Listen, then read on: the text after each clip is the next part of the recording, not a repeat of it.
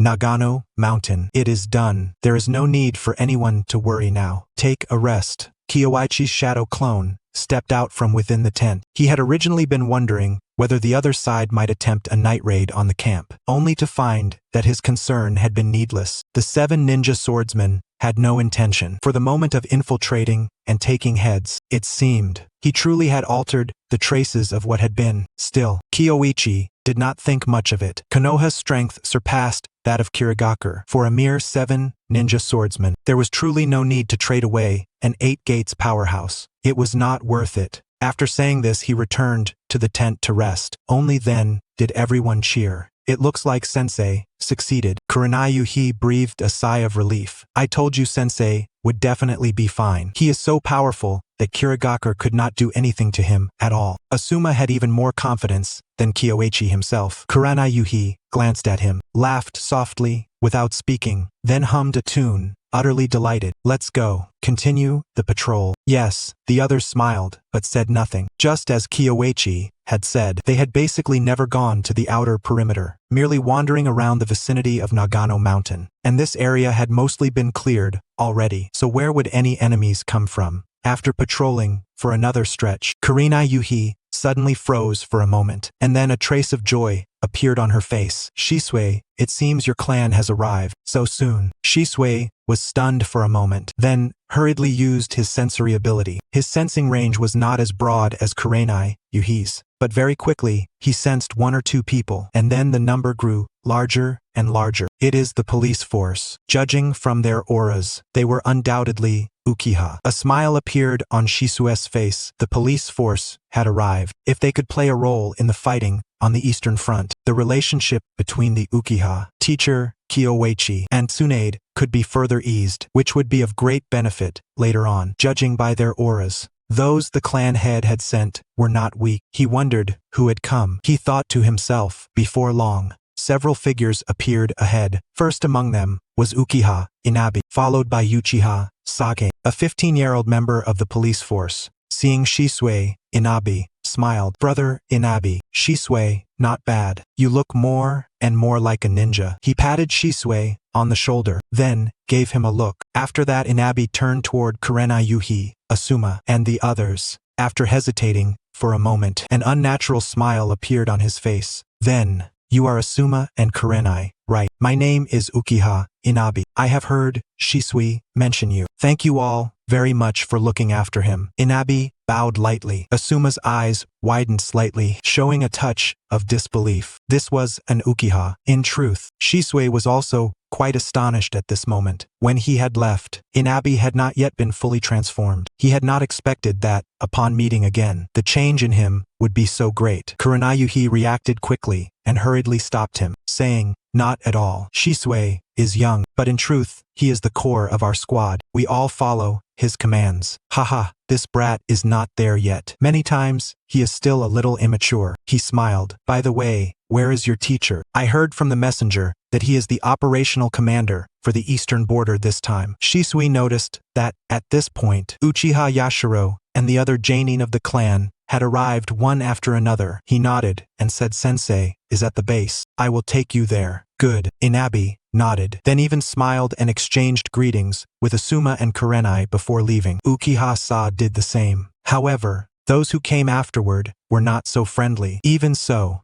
Asuma and Kurenai Yuhi were still deeply surprised, while Genma Shirenui was so shaken that words failed him. Staring wide-eyed in a daze for a long while, only after everyone had gone did he ask in a low voice, that was an Uchiha. Kurenai Yuhi was somewhat puzzled but still nodded. Is he Shisui's actual elder brother? The Uchiha behind him were normal enough. Perhaps the one in front has a good relationship with Shisui. Ibisu, for his part, did not find it surprising. No, Shisui has few friends within the clan. Asuma shook his head. He remembered Shisui mentioning that he had no real brothers, and that he also had little common ground with many people in the clan. That was why he and Kurenai were so astonished. Had the sun risen in the west? Perhaps. In any case, these are not things we should concern ourselves with. Let's go back first. Kurenai Yuhi did not know, but she felt that this surely had something to do with Sensei. By the time they returned to the base, not only had the Uchiha arrived, but Kyoichi's true body had also returned to Konoha and met with the Uchiha. They were all elites. However, this was only the first group. According to Uchiha Yashiro, they had a total of 30 people coming to support the eastern border. 10 had traveled at full speed to avoid missing the critical moment in battle, while the remaining 20 were still being organized and would arrive tomorrow or the day after. It was already deep into the night, so Kyoichi had them go rest. Whatever matters there were, they could be discussed in detail tomorrow. When accommodations were being arranged, Inabi borrowed the pretext of reconnaissance and went out for a stroll with Shisui. Shisui, I heard it from my younger brother. Shisui's heart lurched. What had Tekka said? Surely he had not spoken recklessly and sold him out. No, if that were the case, how could Inabi possibly have this attitude? He relaxed again, glanced to both sides, and asked in a low voice, Brother Inabi is referring to what the clan head said is reasonable. We should unite as one. First, stand together against external enemies, and then resolve our internal contradictions. Uchiha Inabi looked around, then leaned close to his ear. I told Senior Yashiro. Ah, damn it. He had known something would go wrong. Uchiha Yashiro was already over 30 years old. How did this bastard dare to go and fool Yashiro? Had Tekka not explained it clearly? If only he could have stayed in the village a few more days. Shisui's heart was filled with regret and dread. In that instant, he felt as though his breathing had stopped, and his heartbeat suddenly quickened. He read the book, listened to what we said, and also agreed with the clan head's view.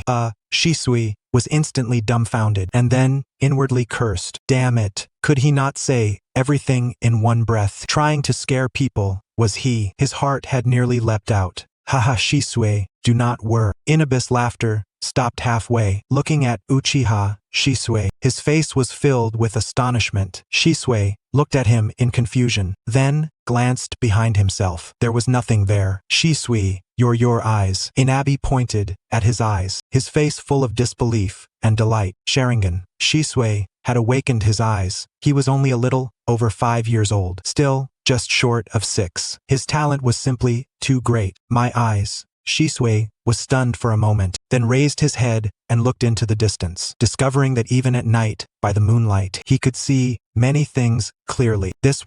He had awakened his eyes. He was somewhat surprised and bewildered. It could happen like this too. Wonderful. Now that you have awakened your eyes, we can. Shisui hurriedly spoke. Uchiha Inabi thought for a moment, then nodded and said that makes sense. Our Uchiha are now tall trees that invite the wind. It is not suitable for us to be too ostentatious. By the way, can we borrow strength from your teacher's side? My teacher and Lady Tsunade are as close as siblings, so you understand. Shisui offered the hint. When Inabi heard it, his eyes instantly lit up. He was just about to ask further when Shisui glanced around, stopped him from speaking, and said in a low voice, Well, discuss it in detail when there's a chance. That was careless of me. Inabi nodded. Indeed, although this place was some distance from the camp, even with sensory reconnaissance in place, there were so many patrols and scouting ninja that it would be rather troublesome if any one of them happened to overhear. Stay steady. Don't get carried away. Still, at the thought that Shisui had awakened his eyes, he could not keep the excitement from stirring in his heart. Don't tell anyone about my matter either. All right, if someone is helping spread your name, what is there to fear? Even Shisui himself had not expected that after Inabi's damned meddling, he would actually awaken a one-to-mo Sharingan. He did not even know how he made it back to camp. All he knew was this. After returning, he somehow found himself standing before Kyoichi's tent.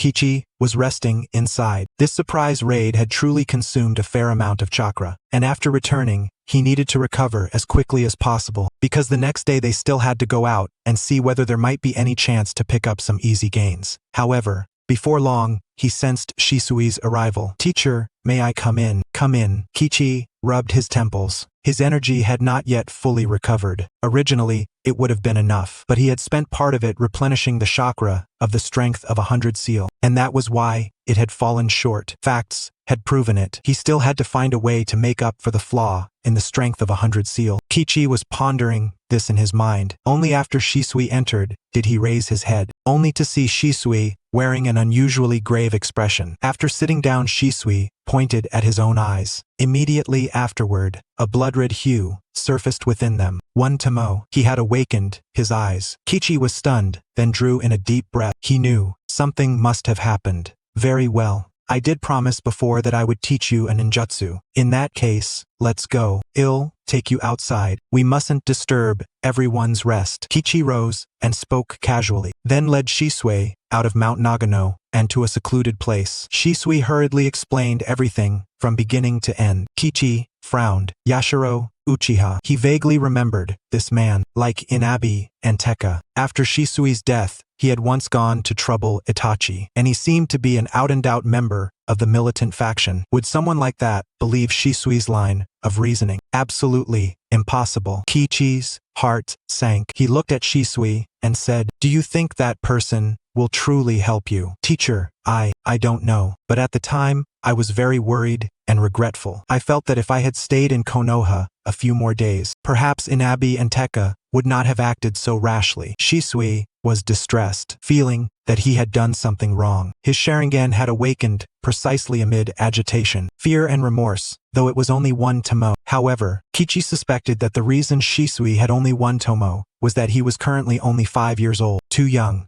At this age, even if he could stimulate the Uchiha's special power, it would not be too formidable. Whether he could freely control the power of his eyes was itself a question. Still, this was far better than Sasuke. Sasuke had his entire clan slaughtered at 8 years old, and even then, he only damned well awakened a one-Tomo Sharingan. He could not use it, and only understood it much later. Kyoichi complained inwardly, while also quietly mulling over Yashiro Uchiha. He thought for a long time. Shisui grew increasingly uneasy, feeling more and more that something was wrong. "Teacher, otherwise, there's no need to be afraid. If Inabi wins Yashiro over, then so be it. Has helping you win over so many people, even if only 2 or 3 genuinely agree. At the very least, you will still have won over 2 or 3 people, won't you?" Kyoichi had figured it out. So what if Yashiro's support was genuine or not? As long as Inabi kept spreading it, and as long as most people acknowledged the Uchiha version of the will of fire that Shisui and he had created, a new current of thought would arise within the Uchiha. At the very least, Shisui and Itachi would not be fighting alone. With him present, their thinking also would not become skewed and twisted to an outrageous degree. Thinking up to this point, Kyoichi instead felt it was a good thing. Perhaps, if Yashiro brought this theory back into the clan and proclaimed it among the older generation, there might genuinely be elders who would approve of it. It was not impossible. After all, the Uchiha merely longed for power and recognition. It was not as though the entire clan had truly gone mad and was courting death. He discussed all of this with Shisui. Shisui listened in utter bewilderment. It could still work like this. It seemed there was nothing wrong with it. For a while he could not fully make sense of it, yet vaguely felt that his teacher's words had some truth to them. Shisui was silent for a long time, then asked, "Teacher, what should I do afterward?" "Nothing in particular. Improve yourself. Chat with Inabi every now and then. It would not even be impossible for you to teach him some of the swordsmanship I taught you." "How could I possibly do that?" Shisui was utterly shocked. The swordsmanship belonged to his teacher. How could it be passed on casually? Kyoichi shook his head and said, "It isn't anything important. You need to make them believe that you are acting for the sake of the Uchiha." In that case,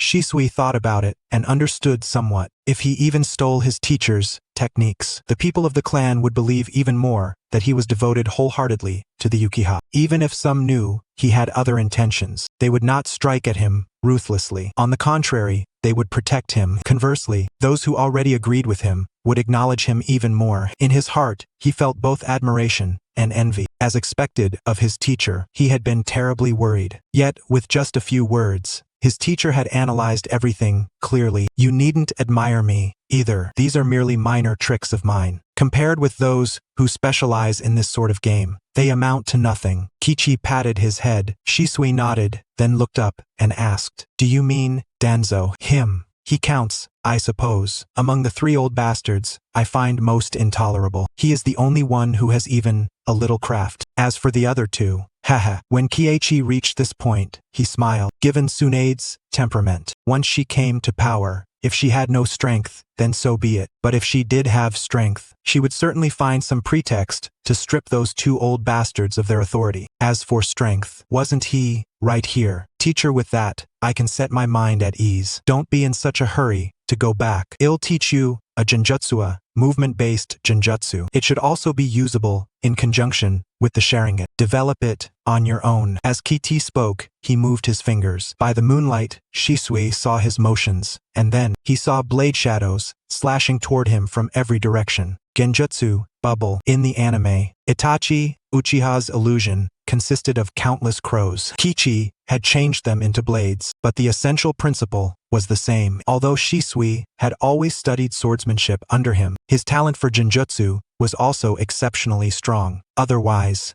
he could never have awakened Kodomatsu Kami. Therefore, after hearing the principle and the method of use, he mastered it very quickly. Go back and get used to it more. At the present stage, there is still no need for you to go onto the battlefield, but this war will probably continue for quite some time. Yes, Shisui did not know the situation in the north or the west. However, he knew that Konoha was not safe now otherwise. Minato Namikaze would not be absent from the Eastern Front. Kyoichi had not allowed the genin to go into battle, because although the Hidden Mist ninja lacked top-tier combat power, the Hidden Mist jutsu combined with silent killing techniques was truly excellent for slaughtering weaker opponents. There was genuinely no need to send them out. Shisui went back and did not tell Asuma or Kurina Yuhi about the matter of the eyes. Instead, he relayed Kyoichi's words, urging them to seize the time to practice and better themselves. As for Kyoichi, he had not expected that a bit of simple instruction would also let him glean the demonic illusion. Tree binding, death, genjutsu. This genjutsu was one of the more commonly used techniques among brank arts. Not bad, I suppose. At the very least, it could improve his mastery of genjutsu and refine his chakra control to a small degree. As for the genjutsu itself, its usefulness was not especially great unless one day, Kyoichi could learn to perform tree-binding death with one-handed seals. Studying this secret technique in detail, there really was quite a bit of room for improvement. Combined with the strength of 100 seal, it could directly convert the chakra absorbed into the seal. Kyoichi wrote down the secret technique and had Katsuyu deliver it to Tsunade, while also explaining the state of the battle. Tsunade was swamped beyond belief.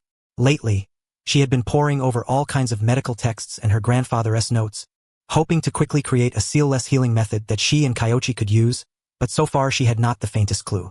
It was too difficult, and that was even after Kyoichi had given her pointers and helped her master the strength of 100 technique. Otherwise, that step alone might have stalled her for ages. Tsunade was just sitting there, brows knit in frustration. Just then, Katsuyu appeared and spat out a scroll. HM? She snapped awake at once. A message scroll from Kyoichi. Had something happened on the front lines? She immediately took it and skimmed a few lines before finally letting out a breath of relief. They had taken the initiative, wiped out 4 squads, and on top of that discovered the enemy's new stronghold. Seriously reckless. Still, after reading through the whole thing, she felt that Kyoichi's strategy had been carefully thought through, so there was not too much of a problem. Now that the first batch of military police force members had arrived, the pressure would be greatly eased. She continued reading. Then she saw the overview, principles, and method of use for the chakra absorption technique. At first she was stunned, and immediately after, a burst of delight rose within her. She understood how formidable this jutsu was as well. If its conversion rate and absorption speed could be improved, then in coordination with Katsuyu's technique and other ninja, it could greatly prolong the effect of Katsuyu's technique. On the battlefield, that would be nothing short of a devastating weapon. At present it was rather situational, but its potential was enormous. A fine secret technique. Then, she thought of herself. Damn it. Other people tossed out secret techniques one after another, while her own seal-less healing still had not shown even the slightest sign of progress. She sighed, holding the scroll as she pondered it, just about to practice. At that moment, she sensed an aura approaching. Why would he come here? Tsunade frowned. She glanced toward the bedroom. Shizune was already sound asleep, so she walked into the courtyard and said in a low voice, "Come out. What do you want?" "To clear up a little misunderstanding, and help you with something while I'm at it."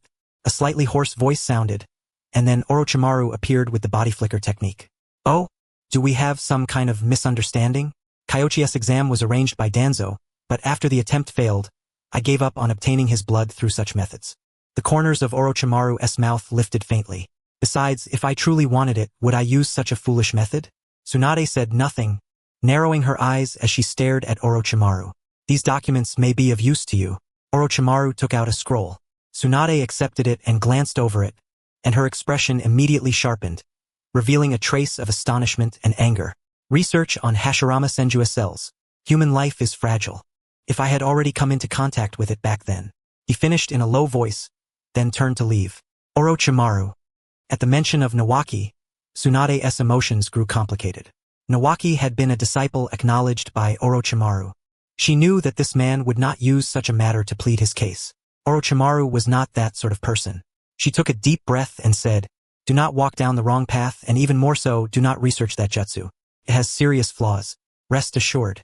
He is not qualified to order me around. Becoming Hokage was their dream. It is not bad that you have returned. With you here, that boy may be able to change a few things." Orochimaru tilted his head and glanced behind him, pausing for a moment before saying, "I am sorry about Nawaki, but people cannot live forever in the past." In the next instant, he left with the body flicker technique. Tsunade gripped the scroll as clear tears slipped from the corners of her eyes. "Nawaki, come on. Contribute some chakra. Research on Hashirama cells." Inside were extremely detailed cell research materials, as well as one of Orochimaru's conjectures. That perhaps the Senju bloodline could fuse with Hashirama cells, thereby obtaining a portion of Hashirama Senju's abilities. Research into Hashirama cells had not originally begun with Orochimaru. Konoha had had such a plan long ago, and after a unanimous vote by the village's upper leadership, many ninja had volunteered to participate in the experiment. Part of Orochimaru's materials came from that experiment, while another portion was clearly something he had tinkered with on his own. Tsunade could tell that he had been conducting research in secret, which was why she was so furious. As for the source of the experimental subjects, war never lacked for enemy captives, not to mention there was the root's assistance. And yet she had to admit, these documents were very useful for her research into sealless healing, because sealless healing was itself one of Hashirama Senju's bodily traits. In the past, most of her information had come from her own memories and those of Katsuyu. But now, with data in hand, she could see many things far more intuitively. However, before Tsunade could study them for long, a piece of news arrived that left her stunned. Koharu Uchiha had requested to resign from her position as advisor. The third Hokage had agreed. Tsunade had no way of guessing what expression Koharu Uchiha had worn at the time, and her current position was head of the training department for Konoha Hospital's medical corps. It sounded impressive, but in reality, it was utterly useless. One could imagine that Koharu Uchiha must be furious right now. After Tsunade got through her shock and delight, what remained was a complicated feeling. Naturally, she knew the reason.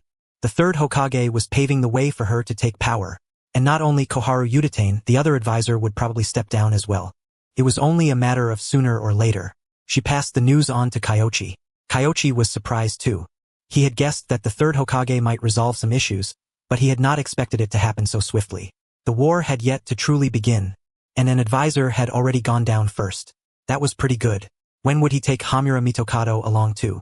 And while he was at it, when the third Hokage stepped down, he should drag Danzo away with him as well. The arrival of the military police force brought a subtle change to the situation on Naganoyama. Originally, within the camp, everyone had centered themselves around Kyoichi's leadership, but now, the Uchiha clearly had their own thoughts. And so, early the next morning, inside the command tent, "Jonin Kyoichi, it was too late yesterday, and you were exhausted from the road, so I did not discuss things with you in detail." Kyoichi took out a map stretching from the eastern border to the land of water. 2 points were marked on it. Uchiha Yashiro froze for a moment, then asked, "This map is..." "This point is the location of the Kirigakure base that we obtained through interrogation. Yesterday, the 4 of us wiped out an elite squad of 4 on the road, sank 2 ships, and followed the route to find their new stronghold." Kyoichi spoke as if it were nothing at all. But, Uchiha Yashiro's eyelid twitched. 4? For people dared to stroll around Kirigakure's lair, and even killed an elite squad of 4. Why did that sound so hard to believe? He felt that Kyoichi was bragging, trying to give the Uchiha an initial show of force. However, he looked around and saw not the slightest trace of joking on their faces. Yashiro gradually grew serious and asked, "Is that true?" "It is true." Inoichi nodded. Yashiro and Inabi exchanged a glance, and for a moment, neither knew what to say, for people had killed a 4-man Jonin squad, and had even escaped from Kirigakure's lair. That level of strength. They were very familiar with the abilities of Inoichi Yamanaka and Gekko Ichiki. Though Shirakumo Hayama was relatively unfamiliar to them, he surely did not possess such terrifying strength either. Thinking it over from every angle, Kanda Kyoichi's role in it had to have been enormous. Inabe's thoughts raced, and he recalled what Shisui had said. He quickly stepped forward and said, "Lord Kyoichi, our military police force has only just arrived, so we don't understand the situation here very well. If you have any orders, please issue them freely. We'll cooperate without question, right? This time, our military police force is here to assist under your command." Yashiro reacted quickly as well. Since Kyoichi was powerful and had been appointed by the village as the battlefield commander, there was no point in opposing him. Since the situation had changed, they might as well go along with it. "Today we won't be launching another elite squad strike. Instead, we'll switch to fast-moving multi-person teams cooperating with sensory reconnaissance ninja to locate and hunt down enemy ninja squads. But wouldn't that mean we're going to war with them directly? That's exactly why we need to end it quickly." When Kyoichi reached this point, he glanced at Yashiro and Inabe. Seeing that neither of them had anything else to say, he continued. "Today's strategy is simple. Yesterday, they had carefully selected 4 elite jonin with the greatest speed. Today, however, the threshold would be lowered, and anyone skilled in speed could participate. Without the Uchiha, Kyoichi calculated that he could probably put together 4 squads. But now, there should be 5. After giving a simple explanation, he had Yashiro and Inabe return. Yashiro and Inabe left the room and walked toward the place where the military police force was stationed, both of them feeling complicated. It seems Shisui's information wasn't wrong. The 4th may really be Tsunade. This strategic deployment is completely in Tsunade's style. Yashiro's expression was grave. Yesterday, when Inabe had related to him, he still hadn't quite believed it, thinking Shisui might still be young and had fallen for Kanda Kyoichi's nonsense. But after seeing things today, it was all true. The 4th Hokage, Princess Tsunade. If that was truly the case, then moving closer to Kyoichi might not necessarily be a bad thing for them. At the very least, through Kyoichi, Shisui might be able to obtain even more intelligence. Yes. Now Shisui has joined Tsunade's faction, Obito is with Jiraiya, and we're gradually rebuilding our connection with the village. As long as we persist, we'll definitely succeed. Hey, yes.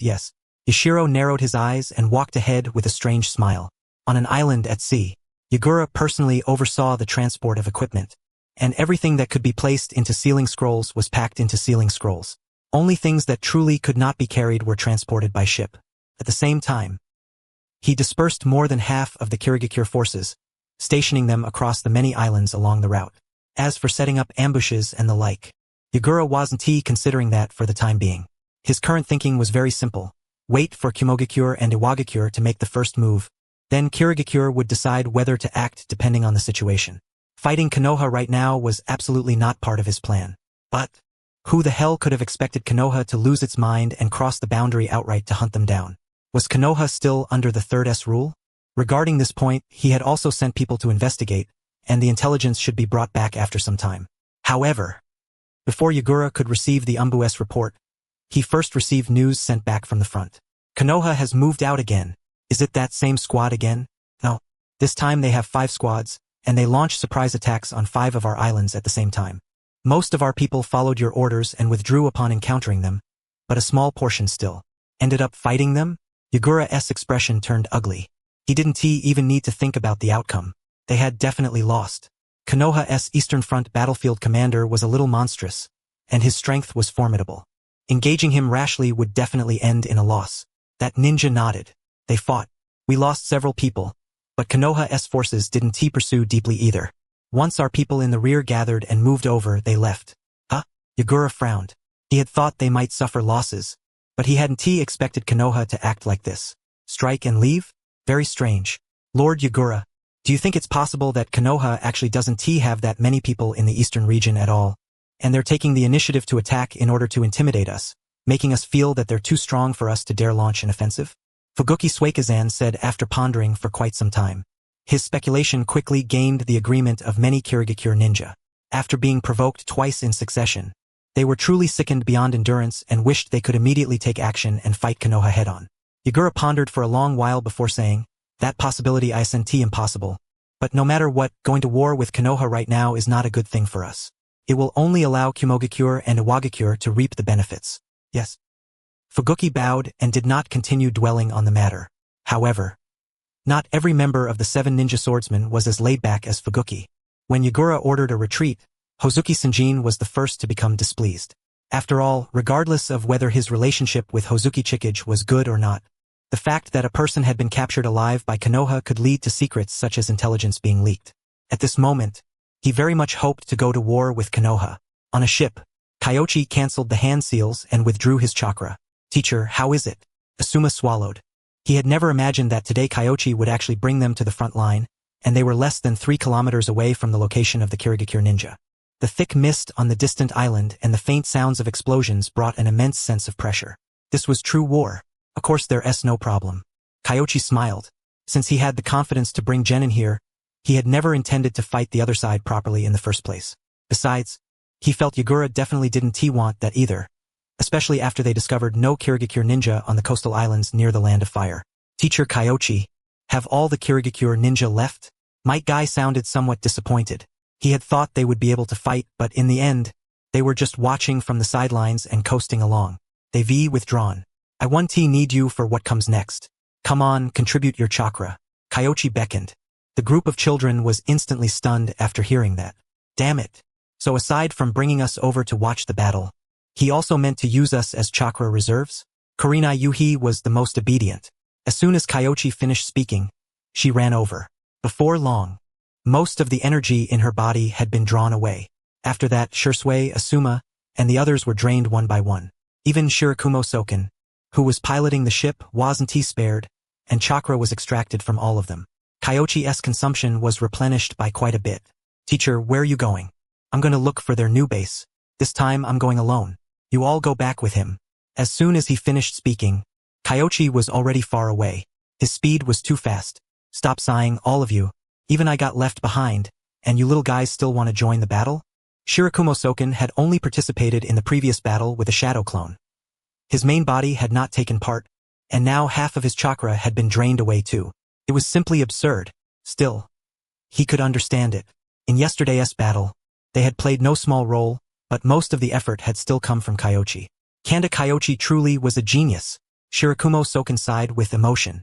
In the past, he had thought Kyoichi's strength was related to Senju blood, but the more he interacted with him, the more he understood that Kyoichi's power didn't come merely from bloodline or physique. More importantly, it came from his mind. He knew how to do everything, and he was strong in every single field. That was definitely not something granted by bloodline. 1 against 7 1 work. 3 against 7 will. Yagura, although Lord Third intends to nominate you as the 4th, you are not yet the Mizukage. You have no authority to command us. Konoha definitely only has a portion of its forces here. If we keep dragging things out step, by the end, we'll only be even less able to fight them. They retreated once again. Among the 7 ninja swordsmen, the majority could no longer endure it. For example, Hozuki Sanjin, Kushimaru Koryure, and the others. Up until now, it had always been Konoha taking the initiative to attack. Aside from their initial intelligence probing, they had been passively taking hits the entire time, although he understood that they were waiting for Kimogakure in the north to make its move. Still, this was far too humiliating. "What exactly do you want?" Yagura swept them with a cold gaze. Though he was small in stature, his strength was by no means lacking. Otherwise, he never could have suppressed so many Kirigakure Jonin. The only exceptions were the 7 ninja swordsmen of the mist, even Fuguki, who appeared the most obedient to him on the surface, only complied outwardly while resisting in his heart. The moment those words fell, Biwa Juzo said, "Among the 5 great shinobi villages, we Kirigakure possess the strongest assassination techniques. Why should we let the enemy lead us around by the nose? If Konoha can launch a sneak attack, so can we." "I agree." Hozuki Sanjin raised his hand with a smiling, easygoing expression. Yagura fell silent. He did not want an all-out battle to break out, but if they imitated Konoha and carried out a hunt of their own. Just as he was pondering it, a bird suddenly circled once in the sky, then landed inside the base. Yagura immediately hurried over with the body flicker technique. A messenger bird from Kirigakure. After removing the intelligence, he studied it carefully, then passed it around to the 7 ninja swordsmen. This was intelligence sent back from the Land of Fire. At present, they had confirmed that the commander of the Eastern Front was Kanda Kyoichi, Konoha's youngest Jonin, skilled in Konoha-style swordsmanship, water release, earth release, and wind release with extremely high speed. Kimogakure had already crossed the border and was advancing toward the Land of Fire's frontier, while Konoha's main force was responding in the north. As of the time this intelligence had been sent back, Konoha did not have many ninja stationed in the east. The intelligence could not be considered detailed. After Yagura finished reading it, he could not immediately judge whether it was good or bad. This was intelligence from 3 days ago. 3 days had passed, and the situation was no longer quite the same. As for Kyoichi himself, the information provided in the report was also sparse. Most of it consisted of things Yagura had already inferred on his own. Difficult, of course. The hardest part was not dealing with Kyoichi, but figuring out how to handle the 7 swordsmen. Before, he had been able to steady them with the excuse of insufficient intelligence. But now, these 7 were likely no longer willing to listen to him, their minds set entirely on counterattacking Konoha. I once followed the underground waterways and found Konoha's base.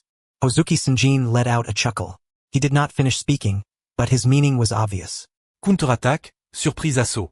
Where is it? Yagura asked at once. He was deeply displeased. Hozuki Sanjin had actually concealed such important intelligence and failed to tell him. Hozuki Sanjin sneered. If you don't dare launch a surprise attack anyway, why should I tell you? You. Yagura's brow twitched, but he endured it in the end.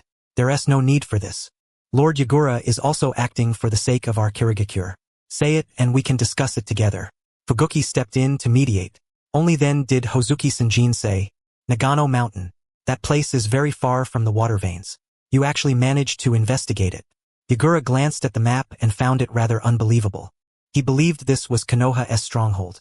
The position was too good. The abilities of our Hozuki clan are hardly something.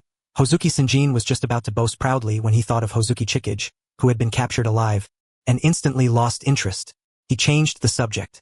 So, who's willing to go with me? It's about time we let Konoha understand what we're capable of. Otherwise, Konoha might still think we Kirigakure ninja are pushovers. Munashi Jinpachi smiled bloodthirstily. Shibuki was a double-edged sword. It could injure the enemy, but it could also injure the wielder. And among the 7, Munashi Jinpachi had the strongest killing nature. No small number of enemies and Kirigakure ninja had died by his hand. Fine, then let us move out. We'll observe the situation first. If the enemy's numbers are not large, we'll raid the camp directly. The 7 had no intention of caring about Yagura's opinion. They belonged to the Mizukage's forces. If Yagura were the Mizukage, perhaps they would have had to obey his orders. But right now, Yagura was still quite far from becoming Mizukage, so the 7 naturally possessed a certain degree of autonomy. And so, carrying their blades, they left the tent. Yagura was furious, but he understood that now was not the time for anger. Not one of you 7 specializes in sensing. Ao, go with them and assist in sensing and scouting intelligence. Yes, thanks. If we happen to kill Kyoichi, we'll count part of the credit as yours. Hozuki Sanjin waved a hand. At this time, Ao had not yet obtained the Byakugan, but he was still a fine reconnaissance ninja with powerful sensing abilities. They left. Yagura, however, frowned. He believed Konoha did not have many people in the east.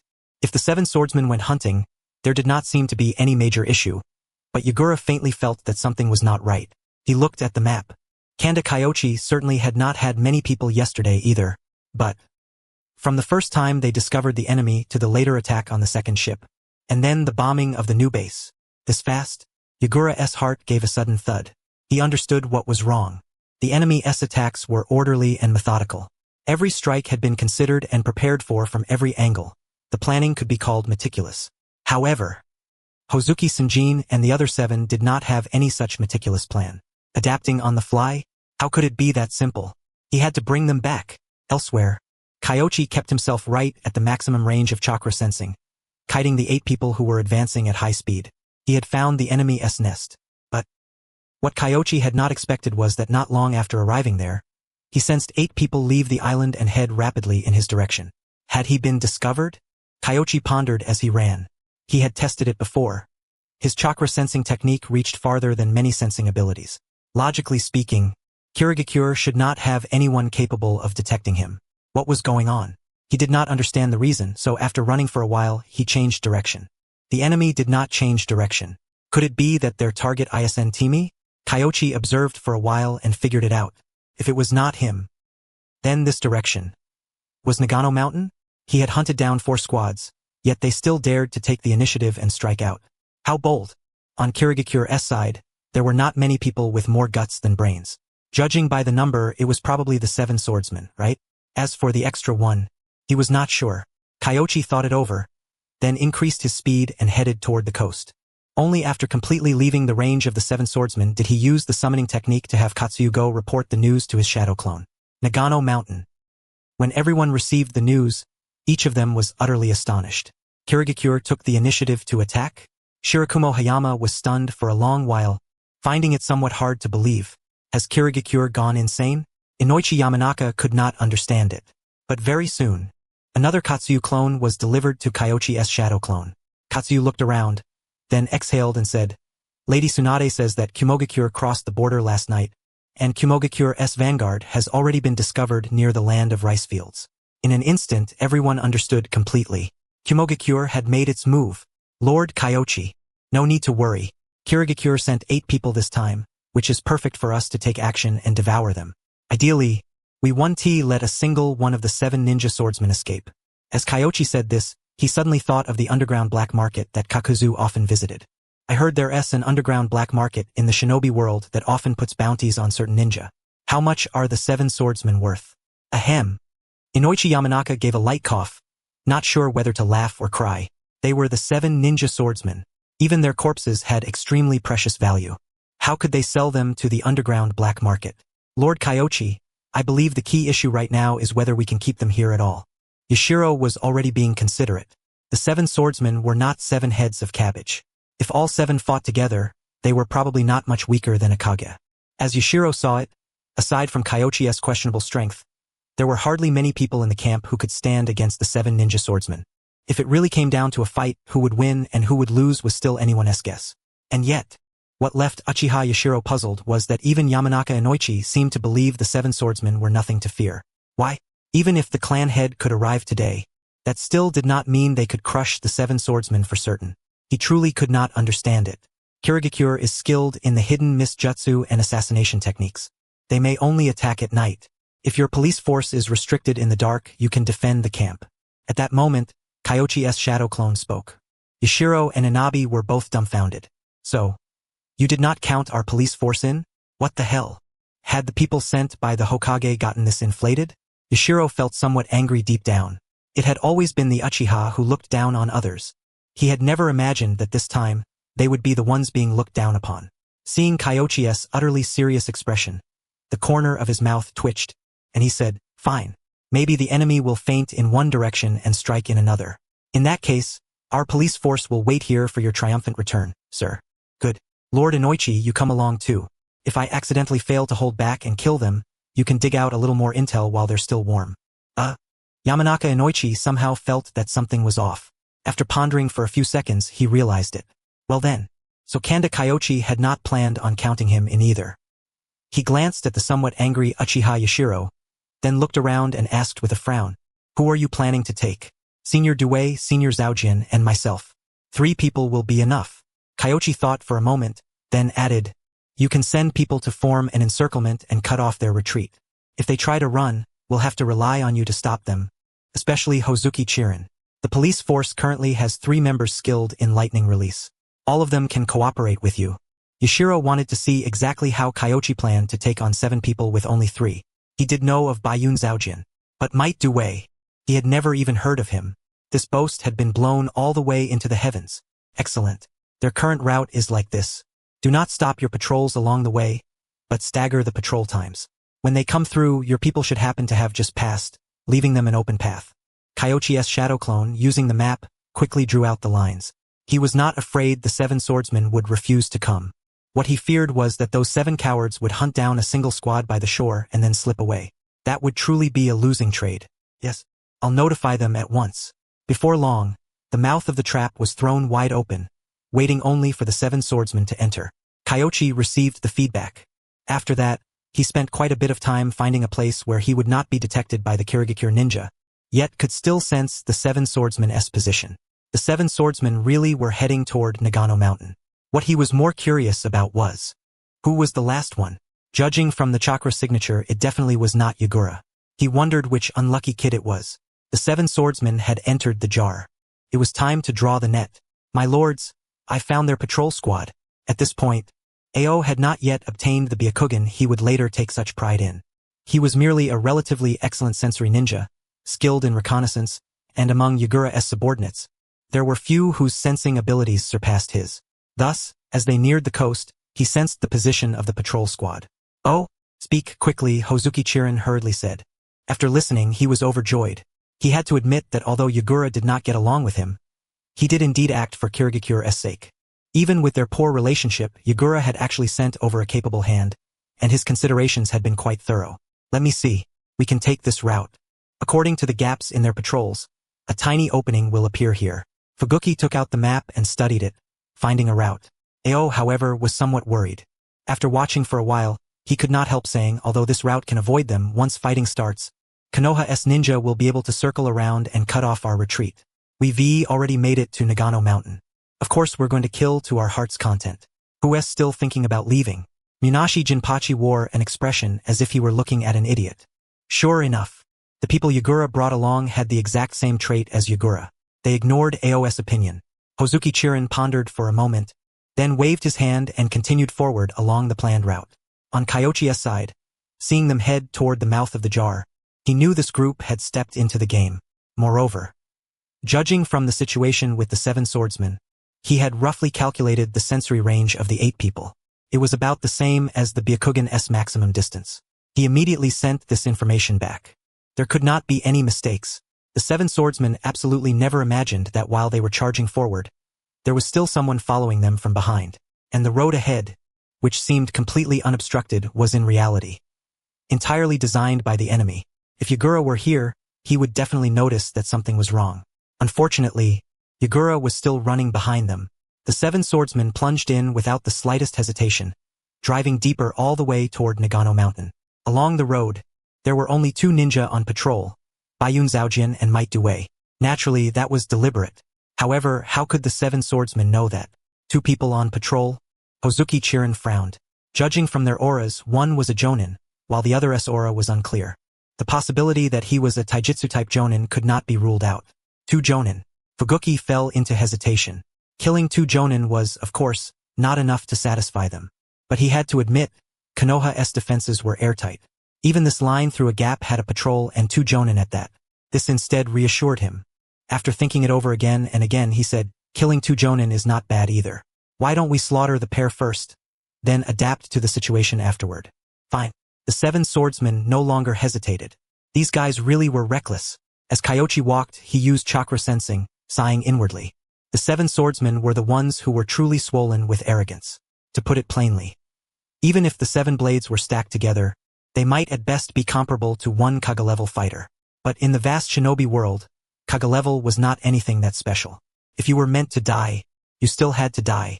Kyoichi stayed just outside Ao's sensory range, trailing behind them. After following for a while, he furrowed his brow slightly. There was still one more person behind them, this chakra signature and strength. Yagura. He hurriedly summoned Katsuyu, using a Katsuyu clone to communicate with the Katsuyu clones that had been placed earlier with the other patrol squads. There's one more person behind the 7 swordsmen. His distance is. Pay attention and intercept him later. Yes. All the patrol squads received the message. Uchiha Yashiro was shocked. He knew Kyoichi held a very high position, but he had not expected him to have even obtained the contract of Shikatsu Forest. As for Inabi, he looked at Yashiro and the other clan members, and in his heart, he truly felt a bit disappointed. Even Inabi, after making some inquiries, knew that Kyoichi was blazing hot within the village, yet they truly seemed to pay no attention to the outside world, single-mindedly content with the Uchiha's past glory. They were far too behind. Kyoichi had no time to care what they were thinking. Yagura had actually chased after them. In that case, the state of the battle had changed again. They had to end the fight as quickly as possible. Kyoichi swiftly rushed toward Might Due's location. And at this moment, Might Due and Bayun Zhaojin were already very close to the 7 swordsmen. At night, mist coiled through the air. The hidden mist jutsu was extremely difficult to detect. However, Hyuga Fuji was behind Bayun Zhaojin and the others. Lord Zhaojin, there is chakra distributed in the mist up ahead.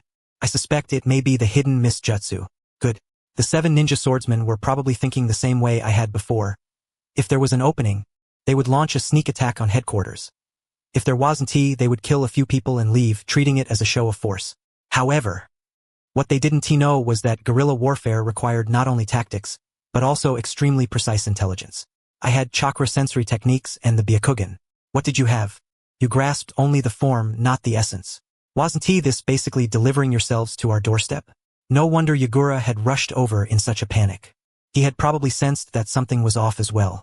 Unfortunately, he hadn't expected the 7 ninja swordsmen to be so eager to come looking for death, using body flicker the whole way with their speed pushed to the limit. For a while he actually couldn't catch up.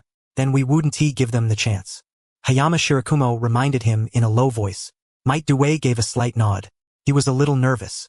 Although he had been a ninja for more than 20 years, most of his previous missions had been escorts, logistic support, and the like.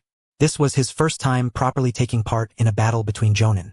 However, he soon stopped being nervous, because the 7 ninja swordsmen made their move, missed body flicker, and then came the Great Blade S decapitation.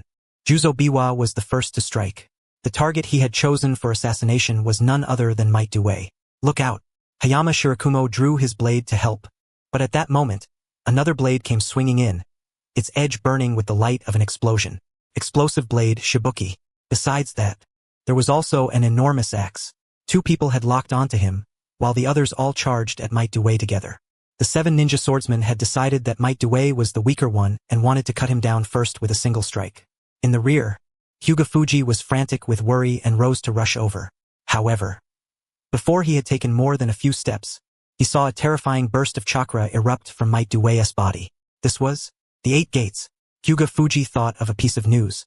The third had lifted the ban on 2 forbidden techniques, one called the 8 gates, and the other called the breathing activation technique. And the 8 gates' creator seemed to be Might Due. It was him. Ha! Might Due opened the 6th gate and vanished from his original position in an instant. Then, a storm of fist shadows swept toward one person like a violent gale. Bang! Juzo Biwa's reaction was already extremely fast. He shifted the Kubikurabocho back and barely blocked Might Due's fist. However, Might Due's strength was too great, and his punches were too fast, giving him no time at all to recover his force. Amid the piercing sounds of collision, Might Due's fists gradually began to blaze with firelight. Morning Peacock! Save me! A flash of terror crossed Juzo Biwa's eyes. What kind of technique was this? He couldn't block it at all. He didn't need to say it. Hozuki Sanjin had already arrived. He blocked in front of Juzo Biwa, his body liquefying. Although he was instantly smashed apart by the fists, the one thing this place lacked the least was water. In the blink of an eye, he formed himself again. This was precisely where the Hozuki clan was so powerful. Might Due panted for a moment, circled around him, and swiftly charged toward Juzo Biwa. He didn't understand tactics, but he knew how to fight.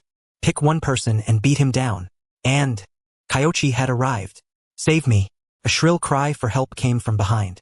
However, in the next instant, the cry stopped abruptly. Kanda Kyoichi had wind-release chakra mode, body flicker, and earth spear all fully activated. How could he possibly care about AOS Kunai and Shuriken?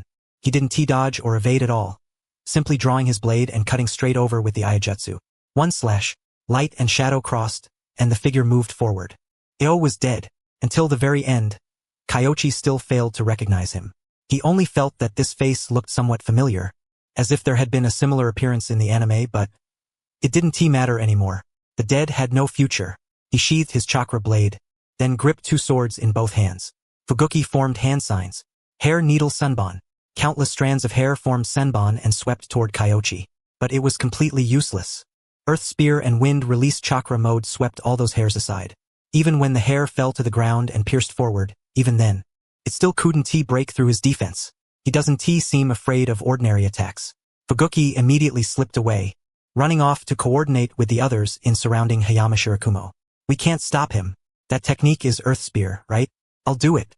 Raiga Kurisuke grinned, crossed his twin blades, gathered lightning, and then sent a sheet of thunder forward to cover the area. However, his lightning was blocked by wind-release chakra mode. And then, Aijutsu, vacuum sword, one sword, wind-release chakra compressed to the absolute limit swept through everything, devouring the thunder and even the air, turning it into a stretch of vacuum. Immediately after, whoosh, a high-pressure water column shot out from the sword, accompanied by the wind-release chakra that had yet to dissipate, transforming into a tornado-like pillar of water. Sanjin. Hozuki Sanjin cursed inwardly. Damn it. If Might Due was too much for you all, then this newly arrived Kanda Kyoichi still had to be left for him to handle? The muscles in his arms swelled dramatically. Water release. Great water arm technique. Immediately after, boom, his blade collided with it, but he still failed to block the high-pressure water column, and a hole was blasted straight through his arm. Fortunately, he had liquefied it. With him holding Kyoichi back, Might Due had his chance. Seventh gate, open. Words Kyoichi had once spoken flashed through his mind. The 8 gates needed to be paired with special taijutsu. Once above the 7th gate, perhaps one could use punches together with the air to complete even more powerful taijutsu. That was right. 7th gate of wonder. Daytime tiger. Fuguki instantly used body flicker to rush over, swinging Samahata in a slash toward the daytime tiger. This move had never failed. The tacit coordination between the 7 ninja swordsmen was also one of the reasons they were so powerful. However, this was not ninjutsu. Boom! Fuguki's Samahata was instantly blasted away, and he wore a blank expression. In the next instant, he was swallowed by the daytime tiger. A trace of terror flashed through the eyes of the remaining 7 ninja swordsmen, especially the ones behind Fuguki, who had been planning to surround and attack Kyoichi. They fled in an instant, without the slightest thought of saving Fuguki. How could they save him? Even Samahata couldn't T-block that technique, so there was nothing they could do. Besides, by now, Fuguki's body had already been turned into a mist of blood. For a moment, the scene descended into chaos, and no one paid any attention to Kyoichi at all. The next second, the strength of 100 seal released. Strength of 100 technique. Then first gate, open. Kyoichi didn't use the 7 heavens breathing method. Against the 7 ninja swordsmen, there was no need for that. His current buffs were already maxed out. In the next instant, his figure flashed, heading toward Kushimaru Koryure. Hayama Shirakumo holding off 2 or 3 people alone was indeed difficult. Even though he had temporarily forced them back with vacuum sword, under the wire net of Nuabari, danger was still coming at him from every direction. In that case, I'll kill you first. A cold smile surfaced on Kushimaru Koryure's face. This side was filled with my wire traps, and their sharpness was something even Earth Spear could not. The moment those wires touched Kyoichi, they were snapped apart by the overpowering chakra current. Chakra enhanced strength and wind released chakra. Although it wasn't being used to amplify punching power, the principle behind its use was similar. The wires were destroyed in an instant. Boom! Jinpachi Munashi's explosive blade kept detonating, helping Kushimaru Koryure retreat, while he himself was about to run as well. But when his scroll exploded, it veered slightly off course. Then, boom! He blew himself up. What was going on? Jinpachi Munashi looked utterly bewildered. He had wielded the blast sword for many years, and it had never once gone out of control. How was that possible? Of course it had not lost control for no reason. Dance of the Shikigami. Though it had not been tempered by his own chakra and could not be controlled with precision, making it veer off by the slightest bit was still within reach. And that slightest bit was enough to change the entire battle. The next instant, the twin blades flashed, like swallows spreading their wings in flight. As the gleam crossed, Jinpachi Munashi's leg and sword-wielding arm each gained a fresh streak of blood. Kushimaru Koryure had never expected his old partner to fall so quickly. And besides, in barely 2 seconds, the tide of battle had shifted into something completely different. Fuguki Suikazan was dead. Jinpachi Munashi's fate was unknown. As for the other 4, they all ran? Cursing inwardly, he threw down an explosive tag for cover and retreated with the body flicker technique. But with Kyoichi in his Earth Spear state, he had no fear of the explosion at all. He passed straight through the blast with a body flicker and caught up, forcing Kushimaru Koryure to block with Nuabari. However, one blade had been stopped, but what about the other? More than that, with a slight movement of Kyoichi's finger, using the faint firelight from the explosion, he successfully cast a genjutsu. The next instant, bang! Kyoichi's kick, carrying monstrous strength, sent him flying straight from the side toward the rear. That was where Inoichi Yamanaka and the others were. He was killing like a madman. Inoichi Yamanaka stared, dumbfounded. He knew Kyoichi was powerful, but never in his wildest dreams had he imagined that, before Kyoichi, Might Due, and Shirakumo Hayama, the 7 ninja swordsmen would be scattered and cut down in just a few exchanges. No, to be precise, it was only Kyoichi and Might Due. Shirakumo Hayama had even used the breathing activation technique, yet could only barely hold off 2 attackers, while Kyoichi and Might Due were each facing 4 or 5 people by themselves. Absolute beasts. By the shore, Uchiha Yashiro had teamed up with the others into 3 or 4 squads, resisting Yagura together. At first, Yashiro thought he alone would be enough. Reality proved otherwise. He was not. Not only had he failed to stop him, he had nearly been killed by the enraged Yagura himself. If Katsuyu had not saved him, his life might already have been gone. Damn it! All of you, die! Yagura was furious to the extreme. Things no better than ants kept blocking him again and again. If he arrived too late, the 7 ninja swordsmen might be wiped from the roster entirely. 4 or 5 squads charged in. He extended a hand and formed a water mirror. Then, several figures rushed out, but that was not the true killing blow. With a flicker, the hook at the tip of his long staff instantly hooked toward a person's neck. Yagura was killing like a man possessed, because he sensed 4 people fleeing toward this direction. For, including AO, only 4 of the 7 ninja swordsmen were still alive. A group of Konoha ninja closed in, cutting off the retreat of the remaining 4 members of the 7 ninja swordsmen. Yagura considered himself powerful, but he still did not dare provoke that many people. In his heart, he had already fallen into despair. Those idiots. How did they dare push in alone? Most likely, at most, only one would make it back. Yagura had guessed correctly. The 7 ninja swordsmen were being hunted down madly. Kyoichi and Might Due chased fiercely from behind, while the army ahead closed in around them. In only a moment, Juzo Biwa was dead. He had already been struck by part of the Morning Peacock. Managing to flee here after being badly wounded had not been easy, and once he reached this place, Might Due caught up and finished him off. But at this moment, Might Due was already at the end of his rope. If Kyoichi had not used Katsuyu's technique to heal him back in the camp, he never would have lasted until now. At the same time, Jinin Akabino was slain by Kyoichi's sword. Chiba Hozuki was in despair. He looked behind him, then looked ahead and made his decision. He jumped straight into the river and turned into liquid. Moreover, he did not dare simply flee directly, but instead seeped along the water into the underground water veins. He was much stronger than Chikage Hozuki, very decisive. When it was time to sell someone out, he sold them out. That entire sequence left Raiga stunned, and even Kyoichi froze for a moment. He had never imagined Chiba Hozuki would be this cowardly, selling out his teammate and even making a special trip underground before running. Was he guarding against him? This one really could not be caught anymore. However, he quickly understood the reason. The Hozuki clan possessed the secret technique to summon the 7 blades. Not to mention if Chiba Hozuki made it back. Even if he did not, the Hozuki clan could probably still summon the 6 blades back. Unless he restricted them somehow. Kyoichi pondered for a moment and stopped worrying about Chiba Hozuki. Instead, he cancelled Earth Spear and focused all his strength on dealing with Raiga Kurisuki. Raiga was not weak.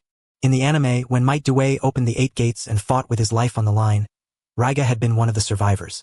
However, now, Chiba Hozuki had slipped into the water veins and fled, leaving only him behind. Raiga Kurisuki swung his lightning blades. Thunder rolled. Thunder feast. But this time, Kyoichi did not even need to act. Shirakumo Hayama, who had caught up, swung his sword, and the vacuum blade directly cancelled out the effect of Thunder Feast. The next instant, Kyoichi spat out wind blades, twin swords empowered by vacuum blades, and at this moment, his swordsmanship had also shifted to Flying Swallow. Behind him, the Konoha ninja kept pressing closer, consuming him with ninjutsu, while the Hyuga clan members activated their Byakugan, seemingly preparing to wound him with gentle fist. A trace of despair flashed through Raiga's eyes. He raised both blades to the sky. Blazing thunder gathered in the heavens. Then it turned into a bolt of lightning and descended from above. Kyoichi found it difficult to distinguish its path and could only form hand seals, using an earth-style wall to separate himself from the current. But that thunderbolt did not strike at him. Instead, it slammed into Raiga himself. Lightning release. Lightning burial. The thunder fell, devouring everything. He held a grand funeral for himself. Aside from the 2 blades, nothing else remained. The lingering force of the lightning utterly devastated the surroundings. If not for the earth-style wall blocking it, Kyoichi's side would have been caught in it as well. And just now, if he had gone any farther forward, then by this point Kyoichi might have had to wait for his shadow clone to save him. After all, no matter how strong the Senju constitution was, it still had limits. There was no way he could have withstood that lightning. In the distance, when Yagura saw that grand lightning burial and sensed 3 presences vanish, he immediately knew what had happened. At that moment, only despair remained in his heart. Kirigakure did not have many experts. After all these years, only he himself, the 7 ninja swordsmen, and a small handful of others had emerged. As for the rest, though there were jonin and elite chunin among them, they still could not shoulder any great responsibility. Now they were all gone. Though Chiba Hozuki was still alive, to be honest, he would rather Chiba Hozuki die too. If not for that bastard, how could there have been so much trouble? At this moment, as luck would have it, Chiba Hozuki emerged from the seawater. Hurry! Leave! Whether from exhaustion or guilt, Chiba Hozuki's voice had lost all confidence. Yagura wished from the bottom of his heart that he could tear him to pieces. Yet at a time like this, he had to maintain his reason. As he retreated, he formed hand seals with both hands. Then the seawater surged, endless raging waves rolling toward the land. Chiba Hozuki did not launch a single attack, caring only about fleeing for his own life. A cold, fierce glint flashed through Yagura's eyes. Under the cover of water release, exploding water colliding wave, he successfully withdrew. Lord Yashiro, let him go. That man is too strong. Even if we chase him, we won't be his match. Uchiha Yashiro's tone was bitter. Yagura was very strong. His chakra was powerful, and every water release ninjutsu he used was executed superbly. They simply were not capable of opposing him. At this moment he could hardly imagine it. How exactly had Kyoichi managed to move back and forth so freely with 4 people on Kirigakura's side? However, before long he learned the reason. After withdrawing from the seaside, Yashiro Uchiha saw utter devastation strewn across the ground. Aside from Raiga, whose body had been obliterated without even bones remaining, and Fuguki Suikazan, there were 4 other members of the 7 ninja swordsmen. Among them, Jinpachi Munashi, Kushimaru Koryurare, and Jinin Akabino had been captured alive. The most absurd part was that only 3 people had taken part in the battle. What kind of record was that? It was beyond ridiculous. He could not believe it, but the facts did not lie. And at that moment, Kyoichi seemed to be collecting the 6 blades. Seeing Yashiro Uchiha, Kyoichi smiled and said, "Senior Yashiro, you were guarding the route out to sea. Did you manage to block Senjin Hozuki?" I was incompetent. I failed to stop him and Yagura." Yashiro was overwhelmed with shame. Kyoichi had fulfilled his promise of 3 people fighting 7, while he, even with the cooperation of 3 Konoha squads, had failed to defeat Yagura or keep Senjin Hozuki behind. In terms of performance, the gap was honestly a little too large. "You didn't stop him?" Kyoichi smiled and waved it off. "No matter. Yagura is said to be a contender for the next Mizukage, and his strength is exceptional. It's only natural that you couldn't match him. Thank you for your magnanimity, Lord Kyoichi." It seemed like comfort, but to an Uchiha, those words were far more lethal than comfort. In his heart, Yashiro felt worse than if he had died. "Lord Kyoichi, what should we do now?" "Hayama Shirakumo, help gather the other ninja swords. First, seal the 6 blades so the hidden mist 1T have some way to retrieve them. These are our spoils of war. Whereas the sealing team, here, use every sealing technique you know on them." As Kyoichi spoke, he placed a sealing technique on each blade. Then, after the sealing team added the sealing techniques they knew, he wrapped them up in a massive scroll and layered another heap of sealing techniques over the outside. After that, he summoned Katsuyu and asked it to help store the items in Shikatsu Forest. He did not hand them over to Konoha. If he took these things back to Konoha, there was no telling whether it would be like throwing a meat bun to a dog. Kyoichi was still considering smelting down several of the blades to forge weapons that suited his hand. As for the Kusanagi sword, what swordsman could resist the temptation of a fine blade? He wanted the ninja swords, and he had to find the Kusanagi sword too. He wanted them all, on a small island where a group of hidden mist ninja were stationed. Yagura and Senjin Hozuki had fled a long distance, and only after finally feeling safe here did they stop to rest for the time being. Senjin Hozuki did not dare look at Yagura. Yagura drew in a deep breath and said, "Are all the others dead?" There were 3 people on the other side. One of them seemed to use a forbidden technique, a kind of jutsu that didn't rely on chakra. Fuguki tried to block it with Samahata, but failed. And Senjin Hozuki's eyes were blank as he went on talking to himself. Yagura listened until the veins on his forehead bulged, then snapped, "I don't want to hear that. Just tell me, are the others dead or not?" "I don't know." Senjin Hozuki lowered his head. Yagura inhaled deeply, suppressing the fury in his chest. "The swords? I didn't have the chance to care about them." Senjin Hozuki's voice stammered. He could feel the dense killing intent. "I recall that your clan can summon the 7 blades. The summoning contract is within the clan. Useless in every way. Complete waste. Why did you come back alive?" Even with Yagura's usual patience, he could no longer hold back at this moment. He spoke word by word, every syllable filled with killing intent. Damn it, he himself had chased with everything he had and still failed to catch up. Senjin Hozuki had led the 7 ninja swordsmen to their deaths, only to be the sole one to return alive in the end. If he had not known the Hozuki clan would never betray them, he would have suspected Senjin Hozuki was a mole. "Listen to my explanation." At the time Yagura stretched out a hand, and a sealing technique unfolded. Senjin Hozuki failed to react and was directly imprisoned by him, while Hiramakarei was confiscated as well. "Return to the village and explain yourself to the higher-ups." At night, the lights in the Hokage building were still on. Hiruzen, the battle situation is very dangerous right now. We can't launch such a bold offensive. It's enough to maintain the situation in the east. At the very least, we need to wait until Hamura Mitokado said worriedly in the office. The next instant bang. With a thunderous crash, Tsunade kicked the door open and barged straight in. The third rubbed his temples. What a headache. Hamura Mitokado alone was already troublesome enough. And now Tsunade had come too. It looked like he would have to smooth things over again. He rose, just about to scold her. Tsunade slapped a scroll down onto the desk. In truth, according to Tsunade's thinking, smashing the desk to pieces with that slap would have made it far more imposing. But when she considered that she herself might have to use the desk someday, she endured it. The older generation is always dragging its feet. Old man, read it yourself.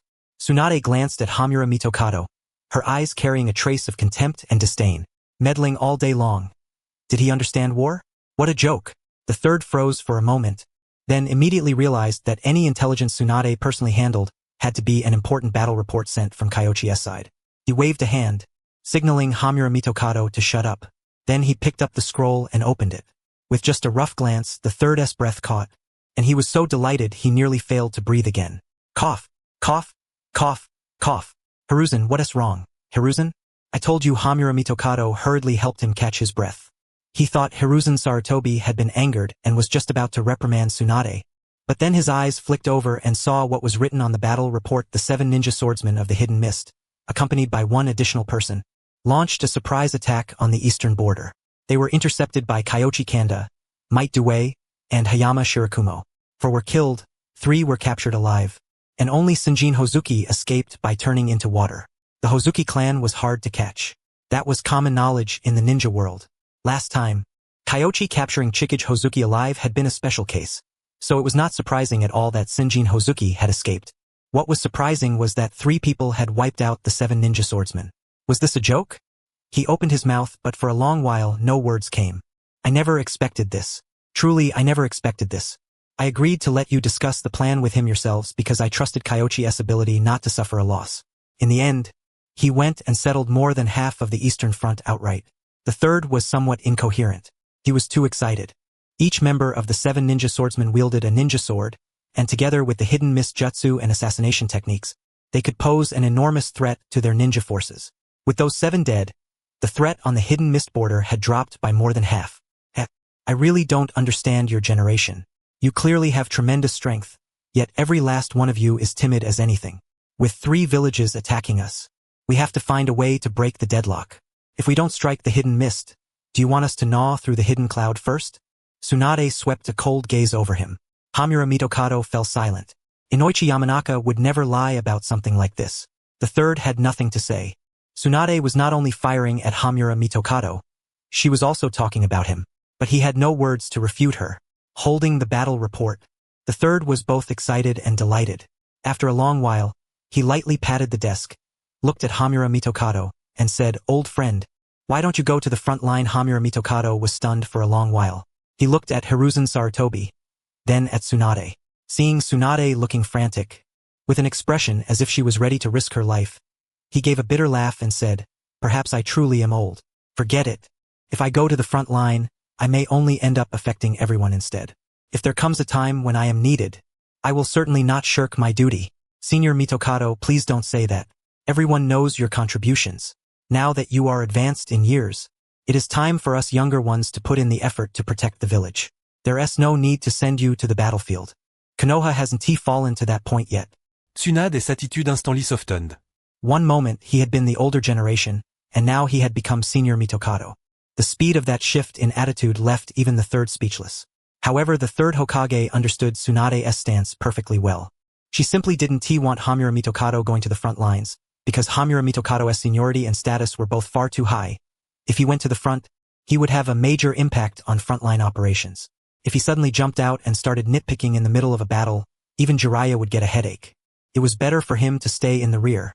The third Hokage felt somewhat reluctant, but as things stood, Hamura Mitokado stepping back at the height of his career was already the best possible outcome.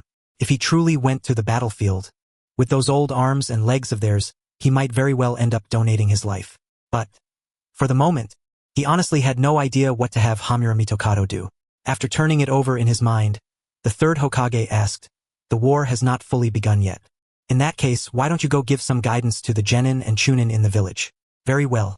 If the need arises, please believe that this old man will not be stingy with his life, Hamura Mitokado could not help saying. After that, he did not linger any longer, and walked out of the office with a sigh. Once he was gone, Tsunade naturally had no need to keep speaking harshly.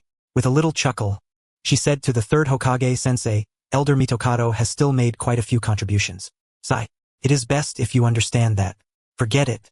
Our philosophies are simply different. The third Hokage shook his head and said no more. He took the scroll, turned it over and looked through it again, then frowned. What about those 6 swords? To prevent Kirigakure from using some method to retrieve them, Kyoichi sealed them away and placed them in Shikatsu Forest. Tsunade's face reddened. Kyoichi's intention was painfully obvious.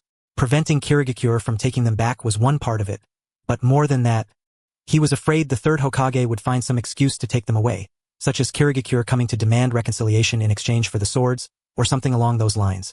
She also felt the third Hokage was perfectly capable of doing that. The third Hokage was left speechless. Only after several seconds did he say, Tsunade, has your illness gotten better?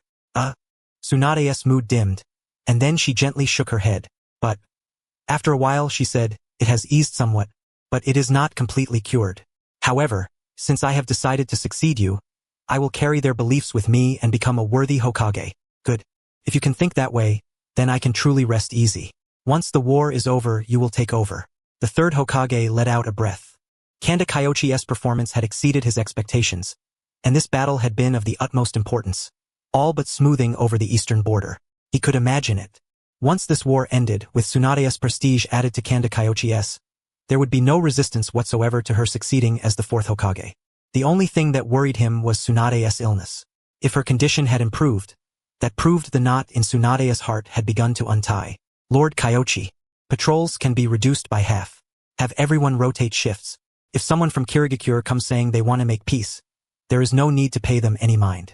Whatever it is, we can talk about it in a few days. Yes, sir. After returning to camp, Kyoichi issued a series of orders. 6 of Kirigakure's 7 ninja swordsmen were gone, but the strength of Kirigakure's main force had not been diminished. They still posed an enormous threat. Unless Kirigakure stabbed Kumogakure in the back, there was no way he could lift the guard. Once he had arranged all of that, Kyoichi dispelled his shadow clone. Afterward, he went to the tent where Might Due was staying. Teacher Kyoichi. Might Guy wiped away his tears, his face full of worry. Let me take a look first. Due was unconscious.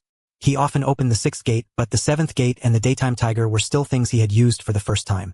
Kyoichi examined him carefully. After a moment he smiled and said, Guy, your father is fine. He is just exhausted. Really? When Might Guy heard that, joy immediately lit up his face. But once he wakes up, he will need to rest for a few days. During this period, do not let him train. You will be responsible for watching over your father. Yes, sir. Might Guy was both startled and overjoyed. Kyoichi patted him on the shoulder, then walked out of the tent. Asuma and the others all looked worried, but none of them dared to come closer. He is fine now. All of you should rest. Yes, sir. Hearing that, everyone let out a breath of relief one by one. Teacher, that move Lord Due used. Shisui was curious. That technique did not seem to be ninjutsu, yet it had also surpassed the realm of ordinary taijutsu. I previously guessed that above the 6th gate, each gate would bring about an entirely different change, and that different taijutsu techniques might therefore branch off from them. That move should be the taijutsu technique Senior Due came up with. As Kyoichi spoke, he looked at everyone and said, if your talent is not enough, then maintain your focus.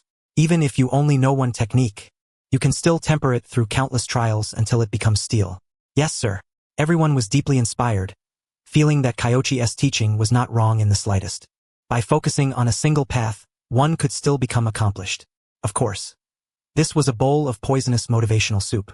Focusing on a single path could indeed lead to success, but it did not necessarily mean one would become all that powerful.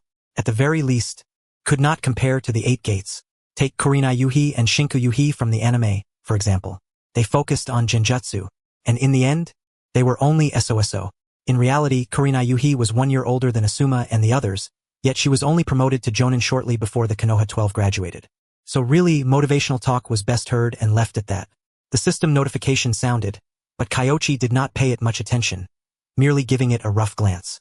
Ordinary ninjutsu, nothing good. After saying goodbye to the children, he went over to Yamanaka Inoichi's side. Inoichi would have to work overtime. The three who were still alive were not urgent, but the dead Juzo Biwa definitely had to be dealt with while he was still fresh. Seeing Yamanaka Inoichi's face full of exhaustion, a thought stirred in Kyoichi's mind. Could his chakra absorption technique be deeply modified, researched, and reverse-engineered into a chakra transmission technique? Kyoichi pondered it inwardly. It seemed possible to try. However, there was no hurry for that technique right now. The chakra absorption technique was difficult to popularize. This thing placed heavy demands on chakra control. If one's chakra control ability was weak, both the absorption speed and conversion rate would be absurdly poor. Yoroi Akado was the perfect example. In the latter half of the night, the second group from the Uchiha clan arrived. This group was personally led by Fugaku. He had originally thought that after arriving, he would be facing a grave battlefield situation and would have to shoulder the great responsibility of turning the tide. In Fugaku's mind, he had even been hesitating over how much effort the Uchiha should put in, and whether going too hard would draw Konoha's wariness. And the result? When he reached Mount Nagano, he discovered that everything here was calm and peaceful. After meeting Uchiha Yashiro and talking with him, Fugaku was directly dumbfounded. The 7 ninja swordsmen were gone. The eastern border was basically no longer in any great danger. Damn it. After all that scheming and calculation, in the end, he had been matching wits with thin air. Fugaku's expression went blank, and for a time, he had no idea what to say. After a long while, has anything else happened these past 2 days? The next Hokage will likely be Tsunade. I guess that. Anything else? Fugaku was not too surprised. Kyoichi's appointment and Tsunade's return to the village were clear signs that Tsunade was about to take office. Fugaku stared dazedly at the night sky. So, after rushing all the way here, all that was left for him were scraps. If Kirigakure surrendered, would he have to go back tomorrow? In the land of water Kirigakure, Yagura ordered all Kirigakure ninja to withdraw to the islands and not go out. Then he brought Hozuki Sanjin back to the village to report the situation. The 7 ninja swordsmen had died. This blame was far too heavy. There was no way Yagura could carry it. Besides, the one who had advocated attacking was Hozuki Sanjin. What did that have to do with him, Yagura Karatachi? Upon hearing the news, even the gravely ill 3rd Mizukage came. So, my 7 ninja swordsmen are gone? The 3rd Mizukage sat there, a trace of sorrow appearing on his aged, sickly face. He had naturally listened to Yagura's account. Therefore, without waiting for an answer, he stood there for several seconds before continuing, what about the Hozuki clan? Have you tried using a scroll summoning to retrieve the ninja swords? Lord Mizukage, our clan has tried, but the other side seems to have used some kind of method.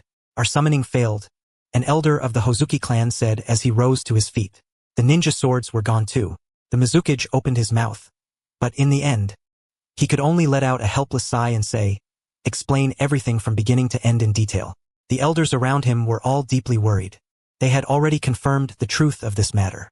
After all, with something this serious, there was no way they could simply take Yagura at his word. The moment Hozuki Sanjin returned, they had the Umbu verify it at once. And the result? It was all true. It really had been Hozuki Sanjin who took the lead. Yagura had even tried to stop them but failed to hold them back. In the end, he sent Ao, that young sensory ninja, along with them to ensure nothing went wrong. And yet, even so, the 7 ninja swordsmen were still gone. Those were 7 powerful shinobi the 3rd Mizukage had painstakingly trained. The Mizukage's health had already been poor to begin with. Hearing all this, wouldn't he be so furious he might just, well, you know? But the result was, the Mizukage's breathing grew disordered for only a moment, and he quickly regained his composure. His expression merely became even more bitter and pained. And so, Yagura began recounting everything from the beginning. One elder interrupted him. The main point is the 7 ninja swordsmen. No, Elder Soiko. 6 of the 7 ninja swordsmen are already dead, and that loss cannot be undone. So the main point is the special tactics Konoha employed this time. Yagura's expression turned solemn. The 3rd Mizukage coughed several times, then nodded and said, continue. With the Mizukage having spoken, the others naturally did not dare interrupt again. Yagura continued. His focus was on Kyoichi's tactics, not on whether the 7 ninja swordsmen lived or died, because the 7 ninja swordsmen were undoubtedly finished. With only 1 sword left, could they still be called the 7 ninja swordsmen? At first, the elders were still rather impatient. After finishing the first phase of the battle, Yagura paused and looked toward the elders. Honored elders, did you notice anything? This tactic is more or less the same as that of our assassination units. If they can do it, then our hidden mist assassination units can do the same. Hozuki Shohiko said. Elder, the 7 ninja swordsmen thought the same thing. Ah? Hozuki Shohiko's face darkened. Those words. Who exactly was he trying to embarrass? He stared at Yagura without speaking. But Yagura did not answer directly. Instead, he began speaking about the second phase. Konoha hunting down the hidden mist sentries stationed across the islands. The third Mizukage's fingers trembled. He understood. Intelligence. Yagura continued speaking, all the way until the 7 ninja swordsmen stubbornly insisted on imitating Konoha by launching a surprise attack on Nagano Mountain. He had been uneasy and asked Ao to follow them. After they left, he thought it over again and began to feel that something was wrong right there. Honored elders, Konoha's tactics are not simple, traditional assassination tactics. They are a complete infiltration and assassination system derived from intelligence, speed, and sensory ninja as its core. Yagura said calmly. Hozuki Shohiko had actually already understood. Though they were old now, they had once been jonin who killed enemies on the battlefield. They understood perfectly well how important intelligence was, and Konoha's entire system was built precisely upon intelligence. Why was Konoha able to launch a surprise attack against them, while their own surprise attack was easily neutralized by Konoha, turning instead into a death march? Because the other side's sensory range was farther than theirs. Simple, brutal, yet extremely difficult to crack. When it came to sensing and reconnaissance, no one in the ninja world could rival the Byakugan. The entire room fell silent. What are you trying to say? Lord Mizukage, honored elders, I believe this is an excellent tactic, one especially suited to us hidden mist ninja. We should study it and learn from it. The meeting room fell silent once more. Study it and learn from it? Easier said than done. Hozuki Shohiko wanted to refute him, but after glancing at Hozuki Senjin, who had been bound up like a rice dumpling and sealed, then recalling that Yagura had mocked him earlier, he immediately found it hard to speak again. The third Mizukage lightly tapped the table. After pondering for a long while, he said, this set of tactics is fundamentally incapable of dealing with the Byakugan. Konoha can do this only because they possess the Byakugan and clans like the Yamanaka clan, who excel at sensing. Yes. Yagura nodded, not denying that point. He raised his head, a faint smile appearing on his face as he said, even if we learn this set of tactics, naturally we cannot use it against Konoha. But we can use it against the Hidden Cloud Village. You mean? Strike the Hidden Cloud Village. The third Mizukage was stunned for a long time. That was something he truly had not considered at all. You want to hold peace talks with Konoha? The elders were all old foxes. How could they fail to hear the implied meaning in Yagura's words? Is there a second path? Yagura did not answer directly. Instead, he looked toward each of the elders. Holding peace talks with Konoha would mean the Hidden Mist Village's strategy this time had failed across the board, equivalent to an alternative form of surrender. It was far too humiliating. But those 6 swords. When they thought of that, they sighed softly, and the anger in their gazes toward Hozuki Senjin grew even stronger. It was all this bastard's fault. If they had followed Yagura's strategy and honestly turtled up in the land of water, then waited until the fighting between the Hidden Cloud Village and the Hidden Stone Village completely erupted before going out, how could any of this have happened now? Useless at accomplishing anything, but more than capable of ruining everything. For now, there is no need to mention peace talks. We can drag things out first and wait for the other 2 villages. But these tactics are indeed worth learning. During this period, you will make the arrangements. The third Mizukage's energy had declined, and he no longer had any interest in continuing the discussion. With his emotions fluctuating so violently, the fact that he had managed to hold on until now already proved his mental fortitude was powerful. If it had been an ordinary person, he might have coughed up blood from rage on the spot, and there was no telling whether he would have ascended straight to the afterlife. Yagura did not press the matter further. The elders still had to argue back and forth. The fact that the third Mizukage could give such a relatively definite answer had already surprised Yagura. In truth, his thoughts were the same as the third Mizukage's. Drag things out, and wait for the Hidden Cloud and the Hidden Stone. Completed guerrilla tactics instruction. Evaluation. Exceptional. Reward. 1. Principles of the hydrification technique. 2. Water release, water shark bullet technique.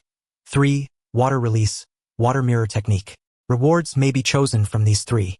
Where did this reward come from? Kyoichi, who had woken up in the morning, was utterly bewildered.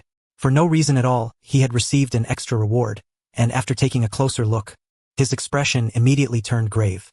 This reward was no ordinary thing. The hydrification technique. The powerful foundation of the Hozuki clan.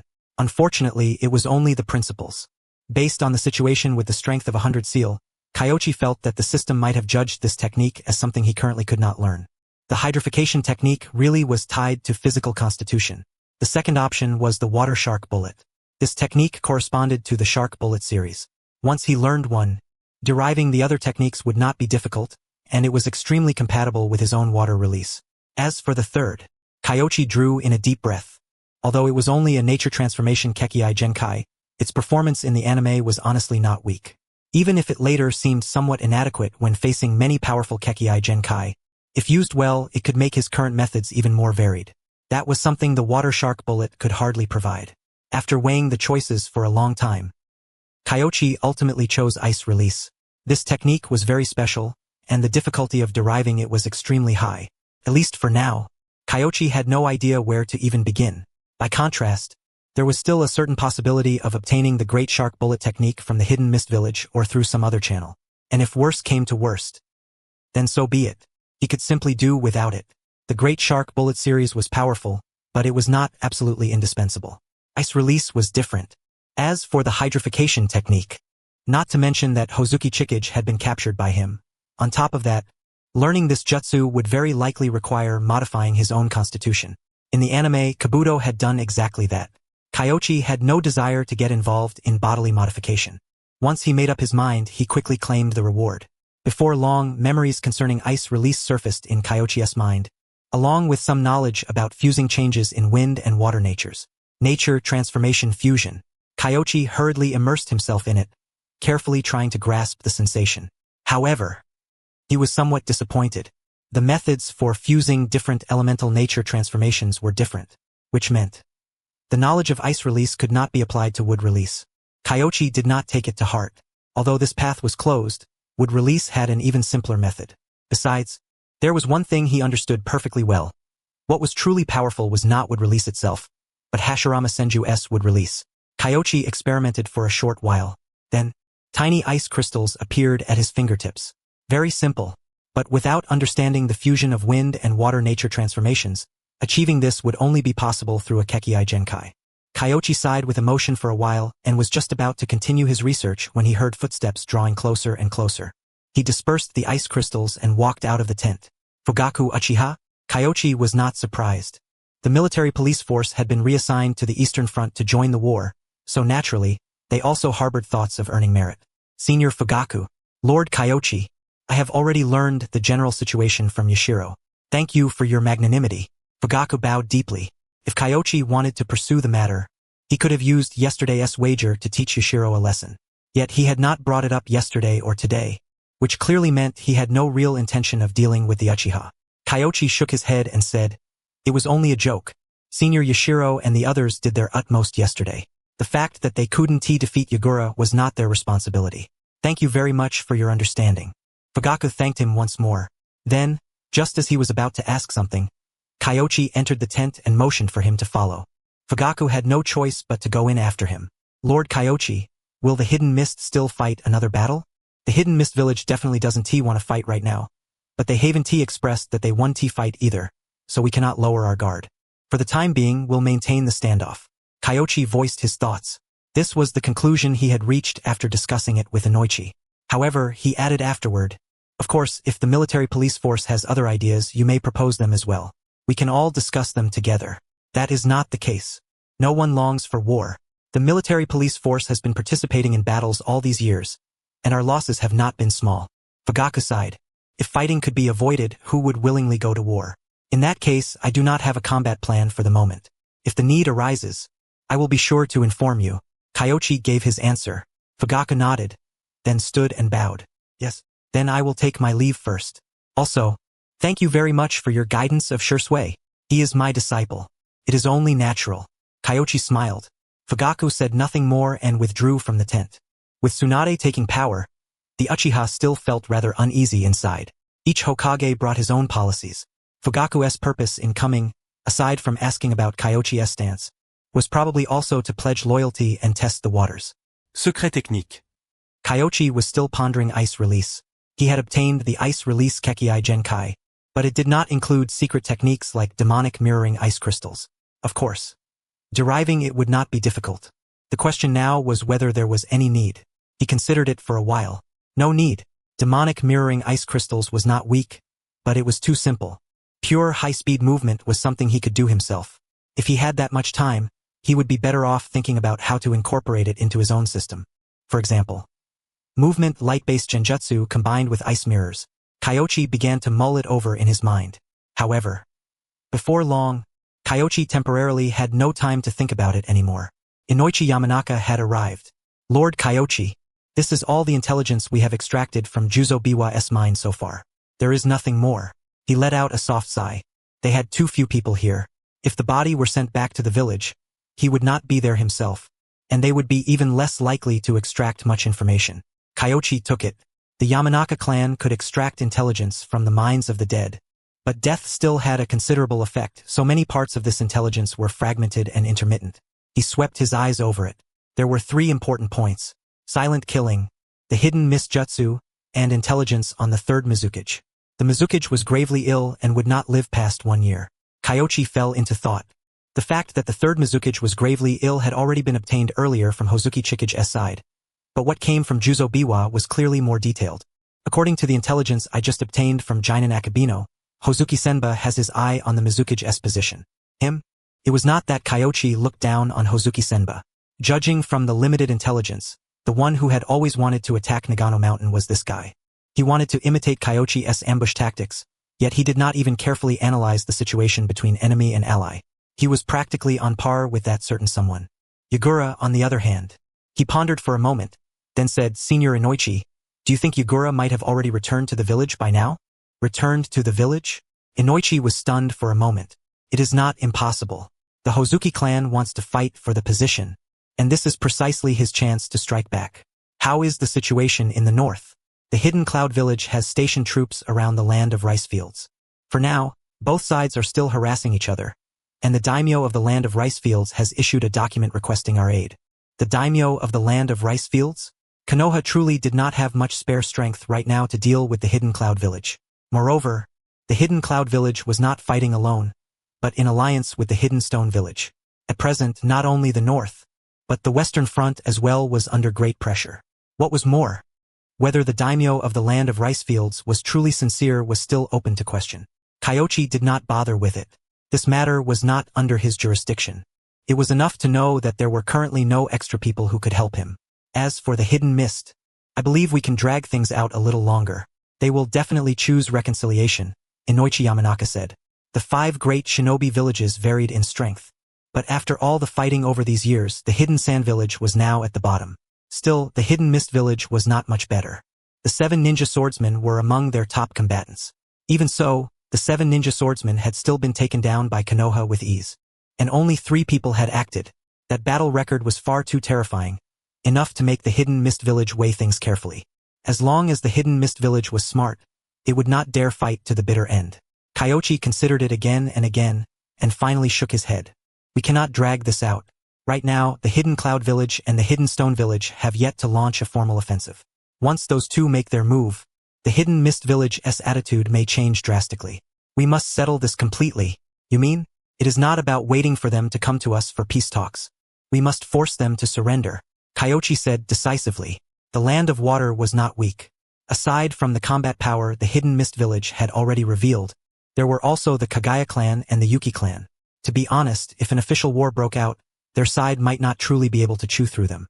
However, once the other 2 villages began their offensive and the Hidden Mist Village came for peace talks afterward, the conditions would be an entirely different matter.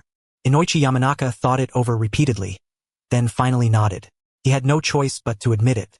Kyoichi's considerations were quite reasonable as well. The Hidden Mist Village was currently waiting for the right moment. Peace talks now and peace talks later would lead to completely different terms. Konoha could not afford to hesitate. For Kyoichi to be so young and yet think things through so comprehensively was truly no easy feat thinking on it carefully. This kid seemed to have something worthwhile to say in every field now. It was genuinely somewhat unbelievable. Inoichi admired him inwardly, while at the same time continuing to ponder. Since Kyoichi's attitude was so resolute, yet he still had not made a move he was clearly waiting for. Waiting for the guard unit? No, that wasn't it. In his mind surfaced the memory of the day Due opened the 7th gate and unleashed a taijutsu strike shaped like a tiger. He was waiting for Due. His guess was right. Due's stamina had actually already recovered today, but many aspects of his body needed a longer period of rest. Otherwise, lingering complications could easily take root. Kyoichi did not want to gamble with his future. So, what harm was there in giving Kirigakure a few more days?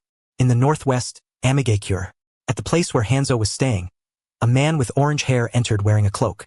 Yahiko, how is the situation? Lord Hanzo, Iwagakure hopes we will not interfere in their war with Konoha, and in return, they guarantee they absolutely will not take action against us. Yahiko spoke respectfully. Hanzo fell silent. He was weighing the pros and cons. If he agreed and chose neutrality, Amigakure could indeed remain unaffected by this battle. But what about the future? Konoha and Iwagakure, neither of them was easy to provoke. He let out a sigh, once again feeling a wave of powerlessness. After a long while, Hanzo turned around, looked up, and asked, "What do you think?" "Lord Hanzo, I believe we can agree," Yahiko said. Hanzo raised his eyes to look at him, then said, "Have you thought about Konoha? That man Danzo is not someone to take lightly." "I have." Yahiko nodded, but he did not change his stance. "If we do not participate, there are 3 benefits. First, Amigakure can gain a chance to recuperate. Second, with the surrounding nations thrown into war while we remain at peace, a group of people will inevitably come to the land of rain to settle down, and our country's population can increase sharply." "HM?" He paused for a moment, and Hanzo looked up, gazing at Yahiko strangely. Yahiko took out a map. Drawn on it was the distribution of the shinobi world. Third, without experiencing the pain of war, the smaller ninja villages will never agree with our idea of uniting. Only by letting them experience war and suffering will they gather together with us into one force. Yahiko's tone was firm. In his mind flashed the words Kyoichi had once said. During this period, Yahiko had been constantly thinking about how to change the current situation, and this war had made him thoroughly understand those words. Because of that, he had also glimpsed a sliver of hope. Hanzo fell silent. It was not as if he did not know Yahiko's ideals. In truth, when this kid had come to pledge himself, he had once said that he admired Hanzo's ideals and wanted to lend strength to his dream. Hanzo had always thought it was merely an excuse to curry favor and build connections. Amigakure did not have many geniuses. Therefore, he had allowed Yahiko and the others to stay and granted them official ninja status. He never expected. Yahiko truly wanted to help him realize his ideal of peace. Peace. Even I have nearly forgotten it. I never thought there would truly be someone who still remembered. Hanzo sighed. That thing was far too distant. But he had no choice but to admit that Yahiko's words made some sense. Only after experiencing the pain of war would the smaller ninja villages become dependent and unite. Otherwise, they would only feel that war had nothing to do with them, and at worst, when the time came, they could simply seek refuge with a major village. Such a view was far too laughable. He pondered for a long time and finally said, "If, when the time comes, Iwagakure and Konohagakure join hands to deal with us first, what then? Then we will pledge ourselves to Sunagakure." Yahiko said, "Sunagakure is the weakest. Right now, they are almost no different from us. By joining them, we can hold the greatest amount of authority, and they also need our strength. Go do it." Hanzo said no more. Yahiko was overjoyed and hurriedly bowed in thanks, then immediately ran out of the office. A long while passed. Hanzo rose and walked toward another place. Someone was waiting for him. "Lord Hanzo, have you considered it carefully? We cannot afford to provoke you, but we cannot afford to provoke Iwagakure either. Therefore, Amigakure will not participate on either side in this battle. However, ninja tools and explosive tags can be traded with you." Hanzo stated his decision. Danzo was stunned for a moment, then sneered. "You are still thinking about that old set of yours? I am simply tired and do not wish to participate in these wars. As for those things of mine, who has not been young and naive before? Danzo, leave. As for ninja tool transactions, you can have someone discuss them with my subordinates." Hanzo waved a hand in farewell, and his figure vanished. Yes. He also felt that Yahiko was very young, very naive. But who had never been naive? Once upon a time, he too had wanted to oppose the 3 great villages with his own power. Danzo narrowed his eyes and did not linger any longer. The result was somewhat unexpected to him. However, Amigakure remaining neutral was better than helping Iwagakure. Kyoichi received another reward. It was not much. An ordinary water release ninjutsu. The listed category was practical lesson. He thought it over and over, yet was honestly unable to figure out where the reward had come from. The students had all grown up and learned to repay their teacher on their own. It was not easy. Kyoichi sighed with emotion. It counted as a light gift with heavy sentiment. Still, he only felt a slight bit moved. Kyoichi's current stockpile of ninjutsu was already fairly extensive, So an ordinary water release ninjutsu reward was only SOSO. Better to practice the hidden mist jutsu more. Of course. It was not only him who practiced. This thing was genuinely practical. According to his thinking, naturally the whole village should practice it together. The more people who learned it, the better.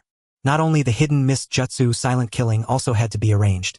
But the hidden mist jutsu was one thing. The latter was much harder. The kind of technique easy to learn but difficult to master. Otherwise, Zabuza Momochi's silent killing would not have become so famous. Over the past day or two, Kyoichi had spent all his time pondering teaching materials. Finally, Senior Inoichi, please gather all ninja who have mastered water release nature transformation and have them study the hidden mist jutsu and these practice techniques together. This is... Yes, Inoichi Yamanaka could also use water release nature transformation. In fact, over the past few days, he had also been learning it and could be considered to have achieved some minor success. But when he took it and looked, whoa! The scroll was extremely detailed, clearly describing numerous techniques of the hidden mist jutsu, even more detailed than what had been dug out from the Seven Swordsmen. Afterward, Kyoichi handed over another booklet. This is silent killing. This one is not complete yet, but they can memorize it first. They do not need to learn how to use it. At the very least, they must understand how to respond to it. Yes. Inoichi Yamanaka left with the scrolls. Kyoichi could not be bothered to earn this reward. A group of jonin were far too clever, and the hidden mist jutsu itself was a C-rank ninjutsu. As long as one could use water release nature transformation, the difficulty was not high at all. He estimated that even if he personally participated, the reward would only be a tiny bit more than simply compiling teaching materials. With that time, he might as well ponder something else. Ice release, this thing was quite good against ordinary people, but unfortunately against those people it was absolutely useless. Kyoichi sighed. Ice release was very strong, but it was still within the scope of ordinary techniques. It did not possess the heaven-defying, fate-changing ability of Kagaya's line of Kekkai Genkai, nor was its power as domineering as dust release. All he could say was, it was better than nothing. These were only basic applications. To be honest, they were not very useful. For Kyoichi, the greatest use was instead covering the surface of his body with a layer of ice armor. That way, if he encountered a lightning release ninja, he would not have to fear him too much. After leaving the tent, he saw quite a few ninja gathered around the camp area. They were all looking at the scrolls. The hidden mist jutsu, silent killing, these were both among Kirigakure's foundations. Who would not want to learn one more trick to keep in reserve? Unfortunately, Shisui and the other two all lacked water release ability, so they could only gaze at it and sigh, first pondering the silent killing off to the side. Shisui was short and nimble, and he quickly slipped inside and looked through it once. When Kyoichi stepped outside, he was reciting it to the others. Might Guy was among them as well. Only, after Guy finished listening, he scratched his head. Guy, did you understand it? Ebisu asked in a low voice. No, I think this silent killing technique is impractical.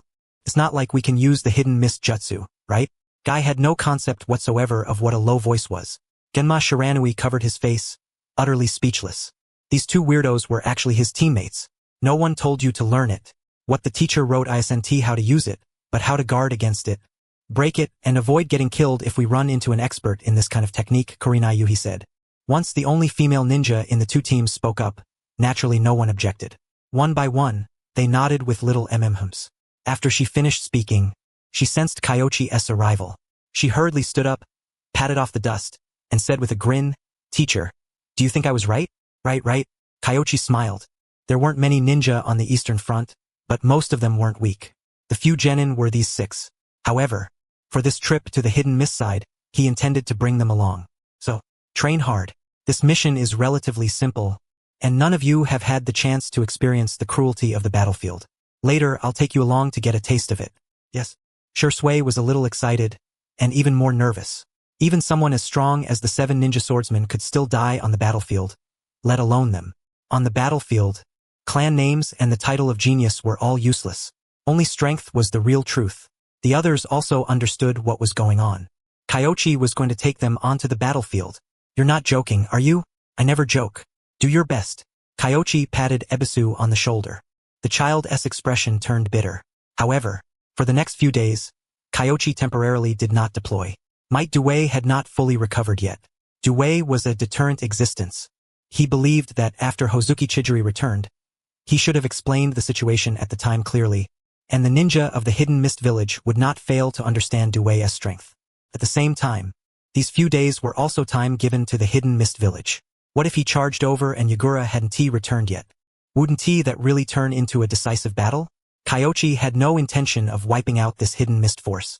He was still counting on Yagura to take his people and stab the Raikage in the back. If he killed them all, wouldn't that just make them switch sides? Inoichi Yamanaka was still constantly digging through the intelligence. Today, one piece of information came out that surprised Kyoichi quite a bit. The 8th person following the 7 ninja swordsmen was named Ao. It basically wouldn't be someone with the same name. The probability was too small. Moreover, judging from the appearance description dug out from memory, it should be the same man who later obtained the Byakugan. Unfortunately, this time what he waited for wasn't his Byakugan, but Kyoichi's blade. The most miserable part was that even after Kyoichi killed him, he still couldn't remember who he was. Likewise, of the 2 corpses, one was a member of the 7 ninja swordsmen and the other was an ordinary ninja. Obviously, Juzo Biwa was more valuable. So, not even Inoichi Yamanaka got around to dealing with him. It was simply tragic. Of course, Kyoichi only sighed over it slightly, and there was even a bit of crocodile tears to it. Ao being dead made him happy enough as it was. Why would he feel sorry for him? Besides, this guy's strength was extremely ordinary. Even after obtaining the Byakugan, he couldn't see Tenketsu, much less figure out the Hyuga's gentle fist point striking. By comparison, Shira managed to research it without even having the Byakugan. The difference was obvious at a glance. Trash like that was better off dead. Over these few days, all of Konoha had been studying the hidden mist jutsu and the silent killing technique. When Kyoichi gave Might Due restorative treatment, he conveniently healed the injuries of Jinin Akabino and the other 2 as well. The intelligence had more or less been dug out, but they themselves still had value. Once they reconciled with the hidden mist village, those 3 could be used as bargaining chips. At any rate, they were people the 3rd Mizukage had painstakingly cultivated. 3 or 4 days passed. Might Due's body had completely recovered. Under the signal flare, all the ninja gathered, and 2 ships prepared in advance were moored by the shore. Kyoichi, how about bringing a few more people after all? Inoichi Yamanaka was somewhat worried. Kyoichi was only bringing 2/3 of their manpower. The problem was, what he had to face was very likely more than half of the hidden mist village's ninja. No need. This many people is enough. If the hidden mist really wants to fight, then they still have me to deal with. It wasn't that Kyoichi was arrogant. If he teamed up with Might Due, saying they could kill every last person from the hidden mist would be nonsense. But holding back the hidden mist village's ninja so the others could retreat was absolutely no problem. In the end, they could even withdraw safely. So there was no need to worry at all. Inoichi Yamanaka couldn't persuade him, so he could only watch them board the ships. The ships set out on their long voyage. Everyone aboard was a ninja. If the hidden mist village wanted to sabotage them, it wouldn't affect them much. At worst, they could abandon ship and run. At most, it would just cost them more chakra. After the ship had sailed several kilometers, Kyoichi discovered one headache-inducing matter. He had calculated everything except he had never expected that. Might Due and his son got damn seasick. Absolutely unbelievable. Ugh, the 2 of them vomited like crazy. The sound of vomiting was the kind of thing that spread easily, and it made the whole atmosphere awful. Kyoichi rubbed his temples. This father and son pair. Senior Due, guy, how about you 2 run there on the water the whole way? You both know how to tread water, right? Oh, of course. Oh, woo. Run, you say? Fine. Konoha's noble blue beast has risen again. Might Guy was the first to charge out. Splash. He jumped straight into the sea and sped across the surface of the water. He really was in a completely different state. Utterly baffling. Kyoichi watched the father and son disappear into the distance. It's that far and they're gonna run all the way there? Don't worry. Those 2 can run far, far farther than you imagine. Kyoichi wasn't worried at all, because he hadn't planned to arrive in one day. They still had to stop by the previous base along the way, where they could rest. A few hours later, they arrived at the hidden mist village's previous base. The hidden mist ninja had already left the place empty. Most of the traces had been destroyed, and no important clues had been left behind. They advanced in fits and starts along the way. One day later, Lord Kyoichi, I've spotted hidden mist ninja. Around 4 squads. They're on an island 4 kilometers to the northeast. We should be close to the location. Perfect. Move in.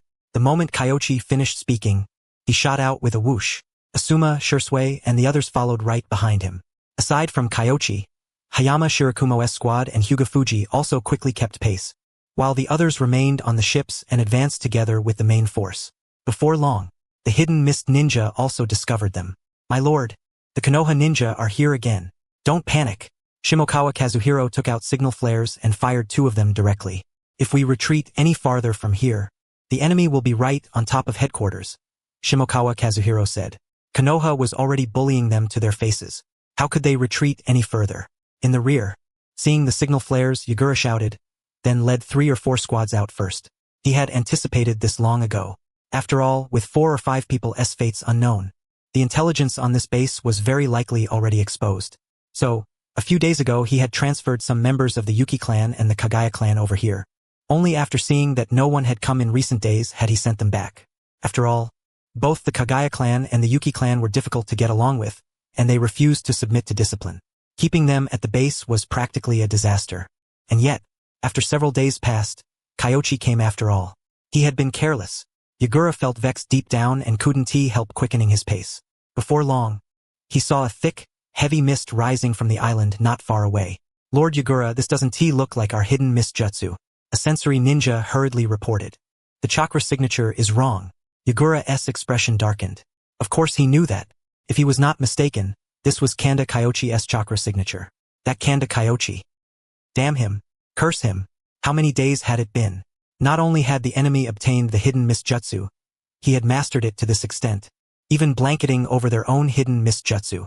It stirred up some rather unpleasant memories for Yagura. According to the elders, long ago, the water-style ninja famed throughout the shinobi world had not come from Kirigakure, but had been the second Hokage, Tobarama Senju. Now he could understand what that felt like. Damn it!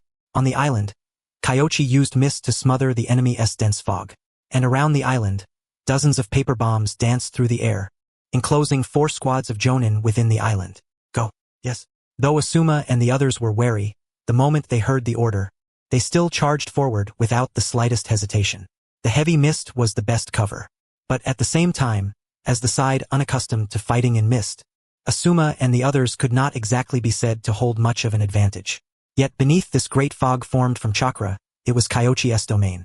A voice rang out. The throat, the spine, 8 vital points. Where do you want me to attack next? What? Shimokawa Kazuhiro did not understand, and then fury surged in his heart. This Konoha bastard. Did he think that just because he had obtained Kirigakure's hidden mist jutsu, he could replicate their silent killing technique? How Aro, before the thought could even flash through his mind, he suddenly felt a chill drift in from behind. In the next instant, pain struck his neck, and he lowered his head to look. Blood sprayed like an arrow. It was not only him. Besides him, another jonin had also been struck by a sword, but he had only taken 1 slash. His feet had been sealed in ice, leaving him completely unable to move, and he was directly pierced through the heart by a water pillar condensed from Kyoichi's blade. 2 jonin used great breakthrough. However, their wind style blew the dense mist apart for only a moment, and in less than a second, the fog closed in again. In that brief span, they had not even caught sight of the enemy's figure. This was the true silent killing technique. No sound could be heard, no person could be seen. The only thing they could witness was the death of their comrades. Damn it! Go, hurry! Fear rose in the hearts of the survivors. For the first time, they understood just how terrifying the hidden mist jutsu and silent killing technique truly were. And yet, the person using them was not a ninja of Kirigakure, but someone from Konoha. Every ninja retreated while weaving hand signs. Some used water formation wall, and others likewise used the great waterfall technique to scour the ground. But without exception, none of it could stop the enemy. Water formation wall? 1 slash. The razor-sharp wind-style chakra cleaved the water formation wall apart outright. In the next instant, another blade came sweeping in like a phantom. Clang! The Kirigakure jonin blocked the strike, but in the haze, he could make out that what he had blocked did not seem to be a real blade, but something like an ice spike, an ice blade. However, he had no time to think. After blocking 1 strike, he swiftly retreated, and in the next instant, another slash came at him. This time it struck his shoulder. Help me! My arm! Too fast. There was no time at all to form hand signs. And what was most terrifying was that he realized his arm seemed to no longer obey him. It was not only his injured left hand. From his chest toward the left, his body's condition had become extremely chaotic, and even his neck seemed stiff, slowed by quite a bit. What jutsu was this? He was utterly terrified and could only ask his teammates for help. But what his teammates could do was extremely limited, because they had no idea where the opponent was. The boundless white mist infused with chakra obstructed both their vision and their sensing. Their body flicker technique had never stopped, and this island was not large. Yet at this very moment it felt like a maze, as though they could not reach the edge at all. Every one of them regretted it. If they had known it would be like this, why had they tried to show off? They could have simply withdrawn. Seeing that this Jonin was in poor condition, the others hesitated no longer. One word: run. Unless it was absolutely unavoidable, they did not want to abandon a teammate either, but right now, the two sides were simply not on the same level. Moreover, this was still only Kyoichi acting by himself. Hayama Shirakumo and Might Due were all stationed on the perimeter, prepared to block their escape, while also stopping any reinforcements the enemy might send. Kyoichi did not kill the Jonin affected by the body pathway derangement, but instead punched him toward Asuma and the others. This punch was also enhanced with the effects of the body pathway derangement. Could be said that this Jonin was basically finished. If they could not even kill a Jonin at this level, then Shisui and the others had no business setting foot on the battlefield. In the next instant, he used the body flicker technique, opened the gate of opening, and in a flash transformed into a streaking blur. There was no chakra enhancement, only speed so fast it was nearly impossible to react to. 1 slash. 2 slashes. Hiss. Blood sprayed from the throat of the final Jonin, while the other elite Chunin was slain by Kyoichi with the sword of the Thunder God. How could they possibly outrun Kyoichi? After the screams, the mist dispersed. When the surviving Kirigakure ninja looked, their eyes were filled with fear. Of the 4 Jonin, 3 were dead. Earthen walls had risen all around them, completely surrounding them, while dozens of paper bombs drifted overhead. Not far away, the Kirigakure Jonin who had been abandoned earlier was currently being besieged by 6 children. At the same time, they sensed that ahead of them were 2 Konoha ninja whose auras were at least Jonin level. An insult. This was an absolute insult. Their blood surged with rage. Konoha's attitude was perfectly clear. They intended to use them as stepping stones to temper their genin. The 11 Chunin still alive exchanged glances. No further words were needed. Do it. Those 6 were only genin, hardly worth fearing at all, and they could also stall until Yagura arrived. Why would they not? They turned back and obediently charged toward Might Guy and the others. Kyoichi leaped onto the wall. Is this all right? Should we kill a few more? Hayama Shirakumo moved to his side. 11 Chunin plus that crippled Jonin made 12. This was no small number. That Jonin is useless. Their enemies are 11 Chunin. I don't expect them to kill anyone, as long as they hold out for a certain amount of time. Besides, he had left a slug clone on each of the 6. The moment his words fell, that Jonin had his neck cut by Shisui's blade. Kyoichi turned his head and glanced toward the sea. Yagura was almost here, so they did not have much longer to fight. 6 against 11, Asuma's palms were slick with sweat. He gripped a kunai in each hand, wind-style chakra flickering unsteadily along the blades. Chakra blades. He exchanged a glance with Might Guy. Go. Guy opened the gate, then instantly charged forward. The enemies were all Chunin. If they did not go all out, there was no way they could win. Asuma followed. Might Guy was extremely fast. In the blink of an eye, he had already arrived before the Chunin at the very front. Leaf shadow dance. 1 kick. The enemy was sent flying upward. In the next instant, Shisui flickered into position, formed hand signs with both hands, and directly covered the area with fire-style fireball jutsu.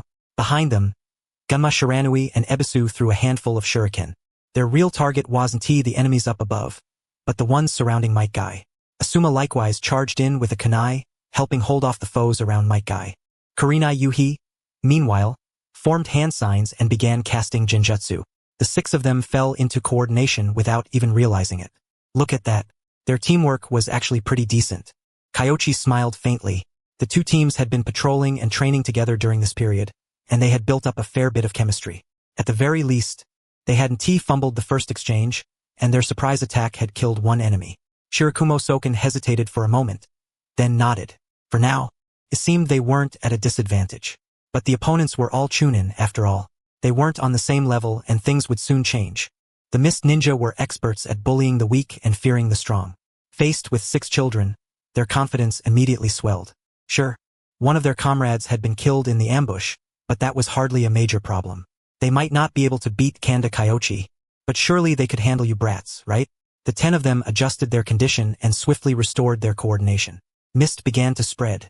Don't be afraid, Kurenai shouted. She had pinned the enemy down with genjutsu. The ninjutsu was interrupted. Shisui instantly understood what she meant. He used the body flicker technique to arrive behind the enemy who had been casting the hidden mist jutsu, and just as he was about to strike, the enemy's companions had already reacted. Damn it! He held himself back from using the Sharingan. In less than the blink of an eye, the enemy broke free from the genjutsu and even turned around to encircle and attack Shisui. Shisui had no choice but to use his bubble genjutsu to restrain them. In the next instant, one of the enemies used the body flicker technique and appeared at his side. If Shisui hadn't already been preparing to retreat and moved a beat faster, he might have been caught by that surprise attack right then and there. Cold sweat beaded on Shisui's forehead. Watching his teacher cut through enemies as easily as chopping vegetables had made him start looking down on the mist ninja. Only when he truly faced them did he understand. Even Chunin were not opponents the current them could afford to underestimate because they were still far from fully grown. After killing one person at the start, they began to retreat in defeat. And as the side effects of Might Guy opening the gate arrived, they had no choice but to contract their defense. The 5 of them struggled to hold on, and seeing that Genma Shiranui and Ebisu were in danger, Kurenai Yuhi no longer hesitated. She formed hand signs with both hands and condensed the mystical palm technique. Immediately after, boom, with one punch, the 3 enemies who had come up to surround and kill them were instantly forced back. One of them had been too close, and his arm was grazed by the force of Kurenai Yuhi's punch and the chakra current, causing his bones to dislocate on the spot. However, Kurenai Yuhi did not escape without paying a price. The ligaments in her right hand were strained, leaving it temporarily unable to fight. Fortunately, she had condensed the mystical palm technique in her left hand beforehand, so she could treat herself now. But that punch allowed Might Guy to see an opening. He instantly opened the gate of rest. His stamina recovered. Inner gate. Open. The next moment, whoosh, he charged toward those 3, not seeking to defeat them, only to gather them in one place. Might Guy didn't know the reason either, but a flash of inspiration crossed his mind, and that was exactly what he did. Kurenai Yuhi's eyes lit up. While healing her right hand, she moved closer in this direction. The mist ninja weren't stupid. Kurenai Yuhi's move was clearly the signature technique of Konoha's Princess Tsunade. Whoever tried to block it was an idiot. Their choice was extremely decisive. They directly used water formation wall and the water prison technique. Even the one whose arm bones had been dislocated endured the pain. In any case, preserving their lives came first. But in the next moment, they saw more than 10 Konoha ninja jump up onto the earthen wall. A few seconds later, 20, 30. A whole crowd of Konoha ninja stood atop the high wall, looking down at them with expressions as though they were watching a show. They were dumbfounded. At around the same time, Yagura and the rest of the Kirigakure ninja also arrived on the island. However, the ones they faced were Kyoichi, Might Due, and Shirakumo Soken. Yagura didn't recognize the others, but he recognized these 3. They were the 3 Hozuki Senjin had spoken of, taijutsu monsters whose chakra presence was weak, but who became terrifying after activating their secret technique, and Kanda Kyoichi, whose swordsmanship was formidable. Even Shirakumo Soken, the only one seemingly there to fill out the numbers, was an expert among jonin, someone who could hold off 2 members of the 7 ninja swordsmen for a short time without falling behind. With that kind of strength, Yagura would have to be insane to make the first move. He took a deep breath, stepped forward, and asked Jonin Kyoichi, "Our Kirigakure has already decided to withdraw. Why does Konoha keep pressing us again and again? Withdraw? Heh, do you think I believe that?" Kyoichi crouched atop the wall. Yagura gave a bitter smile and said, 6 of our 7 ninja swordsmen of the mist were killed by you. What else can we do but withdraw? No, what I mean is, you think you can fight when you want to fight and stop when you want to stop? Are you still thinking about waiting for Kimogakure and Iwagakure to attack from the north, then coming back to bargain? Kyoichi said with a cold laugh. Who didn't he know what Kirigakure was thinking?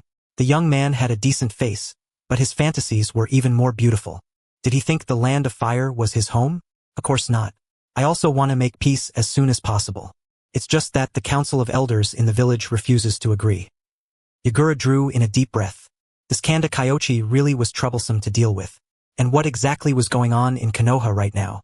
Had the 3rd Hokage stepped down or what? Do something useful already. He knew there was no hiding these thoughts from others. But by the 3rd Hokage's usual style at a time like this, he would generally choose to be conservative, make concessions, and stabilize the battlefields to the north and northwest. However, the current way of doing things wasn't the 3rd's style at all. It was practically reckless to the extreme. In that case, go hurry them along. If the Council of Elders is the problem, can't you solve the problem? If that really won't work and you can't solve the problem, then solve the people who raised the problem. Kyoichi chuckled, then said, move quickly, and the 7 ninja swordsmen can still scrape together 4 members. Move slowly, and you might have to start from scratch. What do you mean? Who is still alive? Yagura's heart lurched. Then, When he thought of the hidden mist jutsu Kyoichi had used, his expression turned even uglier. No wonder. He did not doubt the loyalty of the Kirigakure ninja, but the abilities of Konoha's Yamanaka clan were also famous enough to thunder in the ears. Anyone who had dealt with intelligence work understood how formidable they were. Whether secrets were leaked or not probably wasn't something those three got to decide. Jinin Akabino, Jinpachi Minashi, and Kushimaru Koryarare. Alright, think it over yourself. I want to kill these 10. I'll spare them and call it a gift. The earthen wall collapsed. The situation on the island was laid bare before Yagura. All 4 Jonin were dead. The Chunin were still alive, all 10 of them, but their enemies were 6 children? Yagura fell silent. Even Konoha's children had become this strong? Then I hope your village can show some sincerity. Next time, don't make me pay a personal visit. As Kyoichi spoke, he drew his sword and slashed. Wind-released chakra condensed into a pale cyan hue instantly transformed into a traceless sword aura, and dust and smoke spread everywhere. The island rumbled. When the smoke cleared, Konoha's ninja had already left. Only the Kirigakure ninja remained on the island. 3 steps in front of Yagura, a long, narrow fissure stretched over more than 10 meters, reaching a depth of 1 or 2 meters. Yagura stared at the ground, unable to speak for a while. So fast. Such powerful swordsmanship. Shukichi, that sword technique just now, could you absorb it? Yagura asked solemnly. Yes. Shukichi nodded, but in the next moment, after weighing his words, he shook his head and said, but he is too fast. I might not be able to make it in time. Yeah. Such incredible speed. Yagura said nothing more. He wasn't close with Shukichi, but the man was a trusted confidant of the 3rd Mizukage, and most Jonin knew what he was capable of. If even he. Then all the more. And then there was Might Dai with that terrifying explosive secret technique, a jutsu Samahata couldn't absorb. They truly would have a hard time standing against Konoha. Lord Yagura, Konoha definitely doesn't have many people stationed in the eastern border. If we really fight them to the bitter end, we may not necessarily lose that badly. Shukichi said after closing his eyes and sensing for a moment. But the losses would be enormous. You saw it just now too. Even the Konoha military police force has arrived. The Uchiha. Granted, their fire release is countered by us, but fire release is far from the only thing the Uchiha can do. Lightning release and Jinjutsu are both fields they excel in. Yagura stepped over the long, narrow sword scar and walked toward those 10 Chunin. Those 10 Chunin had been badly frightened, because when Kyoichi left just now, he had even used his sword to carve a slash across their forehead protectors. So now every one of their forehead protectors bore a sword mark. That meant Kyoichi could have killed them with ease just moments ago. Too terrifying. Too terrifying. The 10 of them murmured to themselves. Yagura frowned. He crouched down and tried to communicate with them, but their minds were all somewhat dazed. The most normal among them were actually the 3 who had earlier been forced by Might Guy to use the water prison jutsu to protect themselves. What exactly happened? How did Shimokawa Kazuhiro and the others die? I don't know. There was white mist everywhere. Not a single sound. No way to sense his position. We couldn't find him at all. After that, he was just toying with us. One Chunin said excitedly, and another said throat, spine, 8 vital points. Which one do you want me to attack next? Yagura drew in a deep breath. It was hard to imagine what these 10 had gone through, but judging by their behavior, there was no doubt they had suffered a tremendous shock. Of course, the greatest shock of all was undoubtedly the sword mark left on their forehead protectors at the very end. He stood there for a long while, then finally sighed and said, take them back. Have the medical ninja try treating them. Yes. The men were carried away. Yagura remained silent for a long time. He had just examined the 6 who had died and discovered that the fatal wounds were precisely those vital points that had been mentioned. After replaying it in his mind, he could instantly understand what those 10 Chunin must have felt. Torment, humiliation. Kirigakure's proud ninjutsu and techniques had, in the enemy's hands, appeared even stronger and more terrifying, yet they had been utterly helpless against it. It was not that there was absolutely no way. If it were the Kagaya clan's Shikatsu Miyaku, perhaps they would not fear Kanda Kyoichi quite so much, because the bones created by Shikatsu Miyaku possessed extremely powerful defensive and counterattacking ability. However, he could not be certain that Kanda Kyoichi truly only knew these things. The unknown was the most frightening thing of all. While Yagura was deep in thought, an intelligence bird used by the Kirigakure Umbu for communications descended from high in the sky. He froze for a moment, then immediately whistled to call the bird over. There was an intelligence note tied to its leg. Written on it was, Orochimaru has left Konoha and is heading east. His objective is unknown. Time, 1 day ago. Orochimaru? Yagura's breathing instantly turned somewhat disordered. Kanda Kyoichi and Might Die were already enough to give him a headache. And now Orochimaru was coming too. Konoha was probably truly about to make a move. The other side was serious. In that instant, he lost his composure somewhat. After calming down, those words Kyoichi had spoken surfaced in his mind. 3 of the 7 ninja swordsmen. And also, if you cannot solve the problem, then solve the person who raised the problem. If there truly was no other way, then that was the only choice he could make. Kyoichi, I'm going back for a while. Have everyone on this side contract fully onto the island and stop spreading out. If you detect Konoha coming, then lead the men back to the land of water. This, yes. Kyoichi hesitated for a moment, then finally nodded and accepted the order. At such a moment of peril, decisive action was indeed necessary. Whether what they brought back was peace or total war, it was still better than hesitating here in uncertainty. Out at sea, Konoha's ships were drifting back. Might Die and Might Guy were vomiting violently, their earlier awe-inspiring presence completely gone, especially Might Guy, whose body was already weak after releasing the 3 gates, and on top of that he had to suffer seasickness. Lord Kyoichi, are they all right? It's only seasickness. What could possibly happen? Kyoichi shook his head. When he watched the anime, he had never believed that an athletic powerhouse like Guy could get seasick. But seeing it now, this thing was buried deep in their genes. The father and son could not merely be called similar. They were practically exactly the same.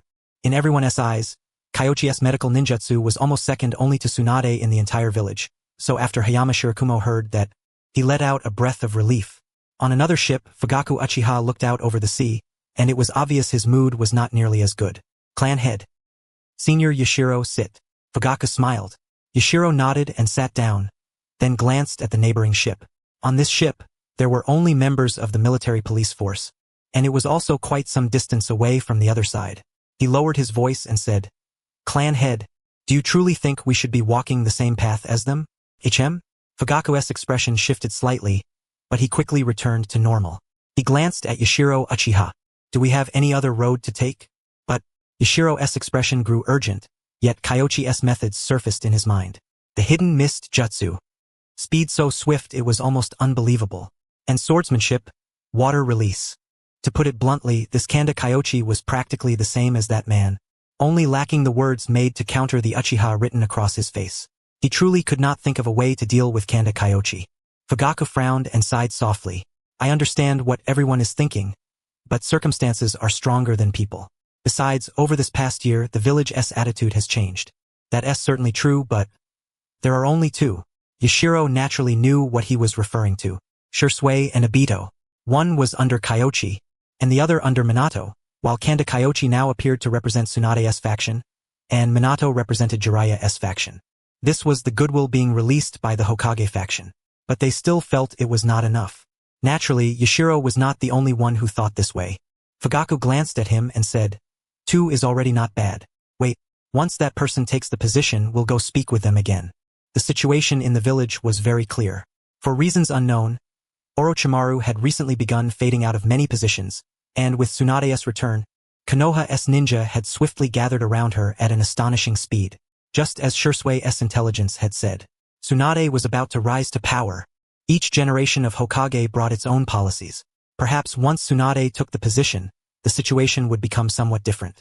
Judging from the state of the Eastern Front, Kanda Kyoichi and Tsunade's style could never possibly be the same as the Third and Danzo's. Perhaps. Fugaku's mind returned to what Yashiro had said just now. I think, since when did I think the Uchiha should walk the same path as Konoha, Mount Nagano? After Kanda Kyoichi left, Inoichi Yamanaka did not dare relax for even a moment, afraid that with so few people here at Mount Nagano, an enemy might come launch a sneak attack. However, after waiting for a while, the enemy never came. Instead, someone he had not expected arrived. Lord Orochimaru. See, Inoichi, we're old friends too. There's no need to be so formal. Orochimaru laughed softly, then sat down on his own. In that instant, it was as if he were the one in command of this place. The aura of one of the Sannin instantly turned guest into host. Inoichi said, Lord Orochimaru, Lord Kyoichi is not on the mountain. If you are looking for him, you may have to wait a while. I know. You went to Kirigakure, didn't you? The hidden mist's messenger bird only passed through less than a day ago, so by now, it should already be in Yagura Karatachi's hands. Orochimaru's expression remained calm, yet the words he spoke left Inoichi Yamanaka deeply surprised. A messenger bird? He froze for a moment, then immediately understood. There were definitely still hidden mist Umbu ninja inside the land of fire. The nation was far too vast. Thoroughly rooting out enemy spies was simply impossible. Inoichi quickly grasped what Orochimaru meant. You came here specifically for this? That brat wants to force Kirigakure to surrender. To the old man and the others, it may seem a bit extreme, but personally, I think it's an excellent idea. As Orochimaru spoke, he licked his lips. If we can force their surrender, then that would indeed be the best possible outcome at the moment. Inoichi Yamanaka nodded. If that were not the case, he would never have agreed to let Kyoichi go this time to intimidate them. Kirigakure truly was not weak, but that was as far as it went. If one were to rank the strength of the 5 great villages, Sunagakure would be last, while Kirigakure would be second from the bottom. In certain periods, the two were even nearly indistinguishable. Now that 6 of the 7 ninja swordsmen were dead and 6 of their blades were gone as well, continuing the war would inflict losses that Kirigakure simply could not bear. He was just about to say more when he sensed several presences entering his sensory range. The main force had returned. In truth, it was not only they who had discovered Kyoichi. Kyoichi had also sensed Orochimaru's arrival. At first, he was somewhat startled, but he quickly understood the reason. Orochimaru had come to apply pressure. With only himself, Might Due, and the military police force, they could indeed exert no small amount of pressure on the mist. However, forcing them to surrender swiftly would probably still be somewhat difficult. But if Orochimaru was added to the equation, things were different. One of the Sannin, although the origin of that title was rather humiliating by now, very few people truly knew where it had come from.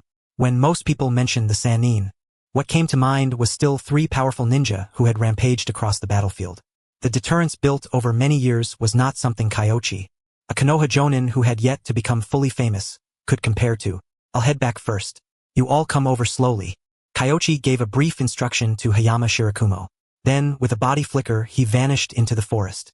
Kyoichi had not dealt with Orochimaru many times. Of the few occasions that could be counted, quite a few had been arranged by Jiraiya, who had brought them together to drink, though Kyoichi himself had not drunk a single cup. If one spoke of friendship, there truly was not much between them. There had even been one occasion of mutual scheming. However, he had to admit that at a time like this, the sense of security Orochimaru brought was simply overwhelming. One of the Sannin, with that kind of combat power, as long as Kirigakure knew of it, they would definitely have to make a decision. Otherwise, one of the Sannin, together with Kanda Kyoichi, Might Due, and the military police force could directly set out and wipe out their home base. When he saw Orochimaru, the man was drinking tea with Inoichi Yamanaka, calm and leisurely, as though everything was firmly within his grasp.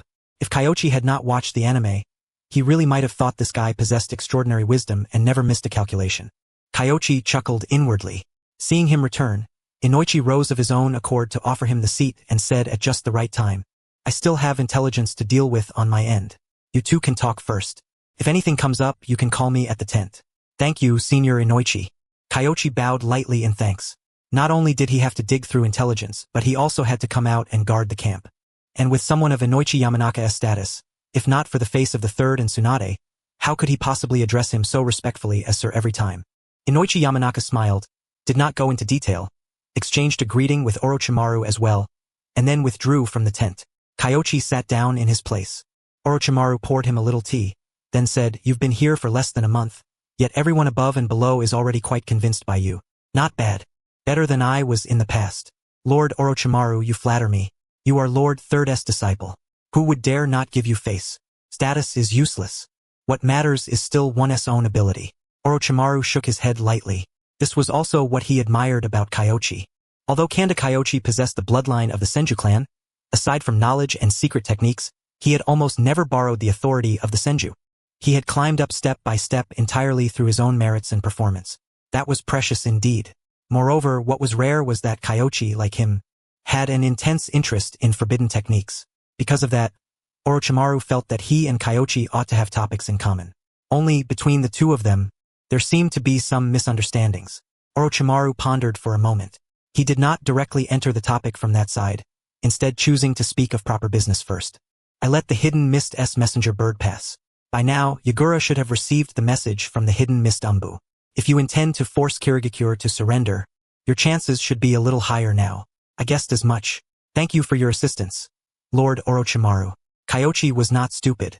He naturally understood one of Orochimaru's reasons for coming. Moreover, as soon as Orochimaru said that just now, the bird in the sky from when they had left the island earlier surfaced in his mind. At the time, he had found it strange. Their battle had been so fierce that the birds in the area should have long since flown off, yet that one had kept circling without leaving. Putting it together today, he knew that it had been one of the hidden Mist-S communication tools. He could make use of that in the future. He silently made a note of it. The two of them chatted for a while about the war on the Eastern Front. Orochimaru very much approved of Kyoichi's idea. They had to seize this moment to force Kirigakure's surrender. Otherwise, once the Great War began later on, it would probably become even harder to handle. And the chance of success was very high. He had halted his experiments and come here precisely for this matter. Orochimaru naturally had no intention of claiming credit. He was merely expressing goodwill. He was not Kyoichi's enemy. As for the matter of the Jonin exam, neither of them mentioned it, treating it only as a misunderstanding. Lord Orochimaru, is Hozuki Chikage being researched by you? Yes. I should thank you as well, Kyoichi-kun. I have always been quite curious about the Hozuki physique, and you fulfilled that wish of mine. Orochimaru let out a soft laugh. The hydrification technique, though it could not grant eternal life, its nearly immortal ability had once made Orochimaru covet it greatly. Because of that, he had wanted to study it somewhat as well. It was just that the Hozuki clan were all exceedingly slippery. In a certain sense, there were many methods that could deal with the Hozuki clan, but the problem was that the other side was fast enough. If they wholeheartedly wanted to run, they were very hard to catch. Kyoichi's case was an exception. As he spoke to this point, he took out a scroll. Written upon it were the Hozuki clan's secret techniques, physique research, and conjectures. Why give this to me? Kyoichi casually swept his eyes over it, then lost interest. Sure enough, this thing had to be paired with the right physique. For example, Kabuto had transplanted Suigetsu's cells, which was why he obtained the effects of the hydrification technique. However, transplanted cells were, in the end, not as good as the genuine article. If it was this kind of knockoff, he might as well not learn it. Clearly, Orochimaru thought the same way. So after finishing his research, his interest in Hozuki Chikage had waned. It seems Kyoichi-kun is not interested in this. Orochimaru smiled, then said, in that case, are you interested in Hashirama cells? Hashirama cells? Kyoichi frowned. Was Orochimaru planning to come at him openly now? This was different from the original. Your grandmother was somewhat closer to Lord Second, but at the root of it, she was still of the Senju line. According to my research, you should be able to fuse very well with Hashirama cells and obtain powerful regenerative abilities and the wood release secret techniques. Orochimaru spoke. You can get your hands on them? Was he planning to coax him into becoming a test subject? Kyoichi pondered inwardly. I can. Are you interested, Kyoichi-kun? Not interested. Orochimaru froze for a moment, clearly not having expected Kyoichi to say that. After a long while, he returned to his calm demeanor. Not easy to fool at all. Orochimaru did not agonize over it for long. His fervor for Hashirama cells had already cooled quite a bit, because he had realized that while the stuff was useful, he himself would probably have a hard time making use of it. Trying to coax Kyoichi into taking the bait was merely born of a researcher's curiosity. Of course, he still wanted to know. Kyoichi-kun, may I ask the reason? Simple. I've read some related records in books. They weren't complete, but after piecing things together and making a few guesses, I believe the First Lord S would release and his ability to heal without weaving signs may have been connected to his life force. Kyoichi said. Orochimaru sank into thought. The first Hokage S would release was connected to life force? It was not impossible. Is there more? Don't worry. I'm only asking out of curiosity. Besides, I can trade some of my own research for yours. Orochimaru was quite serious. He had genuinely become interested. Would release life force. This was something he had never considered at all. Simply put, the First Lord S would release incorporated life force, which is why it was so powerful. Even if an ordinary person transplanted his cells, unless he was willing to expend his life force, his would release would amount to nothing special. It would be better to cut it down with a single sword strike. Kyoichi did not hide his thoughts. Orochimaru fell into contemplation. The fact that healing without signs affected lifespan was something he had considered. The reason he had lost interest in Hashirama cells was also because he had taken into account that the first Hokage had died young as well. After transplantation, there might be issues such as healing that could not be controlled, or excessive growth devouring the host's own body. As for wood release, he truly had not thought that deeply about it. So, there was another layer to it. As for Kyoichi, it was not that he had no interest in Hashirama cells. He simply felt that Orochimaru's source was improper and far too unreliable. If he accepted them, he would gain nothing but a weakness for someone else to hold over him. If he worked on Tsunade's side for a while, it was not necessarily impossible to obtain them. There was no need to take that risk.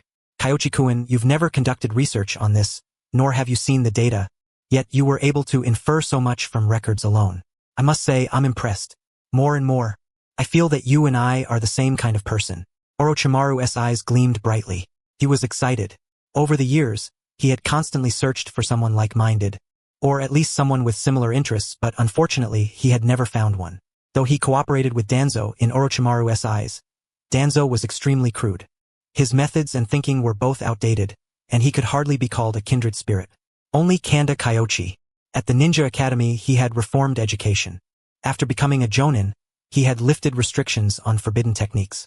These were things Orochimaru himself had once wanted to do, though he had later changed his mind. Still, that did not stop him from appreciating Kyoichi's actions. Kyoichi had a feeling. Orochimaru had come here perhaps only incidentally to deal with Kirigakure. More than that, he probably wanted to lure him into becoming his assistant, just like Kabuto. Unfortunately, Kyoichi had a system.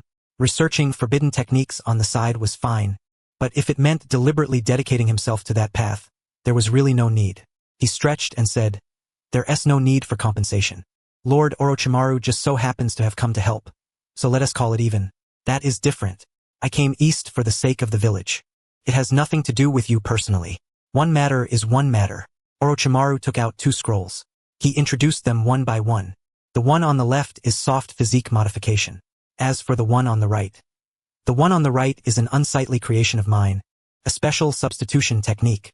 It is very useful, but if you take it, Kyoichi-kun, you will probably still need to research it yourself. Orochimaru style substitution technique? That was indeed a good thing. However, while it was useful, it consumed a great deal of chakra and likely involved quite a bit of body modification. As for soft physique modification, forget it. If it was free, there was no reason not to take it. Kyoichi reached out and took the soft physique modification. Orochimaru was slightly disappointed. He had thought Kyoichi would be interested in the Orochimaru-style substitution technique. After all, it was an entirely new technique, whereas soft physique modification was something he might be able to work out himself after studying it a little. Lord Orochimaru, you may have misunderstood me a bit. I've always been the kind of person who only researches things that are useful. I'm not very interested in things that aren't. Kyoichi offered an explanation.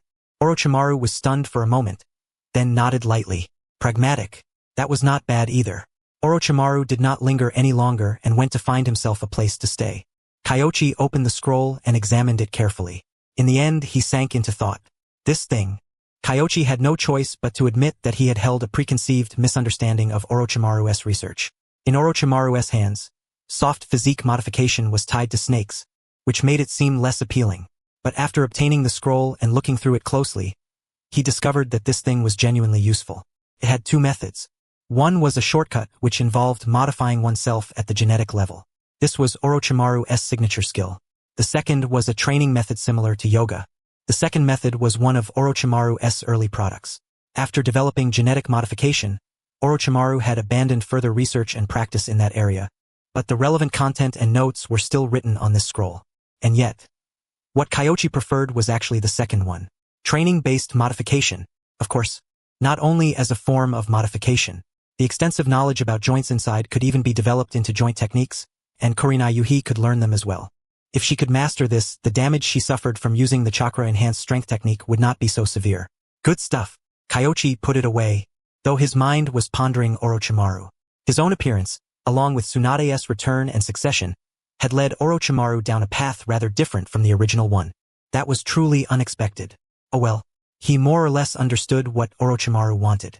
If the timing was right, he could consider revealing some knowledge to him. For now, the key issue was still Kirigakure. With Orochimaru's help, this trip might become much simpler. However, when the time came for negotiations and haggling, it would still be a troublesome affair. As for the specific terms, he would discuss them later with Inoichi and Orochimaru. Hopefully, Kumogakure and Iwagakure would move a little more slowly. As Kyoichi thought of this, a thought suddenly flashed through his mind. Kirigakure must also be using umbu birds to communicate information from Kumogakure and Iwagakure. Wouldn't he killing those birds solve the problem? Kirigakure, Yagura had returned again. He often came back to the village, but the reasons for his returns over the past few days had been the most absurd. The first time was because the 7 ninja swordsmen had been wiped out, and this time it was because of a threat. He had no choice but to come back and ask about surrender. He did not go to find the Mizukage. The third Mizukage was gravely ill. It had already been difficult for him to hold on and come over before, and since they had not yet made a final decision, Yagura first went to discuss it with another person. Elder Genji. Yagura, what is it this time? As for reconciliation, our Council of Elders is still discussing it. We need a few more days. There's no time. What? Elder Genji froze for a moment, not immediately understanding what Yagura meant. But soon after, he quickly came to his senses. There must have been some new development on the front line. Otherwise, Yagura would not be acting like this. What happened? Kanda Kyoichi brought people to force our surrender. Also, Orochimaru has left Konoha. Yagura simply stated 2 pieces of information. Kanda Kyoichi brought people to force our surrender, and even Orochimaru has left Konoha? Genji was stunned for several seconds. Konoha was far too assertive this year.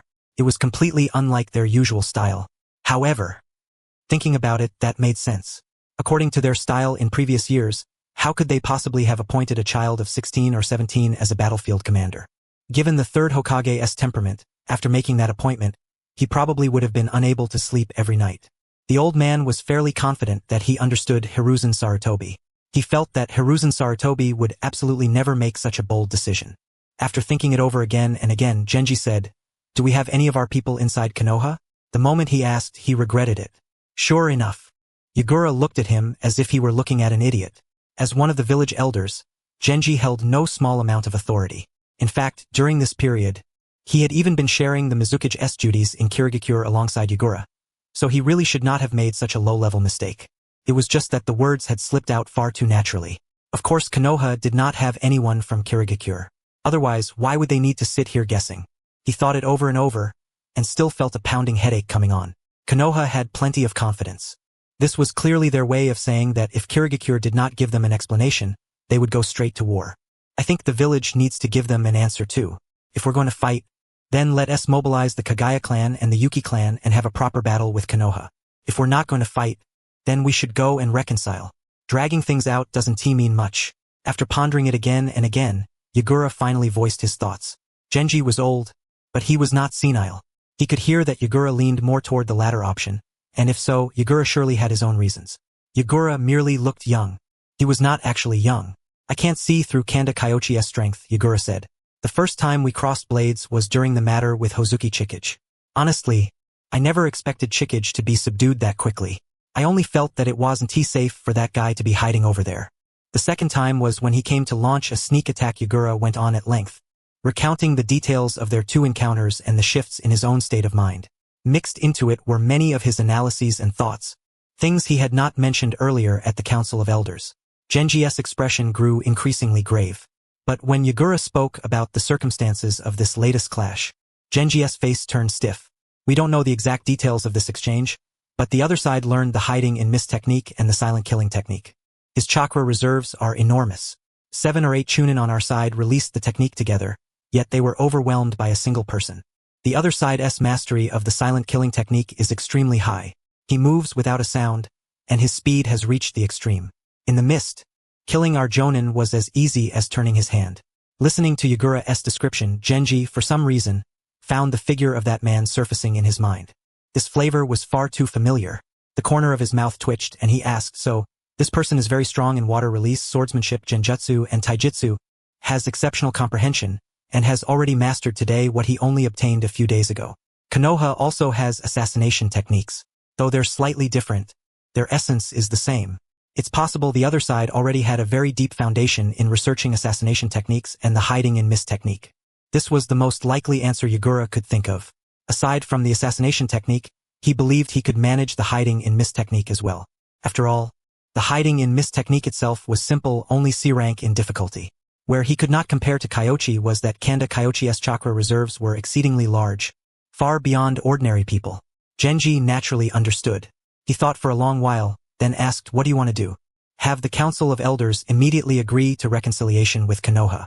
Find a way to exchange Jinpachi Munashi and the 6 blades back, and ask Konoha not to spread the hiding in mist technique." Yagura had already thought it through. Right now, they were being restrained by Konoha in too many ways, and they simply did not have much standing to bargain with them. Putting everything else aside, just the hiding in mist technique being made public was something Kirigakure could not endure. That was their very livelihood. I fear they won't be willing. After all, those clans very much want to profit from the war. If they don't agree, then let them solve the problem. Or let us eliminate them, Yagura said coldly. Genji's head ached terribly. What made Kirigakure different from Konoha was that although both villages had many clans, over here, the large and small clans held far greater power. For instance, the Kagaya clan and the Yuki clan often refused to obey the village's orders. In fact, the clan lands of those two clans were not even inside Kirigakure. Other clans had similar issues as well. Compared to them, even the Hozuki clan counted as obedient and loyal. If they followed Yagura's idea, he feared a great many people would die. At that moment, Genji could understand how the third Hokage felt. This truly was a matter where handling it was wrong, yet not handling it was wrong as well. I will have them give an answer within today. This decrepit old face of mine is still something they must acknowledge. Thank you, Elder Genji. Genji nodded lightly, then went to call someone. This face those clan elders would give it whether they wanted to or not. The hiding in mist technique. Not bad. Our bargaining chips have increased by one more. For now, that's all. Kyoichi laid out their side's bargaining chips in front of Orochimaru and Inoichi Yamanaka. Inoichi Yamanaka was pondering what benefits they should ask for, while Orochimaru thought for a second or two, then raised his head and asked, "Your idea is that you hope Kirigakure will send troops to deal with Kimogakure, isn't it?" That thought has crossed my mind. Kyoichi did not hide it. He did indeed have that intention. Orochimaru stared at the map for several seconds, then said, "Improper. That is not a condition we should be the ones to raise." Kyoichi thought for a moment. He vaguely grasped something, but for a while he could not catch hold of the key point. Inoichi Yamanaka, however, understood. He smiled and said, "Kyoichi, you may not know Kirigakure all that deeply. That village's clan roots are even more, well, entrenched than Konoha's. The Mizukage may not necessarily be able to decide everything. Clans?" A flash of insight sparked through Kyoichi's mind. He understood, so it was Eastern Wu under Sun 100,000.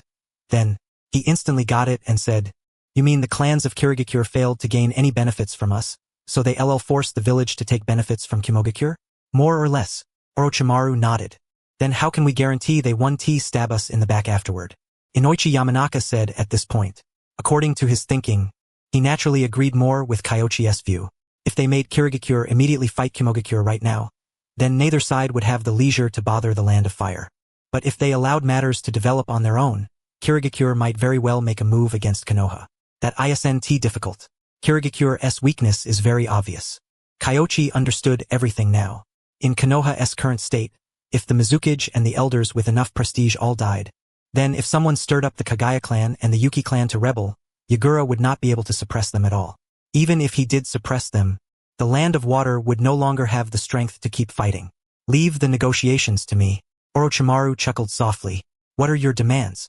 Although those clans will coerce them, at most we simply won't bring it up proactively. We still need to express some stance. Samahata, the Thunder Swords, and the Kubikirabocho cannot be returned," Kyoichi said. Very well, Orochimaru did not hesitate. This condition was broad enough that he could fight for a great deal of benefit.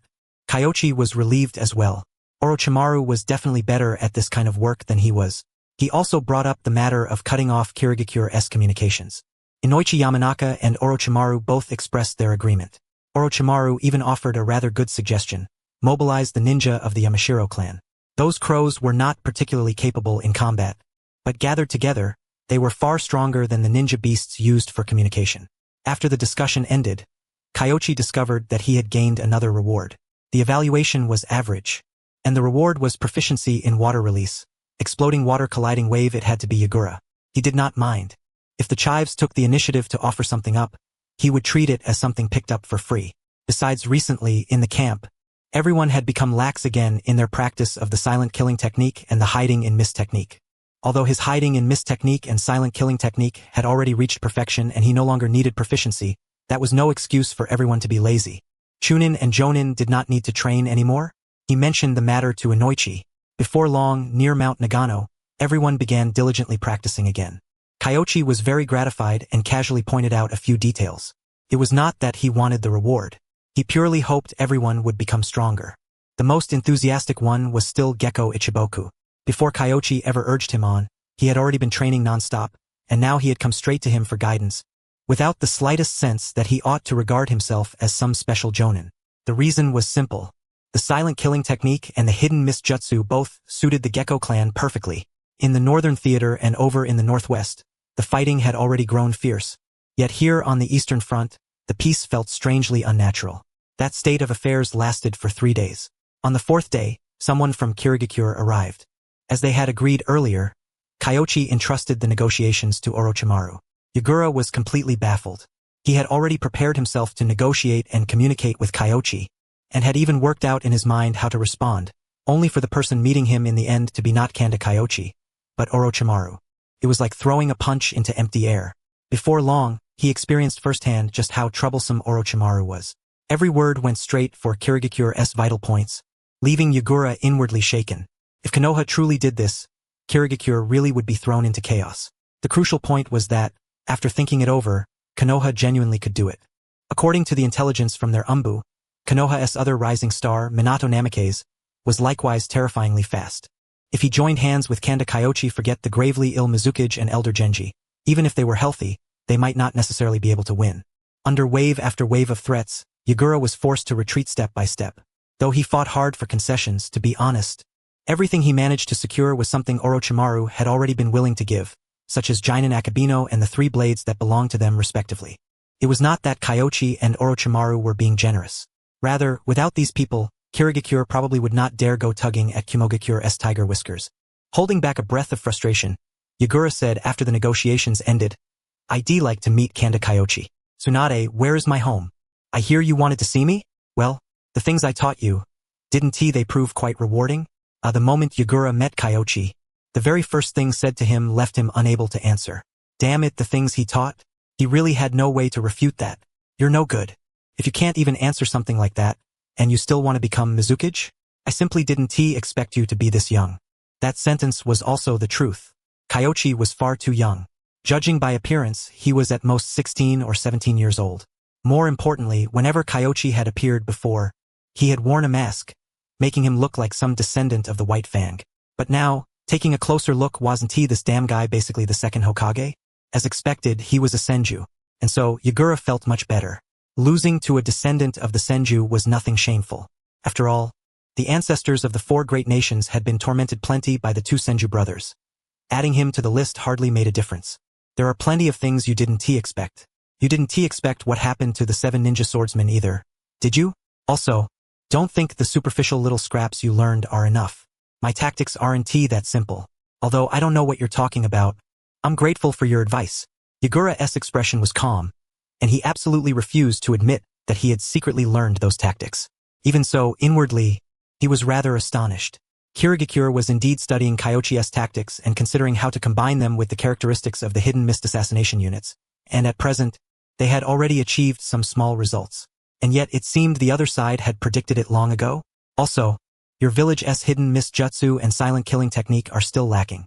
There are a lot of details you haven't paid attention to. When you go back, you'll need to keep researching them. You absolutely must not grow complacent.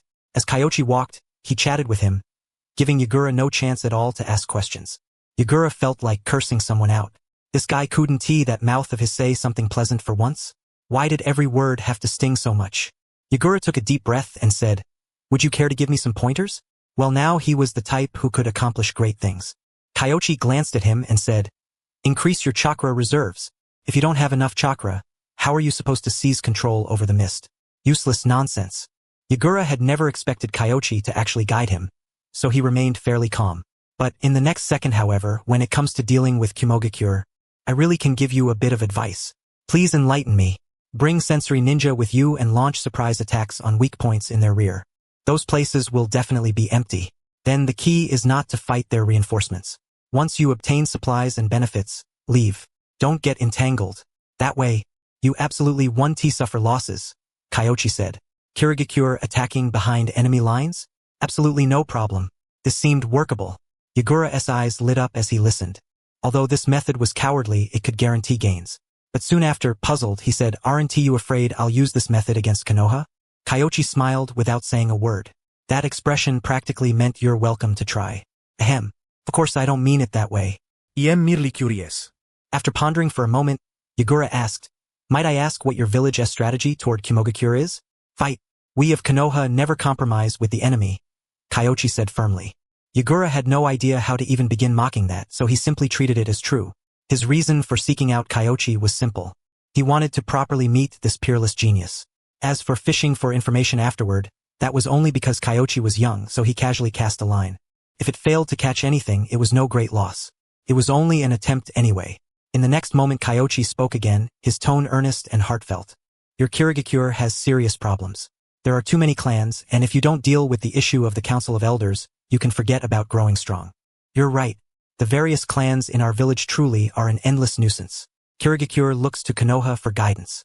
Might you be willing to impart some experience? Simple. Have you seen our village's Uchiha? Give them the duties of the military police force, and they'll be unable to form good relationships with the people of the village. Isolate them step by step and in the end, push them completely onto the opposing side. Then wipe them out. Kyoichi chopped down with a knife hand, killing intent spilling everywhere. Yagura was stunned for a long while. To be honest, this plan really did sound rather plausible. So the Uchiha's military police force was not an honor, but a conspiracy carefully planned by Konoha? To be honest, he did not believe it. Who in the ninja world did not know the strength of the Uchiha? Even cutting off one's own wrist to survive was not done like that. However, it also felt like there was the tiniest bit of possibility. Because as far as he knew, the Uchiha did indeed seem to be isolated within Konoha. As for elders, the two great advisors of our village have both stepped down.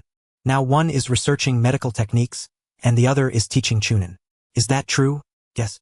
Or, Kirigakure can have its Umbu investigate. Kyoichi smiled and left, while Yagura was left tangled in his thoughts. Guess? Guess my ass. What did you say to him? Orochimaru was very curious.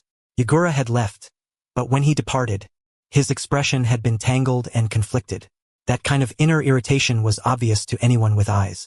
Nothing much. I merely told them that a village shouldn't have that many voices. Just like how our village's advisors have stepped down, and how we plan to wipe out the Uchiha afterward. Ah? Ha ha ha ha. As expected of you, Kyoichi-kun. Orochimaru froze for a moment, then let out several soft laughs. This really was Konoha had two attitudes toward the Uchiha. The third believed they should learn from the second and divide them while absorbing them. Danzo, on the other hand, believed they should learn from the second and continue suppressing them, even to the point of wiping out the Uchiha. Judging from outward appearances, both possibilities existed. As for the two advisors, Orochimaru had naturally also heard about the transfers of Koharu Udatane and Hamura Mitokado. Even if Kirigakure risked death to send people to investigate, the results they obtained would only be these. Truth and falsehood were truly difficult to distinguish. The most fatal part was this: regardless of whether Yagura believed it or not, Kyoichi's words really did contain a few points of reason. It was not just random advice. If that were not the case, Danzo would not have been able to gain so many supporters. And besides, what Orochimaru did not know was that, aside from the Council of Elders, Kirigakure had done exactly that in the anime. Kyoichi could imagine it. Right now, Yagura definitely wasn't getting any sleep. The Eastern Front had reached a settlement. However, they still couldn't withdraw their people, because Kirigakure's compensation had yet to arrive. Since they had not openly demanded that Kirigakure attack Kimogakure, Orochimaru had asked for a mountain of compensation instead. Jinpachi Minashi and the other two had already been released and sent back, but those three swords were still on Kyoichi's side. If Kirigakure did not pay, Kyoichi would not hand over the remaining goods. This time, Kirigakure was very straightforward. In only 2 days, their ship arrived on the coast of the Land of Fire. A huge pile of explosive tags. Explosive tags were difficult to produce, and output had never been high. In peacetime, that was still manageable. But Konoha had already gone through a war with Sunagakure, had rested for only 1 year, and then immediately gone to war again. Where would they have any stockpiles left? Next came ninja tools, medicinal herbs, and so on. Although there were no ninjutsu scrolls or the like, these things alone were already worth a fortune, enough to relieve Konoha's most urgent crisis for the moment. After the supplies were delivered, Orochimaru took a group of people and a portion of the supplies north. The guard unit remained behind to hold the eastern front. Kyoichi, meanwhile, was ordered to bring the remaining portion back to Konoha. On the way back, Asuma asked in a low voice, "Sensei, why aren't we going straight north to support Minato-sensei and the others? Why do kids have so many questions?" Kyoichi snapped irritably. In truth, he did not know the reason either, but those were the orders. He had privately asked Tsunade. Tsunade's meaning had been strangely cryptic. Don't tell me you don't want to go back? That was a fatal question. A woman's thoughts were not something Kyoichi wanted to guess at. Asuma only ended up embarrassing himself. Still, Asuma at this age had one good point. His train of thought jumped around rather easily and he quickly forgot about the matter, his mind turning instead to weapons. In this battle, he had realized that simple kunai could no longer satisfy the demands of combat. He needed a weapon that could work together with Flying Swallow. But Asuma did not want to ask the third Hokage either, so for the moment, he fell into a state of conflict. How could Kyoichi not know what he was thinking? At this point in time, Kyoichi understood even better than Asuma himself what kind of weapon suited him. As for chakra metal, with material and properties as excellent as the Kubikurabocho's, it would be an absolute waste not to use them. While he was at it, he could forge a sword for Shisui too. In any case, it was material that had cost him nothing. Once they were near Konoha, Kyoichi glanced behind him. Inoichi Yamanaka was leading the others and still running behind them, but with a whole pile of supplies to escort, how could their speed possibly be fast? Might Due and Might Guy, father and son, had already launched their extreme limit challenge of sprinting back to Konoha in one breath earlier. By now, they were either already home or in the hospital. If he kept following along with the group, when would he ever get home? Kyoichi went to discuss it with Inoichi Yamanaka. Inoichi Yamanaka agreed. There were basically no enemies around here, and with the Hyuga clan providing protection, even spies could forget about getting close. There was no need for such an exaggerated defensive formation. After that, they dashed all the way forward, and in only half an hour, he brought Asuma and the others back to Konoha. Everyone go home and let your families know you're safe. The next mission still isn't clear for now, but none of you are to stop training. Understood? When Kyoichi said this, he looked especially at Shisui. Shisui understood. He had awakened the Sharingan, but his use of it was still far from refined. This period was perfect for reading the clan's books, quietly practicing, and adapting, so that when the time truly came to use it, he would not find himself unable to adjust to the Sharingan's power. After saying goodbye to the three children, Kyoichi hurried home. That Tsunade, calling him back. What exactly was going on? Kyoichi found it very strange. Could it be that he had rendered great service? His reputation had now spread far overseas, and Tsunade was afraid he would die on the battlefield? Surely not. Or perhaps Tsunade had finished researching no hand seal healing. Kyoichi thought of a possibility. That really was not impossible. Judging by Orochimaru's attitude, he was clearly no longer interested in Hashirama cells, so naturally, he would no longer value the old data either. Tsunade's side might have obtained a copy as well. With data on Hashirama cells, Tsunade's research into no hand seal healing would be twice as effective with half the effort. He did not think further and used body flicker the whole way. 1 minute later, he had arrived home from the village entrance. However, when he saw where his house was supposed to be, Kyoichi stood frozen for a long while. What the hell? Where's my house? He was stunned for several seconds. Then he saw Shizune open the front gate and poke her head out. Lord Kyoichi, welcome home. Shizune, during the few days I was gone, what happened to my estate? Kyoichi went numb. This could not be called renovation. Could only be said that it was completely different. The entire outer wall had clearly been knocked down and rebuilt. After walking inside, he found that the courtyard had also been redone, with a small pond added in the middle. It was indeed rather elegant, but the shape of that pond looked a lot like it had been remodeled from a fist-shaped crater. Minato, I wasn't the one who screwed you over. Ahem, your house was a little old and in disrepair, so I fixed it up a bit. No need to thank me. Kyoichi was expressionless. Do I look like I believe you? Tsunade gave an awkward little cough. This explanation did indeed seem rather hard to believe, but she looked left and right and found no obvious flaws exposed. Kyoichi sighed. The shape of this pond is a little too coincidental. That makes sense. Tsunade took a closer look, then nodded in agreement. I'll pay attention next time. There's going to be a next time? Kyoichi was shocked. Tsunade really was filled with self-awareness in the worst possible way, without even bothering to hide it. However, he was too lazy to argue. Although Kyoichi had inherited his predecessor's memories, he honestly did not have much attachment to the courtyard. If it was changed, then it was changed. He was merely a little shocked by Tsunade's ability to smash walls and wreak destruction. He entered the house and saw that there were no real changes inside. So, Shizune, what exactly happened? Lady Tsunade and Lady Kushina. Ahem, it was nothing. It's just that while I was teaching her some techniques, there was a little accident, so the courtyard collapsed. Tsunade explained softly. Kyoichi turned around and fell silent once more.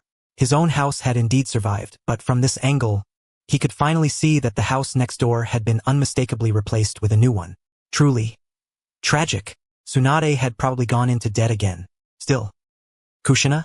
Kyoichi had actually forgotten about this descendant of the Uzumaki clan. It seemed that after Tsunade returned, she had also taught her things like the Yin seal, but teaching her chakra-enhanced strength. Wasn't he that just setting up Minato Namikaze for disaster? Kyoichi silently lit a candle for Minato in his heart, then stopped dwelling on the house. In any case, compensation was Tsunade's problem and had nothing to do with him whatsoever. Tsunade glanced at Shizune. Shizune tactfully left without lingering around. At this moment, Kyoichi also briefly looked through part of Tsunade's recent notes and asked, "Sister Tsunade, did your forbidden technique succeed?" "More or less. I had you come back this time for 2 reasons. One is to teach you the forbidden technique, and the other is that I have an idea and want your help. I've already greeted the old man about it, and he agreed." Tsunade sat down, her expression turning serious. This was proper business. Kyoichi nodded, signaling for her to continue. "I've seen your battle results on the Eastern Front. I want to go into your performance and all that. The main thing is, I was wondering whether these tactics could be popularized among the Umbu, to make the Umbu-S methods more diverse." Tsunade said. Kyoichi pondered for a moment. That wasn't really a problem. But after thinking about it for a moment, he felt a faint chill creep up his spine the more he considered it. The Umbu, if this were just an ordinary rollout, would she really need him to come back himself? The way Tsunade put it, why did it feel like she wanted him to take over the Umbu? "What exactly do you mean?" "I want you to train a group of Umbu ninja. If the results are good, then later on, the Umbu will be handed over to you. You'll be responsible for some of the Umbu-S planning." Tsunade was perfectly direct. Kyoichi froze for a moment after hearing that. So that really was it. The Umbu of every ninja village held no small amount of authority. In Konoha, they might not stand above the Hokage, but when it came to many external affairs, the Umbu were the ones in charge. Danzo had once overseen the Umbu as a whole. It was only in recent years that his authority had been divided up, after which he established the Root organization on his own. But if Kyoichi became the Umbu commander-in-chief, then whether or not manpower was supplied to Root would be up to Kyoichi. The crucial point was, this seemed like another chance to fleece some wool, because most of those who could enter the Umbu were talented people. Kakashi and Itachi had both served in the Umbu before. However, he then thought of the squad he still had to lead.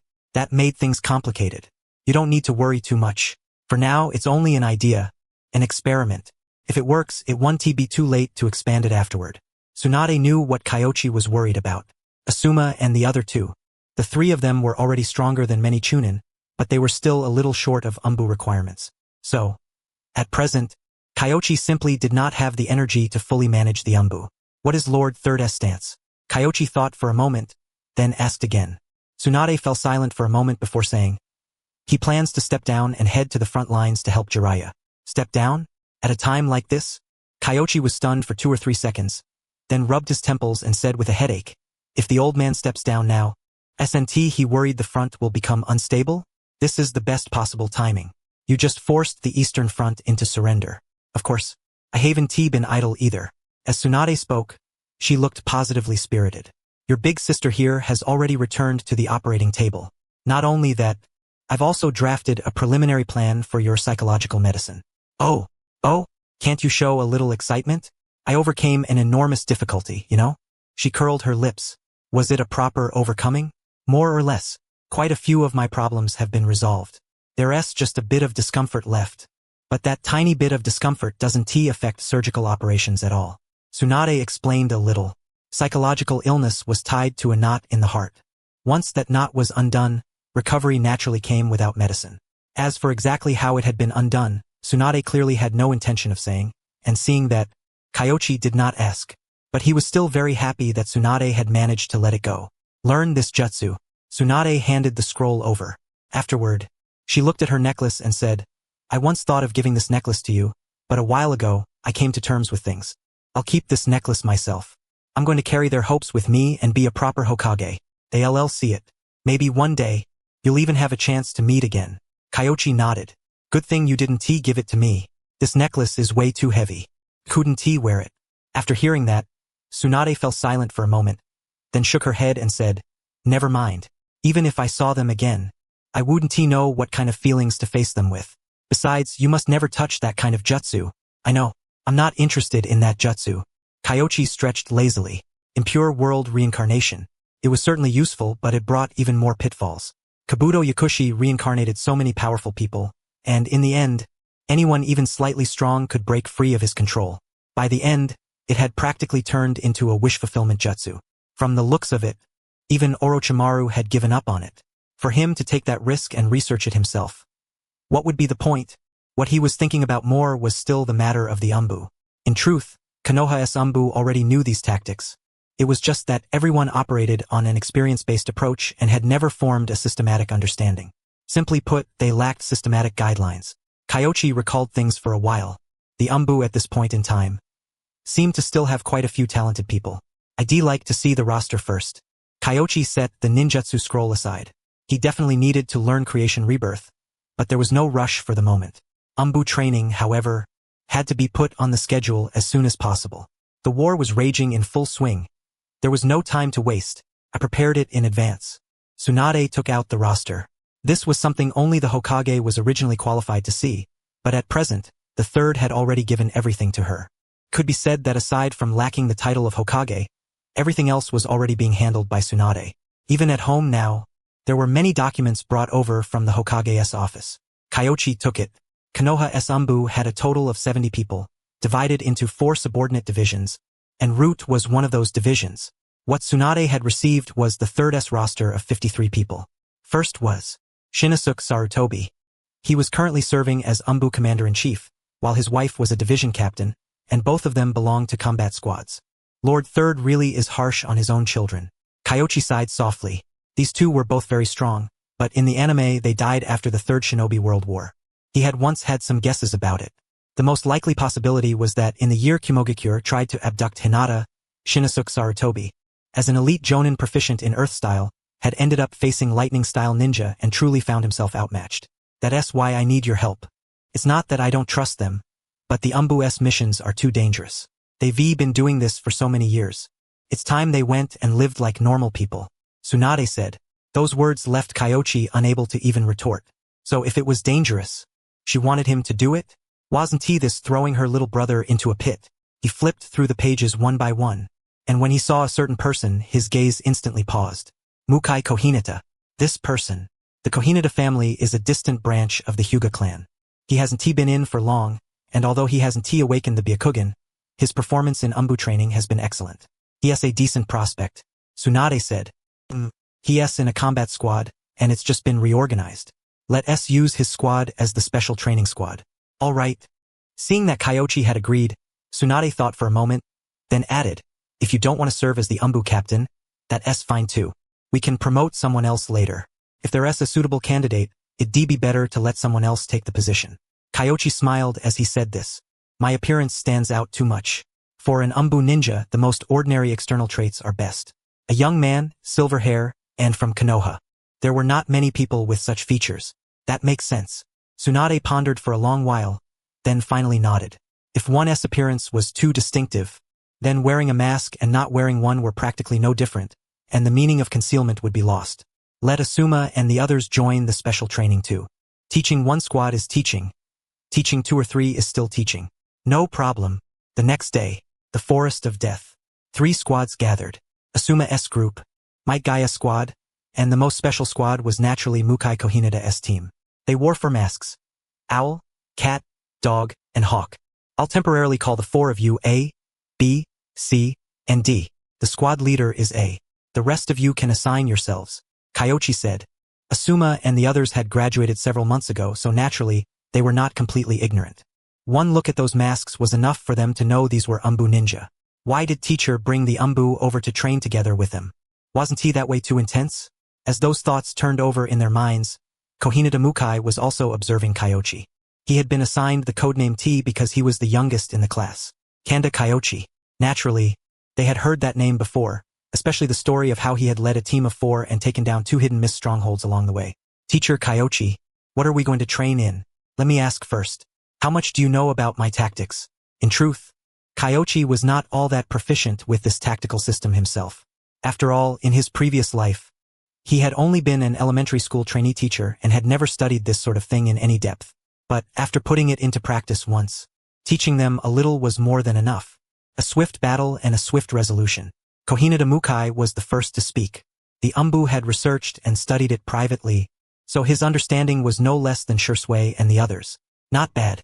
Ending things quickly is important, but how do you compare to the 7 ninja swordsmen? Kohinada Mukai shook his head. A swift battle and a swift resolution are certainly important, but the most crucial thing isn't strength. The one beside them, Fukuro, spoke up. Kyoichi glanced at him. Of course he knew this guy's identity. An old acquaintance, Gekko Kazuki. This old fox. He had listened to one class before, and now he was showing off here. Huh? Why not have him teach, then? Gekko Kazuki was the captain of this class. But the class had previously suffered heavy personnel losses. Its members had only just been transferred in and reorganized, and Kohinada Mukai was even a newly joined member. Well, ahem. Lord Kyoichi, you must be joking. How could I possibly do that? Training only in the gentle fist is a dead end. Gekko Kazuki gave an awkward laugh. He had disguised his voice, but from Kyoichi's attitude, he knew his identity had already been seen through. There are many reasons I pulled your squad over here. One of them is that you've only just been reorganized and haven't gone through the Umbu's systematic training. Kyoichi did not explain in detail, but anyone capable of entering the Umbu would certainly understand what he meant. As for Asuma and the others, they were merely auditing students to begin with. There was no need to take special care of them. They could understand however much they were able to. Kyoichi paused, then said, your group has a relatively complete range of chakra natures. Next, I have a requirement. First, every one of you must master the hidden mist jutsu and gain the ability to fight using silent killing. Yes, sir. Gekko Kazuki nodded. In this group, only he knew the hidden mist jutsu, but getting everyone accustomed to fighting in the mist would not be difficult. They simply needed to coordinate more and train. As for this jutsu, you're responsible for learning it. Kyoichi took out a ninjutsu scroll. It was the Earth Spear scroll he had written, and the ninja he gave it to was Sarutobi Hiroki. Though he was not the 3rd Hokage's son, he was still a ninja of the Sarutobi clan who specialized in Earth Release. Kohinada Mukai's eyes gradually brightened. Earth Spear. Unless they ran into a lightning release ninja, it was practically an excellent combination for assassination. These are some techniques I've summarized for the body flicker technique and assassination arts. This is the first activation of the 7 heavens breathing method. Kyoichi took out scroll after scroll. Everyone was dumbfounded. Kohinada Mukai stole a glance, and his heart was filled with shock.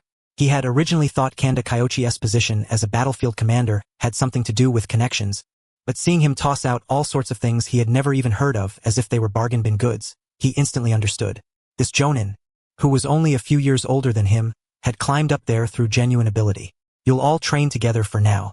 Aside from the Umbu, learning the first activation will be voluntary. Kyoichi spoke calmly. The 7 heavens breathing method only had the first activation, but it was considerably stronger than the breathing activation technique. This Umbu squad would definitely have to learn it. Yes, sir. Everyone answered. And so, for the entire day, they studied the 7 heavens breathing method. Kyoichi observed in secret. He vaguely remembered that this Kohinada Mukai seemed to have awakened the Byakugan. The Kohinada clan had split off from the Hyuga clan very early on, so logically speaking, awakening it should have been nearly impossible. But just as Kazumitsuri Moegi could awaken would release, even after generations of intermarried bloodlines, awakening it was still possible. And so, after secretly observing him, the next day, following a round of tests, Kyoichi had them continue training. Then, come with me. Yes, sir.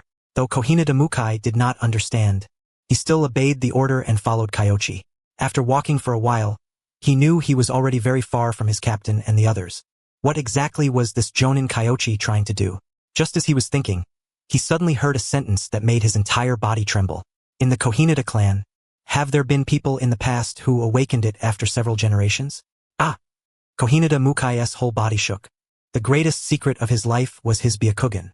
When he had joined the Umbu before, even Lord Third had not discovered it. Yet this man before him, how could he? He did not understand, and panic surged through his heart. As expected, like me, you also awakened something after several generations. Kyoichi spoke calmly. I don't understand what you mean, my lord, Kohinada Mukai said. You mastered the 7 heavens breathing method in a single day. First, you've never learned the breathing activation technique or the 8 gates. Second, you've never studied medical ninjutsu. In that case, there's only one explanation. You understand the human body's chakra network extremely well. Kyoichi spoke in an even tone. Mukai raised his head, and the Nico mask froze in place. Though his expression could not be seen, He must have been shocked and regretful at that moment. And at that very moment, he had already activated the Byakugan. Only one eye, but it was enough to use the gentle fist and 8 trigrams palm. The stance he now assumed was precisely the Hyuga clan's opening posture. Kyoichi said nothing, watching him with indifferent eyes. After a long while, Mukai lowered his hands in defeat. I'm no match for you. I thought that if I trained quickly, I might earn praise. I never imagined it would expose my secret instead. How unwilling I feel. The branch family's curse is going to fall upon the Konoha clan. Drop after drop of tears flowed down from beneath the mask. Kyoichi remained silent. He looked at Konoha Mukai for several seconds, and fragments of memory gradually resurfaced in his mind. Do you hate the Hyuga? Who wouldn't he hate them? I may not be a member of the branch family, but why should people outside the main house be branded with a mark of shame and serve the main house like slaves? Mukai said through gritted teeth. Kyoichi sighed. The conflict between the Hyuga main house and branch family was something every Konoha Jonin knew about. It was different from the Uchiha. The Hyuga clan was very obedient, and Konoha had no reason to move against them. Even for him, it would be very difficult to intervene. After thinking for a moment, he said, "Take off your mask." "Yes, sir." Mukai removed his mask. He was only 1 or 2 years younger than Kyoichi. At this moment, his left eye was clearly the Byakugan, while his right eye was a normal eye. In your clan, are there many people like you? Only me. As you can see, even I only have one eye, Mukai said. Kyoichi nodded. Have you ever betrayed the village? What? Mukai froze for a moment, then fell silent for several seconds before shaking his head and saying, I once considered selling intelligence to another village after I became stronger, but I haven't done it yet. At this point, he had simply given up on hiding anything. After all, concealing the Byakugan, hating the Hyuga clan, and harboring dissatisfaction toward Konoha were more than enough to give him a motive to sell intelligence. Even if he did not confess, he would likely be interrogated by the torture and interrogation force and the Yamanaka clan. He did not want to endure that kind of torment. I'll have Inoichi Yamanaka check. If it's true, I'll help you. After Kyoichi finished speaking, he left with the body flicker technique. Mukai's expression went blank. He had already prepared himself to commit suicide, yet Kyoichi had not killed him. Instead, he said he would help him. This. Why? He could not quite understand. Mukai knew very well that Kanda Kyoichi's strength was undoubtedly terrifying, and killing him would be as easy as turning over his hand. Kyoichi truly left without even looking back. He slipped the kunai back into his ninja tool pouch, put on his mask and followed after him in confusion. Still, he was deeply curious about what Kyoichi had meant by helping him. Helping him cover it up? You want him to learn the reverse 4-symbol sealing, and use that in exchange for the Hyuga clan not placing the caged bird seal on him? Tsunade frowned. Why? The Konoha are a small family. Honestly, they can barely even be called a clan. They're just a household that branched off several generations ago.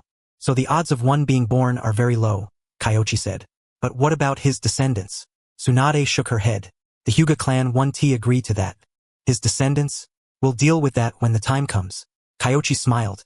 Tsunade froze for a moment. Did that mean Kyoichi might make a move against the Hyuga clan in the future? She thought it over. It actually might work. The Hyuga clan's conflict lay between the main family and the branch family. But in truth, the ones who served Konoha as its real backbone were not the main family, but the branch family. If they could avoid the Hyuga main family choosing mutual destruction, then removing the caged bird seal would not cause much damage to Konoha's strength. The only issue was how to prevent the Byakugan from being stolen by the enemy. She scratched at her hair. That brat had gone and handed her another impossible problem.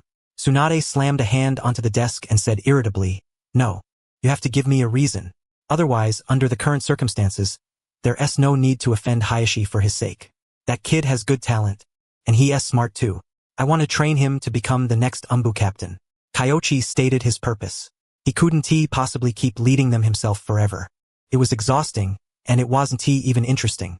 That answer. Tsunade was speechless for a while. Way too real. Still, it was only because he treated her as one of his own that Kyoichi would say something like that. Tsunade understood that as well, so after taking a deep breath, she said, Konoha does have that jutsu, but he has to earn merit first before I can find an opportunity to give it to him.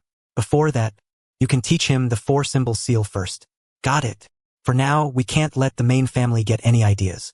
That said, Kyoichi actually felt Hayashi might not necessarily lack the desire for reform. After Hinata was born, he probably never considered it again, but before Hinata, he should have had some thoughts on the matter. Because Hayashi and Hisashi, those twin brothers, had once truly been close. After children entered the picture, though, everything became completely different. People's hearts always change. The next day, Kyoichi did not tell Mukai the result directly. Instead, he secretly found Inoichi Yamanaka and had him examine Kohinata Mukai in the shadows. After spending half a day on it, they confirmed Mukai had not had time to betray them. Only then did Kyoichi tell him the outcome. Mukai was wild with joy. He had never imagined there was such a jutsu. If that was the case, then he really could avoid the Hyuga clan's attempts to make things difficult for him. Thank you, Lord Kyoichi. He knelt on the ground and thanked him. This result was already more than good enough. He had originally thought he would either have to seal away his Byakugan or accept the caged bird seal, never imagining there would be a third path. What more could he possibly demand? Children, whether they would even have the Byakugan in the future was still a question. No, I've always been secretly studying taijutsu and gentle fist, and I haven't really worked on ninjutsu much, Mukai said honestly. This was what most of the Hyuga clan did. Ninjutsu, kenjutsu, and genjutsu release, train them all. You only have one eye. There's no future in obsessively drilling gentle fist alone. Only by combining multiple methods can you bring out your greatest strength, Kyoichi said. One of Mukai's weaknesses was genjutsu. He did not want Tsunade to have an Umbu captain with a weakness to genjutsu. Mukai nodded. For the period after that, he kept training this Umbu squad, while the village continued to keep an eye on things as well. Half a month later, Kyoichi was training the 3 squads in taijutsu and teamwork when Tsunade brought news. Kumogakure had truly made its move. This was different from the minor skirmishes before. The ones taking action this time were A and Killer B, whose reputations in Kumogakure had been rising rapidly in recent years. It was said that the 3rd Raikage had also left Kumogakure. Of course, Orochimaru was on the northern side, so there was no need to worry too much about that. The pressure was heaviest on Jiraiya's side. The Kumogakure had moved. Could Inoki be far behind? Kyoichi knew these past few days of peaceful life were over, but he had not come out at a loss.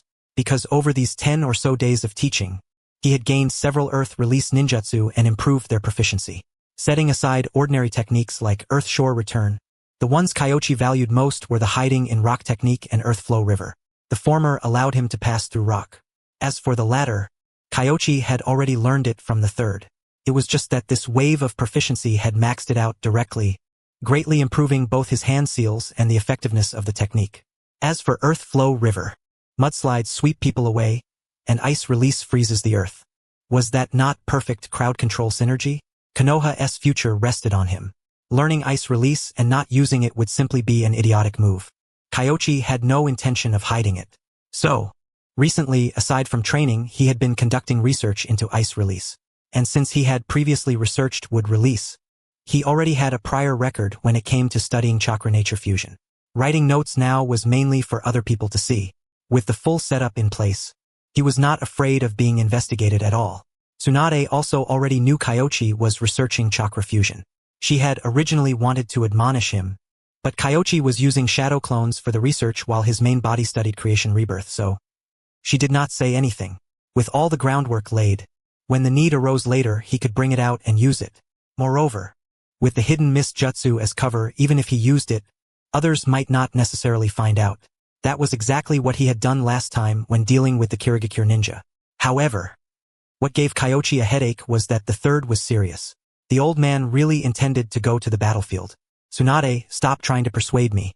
Besides, Kyoichi will be there for the operation. I only need to keep an eye on Inoki. If it truly comes down to it, I have a trump card that can deal with Inoki. Stop raising flags, old man. SNT, that trump card of yours, just the Reaper Death Seal? Kyoichi had no idea how to even roast him. It would be enough to let Kyoichi lead the team and coordinate with Jiraiya. There really was no need. We also have to guard the east, and Jiraiya and Kyoichi can't keep that man pinned down. The 3rd shook his head. What he worried about was not only the north and northwest, but also the land of water in the east and Danzo. Koharu Udatane and Hamura Mitokado had stepped down. It was hard for him to guarantee whether Danzo would cause trouble. As for Iwagakure, he would only feel at ease going there himself. In truth, he had already discussed these matters with Tsunade several times. This time, Tsunade wanted Kyoichi to help persuade him. But how was he supposed to persuade him? Everything the man said was true. The plot was different now, and Kyoichi could not guarantee Danzo would not do something desperate, so the 3rd's words really did convince him. Fine, fine. All of you get out.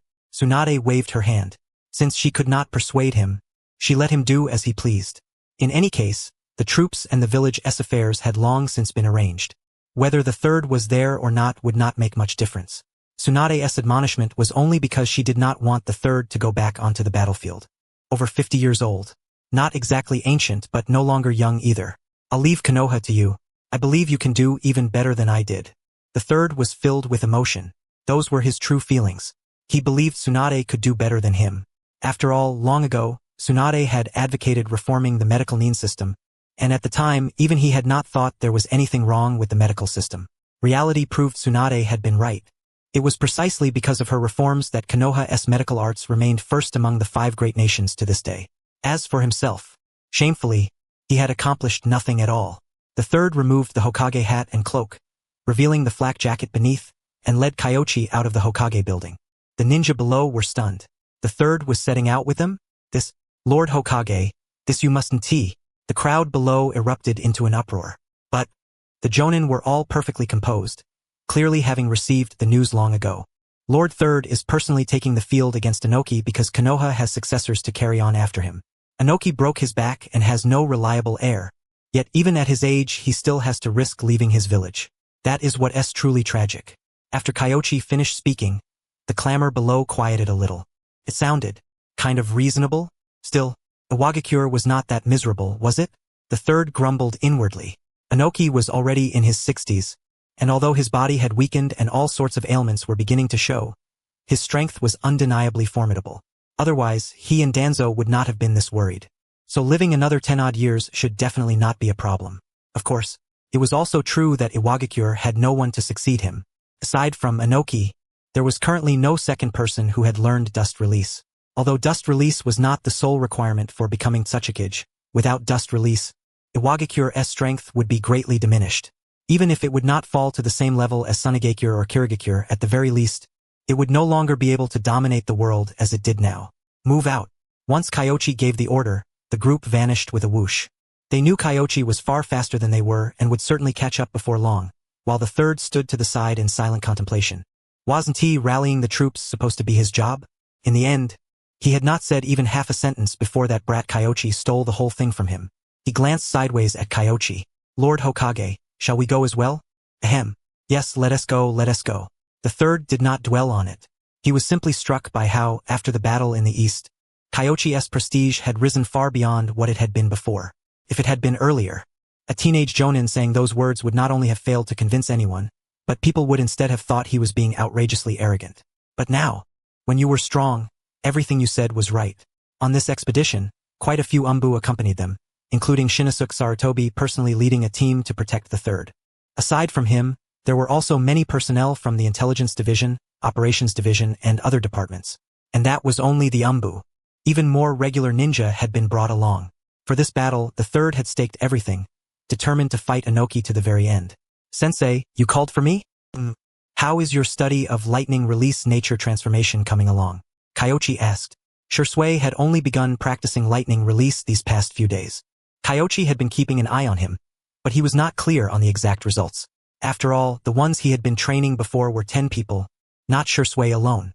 After hearing this, Shisui scratched his head and said in shame, Sensei, my talent for lightning release seems rather ordinary. Although I've grasped the lightning release chakra nature transformation, the effect isn't all that strong. That's fine. This blade is especially effective against earth release.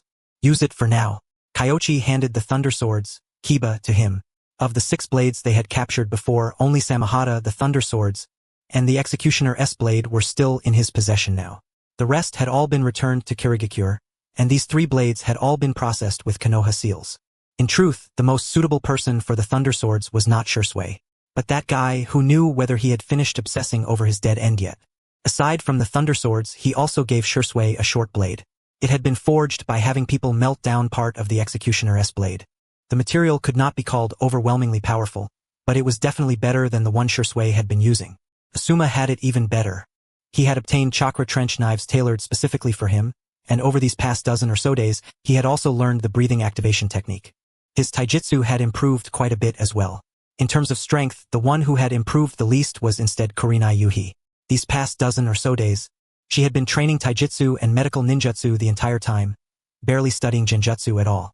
After spending so much time around Kyoichi, She gradually came to understand that while Genjutsu was useful, it could only serve as a support method. Her true trump cards would still have to be taijutsu and medical ninjutsu. She considered her talent ordinary, and beyond these three things, she had no desire to learn even more ninjutsu. Clearly, Kurenai had taken Kyoichi's poisonous motivational speech to heart. Kyoichi ran while observing them. Not counting himself, Asuma and the others were already strong enough to rival quite a few stronger Chunin squads, and all three of them had decent taijutsu. After they traveled for a while, Kyoichi took advantage of everyone's rest break to call them over. Kyoichi-sensei, I'm giving you a choice. Kyoichi's expression was grave. The Iwanin are numerous, and their strength is formidable. They're not on the same level as Kirigakure. The missions you'll face if you follow me will be extremely difficult. You can choose to carry out missions under another teacher. Sensei, what are you saying? No matter how difficult the mission is, someone has to carry it out. Even if it were someone else, they face danger all the same. We're ninja too, and we have the will to protect the village and our comrades. Asuma's Chinibyo level was off the charts. But every word came straight from his heart. Sensei, we learned a lot during these past few days of special training. We won't be unable to cooperate with you like last time. Shisui also chimed in. Last time on the island, they could not even tell direction in the mist, much less coordinate with Kyoichi's movements. This time was different. After more than 10 days of training, they were already very familiar with the hidden mist jutsu and silent killing technique. They were confident they could keep up. I said this back at the Ninja Academy too. On the battlefield, no one can protect others 100% of the time. Especially you, who only graduated not long ago. A tiny trap might be enough to take your lives. When Kyoichi reached this point, he paused, then continued, I have only one requirement. Obey orders. Yes, sir. The three answered in unison. Not far away, the third, who was resting, showed a trace of gratification and melancholy on his face. Looking at Asuma, so spirited, firm, and confident, he sighed softly and said, I am not a qualified father. Asuma will understand someday. Beside him, a masked ninja spoke. It isn't only Asuma. Toward Asuma, I failed to fulfill a father's duties. Especially with that boy. If anything, Kyoichi is more like what made Hiruzen Sarutobi the most was. Kanda Kyoichi was not even 17 years old yet. Compared to him, he truly was a failure. Shinosuke Sarutobi had nothing to say, because when it came to raising children, Hiruzen Sarutobi had indeed failed badly. Including himself, most of his upbringing had depended on the clan and his teachers. However, after following the third for so many years, he knew the reason very well. The third was too busy. The duties of Hokage had taken up all his energy. Of course, he also admitted, for all these years, the third had merely kept Konoha from declining too much. Facing such a chaotic situation, the old man seemed somewhat unequal to the task in terms of ability. He hoped the future would be different. His gaze settled on Kyoichi. Naturally, the third had chosen Tsunade, but everyone understood perfectly well why Tsunade would succeed him. So, Konoha's future lay with Kanda Kyoichi. They set out once more. On the road, Kyoichi saw the great relocation procession again. This time, they were not moving deeper into the land of fire, but heading south toward the region around Mount Kikyo, which had been affected by last year's war. There was no war there this year, making it relatively peaceful. However, up to now, according to the intelligence sent back from the front lines, Iwagakure had not directly reached the border of the land of fire. The war remained at the border of the land of grass. So, the land of fire could still be considered all right. The land of grass was different. It sat between the land of earth and the land of fire. Inoki did not dare provoke Hanzo, but he had plenty of nerve when it came to beating up the land of grass. However, Kyoichi looked over the intelligence and realized they had overlooked something. Lord Hokage, after we enter the land of grass, I'd like to take some people and investigate the area between the land of grass and the land of rain. The land of rain had remained neutral this time. The third Hokage was puzzled as to why Kyoichi wanted to go take a look over there.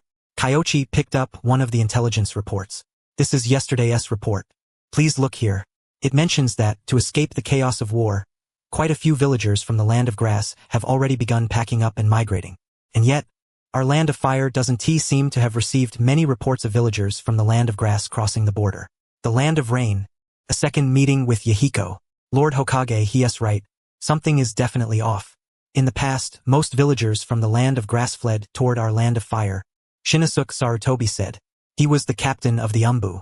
Naturally, he had studied the land of grass's past circumstances. There wasn't a single person from the land of grass who didn't want to settle in the land of fire. Unfortunately, the two nations were allies, and the land of fire could not accept too many people from the land of grass. Even so, whenever wartime came, plenty of them would try to cross the border. And yet this year they had not seen any. How strange. After Shinosuke Sarutobi read through it carefully, he also felt something was wrong. You mean? The third Hokage frowned. Beside the land of grass were the land of waterfall and the land of rain. But the villagers of the land of waterfall were rather exclusionary, and people from the land of grass generally would not go there. As for the land of rain, the environment over there was hardly good. But the land of rain did seem to be the most likely possibility. It was not as though they could have run off to the land of earth, could they? Thinking of Hanzo's neutrality, and then recalling certain events from the past, the third Hokage gradually understood. It seems Hanzo may have claimed neutrality, but he hasn't been sitting idle. Those villagers may have gone to the land of rain, the third Hokage said. Why? Shinosuke Sarutobi found it very strange. Hanzo had barely made any moves in recent years, looking as if he had simply decided to lie low and let things be. Pulling something like this now, would that not draw everyone's eyes back to him again? The third Hokage did not understand either, but Kyoichi understood in an instant. No wonder there had been that strange reward before. Sure enough, it had been wool gathered from the land of rain's sheep. Yahiko had taken his words to heart. After returning to the land of rain, he had probably thrown his lot in with Hanzo, intending to save his country by taking a roundabout path, first drawing Hanzo over to his side, then slowly working things out from there. That was not bad either. Hanzo's strength was nothing to scoff at.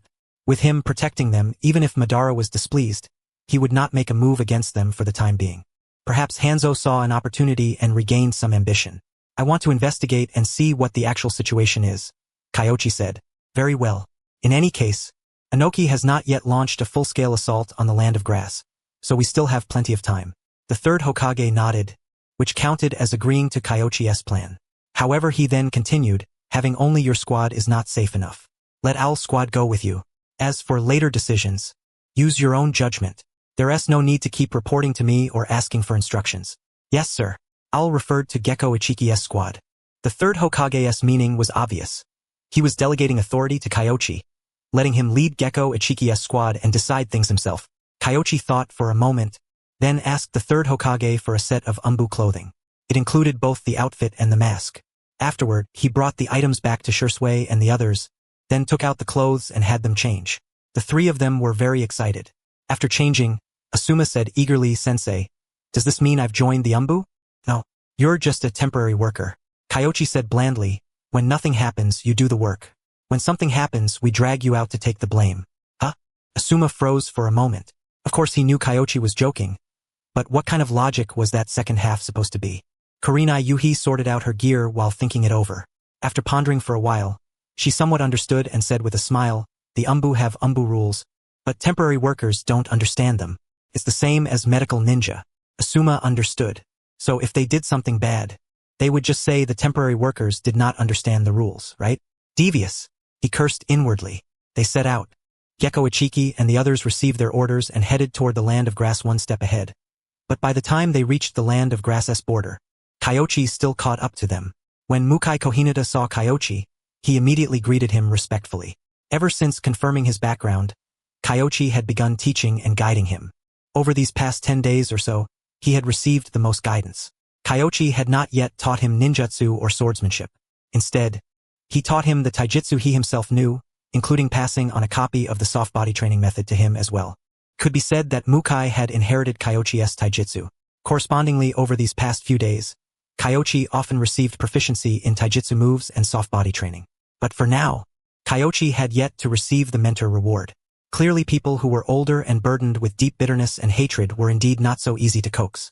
Kyoichi sighed inwardly. Still, he did not mind too much. Teaching Mukai Kohinata was not something he had done for the reward in the first place. The land of grass was not large. After reaching the border, it did not take long before they saw villagers moving their homes along the road. Lord Kyoichi, they're heading west. Are they going to the land of rain? Kyoichi nodded. Sure enough, it was just as he had thought. The migrants came in twos and threes. Not many at a time, but there were some every day. By now, quite a number had probably already flowed into the land of rain. He just did not know whether Kusugakure had realized it. Then what do we do? Gekko Ichiki was conflicted. If you told him to kill people, he would not hesitate at all, but thinking through matters like this was not his strong suit. First, we observe. Once we understand the actual situation, we'll decide how to act. Kyoichi caught up with them using the body flicker technique. The two squads headed west, and no one spoke. Unless there was no other choice, no one wanted to leave their homeland. At present, those migrating from the land of grass were still only a small portion. And all of them were poor, so Kusagakure did not seem inclined to manage the matter. Yahiko, that guy, he really understood the moment he was given a hint. Kyoichi thought with a sigh. The poor were always the least valued. But to Amigakure, which suffered from a shortage of population, these people were strength. As long as even half out of every 10 could be turned into ninja, they would make a tremendous profit. Moreover, slicing away flesh with a soft blade was not easy to notice. Sensei, 10 squads. Kurenai Yuhi's tone was tense.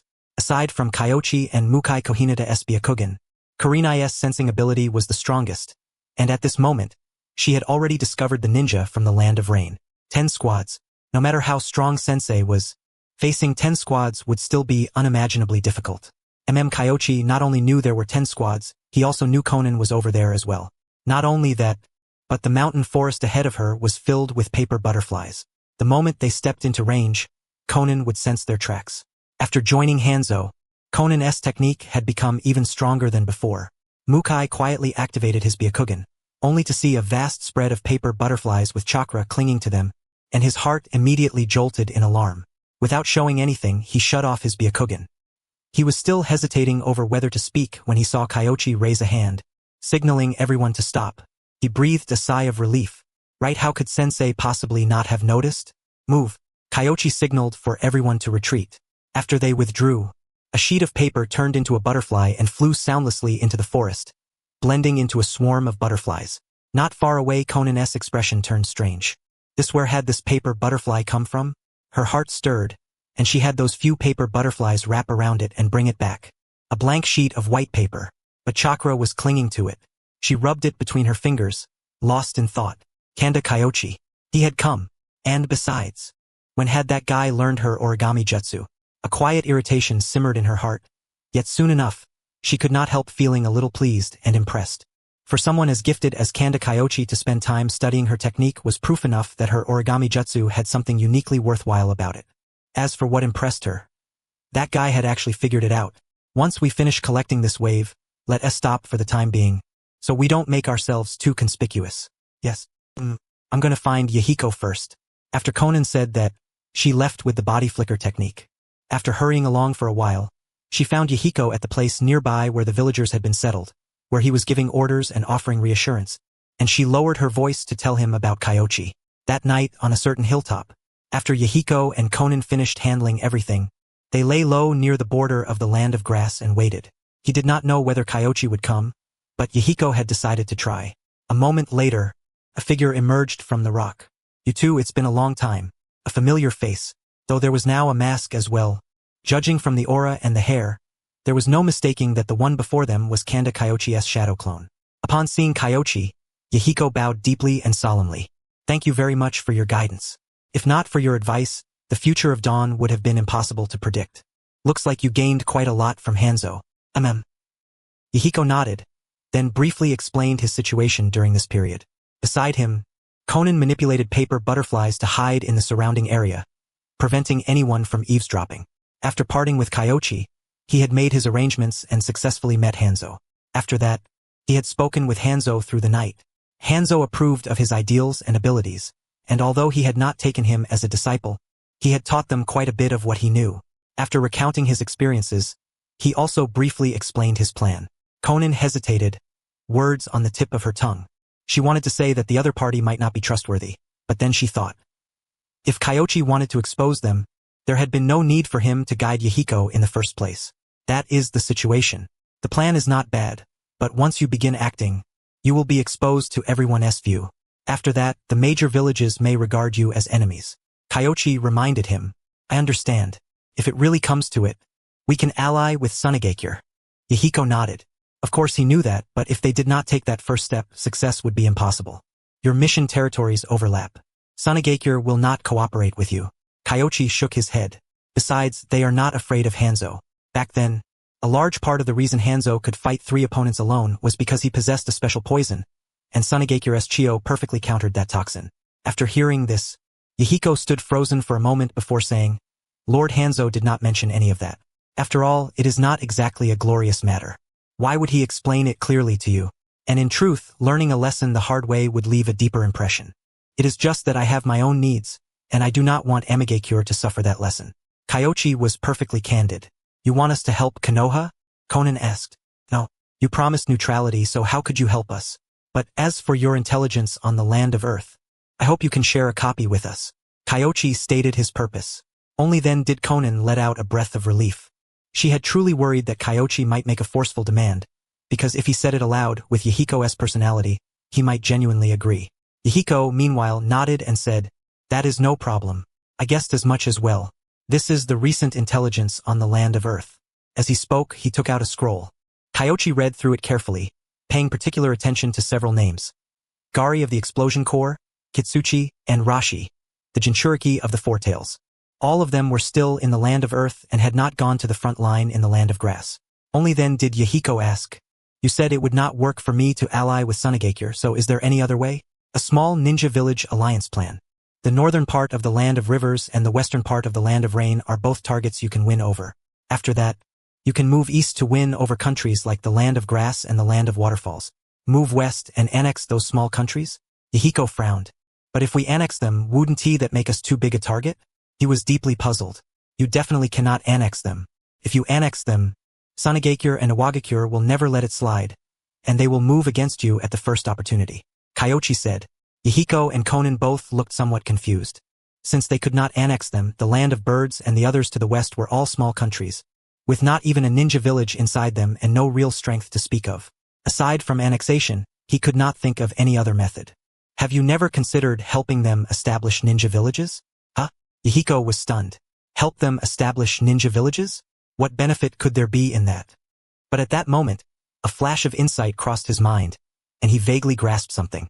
Conan frowned and said, If we do not help them build villages, Amigakure can still get at least a small share of the missions in the surrounding areas. If we help them build villages, those missions disappear completely? Missions? Yahiko froze for a second, and then at last he grasped that flash of insight. That's right, missions. Originally, those small countries had no ninja villages, so if they had commissions, they could only go far away to the 3 major countries around them. But if they had ninja villages within their own borders, then some small commissions would no longer need to be entrusted to outside villages. However, with the capacity of small countries, how could they afford to maintain overly powerful ninja? Difficult missions would definitely still have to be entrusted to outside villages. When that time came, would Amigakure, the village that helped them establish their ninja villages, not be the first choice? Unlike now, since they had no ninja villages, most of those missions flowed into Sunagakure and Iwagakure anyway, having little to do with Amigakure. However, would Sunagakure and Iwagakure agree to that? Of course not. That is why this period of war is the perfect opportunity for you to make your move. Kyoichi said. Iwagakure is busy fighting, and Sunagakure has just suffered a defeat, so it can only curl up in a corner and lick its wounds. As for Raza, right now who knows where he is searching for gold? I completely understand what you mean. First, help them establish ninja villages. Then unite those small ninja villages to form a federation centered around Amigakure. Yahiko was so excited that he clapped repeatedly. That's right. Once that kind of situation takes shape, major villages like those in the land of grass may very well take the initiative to join the alliance. The southern part of the land of rivers is compensation for Sunagakure? Conan was not slow either. Kyoichi had only mentioned the northern part of the land of rivers and had not brought up the south, which clearly meant Amigakure could not touch the southern land of rivers. Then this was the only explanation. Not only that, the land of wind lacks water, while what your land of rain and the land of rivers lack least is water. You can think of a way to divert water from your countries over there. In addition, most of our Konoha missions are also in the southern part of the land of rivers. Kyoichi said. Yahiko nodded repeatedly. The southern part of the land of rivers was relatively prosperous, and most of Sunagakure's and Konoha's missions were in the south. Amigakure naturally could not swallow all of it, or else the ones they would have to deal with would not merely be Iwagakure and Sunagakure, but Konoha as well. The current plan, however, was to quietly help the small countries, connect them into one block with Amigakure at the center, and then use that to negotiate peace with the land of wind and the land of fire. In that case, the only one they would need to face would be the land of earth. The more he thought about it, the more Yahiko felt that Kyoichi's plan was excellent, at the very least, far better than his own simple idea of allying with Sunagakure. After I returned, I thought for a time that I understood your words. Now it seems I still only half understood them. If not for your guidance, I might have taken a terrible fall later on. Yahiko could not help sighing with emotion. Looking back on it now, Hanzo's expression at the time had been a little strange too. Maybe he had felt that Yahiko's plan was not especially reliable. Still, Hanzo had been willing to give him a chance to try. That had moved him quite deeply. Of course, there had also been Kyoichi's guidance from the shadows. Conan, however, was lost in thought, wanting to ask something but not quite daring to say it. Conan, if you've got a question, just say it. I did secretly pick up a bit of your origami technique after all. I owe you a pretty big favor. Kyoichi could not help teasing Conan a little. Conan at this point in time was truly beautiful. Conan gave a little pah, then said with a complicated expression, after guiding us like this, "Aren't you afraid that Amigakure will grow powerful in the future and become a threat to Konoha? That's a matter for later. Right now, the situation is that all four great nations want to fight us, so we'll win over whoever we can." Kyoichi did not bother hiding it. Besides, when another power appears in the shinobi world, who is to say it might not truly allow the world to maintain a relatively peaceful state of balance? A relatively peaceful state of balance? Wherever there are people, there will be conflict. Complete peace simply isn't realistic, unless there is some even stronger external factor. For example, some clan on the moon powerful enough to rule the entire shinobi world or something like that. Kyoichi sounded as though he were joking. Yahiko fell into deep thought. The chaotic thoughts in his mind gradually became clear through Kyoichi's few simple sentences. The land of earth, the land of wind, and the alliance of small nations. The land of lightning, the land of water, and the land of fire. On each side, three parties would restrain and deter one another, and it did indeed seem capable of forming a relatively stable state. He finally understood Kyoichi's concept completely. Once Yahiko understood, he could not help feeling immense admiration and sighed with emotion. Your peace is truly pragmatic, a peace that can actually be realized. Unlike me before, chasing after some vague, illusory absolute peace that could never be achieved. Not necessarily. Whether it's right or wrong, we'll only know after trying.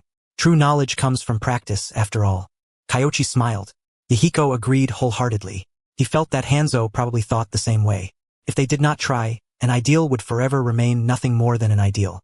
Thank you very much. No need to be like that. Oh right, Conan. I don't know how far you've gotten with your origami techniques, but I have some ideas on my end. You might be able to use them as a reference. Kyoichi handed the scroll over. This was all the knowledge related to the dance of the Shikigami, and inside were also recorded concepts for the paper person of God technique and several other applications. Although he had merely transported the techniques Conan would develop in the future, at this stage, Conan definitely had not fully mastered them yet. Conan opened it and read for a while, and joy immediately appeared on her face. She already had vague ideas about some of these techniques, but they were nowhere near as complete as Kyoichi's. Especially the dance of the Shikigami. Right now, she was still in the stage of pondering and experimenting with it. Kyoichi's scroll could spare her countless detours. She bowed deeply, and everything she wanted to say was contained in that silence. Yahiko, I can't teach you too much for the time being, but since you know swordsmanship, you might as well try infusing water release chakra into your blade. In any case, even if you're busy with affairs, don't forget to improve your own strength. Kyoichi said solemnly, only when you possess the necessary strength will you truly be able to make Anoki and Raza acknowledge your small nation alliance. Relying on Hanzo alone won't be enough. Yes, I understand. Yahiko bowed deeply, his attitude incomparably respectful. Although they were actually a little older than Kyoichi, judging by their attitude, they had completely come to regard him as another teacher. Kyoichi waved his hand, and then his figure vanished. The nice thing about sending a shadow clone was that there was no need to hurry back on the road. Teacher Kyoichi may be doing this for Konoha, but the great favor he has shown us is comparable to Teacher Jiraiya giving us a second life. In the future, we absolutely cannot use what he has taught us against Konoha. Let us go, Yahiko said in a low voice. Conan nodded beside him, then looked at the scroll in her hands, her emotions rather complicated. A technique she had studied for so many years without truly understanding had easily been assembled into a complete system in Kyoichi's hands. Granted, many of the techniques were still in the conceptual stage, but those were precisely the hardest parts to think of. It dealt her quite a blow. At the same time, however, she was also very excited. With this scroll, her strength could quickly catch up to Nagato and Yahiko's, and she would no longer be the one holding them back. Thank you, she murmured toward the east, then quickly caught up with Yahiko's steps. At the border between the land of grass and the land of fire, Kyoichi heard the system's notification sound, and then a heap of memories sank into his mind. The Shadow Clone's work was done. He first glanced at the panel. Completed guidance on the Small Nation Alliance Policy. Evaluation? Excellent. Revoir, Sword Technique Flash. From Kyoichi's perspective, the things he had said were merely his own shallow personal understanding transformed from what he had seen in his previous life. However, for Yahiko and the others, it was indeed an exceptionally rare and valuable approach. There were 2 more entries, so he continued reading downward. Yahiko regards you as a life mentor. Conan regards you as... Yahiko's reward was an analysis of the Rain Tiger at Will technique. Conan's was the Paper Person of God technique. To be honest, Kyoichi had vaguely guessed that Yahiko's reward might trigger, but he had not really expected Conan to acknowledge him as well. Yet, after thinking it over carefully, he could understand it. The most important people to Conan were 2 people, Yahiko and Nagato. He had helped Yahiko and the others, and had also given her a ninjutsu scroll that allowed her to improve her own strength. It was only natural that she would feel deeply grateful to him and develop recognition toward him. Unfortunately, Kyoichi could not teach any of his important water-release ninjutsu, while Yahiko already knew the weaker ones himself, so he could only give a few casual pointers. I hope those 3 can hold on, Kyoichi thought. At least for now. He still did not want to face that guy Madara. Besides, if the Small Nation Alliance succeeded, it really could stabilize the Shinobi World-'s situation and turn Konoha's circumstances around. The only fear was that the Dragon Slayer might become the dragon. For the moment, though, things were still safe. As for the future, he had faith in his own strength. He definitely would not be limited to his current level forever. Thinking up to this point, Kyoichi cast aside those distracting thoughts and focused entirely on reviewing the clone's memories. Intelligence on the Land of Earth. The intelligence Yahiko had prepared clearly explained the current situation in the Land of Earth, along with part of its military deployment. This was probably intelligence from Amigakure-s Umbu.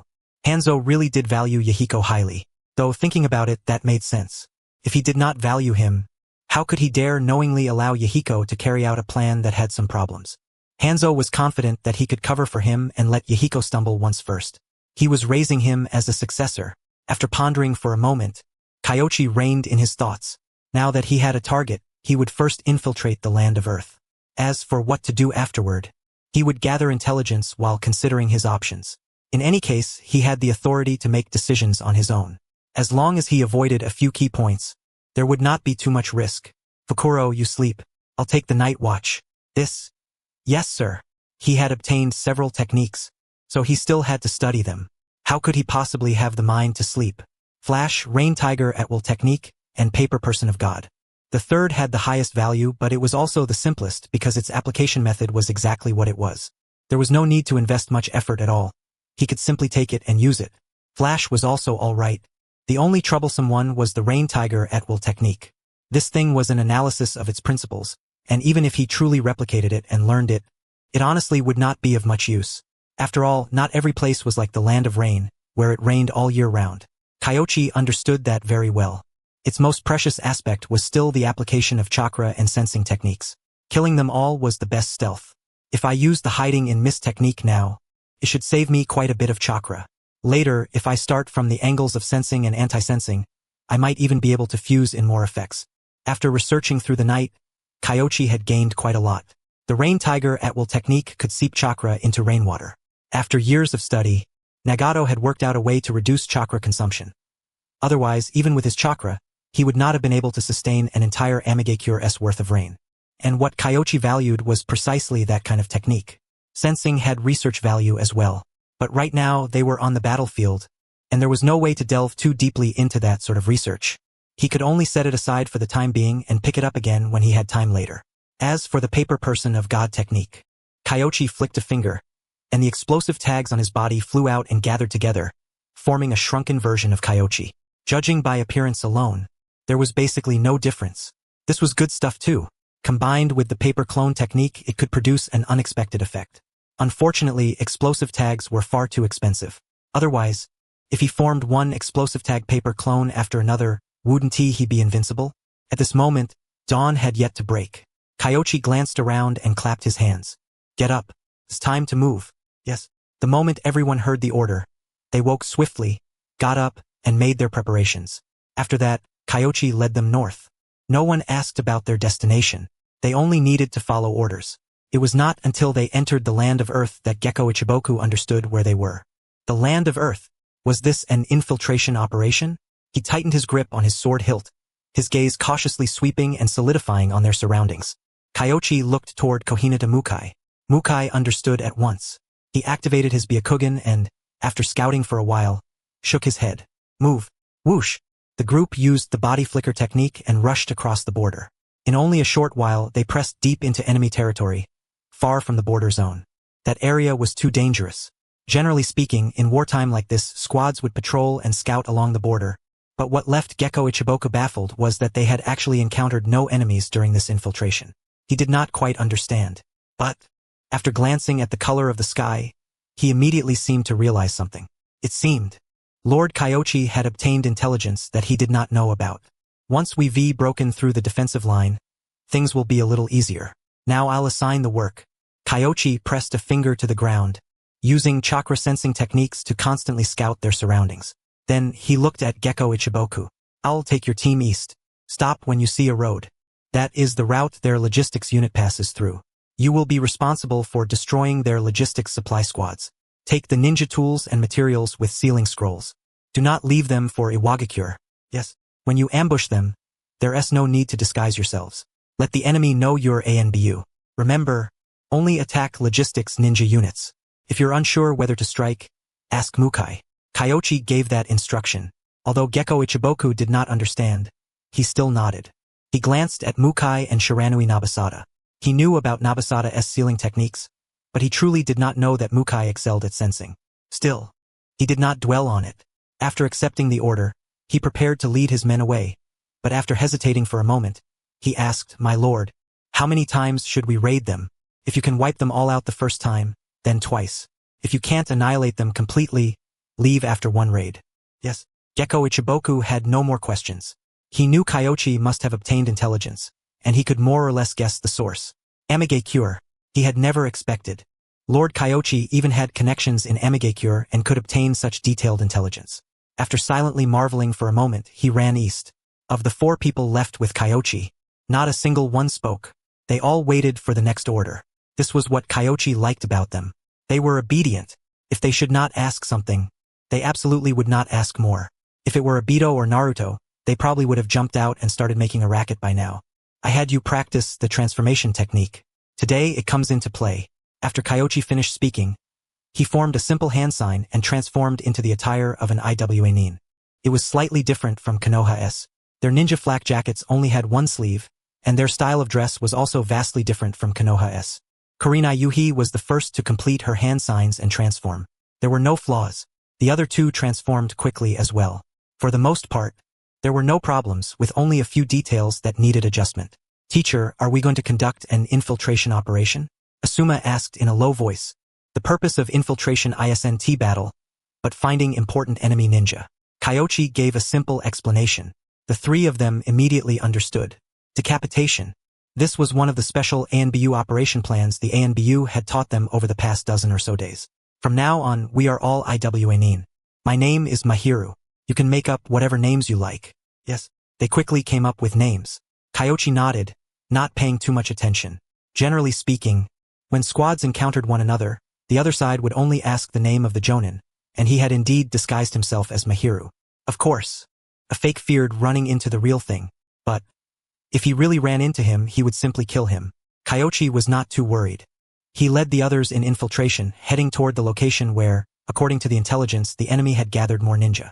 Asuma and the others were rather tense.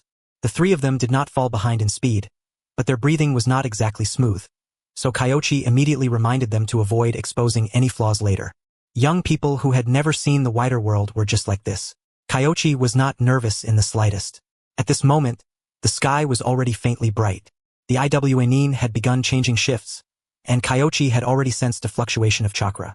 "Teacher." Kurenai came up to warn him. "I know, don't panic." Kyoichi was very calm. Had they been discovered? Then he would kill them, that was all. Against an ordinary squad, he was confident he could wipe them all out in a short time. Killing everyone was the most perfect form of stealth. He moved forward. "Lord Kako, when are we going to attack the land of grass?" "Wait for news. I'm not sure either." Kako shook his head. He also very much wanted to attack immediately.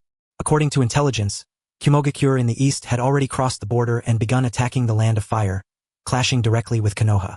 So, Right now, on Iwagakura's side, many people hoped they would truly attack Kusagakure, rather than continue facing off against Konoha like this, tugging back and forth and wearing each other down. This sort of drawn-out battle was exactly what Konoha most wanted to see, because Konoha's medical capabilities were simply too strong. However, Kako understood that the higher-ups must have their own considerations. He focused his mind and stopped thinking about those things. Let us go. Patrol first. I heard Konoha and Kirigakure aren't fighting anymore. Konoha might reinforce this side. And they call themselves the 7 Ninja Swordsmen, a pack of trash that can't even handle Konoha. Kako was too powerless to even complain.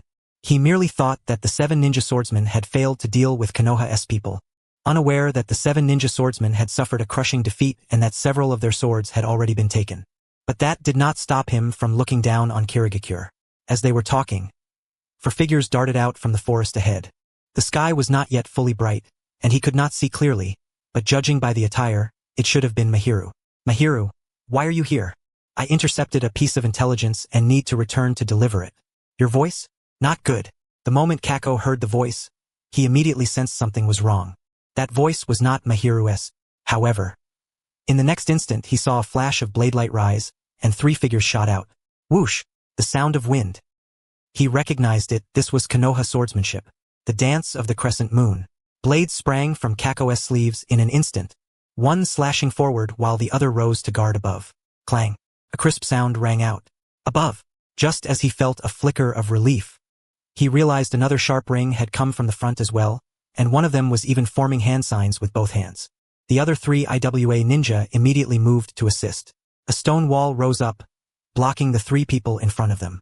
However, in the very next moment, mist surged up all around them, and beneath the light of the morning sun, they saw the enemy's figure appear above them. Careful.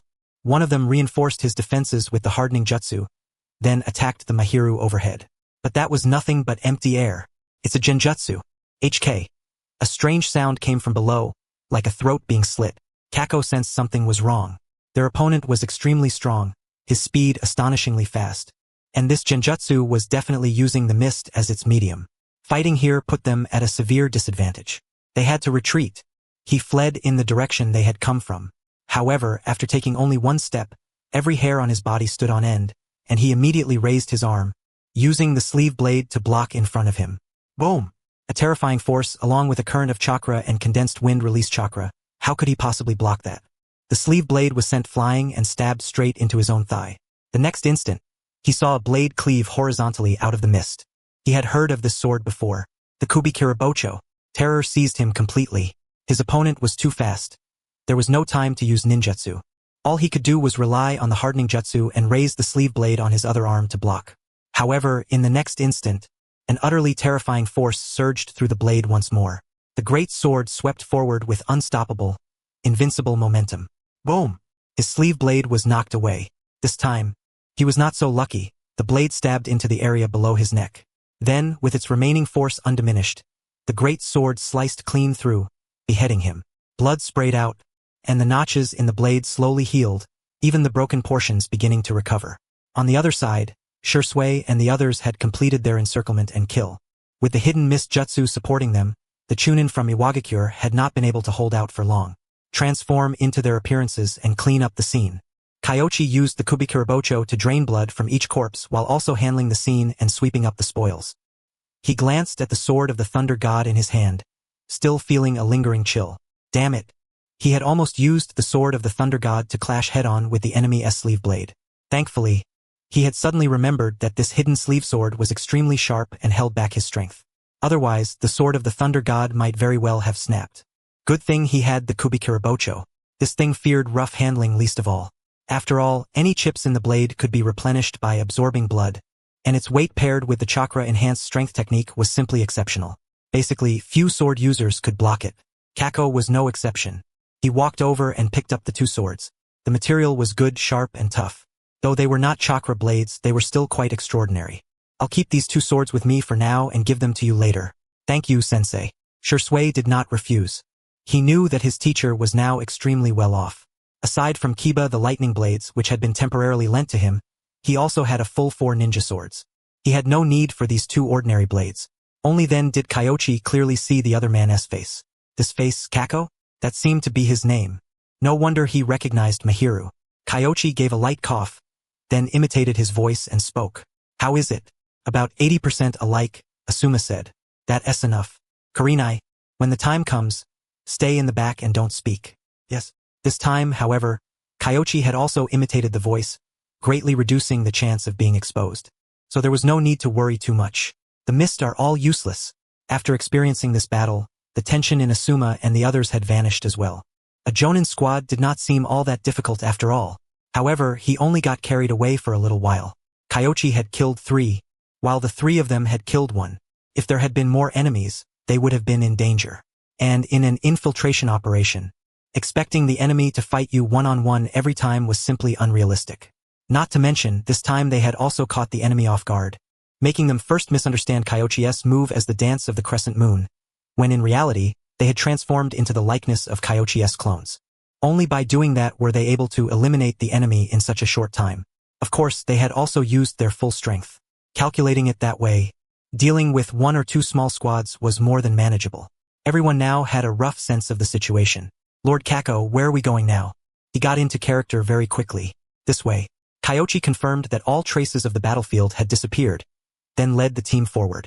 Under normal circumstances, Kako would have gone ahead to patrol this time, but Kyoichi had not truly come to work for Iwagakure. His target was an important figure from Iwagakure, Gari. This man possessed explosion release and was a member of Iwagakure's elite explosion corps.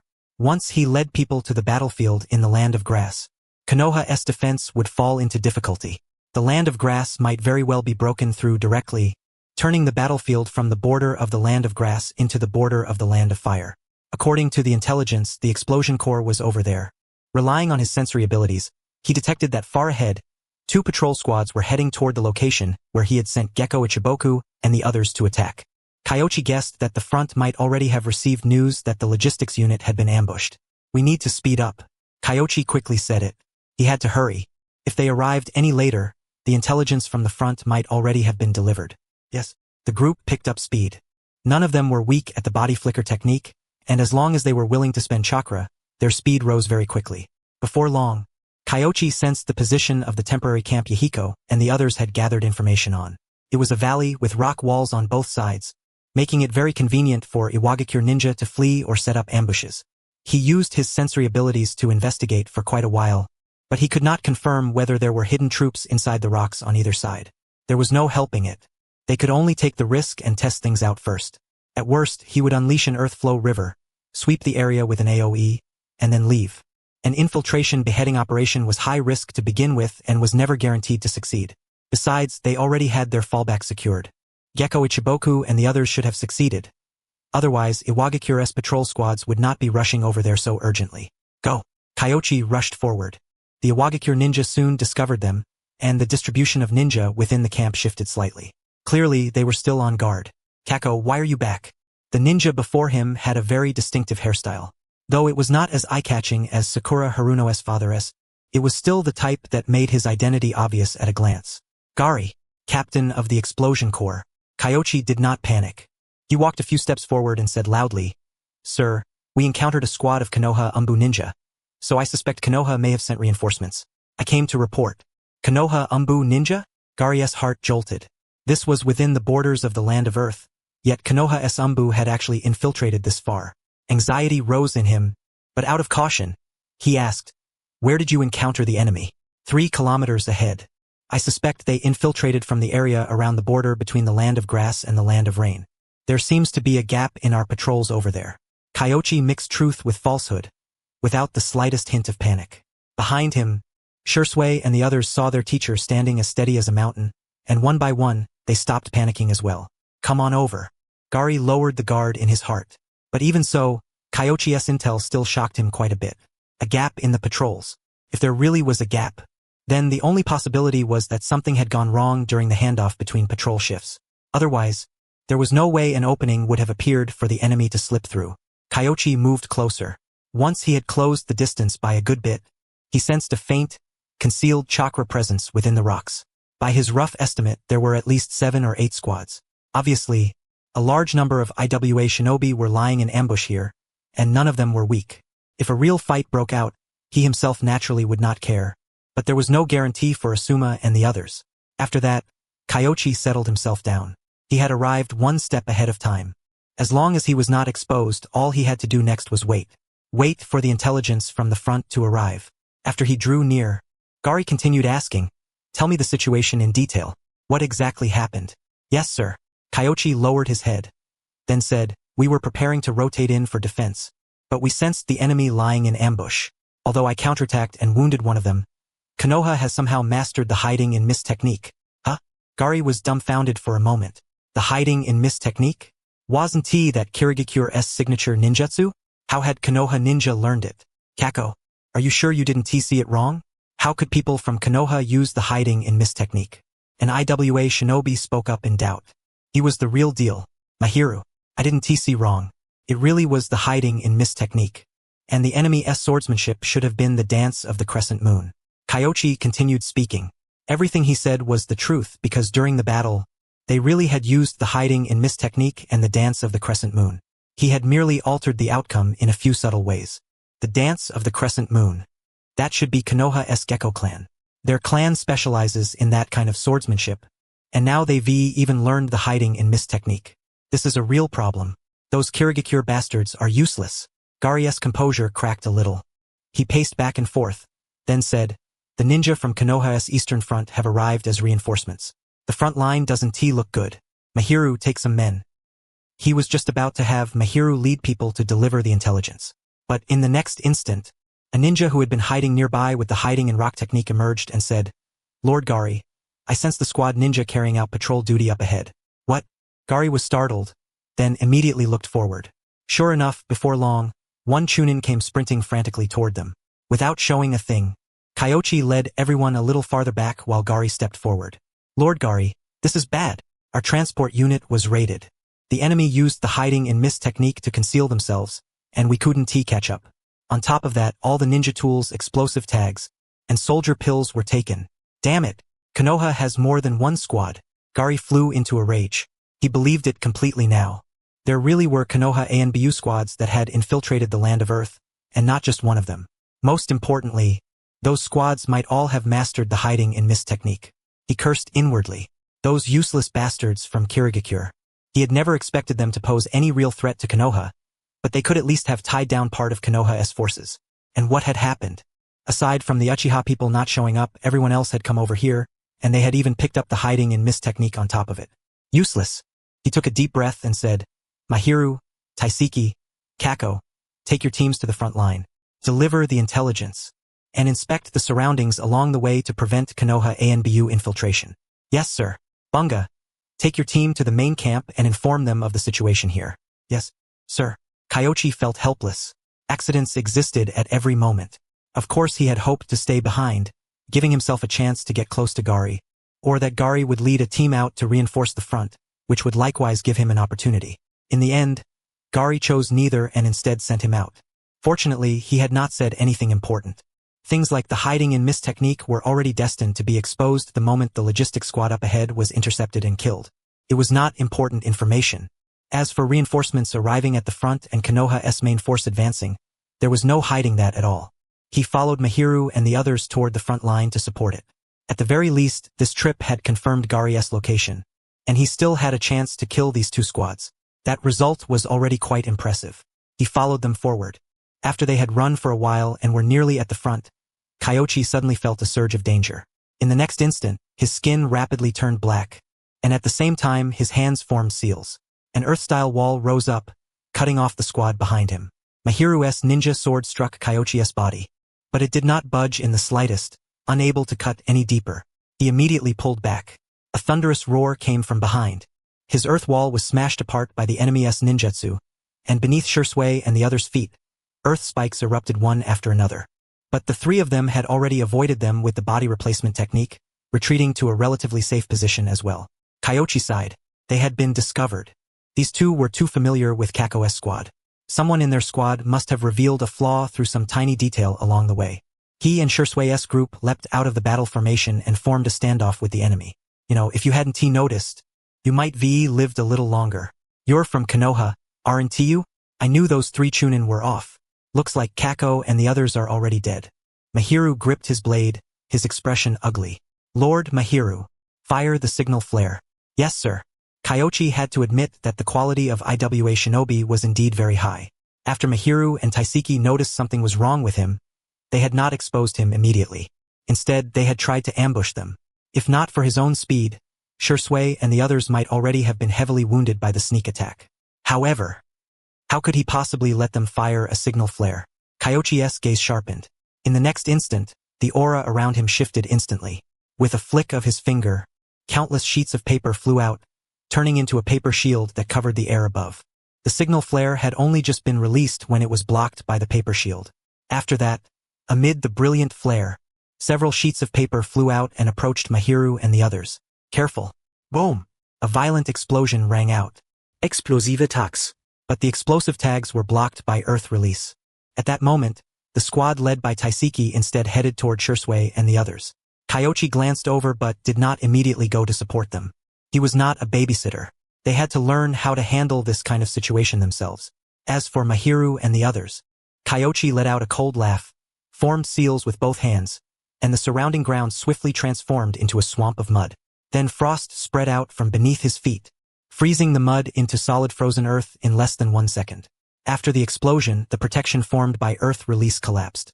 Mahiru and the others sank into the mud, and what was even more terrifying was that the frost had frozen the swamp solid.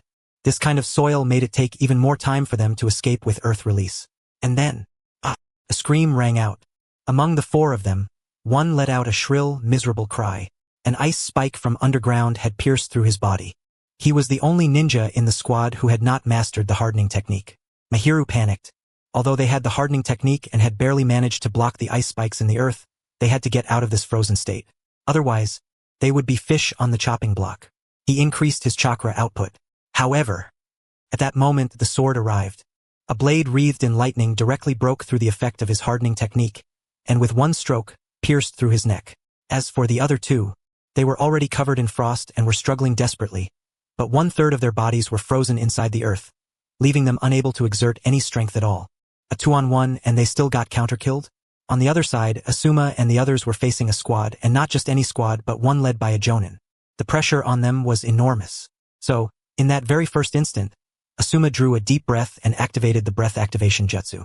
The next moment, Shisui, the instant the words left his mouth, without needing any further signal, a fireball came roaring out, while Asuma exhaled a great breakthrough. Flames blanketed the area ahead. In only a heartbeat they cut off their chakra and then body flicker reposition. The next moment, the ground beneath their feet thundered, and the entire surface exploded apart. 3 IWA shinobi burst up from underground.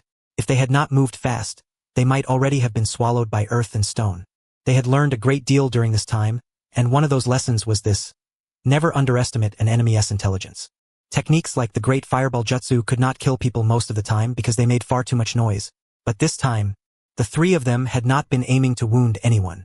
Their goal had been to force the IWA shinobi into using Earth-style jutsu. The next moment, Shisui flickered in front of them, his eyes blood-red, Tomo spinning. Genjutsu. Asuma gripped his trench knives in both hands and instantly charged in to kill the 3 of them. Of course, they had not forgotten that there was still one more person on this side. Oishi, that jonin. Where was he now? Kurenai Yuhi focused with all her might, observing her surroundings. Her perception and awareness had already been pushed to their absolute limit, yet she could not find the slightest trace of him. However, in the next instant, Shisui abruptly threw out a string of shuriken. A faint breath of presence was exposed. Every hair on Kurenai Yuhi's body stood on end, because that person was already extremely close to her, practically right beside her. And yet, before that moment, she had not noticed him at all. She had no time to think any further, because the other party's kunai had already stabbed toward her. He was fast. So fast that she did not even have time to swing a fist or counter with a kick. All she could do was use the substitution jutsu to escape. A jonin's abilities far exceeded her expectations, causing her original plan to catch him off guard with monstrous strength to fall apart. Cold sweat also beaded on Shisui's forehead. If he had not activated his Sharingan and accidentally noticed that something over there was slightly off compared to the surroundings, he never would have discovered the other man. If Oishi had gotten any closer, Kurenai Yuhi would have been in danger. In the instant Shisui's attention shifted to deal with Oishi, the 3 chunin broke free of the genjutsu, avoided their vitals in time and, under the effects of their hardening technique, were not badly wounded by Asuma's flying swallow. For them, Getting tricked by 3 little brats was likewise a disgrace. However, at this moment they also noticed the situation with the other squad. All dead? How could it have happened so fast? Oishi's heart sank as well. He looked back and saw the ground covered in ice and snow, and his heart trembled even harder. Ice release. Kirigakure even let this thing get stolen and learned? What a goddamn bunch of useless trash, he cursed inwardly. But at this point, cursing Kirigakure's incompetence was obviously not going to be of much use. The key was still getting away. The thought of retreat rose in his mind, and at the same time he felt somewhat regretful. If he had known, he could have just gone back to request reinforcements. Why had he bothered plotting a coordinated ambush with Mahiru? He used the hiding with camouflage technique to erase his form and fled toward the camp. Teacher, he cannot get away. Kyoichi formed a hand sign with one hand, and thick mist spread through the surroundings. The hiding with camouflage technique could deceive sight and conceal one's presence, but it could not avoid heavy mist. Within the fog, Oishi's position had nowhere to hide. Oishi understood that point as well. He immediately changed ninjutsu, switching to the earth release, hiding like a mole technique. However, he had not gotten far when a thunderous boom rang out. Kyoichi's fist smashed a massive crater into the ground directly ahead of him. Oishi stopped one step short at the last second. Otherwise, that punch alone could have taken his life. But before he could rejoice, Kyoichi's left hand withdrew and drew his blade. Oishi formed hand signs and used earth release. Earth Shore returned to block part of the force, then shrank back toward the way he had come. Kyoichi sighed. This was why he did not want to come to the land of Earth. These IWA shinobi were far too good at hiding. Every last one of them was highly specialized in defense, nowhere near as easy to kill as Kirigakure ninja. Of course, the main reason was that he did not know lightning style. What a pain. Kyoichi was too lazy to keep playing hide and seek with him, so he used earth-style chakra to help maintain the tunnel, and 2 explosive tags transformed into little birds and flew inside. Oishi's face was filled with terror. Originally, after he released the hiding like a mole technique, the tunnel it formed would have been buried and blocked by softened sand and stone, but Kyoichi had used ninjutsu to keep the passage intact. 2 explosive tags flew toward him from the opening on that side. The tunnel was too narrow. He had no way to dodge. After the explosive tags drew close, earth and stone collapsed down, and immediately after, boom, with a tremendous blast, this entire patch of earth was blown straight open. Beneath the shattered sand and rock lay Oishi's body. He was not dead yet, and it seemed he still intended to use ninjutsu to escape. But in the next instant, Kyoichi rushed over and stomped down. Heavenly foot of pain.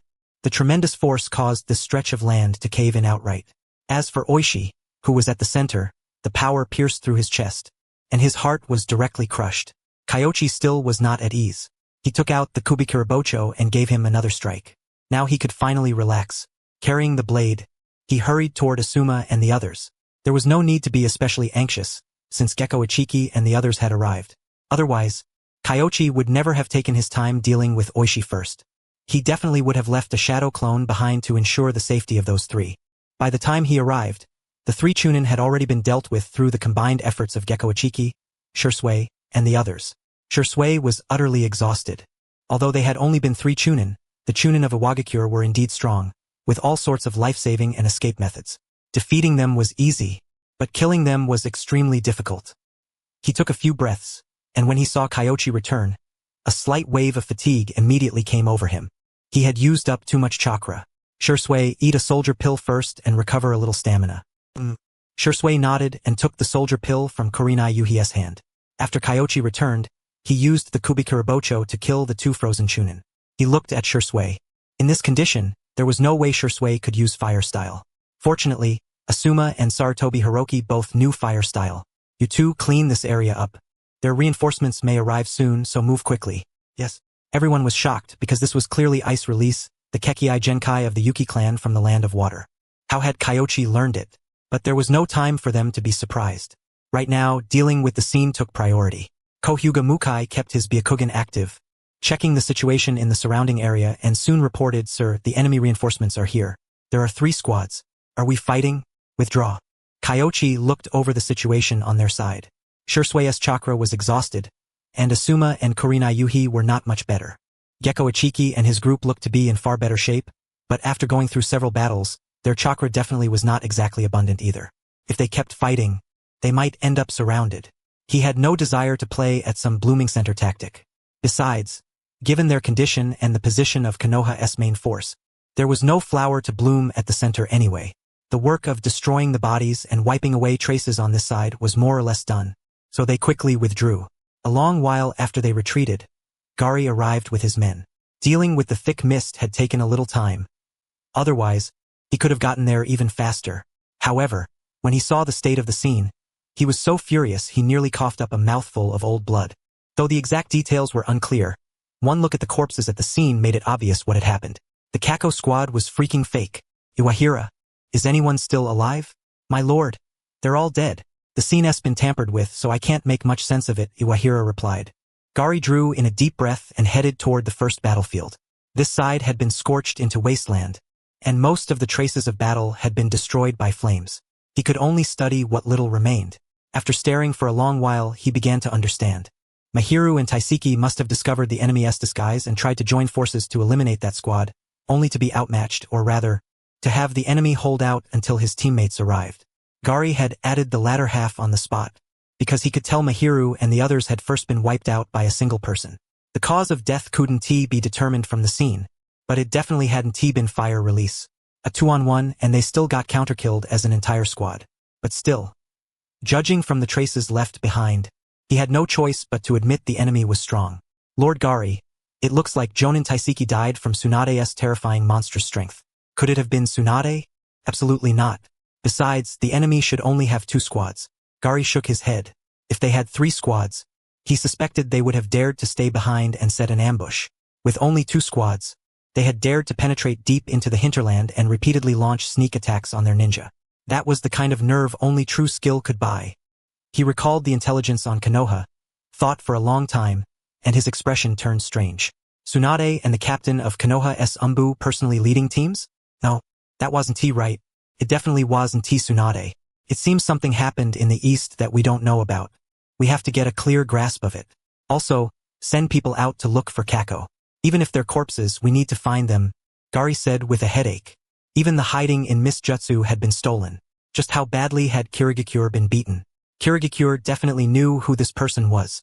They had to obtain intelligence from Kirigakure about the eastern battlefield, or they would be far too passive when facing Konoha from here on out. On the way back, everyone was silent. There was exhaustion and there was shock. Ice release. That was Kirigakure's Kekkei Genkai, yet Kanda Kyoichi had actually researched even a jutsu like that. It was far too astonishing. They sprinted all the way. Kyoichi glanced at Shisui, then looked toward Kohinata Mukai. Mukai understood. He activated his eye and checked the surroundings. For the moment, no one was there. Good. Kyoichi flickered to Shisui's side, then placed his hand against Shisui's forehead. The next moment, chakra slowly flowed from his palm into Shisui's body, then separated into physical energy and spiritual energy. After 1 or 2 minutes, Kyoichi stopped, ate a soldier pill, and said, "Let us go." This. Shisui was deeply shocked. His spiritual energy had actually recovered a little. It wasn't much, but at the very least, he no longer felt so drowsy that he would slow everyone down. The group set out again. They did not return by the original route. Instead, they slipped out through the gap they had torn open by killing their way through, returning to the land of grass. Iwagakure wanted to scatter people out to search for them. However, Konoha had taken the initiative and gone on the offensive, leaving them with no strength to search at all. In just over 10 minutes, Kyoichi and the others successfully escaped the land of earth and returned to a place in the land of grass far from the main IWA forces, which could be considered safe. Only then did Kurinai Yuhi ask, "Teacher, what medical ninjutsu was that technique just now? I've never seen it before." "That wasn't medical ninjutsu. I used the chakra absorption technique in reverse, sending my own chakra over and then decomposing it into physical energy and spiritual energy." Kyoichi offered an explanation. The conversion rate of this technique was currently extremely low. Of the chakra he sent over, only 1/10 converted into energy, so it was still an unfinished ninjutsu. Lord Kyoichi, about what happened earlier. Should we just act like we didn't see it? Gekko Ichiki asked in a low voice. Kyoichi shook his head. Since he had taken it out and used it, he had already been prepared. There was no need for Gekko Ichiki to cover for him. The one in question was Kohinata Mukai. He smiled and said, "Everyone performed very well in this battle. As for matters involving our own people, there's no need to report too much. Lady Tsunade and I both know." Yes. Gekko Ichiki and the others stood at attention. Naturally, Asuma and the others were the same. Of course, Asuma hadn't thought of Kohinata Mukai. He had assumed Kyoichi was referring to Shisui's Sharingan. But Gekko Ichiki was not him. Gekko Ichiki had been in the Umbu for many years, so how could he not guess Kohinata Mukai's situation? The Byakugan, an outsider branch that had split away 3 or 4 generations ago, had actually awakened the Byakugan again. If that were reported, the Hyuga side would probably go insane. In the past, Gekko Ichiki might have hesitated. If something like this became known, the consequences would be hard to predict. But Tsunade would soon be the 4th Hokage, and Kyoichi and Tsunade had shown the Gekko clan great kindness. If he could help, he definitely would. As for the other two, Shiranui Nobisada naturally agreed. Kohinata Mukai had helped them a great deal and had even saved him, so there was no reason not to help a comrade who had fought beside him through life and death. Sarutobi Hiroki, however, came from the Sarutobi clan, so he hesitated slightly. Don't worry. After we return, I'll explain things to Lord Third and the Hyuga clan. Concealing it is only temporary. Yes. Sarutobi Hiroki lowered his head. Asuma's expression turned odd. He had always thought their teacher was talking about Shisui, but after watching for a while, it seemed this wasn't about Shisui's Sharingan at all, but rather about the Umbu ninja wearing the cat mask. Iwagakure really is troublesome to deal with. They have too many ways to preserve their lives, so the difficulty of killing them rises sharply. Unlike Kirigakure, where one strike means one death. Kyoichi rubbed his temples. Gekko Ichiki nodded in agreement, then began recounting what they had gone through. They had only wiped out one squad. Just as Kyoichi had said, IWA ninja were too hard to deal with. They had a whole pile of defensive measures, and the first wave of assassination failed to kill them all, allowing the enemy to fire off a signal flare. If not for the first surprise attack, where Sarutobi Hiroki had caught the enemy off guard with Earth Spear, they might have been entangled with that squad even longer. In the end, they had only killed one squad before immediately taking the supplies and running. Kyoichi did not blame them, because his own side had also run into one accident after another. They had finally managed to infiltrate, only to find that the enemies on Gari's side far exceeded expectations. Gari himself had no intention of coming out to provide support, and later they were even sent out to deal with Gekko Ichiki. He had originally planned for them to ambush and encircle the enemy together, only for their disguise to be seen through on the road. That was all there was to it. From the quality of their jonin alone, one could see that Iwagakure's strength was indeed above Kirigakure's. Fortunately, their gains this time were also quite abundant. For jonin squads, and the lowest-ranked members in those squads were all chunin. Even in Iwagakure, teams like that were definitely elite squad level. As for their side, not a single person had been lost. That result was already excellent. After all, this had been guerrilla warfare from the start, not an operation aimed at the enemy commander. Any profit they made was a win. Let us go. Back to rest. Teacher, are you sure such a short amount of time is enough? It's enough for them to run. The 3rd Hokage nodded. He did not know what had happened over there, but Kyoichi and the others had definitely made their move. Jiraiya was still extremely worried. That was the land of Earth. The IWA ninja were no pushovers. Once surrounded, things would get dangerous. If anything went wrong, Tsunade would kill him. He paced back and forth, uneasy. Just as he was wavering, a commotion came from outside. He immediately ran out, and then his heart loosened with relief. They were back. All of them were back. It's enough that you made it back. It's enough that you made it back, you damn brat. Did you think your strength made you untouchable? What would you have done if you'd run into a Noki or a Jinchuriki?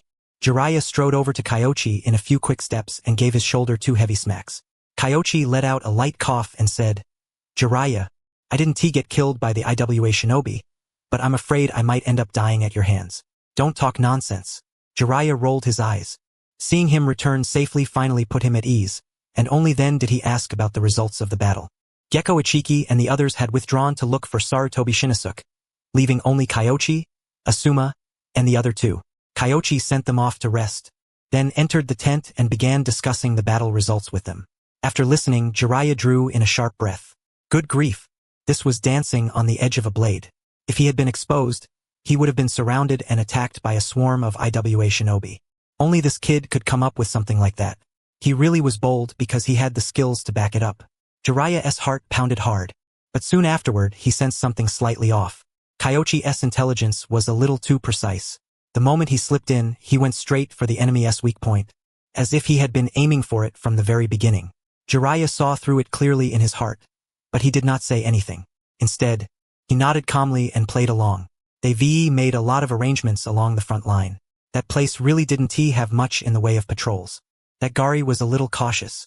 My original plan was to lure away the people around him and find a way to kill him, but I didn't expect him to send me out instead. I had no choice but to eat 2 squads and come back. Kyoichi sighed. He had tearfully killed 2 squads of men. That was the truth. If Gari had given him even the slightest opening, he would not have stopped at taking down only those 2. After hearing this, the 3rd Hokage said, "Your accomplishments this time are already considerable. 4 elite squads are enough to spare many of our shinobi from dying. Sensei is right." Jiraiya nodded in agreement from the side. 7 or 8 squads. Even he would not dare provoke a stronghold like that for no reason, yet Kyoichi had dared to go in and still managed to withdraw unscathed. That alone was already no easy feat. The IWA shinobi were far harder to deal with than the Kiri shinobi. Kirigakure's greatest defensive methods were the hidden mist technique, mist body flicker and water formation wall. Though troublesome, they were not enough to be feared. But the IWA shinobi honestly. Kyoichi understood how the Kiri shinobi felt when they faced him. An iron shell, impossible to crack. Fortunately, he had the sword of the Thunder God and the Kubikira Bocho. Whatever earth release you used, 1 slash would still kill you all. The 3rd Hokage also felt a headache coming on after hearing this. The IWA shinobi were indeed troublesome, but there was no way to move the Uchiha side either. It was not because he suspected the Uchiha, but because Kirigakure had not currently made a move against Kimogakure. Between nations, what credibility was there to speak of? They might surrender yesterday and attack today. Even if they could retaliate fiercely afterward and make the other side pay a far more painful price, the Land of Fire might not necessarily come out ahead. The 3rd Hokage did not have any particularly good solution either. Konoha truly did not have many lightning release shinobi. After the conversation, Kyoichi left the tent. He had already gone a full day and night without sleep. However, someone was still trailing behind him. Kyoichi Jiraiya jogged over, his face piled with smiles. Seeing Kyoichi stop, he leaned in close and asked in a low voice, "Little Kyoichi, your intelligence. Did you get it from Amigakura's side?" Kyoichi nodded lightly. "Are they doing all right? You haven't gone to see them?" Jiraiya sighed and nodded softly. Kyoichi was a little surprised. Jiraiya had been in the north for more than half a year, and he was practically within arm's reach of Yahiko and the others, yet he had never gone to see the 3 of them for a moment. Kyoichi did not know what to say. Only after a long while did he say, "They're all doing pretty well. Hanzo values them highly and treats them like disciples. That's good. That's good." Sigh. Jiraiya sighed. After arriving in the north, he had spent all his time gathering information on Iwagakure and Kimogakure. Where would he have found the time to meet Yahiko and the others? Later, he heard that Yahiko and the others had followed Hanzo. In that case, there was even less need to go. Still, he could not help worrying a little. Don't worry too much. Maybe they really can accomplish something. Kyoichi continued walking forward. Jiraiya, if you don't have anything else, stop disturbing me and let me go sleep. Not going to eat something first? I'll eat after I wake up. The Land of Earth 4 elite squads. They were just gone like that? And most importantly, he had also lost a batch of ninja tools, explosive tags, and military ration pills. Those things had now become Konoha's possessions, and in the future, all of them would fall upon the heads of the IWA shinobi. Was there anything more infuriating than that? Even with his steadiness and sturdy constitution, he was so angry at this moment that he coughed again and again. Why do they know the hidden mist technique? What explanation has Kirigakure given? According to Kirigakure, one of their people was captured, resulting in the leakage of ninjutsu intelligence. Kitsuchi stood to the side as he spoke. Inoki's expression was dark. Leaked? Were they playing him for a fool?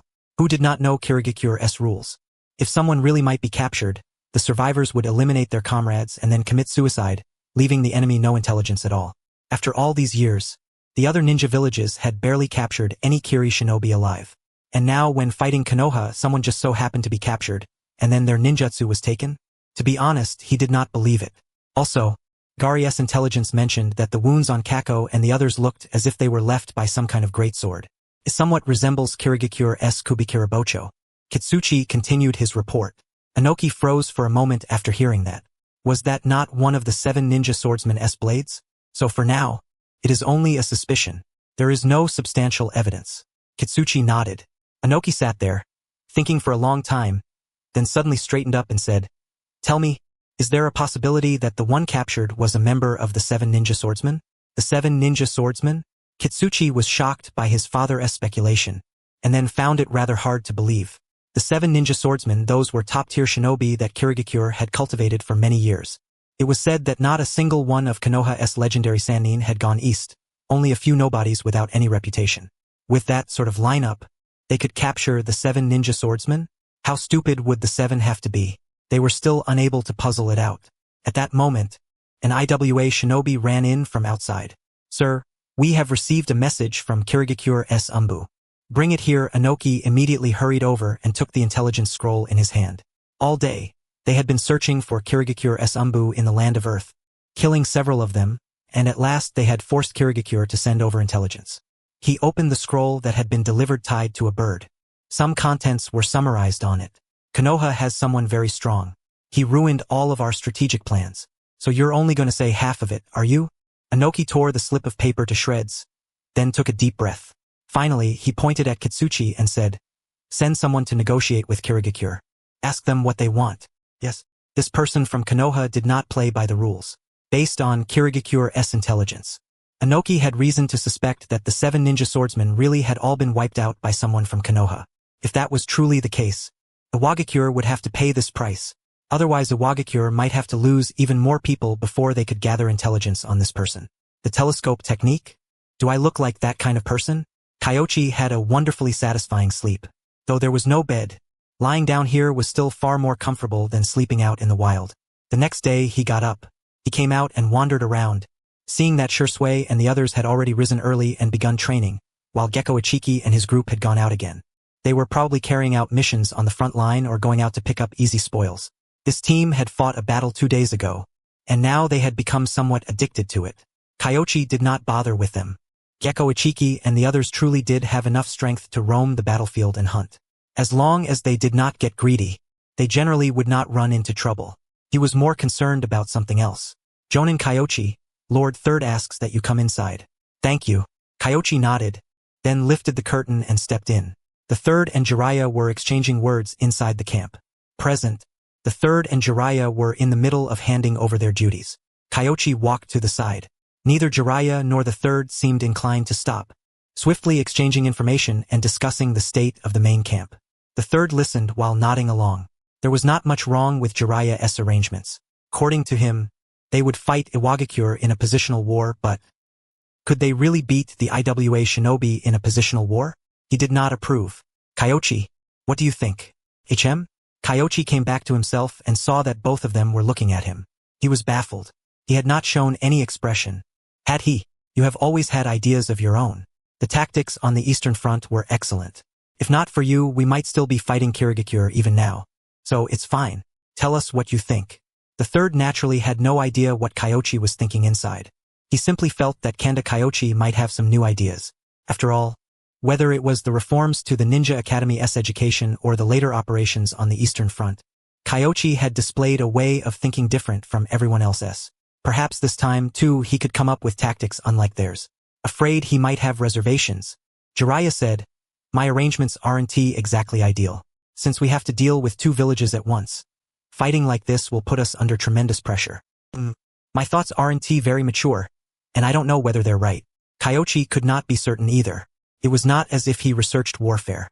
If he had absolute confidence, he would have spoken up long ago.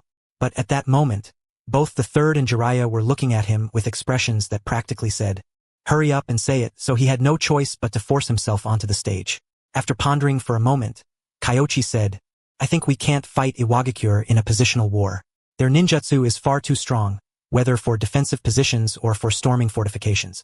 Just watching the anime had not made him feel it that strongly, but after personally making a trip there, he understood even more clearly how formidable Iwagakure was when it came to positional warfare. For defense, they had Earth-style wall, Earth-style rampart, and the like. The key was that everyone there could use them, unlike Konoha, where only a small portion specialized in Earth release. As for assaulting fortifications, the mountain jutsu, the moving Earth core, and others could all destroy the defenses constructed by Konoha's side. Not to mention they also had the explosion core. So, fighting a positional war against the IWA shinobi was completely using their own weakness to attack the enemy's strength. We understand that too. But if we don't fight them in a positional war, are we supposed to abandon this side? How could the Third and Jiraiya not know? But the land of grass was their allied nation. If they abandoned this place, Iwagakure would drive straight in, and after that, they would reach the border of the land of fire. At that point, where would they abandon? It was unrealistic. We can fight a war of maneuver. First lure the IWA shinobi over, stretch out their front line, then attack their weak points. We could even mobilize forces from the east and first devour the IWA shinobi who advanced too recklessly. Kyoichi said. The wisdom of those who came before, though he had only learned the bare surface of it, seemed like it could be applied here as well. The third's brows were practically locked together. Mobilize the east? If they did that, then the troops in the east facing Kumogakure would be too risky. What about the east? Jiraiya also felt it was inappropriate. He could understand Kyoichi's idea of luring the enemy deep, interspersing their forces, encircling them and devouring them, but the pressure from Kumogakure in the east was just as enormous. If that were not the case, he and the third would not have needed to worry so much. The east can retain a portion of its elites and temporarily give up some territory while slowly delaying the enemy. Once we swiftly resolve the battle here, we can send people to reinforce the east. Kyoichi said, mobilize their forces to fight one side first, while the other side only needed to delay the enemy. The third began to understand a little. After thinking it over again and again, he grasped another reason behind the plan Kyoichi had proposed. Minato's flying Raijin can help us transfer a portion of our people even faster. Exactly. Kyoichi nodded. In a war between shinobi, the strong practically possessed the ability to turn a battlefield around. Setting aside those overpowered figures like Hashirama Senju and Madara Uchiha, the most classic example was Hanzo.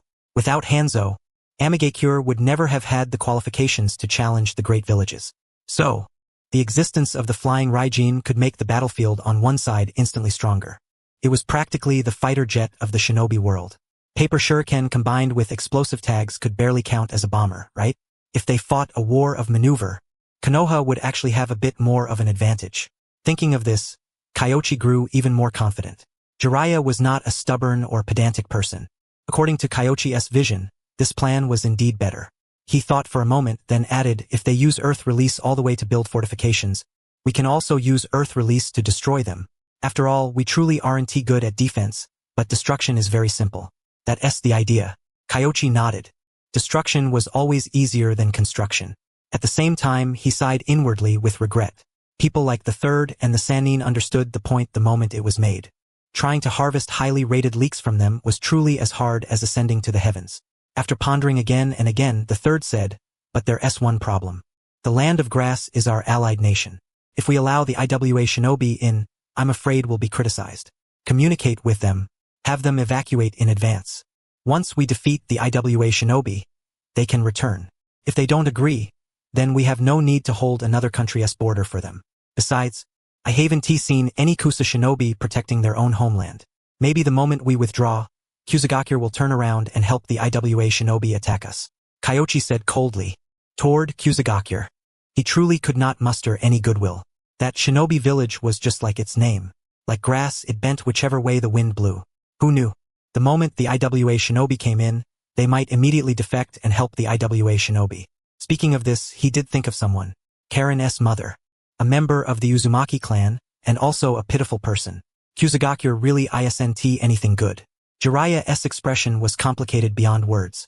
That shinobi village was hard to like because all those people thought about all day was stealing other people's ninjutsu, then finding ways to counter and break them. If they were enemies during wartime, that would be understandable, but they secretly made underhanded moves during ordinary times.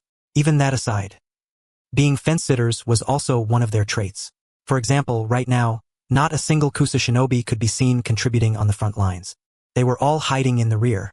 Of course, in Kusagakure's own words, it was naturally the wisdom of a small nation. But to say he had no complaints would be a lie. He thought for a moment, then said, how about I go negotiate and force them to resist the IWA shinobi together with us? If they refuse, then we stretch the battle line and withdraw to the land of fire. Lord Jiraiya, it's better to leave something like this to a youngster like me. Young people being hot-blooded and overzealous is perfectly normal. Kyoichi smiled brilliantly. Jiraiya was speechless for a moment. Let you go? Then the Kusa shinobi definitely would not go to the front lines. He could see it now. Kyoichi was practically wishing Kusagakure would die. What he did not know was, it was not just Kyoichi. The current Yahiko and the others were also wishing Kusagakure would suffer a bit of death. If Kusagakure did not end up a little miserable, how could Amigakure possibly get an opportunity? The third was silent. From his point of view, naturally, they could not sell out the land of grass so rashly. But he still hesitated. Because, judging by the results, his past way of thinking had made Konoha grow weaker step by step. and Kyoichi's strategy would allow Konoha to preserve more of its strength. Second, Kuzugakure really was the sort to sit on the fence, with no firm loyalty toward either Konoha or the Land of Fire. Sensei, let us settle it like this. There's no need to hesitate. Kyoichi, go make preparations. Today you'll go talk to those people from Kuzugakure. If they pull their weight, we'll deal with them. Jiraiya made the call, and he did it with tremendous satisfaction. He had wanted to straighten out those little bastards for ages. He had merely been concerned about the village's opinion before. Now that the third had come in person, and since his attitude seemed faintly tempted yet still hesitant, Jiraiya understood his teacher far too well. If they waited for the third to make the decision himself, they might be waiting until tomorrow. If they were going to do it, they had to do it now. All right, then I'll set out right away. Kyoichi nodded. Of course, he was not in a hurry to negotiate with Kuzugakure. He was thinking of going to find that member of the Uzumaki clan. Saving someone was as urgent as putting out a fire. Who knew whether Kuzugakure had already discovered her? Jiraiya found it a little odd. Scratching his head, he looked toward the third and said, "Looks like Kyoichi really does hate Kuzugakure with a passion. Sai, who knows whether doing this is right or wrong?" The third side, this approach would preserve their strength, but Konoha's image might very well be used by the enemy as ammunition against them. Jiraiya did not know what to say. He hoped for peace in the ninja world as well, but Kuzugakure's conduct truly left him deeply disappointed. If there were no better option and all they could do was hold the border, then helping the Land of Grass would be one thing. But now that there was a better plan, he had no desire to see Konoha's ninja bleed and die for the Land of Grass. "Sensei, where are we going this time?" "Kuzugakure. What are we going to Kuzugakure for?" Asuma asked, puzzled. They were in the middle of wartime right now. For combat strength like theirs to go to Kuzugakure, wasn't that just a waste of time? Kyoichi glanced at him. Then he walked forward and said flatly, "I'm taking you to see the state of a small ninja village."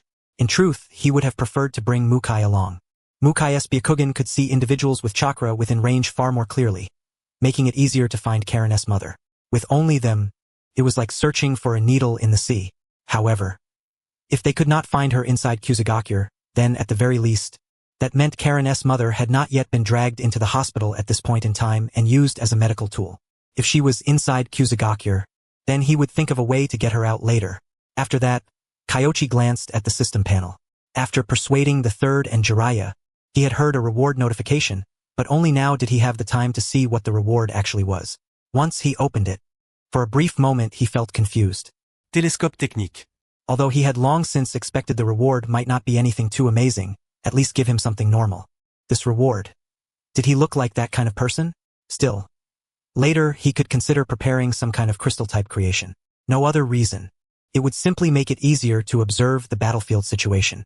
It was not as if he were someone like the third or Jiraiya. Konoha had blocked their path to surrender. The Land of Grass was not large, about the same size as the Land of Birds, but they had quite a few ninja. This sort of model was fundamentally unhealthy. No wonder they curried favor with both sides. As long as there were any resources, they would squeeze them dry, especially when it came to outsiders. Kyoichi's eyes swept over the surroundings. The Land of Grass had many fields. If war came, all those fields would be destroyed in an instant. And yet, once he arrived at Kuzugakure, what he saw were grass ninja who showed not the slightest trace of panic. Everything continued as usual. Only, "Sensei, we're helping defend them, so why don't these people show even the slightest friendliness toward us?" Shisui asked in a low voice. The grass ninja did not welcome them. When they saw Kyoichi's Konoha forehead protector, their gazes were cold. Without the slightest attitude one would show an ally. Kyoichi looked around.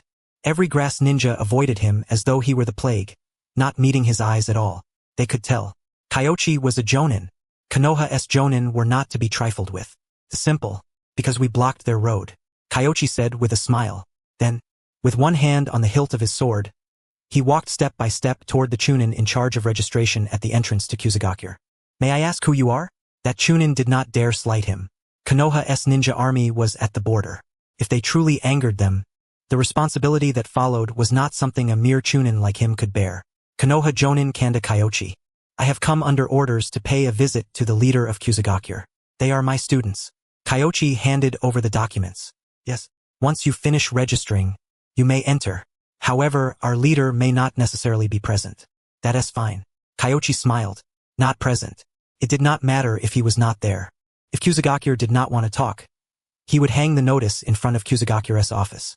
When the time came, it would no longer be a question of whether Kusugakure wanted to talk, but whether he wanted to talk. A pack of short-sighted fools. Kyoichi led Shisui and the others inside, and Shisui carefully surveyed Kusugakure. This was his first time entering another ninja village. And yet, from the looks of it, the place felt extremely strange. The Land of Grass was clearly facing a great calamity, but as ninja of the Land of Grass, they seemed numb, even resentful of Konoha's intervention. All Shisui could say was that he did not really understand. Kyoichi understood perfectly. Konoha had blocked their road to surrendering to Iwagakure. However, if one spoke seriously, the Land of Grass truly had its own helplessness as well. What surrounded them? The Land of Fire, the Land of Earth, the Land of Rain, and the Land of Waterfall. The first two went without saying. Even the latter two were big shots among small ninja villages, not existences the Land of Grass could afford to provoke. But Kyoichi was from Konoha, and their troops had already reached the front line, while Kusugakure had only shown support and was all talk, contributing bodies but no effort. So he could not bring himself to sympathize. As he walked in, he secretly observed the surroundings, and his chakra sensing technique was also probing the area. There were indeed quite a few ninja, but among the auras of so many ninja, there was simply no way to tell which one belonged to a member of the Uzumaki clan. He began wandering here and there around the area, and the grass ninja all hid away one after another. Asuma and Kurenai Yuhi were also confused. They could not understand the situation at all, but since Kyoichi did not explain in detail, they had no choice but to ponder the reason themselves. After thinking it over for a long while, they came up with nothing. Forget it. Better to wait for the answer. They stopped dwelling on it. Kyoichi made a circuit around the village and reached a remote area. The houses here were completely different from the ones he had seen before. Not only were they dilapidated, there were scattered piles of garbage everywhere. Someone inside one of the houses was watching them, of course. If that were all, Kyoichi would not have paid it too much attention. But through the gaps in the broken wall, he saw a flash of vivid blood red. A member of the Uzumaki clan? His heart stirred. Then he noticed that many grass ninja were watching them from the shadows, their hostility even stronger than before. It seemed Kusugakure had already discovered her ability, and had even given her a separate house. Kyoichi continued forward, intending to circle around a few more places, so as not to arouse anyone's suspicion. But, in the next instant, a figure dropped down in front of him. Lord Kyoichi, our leader has returned. He heard of your arrival and sent me to find you and bring you over. A grass ninja. Kyoichi looked ahead and said, "There's no rush. I'll look around a bit more." Lord Kyoichi. Fine. Since your leader is in such a hurry, I suppose I'll have to go see him first. I had originally wanted to take a look at Kusugakure's local customs and scenery. Kyoichi looked rather regretful. Shisui and the others followed behind him, their expressions barely changing. But knowing their teacher as they did, they understood that he had taken a keen interest in the people inside that room just now. Because he had stopped for a second or two. Kyoichi left. Only then did the Kusanine let out breaths of relief and disperse, while Kyoichi, guided by a Kusugakure ANBU ninja, headed for the Kusanine's main building. The leader of Kusugakure had returned. He had no choice but to return. Though he had no idea what Kyoichi Kanda's purpose was, he had at least heard of the man. A newly promoted Konoha Jonin from last year. Supposedly, he was extremely strong. If they really left him hanging, there was no telling whether every bit of intelligence on Kusugakure's side would be gathered up and carried off. I heard you had gone out, so I thought I would look around first before coming over. I didn't expect you to return so quickly. I'm afraid my abrupt visit may have delayed your business. Kyoichi's face was full of apology, and his words seemed sincere as well. And yet, to the leader of Kusugakure, they did not sound that way at all. He smiled stiffly and said, "Please don't say that. During this period, the Iwanin have been launching a large-scale offensive against our country, and it is only thanks to Konoha's assistance that we have been able to hold them back. No matter how urgent anything else may be, nothing is more important than matters on your side. That's good." Then, Kyoichi motioned for him to sit. A flash of anger crossed the Kusugakure leader's face, but he still sat down. "Yesterday, I took some people to the Land of Earth to have a look, and along the way we killed 3 or 4 elite Iwanin squads. I have to admit, the Iwanin are far too strong, especially in positional warfare. We are simply no match for them." Then Kyoichi continued, "On top of that, we are fighting on 3 fronts. We truly do not have enough manpower." But wasn't it said that the Eastern Front had ended? The Kusugakure leader's expression grew complicated. 3 or 4 elite squads. If the man before him was not boasting, then his strength was truly terrifying. One man might be able to rival 10 or so of Kusugakure's squads. Thank goodness they had not offended him. Otherwise, they really could not afford to provoke him. Who knows whether Kirigakure will attack again. We cannot pin our hopes on Kirigukure's mercy. So quite a few ninja are still stationed in the east. Right now, we are short on manpower. I wonder whether your village might be able to contribute more people, so that we can launch a counteroffensive together. Kyoichi could not be bothered to beat around the bush and went straight to the point. The Kusugakure leader looked troubled. After hesitating for a moment, he said, all of our Kusugakure Jonin squads have already been sent out to help with the defense. Right now, the village is filled with Chunin and Genin. They truly would not be of much use. A counteroffensive. Would that not be a little too risky? Chunin are very useful on the battlefield as well. In addition, medical ninja and supplies are indispensable. Konoha is fighting on 3 fronts and is stretched painfully thin. If there is truly no other way, then we can only temporarily abandon the land of grass front. Kyoichi sighed. What? This absolutely cannot happen. The Kusugakure leader panicked. There were some people in Kusugakure who wanted to throw in their lot with Iwagakure, but he had not made up his mind yet because as things stood now, Konoha had won in the east, and the situation looked excellent. Konoha might not necessarily lose. If he placed his bet now, it would be far too early. Kusugakure had survived for so many years precisely by repeatedly hopping from one side to the other. But now Konoha had suddenly stopped playing by the usual rules, and it had left him completely dazed. Kyoichi's words had forced the question in front of him ahead of time. Which side exactly would he stand on? Kyoichi said nothing and merely looked at him. Though his mind was in utter chaos, he asked aloud, is this the Hokage's intention? Or, Lord Hokage is on the front line, Kyoichi answered. On the front line. This was Hiruzen Sarutobi's intention. How was that possible? He found it hard to believe that someone with Hiruzen Sarutobi's personality would actually make such a decision, forcing Kusugakure to choose a side. He had still wanted to muddle through with ambiguous words. But Kyoichi did not give a damn, merely responding with a smile. If it truly cannot be helped, then perhaps the villagers of the land of grass can migrate to our land of fire first. Once the Iwanin have been defeated, we can have them move back. Kyoichi suggested. This. How could that possibly be allowed? The Kusugakure leader nearly cursed out loud. If they went to settle in the land of fire, it would be a miracle if those villagers ever came back. Though he did not understand the principle that a ninja village required economic support. He did understand that his village could not survive without the support of the land of grass and its villagers. In short, he was unwilling to let go of anything. In any case, this is our plan. If you are interested in joining the counteroffensive, then send someone to negotiate the specific arrangements. If you do not agree, then we Konoha ninja will withdraw within 3 days, and we will not bring too much trouble to the land of grass. After Kyoichi finished speaking, he bowed lightly, turned, and left, giving him no chance to answer. This was an ultimatum. After he left, he could faintly hear the sound of things being smashed upstairs. However, there was nothing worth paying attention to. Kyoichi had achieved both of his goals in coming to Kusugakure, so there was no need to linger any longer. After leaving the building, he headed straight toward the village exit. The Kusanin did not dare stop him.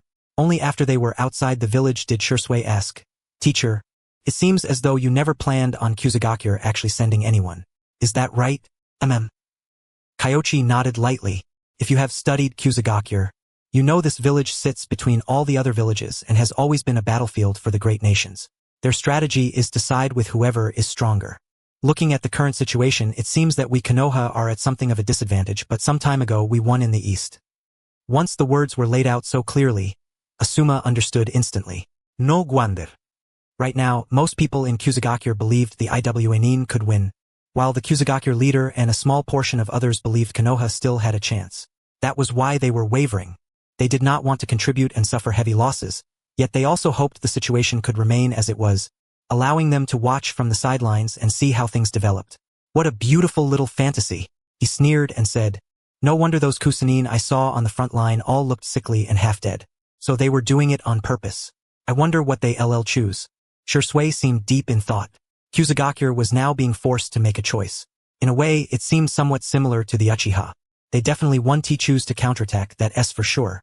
If Kusugakure actually agreed, he would truly dare to lead them into a counteroffensive. Either way, they absolutely could not keep wearing themselves down against the Iwanin in positional warfare. But was that possible? It was very difficult. Kyoichi did not have any expectations at all. Deep down, he had already begun pondering when he should come to Kusugakure to scoop people up. Jiraiya, how can you just slander an innocent man out of nowhere? Kusagakure's strength was not all that impressive. After circling around just now, Kyoichi estimated that he alone could beat them so badly they would not dare show their faces. But because there was still the matter of the Alliance's face between both sides, directly charging in to snatch people away probably would not be appropriate. He would take another look later. If it truly came down to it, having Nagato and the others make a move would also work. There were always more solutions than difficulties. Teacher, they really aren't chasing us at all. It feels like they're even more resolute than we are. Small ninja villages have their own helplessness too. Kyoichi shook his head. After returning to the front line, he saw that there seemed to be some movement up ahead. He hurried forward and, after asking around, finally learned that the Iwnin had retreated. Of course. They had not retreated very far. They had merely withdrawn from the Kusagakure border back to the edge of the land of Earth. Even so, the attitude revealed within that action was enough to raise suspicions. He had only just returned to Konoha's main camp when a Chunin came forward. Lord Kyoichi, Lord Hokage and Lord Jiraiya request that you go to the command tent immediately after returning to discuss what comes next. All right. Kyoichi glanced at Asuma and the others. Afterward, he departed with the body flicker technique, heading toward the tent. There were quite a few people inside. Basically, all the jonin holding important positions on this side had gathered in the tent, such as Inoichi Yamanaka, Choza Akimichi, and the others. Lord Hokage. Kyoichi, start by telling us how things stand on your end. Yes. The Kusa shinobi have made no clear response and have been evasive the entire time.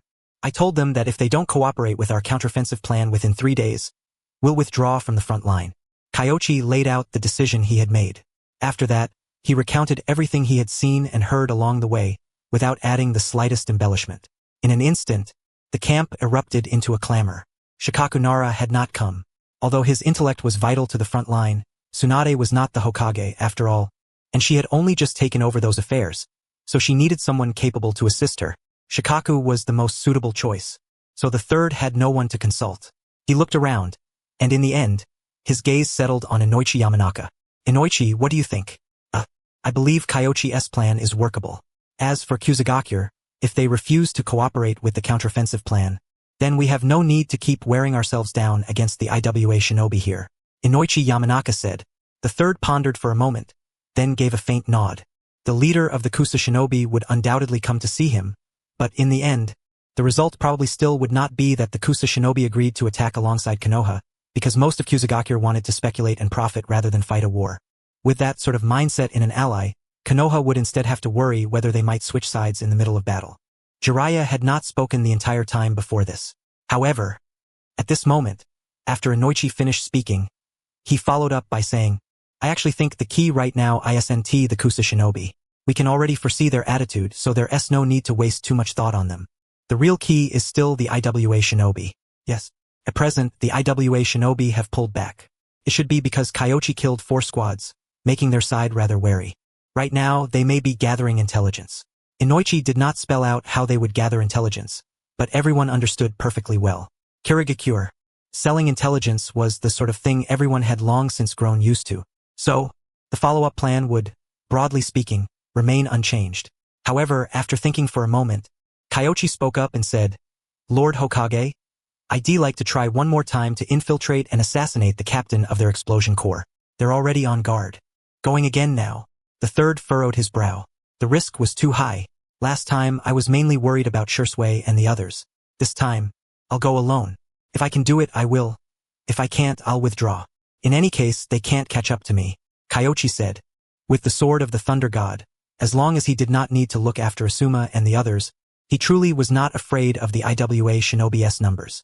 After all, the Iwa shinobi did have plenty of people, but their attack methods were not particularly strong, and their speed could hardly be called fast. They were basically a swarm of hard-shelled turtles. Nothing worth fearing at all. Numbers alone would not be enough. Kyoichi's words plunged the atmosphere on this side into a brief silence. With the third not speaking, no one else felt it was their place to respond. However, in the next instant, someone stepped forward. I'll go with you. Huh? Kyoichi looked at Jiraiya in surprise, then turned toward the third and said with a strange expression, Aren't you going to the east to command that battlefield? Isn't Orochimaru and Minato there? There's no need to worry at all. As for the east, in my view, there's nothing to be concerned about. With Kirigakure's current foundation, they no longer dare to fight us. Jiraiya said. His judgment was not without reason. He had already learned the results of the fighting in the East very clearly from the third. Although 3 members of the 7 ninja swordsmen had been released in the end, those 3 were already frightened birds startled by the mere twang of a bowstring. Fight again? What was Kirigakure going to fight with? They were not Konoha. Their internal clans were tangled in conflict. The third Mizukage was gravely ill and his authority had withered, while Yagura had suffered defeat and failed to establish sufficient authority. Fight? Even if Jiraiya gave Yagura 2 or 3 extra sets of guts, Yagura still would not dare come. According to his judgment, Yagura would definitely go bite a chunk of flesh from Kumogakure to the north. Kumogakure's main army was locked in a bloody struggle against Konoha, leaving their rear extremely weak. As for dealing with Konoha, the guard force in the east still had a certain chance of defeating them. If he lost again, Yagura could say goodbye to becoming the 4th Mizukage for good. This side, however, was different. The IWA shinobi were extremely troublesome. The current IWA forces were still only a small portion of all of Iwagakure. If Inoki obtained enough intelligence from Kirigakure, what came next would not be limited to just this many people. It was based on that consideration that he decided to go along. Kyoichi waited for a moment, then nodded and said, with Lord Jiraiya coming along, success is naturally all but guaranteed. Then let us set out now. Be careful. I'll have Owl cooperate and provide support. The third had nothing else to say. He discovered that the number of things he could control now was growing fewer and fewer. Even when he came to the front line, it seemed he was more of a mascot than anything else. Of course, that was merely his own feeling. Aside from Kyoichi and Jiraiya, everyone else still respected him greatly. Kyoichi nodded, then left the tent with Jiraiya. Asuma and the others naturally saw their teacher's movements, but they understood very well that during the previous infiltration assignment, they had held their teacher back. And this time, Sensei left together with Lord Jiraiya. Asuma said in a low voice, "Let us hurry up and get stronger. Otherwise, we won't be able to help at all in infiltration operations." Shisui said, turning around to go train. The last time he used the Sharingan, it had nearly drained all of his chakra. Next time, at the very least, he could not let that happen again. All 3 of your disciples are pretty impressive. Not like Minato's side. Just thinking about it gives me a headache. Thank goodness Minato's students aren't mine to teach. Jiraiya could not help grumbling. Kyoichi could not help smiling, then asked curiously, what happened with them this time? It's not much. Obito has actually been following orders lately. A lot better than before. The problem is Kakashi. Jiraiya did not go into detail. However, Kyoichi could imagine it. Kakashi was probably right in the middle of agonizing over things, wasn't he? He shook his head lightly, packed up his things, and was just about to head out with Jiraiya when something suddenly occurred to him. The telescope technique. As long as one knew the other party's chakra signature, this thing could function. He had gotten close to Gari before and more or less remembered the other man's chakra signature. If he brought along a crystal ball, it just might prove useful. He waited briefly, then said, "Wait a moment. I'm going to ask Lord Hokage for a crystal ball. What do you need that thing for?" Jiraiya froze for a moment, then his eyes went wide as he said in shock, "Don't tell me. You figured out the secret technique our teacher refused to pass down." Ahem. "I just thought this jutsu would be very useful in battle, so I spent some effort researching it." Kyoichi said, "Exactly. I think it's really useful too, hehehe." "Kyoichi, there's no need to go ask for a crystal ball. Could you share the jutsu with me instead?" The smile on Jiraiya's face was the kind anyone would understand. He pulled a sealing scroll from his waist pouch, then unsealed it, releasing a pile of things. Brushes, ink, paper, and all sorts of miscellaneous items. After rummaging around, he took out a small crystal ball. "You call that monitoring the battle situation? I'm almost embarrassed to expose you." Kyoichi took the crystal. Jiraiya really had prepared everything thoroughly. Damn it, he had not even learned the technique yet, but he had already gathered all the tools first. The soldiers and horses had not moved, yet the provisions were already set in motion. Was that it? Truly impressive. Master and disciple were cut from the same cloth. Jiraiya chased after him from behind, trying to pester Kyoichi into teaching him, even going so far as to offer the Wild Lion's main technique in exchange. However, the Wild Lion's main technique was only something Kyoichi had never bothered to study. Otherwise, with Needle Jizo as a foundation for hair-based ninjutsu, it would be far too easy for him to research it. Jiraiya could only let out a wistful sigh. It seemed things would not work out on Tsunade's younger brother's side either. Painful. He sighed. Just a tiny little hobby, that was all. Still, he had only gotten carried away on a whim. He really did want to get his hands on the telescope technique, but the priority right now was assassinating Gari, the captain of the explosion corps. After Kyoichi described Gari's abilities, Jiraiya decided the man had to be eliminated. Explosion release, of course neither he nor Kyoichi was afraid of it. But against average Konohagakure shinobi, explosion release was nothing short of a weapon of mass destruction. Jiraiya, this is an infiltration operation. Even you have to follow my orders, or when we get back, I'll tell Big Sis Tsunade that while she wasn't around, you were constantly sneaking off to peep at the bathhouse. You, how can you slander me out of nowhere? Jiraiya panicked. Damn it, when had he ever? Fine. He had gone before, but how could anyone tell Tsunade about something like that? What do you mean, slander your innocence? Last time, you even tried to drag me along. Bro, you're my big brother. I'll listen to you. You're the expert in this field, so how could I possibly not listen? Jiraiya hurriedly gave in. If Tsunade only found out he had gone peeping, at worst he would take one punch. But if she found out he had almost dragged Kyoichi along with him, he might end up in the hospital after the war. Ahem, Lord Jiraiya, I only said that to establish the chain of command. I didn't mean anything else. Let us head to the land of Earth first. Once we arrive there, we can try using the telescope technique to take a look, Kyoichi said. Jiraiya nodded lightly. However, he did not know that when Kyoichi went to retrieve his things, he had also left behind a shadow clone. While the two of them set off for the land of Earth, the shadow clone quietly avoided everyone, then followed the river and used water instantaneous movement to head toward Kusagakure. He might not necessarily make a move immediately, but given Kusugakure's recent situation, it was hard to say whether that Uzumaki descendant might be in danger at any moment. If she faced a crisis, he might act ahead of time. Although it was only a shadow clone against grass shinobi, even a clone would be more than enough. Did a lineup like this even need disguises? In a corner of Kusagakure, inside a dilapidated house, a girl held food someone else had thrown away and ate it while curled up in the corner. Her hair was the striking blood red of the Uzumaki clan. Kyoichi was concealed deep underground. Just then, the door was violently shoved open, and a man walked in from outside. Someone's injured. You come with me to the hospital. Can I wait until I finish eating? She asked timidly. It's garbage. Hurry up. If we wait for you to finish, what are the injured at the hospital supposed to do? If you don't obey, we'll throw you out and make sure you can't even eat garbage, he said viciously. Yes. She had no choice but to set the food aside, because she knew that if she did not go with him, the food she had finally managed to find might very well be trampled to pieces. This village, for an outsider to survive here, was truly far too difficult. She could not help but think of the days in the land of whirlpools.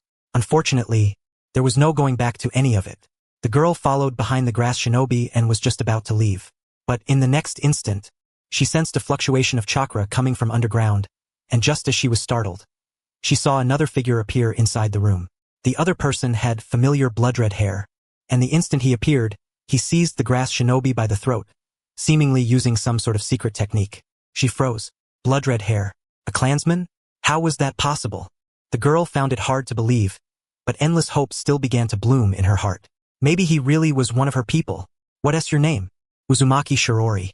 My name is Shirori, she answered softly. Kyoichi nodded, ignoring the grass shinobi whose throat he was gripping. He instead sighed gently and said, Those of our clan who fled back then, not many of us have had decent lives since. Are you willing to come with me? Of course. Her eyes shone brightly, although it was still unknown whether the man before her truly belonged to the Uzumaki clan. At the very least, she felt goodwill from Kyoichi. He treated her like a person, not as a medical tool. That alone was enough. The grass shinobi struggled even harder, but his physical strength and spiritual energy were being continuously drained away. Gradually, he could not even struggle anymore. The conversion rate of the chakra absorption technique had improved slightly. Now, it could already convert 40%. However, the grass shinobi before him was only a chunin, so there was not much chakra to extract. This shadow clone of Kyoichi's had only recovered a portion of its strength, still quite some distance from being fully restored. Fortunately, why are you dawdling? Don't tell me you're waiting for her to eat. Another one came from outside. The moment he reached the doorway, he sensed something was wrong. Shirori's eyes were far too bright, not at all like someone being coerced into going to the hospital. But it was too late. A hand seized his throat and slowly dragged him inside. What happened? Commotion broke out outside. And yet, by the time they rushed over, all they saw inside the room was a person collapsed in the corner by the wall. His chakra had been drained dry. He was dead. After them, the grass shinobi were furious. Shirori was an exceptional medical tool they had only found after great difficulty. With her around, Kusagakure could lose far fewer shinobi. And now someone had snatched her away. How could they possibly accept that? They quickly chased out, and before long, They saw a red-haired man taking Shirori and another grass shinobi with him as he flickered away into the distance. The other party glanced back at them. His gaze was icy, brimming with killing intent. In that instant, they did not even dare continue the pursuit. Only after a second or two did they snap back to their senses and quickly give chase, but when they caught up again, all they saw was their comrade's corpse. A red-haired shinobi. The Uzumaki clan? Cold sweat poured down their bodies. Someone from the Uzumaki clan had come knocking and taken Uzumaki Shirori away. Fortunately, they had only just captured Uzumaki Shirori. If they had used her for a long time, this grudge would have become enormous. They returned to report to the leader of Kusagakure, and the leader flew into a rage. He valued Shirori's ability greatly. He would rather lose 3 or 4 squads of men than see Uzumaki Shirori taken away. Those fools. Then he realized something was off. He believed he had kept Shirori's matter very well hidden, yet the people from Konoha had only come by in the morning, and by the afternoon, someone had been snatched away. Could this have been Konoha's doing? Let us go. We're going to see the Hokage. He could not hold back anymore. Since he had to meet him anyway, he might as well do it today. The Konoha camp. News of the Kusagakure leader's arrival quickly reached the third, and naturally, he would not neglect the matter. However, the Kusagakure leader's question made the third frown. Hokage, is Konoha truly going to withdraw? The third nodded, displeased inwardly. Although, as the leader of Konoha, his position was equal to the other party's. No matter how one put it, Konoha was the stronger side. And from the beginning of this war, they had done nothing to wrong Kusagakure. This attitude was a bit too aggressive. Hokage, our Kusagakure is weak. It's true that we don't have the strength to contend with Konoha or Iwagakure. We only want to survive. But Konoha has gone too far in this matter. The Kusagakure leader suppressed his anger. By the way, where is that Jonin who came to Kusagakure earlier? He went to the land of Earth to carry out a mission. Truly, this is a confidential mission of Konoha. I don't believe it has reached the point where I must inform you of it. Has it? The third's eyes turned cold. This Kusagakure leader. Something was wrong. I hope this confidential mission is real. Otherwise, he wandered around my Kusagakure in the morning, and in the afternoon, someone from my village was abducted. You can't blame me for thinking too much. He did not linger any longer. This was tearing away all pretense. The third frowned. What kind of person could make this guy's mental state collapse this badly? He suddenly found himself curious. As for the trouble on the Kusagakure side, the third Hokage was not worried in the slightest. If Kyoichi had not done it, then that blame could not be pinned on Konoha. And if Kyoichi had done it, then there was no way Kyoichi would leave anyone with leverage over him. He trusted Kyoichi's abilities. With enough strength, the shinobi world often had no need for evidence. And yet, Kusagakure's strength was clearly not enough to reach that standard. So, Kusagakure needed evidence. Otherwise, no one would believe him. More than that, Kusagakure did not dare explain the specifics of who exactly they had lost at all. What if there truly was a powerful descendant of the Uzumaki somewhere in the world? That sort of thing was hard to say. Kyoichi had not received any message from his clone, but he believed that his shadow clone had already escaped danger, and was probably with the descendant of the Uzumaki right now. He thought to himself in silence. The two of them were both extremely strong. Crossing borders the whole way, there was simply no one who could detect them, until they reached the location of the previous stronghold. Kyoichi sensed a great many IWA shinobi, and among them was Gari's presence as well. After locking onto the position, he took out a crystal ball and began refining chakra. Haven't you already found him? You're still using this jutsu? Just trying it out. In the next instant, the situation ahead appeared on the crystal ball. Gari was inside a stone fortress, pacing back and forth in visible agitation, as though waiting for something. Kyoichi and Jiraiya exchanged a glance, and both of them understood what he was waiting for. Intel. That piece of intelligence regarding Kyoichi. Too bad we don't know how the IWA shinobi deliver their intel. Otherwise, we could disguise ourselves and slip in to assassinate him, Jiraiya said with a sigh. With our lineup, do we still need disguises? Kyoichi said, a smile on his face. Jiraiya froze for a moment, then said, you're not thinking of just charging straight in and killing him, are you? You go up and draw the enemy's attention. I'll go over and kill him. It's that simple. What's there to disguise? Even without using Sage Mode, Jiraiya was still one of the top-tier shinobi of the current era. And though Kyoichi would not claim he was stronger than him, he considered himself not far behind either. As long as there was even a single instant of opportunity, he had a chance to hunt down the captain of the explosion corps. Perhaps he could even make the IWA shinobi suffer a major loss. All right, Jiraiya did not hesitate. With that said, the two of them went straight in. It was currently night, a moonless, windlashed night, the perfect time to kill. Mist began to spread. At first, no one paid it any mind, but very quickly, an IWA shinobi realized something was wrong. This is the hidden mist jutsu. Everyone, be careful. Watch out for an enemy attack. Prepare defenses. The orders came calmly and methodically. However, what they had not expected was that, in the next instant, they heard the rushing roar of surging waves. There was no river here. Where had waves come from? Just as they were wondering, in the next instant, they saw that at the mouth of the valley ahead, towering waves surged forth like a river from the heavens, rushing straight into the gorge. Defend! Hurry! They were horrified. They had not seen water style of this caliber in many years. Fortunately, there were many older shinobi among the IWA ranks, and they reacted first, instantly casting earth style to establish a defensive formation. However, they soon discovered that a high-pressure column of water had pierced straight through their earthen wall from below. With one sweeping strike, the flood roared, and a sheet of water surged in. The IWA shinobi retreated swiftly, rapidly setting up one defensive line after another. Yet just giving up the front section alone had already caused them no small loss. Gari looked at the base, now in utter disarray, his expression terribly grim. Earth beats water? Damn it! Was this what they called earth-beating water? Their sensory perception was suppressed by the chakra mist, leaving them with no way to distinguish what exactly was happening. At that moment, a voice rang out in the air. Who do you think I'll kill this time? Putting on airs. Your water style is very strong, but at most it can harass our formation. Can't accomplish anything else. Whereas your companion? Or are you saying that this time it's only Gari condensed an earth clone and had the earth clone speak from another location, attempting to draw attention? But how could Kyoichi possibly fall for that? At that moment, he was using the hiding in rock technique to sneak toward Gari's location. The one speaking was merely Jiraiya, imitating his voice. Soon, Kyoichi reached a relatively close position, and then he stopped advancing, because there seemed to be someone ahead, likewise hidden within the stone. At that moment, boom! A roar thundered from above. The entire mountain shook, and even Kyoichi, hidden within the rock, felt it. Afterward, through the stone, he heard a grumbling complaint. Jiraiya making me do this kind of thing again. Gamabunta. Excellent. Kyoichi quietly refined his chakra. In the next instant, through the rock wall, he sensed a scorching heat. Although the flames had burned away the mist, it was not a major problem. Because the timing had arrived, he instantly moved toward Gari. The moment Kyoichi approached the surface, Gari had already sensed the danger. He immediately swung his fist down at the rock beneath him. Explosion release. Landmine fist. That chunk of rock exploded in an instant. However, Kyoichi did not take even the slightest bit of damage. His body was covered in a layer of hair, ice armor, and the black effect of Earth Spear.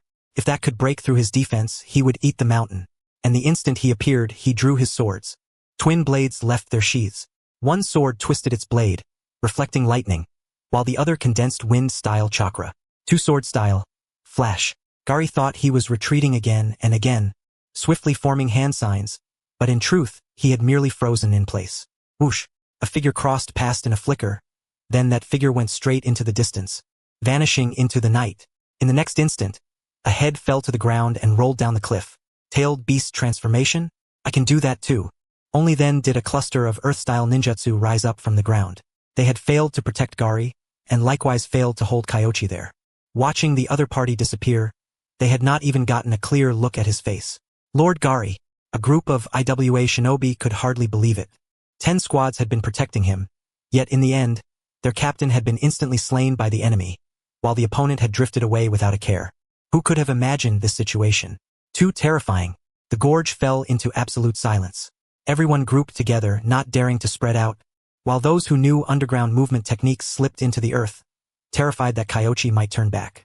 And in truth, Kyoichi indeed had no intention of letting them off. Gamabunta had come all this way, and they were supposed to let them go? Boom!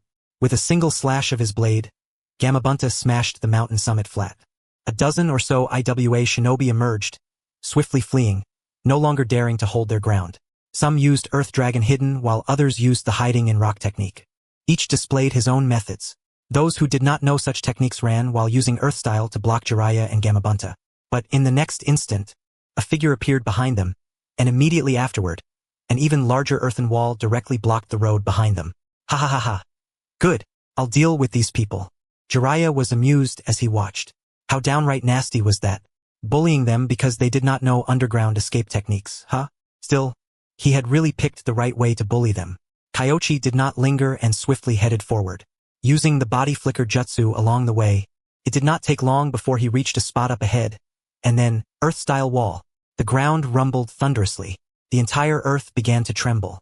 The ground heaved upward, and in an instant, several Iwagakure shinobi failed to stop themselves and shot out from beneath the soil. The next moment, the explosive tags flying through the air stuck to them. Boom! Explosions rang out one after another. Not every Iwa nin had mastered the hardening technique. Some were blown into critical condition on the spot, while others used the hardening technique to withstand part of the impact and escaped with only minor injuries. But in the end, it made no difference. The sword of the Thunder God was drawn, harvesting them one by one. Those men had already been blasted until they could neither see nor hear, and they died in utter confusion. Unfortunately, most of them got away. Those people burrowed even deeper underground, making it essentially impossible to catch up. However, when Kyoichi used his chakra sensing technique to probe the area, he could not help but freeze for a moment. A ninja with an immensely powerful chakra presence was rapidly rushing toward him. That amount of chakra was no ordinary shinobi-s. Could only be a Jinchuriki. Kyoichi's expression grew grave. Inoki had actually deployed a Jinchuriki. No, that was not right. Inoki should not have known in advance that he would launch a sneak attack, so this was merely a coincidence. He retreated backward. Of course, what Kyoichi was worried about was not the Jinchuriki, but fighting here and getting stalled until Inoki arrived. If that happened, things would become troublesome, especially since the other party had mastered the lightweight rock technique. As for this Jinchuriki, he would love nothing more than for the guy to follow him. A Jinchuriki's speed was indeed fast. Kyoichi had to use 80% of his body flicker technique at full strength just to maintain a pace that was slightly slower than the other party's. However, the other Iwa nin were not nearly that fast. Under the relentless pursuit, the Jinchuriki drew closer and closer to Kyoichi, while the distance between them and the Iwa nin reinforcements grew farther and farther. By the time they were almost back to the earlier location, the other party finally caught up. Purple clothing. Rashi. Kyoichi glanced at him and could basically confirm it. The Four Tails Jinchuriki. The Four Tails. Huh? Then there was even less reason to be afraid. Although the other party used lava release, water release also countered him. In the anime, the one who defeated Rashi was none other than Kisame, and he himself had Samahata as well. More than that, he had a small little idea of his own. A leaking In seal. The four-symbol seal combined with tailed beast chakra and Samahata, plus the strength of 100 technique and his own powerful chakra control ability. Could he create a pseudo-tailed beast mode? It was worth trying. Still, that guy Samahata would not betray him, would it? Thinking of Samahata's personality, if it decided the Four Tails chakra tasted better than his own, there was no telling if it might betray him the same way it followed Killer Bee. He needed to arrange a countermeasure. After pondering for a moment, he took out a scroll and began drawing a formula while running. The formula was roughly complete, with only the final bit left unfinished. As he ran, he threatened Samahata. The moment it showed even the slightest sign of doing that, he would seal it without the slightest hesitation. It counted as one layer of insurance. He ran back toward the hill. Jiraiya and Gamabunta were currently fighting while retreating. Although their results were not small, it was clear their chakra consumption and other expenditures were not low either. Inoki's here? No, but a Jinchuriki is. Ah! The moment Jiraiya heard that, he turned and ran. A Jinchuriki. Inoki had lost his mind. Run for a bit. We'll take him down. Kyoichi caught up. Jiraiya turned his head, stared blankly for several seconds, then asked, putting aside whether we can win in our current state if we take away a Jinchuriki. One T Inoki fight us to the death? You hold off the others. I'll handle the Jinchuriki. As for Inoki, causing him a little trouble would be nice too. Kyoichi was very practical. Besides, he remembered that Rashi later defected, did he not? Although Rashi was definitely still loyal to Iwagakure right now, the conflict between him and Inoki absolutely was not something that had appeared overnight. If he fooled him a bit, maybe he could deepen the internal rift among the Iwa nin and even scoop up a wave of rewards. Of course, Rashi's stubbornness was also famous. If he could not be fooled, then there was no forcing it. Capturing him would at least be enough to pressure Inoki into withdrawing his troops. Thinking to this point, Kyoichi already had a plan in mind. Capture Rashi. And at this moment, thanks to Kyoichi painstakingly holding back his speed, Rashi was already about to catch up. The difference was that Jiraiya off to the side was truly going all out. Jiraiya was not weak. Compared to Minato and Kyoichi, his speed naturally was not particularly fast, but compared to the Iwa nin, his speed was top tier. As long as Inoki had not arrived, he could fight if he wanted to fight and run if he wanted to run. So once he heard that, he stopped feeling so anxious. At this moment, Kyoichi quietly released the Yin seal. Tailed beast chakra erupted from Rashi's body, and he instantly caught up from behind. Kyoichi glanced from the corner of his eye and saw a fiery red chakra fist attacking him. Tailed beast mode? Rashi's use of the tailed beast was quite skillful. However, it was utterly useless. Kyoichi avoided it with the body flicker technique in an instant. Rashi froze for a moment. The other party's speed had suddenly increased. That meant the other party's top speed was nowhere near the level he had shown while fleeing earlier. Rashi immediately tried to retreat, but at that moment, a massive flood of water sprayed from the other party's mouth. Water release. Great exploding water colliding wave. In the blink of an eye, the surging waves swept over. At the same time, beneath his feet, pillars of ice shot up one after another, crisscrossing with each other and suppressing him underneath. Humph! Rashi raised his brows, and chakra erupted from his body. In an instant, the solid ice shattered. The next moment, the water crashed down, covering him completely. However, in an instant, fierce waves of fire ignited within it, and rolling magma burned the enormous water prison formed by the great exploding water colliding wave until it boiled. Boundless steam spread in every direction. You really don't need me on the Jinchuriki? Jiraiya was stunned. Using water release on this scale, Kyoichi was genuinely going all out. After Kyoichi finished speaking, he formed hand seals. In an instant, the surroundings turned bitterly cold, and the evaporated steam condensed into rain that fell back down. The entire water prison transformed into a colossal iceberg, and inside it there was even magma that had been frozen and turned into stone. Jiraiya was dumbfounded. He had never known that Kyoichi had actually mastered ice release ninjutsu. That was a Kekii Genkai. Naturally, the most terrified one was Rashi. He understood everything now. This guy was not afraid of him at all. The reason he had fled was merely to lure him here, to a place more suitable for making a move. He had come completely prepared. Damn it. He continuously stimulated his tailed beast chakra, and 4 tails appeared behind him. His tailed beast transformation deepened. In the blink of an eye, the frozen magma returned to the color of flame. Then, with a roar, the water prison shattered with a thunderous crash. However, the instant the water prison broke apart, a hand seal was pressed onto his body. The other party's palm was covered in solid ice, continuously resisting the damage from the lava and tailed beast chakra, while his other hand held a strange greatsword. Rashi punched toward him, but with one light slash from the greatsword, he discovered that the chakra wrapped around his fist had been devoured. What was this thing? Rashi grew somewhat panicked and struggled with all his strength. However, pillars of ice, together with the surrounding waves, swept in one after another, continuously suppressing the magma he was spewing out. Although ice and fire kept exploding between them, neither of them seemed to suffer any substantial damage. The next moment, Rashi discovered that not only was the sword absorbing his chakra, even the other party's hand was absorbing his chakra. His heart hardened. You like absorbing things? Huh? Then I'll give you something to absorb. More power. Tailed beast chakra isnt something just anyone can digest. At the same time, the 4 tails behind Rashi whipped through the air. The earth trembled, and surging magma transformed into a river that came roaring toward him. A Jinchuriki really was a pain to deal with. Kyoichi didn't keep dragging it out. He withdrew at once, moving so fast that Rashi felt both humiliated and furious. This bastard was even faster than before. That earlier speed still hadn't been his limit. Every time Kyoichi improved, Rashi felt like a clown. He had actually believed this guy had been caught because he wasn't fast enough, only to finally realize now that his opponent had merely been afraid that if he ran too fast, Rashi wouldn't be able to keep up. Now, even if Rashi wanted to leave, it would probably be difficult. He continuously released chakra, producing waves of magma to keep Kyoichi from closing in again. The technique, with no one maintaining it, slowly faded away. However, in the next instant Kyoichi began forming hand signs. Immediately afterward, the 4 tails chakra was driven by him into the Yin seal, while the chakra inside the Yin seal was released. Rashi couldn't understand what he was trying to do, but he had no intention of showing Kyoichi any courtesy. Under the cover of the magma, he quietly gathered chakra. A black sphere formed in his mouth.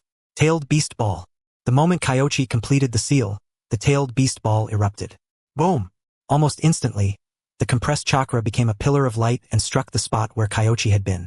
Did it hit? Rashi did not let down his guard. In the next instant, he saw that man holding up an impossibly enormous blade, and that blade had already completely changed shape, turning into a beast he had never seen before. What in the world is that thing? He was utterly baffled. Kyoichi released the tailed beast chakra that Samahata had been slowly devouring and sending over, driving it into the Ein seal. With his powerful chakra control, he gathered all of the tailed beast chakra together without the slightest difficulty, then closed the seal. Outside the Ein seal was a layer of the 4-symbol seal with one corner undone, making it practically as steady as Mount Tai. At the same time, thin traces of tailed beast chakra leaked out from within. Stop messing around and finish him off already. I get the feeling Inoki's almost here. In the distance, Jiraiya was locked in battle with the Iwnin reinforcements. But when he saw Kyoichi looking as though he were playing around, a surge of frustration welled up in his chest. They were behind enemy lines, a Jinchuriki isn't that easy to handle. Still, after saying that, his expression also turned serious. The tailed beast chakra seeping out spread through his entire body. Though it was very thin, his body had more or less begun adapting to it. Next, first activation, open. Kyoichi drew in a deep breath, and in the next instant, he released his chakra and charged toward Rashi while swinging Samahata. In his activated state, both his strength and speed had increased tremendously. What shocked Rashi even more was that his opponent's chakra actually began showing traces of tailed beast chakra, taking on the scorching color of molten lava. How is that possible? Disbelief filled his heart, but at this point, there was no other option. Rashi completely released the power of the tailed beast. A massive beast appeared. Boom! It let out a roar and slammed both fists into the ground. Lava release, flower fruit mountain. The range was enormous, nearly impossible for anyone to evade. And yet, Samahata devoured all things.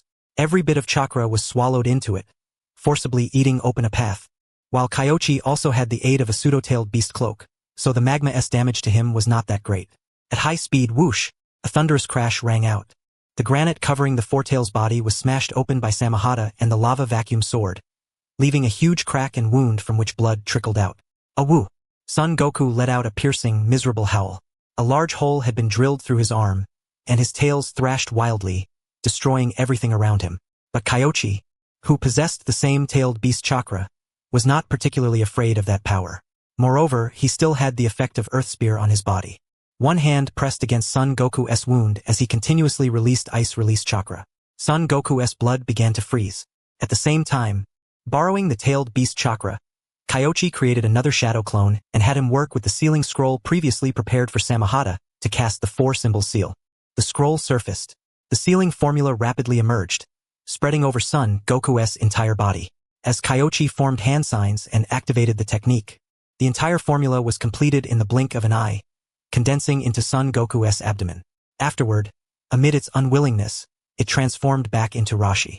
Rashi struggled with all his might. However, at this moment, he could not even mobilize the tailed beast chakra anymore. Bang! Kyoichi knocked him unconscious with one punch. Immediately afterward, he refined chakra, drew his sword once more, and slashed. A vacuum sword carrying part of the Four-Tails chakra. A blazing storm of flames swept across the space in front of Kyoichi, turning the dark night as bright as day. Move! Ah! The moment Jiraiya heard that, he turned and ran.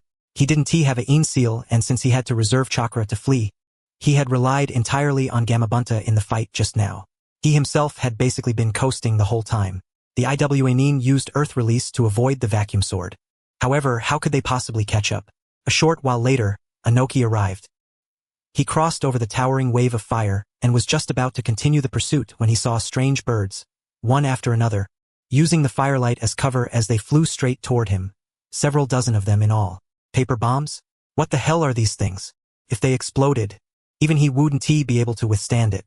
A cube appeared in Inoki's hand, and he swiftly flung it out, swallowing every bird within the space in front of him. Several dozen paper bombs did not explode. But in that brief delay, he sensed that Rashi had already been carried a great distance away. And even while carrying another person, the enemy's speed was still terrifyingly fast. Even with the lightweight rock technique, Inoki could not catch up. Along the route of pursuit, he encountered more than a dozen deeply hidden black paper bombs. Although their power was not great, they were disgusting to deal with, especially when, crack, Inoki's high-speed pursuit came to a halt. In order to dodge the explosion, he had thrown out his back. Damn it. Whose technique is this exactly? Was it made specifically to target me? That's way too underhanded. I gave you a chance, and you still couldn't make use of it. Inoki stopped chasing. Good grief, you even know Conan's techniques? Jiraiya was already numb. Ice release, paper folding techniques, and also Was that tailed beast transformation just now? I studied it a little and happened to gain some insight. It was purely luck, Kyoichi said modestly. He had already used sealing techniques to patch up the opening, sealing the tailed beast chakra inside the seal. At this moment, his entire body had quite a few burns. As someone who was not a Jinchuriki, using violent tailed beast chakra was not without cost. However, this tiny price seemed hardly worth mentioning compared to the power he had gained. Kyoichi was a little excited. This was only the 4 tails. Wouldn't the 9 tails chakra be even stronger? Of course, it would also be far harder to suppress and use.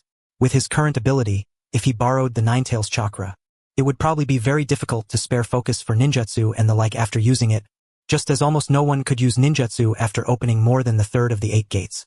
As for the 4 tails, it was only a trace that had leaked out so he could just barely manage it.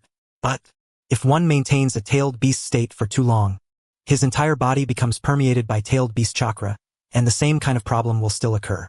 So his own tailed beast state had a time limit. That would need to be verified later. Jiraiya watched Kyoichi carry out the whole seamless sequence of sealing, wrapping, using the summoning jutsu, and sending it into Shikatsu Forest, and then he could not help falling silent. So practiced.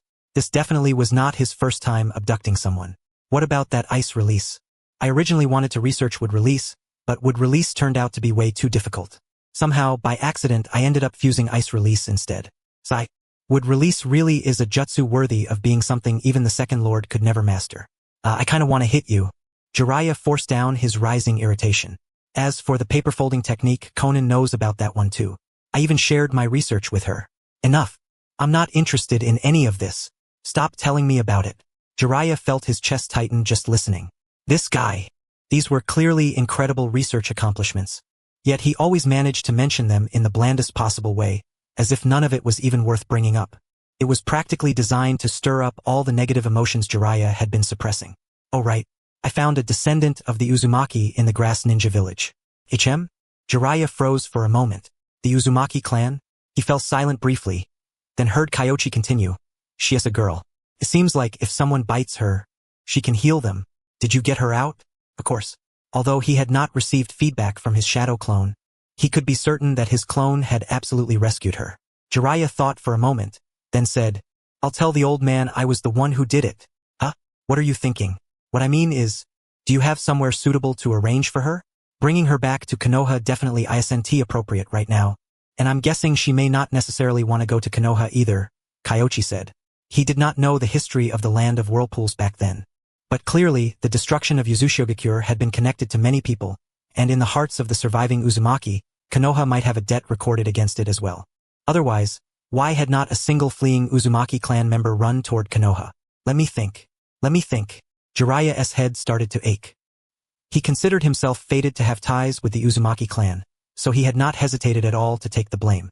But arranging a place for her to stay? How the hell would he know? Mount Mayaboku? No, that place was full of bugs. Otherwise, send her to stay with Nagato? Besides, if you rescued her, she may not be willing to leave you.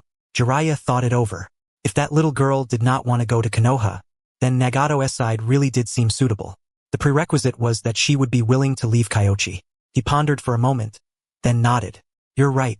Can't you take me with you? The girl lifted her head. Her eyes filled with panic and confusion. You don't want to go to Amigakure? Kyoichi asked. Or nodded. She was filled with fear toward small villages. Although according to what Kyoichi had said, there was a ninja in Amigakure who, like her, was also a descendant of the Uzumaki. Once they learned of her ability, there was no guarantee they would not make a move against her. Kyoichi pondered for a moment, then asked again, why don't you want to go to Konoha? There are scary people in Konoha, Ori said in a low voice. Scary people? Kyoichi mulled it over inwardly. If he had to guess, the person Ori was talking about should be either the third or Danzo. But clearly, Danzo was the more likely one. The sealing techniques mastered by the Uzumaki clan, the adamantine sealing chains, along with their powerful constitutions and vitality, this made them the perfect Jinchuriki choice in the eyes of many people.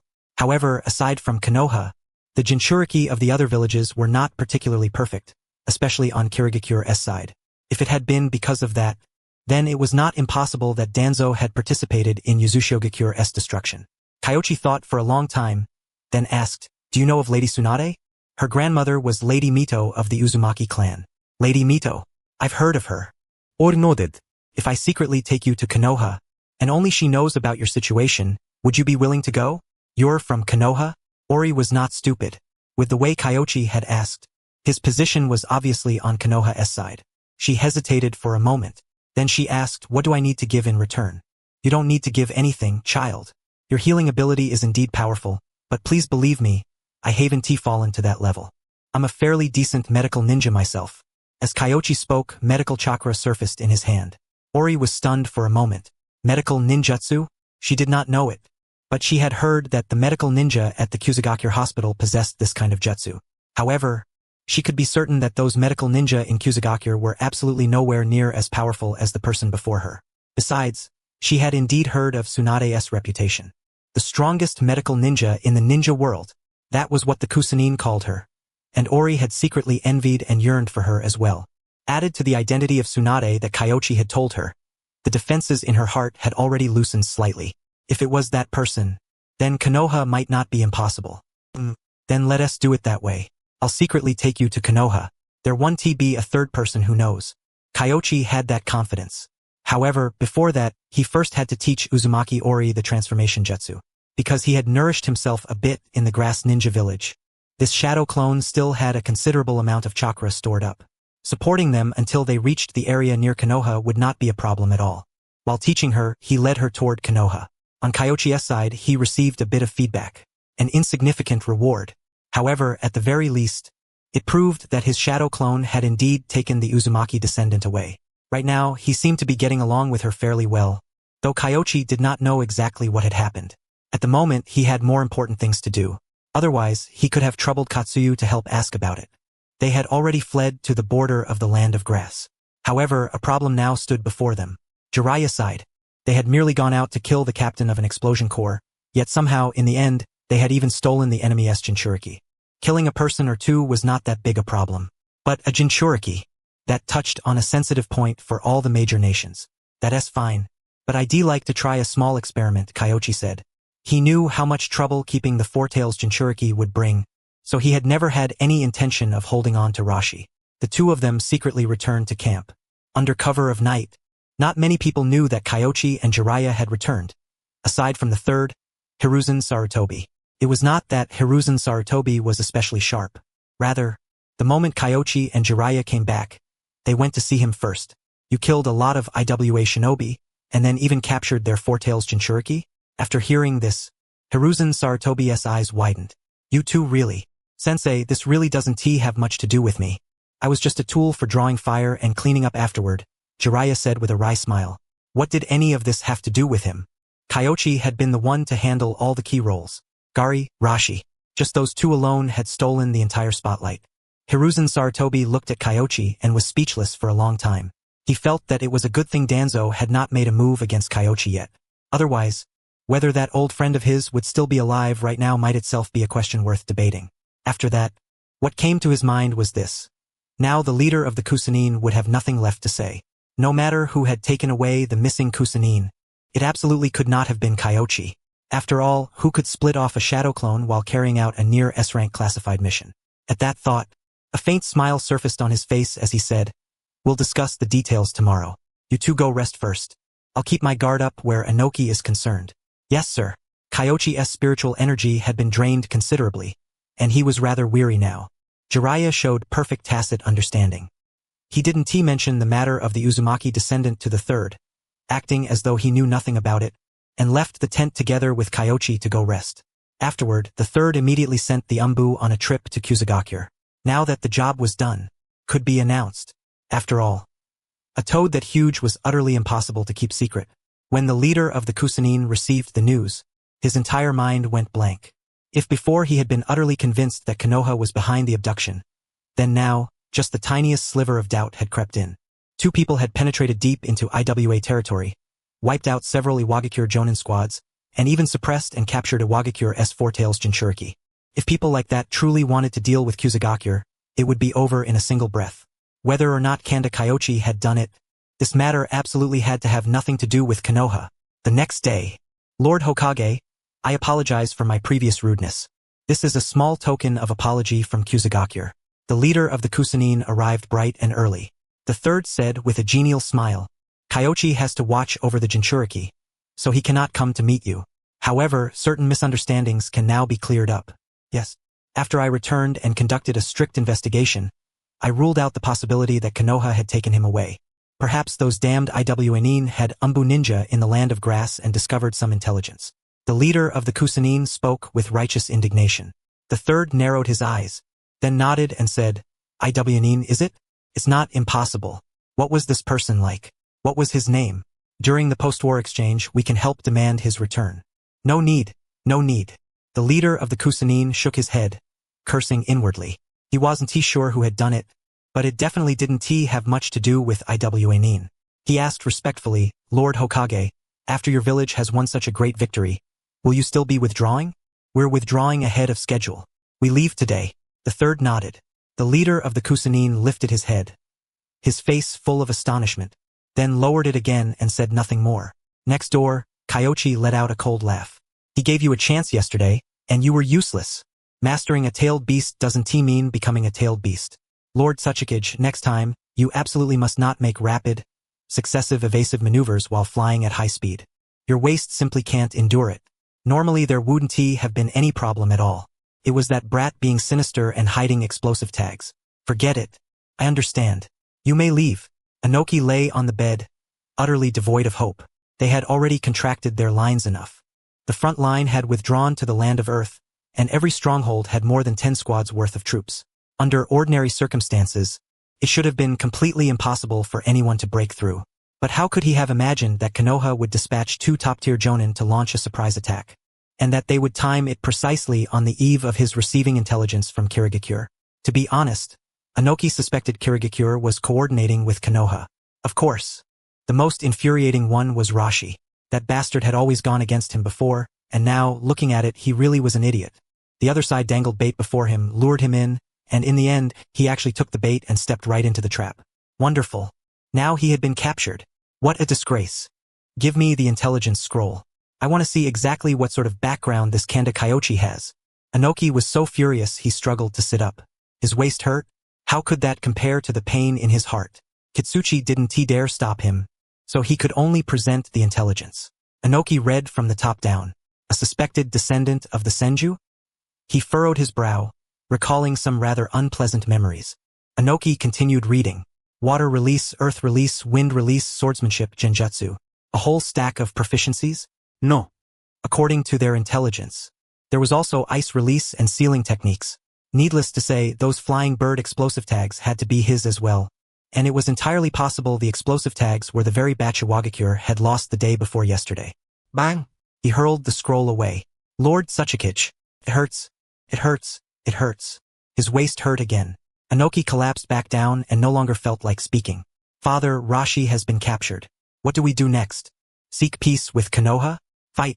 Inoki's expression twisted ferociously. Seek peace? Konoha believed that capturing Rashi could threaten him. Then they were wrong. He had never believed that a single Jinchuriki could influence the direction of a war, and he certainly would not change his entire war strategy because of Rashi alone. A Jinchuriki was merely a Jinchuriki, nothing more than a ninja who had obtained a powerful external force. It didn't necessarily mean he was truly that strong. Rashi was like that, and so was Han. That was Inoki's view. Because of that. In Iwagakure, Jinchuriki were not subjected to the same excessively vicious hostility found in other villages, but neither were they held in especially high regard. Rashi in particular, in the eyes of many Iwanin, he was worth less than an ordinary jonin. An ordinary jonin could still go into battle. Rashi, however, was more often confined to the village, nothing but a decorative figurehead, seemingly powerful yet actually useless as hell. Han was slightly better, but not by much in terms of respect. That was why, upon coming out this time, he had been so eager to prove himself. And yet, the result only made Inoki feel that his thinking had been further confirmed. On the battlefield, a Jinchuriki truly wasn't as powerful as the Jinchuriki himself imagined. Tell everyone not to overthink it. This time, our losses are not small, but Iwagakure can withstand losses of this level. Tomorrow, we'll pay Konoha back double. Help me up. We're pressing forward right now. Inoki's temper was explosive. Yes, sir. Kitsuchi understood. What father meant was, advance and fight Konoha with full force. The order was issued. The Iwanin marched forth in a mighty tide, with hundreds or even thousands of squads. Over these years, Iwagakure had restored much of its foundation, and the forces on the front line were in fact not even their entirety. There were still many Iwa nin in the rear responsible for defense and transportation. This was also the confidence Inoki had in daring to go to war with Konoha. However, when they arrived at the border of the land of grass, it was completely empty. As for the Kusanin, they were still there, but this bunch clearly had no intention of fighting them. A group of ninja respectfully walked before the formation. Lords of Iwagakure, we of Kusagakure are willing to cooperate. Please do not harm the land of grass or its people. Where are the Konoha ninja? They withdrew this morning. They said they were pulling back to the border of the land of fire to hold their defenses. The leader of the Kusanin spoke respectfully.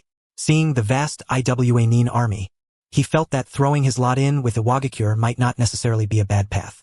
The number of Konoha ninja was clearly inferior to that of Iwagakure. So, what if they won? He suddenly felt that Iwagakure might be capable after all. Very well. Inoki very much wanted to beat him senseless, but at the moment they truly did need to make use of Kusagakure. However, toward these fence-sitters he had no intention of being polite. Since you are willing to cooperate, then advance into the land of fire with us. This yes sir. Move out. We'll station ourselves in the land of grass. At the border of the land of fire, Kyoichi and Rashi sat atop a mountain peak, smiling as they looked toward the distant land of grass. From here, they could see part of the situation in the land of grass. With that many Iwa nin, there was no hiding them. See? I told you Inoki wouldn't care about you. You think far too highly of yourself. Rashi said nothing, closing his eyes and refusing to look, giving off quite the air of lying flat and letting Kyoichi do as he pleased. Kyoichi continued his verbal offensive. In your eyes, a Jinchuriki may be very strong. In truth, there are plenty of people in the shinobi world who could kill you. If Konoha were truly afraid of Jinchuriki, they never would have divided up the tailed beasts in the first place. You just happened to counter me, that's all. What are you bragging for? Rashi did not agree. Kyoichi smiled faintly and said, so that's what you think? If you didn't Tino ice release or sealing jutsu, I wouldn't fear you at all, Rashi said. Even without those two, I could still defeat you. I simply don't want to pay that kind of price. Kyoichi shook his head, then gave a cold laugh. I worked myself to the bone researching and training to develop these techniques. So why should I pretend I don't know them? Do you think my ice release was something I was born with? That is a Kekei Genkai, Rashi said coldly. Kyoichi narrowed his eyes, finally understanding where the conflict between Rashi and Inoki lay. This bastard. Was he a little too confident? Thinking this, he smiled and said, Inoki and your second Tsuchikage didn't possess dust release as an innate Kekei Genkai either, yet both of them mastered it through training. They could do it, so I can too. That's only because I haven't mastered the full power of a Jinchuriki. Rashi argued back. Besides, there was also that blade that could absorb chakra. If he were so easy to change, he wouldn't have butted heads with Inoki for so many years. Kyoichi had never expected him to understand. If the stubborn old man truly did understand, Kyoichi would instead have to consider whether he should kill Rashi outright. So, immediately after, he nodded and said, thinking that way isn't wrong either. No matter which path it is, if taken to its utmost limit, it can become incredibly powerful. Naturally, the path of the Jinchuriki is the same. Rashi looked astonished. What was going on? He had suddenly become so mild-mannered. Had the sun risen in the west? He grew even more wary inwardly. Kyoichi said calmly, you've mastered lava, release yourself. Haven't you? That is the result of your research into the tailed beast. However, you've taken the wrong direction. You're saying I took the wrong direction? Rashi found it laughable. A non-Jinchuriki claiming that a Jinchuriki's method of shinobi training was wrong was simply an amateur lecturing a master. He no longer wanted to bother with him, but in the next instant, tailed beast chakra surged from Kyoichi's body. Boom! He punched the ground, and the earth shook as the massive rock beneath this area shattered directly into powder. A second later, a Rasengan appeared in Kyoichi's hand, tailed beast chakra flooding into it as a fiery red color emerged at its core. Lava release. Rasengan. The difference between humans and tailed beasts is that humans understand better how to use chakra, while you people are turning yourselves into beasts step by step. How stupid. If tailed beasts were really that powerful, would they still be inside your body? Kyoichi let out a cold laugh. Rashi frowned, unable to understand why Kyoichi was saying all this. Yet he did understand one thing. This brat's words were not without reason. Although he had been countered, he had to admit that tailed beasts did have flaws and limits. Why are you telling me this? I heard Jinchuriki are looked down on quite a bit in Iwagakure. Some people think that instead of becoming a Jinchuriki, it would be better to learn more and develop some powerful ninjutsu. Kyoichi smiled faintly. Although I agree that Jinchuriki aren't as overwhelmingly strong as people imagine, I also don't believe they have no value at all. Otherwise, I wouldn't have gone to such painstaking lengths to obtain your tailed beast chakra. So I'm saying all this only because I hope you become a little less foolish. Rashi said nothing, but even he did not notice that his expression had softened considerably, no longer as completely unyielding as before. He fell into silence. At this moment, his state of mind had indeed undergone a certain change. Rashi admitted that there was a reason for his defeat. This fellow from Konoha had great talent, high perception, and was more eager to learn than many others, never satisfied with the status quo. A person like that was terrifying. His loss was not undeserved. Let us go. Until Iwagakure is defeated, you'll have to remain a guest in the land of fire. Kyoichi said nothing more. Using the memories he had acquired from Rashi to make the man believe he truly agreed with him had indeed produced some results now. However, if you said too much to an old hardhead, he would instead suspect you had some ulterior motive. This was just right. Rashi did not resist. His tailed beast chakra had been sealed, and his own physical stamina and spiritual energy had been drained to the point where he could barely live. He had no ability to resist or escape at all. As for suicide, in front of this man, he did not believe he would have any chance to kill himself, and once he returned to the camp, he would immediately be sealed away, leaving him with no freedom of movement whatsoever. The precautions were far too strict. After returning to the sealing cage, he quietly stared at the ceiling, Kyoichi's words echoing in his mind, along with Inoki's decision to continue attacking Konoha despite the fact that he had been captured. The difference between humans and tailed beasts was that humans understood better how to use chakra. Was he turning into a tailed beast, rather than controlling one? He savored those words carefully. In front of Kyoichi, Rashi would never admit defeat. But, thinking it over in private, he increasingly felt there was some truth to it. The reason Jinchuriki were inferior to people like Inoki was only because he himself was not strong enough, because his development of the tailed beast's power was not thorough enough. And besides, why fear a tailed beast? If tailed beasts were that powerful, they would not be sealed inside his body. If he fully mastered the tailed beast's power, he would surely become stronger than them. Rashi's thoughts cleared, and he could not help feeling a measure of admiration toward Kyoichi. For an ordinary person to control tailed beast chakra in such a short period of time, if someone like that became a Jinchuriki, he would be even stronger than Rashi. I must walk the true path of a Jinchuriki and make all of you understand that Jinchuriki are not mascots to be tossed into a village. No. If I truly research it successfully, I will pass the proper method of being a Jinchuriki on to every Jinchuriki so they can better master this power. Danzo, why don't you make a sacrifice? Inside the third Hokage's command tent. The third Hokage sat in the middle, with Kyoichi and Danzo facing each other on either side. Kanda Kyoichi, taking a Jinchuriki out on your own authority means you are playing with fire. Danzo said coldly. I dared to take him out because I had absolute confidence. Besides, with a brain like yours, how could you possibly understand my arrangements? Your perspective only stretches that far. Kyoichi said without the slightest courtesy. In the past, he had not wanted to meet Danzo because he had not been strong enough and could not beat him. But now, what did he have to fear from Danzo? Standing there pointing fingers. Did he really think he was so impressive? Danzo's face was cold as he stared at Kyoichi for a long while, then said, I suggest we extract the tailed beast and seal it inside one of our own shinobi. Once the war is over, we can consider returning it to Iwagakure. Top? The third Hokage lightly tapped his fingers against the table, narrowing his eyes as he looked at Danzo. The atmosphere grew heavy. Kyoichi nearly laughed. Danzo, oh Danzo, you truly knew how to step on a landmine with perfect precision. Return it how? By extracting the tailed beast again? The third Hokage might perhaps have struggled over whether to extract the tailed beast for their own use, but he would absolutely never have considered extracting and sealing it, then returning the tailed beast afterward because from beginning to end, that meant the life of a Konoha shinobi. Jinchuriki are an important force. If we have a Jinchuriki, our chances of victory in a head-on battle will be much greater. Moreover, this time it was not Konoha who used a Jinchuriki first. Iwagakure was the one who broke the rules first. Danzo continued. He believed he was not wrong and still argued forcefully according to his so-called reason. Kyoichi stopped speaking. Let him talk. Even now, he still could not read the situation. He was nothing but a fool, not even worth the urge to snap back at. Danzo, your suggestion is excellent, but who will become the Four Tails Jinchuriki? Everyone en route is willing to sacrifice themselves. Then what about you? The third Hokage asked coldly.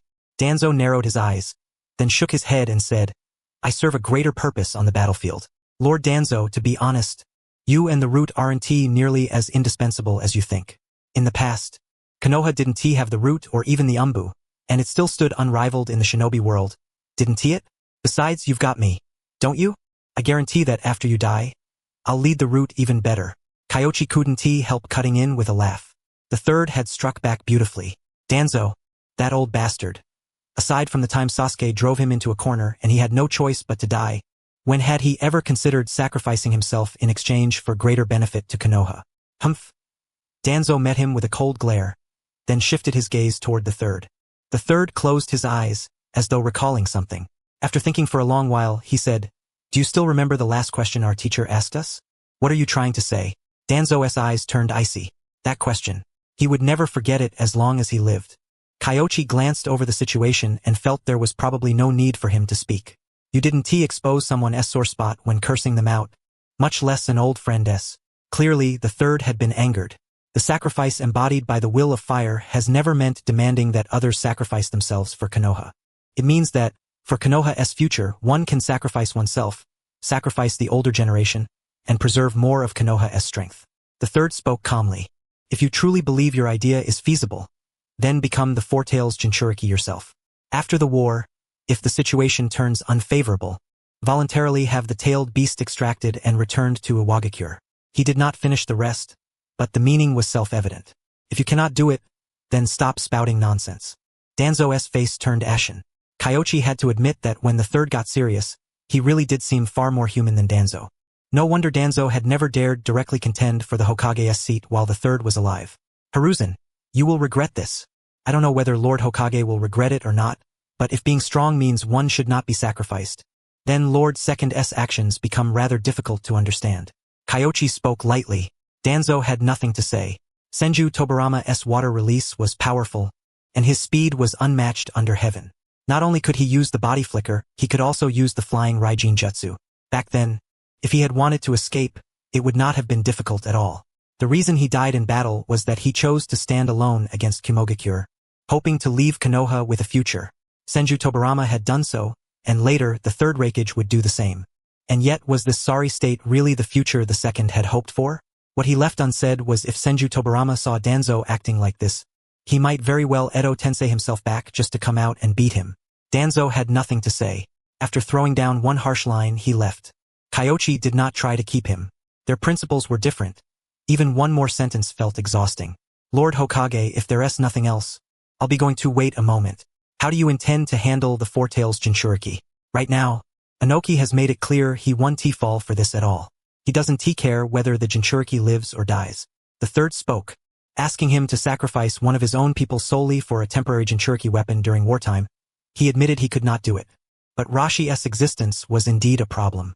He was of no use, brought them no benefit whatsoever, and instead tied up their energy, forcing them to divert attention to keeping watch over him.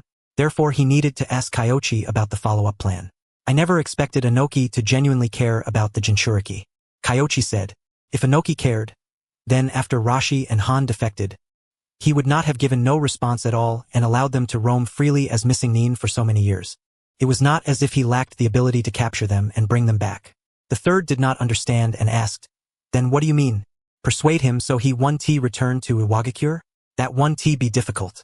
The best outcome would be that, after we let him go back, he falls out with Inoki directly and creates some trouble for him. Kyoichi nodded. The so-called using this to threaten him into withdrawing his troops had only been something he said offhandedly. But he was confident that even if he could not make trouble for Inoki, he could at least ensure Rashi would not return to Iwagakure. Judging by the current situation, the effect was still quite good. The third knew the intelligence obtained by the Yamanaka clan, and he was aware that within Iwagakure, Jinchuriki were indeed treated unfairly and discriminated against. Of course, Konoha had similar problems as well. Although Kushina Uzumaki had not been strictly forbidden from taking part in missions, she did indeed have far fewer opportunities to leave the village than an ordinary ninja. And that girl's goal seemed to be becoming Hokage. The third let out a heavy sigh. He was just about to chat with Kyoichi a bit longer, but when he looked up, he discovered Kanda Kyoichi had already run off at some point. Jiraiya had already gone east. At the moment, he could not even find someone to talk to. Kyoichi had done it on purpose. He felt he had nothing in common to discuss with the third. Whether in governing the village or in war, The third had the word stability written all over him. Fortunately, the third now understood one truth. The future belonged to the young, and once he arrived at the front lines, all he needed to do was keep control of the overall situation. As for the details, let the young handle them. Like this time, Kyoichi wanted to reform Rashi. Though the third did not approve, he had not voiced opposition either. Rashi was indeed thinking. For an old stubborn man, being able to start reflecting was already a fairly difficult step forward. Of course, Kyoichi did not know that the direction of Rashi's reflection was just the tiniest bit different from what he imagined. For the next few days, he did not plan to visit Rashi again. Let those thoughts fly for a while first. Outside Konoha, Kyoichi's shadow clone brought the transformed and disguised Uzumaki Ori into the surrounding area. After sensing the presence of the barrier, he did not continue forward. Instead, he quietly summoned Katsuyu to notify Tsunade. Brother Kyoichi, is Konoha up ahead? Ori had long since understood that the big brother who rescued her was not actually a member of the Uzumaki clan, but Kyoichi gave her a strong sense of security. Kusugakure had valued her ability, while Kyoichi was different. Of course, Kyoichi and Konoha were still different in her heart. Konoha was not necessarily worthy of trust. So, at this moment, her face carried a hint of panic and an uneasy mood. Don't worry. Once you reach Konoha, you can choose for yourself how you want to live from here on out. I won't force you. That includes the big sister who's coming in a bit. Oh right, you absolutely have to call her big sister, understand? A memoir nodded. In truth, she had already sensed someone approaching this way. The person was moving very quickly, and her chakra aura was extremely powerful. Was she Konoha's leader? Ori felt uneasy. Before long in the forest ahead, a woman wearing a green robe came into view. Sister Tsunade, why are you dressed like that? Tsunade frowned. Kyoichi's outfit made him look exactly like a pure wandering samurai. This getup doesn't draw attention. Kyoichi smiled without concern, then pointed at Ori. This is the girl I told you about. You're not willing to join Konoha for the time being, right? Tsunade asked. I know. Ori hesitated for a moment. In the end, she spoke the thoughts in her heart. I don't want anyone to know. Tsunade pondered for a moment. She understood Ori's feelings, so after thinking briefly, she gave a gentle nod and said, no problem. After you come to Konoha, I'll place you in my guard unit. Aside from me and Kyoichi, no one will know your true identity. Big sister, thank you. Orboed deeply. Tsunade's face practically bloomed with a smile. Big sister, what a sweet talker. Wasn't she much more pleasing than Shizun? The more she looked at her, the more she liked her, nodding again and again as she said, not bad. You don't need to worry. Your ability may be powerful, but Konoha isn't so weak that it can't handle it. If one day you want to live like a normal person, you can tell me. Of course, Root knew they would definitely exploit it without the slightest hesitation. Tsunade understood that perfectly well, but she did not agree with Root's methods, and she absolutely would not let Danzo learn Shirori's true identity or abilities. However, Tsunade kept speaking in a gentle tone, easing her emotions, and Uzumaki Shirori was clearly no longer as resistant as she had been at first. After that, she took out a set of clothes. These were ANBU garments. What do I need to do? Shirori raised her head. Tsunade was stunned for a moment. Give something in return? She truly had never thought about it. The Uzumaki clan had always been allies of Konoha. The Uzumaki clan's emblem was even etched onto ninja flak jackets, and Uzumaki Mito was her grandmother. No matter how she looked at it, she had never considered making Shirori pay any price. And yet, Uzumaki Shirori was very serious. She was already over 14 years old. Even in Konoha, that was an age at which one would have gone to the battlefield, and she had wandered from the land of whirlpools to the land of grass, suffering through many hardships. She understood very well that there was no such thing as receiving something for nothing. I am about to become the 4th Hokage. Since you are a member of my guard unit, your duty is naturally to protect my safety. Aside from that, there are no other requirements. Yes, I will protect your safety even if it costs me my life. After Shirori finished speaking, she put on the ANBU outfit. It fit her very well, and with the cloak and mask on, no one would be able to discover that she was a descendant of the Uzumaki clan. However, she still maintained the transformation jutsu. Having a lot of chakra meant she could be willful. The essence of mobile warfare lay in flexibility. You're still young. At this stage, there's no need for you to risk your life. Focusing on improving yourself is the proper path.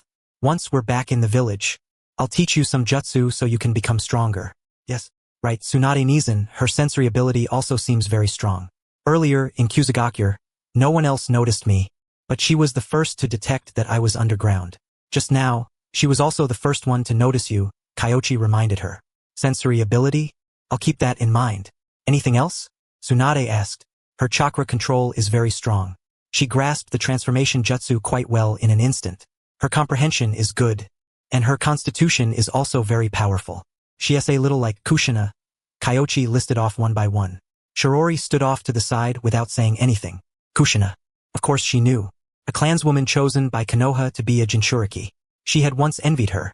But at the same time, she did not want to become Kushina. A Jinchuriki was a sorrowful identity. She did not want to become a Jinchuriki. Kushina. Huh? Tsunade's emotions grew complicated, and she let out a long sigh.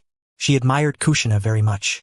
Unfortunately, the status of being a Jinchuriki had restricted Kushina. Tsunade looked toward Shirori, a trace of something else in her gaze. She liked this child very much. After listening to Kyoichi's description, she felt that perhaps Shirori could inherit her jutsu and become an outstanding medical ninja in the future.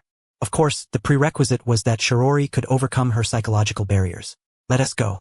First, come to my place and take a bath. Your home? Fine. If I'm not there, then I guess yours is yours. Kyoichi silently grumbled in his heart. He was just about to disperse, but Tsunade stopped him with a look.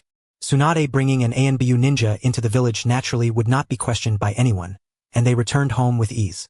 The house had not changed much. Although the surrounding wall had been repaired, compared with before, this level of damage counted as pretty good. It was obvious that during this period, Tsunade and Kushina had done no small amount of sparring in the courtyard. Kyoichi had nothing to say, and simply pretended he had not noticed. Only after Shirori went to take a bath did Tsunade say, "You don't need to worry about Shirori. I want to give that old thing any chance to stretch his claws out. But what's the situation like on the front line? You rashly went to Kusagakure to steal someone away. It won't cause any problems, will it? No. We've withdrawn from the land of grass." Huh? What happened? Tsunade froze. This intelligence, she had absolutely no knowledge of it. That was because news from the front line had not yet been sent back. And Kyoichi's main body had not used Katsuyu to send her any messages over the past 2 days either. Kyoichi lowered his voice and reported the plan to her. Tsunade frowned at first, but after listening carefully, she pondered for a long while before nodding and saying, "This plan does indeed have a certain degree of feasibility. If you can borrow a route through Takigakure to reach Inoki's rear, it might be possible to deal a heavy blow to Iwagakure. With the main body and Jiraiya going to launch a sneak attack on the explosion core, it should be all but guaranteed," Kyoichi's shadow clone said. He did not know. The main body had not only launched a sneak attack on the explosion core, but had also captured the Four-Tails Jinchuriki, Rashi, and incidentally made Inoki throw out his back again. Of course, even Kyoichi did not have confirmed intelligence about Inoki's waist. It was only a guess based on the fact that Inoki had failed to catch up. After Tsunade finished listening, her brows knitted tightly together. She immediately summoned a Katsuyu clone and had her help ask a question to figure out exactly what was going on at the front line.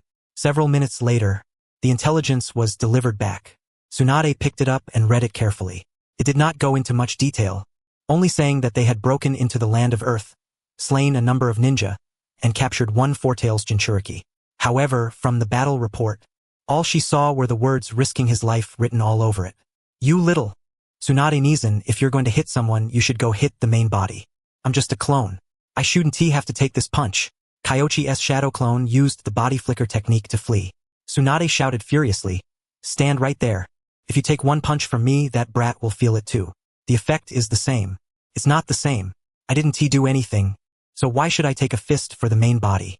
The shadow clone was extremely unconvinced. He was innocent. "Stand still."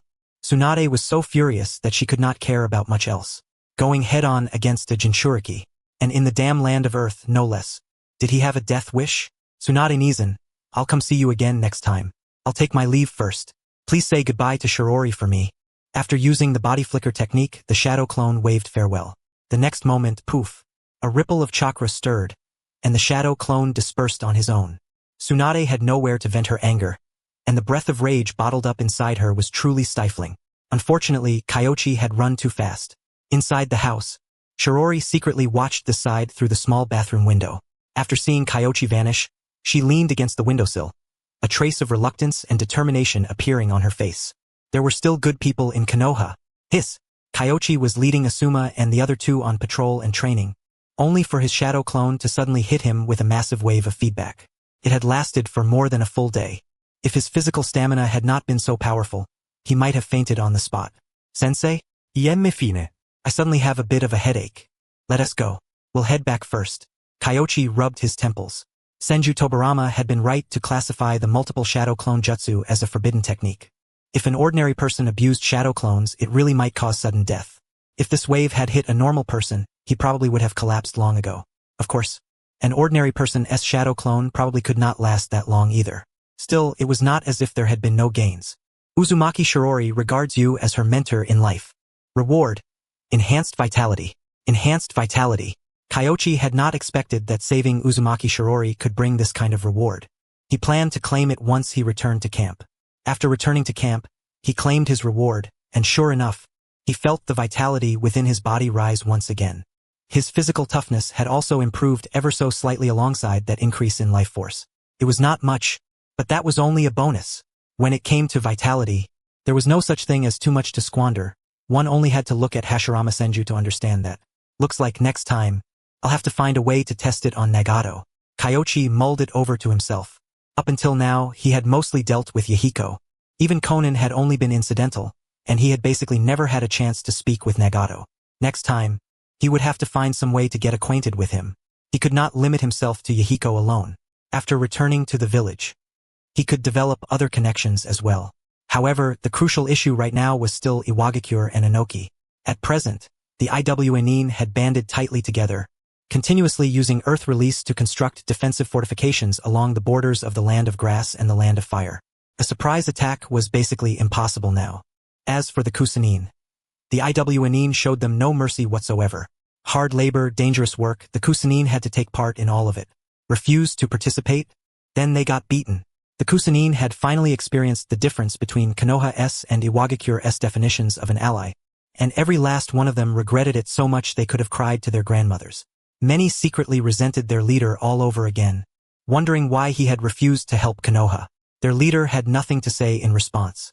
As for this, Konoha's ninja all gave it their full approval, watching the fire burn from across the river with immense satisfaction. They had slacked off a few days ago, and now it had all come back to bite them, hadn't it? Though it did help the enemy, Kusanin were the sort of trash that needed to be taught a lesson. They were disgusting to have as teammates. It was better to have them as enemies. Only a small number felt that handling it this way was inappropriate. For example, Danzo. However, he did not dare stay on this side at all right now.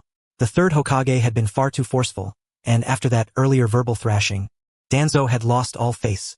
At this moment, he wished more than anything for the third Hokage to lose a battle, just to prove himself right. And yet, he had no idea what the full extent of the third Hokage and Kyoichi's plan was. At this time, Jiraiya had gone east and had already begun discussions with Orochimaru and Minato Namikaze. Teacher, after you came over here, did Lord Hokage make any further concrete arrangements? He did, but not the old man. It was Kyoichi. Oh? Orochimaru raised his eyes, a flicker of interest surfacing in them. If it were the old man's orders, he would know what was written without even looking. But if it was Kyoichi's handiwork, there might be a few surprises. Jiraiya took out a scroll. Written on it was the rough strategic plan penned by the third Hokage. Orochimaru leaned in for a glance, then licked his lips excitedly and said, "The essence of war is using superior numbers against inferior ones. I very much agree with Kyoichi-kun's strategy. Mobile warfare, penetration, outflanking." Minato savored the details carefully. This strategy seemed to share the same roots as the tactics previously sent over to defeat Kirigakure.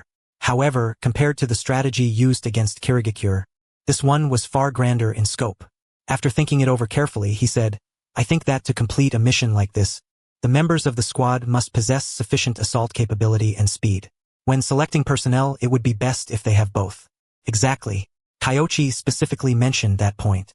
This penetrating force must be flexible, and its overall speed has to be high. Otherwise, an outflanking maneuver could very easily turn into them being counter-encircled. Jiraiya nodded. Everything Minato had brought up had been specially emphasized by Kyoichi.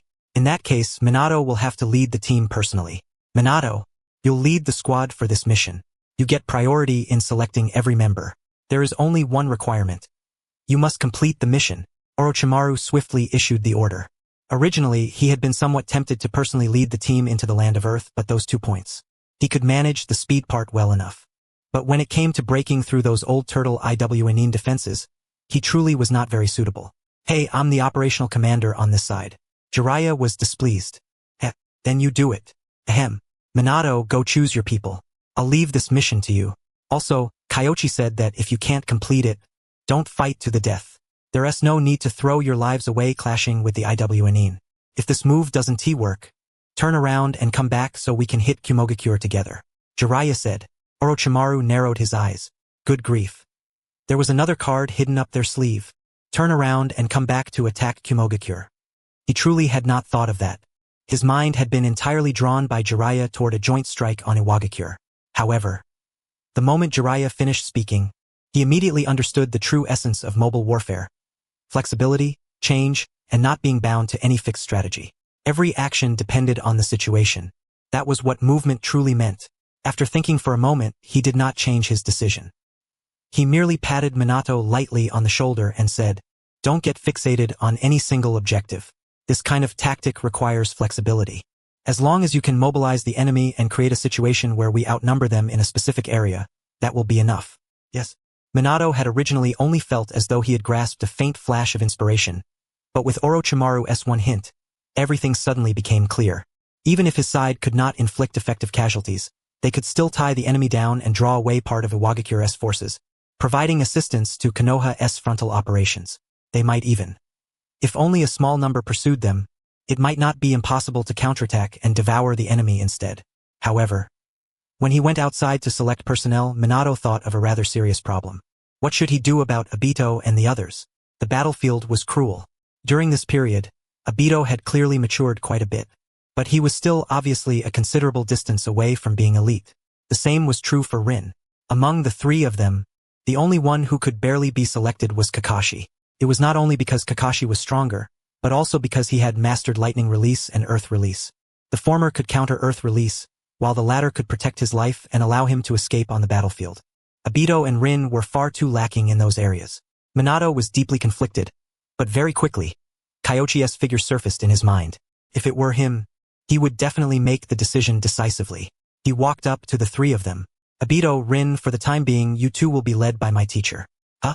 Teacher, is there a mission? A new battle plan? I can't reveal the specifics, but the requirements are extremely high.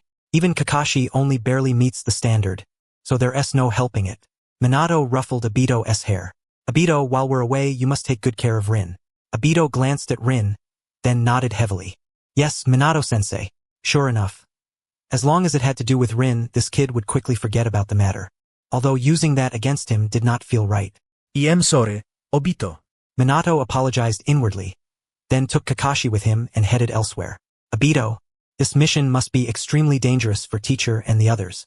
"Yeah. Next time we'll definitely become people teacher acknowledges, too." Obito nodded. In truth, he very much wanted to say, "Once the war is over, let us go back to the village and ask Kyoichi to guide us together." But before the words could leave his mouth, he somehow felt something was not quite right and decisively shut up before finishing. Rin did not know that, so naturally, she nodded firmly. "Mito Uzumaki. That's right, I said all of it. Lord Kyoichi. Inoki is about to attack. Try one more time." Hearing the faint sound, Rashi's brow immediately furrowed. "Try one more time?" Just as he was feeling puzzled, in the next instant, he saw the door outside open, and Kyoichi walked in from beyond it. Rashi understood. They wanted to extract intelligence from his mouth. He said nothing. Only after he was led out of the camp and toward that familiar mountain again did he finally speak.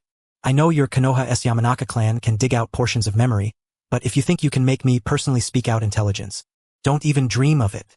That was merely the explanation I gave them. In reality, I just wanted to speak with you alone a little more," Kyoichi said calmly. Rashi did not understand what he meant, and the wariness in his heart grew even stronger. "There was once a senior in my clan who was also a Jinchuriki. She once said that living as a Jinchuriki is no easy thing. They have to face far more darkness, not only the tailed beasts but other people as well." Rashi fell into reminiscence. The treatment of Jinchuriki in Iwagakure could not be called good, but it was not too terrible either. At the very least, under Inoki's rule, there had never been an incident of a tailed beast rampaging. However, he had heard that tailed beast outbreaks had occurred in Kumogakure and Sunagakure. After that, the Jinchuriki were often hated by ignorant villagers and treated as enemies. Thinking of that, he could not help but feel a measure of empathy. Indignant and contemptuous, he said, "Those people don't dare stand against the tailed beasts, yet they dare bully the Jinchuriki who helped them keep those very beasts in check. How laughable!" Exactly. You protected them. Yet they turned the greatest hostility upon you, strutting around arrogantly in front of you. In that moment, they suddenly become brave, as though they no longer fear the power of the tailed beasts. Kyoichi gave a cold laugh. Do you know why? Rashi thought for a moment, then shook his head. Because Jinchuriki are people too, and most people are kind at the beginning. That is why they are not afraid. Oh, right, this was also something that senior of my clan said. Kyoichi added. Rashi frowned and pondered it carefully, increasingly feeling that this senior Kyoichi spoke of possessed profound wisdom, and had also been a Jinchuriki. He could not help but feel a bit of respect and asked, May I know this senior's name? There is nothing to hide. Konoha's Jinchuriki have always been passed down through a single line. That senior of mine was named Mito Uzumaki, and I possessed the blood of the Senju. So it was her. Naturally, Rashi had heard of her. The wife of Hashirama Senju, that was what she was most famous for. So that lady had also left behind so many words of wisdom. No wonder she could become the wife of the god of shinobi. He admired her from the bottom of his heart. Could you tell me more about her? I cannot betray my village, but I can exchange something I researched myself. Rashi said. Of course. Kyoichi was not the least bit polite. In his previous life, there had been so many famous lines. All of them could have been said by Mito Uzumaki. He paused, then said, She had a dream that Jinchuriki would receive the respect they deserved. She had a dream that one day, a Jinchuriki could also become the Kage of a village. She had a dream that one day, every village would no longer need Jinchuriki, and the shinobi world would coexist in peace. Rashi was deeply shaken as he listened. Every one of that lady's dreams was great, taking all Jinchuriki into consideration rather than herself alone. Such dreams were something he had never had before. When he was discriminated against, he had only thought of himself. Rashi felt ashamed of his own inadequacy. He sighed and said, As expected of the wife of the god of shinobi, she possessed the same noble spirit as he did. Even if I spent my entire life, I doubt I could ever reach her realm of thought. May I ask whether her wish was, right? It was never realized. It is too difficult. Even the first one has never been realized in Konoha. As the inheritor of her will, I long to change all of this, but in Konoha, I cannot do it. Kyoichi said heavily. Rashi let out a long sigh and said, This can only remain a dream. It is fundamentally impossible to achieve. Things are accomplished by people. All right, that is enough talk. Get some air and clear your head here. In half an hour, I must take you back. Kyoichi said nothing more and found a place to sit, as though he truly was only there to relax. Stop while the point was made. He had already said a great deal along the direction in which Rashi's heart had been stirred. Saying more would be useless. It was better to let him think it over himself. This kind of stubborn old man only believed in his own conclusions. After listening, Rashi's heart was filled with mixed emotions. Naturally, he was not so naive as to think Kyoichi wanted nothing from him, but the other party's words had struck deep into his heart. For Jinchuriki to receive the respect they deserved. Yes, that was exactly what he wanted. He could not be as profound and great as Mito Uzumaki, but he was willing to struggle for that goal. Thinking this, Rashi said, You possess the Four Tails chakra. In exchange, I can share with you the lava release techniques I researched. There is no need. I was merely chatting casually. Besides, if you return to Iwagakure or Defect, and one day have the chance to accomplish the things I spoke of, that will be the greatest repayment. Kyoichi sighed with emotion. No, this is my promise. And besides, I cannot possibly do that much. As Rashi spoke, he began discussing lava release. He really had mastered lava release. Although he had obtained it by analyzing the tailed beast's abilities, he had indeed mastered it.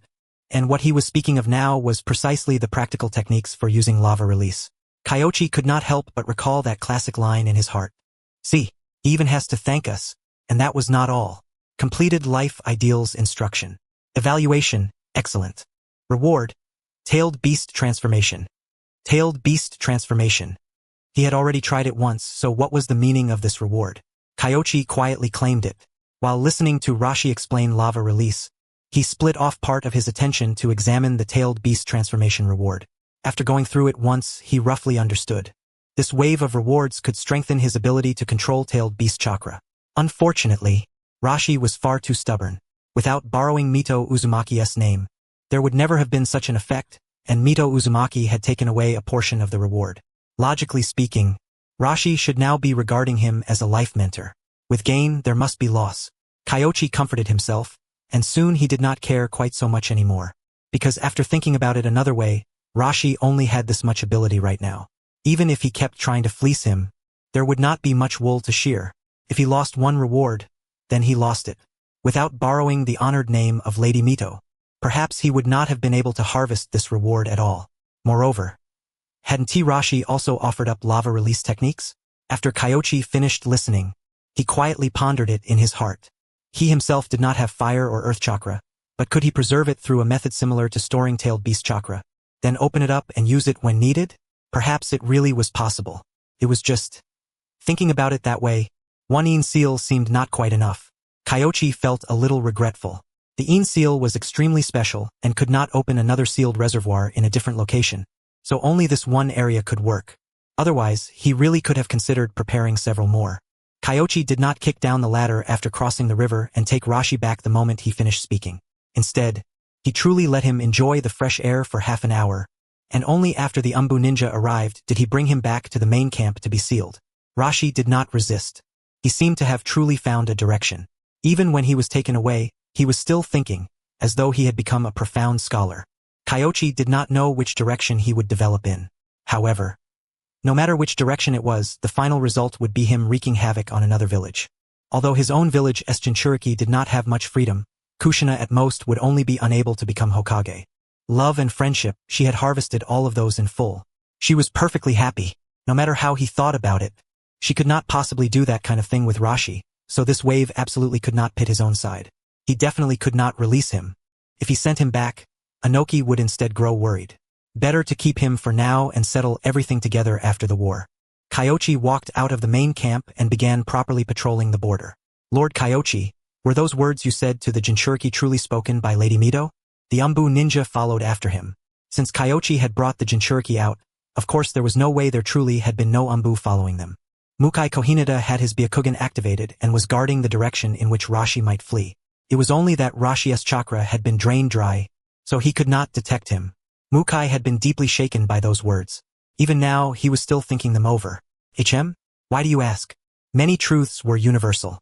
Jinchuriki longed to be respected, and how could the Hyuga clan's branch families and cadet lines not long for the same? No one wanted to live under a caged bird-cursed seal that could take their life at any moment. Mukai sighed. Kyoichi was the only person he dared to confide in without reservation. Respect, the Hokage, a world at peace, no longer needing branch families. Many of Mito's dreams could just as easily apply to the Hyuga clan. So after hearing it all, he was deeply moved. It depends on how you look at it. It can be Lady Mito's, or it can be Lord Hashirama's. Kyoichi smiled. It was just inspirational talk after all. Who said it was not important? What mattered was the truth inside it. Mukai understood the moment he heard it. Damn it, all of this was what his teacher had said. Filled with admiration, he bowed deeply, then said with emotion, I thought I had secretly learned quite a lot, but when I look at it from another angle, I realize what I learned was only the tip of your iceberg. Not at all. I just know a little bit about everything. If you ask me to go in depth, I really do not have much to offer. Kyoichi was telling the absolute truth. Unfortunately, no one believed him, Mukai least of all. After that, Kyoichi asked about his progress in learning sealing techniques. Mukai did not hide anything and explained the problems he had encountered recently. Kyoichi answered several of them for him, and Mukai was sincerely grateful, but unfortunately, he still did not offer anything in return. Kyoichi sighed, though he was not exactly surprised. Mukai's knot of worry still lay with the branch family and his own circumstances. If Kyoichi wanted him to open his heart and see him as a mentor, he would probably have to wait until Mukai mastered the reverse four-symbol sealing. Even so, at the very least, there was no need to worry that he would betray the village and sell intelligence to other villages like he originally had. He had done that before because he could see no hope. But now, Kyoichi and Tsunade had given him hope. Mukai had no need to do such a thing. Although he sympathized with the branch family, in the end, he was not one of them. Kyoichi's attention returned to the Iwa's side. These past few days, Inoki had been constructing defensive fortifications non-stop, and today the defenses over there had already become airtight. The guard posts were arranged extremely densely, making infiltration and decapitation strikes extraordinarily difficult. At that moment, Mukai said, Lord Kyoichi, I secretly scouted yesterday and discovered that the Iwa's are not the ones on the very front line. Most of the dangerous fortifications were actually built by Kusanin. Not surprising in the slightest. Inoki is not our Lord Hokage. Kyoichi smiled. Mukai fell silent. Although he agreed wholeheartedly, this was clearly not a topic he was qualified to join. Fence-sitters could sway left and right only because no one had bothered to pluck them out. When the people on both sides of the wall decided to pull up the grass, the only thing they could do was decide which side to scatter their seeds toward. Kyuzugakure originally had a choice. Mukai thought it over, and after connecting it to his own experiences, the feeling rose naturally in his heart. If Kyuzugakure had sincerely stood together with Konoha, then the final outcome might still have been unknown, and Kyoichi's strategy might not have been what it was now. A counterattack? That was nothing more than rhetoric meant to threaten the Kusanin. Although he did not know what Kyoichi intended to do, he was certain Kyoichi would not launch a frontal assault on the land of Earth. Earth-style trench warfare? Lightning-style Kirin. For the moment, they still did not know the situation in the east. Although Jiraiya had gone to the Eastern Front, no intelligence had been sent back yet. Of course, if Jiraiya and Minato had not let their brains go offline, the best choice would not be to send a ninja carrying an intelligence scroll, but to send one of Minato's flying thunder god kunai over instead. As long as they had a flying thunder god kunai, they would be able to receive Minato's intelligence at any time. And at that very moment, Minato Namikaze had already selected his personnel from the eastern side and set out toward the land of waterfalls to circle around behind Kyuzugakure. This entire squad was made up of elites. Hyuga Hizashi, Shibi Aburame, and others were all among them. The weakest was probably Kakashi, but Kakashi could use lightning style, and his speed was not slow either. Against Earth style, those were all his advantages. What Jiraiya had entrusted someone to send over were precisely 2 flying thunder god kunai and a piece of intelligence. Through the kunai, Minato could lock onto their location and transmit information, and could even obtain a certain amount of intelligence about Konoha's main camp by sensing the kunai's position. Most of the faster ones had been sent to move with Minato. However, Jiraiya left behind one fierce man. Might Due. The one delivering the kunai and intelligence this time was precisely Might Due. Might Due had not gone with Minato. Although he was powerful, once he used the power above the 6th gate, he would easily run out of strength afterward.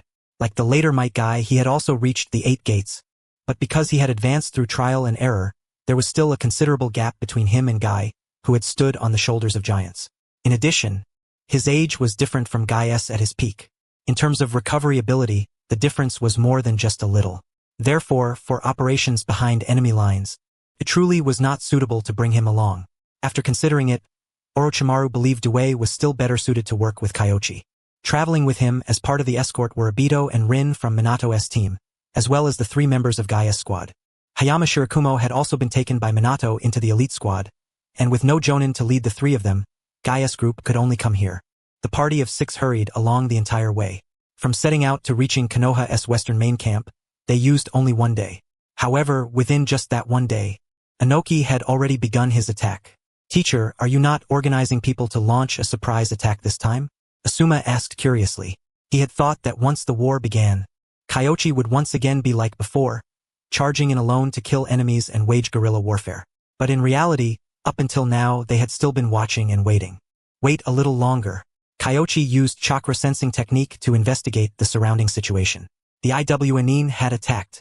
However, Inoki was in no hurry to fully invade. He was using Earth style to push the Iwanin's defenses outward step by step, apparently planning to use fortifications to slowly devour the border bit by bit. It was very slow but very difficult to deal with. Inoki is too steady.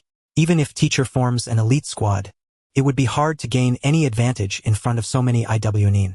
If only my lightning style. Shisui felt somewhat frustrated.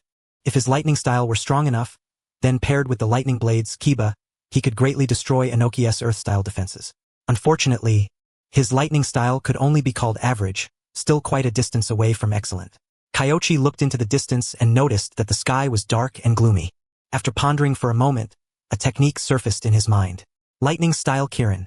The principle of this technique was to use a jutsu to create an environment filled with lightning, then rely on the Sharingan and lightning style to precisely guide the lightning into attacking one's target. Shisui definitely could not do it.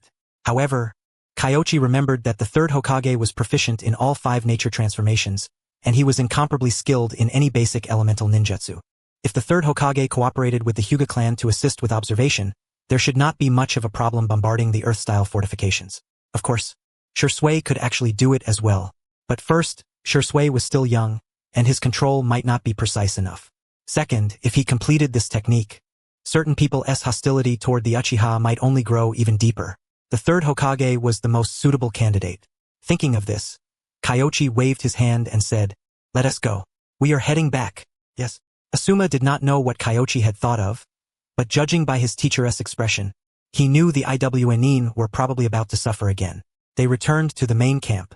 I think we can join forces and use Earth style to destroy them. If we destroy each other's, we are no match for the IWNine. There are simply too many IWNine who can use Earth style.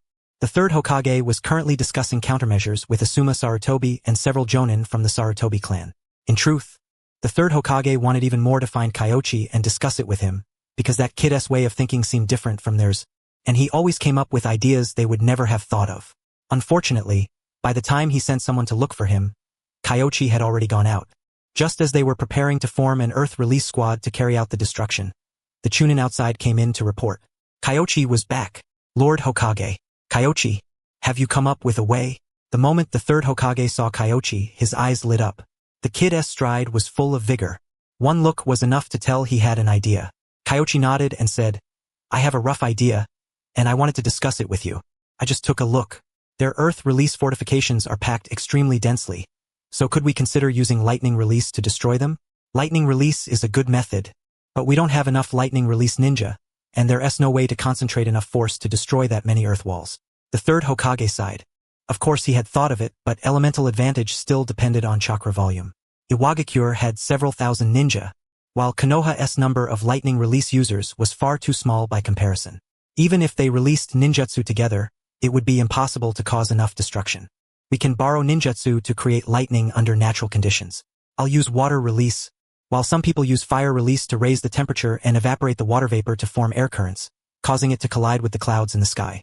That should make natural lightning very easy to produce, Kyoichi said quickly. After that, the Byakugan will monitor and observe, while you use the Kiba blades to release lightning release ninjutsu and guide the lightning. Lightning forms and falls very quickly. By the time the Byakugan reports it, I'm afraid it will be too late. But if all we need is to guide it into striking Iwagakure's defensive works, that shouldn't be difficult. The third Hokage thought it over and genuinely felt it was feasible. The hardest part of this technique was guidance and precision strikes, but they did not need it to be too precise. In any case, Iwagakure's fortifications were densely packed, so as long as it did not miss by too much, it basically would not hit the wrong target. The weather today was perfect. Lord Hokage, should we rehearse it first? Shinosuke Sarutobi was a little worried. Natural lightning. That thing was no joke. If something went wrong, even the third Hokage would not be able to withstand it. The third Hokage shook his head and said, we cannot afford to miss this timing. Besides, if we rehearse on our side, Inoki's side will notice something is wrong, and the surprise effect will be gone. Yes, I'll make the arrangements immediately. Everyone immediately went to prepare. Before long, at Konoha's main camp, a large group of ninjas set out. Lord Tsuchikage, Konoha has made a move. Ha ha ha, Hiruzen Sarutobi finally couldn't hold back. Don't panic. For now, we'll defend. There's no need to take the initiative. Once they grow anxious, problems will naturally appear. Though Inoki's words were calm and steady, he rushed straight out of the tent and climbed onto the earth wall at the very front line. Gazing into the distance, he indeed saw quite a few startled birds circling. Everyone, pay attention to defending underground. Hiruzen Sarutobi is highly proficient in all 5 nature transformations, and the Sarutobi clan also has many skilled earth release users. This time, they may be the main assault force. Also, defend against water release. Inoki quickly gave his orders. Please rest assured. We have already followed your instructions and laid out one trench after another. Even if the enemy uses the same kind of water release as before, the trenches will divert the flow away. Good. If we defend successfully this time, we can continue advancing afterward using this method. Inoki was in high spirits. A powerful water release user, was it? Inoki loved crossing moves with water release experts like that. His face was full of anticipation. After a short while, within his field of vision, many Konoha ninja gradually appeared, but those Konoha ninja did not advance any farther. They're gathering. Inoki did not order anyone to attack. Now was not the time. After waiting a while, he saw a young ninja wearing a mask, with a head of silver hair, appear. So this person was Kanda Kyoichi. Inoki narrowed his eyes slightly and said in a low voice, be careful of that man. Though he is young, his strength is terrifying. Yes. The IWNine all wore solemn expressions. The next instant, several dozen ninja charged out from Konoha's forces, and behind them, thousands more ninja followed, a dark mass stretching beyond sight. Inoki could not tell what formation this was.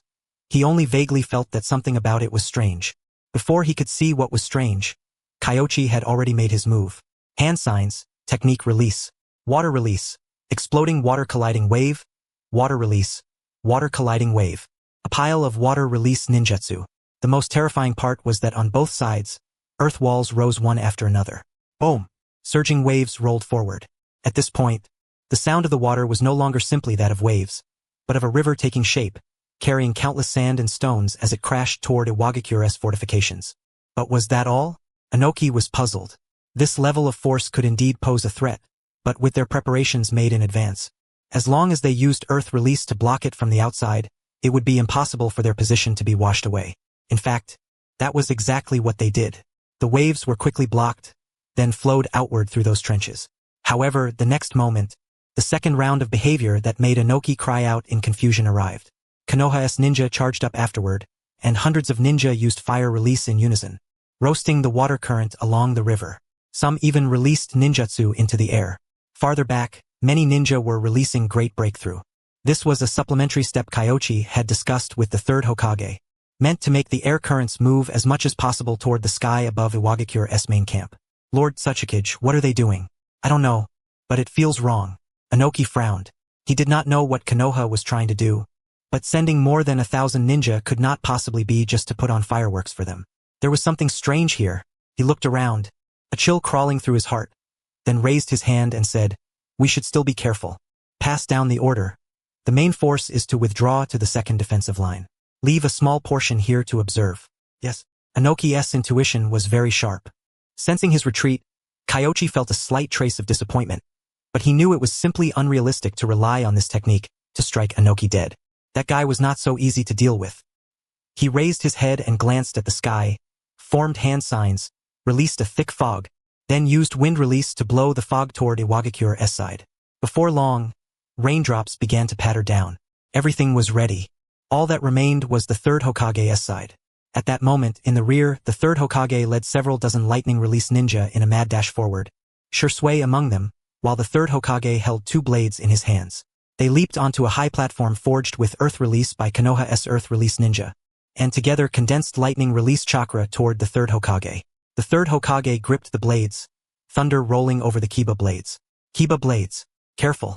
The Iwanin left behind sensed something was wrong. The enemy's true offensive was lightning release. They swiftly set up earth walls. And yet, they never could have imagined that the lightning release was not coming toward them, but toward the sky. The lightning sphere condensed between the twin blades transformed into a streak of electricity that surged upward against the heavens, and lightning danced wildly across the entire sky. Lord Hokage. Understood. Destruction. Combination ninjutsu lesson. Using the greatest ability he possessed, the third Hokage controlled and guided the lightning he had blasted out. Then, crack! A roar from the heavens and nature itself, like the cry of Kirin, resounded across the earth. Boom! Silver-white lightning split heaven and earth. Guided by the lightning created by the Kiba blades and the fog created by Kyoichi, bolt after bolt of lightning plunged downward like Kirin, falling straight onto the skies above Iwagakure's defensive works. As the thunder descended, the entire mass of fog spread the lightning, diffusing its terrifying might across the entire defensive line. Silver-white radiance flickered within the mist. The instant the lightning struck, even the earth seemed to tremble. Inoki and the others, who had only just fallen back to the rear, stood there dumbstruck, cold sweat breaking out all over them. If they hadn't retreated. What kind of jutsu was this? How could Konoha possess such a terrifying lightning release? Damn it! Inoki was the first to snap back to his senses, realizing that now was not the time to marvel or stand there shaken. The Iwa shinobi stationed along the first defensive line were in danger. That bolt of lightning had fallen over there. Silver serpents danced wildly. Through the thick fog, they saw lightning roiling and surging. This kind of power was far beyond what human hands could achieve. Konoha had only played a small part in it. Most of it was still the might of nature itself. What Iwa shinobi feared most was lightning release. Faced with lightning, they had no power to resist at all. And the most terrifying part was, Konoha was still creating more lightning. Boom! Another bolt fell, though it struck somewhat off course, hitting between the first and second defensive lines. Even so, it destroyed many of their arrangements and some Iwa shinobi were injured. Retreat! Inoki roared. This situation was no good. They had no idea how many times this kind of lightning could be guided. If they stayed any longer, they would simply be passively beaten, creating meaningless casualties. Retreating was the best choice. However, he did not know that 2 bolts of lightning were, in truth, already Konoha's limit.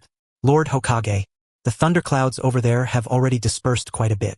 If we keep guiding it, I'm afraid it'll strike us instead, Kyoichi advised. Guiding lightning like this required an extremely precise grasp of the situation. He could tell that the 3rd Hokage had originally intended to bombard the enemy's second defensive line with the second strike. But it had veered badly off course and only hit the area between the first and second defensive lines. Though it had still produced results, they were pitifully small.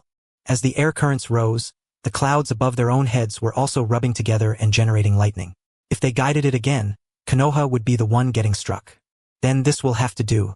The 3rd Hokage nodded, signaling for everyone to disperse their ninjutsu and spread out a little. The mist faded away. Where Iwagakure's defensive works had stood, the original stretch of earthen walls had already collapsed under the lightning. Some sections still maintained their shape, but those ramparts looked as though they could be kicked down with a single foot. Atop the walls, one could faintly see many corpses burned into charcoal. Complete victory. To think lightning release could be used like this. Kyoichi, you truly are a genius. The 3rd Hokage was filled with emotion. He had never imagined that lightning release could be achieved through the cooperation of ninja, the weather, and so many other factors combined. A super combination ninjutsu like this was practically a weapon of mass destruction on the battlefield. Unfortunately, to guide lightning perfectly, one likely needed extremely strong insight and dynamic vision. The Uchiha might make rather suitable guides. Although Kyoichi had tried his best to avoid it, the 3rd Hokage had personally attempted the technique, so he naturally understood just how well this jutsu fit the Uchiha. But after thinking it over briefly, he did not worry too much further. This jutsu required far too much preparation, especially its reliance on weather, which had practically reached a harsh and demanding level. And once the enemy was prepared, they could likewise use other methods to guide the lightning away. I only thought of it on a whim. It doesn't count for much. Lord 3rd, you were the one who precisely guided the lightning, and that had the greatest impact on the battle. Your contribution was tremendous, Kyoichi said with a cheerful smile, laying the praise on thick. The 3rd Hokage shook his head. The hardest part of this kind of jutsu was thinking of it. Everything afterward was no problem at all for a great village. Of course, Iwagakure would have a harder time. Most IWA shinobi specialized in earth release. They had some fire release and water release users as well, but lightning release ninja were very few. Sensei, if this kind of weather happens again, can we use this jutsu against the IWA shinobi again? Asuma asked. As a wind release ninja, he had likewise participated in the ninjutsu process. That depends on whether Inoki can think of a countermeasure, Kyoichi said. The method most suited to the IWA shinobi would be to use lightning rods to actively guide the lightning away. It all depended on whether Inoki could think of it. If he could, then achieving this effect next time would be difficult. This is enough. After this, before Inoki thinks of a countermeasure, he won't dare advance again. We can buy quite a bit of time. Let us go. Back to camp. Yes. Everyone used the body flicker technique together, withdrawing toward the main camp. During the retreat, Kyoichi glanced at the system panel. Just now, he had received a notification and taken a look. As expected. Still, this reward was a bit. Chidori, Kakashi's ninjutsu. The problem was, he did not know lightning release at all. So, on the way back, Kyoichi felt it was time to put the experiment of storing lightning release chakra in coordination with the strength of 100 seal on the agenda. If he could perfect the absorption and sealing of nature transform chakra, then perhaps his inability to use lightning release and fire release could be compensated for to a certain extent. But at present, there was still one problem. If the strength of 100 seal was used to absorb lightning release chakra, then what about tailed beast chakra? The four tails chakra was good stuff too. Before using it up, he did not want to release tailed beast chakra for nothing. Sigh. Why couldn't he have two strength of 100 seals? Or if I become familiar enough with lightning release chakra, I could also use Samahata to absorb lightning release chakra, then immediately use it to attack. If one hand was holding Samahata, then unless he could form hand seals with one hand, he could forget about ninjutsu. But the advantage of Chidori lay in the fact that it had many variations. Chidori current, Chidori sharp spear, Chidori blade, and so on. These were all things that could be used in immediate combat. It was feasible. Kyoichi's heart stirred intensely. Once he got back, he would find Shisui and try it. At the border of the land of grass, Inoki, after learning that Konoha had retreated, led the IWA shinobi back again. When he saw the collapsed fortifications and the charred corpses, his heart felt as though it had been carved open by a knife. Lord Hokage, more than half of the earthen walls can't be used anymore. I know. Inoki's mood was low. He was not afraid of losses. But this was the first time he had suffered losses for which he could find no way to avoid them. And yet, everyone already admired him greatly. If Inoki had not sensed that something was wrong, the losses might not have been limited to just a few IWA shinobi squads, but far more. Father, I never expected Konoha to have mastered such a terrifying lightning release ninjutsu. Thankfully, you led us away in time. Otherwise, Kitsuchi, you don't need to comfort me. I'm not only grieving for them, I hate myself even more. Even now, I still haven't thought of a way to break Konoha's jutsu. Sigh. Konoha has produced a genius. Inoki sighed. It was not that there were no ways at all. It was simply that Iwagakure's conditions made them impossible, such as using wind release to blow away the air currents. That was a decent method. However, in terms of the number of wind release ninja, Iwagakure was far inferior to Konoha, so it was fundamentally impossible to make that work. As for blocking the flow of water or anything like that, it was utter nonsense. Water was only a supporting factor. Where it was did not matter. There was no doubt about it. In all likelihood, this was Kanda Kyoichi's doing again. Perhaps we could take the initiative and attack, preventing Konoha from completing the guidance of the lightning? Kitsuchi thought for a moment before suggesting. Inoki shook his head. He had considered it. But the IWA shinobi's strength lay in using defensive works to fight positional battles. If they took the initiative and advanced, that would mean competing with Konoha out in the open. Then what would be the point of building so many earthen walls? Let us retreat for now. Present. Konoha may be waiting to see what attitude Kirigakure takes in the east. During this period, we should still have time. Worst case, we can withdraw later. Inoki sighed. This campaign against Konoha always felt as though nothing had gone smoothly. From beginning to end, the initiative had remained in Konoha's hands. Fortunately, the ones who suffered the greatest losses from this lightning strike were not them, but Kusugakure, who had been watching from the sidelines and slacking off over there. The IWA Nin had pulled most of their forces back ahead of time. But on the other side, the Kusanin had received no warning whatsoever. They thought that, since they were on the fringes, they would not get caught up in it. In the end, the lightning combined with the mist and electrocuted them all on the spot. The second bolt of lightning in particular struck right around the area the Kusanin were defending. Just 2 bolts of lightning cost the Kusanin more than 20 squads. To Iwagakure, 20 squads might not amount to much, but for a small village like Kusugakure, 20 squads were enough to plunge the entire village into mourning. In fact, right now, the leader of the Kusanin was being denounced by the whole village. Why had he not cooperated with Konoha back then? If they had worked with Konoha, none of this mess would have happened. You're freaking asking me? The leader of the Kusanin felt utterly damned. The Konoha main camp. The third Hokage returned and immediately held an after-action review meeting. Kyoichi had no choice but to stay. Kyoichi, you truly taught us a lesson. The third Hokage was the first to sigh in admiration. On the battlefield, ninjutsu should be combined in exactly this kind of shinobi core formation. I believe we can research whether there are other similar combination techniques. I agree. Yamanaka Inoichi was the first to raise his hand. The Ino Shikacho clans were famous for their combination techniques, so naturally they understood the importance and power of such techniques better than anyone. The others all voiced their agreement one after another. Our common combinations are usually lightning, water, wind, and fire. But in truth, wind and water can also be combined and applied together. It is only that, no matter which kind, the scale does not seem capable of reaching this level. Sarutobi Shinosuke said. Although he was still a member of the Umbu, he had been speaking up more and more recently. Kyoichi, do you have any other thoughts? The third Hokage looked toward Kyoichi. Amigakure has a black rain jutsu, a variant of water release. It can be combined with fire release to threaten the IWA Nin's fortifications. Also, if we are willing to spare the grain, we can use flour in combination with wind release and fire release. Kyoichi proposed 2 plans. Those were the conventional ones. After finishing, he looked toward the members of the Nara clan and said, everyone from the Nara clan does not necessarily have to cooperate only with the Akimichi clan. Pairing with the Inuzuka clan or other high-speed shinobi can achieve the same effect as well. That makes sense. Everyone nodded after hearing it. However, clearly, quite a few people did not understand what flour had to do with wind and fire. The third Hokage gave a slight nod.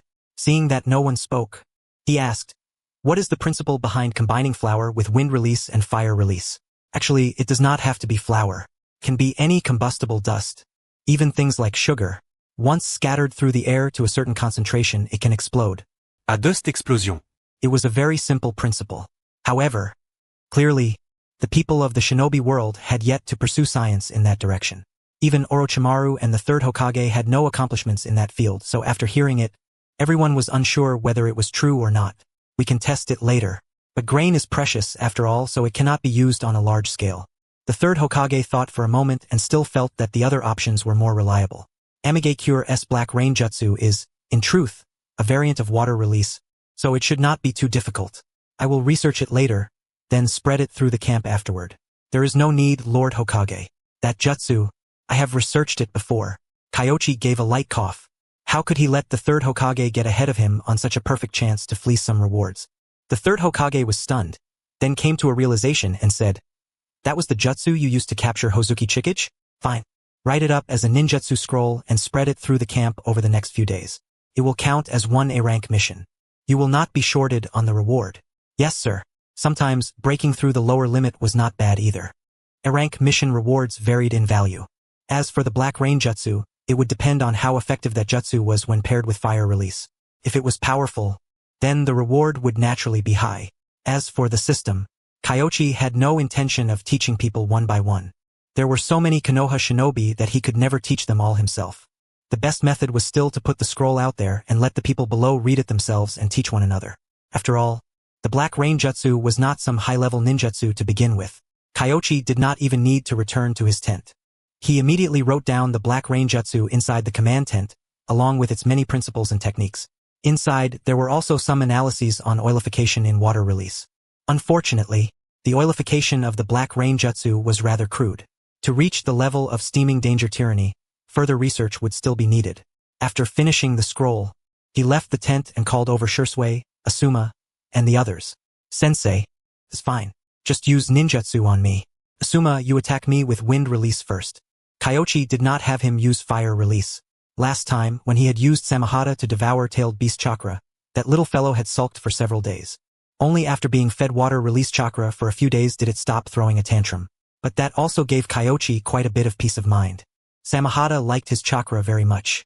As long as they did not run into any special circumstances, there was no need to worry too much about it unexpectedly screwing him over. However, other chakra should be no problem. Asuma nodded, formed hand seals, condensed chakra, and then spat a vacuum wave from his mouth. Kyoichi swung Samahata. The wind release chakra was swallowed into its body, and in the next instant, without being digested, it transferred directly over to Kyoichi. It really works. Kyoichi immediately used that portion of chakra and drew his blade with his left hand, slashing once. Hiss! A long, narrow sword mark appeared on the ground. It worked. Asuma was even more excited than Kyoichi. Absorb, convert into a technique. If wind release could work, then theoretically lightning release obviously could as well. However, Kyoichi was not that idealistic. After thinking for a moment, he looked at Shisui and said, "Try using lightning release. I only know electromagnetic murder. That is fine. As long as you can use it." Kyoichi nodded. If it had not been weak, he would not have dared let Shisui test it. Lightning release chakra was extremely violent, and even he did not have complete confidence. Shisui formed hand seals, then quickly pressed both hands to the ground, and his chakra formed a current that rushed toward him. Samahata absorbed it once more. The next instant, he drew his blade. BZZZT, BZZZT, BZZZT. Lightning coiled around the blade, but it soon dissipated. The chakra that electromagnetic murder could transmit over to the side was too little. However, this at least proved that Kyoichi's concept could be achieved with Samahata's cooperation. It was just that. The chakra control required here, as well as one's familiarity with fire release and lightning release chakra, had to be extremely high. If he had not obtained Chidori and experience with lightning release nature transformation through the system's rewards, there was no way he could have done it so swiftly and skillfully. After all, for an ordinary person, just mastering one's own nature transformation was already no easy feat. Chakra one did not possess oneself was simply impossible to learn. "Sensei, how did you do that?" Shisui found it unbelievable. It had taken him a very long time just to barely grasp the basics of lightning release nature transformation. Electromagnetic murder was the simplest technique among lightning release jutsu. If Kyoichi had possessed lightning release affinity, he would not have been too shocked. After all, his teacher's talent was known to everyone, so mastering lightning release would not be strange. The problem was that he did not. How can this count as mastering it? It is only a crude transfer and application. Kyoichi shook his head. Chidori's lightning release nature transformation was piercing. But in truth, he had not managed to use that with this slash at all. It was only simple lightning release chakra. Of course, it was not because he did not know how, but because the chakra Shisui had provided was simply too little. Looks like relying solely on eating chakra still comes with quite a few limitations. Kyoichi temporarily set the experiment aside. This method was feasible and while difficult, it was not to the point of being unbearable. But after considering it over and over, it could only be used as an emergency measure, not as a regular application. Absorbing from teammates excluded. This was one way to go about it, but he could hardly have his teammates recharge him every single moment. It seemed he would still have to find a solution through the seal. Tailed beast chakra. Could it be sealed somewhere else? Though that might make it impossible to draw on at any time, temporary storage ought to be feasible. It should work. If this plan proved viable, maybe one day he could even tinker together a pseudo-10-tails for fun. Kyoichi let his thoughts wander with delight. However, that goal was extremely difficult for the time being. After all, the chakra of the 9-tailed beasts would not simply become 10-tails chakra just by being mixed together. Kyoichi was only entertaining the idea, not so obsessed that he would rush off to act on it. Teacher, what was the name of that jutsu we used today? Lightning release, Kirin. Kyoichi did not plagiarize it completely. At the very least, the naming rights ought to be respected as Sasuke's. Shisui sighed in regret. Everyone could tell. This jutsu was not, strictly speaking, a combination technique. It possessed the possibility of being guided and released by a single person. Unfortunately, compared to his fire release, wind release, and genjutsu, his lightning release truly could not be called outstanding. Otherwise, he really would have wanted to put in some effort and see whether he could perform it on his own. There's no need to force yourself with something you aren't good at. Kyoichi was worried he might overthink it. Kakashi possessed many chakra natures, but the ones he truly focused on developing were only earth release and lightning release. Unless one worked hard the way Kyoichi did, it was simply unrealistic to master everything across the board. Shisui nodded. Naturally, he understood that logic. He was just envious after seeing it. The effect of lightning release. Kirin filled Inoki with dread. At the very least, for a short while, he no longer dared to advance step by step with such caution and pressure. Otherwise, if they happened to run into cloudy weather and got struck, would all their efforts not go up in smoke? Kimogakure was best at fierce assaults. According to Inoki's calculations, the pressure on Konoha's eastern front was absolutely immense right now. Perhaps Konoha might even transfer manpower from the west. Only when that time came would their opportunity truly arrive. Of course, that was not what Inoki had originally intended. His first thought had been to clash head-on with Konoha in a hard fight. But, after encountering this jutsu, he abandoned that idea. Under normal circumstances, there was nothing wrong with a strategy focused on stability. Yet Inoki never would have dreamed that at this very moment, Konoha was transferring ninja from the eastern front, forming an elite squad to circle around from behind and outflank their rear. After Kyoichi finished his experiment, he took Asuma and the others on a patrol before returning to camp. He was in the middle of instructing them in training and cultivation when, before long, he sensed several familiar chakra signatures. Might Due, Obito, Rin, and the three of Might Gaius group. What was going on? Dragging the whole family along. Doubt stirred in Kyoichi's heart, and then he thought of one possibility. Minato and the others had formed an elite squad. They could not have thrown all the remaining kids who had graduated less than a year ago over to the Western Front, could they? What the hell? Did they think his side specialized in babysitting? He did not have to wait long before he saw familiar figures appear outside the camp. A Jonin vest, a full-body green skin-tight suit. At present, only 2 people in the entire ninja village had that particular setup. One was Might Due, and the other was Might Guy. However, when everyone entered his line of sight, Kyoichi realized he was wrong. It was not just the 2 of them. Obito had freaking put on a skin-tight suit too. Seeing everyone's gazes gather on him, Obito's face instantly flushed red, and he wished he could dig a hole and crawl into it. He took a deep breath and kept telling himself, for the sake of getting stronger, all of this is worth it. Jonin Kyoichi. I didn't expect you to personally escort them, Senior Due. Ahem, Lord Hokage is over there. Please deliver the items first. I'll take care of them for now. Kyoichi was somewhat at a loss for words. Idiocy really was contagious. He had not believed it before, but after seeing Obito he was starting to. Yes. Might Due obeyed the order and headed inside.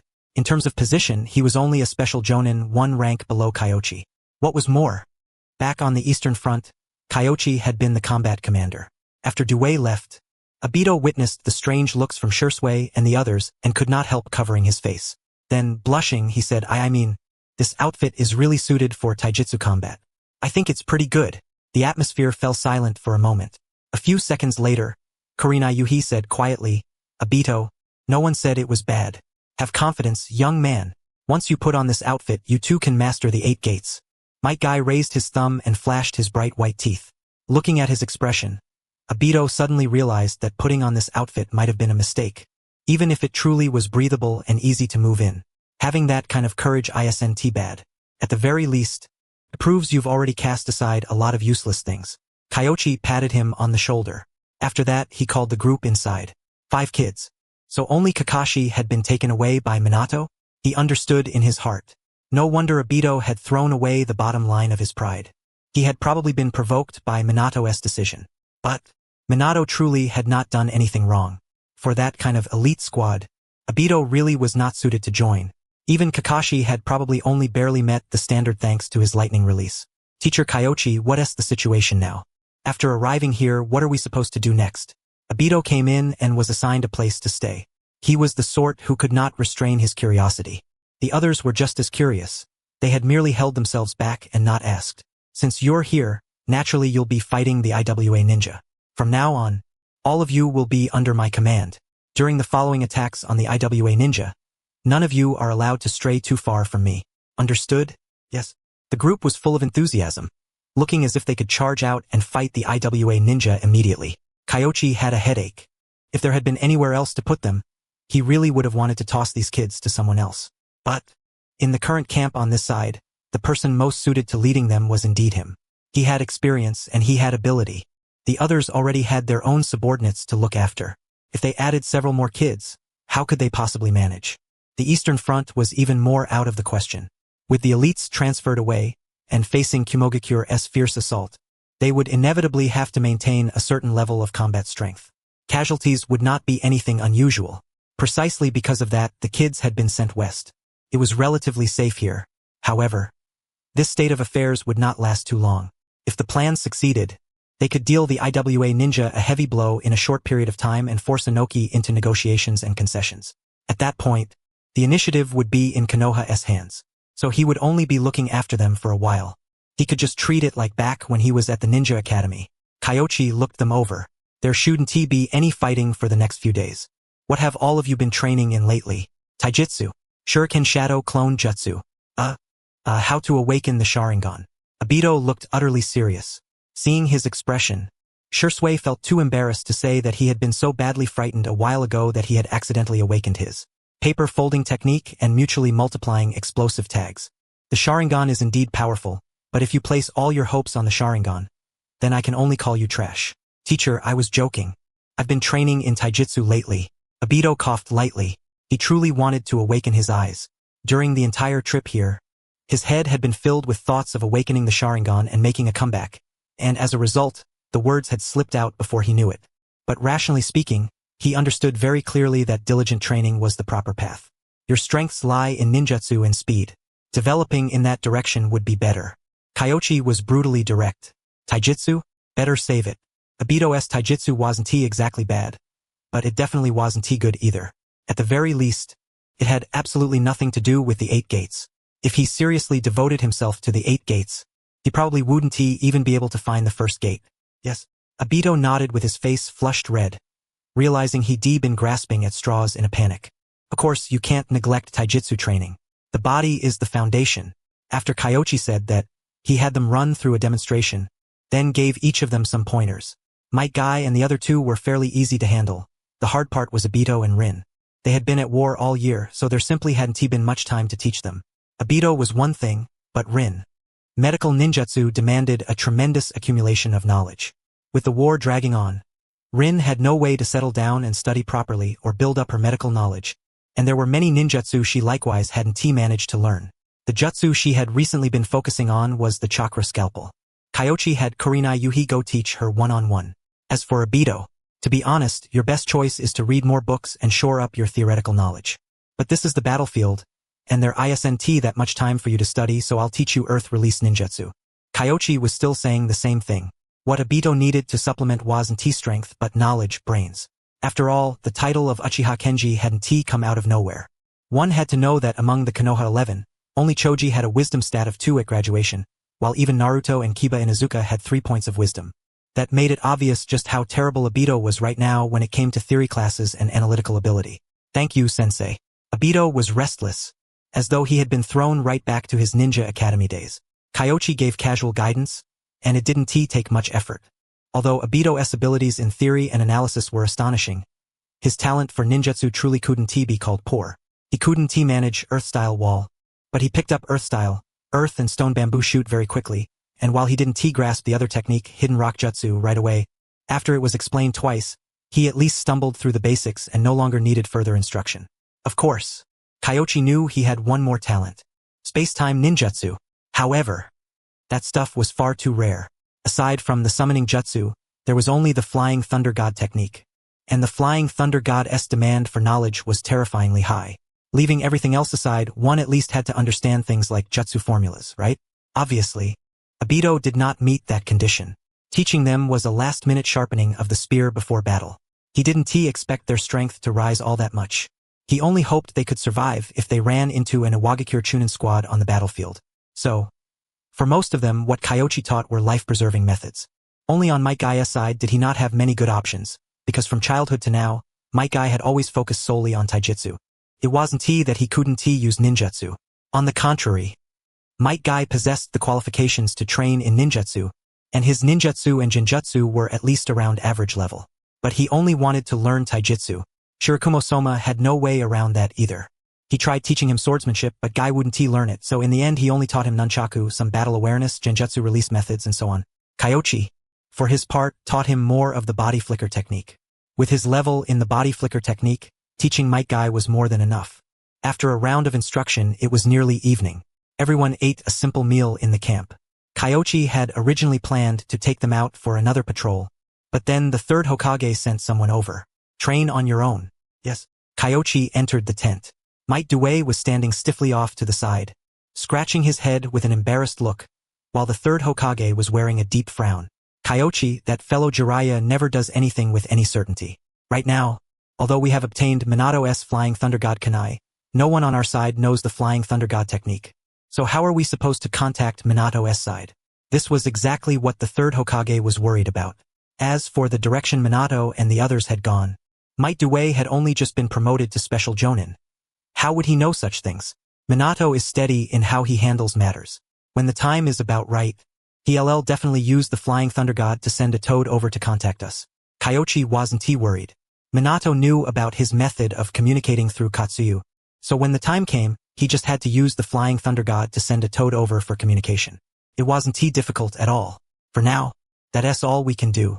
The third Hokage side. It wasn't that he didn't understand that reasoning, but it wasn't stable. If they could stay in constant contact with Minato, they would be able to clearly know Minato's position right now and then make corresponding arrangements and deployments, avoiding danger on Minato's side. Kyoichi understood his concern, but he had no solution either. Space-time ninjutsu was already extremely difficult and required an enormous amount of knowledge.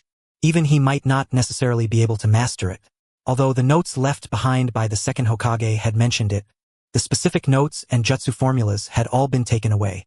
So, to this day, he had never even seen them. However, thinking of that, something stirred in Kyoichi's mind.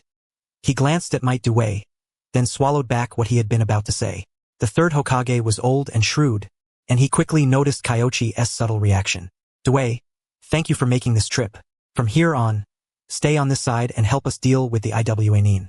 Yes. Rest well. In the battles to come, we may still need your strength. Yes, Lord Hokage. Might Due was brimming with fighting spirit. The third Hokage smiled, watched him leave, and only then looked toward Kyoichi and asked, if there is a problem, say it. Lord Hokage, may I take a look at the mutually multiplying explosive tags? Kyoichi asked. This technique was also invented by the second Hokage. It could use one explosive tag to summon more explosive tags in succession, producing the effect of endless explosions. Its power was terrifying, and it could easily injure the user as well. Because of that, this jutsu had been classified as a forbidden technique. But there was actually another reason. That jutsu has to be used in conjunction with another forbidden technique. Why are you researching this? The third Hokage's expression darkened. I have no interest whatsoever in the other technique. But this technique I feel I can learn and combine with a secret technique I learned from someone else. After Kyoichi finished speaking, he stretched out his hand, and several explosive tags flew out from his sleeve. Those explosive tags transformed into birds and hovered in the air. But with a shift of his will, those explosive tags turned into stones and birds, and even through sensory perception, they were extremely difficult to distinguish. The third Hokage was quite shocked, his eyes widening slightly. Only after a long while did he say, "This jutsu. My apologies, Lord Hokage. I also learned this jutsu by stealing it, and that person has a rather good relationship with us, so." Kyoichi did not finish, but he imagined the third Hokage understood. Hiruzen Sarutobi indeed understood. Someone who had a good relationship with Konoha and possessed a jutsu he did not know. Who else could it be besides Jiraiya's three disciples? He shook his head and said, "I'm not asking you to pass that secret technique on to anyone else. I simply want to know how far the limit of your control range is for this jutsu. You need to understand. The power of the mutually multiplying explosive tags is quite terrifying. The range is very far. I haven't tested the exact distance, but it definitely 1 blow me up. Ahem. That's not what I meant. How about this, try it first. If you can learn it, first test whether you can release it safely. If you can, I can make the decision to give you 1/3 of the camp's explosive tags to use." The third Hokage was not stingy either. 1/3. It didn't seem like much, but in reality, this was the supply of explosive tags for all the ninja in the entire Western camp. 1/3 was already quite a large amount. Of course, if converted into explosive tags, the quantity was actually quite limited. After all, that stuff was simply far too expensive. "Thank you, Lord Hokage. Alright, go find Tsunade yourself. I know the two of you can communicate through Katsuyu. But Kyoichi, you absolutely must not touch that other jutsu." The third Hokage's expression was grave. Orochimaru's emerging tendencies had already caused him great pain. He truly did not want Kyoichi to become immersed in researching unknown forbidden techniques as well. "You are seriously overthinking this," Kyoichi said helplessly. He truly had no interest in something like the summoning, impure world reincarnation. The third nodded. He had merely said one extra word, just to keep Kyoichi from straying down the wrong path. Kyoichi left and immediately contacted Tsunade. Tsunade had originally refused, but after learning that Kyoichi had mastered the folding paper technique and had also received the third's permission, she finally retrieved the sealing scroll from the place the third had told her about and copied down the multiplying explosive tags from it. However, she specifically warned him to destroy it as soon as he finished reading it. After Kyoichi got his hands on it, he carefully read it through twice, then burned the scroll to ash. The principle behind the multiplying explosive tags was mutual summoning. The difficulty lay in two things. One was the summoning formula, and the other was how to make them summon one another within a short span of time. He had to admit Tobirama Senju really was a genius. To guard against the Uchiha, the man could be said to have racked his brains to the utmost. After finishing it, Kyoichi was filled with emotion. With the many accumulated pieces of knowledge he had obtained from the system, learning the multiplying explosive tags was not difficult. Modifying the formula took a little time, but he overcame that quickly as well. What proved difficult was combining it with the folding paper technique. The gap between the upper and lower limits of this thing's danger was enormous, depending entirely on the stockpile of explosive tags. So even he could not accurately grasp its power or exact effects. After learning it, he quietly went out and tested it, and as expected, there were still some issues when the folding paper technique was paired with the multiplying explosive tags. The farther the explosive tags were from Kyoichi, the greater the summoning delay became. Even if the difference in delay was not large on the battlefield, the slightest lag was enough for the enemy to react. Still, there was no such thing as a perfect jutsu in this world. There was nothing to be done about that. Kyoichi tested it several times, and after finding it difficult to improve any further, he could only set aside the idea of researching it for the moment. The current key was putting it to use. He reported the situation to the third and received the promised 1/3 of the stockpile. At that moment, the flying thunder god Kunai the third, always kept by his side, reacted. A toad was sent over, a very small toad. After arriving here, it looked confused for a while, then raised its head and looked around. When it saw the third, it finally recovered and said, "Are you the Hokage? My name is Kosuke. Minato told me to contact you. Where have Minato and the others reached?" The third's spirits lifted. Minato really was dependable. "I'm just a toad, so I can't really explain where he is, but this is the map Minato told me to give you." As Toad Kosuke spoke, he opened his mouth and spat out a scroll. "Kyoichi, come take a look too." The third immediately opened it. Kyoichi leaned in for a glance, and the image of Minato's current position instantly surfaced in his mind. They had already reached the area outside the eastern border of the Land of Grass. A grand performance. At this location, is Minato planning to cut in along the border of the Land of Grass and move behind Inoki? Kyoichi fell into thought. They had not borrowed passage through Takigakure. Because Takigakure was the only country outside the 5 great nations to possess a Jinchuriki, asking them for passage at this time would never receive permission. On the contrary, it might even leak classified information. With just a little thought, he understood Minato's considerations. After pondering for a moment, he said, "Could we perhaps launch a sneak attack on the Grass Ninja Village to draw their attention and cover Minato and the others' movement?" The third fell silent for a moment, then said, "You simply want to beat up the Grass Ninja, don't you? I knew it. Someone as wise as you would see through my thoughts at a glance." Kyoichi chuckled. The third felt as if something was not quite right, but he did not think too deeply about it. After pondering for a while, the third nodded and said, "That said, you're right. Beating up the Grass Ninja is the best way to draw attention. We have a reason to attack the Grass Ninja, and Inoki won't be suspicious. Of course, we need to find the proper timing. Kosuke, go back and tell Minato that we will launch our attack on a cloudy day, and have them lie low and wait for the time being." Kyoichi did not think for too long. Toad Kosuke looked at Kyoichi, then at the third, as if deciding whose words he should obey. After thinking about it, he asked one more question. "Why wait for a cloudy day?" "Because on a cloudy day, we can unleash an extremely powerful lightning release ninjutsu, and Inoki won't dare come out rashly to engage us." Kyoichi gave a simple explanation. He believed that once Minato heard this, he would immediately understand his intention. It returned to Mount Mayaboku. The third had not had time to make a decision, but since he had already expressed his intent to attack the Grass Ninja, naturally he would not object now. Everything was ready. All that remained was a cloudy day. In the eastern part of the Land of Grass, Minato Namikaze lay hidden in the mountain forest with 11 people. Counting Minato, there were exactly 12 of them, forming 3 elite squads. Among this group, even the weakest were elite chunin like Kakashi, while the stronger ones were elite jonin such as Hayama Shirakumo and Shibi Aburame. "Minato Jonin, can we summon the Toad over and ask about the situation now?" "Wait a little longer." Minato was afraid that the other side might be halfway through explaining things when the Toad was summoned back by him. If that happened, things would only become even more troublesome. If only one more person knew the Flying Thunder God, he thought to himself. After a long while, he used the summoning jutsu and summoned Toad Kosuke back once again. How did it go? A silver-haired man said that you need to wait for a cloudy day. At that time, he will be able to unleash a powerful lightning release ninjutsu and make Inoki too afraid to attack. Toad Kosuke said, "A cloudy day?"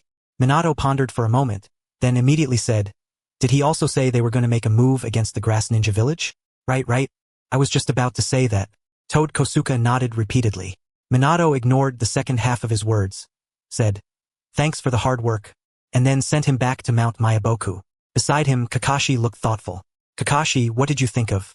"I was thinking about the powerful lightning release ninjutsu he mentioned. If it requires a cloudy day, then this jutsu may be the type that creates and guides lightning."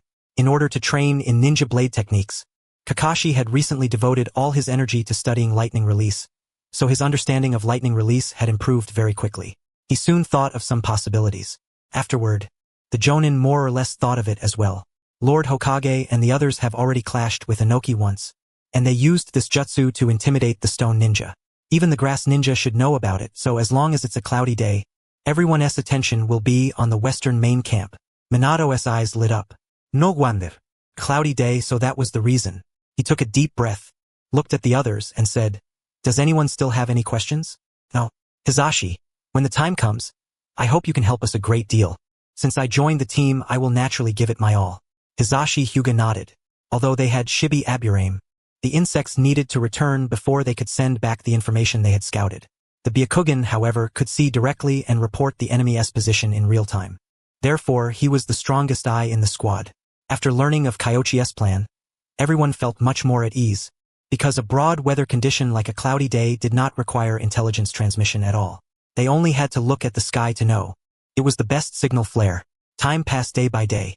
Waiting for a spell of terrible weather felt absolutely awful, but fortunately, ninja were inherently a patient profession, and everyone knew how to suppress the irritation in their hearts. At last, it was a rainy day. There was no need for Kyoichi to cast a jutsu and guide it. Twisting bolts of lightning were already weaving through the sky.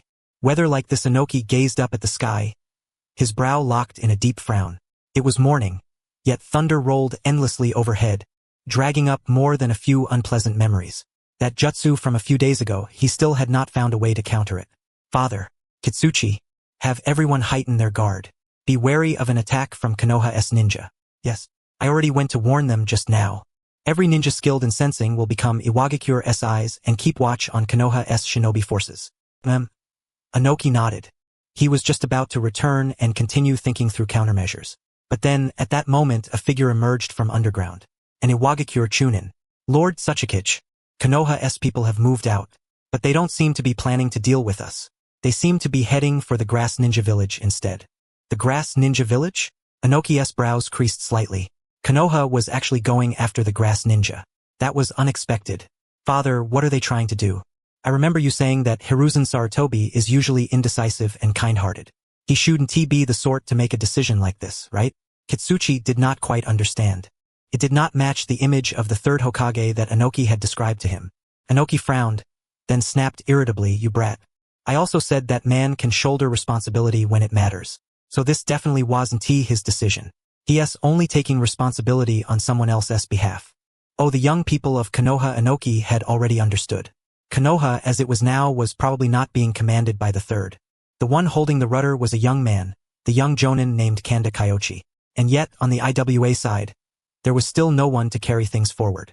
He sighed, sounding rather helpless, but then smiled and said, young people don't know how to rein in their emotions. Fence-sitters may be irritating, but if you pull one up by the roots, you're bound to make the other grasses unhappy. Then we will go take a look, but only from a distance, and just the two of us will go. Inoki guessed that Konoha's jutsu could not strike an enemy with perfect precision. If that were not the case, the second bolt of lightning that day should have landed on his own head. That would have suited Konoha's interests best. Today was the perfect chance to test that theory. Will Inoki come? He definitely will. That old man 1T let this opportunity slip by. Hiruzen Sarutobi strongly agreed with Kyoichi's judgment. Inoki would definitely come, because he would not pass up the chance to observe lightning release. Kirin. And at that moment Kyoichi was walking far ahead. The physical energy and spiritual energy within his body were being refined into chakra, making him faster and faster. Before long, he reached the border of the land of grass. The leader of the Grass Ninja had already received the news. Lord Asano, Konoha's people are here. Please run. Do I still have a choice? Asano Naruki sighed. The Grass Ninja village had not agreed to the plan of standing with Konoha, and so they had lost Konoha as an ally. And now if they chose to flee, they would not only lose IWA as an ally, they would also lose their own home. He was deeply lost, because the methods the Grass Ninja village had once relied on to survive no longer seemed to work. Perhaps the Grass Ninja needed a new path, but for the moment he had not found it. A figure emerged from the forest. He knew him well. The other party was Konoha's jonin, Kanda Kyoichi. Asano Naruki? If I remember correctly, that should be your name. Kyoichi looked at the two of them, somewhat at a loss for what to say. Yes, only two people had come from the Grass Ninja village. They held weapons in their hands, prepared to face death as though returning home. Heck, I never expected the one in power among Konoha's new generation to actually remember my name. Should I call that an honor? He let out a bitter laugh. I never expected that, with so many people in the Grass Ninja village. Only two of you would have any backbone, while the rest only dare stand behind and watch their own leader go to his death. Kyoichi's gaze shifted to the distance behind him. There was no one in the forest. But he knew that, in places unseen, quite a few Grass Ninja were hiding far away, and some had even already fled. There's no meaning in sending unnecessary lives to their deaths. The fault of the Grass Ninja lies entirely with me, Asano Naruki said calmly. Then what are you doing? Hoping to trade your own death for Konoha's forgiveness? You think far too highly of yourself. Kyoichi spoke blandly. As he spoke, he raised his hand and threw out a signal flare. The flare fired off, streaking toward the distance ahead. Asano Naruki was stunned. In the next instant, he saw dozens of figures appear in the woods behind Kyoichi. Hiruzen Sarutobi and many Konoha lightning release ninja. At that moment, Hiruzen Sarutobi held two blades in his hands, searing white lightning interweaving and shooting toward the sky. On a thunderstorm day, they could even skip the fire release. Crack! A bolt of lightning tore across the vast sky and descended from the heavens. Before it had even struck the ground, the lightning release ninja led by Hiruzen Sarutobi all poured lightning release chakra into the lightning blades at once. In the next instant, the third used the lightning blades to guide the lightning and slashed forward. Boom! The Grass Ninja were fortunate enough to witness the powerful lightning release that had forced the IWA ninja to keep their distance. Lightning that annihilated everything descended at an angle, crashing into a patch of forest not too far away. Asano Naruki's eyes went wide as he turned back and stared at the point where the lightning had landed. It was not particularly close to the main force of the grass ninja. However, this was a rainy day. The conduction through the rain made the lightning's destructive power even more terrifying. Even where he stood, silver-white currents of electricity were skittering about, to say nothing of places closer to the lightning. He stared in dumbstruck silence, then turned back and saw that cold, indifferent face. These people aren't worth your sacrifice. Raise another group with more backbone.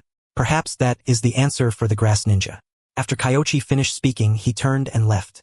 He had no intention of killing Asano Naruki, not for the sake of fleecing him.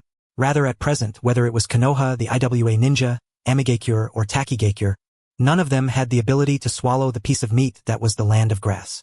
If he killed Asano Naruki, the leaderless grass ninja would completely fall to the IWA ninja and be used by Inoki. That outcome would only be worse. By leaving him alive after the war, this grass ninja leader would understand what choice he ought to make. Of course, the premise was that Yahiko's side truly did as he had said.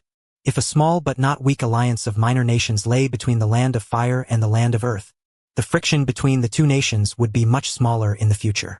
As for an alliance of minor nations, this kind of union had flaws in and of itself. Once something went wrong with their core, the entire alliance could easily fall apart. And Asano Naruki. He turned back to look at the forest reduced to ruins, as well as the survivors wailing and fleeing in all directions, and the courage to oppose Konoha had already drained from his heart. Such a terrifying jutsu, if Konoha wanted to erase them, it would be as easy as turning over a hand. They were never something mere grass ninja like themselves could plot against or fight head-on. He truly regretted it. Turning away from Konoha was the worst choice he had made since taking office. If he had firmly stood on the same front as Konoha from the start, perhaps the grass ninja village would already have received some consideration and benefits from Konoha by now that third Hokage was not harsh toward his allies. Provided that he devoted himself wholeheartedly to helping Konoha. Unfortunately, that was nothing but fantasy, because he knew all too well what the grass ninja were like. Inoki? Leave him to me. Father, Konoha succeeded again. No matter how many times I witness it, I can't help but admire the creativity of Konoha ninja. A lightning release jutsu on such a grand scale is beyond even Kumogakure's capabilities. If that boy truly created it, then I have no choice but to be reminded of one terrifying enemy. Tobarama Senju. Even dead, he remained a headache for every village. He stared into the distance for a long while, and then a trace of doubt took shape in his heart. Konoha mobilized ninja just to bombard the Kusanin? No, that was not right. There had to be another reason. Inoki's heart grew wary, and he vaguely felt as though he had overlooked something. While he was still pondering, Kanda Kyoichi formed hand signs in the distance, and a terrifyingly powerful tidal wave swept through the forest, dousing the remaining flames while washing away the traces of the bodies at the scene. After that, the Konoha ninja withdrew. This was a show of force. Inoki felt as though he had guessed part of Konoha's motive. To intimidate Kusagakure. The Kusanin had never been the sort with firm convictions to begin with. They had sided with Iwagakure today only because Iwagakure was in the land of grass, and tomorrow, they might just as easily side with Konoha because of Konoha's strength. A few days ago, Konoha had already used ninjutsu to drive them back, killing quite a number of Iwanin and Kusanin. So, if Konoha intimidated them again, those Kusanin really might turn against him. After the Konoha ninja left, Inoki brought the silent Kitsuchi a little closer. He sensed that some Kusanin had survived over here, and the one organizing order at the scene was none other than the leader of the Kusanin, Asano Naruki. He became even more convinced that his guess was highly likely. Even if the Kusanin did not betray him from here on out, they probably would not put in much effort either. They would do everything they could to remain neutral and passive, rather than help his side. No one could guarantee that the weather would be clear every day. If Konoha could bombard their ninja today, then tomorrow they could use lightning to bomb Kusagakure. They could not withstand Konoha's wrath. What a terrifying jutsu. He had to find a way to counter it as quickly as possible. Inoki left. After today, he definitely would no longer trust Kusagakure. After all, that bunch had almost no credibility to speak of, and betrayal was hardly anything rare for them. Kyoichi followed the troops back. Because the weather was unusual, not many ninja had come this time. Most of the ninja had been arranged along the border to guard against an attack from Inoki and the Iwanin. After all, no one could guarantee that Inoki would not pull off a bit of reverse thinking, choosing not to come over here to watch the spectacle, but instead launching a sneak attack on their main camp. If they failed to make contingency plans and suffered a huge loss afterward, what then? Kyoichi was not some reckless idiot. This time, he did indeed have the idea of intimidating the Kusanine, but even more than that, he wanted to draw everyone's attention and provide cover for Minato Namikaze's S-squad as they slipped across. This flashy performance was enough to attract the attention of Inoki and the Kusanine. Even Hyuga Fuji and the others did not know the true purpose of this mission. After returning to the camp, they did a brief review and everyone dispersed, leaving only the third and Kyoichi sitting there waiting. They were waiting for Minato's toad. Lord Hokage, in my opinion, there's really no need to be this anxious. It would be the same if you called me once it arrived on your end. For now, it would be better to rest. Kyoichi was helpless. He did not want to wait here, but the third seemed extremely nervous and insisted that he stay. Kyoichi, you need to understand the mindset of an old man like me.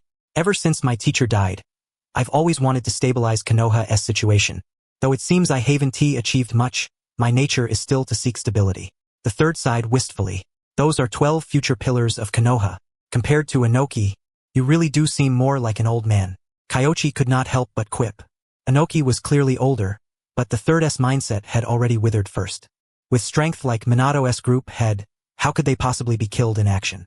Obito and the others had not gone at all, and he himself had given repeated instructions and made arrangements. There was no way an accident could happen. The third sighed and said, "You don't understand. I've rarely gambled in my life, but ever since you and Tsunade appeared, I've discovered that I've been gambling more and more often. I'm very glad you can get used to it. High risk, high reward." Kyoichi did not feel especially honored. The third was simply too steady, which was why people had always plotted against him. In the words of his previous life, a gentleman can be deceived by appealing to what is proper. If he had not intervened, wouldn't he the third still have been held down and fleeced by Kusugakure? Either way, someone was going to fleece you. So why can't the person doing it be me? Kyoichi felt perfectly justified. Of course, the third naturally had no idea what he was thinking at that moment, nor did he have the mind to speculate too much. All his worries were with Minato Namikaze. Fortunately, at that moment, chakra fluctuations appeared once again. In the next instant, a familiar toad appeared above the flying Raijin kunai. It looked around, then fixed its gaze on Kyoichi and said, "Minato says he has already reached the border area of the land of Earth and gone into hiding. He asks when you will attack. Let me think." Kyoichi's mind raced quickly. There were plenty of benefits to striking immediately.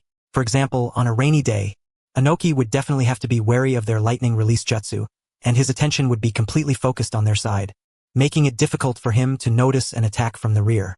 Also, the amount of time Minato's group needed to stay hidden would be shortened, and the possibility of discovery would decrease as well. As for the Kusanine, it was not very likely they would participate either. Thinking up to this point, he hesitated no longer. "Now, ribbit."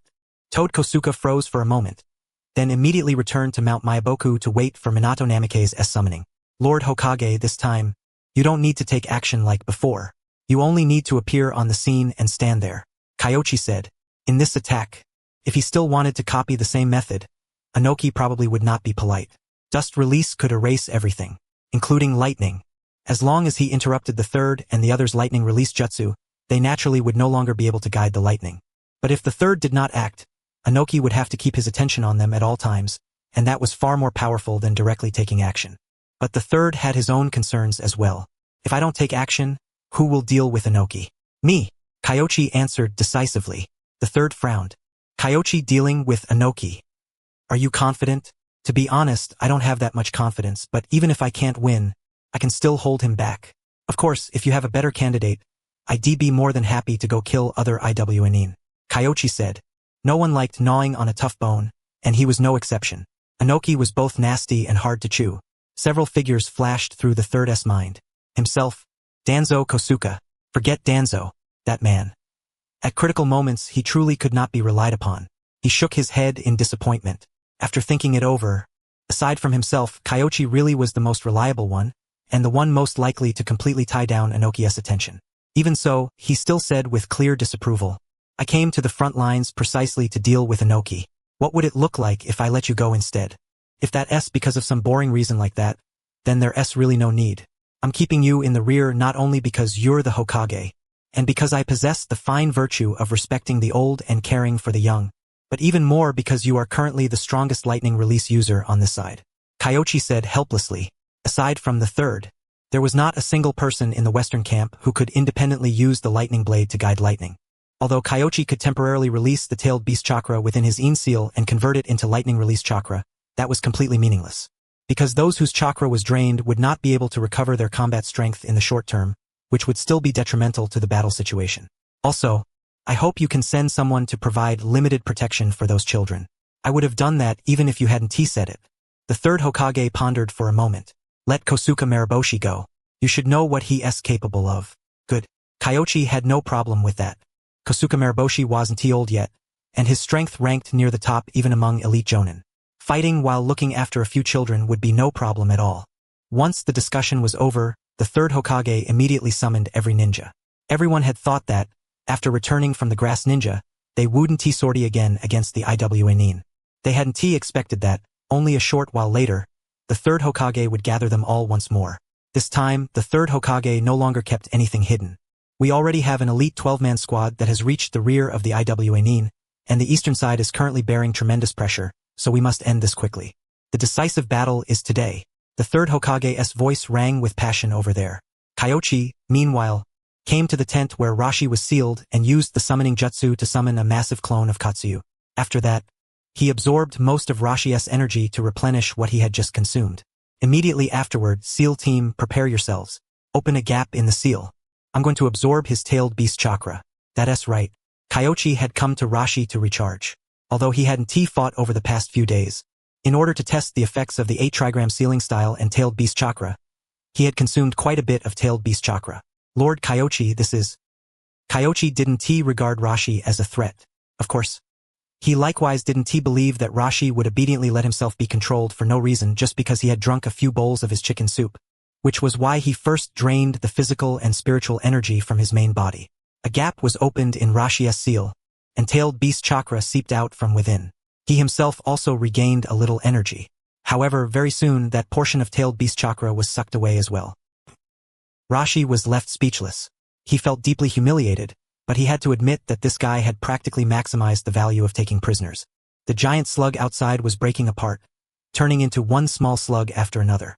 He didn't know what those things were for, but they definitely weren't meant to waste chakra. As for the tailed beast chakra being drained from him, it would no doubt become the energy supporting the other party's use of tailed beast transformation. Fortunately, he didn't have much affection for the Iwa Nin anyway. Kyoichi absorbed a good deal of tailed beast chakra, continuing until his strength of 100 seal was completely filled and could no longer contain any more tailed beast chakra. Only then did he regretfully stop. Rashi, 4 tails, thanks. I'll thank you when you stop being so ruthless. Rashi sounded weak and drained. The moment this guy finished using him, he immediately plugged the seal back up, not even giving him a chance to recover a little physical and spiritual energy. Thinking that their opportunities to meet would only grow fewer and fewer, Kyoichi felt that the next time he absorbed chakra, it would be necessary to come up with a method to store a large amount of tailed beast chakra all at once. To express my gratitude, I'll invite you to Konoha as a guest. We're short on manpower here, so we can't entertain you properly. After saying that, he had one of Katsuyu's clones swallow Rashi. Shikatsu Forest would carry him over to Tsunade's side. Have you ever heard of flowers blooming from the center? Lord Kyoichi, what about us? You'll go onto the battlefield and kill enemies too. Even if your combat strength isn't enough, you can at least stay in the rear and scratch them with shuriken, right? The SEAL team was combat strength too. Most importantly, with only the few of them here, what if the Iwa Nin went for a base trade? So, the best method was for everyone to take the field, leaving the enemy no chance to launch a sneak attack. The SEAL team hesitated for a moment, but in the end, they all nodded one after another. Kyoichi sealed the gap shut again, then formed hand seals, causing the small slugs that had split off to scatter and crawl toward the ninja within the camp. The Katsuyu he had summoned this time was enormous. Although it couldn't compare to the effect of Tsunade summoning with her full strength, it wasn't far off. However, it was only a very small clone of Shikatsu Forest's true body. In addition, once it divided and spread out, the number still wasn't enough. But Kyoichi still had to face Inoki next, so he had to maintain his best condition and couldn't consume too much chakra. Very soon, Kyoichi made his decision. He began directing those slugs, selectively having them follow certain people. Among them, each of those children received one. Next were the ninja squads responsible for assaulting fortified positions and breaking through enemy formations. The numbers were far from enough, but he had already done everything he could to take care of those who would be in danger. Afterward, he left behind a shadow clone. Kyoichi, you only have half your chakra. Facing Inoki will probably be extremely risky. The third Hokage frowned, rather worried. He knew Kyoichi had left a clone behind so he could activate Katsuyu's technique at the critical moment. But if that was the case, what about Kyoichi himself? Lord Hokage, that's why I need everyone's help right now. I want the SEAL team, the interrogation team, and the other non-combat ninja to lend me their chakra. The SEAL team, which had just been freed from the duty of guarding Rashi, was left speechless. So this was what he had been waiting for? Many of the ninja who had followed Kyoichi in battle on the eastern side were already used to it. After all, in a certain sense, these mobile chakra batteries, had also contributed to Konoha. It was just that their method of contribution was a little different. This won't harm them, will it? The third Hokage hadn't expected such a method to exist. Absolutely not. As Kyoichi spoke, he found an old acquaintance and absorbed energy from him. Before long, much of the physical and spiritual energy he had consumed by using the shadow clone was restored. The chakra absorption jutsu really was a wonderful thing. Good. Then we'll do it that way. Once every arrangement was in place, no one had any further objections.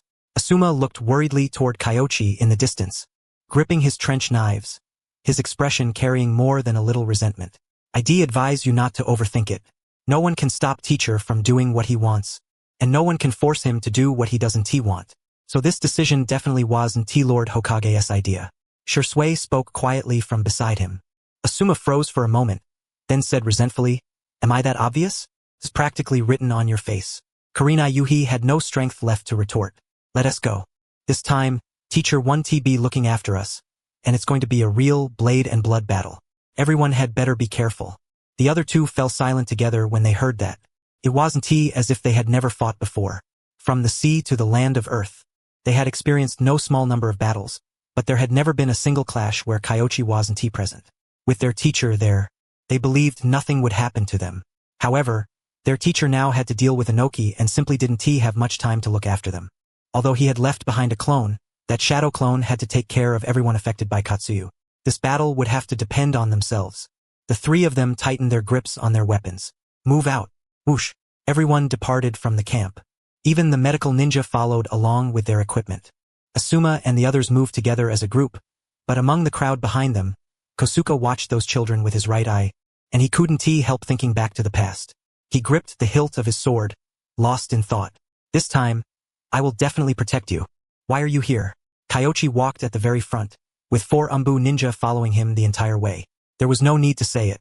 Just by looking at the masks and hearing their voices, he knew they were Gekko Ichiki and the other 3. Lord Hokage ordered us to support you and protect your safety at the critical moment. Gekko Ichiki answered simply, "There's no need. Just kill more enemies." "No. This is Lord Hokage's order." Gekko Ichiki was very stubborn. The other 3 naturally had no intention of leaving either, especially Mukai Kohinada. After finally catching sight of a glimmer of light, there was no way he wanted to lose it. Everyone knew exactly how powerful Inoki was. Dust release, the added weight rock technique, the lightweight rock technique. Could be said that Kyoichi had an extremely slim margin for error. The moment Inoki struck him with the added weight rock technique, his advantage in speed would be erased. The very reason Gekko Ichiki and the others were here was to prevent something like that from happening. Kyoichi was helpless. Most of the time, these 4 would listen to him. But clearly, the current situation did not fall under most of the time. No matter what he said, there was no chance the 4 of them would leave. Kyoichi could only say, "Don't think I'm that stupid. There's no way I'm going to fight Inoki head-on, so unless it's absolutely critical, do not interfere in my battle with him." He understood the terror of dust release better than anyone else. This was a Kekii Toda that had even easily dismantled Madara's Susanoo. Yes. The rain poured down in sheets. Inoki and Kitsuchi returned from outside. Over the past few days, his back injury had already healed, and after thinking things through, Inoki was no longer afraid of Kyoichi using those strange explosive tags that could float and move freely to ambush him. But lightning alone was something he still had no good way to handle. Dust release could do it. However, he couldn't use dust release every single time. Before the rain stops, we can't afford to relax. Yes. As soon as Kitsuchi returned, he passed the order down. The experience of the Kusanin had undoubtedly revealed one piece of information. As long as the weather met the requirements, Konoha could trigger that terrifying lightning release ninjutsu. Unless they had an effective means of immunity, they had to be wary of a Konoha sneak attack. Facts proved that their caution was correct. Before long, an Iwagakure Chunin specializing in earth release returned from the front to report. "Lord Tsuchikage, Konoha is attacking." Inoki was utterly furious. He had known Konoha wouldn't let this opportunity slip by. If it were him, he wouldn't miss it either. Rain strengthened water release and lightning release, though fire release would be weakened. But in truth, flames did not inflict much damage on earth release. Therefore, the current weather was the best possible timing for Konoha. The entire Iwanin camp sprang into motion. Every Iwanin in the land of grass moved forward, preparing to defend against Konoha's assault. However, Inoki had not prepared for a decisive battle. His idea was to repel Konoha and endure until the rainy weather passed. Such terrible weather was absolutely not the battlefield Inoki desired. But when he reached the front line, Inoki knew he could no longer cling to any unrealistic fantasies. Konoha had even brought medical ninja to the battlefield's front line. A decisive battle. Hiruzen Sarutobi, I never thought you would be so aggressive as to choose a direct decisive battle with us Iwanin. Inoki flew to the front and spoke. He hoped Hiruzen Sarutobi would come out to answer, because if the other side responded, he would have no strength left to control lightning. With a jutsu like that, the third absolutely couldn't afford to let a shadow clone divide his chakra. However, the third did not come out. The one who stepped forward was Kanda Kyoichi, that hateful brat. Inoki, between you and the ninja army behind you, guess which one will blast? Kyoichi said with a beaming smile. He had just sensed for a moment. Minato and the others were not yet in position. So he would wait a little longer. Inoki sneered. You think after all these days, I still haven't seen through that jutsu of yours? To guide lightning, one needs extremely strong control over lightning release, and the more precise the target, the higher the requirement. You think that old man Hiruzen Sarutobi wants to blast me? If I remember correctly, you're the older one, aren't you? Kyoichi walked to the front. Age doesn't mean anything. It's entirely possible Hiruzen Sarutobi declined before his time. Both sides harbored their own intentions. Inoki's side was constructing fortifications, while Kyoichi's side was waiting for Minato and the others. So Inoki and Kyoichi chatted off and on. Before long, brilliant lightning flared in the rear. Inoki was so startled that he immediately dropped from above, lest the lightning strike down and hit him directly in midair. However, after a moment passed, there was no movement over there at all. Clearly, the other side had not truly intended to use the lightning release. Kirin. They had merely wanted to scare him, and yet he really had been scared. Inoki took a deep breath and sneered. Tack. In the next instant, a stretch of earthen mountains rose from below, enveloping Konoha's entire vanguard within them. The two halves of the earthen mountains closed together at astonishing speed. Dozens of figures emerged from the forest. At this moment, all the Iwanin made their move, including Inoki. A chaotic stretch of earthen hills and walls severed Kyoichi's retreat from the rear at the waist. All the Iwanin charged to kill Kyoichi. Ha ha ha, brat. I was waiting for the ninjutsu to finish. What were you waiting for? Inoki laughed as he flew into the air. He was still wary of lightning, so he flew very low, while a cube of chakra condensed in his hand. Dust release. As for the others, they swiftly used earth release to restrict his movement. A heap of earth release techniques instantly bombarded the area around him. However, Kyoichi did not leave. Instead, he smiled as he looked toward Inoki and said, Guess. Don't let this brat escape with earth release. Capture him first, then deal with the others. Inoki shouted. In the next instant, he had already flown above Kyoichi, throwing out the cube in his hand. Below, the entire ground had been saturated by the opponent's earth release chakra. Trying to escape with earth release would be as difficult as ascending to heaven. However, what puzzled Inoki was that Kyoichi seemed to have no intention of running. Do you know? There's a tactic called blossoming from the center. The success rate doesn't seem high, but I think I can try it right now. Because I feel you all still aren't qualified to take me down quickly. As his words fell, he stretched out his hand, and the entire curtain of rain sank into a bone-chilling cold. The raindrops rapidly froze, turning into hailstones that smashed toward every enemy, while Inoki's dust release was directly blocked by ice release that manifested out of thin air. Ice release. You actually mastered ice release. Inoki found it unbelievable. That was a Kekii Genkai, and there was absolutely no way Konoha possessed a bloodline limit for ice release. Combining that with quite a bit of information, he had already sensed that something was wrong. If you can master dust release, why can't I master ice release? Mist spread everywhere. An unreal voice echoed within the fog. Kitsuchi used the rock iron cannon technique to attack the place where Kyoichi had been, but in the end, it was only an illusion. Flight? I know a little about that too. Shrill screams rang out, and even Inoki could not locate Kyoichi. Their senses were completely blocked by the other party's chakra. A hiding in mist technique and silent killing technique even more terrifying than Kirigakure's. The second Mizukage's jutsu. Before long, a gale howled. Dozens of great breakthroughs. It was not that the Iwanin had no wind release users, only that compared with Konoha, they had fewer wind release ninja. Still, dispersing mist was something they could do.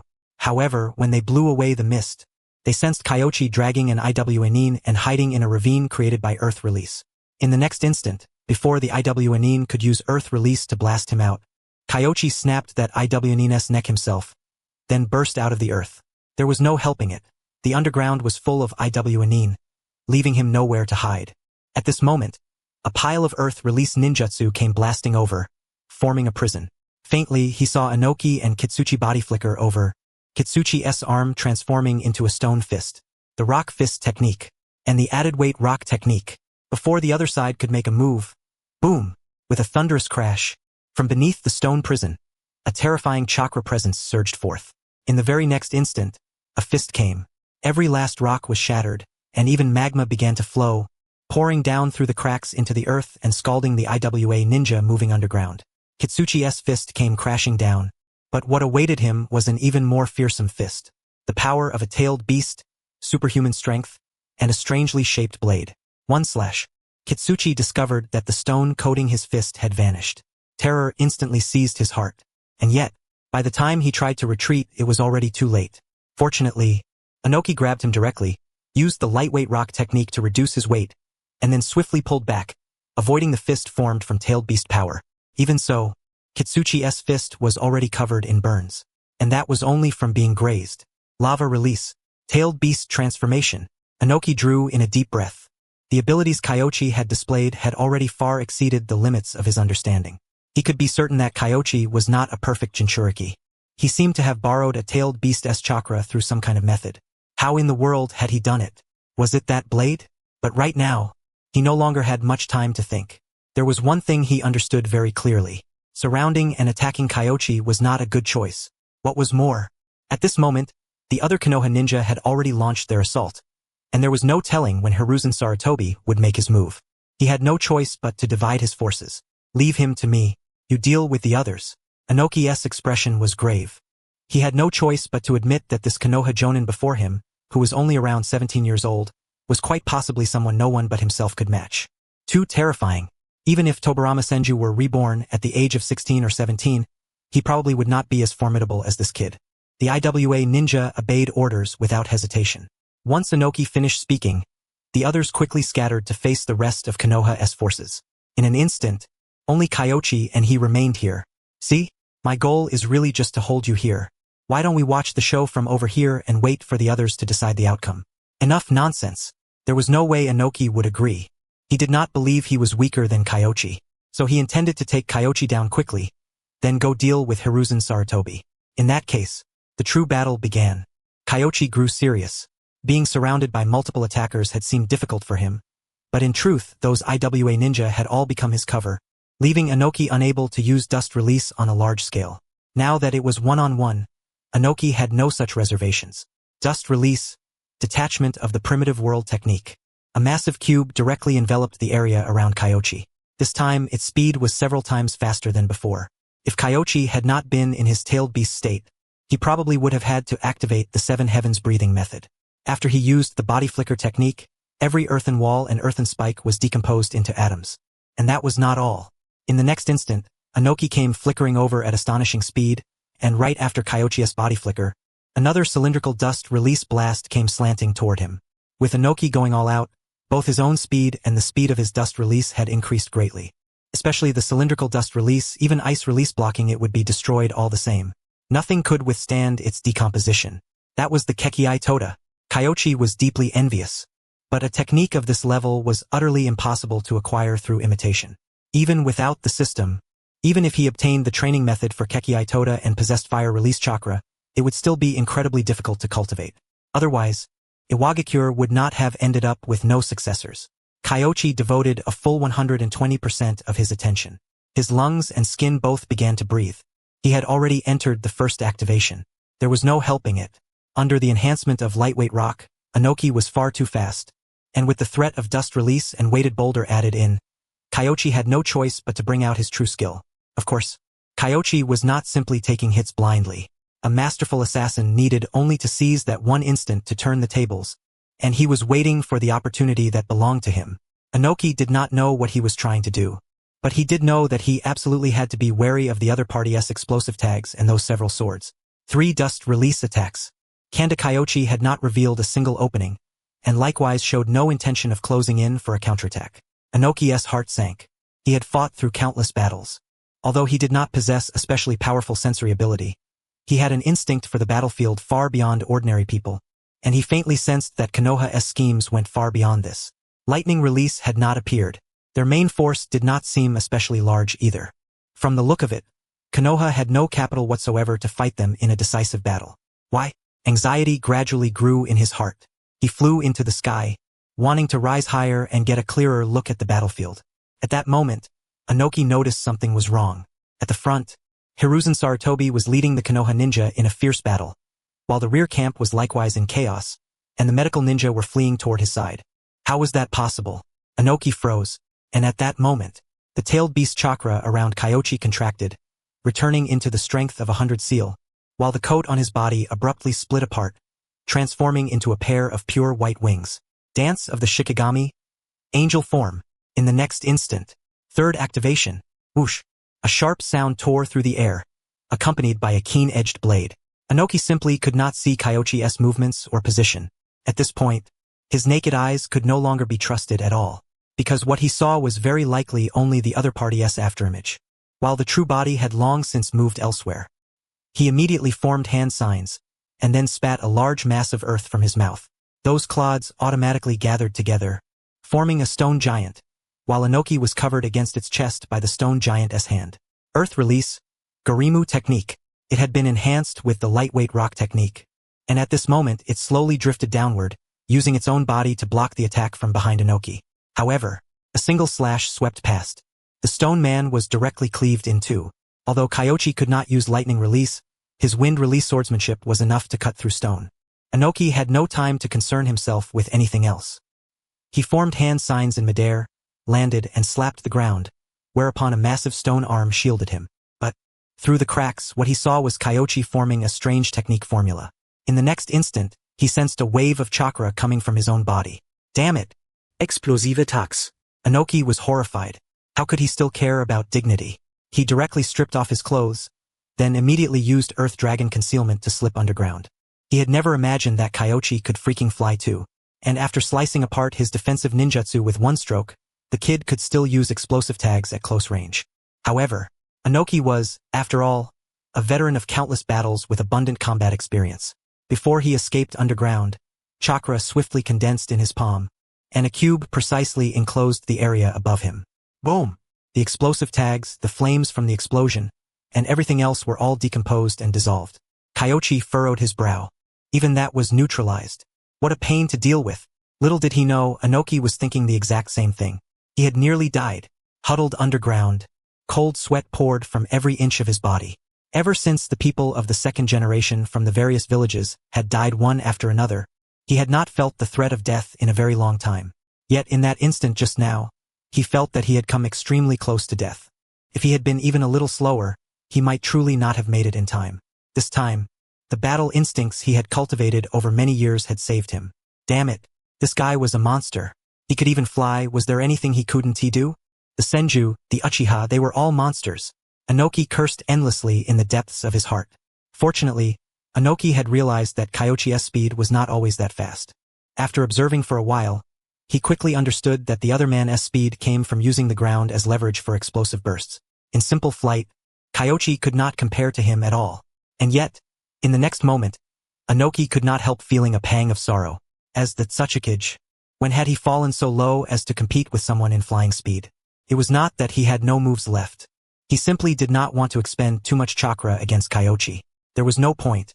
The other party was a member of the Senju clan. Who knew whether this guy's chakra reserves were even on the level of a normal person? Besides, Kyoichi was not the leader of Konoha, while he was the Tsuchikage. Their positions and values were fundamentally different, not to mention that both the front line and the rear were currently under attack. Inoki did not dare gamble. He lifted off from the ground and swiftly flew forward. Kyoichi chased from behind. In terms of flight alone, his speed was inferior to Inoki's, but if he combined it with body flicker, taijutsu, and other methods to borrow force and glide, then it became something else entirely. That was precisely what Inoki feared. The explosive speed of that sword strike just now. He had not been able to see it clearly at all. Quite a few IWA shinobi froze in shock. In their minds, Inoki was practically invincible in battle. And yet, at this moment, Inoki was being chased down and attacked by Kyoichi. It was a misunderstanding. But regardless of the truth, the morale of the IWA shinobi had already been affected. However, Inoki could no longer concern himself with that. Right now, all he wanted was to kill Hiruzen Sarutobi. To capture the bandits, first capture their king. If he killed Hiruzen Sarutobi, Konoha's morale would collapse, and the IWA shinobi could turn defeat into victory. It was a beautiful idea, but he had underestimated Kyoichi's speed. In order to catch up with Inoki, Kyoichi reopened the seal, and a tailed beast cloak surfaced across his entire body. This state could not increase his speed by too much. Even so, it was already enough. That not insignificant boost was sufficient for him to catch up to Inoki. However, just as Kyoichi was about to close the distance, Inoki suddenly turned back, and a beam of light burst forth between his hands. His timing was excellent. This was the moment when Kyoichi's speed was at its slowest. Suspended in midair, there was practically no way for him to dodge. But in that instant, his body transformed into countless fluttering sheets of paper. Part of the paper was disintegrated, but much of it reassembled in another location. At the same time, Kyoichi extended one hand and controlled his chakra. During this time, Inoki had been standing in the rain the entire time, and his outer robe had been discarded earlier in order to avoid the exploding tags. Now, ice-released chakra passed through the curtain of rain, manipulating the water on his body. In an instant, the rainwater turned to ice. Ice formed over Inoki's hands. Just as he was about to weave hand signs, the ice rapidly expanded and transformed into massive ice shackles. His hands had been frozen in place. The IWA shinobi were frantic with anxiety, their hearts filled with terror. When they had seen Inoki counterattack earlier, they had thought Kyoichi had been killed. Yet in the blink of an eye, the other man had used a bizarre technique to turn into paper, reassemble himself, and escape with his life. Not only that, in the end, Inoki's hands had even been locked in ice. Any shinobi who used jutsu could not do without both hands. If both hands were unable to move, it meant ninjutsu could no longer be used. This was dangerous. They wished they could charge up there themselves and take Inoki's place, but high in the air as he was, they did not even have a chance to intervene and rescue him. All they could do was watch and pray that Inoki could break through the other party's ice release. Fortunately, in the next moment, layer after layer of rock surfaced over Inoki's arms. Immediately afterward, he let out a furious roar, the muscles in both arms bulging as he relied directly on brute strength to break free from the ice shackles. Although his hands had been frostbitten and were somewhat stiff, he could no longer worry about that. What relieved Inoki was that his dust release, detachment of the primitive world technique had at least landed. Although the other party had avoided it with that strange paper-style technique, it was obvious that Kyoichi's wings had shrunk by a size, and his flight speed was even slower than before. If not for that, the other man would not have landed and fled just now. He would have charged straight in and struck with his blade. Cold sweat poured down Inoki's back. But after thinking it through carefully, he felt that he could do this after all. He had already seen through the flaw in Kyoichi's flying state. Unless Kyoichi borrowed force, his flight speed alone was not enough to catch up with Inoki's lightweight rock technique. And at that kind of speed, the hit rate of his dust release would increase greatly. Above this altitude, Kanda Kyoichi was no longer a threat. Kyoichi looked up, feeling a wave of helplessness in his heart. Inoki was worthy of being Inoki. He had seen through the speed issue inherent in Kyoichi's flying form so quickly and struck at the critical point when his speed dropped. That attack had nearly taken his life. Fortunately, he had Paper Person of God. If not for that, he probably would have had to use no hand sign healing in order to survive. So fighting Inoki at that altitude was absolutely not a wise choice. At the moment, Inoki simply would not come down, and there was no point in chasing him any further. Lord Kyoichi, what do we do? Gekko Ikemoku caught up, burning with anxiety.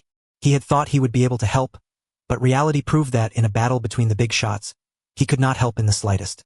He did not even have the qualifications to sacrifice his life in Kyoichi's place, because they simply could not jump that high. Let Lord Hokage worry about it. I've delayed him long enough. Right now, I've used up my methods and I don't have any other particularly good options. Kyoichi took several rough breaths. It might seem like he and Inoki had only fought for a short while, but his chakra and stamina consumption had been far from small. Of course, the key point was that the method he had to threaten Inoki had been seen through.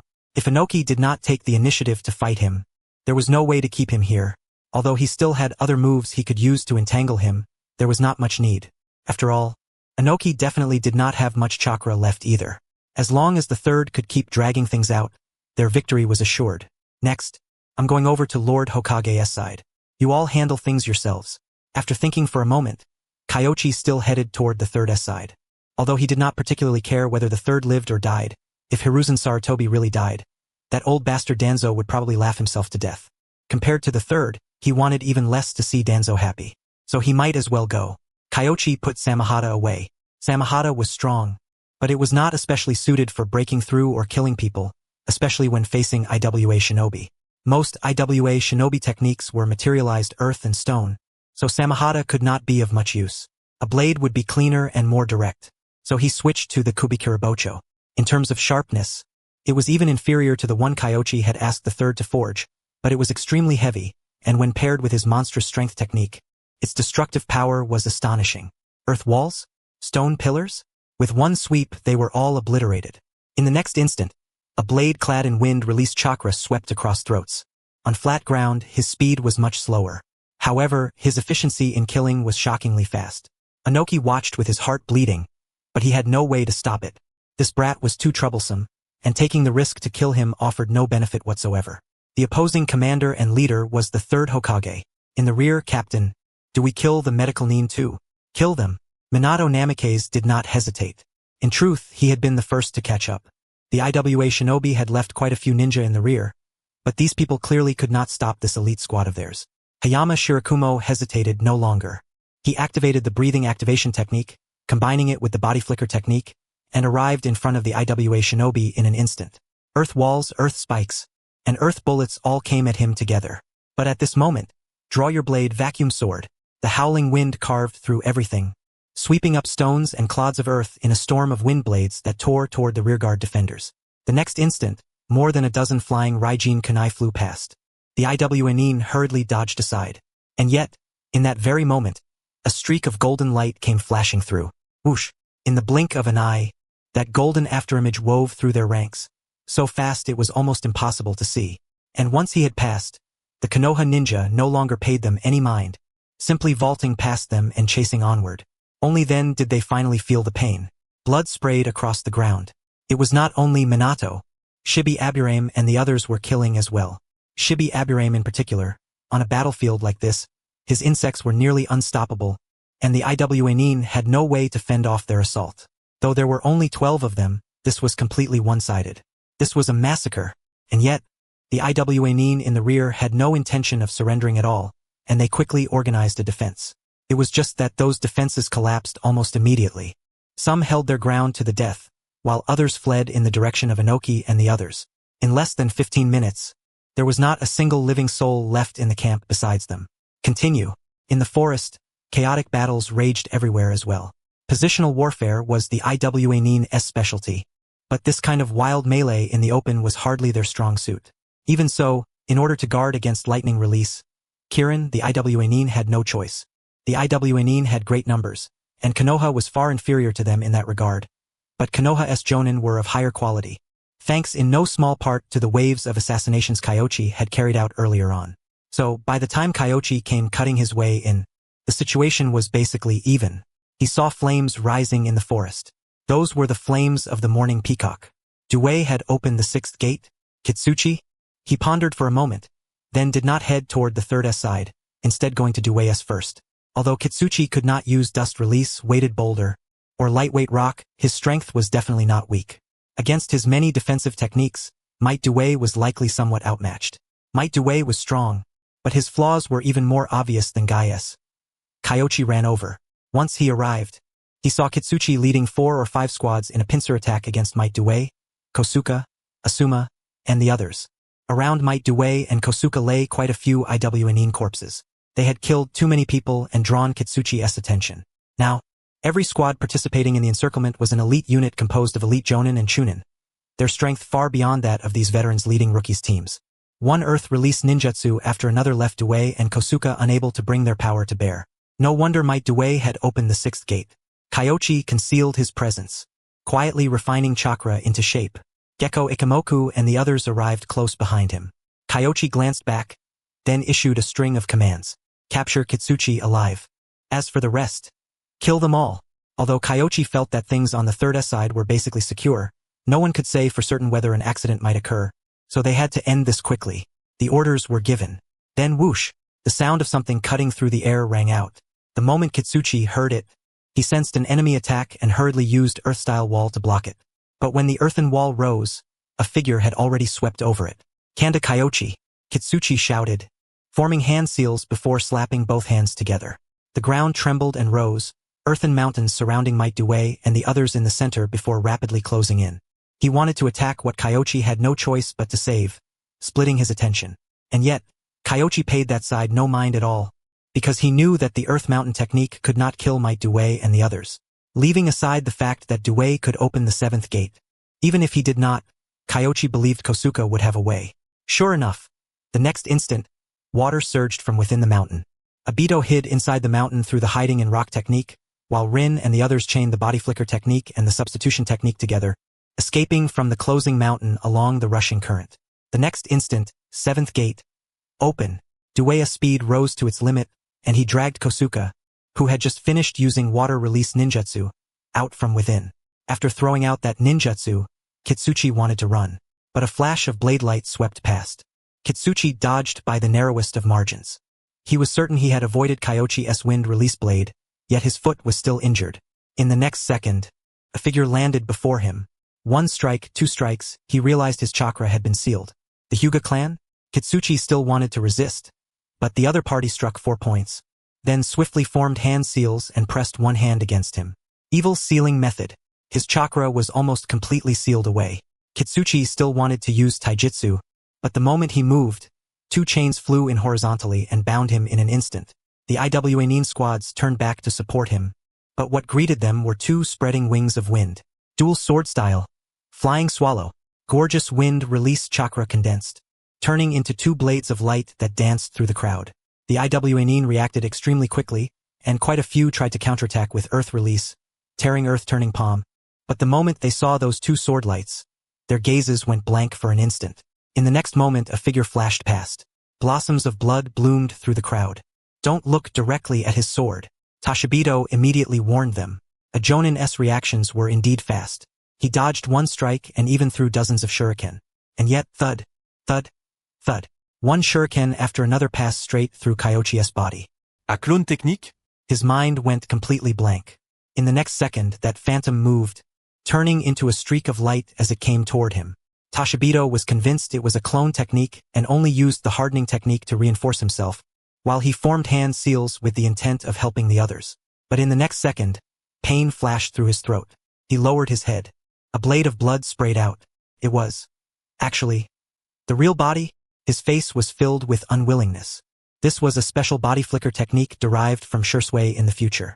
At extreme speed, dozens of clones appeared, both real and illusory, impossible to distinguish, impossible to see, impossible to block. 3 seconds later, I'm going to support Lord Hokage. You handle the cleanup yourselves. The moment his words fell, all of Kyoichi's figures vanished at the same time. His real body had already left, appearing on a tree more than 30 meters away. So fast. Shisui was dumbstruck. He considered himself fast, and just now he had even kept his Sharingan active, but what was the result? He could not see a thing. Every clone had seemed real. That could only mean his teacher's speed had already reached a point where his one-tomo Sharingan simply could not perceive it. All that remained at the scene were the pained groans of the IWA Nin. Only then did Might Due and Kosuke steady themselves. He had originally intended to counterattack with the daytime tiger, but after looking around, it seemed there was no need. Kitsuchi had been sealed. 4 or 5 ninja squads had been harvested to the last in a matter of seconds. Although some were still alive, they were either missing arms or legs, and most of their strength had been crippled. Lord Second, you have a junior as powerful as you were, Kosuke murmured to himself. From Kyoichi, he saw the shadow of Tobarama Senju. Kyoichi could not use the flying Raijin, but so what if he could not? By stacking the tailed beast cloak, the 7 heavens breathing method, and the body flicker technique, he had unleashed speed comparable to the flying Raijin. Of course, what amazed Kosuke most was not merely his speed, but Kyoichi's swordsmanship. He was a master swordsman himself, so naturally he understood the meaning behind those few slashes Kyoichi had just made. Genjutsu, wind release, and taijutsu fused into one, Swordsmanship like that was something even the second Hokage had never achieved. Kosuke was shaken to the core, but his reflexes were lightning fast. And in the next instant, his mind had already cleared. You all go support the others. We can handle things here. Gekko Ichiki gave a nod, then raised his hand and made a gesture. In the blink of an eye, the four of them vanished with the body flicker. Yes, your own son. That LL cost extra. At that moment, Inoki had already found Hiruzen Sarutobi. Without wasting a single word, the moment he locked onto his target, Inoki dove straight toward him. Hiruzen Sarutobi narrowed his eyes, crossed his twin blades, and a bolt of lightning sprang from the swords, cleaving toward the sky. Crack! Thunder split the air as silver-white lightning slanted down from above. Under normal circumstances, he would have been afraid that the lightning he guided might accidentally strike his own allies, so he had never dared to use lightning release. Kirin. But now there was a glaring target hanging in the sky. What was there left to hesitate over? In the blink of an eye, the thunderbolt fell. Inoki in midair turned into a scatter of ash. Amid the flash of lightning, a figure darted out, while the one struck behind him was nothing more than an earth clone. However, after Inoki evaded it, a thoughtful look stirred in his heart. High altitude. That was the way to break this jutsu. Unfortunately, at this point, the method for countering lightning release no longer mattered. Inoki looked back. Everywhere he could see, IWA shinobi still made up the majority. Quite a few of them, upon spotting him, swiftly regrouped, broke through Konoha's defensive line, and began converging in this direction. Konoha's numbers were inferior to IWA's, so in a direct clash, IWA still held the advantage. As long as they killed or captured the third Hokage, the tide of battle would have a chance to turn. Failing that, they could at least use him as a bargaining chip. The Umbu ninja stepped forward to shield the third, but the third waved them off. Go deal with the others. Inoki isn't in peak condition. He can't do anything to me. As he spoke, he put away the lightning blades. After all, he was not skilled enough with swords. In a true duel, his own ninjutsu was still more reliable. Yes, sir. The Umbu ninja scattered. Inoki certainly had no intention of being polite with the third. This battle concerned the interests of Iwagakure, and even if the third fought him with one hand tied behind his back, he would not blush or feel ashamed. In fact, he would only think the third had not handicapped himself enough. Once the Umbu ninja left, he used the body flicker and arrived not far in front of the third in the blink of an eye. But Hiruzen Sarutobi also flickered backward. At the same time, countless shuriken multiplied into existence, flying in like a storm blotting out the sky. Inoki dodged rapidly through the air, reinforcing himself with rock fist as he blocked and knocked away many of the shuriken. Yet before he could fully deal with them, a water dragon surged up, silver-white arcs of electricity occasionally snapping across its body. Combination ninjutsu, lightning water dragon bullet. The third possessed all chakra natures, and what he excelled at was precisely this kind of combined ninjutsu. Earth release countered water release. And yet, once the water dragon bullet was reinforced with lightning release chakra, earth release defenses became pathetically fragile. Inoki did not dare take it head-on. He immediately used earth release, hiding like a mole technique to escape underground and avoid the lightning dragon bullet. However, the instant he went underground, he sensed that the entire stretch of earth had gone soft. Inoki instantly knew something was wrong. He immediately emerged, but he was still a step too late. The entire ground had turned into mud, rushing backward like a river toward the earth release defenses created by the IWA shinobi behind him. Inoki was swept along for some distance before using the substitution jutsu to evade it. By the time he reappeared, Inoki caught up with the body flicker, but what greeted him were earth bullets rising one after another from the ground, along with a massive fire dragon bullet. Combination ninjutsu, earth dragon flame flow. Moreover, it was a ninjutsu attacking from a special angle. Inoki could feel just how troublesome Hiruzen Sarutobi was. If Kyoichi was fast to the extreme and uncanny, then Hiruzen Sarutobi was rich with experience, combining all kinds of ninja arts with unpredictable casting angles that made him nearly impossible to guard against. Faced with a combination technique, he had no choice but to use the detachment of the primitive world technique. But when his dust release swallowed up the earth dragon flame flow, Hiruzen Sarutobi had already swapped positions with earth release. However, at that moment Inoki arrived first with the body flicker. Rock fist. Added weight rock. Boom! The entire ground was blasted open, splitting apart. However, a staff burst out from beneath the earth. Inoki had no time at all to use dust release, so he could only shift aside and dodge. But at that moment he sensed something was off. Rainwater? This rain. No, it was oil. He immediately formed hand seals, landed and slapped the ground. A massive arm of stone rose up and shielded him. However, what came was not flame, but a sheet of lava. Inoki had never imagined it would be Kyoichi. He had assumed the black rain was one of the third S tricks, never expecting that in such a short span of time, Kyoichi had already arrived here. Rolling lava swept over, giving Inoki no room to think. He could only use dust release again. However, the consumption of a Kekei Toda was extremely great and even Inoki could not use it too many times. When fighting Kyoichi he had already spent a great deal, and now he had been forced to use it twice more. There was not much chakra left in his body.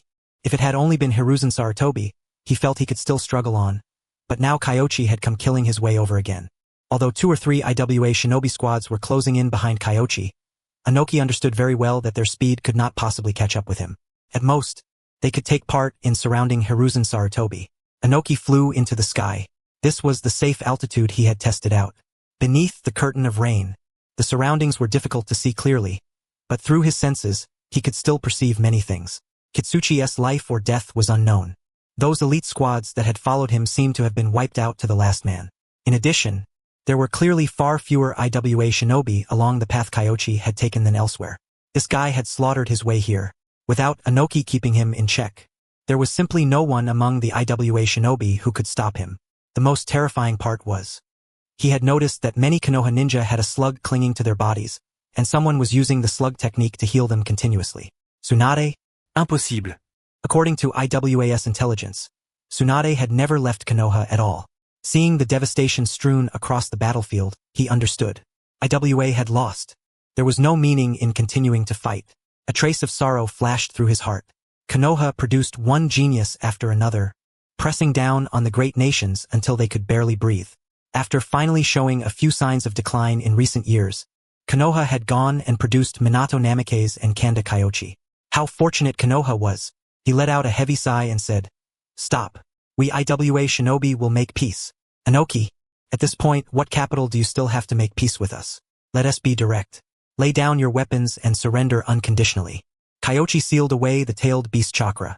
This so-called making peace was nothing more than surrender under another name.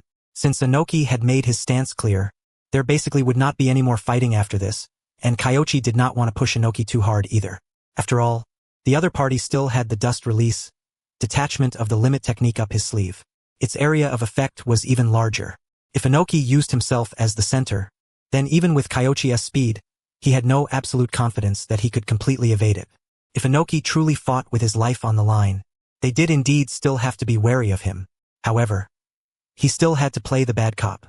IWA still has many ninja who haven't been deployed.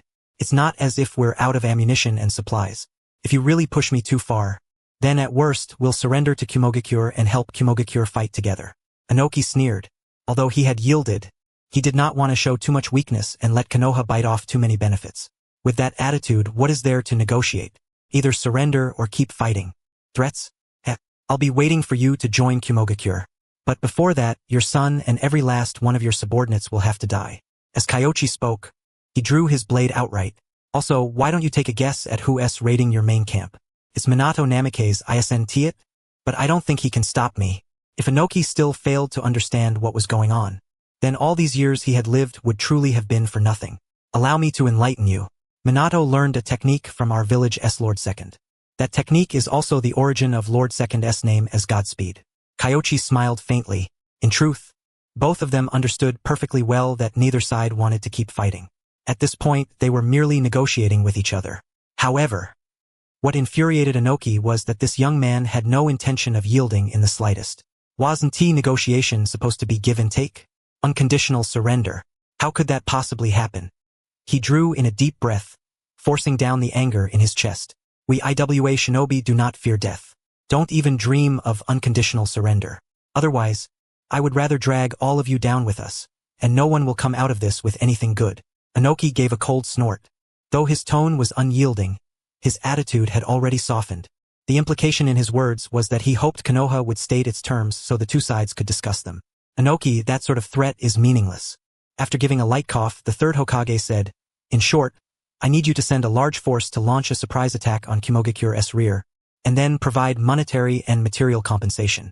If you cannot accept even that, Then I would very much like to see how many of my Konoha shinobi your final dust release can take with you. The entire field fell silent. Were the third Hokage's terms excessive? Compared to Kyoichi's hardline demand for surrender, they seemed not particularly excessive. But upon closer thought, Inoki understood very clearly what agreeing would mean. A fight to the death with Kumogakure. Kumogakure was no easy opponent. Though he did not know what had happened over at Kumogakure, judging from Konoha's stance, they had clearly made arrangements there as well.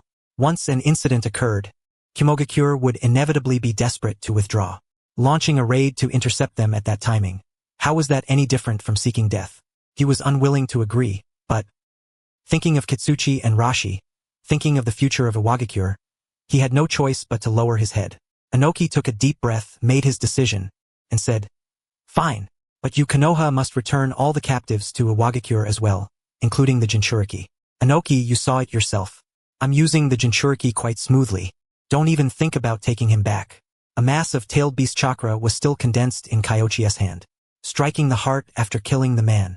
Inoki was so furious he nearly coughed blood. Impossible. The Jinchuriki must be returned. Inoki, this time it was you Iwa shinobi who used the Jinchuriki first, while ours remained in Konoha. Now that he has been captured by us, whether by sentiment or reason, there is no way you can take him back for free. The third Hokage stepped forward to play the good cop. Naturally, Inoki saw through the truth, but he had no choice. The Jinchuriki had to be taken back. He did not care all that much about the Jinchuriki's power, but no matter what, he could not allow Konoha to obtain it. Otherwise, with Konoha sitting on two Jinchuriki, the land of Earth's position would become even more dangerous. Fine. We will pay separately to ransom the Jinchuriki. What about Kitsuchi? He is your own son.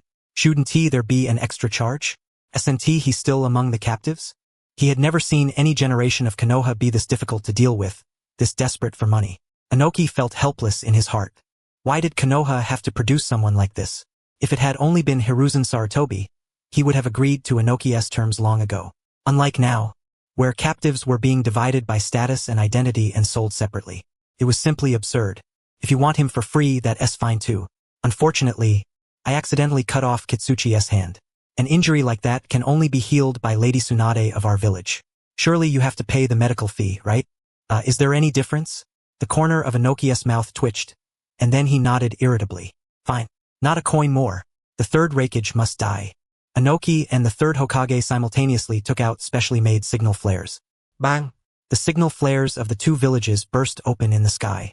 3 or 4 waves followed in succession. This sort of signal generally meant reconciliation and a halt to combat. Everyone nearby stopped. Immediately after, a portion of the Umbu likewise took out signal flares and released them. All the shinobi saw the signal, and even Minato and the others in the Iwa shinobi's rear were no exception. Minato, we won. We succeeded. Minato Namikaze let out a breath. The facts proved that Kyoichi's tactics had been extremely successful. They had thrust in from the rear, and the shinobi in Inoki's backline had been completely unable to stop them. The defensive line formed by the Jonin and Chunin left behind to guard the camp had been utterly dismantled in just a few minutes. Could be said that, aside from the first wave, the Iwa shinobi in the rear had not been able to mount a single effective defense. The result was that when Inoki returned and saw that only 1/3 of his medical team remained, his fists immediately clenched hard again. Hateful. Rage churned in his chest. But there was nothing he could do. Lord Hokage, in war, each side relies on its own ability. I hope you will not blame us for being too ruthless. Minato Namikaze's smile was gentle.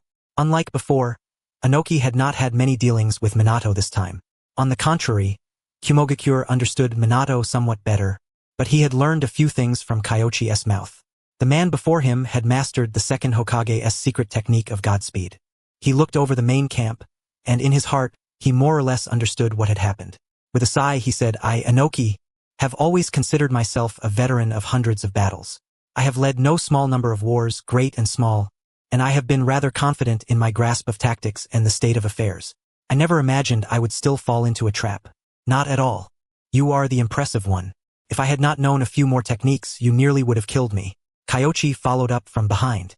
It was not that he was worried about Minato Namikaze and the others. Given Iwagakure's current situation, Inoki had no second path besides surrendering and making peace, unless he wanted to watch Iwagakure's Jonin suffer a generational collapse. Therefore, Minato's side was extremely safe. There was no way Inoki would attack them. The main reason he had come over this time was to see whether there was any money to be made. Inoki did not want to talk to Kyoichi. How old was this brat? 17 at most. Inoki was several times his age, yet after they exchanged blows, he had almost been killed by the other party's secret technique of consecutive explosive tags. As the Hokage, he already felt utterly humiliated. And now this guy had come over to twist the knife. If only he could catch him, he truly wanted to beat him up. His heart burned with resentment. Ahem. Kyoichi, I'll go find the third Hokage. All right, you go on ahead. I'll handle the aftermath here. Kyoichi nodded. Inoki looked at the situation, and his heart spasmed. These were all Iwagakure's elites. Now, many Jonin and Chunin had been killed, and the medical squads had died unit by unit. To train them up again would require several times the effort. And this was only the camp's side. The losses on the battlefield were even greater. Moreover, there was another point. Due to the lack of medical need, the injured IWA shinobi here simply could not receive treatment. Lord Hokage, your subordinates have suffered no small losses. Inoki turned his head to the side and sighed. If you have something to say, then say it directly. I may be old, but I have not yet reached the point where you can anger me to death. That's good. No, what I mean is, in the spirit of humanitarianism, we Konoha can provide medical assistance to the IWA shinobi. I wonder whether you need it on your end? Kyoichi said with a light cough. Inoki froze for 2 seconds, then asked cautiously, is there a fee? I personally could waive my own fee out of consideration for you, but this technique requires calling upon Lady Katsuyu. She is a sage of Shikatsu Forest, after all. Surely you would not have an elder of her stature make the trip for nothing, would you? Why not just ask for money outright? Did he really have to dress it up with all these extra layers? Since when did someone's summoned beast charge an appearance fee? Inoki grumbled inwardly, but he knew that if Kyoichi refused to act, the casualties among the IWA shinobi would only keep mounting. A little money was nothing compared to human lives. How will the price be calculated? Cheaply. Let us set it at 1/10 of Lord Kitsuchi's price. You cannot calculate it like that. Kitsuchi was captured by you people. This is rescue. Besides, did you not just say you would waive your own fee? Fine, then a little less. 1/20th? After a round of haggling, Inoki invited Kyoichi to take action for a total price of 5 million. That was already equivalent to the pay for an S-rank mission. However, there was one condition: payment on the spot. Inoki was absolutely furious, because when he arrived at the storehouse, he discovered that every last explosive tag inside had been swept away. No wonder Minato Namikaze had slipped off so quickly. Scraping together what he could, he only managed a little over 1 million, and for the rest, he had no choice but to write an IOU in Iwagakure's name. Kyoichi did not hesitate. Once the money was paid, he acted. However, before that, he made the situation clear. He could save them, but he needed the IWA shinobi to provide chakra. Since Inoki had already paid, he naturally did not care about providing a bit of chakra. Afterward, Kyoichi used all of the remaining tailed beast chakra as an amplification and summoned a massive slug clone. After some communication, Katsuyu split into countless small slugs and scattered them across all the wounded. Then, he drew chakra from quite a few ninja and replenished the consumption of the strength of 100 seal. How could Inoki fail to see Kyoichi's calculations? Aside from the tailed beast chakra consumed by the summoning, Kyoichi had not used his main body's chakra at all. All the chakra required for the healing had been absorbed from others, which was why the treatment would continue for a while, then pause for a while.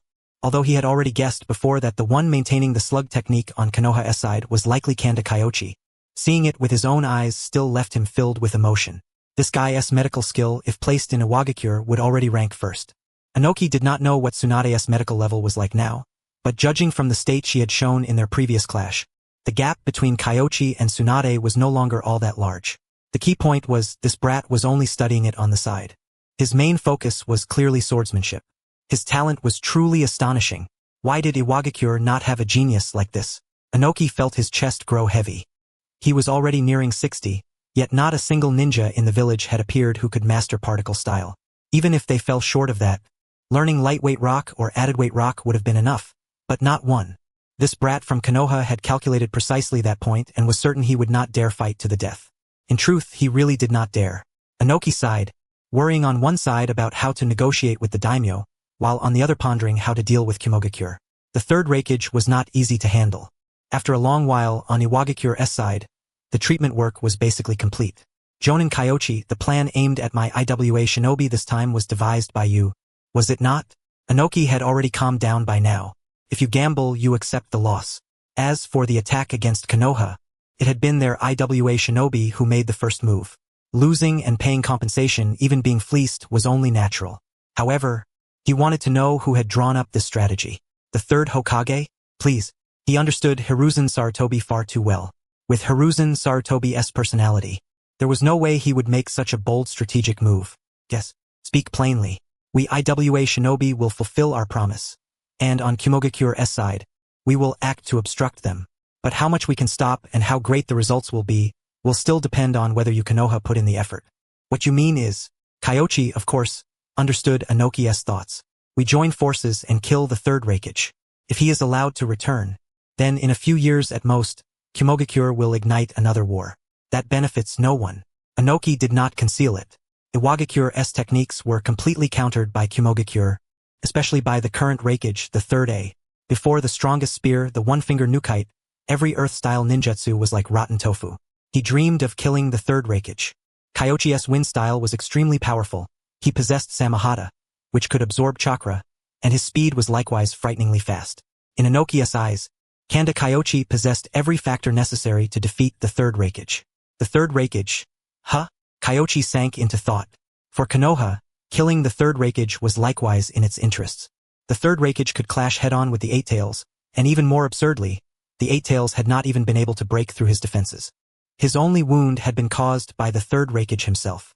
According to the original course of events, Inoki had expended more than 10,000 IWA shinobi before he literally wore the third Hokage to death. That battle record was honestly outrageous. Although Konoha was not as specialized and lopsided as the IWA shinobi, there still were not many who could defeat the third Hokage. If the third Hokage were allowed to return, that really would become a huge problem. He pondered for a long time, then said, regarding the third Hokage, I cannot make the decision myself. I must go back and discuss it with the village and Lord Hokage. But please rest assured, I definitely have ideas about the third Hokage. Good. Go back and discuss it. This time is an excellent opportunity, Inoki said solemnly. On one hand, they had drawn away manpower for a surprise attack, throwing his rear into complete chaos and deciding the battle in one stroke. On the other hand, they had opened the eastern battlefront, allowing Kumogakure to stretch their distance. An isolated army thrusting deep into enemy territory. What good ending could possibly await it? He believed Konoha had not only pulled in Iwagakure as a helper. On Kirigakure's side, there were very likely similar conditions as well. Once news of the victory in the west spread over, those cowards from Kirigakure would stab Kumogakure in the back at the first possible moment. This very much matched the style Kyoichi had displayed in several tactical arrangements. But you had better move quickly. In war, speed is paramount. If you are too slow, perhaps Kumogakure will receive the news and retreat directly. When that time comes, we Konoha will not really mind either way. Kyoichi admired Inoki greatly. Based on only a bit of intelligence, the other party had managed to see through his entire overall arrangement. Old age brings cunning, there was nothing false about that. He did not want to be manipulated by Inoki. Besides, Konoha was indeed not as wary of the third Hokage as the IWA shinobi were, while Inoki not only had competitive pressure, but hostage pressure as well. Kitsuchi and Rashi had not been returned yet. The two of them would only be sent back together after the war, and before that, they had to remain in Konoha as guests. As if I would go back on my word. I will return tonight and send troops to the Land of Lightning tomorrow. That should reassure you, right? Inoki was speechless. This guy refused to take even the slightest loss. He was far too difficult to deal with. Before tonight, we will give you our answer. After Kyoichi finished speaking, his figure vanished. The bloodline of the Senju is truly enough to make one jealous. Inoki sighed inwardly. First there had been Hashirama Senju and Tobarama Senju, and now there were Tsunade and Kanda Kyoichi. As far as he knew, the Senju had already dispersed throughout all of Konoha, and Kanda Kyoichi was precisely a product of that intermarriage policy. Yet even separated by 2 generations, the power of the Senju still surged forth in him. That bloodline was far too terrifying. Back to school for more studying the Chunin crash course. Compared with Inoki's side, the Konoha camp was orderly and well managed. All injured ninja received treatment on the spot first, while those with minor injuries were sent back to the camp for care. With Kyoichi's clone helping, the pressure on treatment over there was not great. However, Kyoichi could already imagine what it would feel like when the clone returned. When that time came, he would probably have to sleep for an entire day. He entered the camp and saw Asuma, Obito, and the other children standing at the gate, their faces clouded with gloom. Kyoichi had no time to chat right now. so he ignored them for the moment and headed toward the third Hokage. Once he reached the third S side, he understood why Asuma and the others were in such low spirits. Hiruzen Sarutobi was counting the shinobi who had fallen in battle. Although Kyoichi's tactics had allowed Konoha to defeat the IWA shinobi swiftly, reducing casualties in many ways, war still meant people died. Not only Genin, Chunin, and Jonin fell all the same. The Akimichi clan, for instance, had lost 2 Jonin after the enemy focused their attacks on them. That was war. Kyoichi said nothing. He lowered his head and bowed to the bodies, then walked behind the third. What did Inoki say? He wants to eliminate the third Raikage and hopes we can assist him. Kyoichi answered simply. The third did not respond at once. He thought for a while, then asked, how determined do you think Inoki is? Probably very. Kyoichi considered it, then said, the third Raikage is too strong. If the IWA shinobi run into him, they have no chance at all. Besides, I think he may be worried about Kirin. These past few times, we've only been taking advantage of the fact that Inoki didn't know how to counter it. Now that he has figured it out, he shouldn't be that afraid of Kirin. The third paused halfway through, thought it over, then nodded and said, still, Kimogakure has no shortage of lightning release shinobi. And with the third Raikage's strength on top of that, they truly are something to fear. Kyoichi nodded. That was what he thought as well. Although Inoki understood how to counter it now, Kimogakure had so many lightning release experts. If they attacked in waves or developed tactics to coordinate with Kirin, then even with a method to respond, they would likely still be restricted in direct combat. Therefore, from Inoki's perspective, the third Raikage had to die. The third thought for a long time. After mulling it over again and again, he turned and said, he should be killed. If the Raikage isn't killed, their strength will recover in a few years. When a shinobi becomes powerful enough, he truly can prop up an entire village by himself. Hanzo and the third Raikage are both that type. Yes. Then you'll need to send someone to notify Inoki before tonight. I need to hurry and rest on my end. Go rest. I'll handle things here. The third knew Kyoichi was exhausted. For now, he still looked all right. But once his shadow clone returned and the accumulated fatigue erupted, even a Senju constitution would not be able to withstand it. Take this blade back with you. I'm still more used to the adamantine staff. Yes. Kyoichi accepted the lightning blades, Kiba, then turned and walked toward the camp gate. He had originally planned to chat with Asuma and the others before going to rest. But with a sidelong glance, he spotted someone hiding in a tree. Silver hair and a mask. The genuine descendant of the White Fang. However, he still carried that same awkward, twisted air. Kyoichi stopped paying attention to him and was just about to leave when Kakashi used the body flicker technique to come over. May I ask a question? Go ahead. Kyoichi was a little surprised, but he quickly composed himself. Kakashi hesitated for a moment, then said, how can ninja swordsmanship be perfected? Different changes in chakra nature have different methods of fusion. What I'm best at is wind release swordsmanship and genjutsu swordsmanship, followed by water release. As for earth release, I haven't found a truly perfect method yet. Perhaps it could start from weight. Kyoichi was not stingy with advice.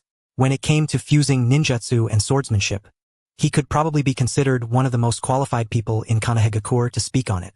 Kakashi had started pondering ninja swordsmanship because Kyoichi had reminded him in the first place. So naturally, Kyoichi answered whatever he asked. Besides, there would be rewards anyway. As for earth release swordsmanship, the most suitable things to integrate were naturally the weight-related nature transformations of lightweight rock and added weight rock. Unfortunately, Konoha did not have earth release ninjutsu with similar nature transformations. Trying to research something like that would be no less difficult than developing the lightweight rock and added weight rock techniques from scratch. After hearing this, Kakashi naturally understood that the path of earth release would not work. He thought for a moment, then said, as for lightning release, I can make my blade carry paralysis right now, but I feel the effect isn't perfect. Because with the current model, it still seems to rely more on using lightning release to stimulate the body's activity and then combining it with taijutsu and swordsmanship. As Kakashi spoke, he drew his blade and slashed once. Crackle, crackle. Lightning release chakra clung to the blade, but it quickly dispersed. Although the power was strengthened, the effect was rather ordinary. You're not concentrated enough. Kyoichi understood at a glance. Lightning release scattered very easily, and although Kakashi was concentrating his chakra, his control was still not precise enough. Kakashi did not understand. But in the next instant he saw Kyoichi draw his blade. One moment there was no chakra clinging to the blade at all, but in a single instant water release chakra condensed to the extreme surfaced along the blade. This is water release swordsmanship. His effect is he slashed. A thin-bladed stream of water extended from the sword, and the high-pressure water blade instantly cut a long, narrow sword scar into the ground. Cutting? Kakashi was astonished. This effect was almost comparable to the cutting nature transformation of wind release. Water release could achieve this kind of effect. Have you heard of the third Raikage's one-finger nukite? It's known as the strongest spear. Its effect is actually the result of concentrating lightning release chakra to an extremely high degree. Swordsmanship is the same. I think I understand a little now. Thank you for your guidance. Kakashi bowed deeply. He knew very well that this kind of way of thinking was more important than ninjutsu itself. One-finger nukite. A sword, perhaps the two had something in common. Concentrate. Concentrate. He left deep in thought. Kyoichi did not teach him Chidori directly. It was not suited to the current Kakashi. Once Kakashi grasped the effect of concentrating lightning release chakra, teaching it to him then would not be too late. After Kakashi left, he glanced at the system. There were not many rewards this time. It had only added a lot of Kakashi's understanding of Chidori. Better than nothing. After all, he did not have lightning release chakra. No matter how strong Chidori was, it was impossible for it to serve as his main means of attack. His current primary sword techniques were still wind, water, ice, and genjutsu swordsmanship. The next thing he needed to research was earth release weight. However, there were still so many things to study. He hoped the war would end soon. Kyoichi sighed. Once war broke out, he could not get any research done, and he could not properly handle education either. He walked to the camp gate. Asuma and the others had already recovered from their gloom. One by one, they were training in the woods off to the side, looking full of energy. But that was also because they had nothing else to do. It was not just them. Kyoichi had given special care to the other genin who had graduated within the past year as well, so they had basically all survived. Most of those who had fallen were shinobi with more years behind them. That too could not be helped. Seeing that they were all right, Kyoichi returned to his own tent. First, he sent a message to Tsunade, then took a deep breath and accepted the judgment from his shadow clone. As expected, the burden of an entire war came crashing down. If Kyoichi had not activated the Yin seal and the strength of 100 technique, he probably would have blacked out on the spot. So Naruto was seriously a monster. He lay down and truly fell asleep the moment he touched the bed. By the time he woke up, it was already the next day. Looking outside, the blazing sun hung high in the sky. The rain had passed, and the weather had cleared. Kyoichi narrowed his eyes. Ravenously hungry, he took out a soldier pill and ate one. Lord Kyoichi, Lord Third asks that you go see him once you wake up. HM? All right, the one guarding the entrance was Mukai. From the look of it, the third had also spoken with him.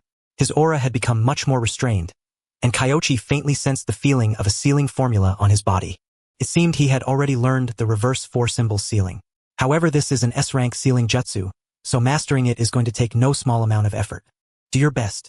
I know a thing or two about sealing jutsu, so if there's anything you don't understand, you can ask me, Kyoichi said in a low voice. After that, he headed over toward the third Hokage. Mukai was naturally delighted deep down. A thing or two. He was being modest. After taking down a Jinchuriki, Kyoichi's reputation in sealing jutsu had already grown quite formidable. Only after meeting the third Hokage did Kyoichi learn that a small complication had arisen. Inoki was paying 5 million ryo per person, hoping that Kyoichi and Minato would accompany him. This was equivalent to an S-rank mission, and one with especially generous compensation at that. So, you sold us off? Ahem. What I mean is, if you and Minato go to Iwagakure side, our main force at the front will focus primarily on repeated interception, inflicting as many casualties as possible without directly slugging it out with Kimogakure. The third Hokage was somewhat embarrassed as well. Kyoichi had still been unconscious, yet he had quietly accepted a mission on his behalf. It was indeed a little less than honorable. But 5 million per person meant 10 million for the two of them. Though it wasn't Konoha's money, the two of them would have to spend it in Konoha sooner or later, right? Rounding it off didn't that still make it Konoha's. So, are you willing to go? If you're not, I'll have Kosuke think of a way to let Minato know. Of course I'm willing. Kyoichi did not hesitate for long. 5 million with Minato around, he could basically advance when there was an opening and retreat when there wasn't. There was no real danger to his life at all. A guaranteed profit with no downside. Then will you set out now? Asuma and the others will have to trouble you. They basically won't be needed from here on out anyway. I plan to send all ninja under 12 years old back to Konoha to rest. The same goes for them. Konoha's strength was still considerable. The third Hokage had abolished the graduation age of 12 only because there had been no other choice during wartime. Fighting 1 against 2 or 1 against 3 was indeed beyond their capacity, but now that only Kimogakure remained, where was the need to make children take risks on the battlefield? That works too. Kyoichi thought for a moment, Then added, you could consider having them give lectures to the children at the Ninja Academy after they return. Maybe hold some sort of exchange meeting. Those whose theoretical foundations aren't up to standard can go back and study a bit more. Especially Obito. That guy was practically the fish that slipped through the net of Konoha's theoretical education. Now that there were no major problems left, wasn't this exactly the best time for remedial study? After hearing this, the third Hokage's eyes lit up. After pondering it over, he nodded repeatedly and said, "That makes sense. These children graduated early because the war required it in the first place. Now that they're going back, continuing their studies is perfectly reasonable. But will they resist it? No need to worry. After the exchange meeting, have Elder Mitokado teach them. Just set the title as a Chunin cram course, specifically teaching them how to become qualified Chunin. Resist? What a joke. With so many methods from his previous life, how could he possibly let these kids find fault with it?" After hearing this, the third Hokage nodded again and again. Chunin cram course? Just the sound of it made it impossible to refute. Hamura Mitokado had great prestige, so he was indeed well suited to handle this. Brilliant. Simple. I wiped out the 7 ninja swordsmen. Huh? You're making us go back to Konoha? Why? Asuma did not understand. According to their teacher, they had graduated early precisely because the war lacked manpower, and yet now, while the war still had not ended, they were being sent back to Konoha and no longer needed to participate in the battles to come. This was impossible to understand. The others were also stunned. Clearly, none of them had expected that after being called over, this would be the result. Returned to the village among all the children who had graduated early. Only 3 were exempt. Kakashi Hatake, Might Guy, and Kurenai Yuhi.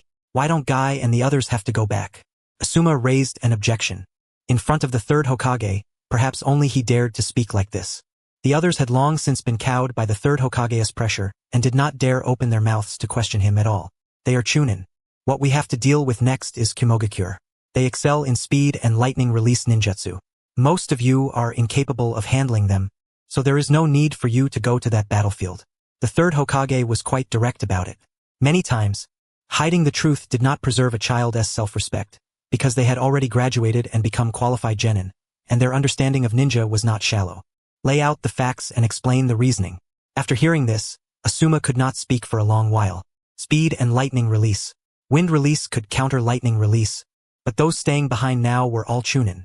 He had failed to become a Chunin, so naturally, he had no qualification to remain. Do you understand? Yes. He was sullen and unhappy. He was unwilling, but he could not find anything wrong with it. Especially since during the previous Chunin exams, he, as captain, had been careless in gathering intelligence, causing them to step into someone else's trap and ultimately lose the match. Regarding becoming a Chunin, he truly had nothing to complain about. If only he had worked a little harder back then. Asuma, going back to the village isn't actually a bad thing. There are a lot of things we can do, D-rank missions, training, studying, and so on. In truth, we really are a burden on the battlefield. Shisui spoke softly. He understood very clearly the efforts made by those above them, in order to let them survive on the battlefield as much as possible.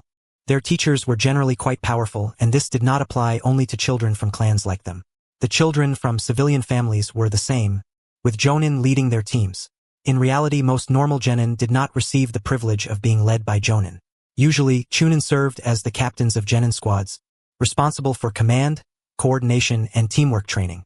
So the vast majority of genin who graduated early had received preferential treatment on the battlefield. However, that kind of preferential treatment limited the role a Jonin could play. Take this time, for example. Without bringing Obito and Rin along, Minato Namikaze's strength had basically been brought into full play. There were only 12 people, yet no one in the rear of the stone ninja could stop them. Everyone understood the reasoning. Directly admitting that they were weak was not such an easy thing, but seeing Shisui so calm about it, their hearts somehow settled as well. A genius who graduated at 5 years old was not saying anything, so what did they have to complain about? Their mindset leveled out all at once. Then you will depart today. After returning to the village, Tsunade will make the follow-up arrangements for you. Yes. So, under the name of the Chunin exams, you're planning to send them back to study again? On a boat to the north, Minato Namikaze wore a strange expression. Making genin go back and study again, this idea was simply incredible. That's right. This group was rushed through too quickly. A lot of their theoretical knowledge isn't up to standard. Someone like Obito is practically a fish that slipped through the net. If he doesn't pass the cutoff in this cram course, he can forget about coming out. Kyoichi had chased after them for half a day and finally caught up before Minato and the others boarded the ship. Now the two of them were inside a cabin room. The specifications of this ship were quite astonishing. Inoki was aboard this very ship. Apart from the sailors and other crew members, there were only Inoki, 2 Iwagakure guards, and then Kyoichi and Minato. Clearly Inoki had done this deliberately. Fewer people would give Minato Namikaze and Kanda Kyoichi a greater sense of security, and at the same time certain matters could be discussed more freely. Knock, knock, knock. Kyoichi and Minato exchanged a glance. Then Kyoichi rose to open the door. Looking down, sure enough, it was Inoki. Lord Tsuchikage. Ahem, no need to be so formal. Sit, let us all sit and talk. Inoki gave a light cough. It was not that he felt the two of them coming to greet him together was too courteous. The main issue was that Kyoichi and Minato were both much taller than him, and if the three of them stood while talking, Inoki would have to look up. Talking like that, never mind getting tired, their momentum just wouldn't rise. Yes. Minato and Kyoichi were both quite obedient. On one hand, Inoki was the Tsuchikage, after all. On the other hand, the man was their employer, having paid a total of 10 million just so the two of them could accompany him and take action when needed. Leaving aside how much use they would actually be, their attitude still had to be a little better. I heard you two talking about an intensive prep class just now. I wonder what that is. Inoki asked the moment he opened his mouth, without the slightest hint of embarrassment. The way he said it made even Kyoichi pause for a second. Good grief. He was eavesdropping openly now? Don't misunderstand. I actually happened to come looking for you, and as a result I accidentally heard that one line. No, we didn't misunderstand. Minato smiled gently, but he said not a single word about the intensive prep class, his gaze turning toward Kyoichi. Whether they should say anything or not was for Kyoichi to decide. Kyoichi thought back for a moment. Among the 4 great nations outside Konoha, IWA was considered relatively outstanding when it came to teaching ninja. After the Second Shinobi World War, they had recovered swiftly, accumulating many excellent chunin and genin in a short period of time. What they lacked was jonin. However, things like intensive prep classes, when it came down to it, were educational methods. After thinking it over, he said, given my personal relationship with you, I'd be very willing to tell you privately, but I have to consider my own position, so. More money? Inoki asked in a low voice, as if the words had slipped out by some ghostly impulse. I'm not that kind of person. Kyoichi shook his head. Indeed, you are a noble shinobi. How about this? After the war, the shinobi world will surely enter a period of peace. I wonder if Iwagakure could take part in Konoha's chunin exams for mutual exchange? Inoki endured the discomfort in his heart. Though as the Tsuchikage, it was hardly his first or second time lying, calling this brat noble. What the hell? When it came to money, this guy didn't resemble the Senju clan at all. If anything, he was more like a thorough merchant, and the exceptionally crafty, cunning kind at that. However, he also knew that the other party would not reveal such confidential information so easily, so he had prepared himself mentally. Kyoichi understood. Inoki's true objective was actually the chunin exams. After pondering for a moment, he nodded and said, we in Konoha are very willing to exchange with the outside world, but I am, after all, only a jonin. I don't have absolute decision-making authority. This matter still needs to be discussed with Lord Hokage. Of course. A smile appeared on Inoki's face. Lord Hokage? How could he fail to see that Hiruzen Sarutobi's heart was no longer in the Hokage's seat? Once this war ended, Konoha would likely see the 4th take office, and judging by the situation, the 4th Hokage would most likely be Tsunade. In that case, as Tsunade's relative and the strongest genius of the new generation, Kyoichi's position in Konoha was easy to imagine. Those words of his were nothing more than modesty and evasion. After that, he chatted briefly with Kyoichi and Minato and did not bring up any serious business again. It seemed like nothing more than casual conversation, but the chunin exams had merely been a spur-of-the-moment idea. Inoki's true goal was not that.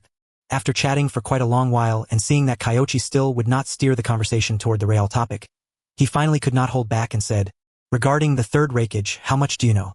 To be honest, not much. You understand as well, Lord Inoki. Minato and I are only in our teens, around 20. Kyoichi sat up straight. Here came the serious business.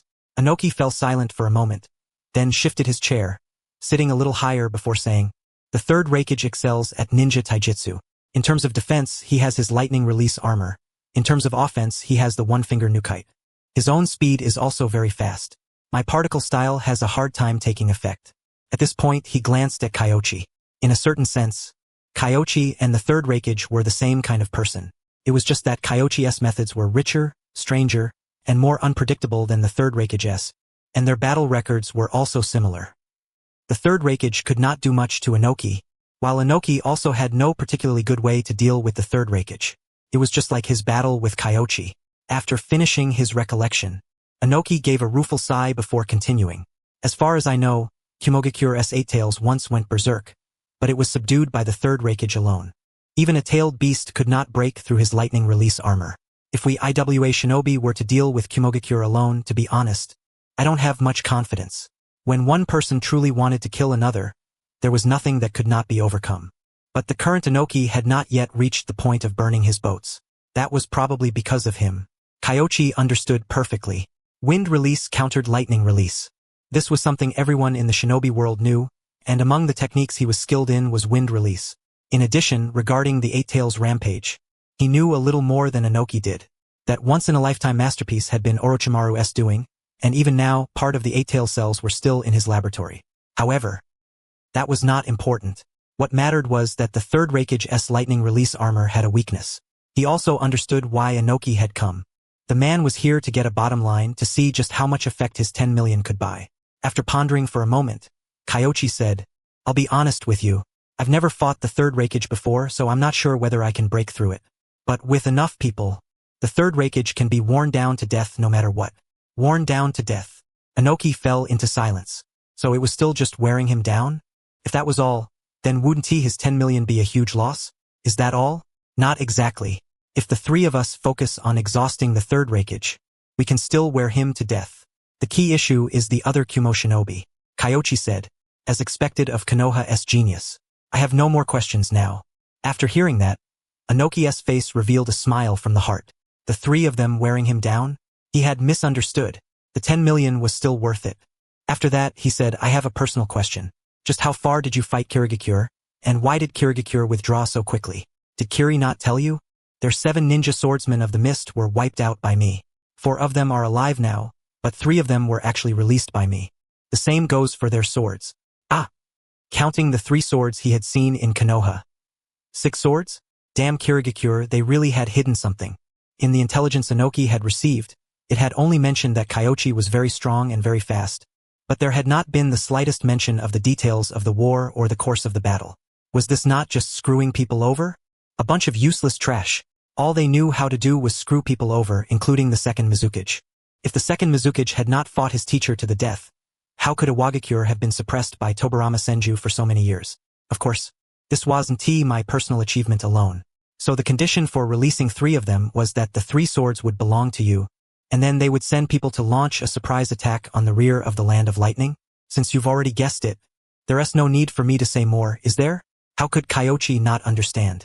The intelligence Kyoichi had provided was simply incomplete, so Inoki's understanding of him was missing quite a bit. Thank you, Kyoichi. 1 sentence, 1 million. Lord, we can already see the coastline of the Land of Lightning. Good. Wait here for now. Inoki gave the order. At present, the Iwa shinobi had not all arrived yet. Only a small portion had gotten here ahead of time, and that level of strength was nowhere near enough to cut off Kyoichi's route back. On the contrary, they would be counter-encircled and eaten instead. The Hokage was no fool. Inoki had not gone all out, so how could the Hokage possibly send all his ninja to the front line? What if Inoki raided his home base? Between the 2 of them, there was no such thing as an alliance. It was purely that they believed the current opportunity was suitable, so the 2 villages discussed attacking Konoha together. Furthermore, even with an alliance, it might not mean a thing. Between nations, how much honesty was there really to speak of? As long as the benefits were tempting enough, people turned on each other all the time. Even if Inoki said he was forming an alliance with him, he still wouldn't feel at ease. It was just that. The third Hokage probably never could have imagined that he would choose this exact moment to launch an all-out attack on the Land of Lightning. Who could have seen it coming? Just a few days ago, everything had been fine. They had even occupied the Land of Grass. Yet before long, Konoha had beaten them so badly with a flurry of chaotic blows that they no longer knew which way was north, leaving them no choice but to suffer the humiliation of surrendering. Inoki let out a long sigh. Kyoichi walked out of the cabin, gazing at the sparkling waves of the sea and the land in the distance, and even his mood lightened a little.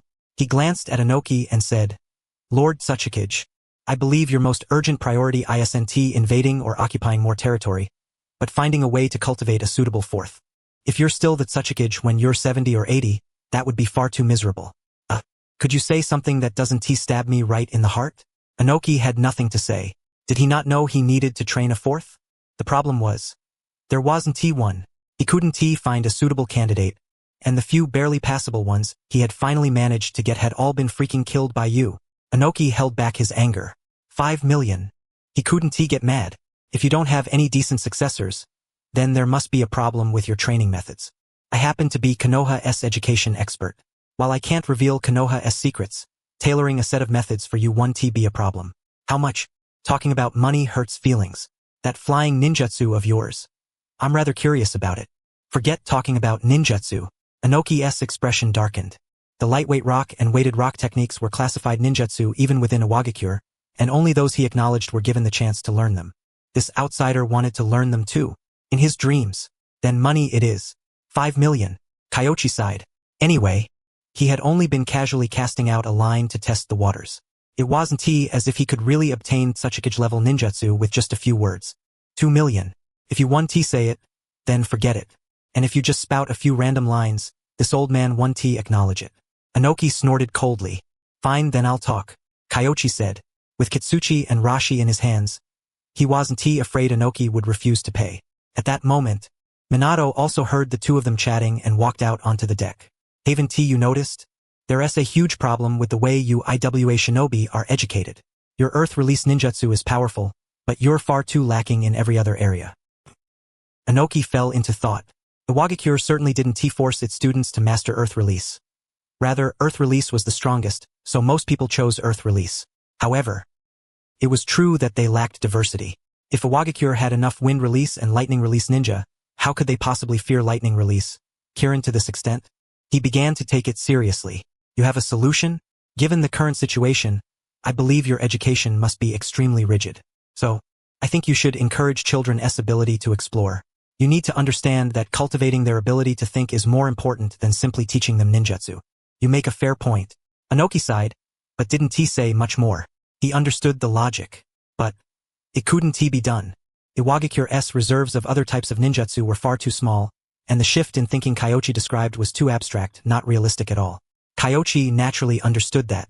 So, after listening and seeing that Inoki had nothing more to add, he continued, for many people, the curriculum at the Ninja Academy actually isn't substantial enough. Minato isn't that right? Huh? Yes, but that depends on the person. Not everyone can grasp things quickly. Minato was taken aback for a moment, not expecting Kyoichi to bring him up, but it was the truth. Back when he was at the Ninja Academy, he had felt that what they taught in class was nowhere near enough. However, he knew very well that his own talent was not low, so his situation could not be applied to everyone. Kyoichi, meanwhile, was speechless. Minato was way too honest. Fortunately, he hadn't actually intended to scam Inoki. That is precisely why elite education is necessary. Establish a young genin class, aimed specifically at talented children. Give them more coursework, teach them more knowledge, cultivate their ability to think, and so on. A class for geniuses? Inoki murmured to himself. Iwagakure's Ninja Academy education was all taught together. Where would there be any genius class?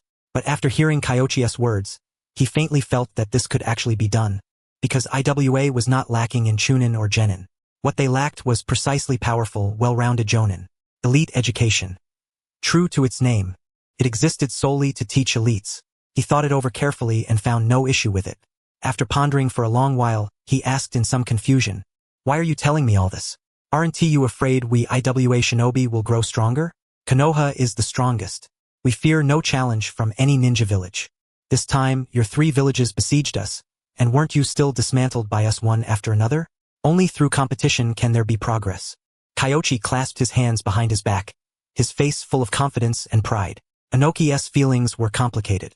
The other party was only in his teens, yet his understanding of many things even surpassed theirs. With such talent, he naturally had the right to be proud. And those words truly struck him deeply. Only through competition could there be progress? Minato fell into thought. At first, those words seemed wrong, but after thinking carefully, when it came to the nations of the shinobi world, the peak period of ninjutsu development had indeed been during the era of each nation's second. Why? Because in that era, names like Hashirama Senju, Tobarama Senju, and Madara Uchiha were enough to fill everyone with a sense of impending annihilation. That was why they dared not stop, pondering day and night over how to become stronger. And now, compared to the past, Konoha had indeed weakened quite a bit. Aside from Kumogakure, the other nations seemed to have begun resting on their laurels, with fewer and fewer new ninjutsu being developed. On the contrary, Konoha still continued to introduce the new by refining the old. The reason was simple. Though Konoha was strong, it faced the covetous eyes of many nations. Konoha was under pressure. Inoki had clearly thought of this as well. Because of that, he felt even more that his previous decision had not been wrong. The children of IWA had to go out and interact with Konoha, Sunigakure, and other nations. They could no longer lock themselves inside the country, researching and pondering on their own. Thinking up to this point, he exhaled, took out a scroll, and had his guard bring him a brush. Then, swish, swish, swish. A very formal IOU was written. For million. Not only that, after Inoki finished writing, he said very sincerely, only through competition can there be progress. That sentence moved me quite deeply. The extra 1 million is for those words. I'll send it over together later. Kyoichi smiled. 1 sentence for 1 million. Worth it. Inoki began contemplating what came next. Naturally, he could no longer discuss and communicate these things with Kyoichi, but Kyoichi had already obtained what he wanted. Not just the money, but also the reward from the system. Completed guidance on education model. Evaluation, excellent. Reward, earth release, golem technique. Only excellent, no outstanding. It seemed obtaining the rewards for lightweight rock and weighted rock would be far too difficult. Of course. This technique was also worthy of that value. It was just that he didn't need it that much. Kyoichi understood that the plan he had offered wasn't especially brilliant.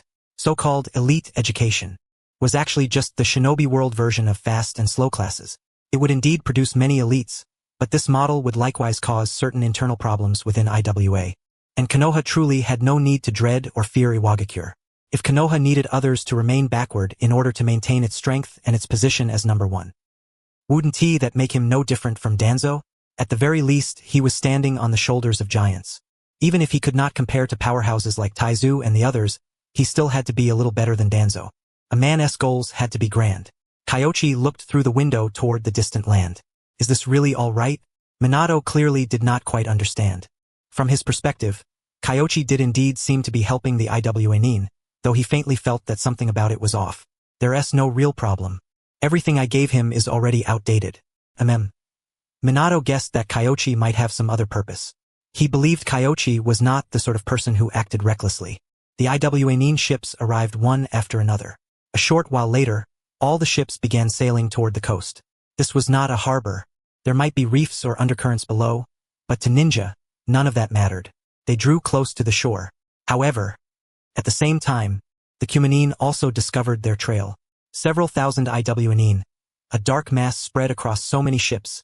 There was no way they could hide that from the Kumanin. In truth, neither Inoki nor Kyoichi had any intention of hiding it, because at that moment, Kumogakure's main force was inside the land of fire. Even if they received the news immediately, it would probably still take them nearly half a day to return here. And that was assuming no one interfered. If Konoha made things difficult for them as well, they would not be able to make it back without more than a full day. And that amount of time was enough for them to deal with the Kumanin here and build a sufficiently powerful defensive line. Of course, against Kumogakure, a defensive line built with earth release would not be all that useful, but it was still better than nothing. And right now, a crowd of IWA Nin rushed from the ships toward the coast. Kyoichi glanced over and chose not to make a move. This was not his mission. Inoki sighed. If Kyoichi and Minato were willing to act, then the battle would be far easier. Unfortunately, there was no way the two of them would help so easily. 10 million was only enough to hire them to deal with the third Hokage. Of course, if they could truly kill the third Hokage, then that money would be well spent. Compared to that, the other Kumanin were not important. He narrowed his eyes, pondering the Kumanin's current situation. It would take the third Hokage and the others at least nearly half a day to receive the news, and even more time to withdraw to the side. They could absolutely set traps in advance. Inoki had experienced many wars and had dealt with Kumogakure plenty of times, so he knew very well how to handle those fellows who all knew lightning release. After seizing the defensive line, he swiftly gave orders for their arrangements. Kyoichi and Minato watched from the side, showing no intention of taking action or speaking up. The two of them wished even more IWA Nin would die. Kurigakure? They might as well change their name already. Lord Yagura, are we really going to attack Kumogakure? Of course. But with the third Hokage's temperament, after suffering a loss this time, he'll definitely retaliate the moment he recovers his fighting strength. Can we, Kurigakure, really withstand that? Chokichi was rather worried. As a Kirigakure Jonin, he was naturally not completely ignorant of the village's decisions.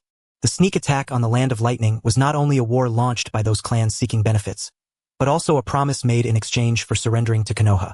However, he was just as clear about the price of ambushing the Land of Lightning. Kimogakure was warlike. Those people were lunatics. They simply did not consider the consequences of many things, and in terms of strength, Kirigakure had no chance of defeating Kimogakure. If they angered the enemy, were they supposed to count on Konoha to help afterward? From his point of view, attacking Kimogakure was indeed not a good choice. But Yagura did not see it that way. He smiled, his gaze turning westward. Chokichi, do you remember that I had the Umbu sell a piece of intelligence to Inoki? Yagura paused for a second or two when he reached this point, then withdrew his gaze and looked toward the Land of Lightning. If nothing unexpected has happened, Konoha should be fighting a major battle with the Iwa Nin right now. Chokichi understood.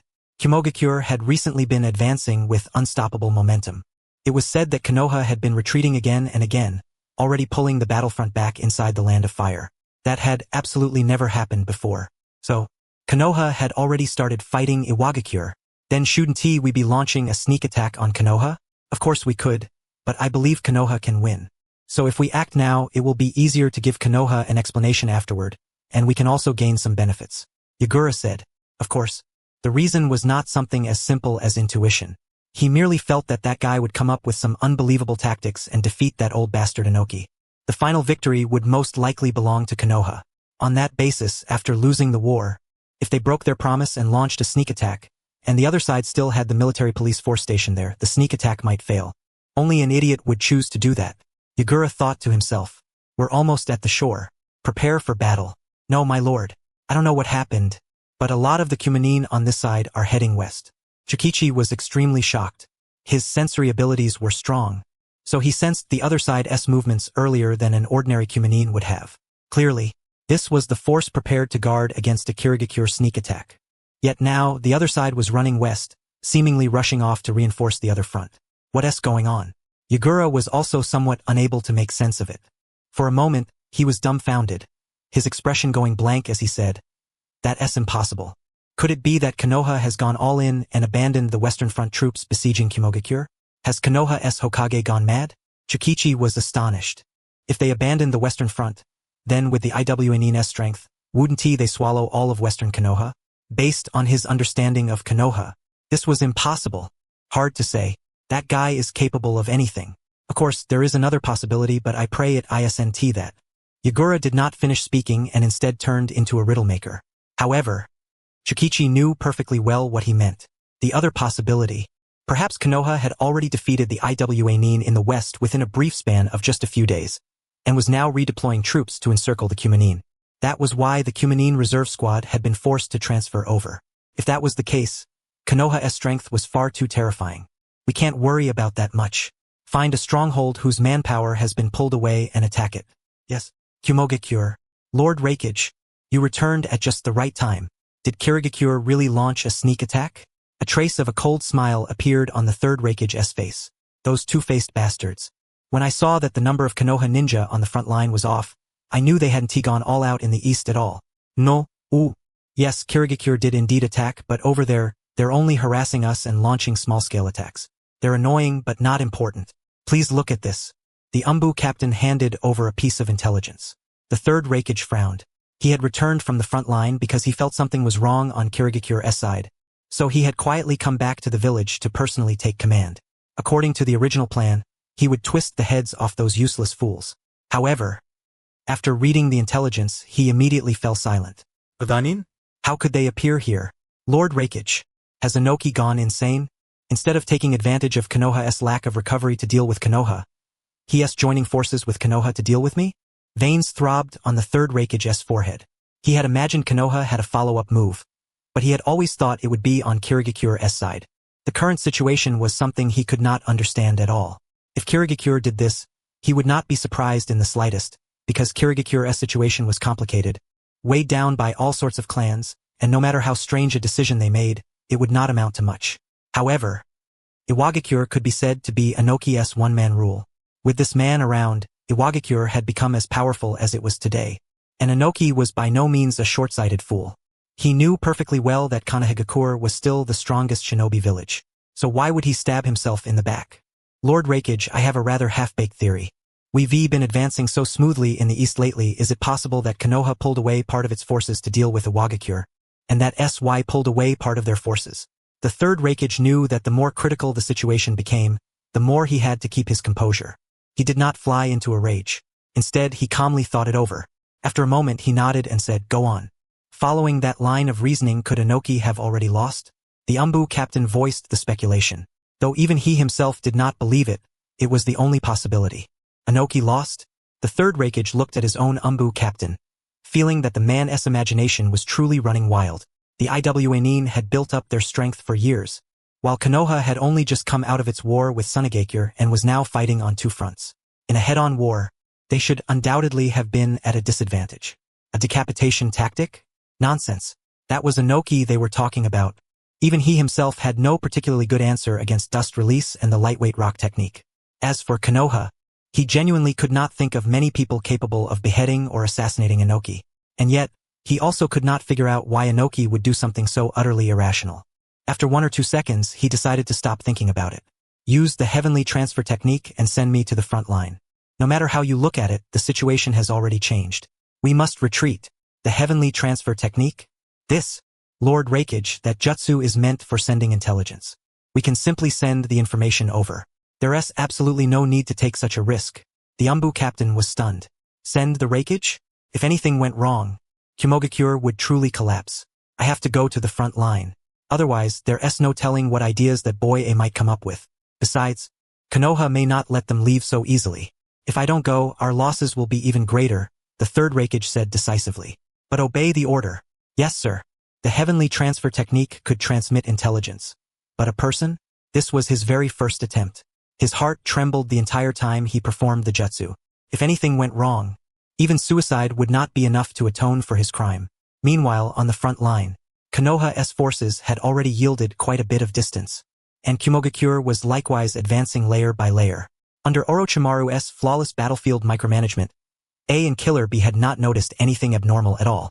Orochimaru, I received word. We won in the west. Minato is currently with Kyoichi and Inoki, preparing to cut off the route along the Land of Lightning's border. When did that happen? Orochimaru shot upright. Even he could not help losing his composure at that moment. They won? Inoki was even attacking Kumogakure with them? How was that possible? This was far too fast. They won yesterday. Inoki set out for home last night to prepare manpower, and by now he has already reached the Land of Lightning. Jiraiya was beyond excited.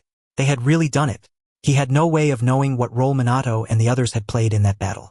Since they had managed to win so quickly, everyone had surely contributed. But right now, the key was the battle in the east. Good. Very good. Orochimaru was somewhat excited as well. He had thought they would have to hold out for much longer, and just now he had even been considering whether to give up even more ground. But beyond that point lay several villages within the Land of Fire. If they allowed Kumogakure to advance that far, the consequences would be difficult to predict. Now, there was no need to hesitate anymore. The time for a counterattack had come. What did Kyoichi and the others say? Nothing in particular. They told us to decide for ourselves. That makes sense. We are more familiar with the battlefield on this side. They know nothing about the current situation here, and if they rashly interfere, it could cause problems instead. Wait, we'll wait for Kumogakure to retreat, then chase them down and strike. Orochimaru suppressed his excitement.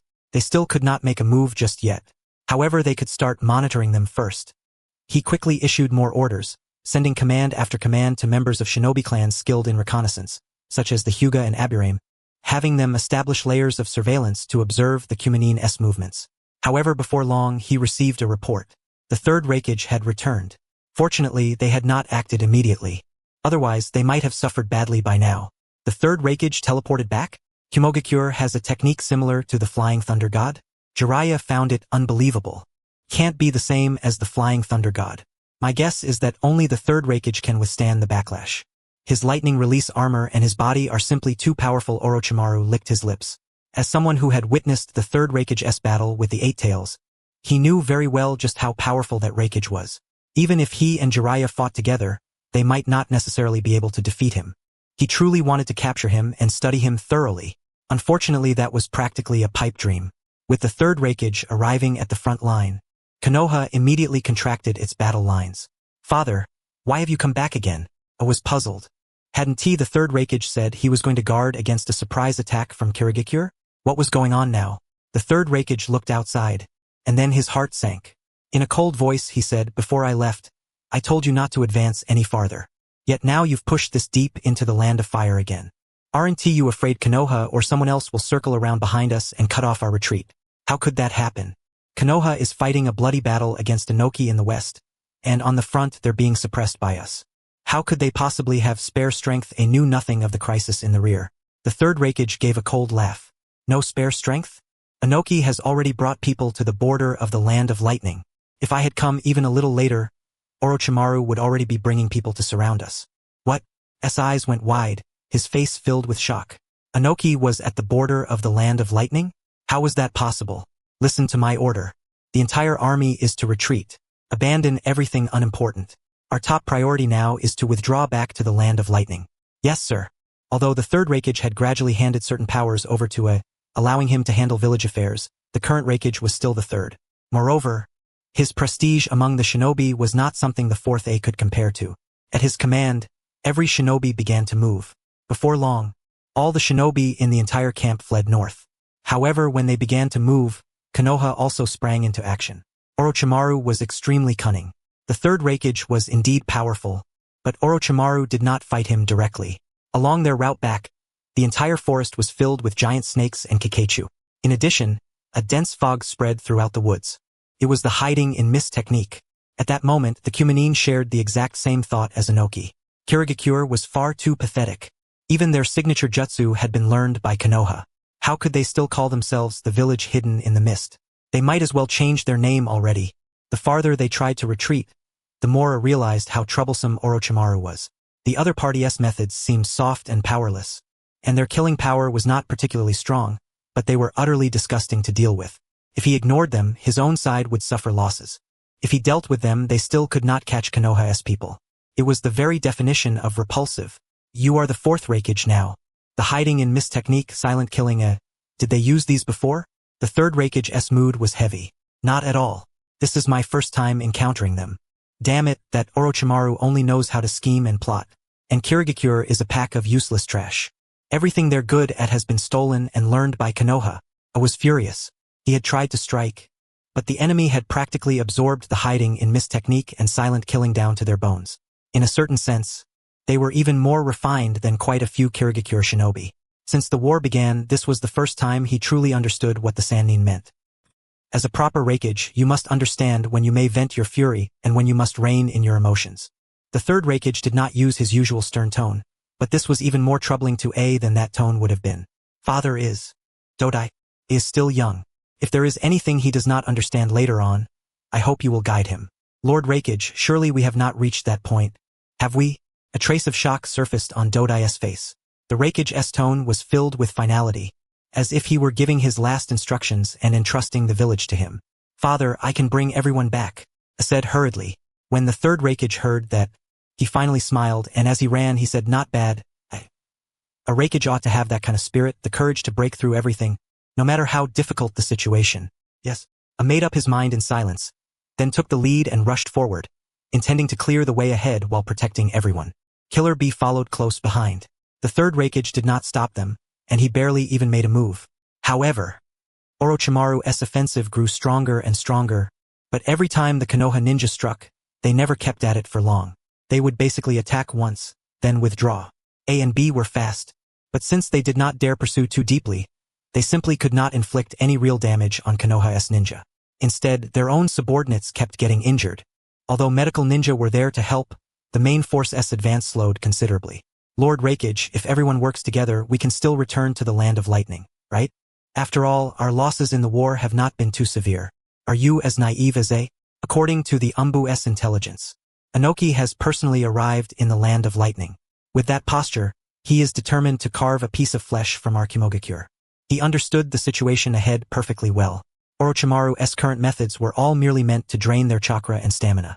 The true crisis was not in the land of fire. The closer they got to the land of lightning, the stronger the enemies blocking them would become, while the Kumo ninja would only grow more exhausted. But he did not dare stop. If the war in the West had truly ended, and Konoha's Western forces arrived, then the Kumo ninja would really be finished. A and Killer B were still effective. At the very least, the two of them cleared out many of Orochimaru's snakes, easing the pressure on the ninja behind them by quite a bit.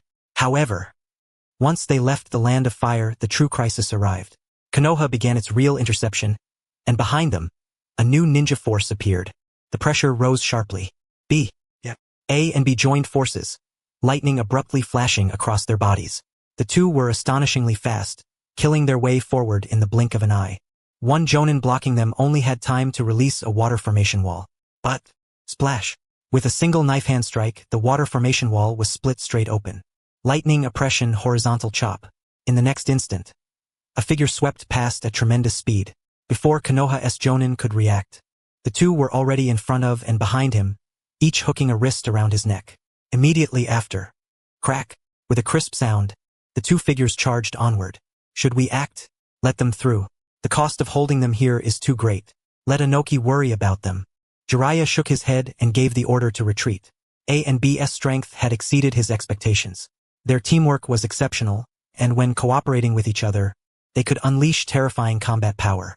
Konoha had no need to fight them to the death. Inoki and the IWA ninja were still behind them. As long as they wore them down somewhat, that was already good enough. A and B did not rush through the defensive line in a hurry. Instead, they hunted in the area around it. Konoha's ninja withdrew quickly, but they still suffered considerable losses, which showed just how powerful those two were. However, that kind of burst did not come without a price. Their stamina was being consumed at a terrifying rate. After clearing out a sufficiently safe passage, the two of them were already gasping for breath. It was all but impossible for them to unleash that level of combat power again. And yet, ahead of them still lay the most difficult checkpoint. The IWA ninja, Inoki. A stretch of earth release fortifications spread before them, and at a glance, one could not help wondering whose border this truly was. The third Raikage walked to the very front. Father, I can still charge one more time. I will bring everyone back to Kumogakure, said, forcing himself through his fatigue. Killer B said nothing at his side, but stood firmly together with A. Enough, A. The third Raikage raised his fist to hit him, but after thinking it over, he changed the blow into a gentle pat. Sighs reddened. He lowered his head and said, I am sorry, father. It was my recklessness that brought Kumogakure to this point. You are not to blame. You have done more than enough. From here on, let me open the path for all of you. I would like to see just how many men Inoki has prepared in order to deal with me. From this moment on, you are the fourth Raikage. The third Raikage flung off his robe, revealing the clothing he wore for battle. Then, he took the lead alone and charged to the very front. The third Raikage truly is worthy of being called the strongest Raikage. Kyoichi sighed with emotion, the Kage of a village opening the way for others. It was not as though such a situation had never happened before, but none of them had ever been as shocking as this scene with the third Raikage. One man stood at the front, carrying an unmatched presence comparable to an army of thousands. His speed was not fast, and yet, that pressure made every IWA ninja tense up, including Inoki. Kyoichi, Minato, you must not go back on your word. Inoki's expression was grave.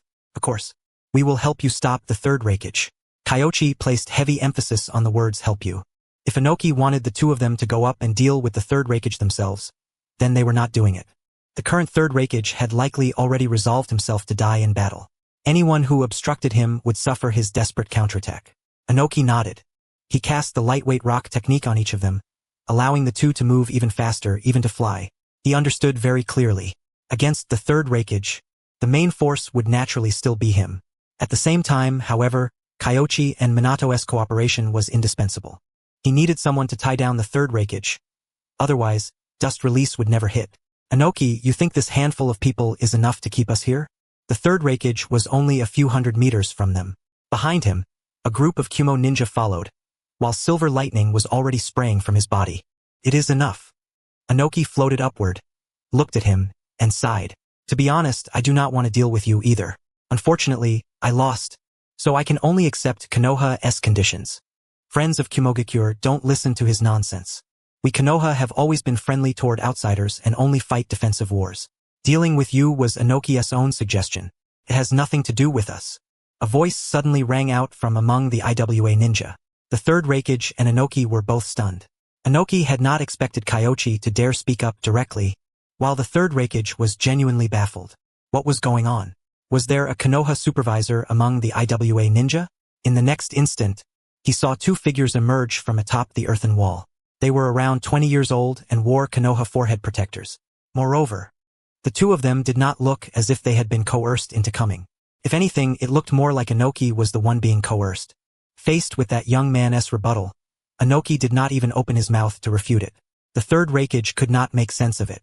The Wagakure was, at any rate, one of the 5 great shinobi villages. How could it have surrendered this thoroughly? Still, he was only stunned for 1 or 2 seconds. Very soon, lightning flashed across the third Hokage's body. His lightning release armor and lightning release chakra mode rose to their strongest state, and then his entire body shot toward the earthen wall like a streak of light. Whatever was going on between the IWA ninja and Konoha did not matter. No way, we're simply letting them go back anyway, so we hit them first and figure the rest out after. Minato, don't get too reckless in a bit. Staying alive comes first. I know. You're the one who needs to be careful. The two exchanged a few words in low voices. Then, whoosh, Minato hurled out a shuriken, and after several hand signs, that single shuriken became thousands, blotting out the sky as they flew toward the Kumo shinobi, with 1 or 2 kunai mixed in among them. Inoki was no stranger to this jutsu, but this sort of thing probably would not even scare their IWA shinobi. As for the other one, Kyoichi still had not made a move, as if he were waiting for the third Hokage to come a little closer. However, right at that moment a blue light flared. The third Hokage's expression changed sharply, and he brought his hand together, folding 4 fingers tight. Highly compressed lightning release chakra came slashing toward Kyoichi like a blade. 1 blade, 1 hand. Hiss. After a faint sound, the blade light swept past, and the lightning froze in place. A and B were behind him and wanted to step forward to deal with Kyoichi, but that guy had just shot straight up into the sky. He flew.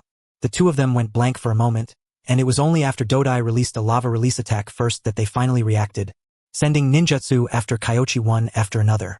However, sheets of paper drifted out, forming a pair of wings, and with the lightweight rock technique that had been placed on him earlier, Kyoichi's speed was terrifying now as he rushed straight into the sky. At the same time, however, Minato Namikaze had already body flickered to the third Hokage's side, and the compressed chakra sphere in his hand slammed directly toward the third Hokage's palm. The third Hokage had no way to dodge. All he could do was gather chakra and shift from 4 fingers to 3. 3-finger nukite. With a casual swipe, Minato's Rasengan shattered instantly. At the same time, however, he realized that the other man's Rasengan contained wind release chakra, though it was not dense and its effect was only average. Even so, after having just taken a slash from that blade, and now being hit by a Rasengan, the lightning release armor on his hand finally showed the slightest flaw. And in that one tiny flaw, hiss, the third Hokage thrust his joined fingers toward Minato, intending to trade wound for wound, but in the blink of an eye, the other man had vanished and appeared in another spot far away. A kunai? His breath caught and his thoughts raced. In an instant, he understood everything. This was a space-time ninjutsu based on kunai. Tobarama Senju's jutsu? Run. The third Hokage's voice was urgent. I looked over when he heard him, and his pupils immediately shrank. The third Hokage's hand was bleeding. The enemy had actually broken through his father's lightning release armor? How was that possible? Get the hell out of here. The third Hokage had originally thought that since Inoki had brought so few people, he might not necessarily die if he opened the path and covered the rear. But now he understood completely. Inoki had come specifically for him. A B and the other Kumo shinobi did not matter. The flying thunder god was too filthy. A go. Dodai's breathing grew ragged, and he understood that they could no longer cling to luck. The enemy had come prepared. The third Hokage did not pursue them. Instead, he turned and charged toward the IWA shinobi, only to be met by Inoki. Dust release, detachment of the primitive world technique. A cylinder shot forth. The third Hokage avoided it, but the Kumo shinobi behind him could not. 3 or 4 Kumo shinobi lost their lives.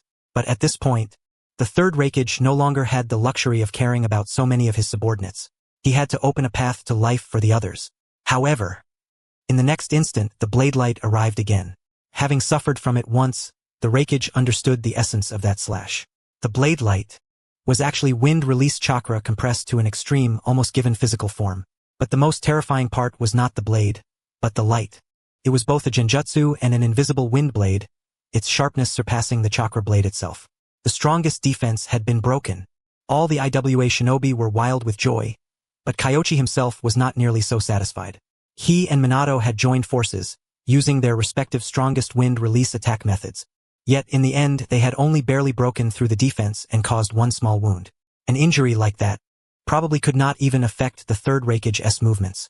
And that was when the first strike had caught him mentally unprepared. If he had been ready for it, the result was easy to imagine. Inoki understood that as well, so he was not optimistic. Besides, at this moment, the third Raikage had already rushed to a point not far ahead. With no regard for the safety of some of the Kumo shinobi, Inoki had absolutely no way to deal with him, and he was already about to charge right up to the earthen wall. Boom! An explosion rang out.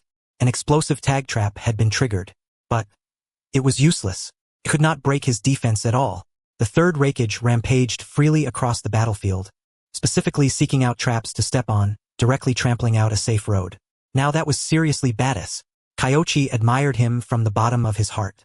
This man was truly ferocious. But right now, they could not let the third Raikage keep stepping through the minefield. He turned back around, and one of his blades had already transformed into Samahata, wrapped in bandages. Then, whoosh, the wind howled.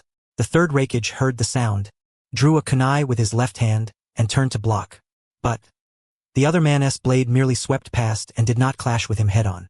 In the next second, the blade in his left hand flashed like lightning, nearly chopping down onto the third Raikage's kunai-wielding left hand in the blink of an eye.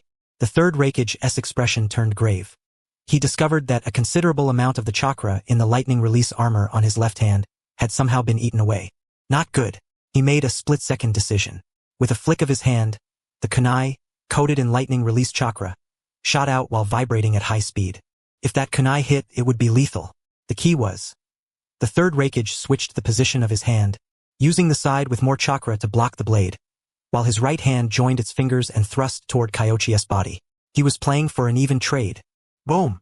The third Raikage's fingers stabbed out, only to meet Minato Namikaze's Rasengan. Though it failed to injure him, it did indeed hinder him for an instant. Just that instant, a fine wound was left on his arm. In the next moment, the two of them vanished at once. Flying Thunder God. The third Raikage took a deep breath, and the jutsu Tobarama Senju had used years ago surfaced in his mind. He had already roughly guessed earlier that it was this technique. Now, it seemed the enemy had not only left a body flicker formula on the kunai, but had also placed a formula on that silver-haired shinobi, which was why he could close in so quickly. In other words, if one of them got near him, it was equivalent to both of them attacking. And on top of that, just as he had finished dealing with Kyoichi and Minato, Inoki's dust release arrived again. This time was nothing like before. Previously, with no one obstructing him, he could avoid Inoki's detachment of the primitive world technique with ease. But this time, he had just blocked Kyoichi and Minato's attacks. Lord Raikage. Dodai looked back and saw the Raikage within the range of dust release. Panic seized him, and if A had not punched him aside, he probably would have been struck by several earth spikes by now. Go. A did not look back. No matter what happened to his father now, his mission was to bring everyone back. They had to break through the IWA shinobi's defense. Lightning release chakra blazed across his body. Killer Bee followed behind him, and without turning back, they rushed along the road the third Raikage had trampled out, heading straight for the earthen wall. More than a dozen IWA shinobi squads came forward to intercept them. But their ninjutsu was completely ineffective against lightning release chakra mode, while ninja tools and explosive tags were blocked by the lightning release armor. Although they caused a certain amount of damage, they were not fatal. In the blink of an eye, he had already arrived beneath the earth-style wall. Lightning oppression horizontal chop. Though it was only a single blow, that one strike contained the vast majority of the chakra within his body. A knife hand strike. The earthen wall collapsed with a thunderous roar, but behind it were still several lines of defense. 20 or 30 Iwagakure squads closed in, and the endless swarm of IWA shinobi and ninjutsu left A and Killer B with no way forward. Inoki turned his head, intending to seize the chance to kill the fourth Raikage A with dust release, but a kunai shot up from beneath the earth. A lightning release kunai vibrating at high frequency. Before it, any defensive ninjutsu was as good as non-existent. Inoki shifted his attention back. In the next instant, he saw the third Raikage leap out from the ground at the spot where the dust release had been. At the final moment, he had stomped down with monstrous force, crushing the ground that had been loosened by the earlier explosive tags into a deep pit, using that earthen hollow to evade the range of the dust release. At this moment, the third Raikage was covered in dust and dirt, looking utterly wretched. but he had survived. And, without the slightest hesitation, he charged straight toward the Iwagakure defensive line. Kyoichi, Minato, attacking? Block that chakra-absorbing blade, ignore everything else. His wounds multiplied rapidly. Even so, he had bought himself time, and in the blink of an eye, he had already rushed right up to the earthen wall. Then, like a human cannonball, he slammed directly into it. Boom! The earthen wall crumbled, and the third Raikage plunged into the crowd of IWA shinobi.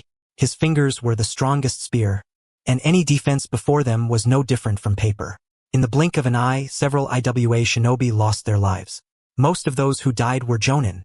Kyoichi and Minato chased hard from behind, but their speed seemed to be a step too slow, only catching up after the third Raikage had already charged into the crowd. By then, however, the third Raikage had already killed dozens of IWA shinobi, throwing the Iwagakure side into total chaos. Taking advantage of the opening, the main force of the Cloud Shinobi broke through another gap. Everyone pierced through Iwagakure's first defensive line and became locked in a chaotic melee with the many IWA shinobi behind it.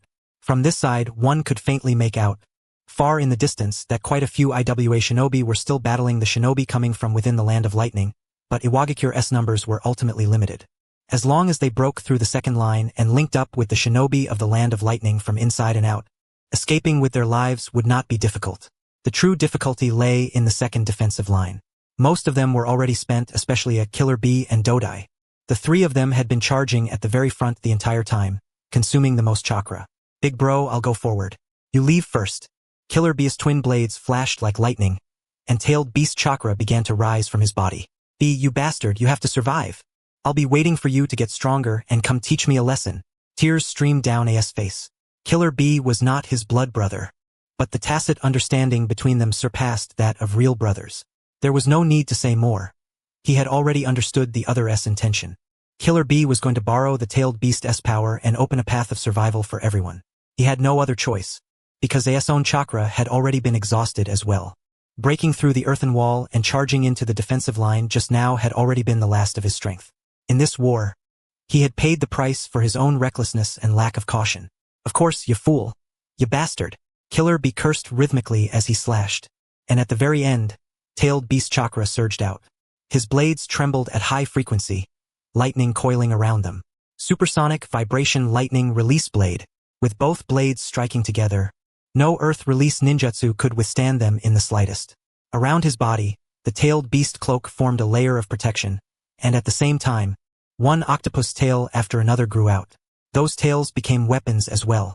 The other Cloud Shinobi followed behind him, advancing along Killer Bee's path, expanding the breach step by step as they rushed toward the Land of Lightning. Kyoichi, why still haven't you acted? Inoki was growing anxious, and at the same time, fury churned inside him.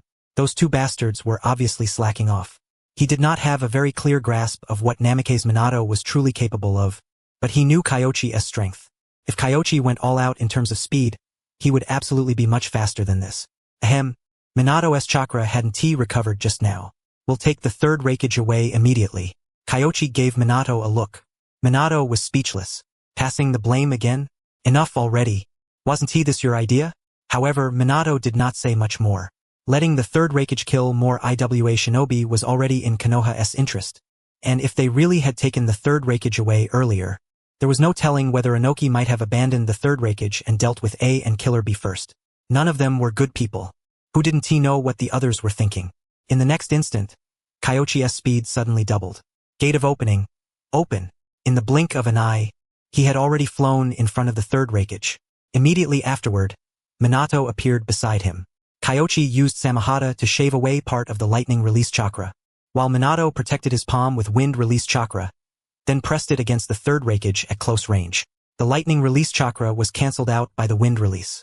The third Raikage wanted to dodge, but, in the next second, after a wave of weightlessness and confusion, by the time his vision returned, he had appeared in another location.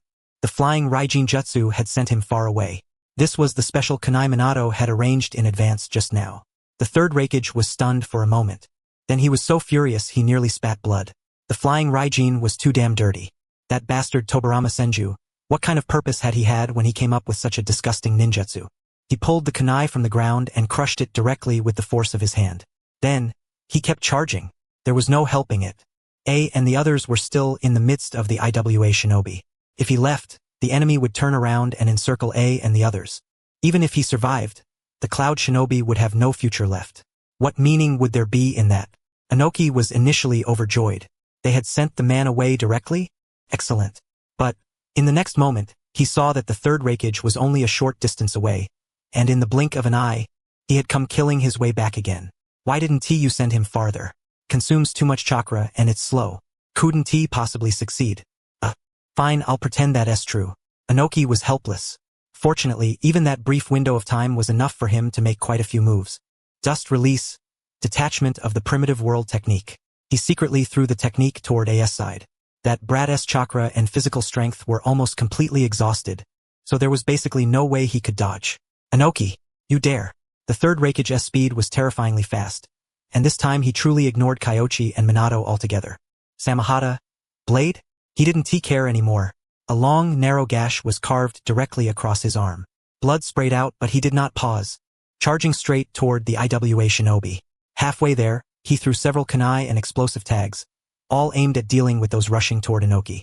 However, after arriving on this side, he saw being hurled into the distance, while 2 or 3 of Killer B's tails had been mostly annihilated. He had saved it. Black lightning of death.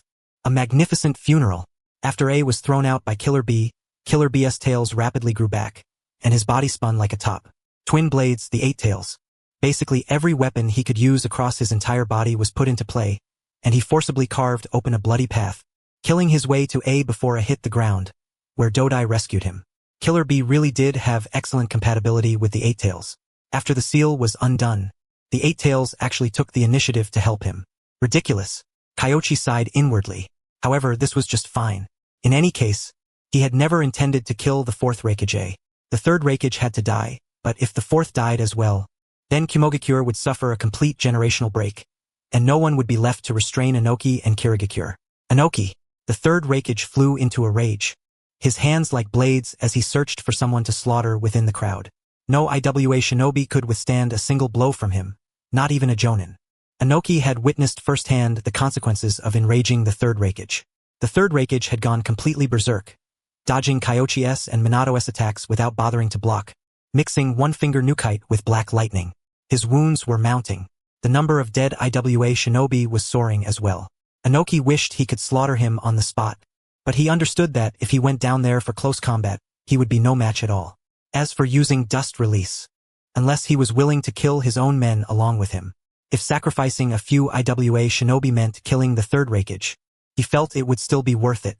What he feared was losing comrades and still failing to kill the enemy. Inoki did not dare gamble. All he could do was hope Kyoichi and Minato would perform a little better. But the two of them were already trying very hard. Wind release swordsmanship, the Flying Thunder God, and the Rasengan were being used one after another.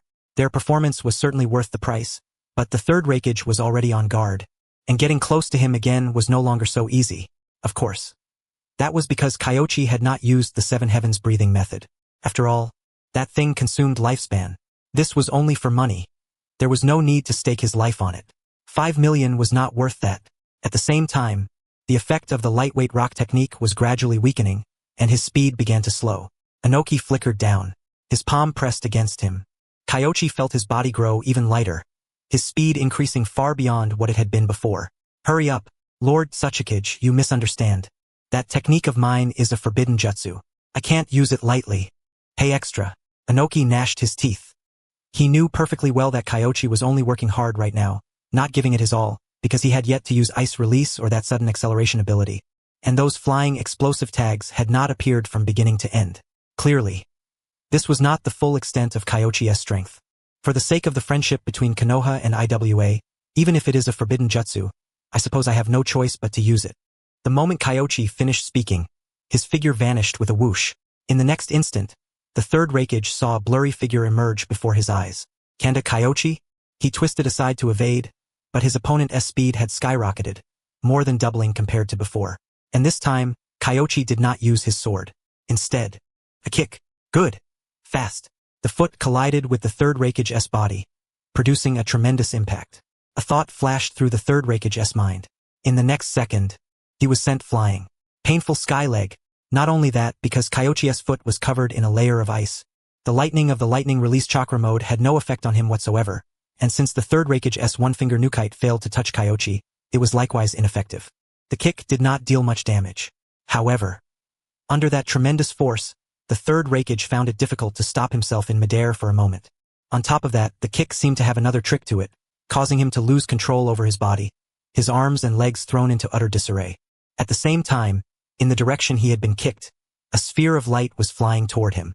Dust release, detachment of the primitive world technique. Through sheer effort, the third Raikage finally threw out an explosive tag. Boom! An explosion rang out.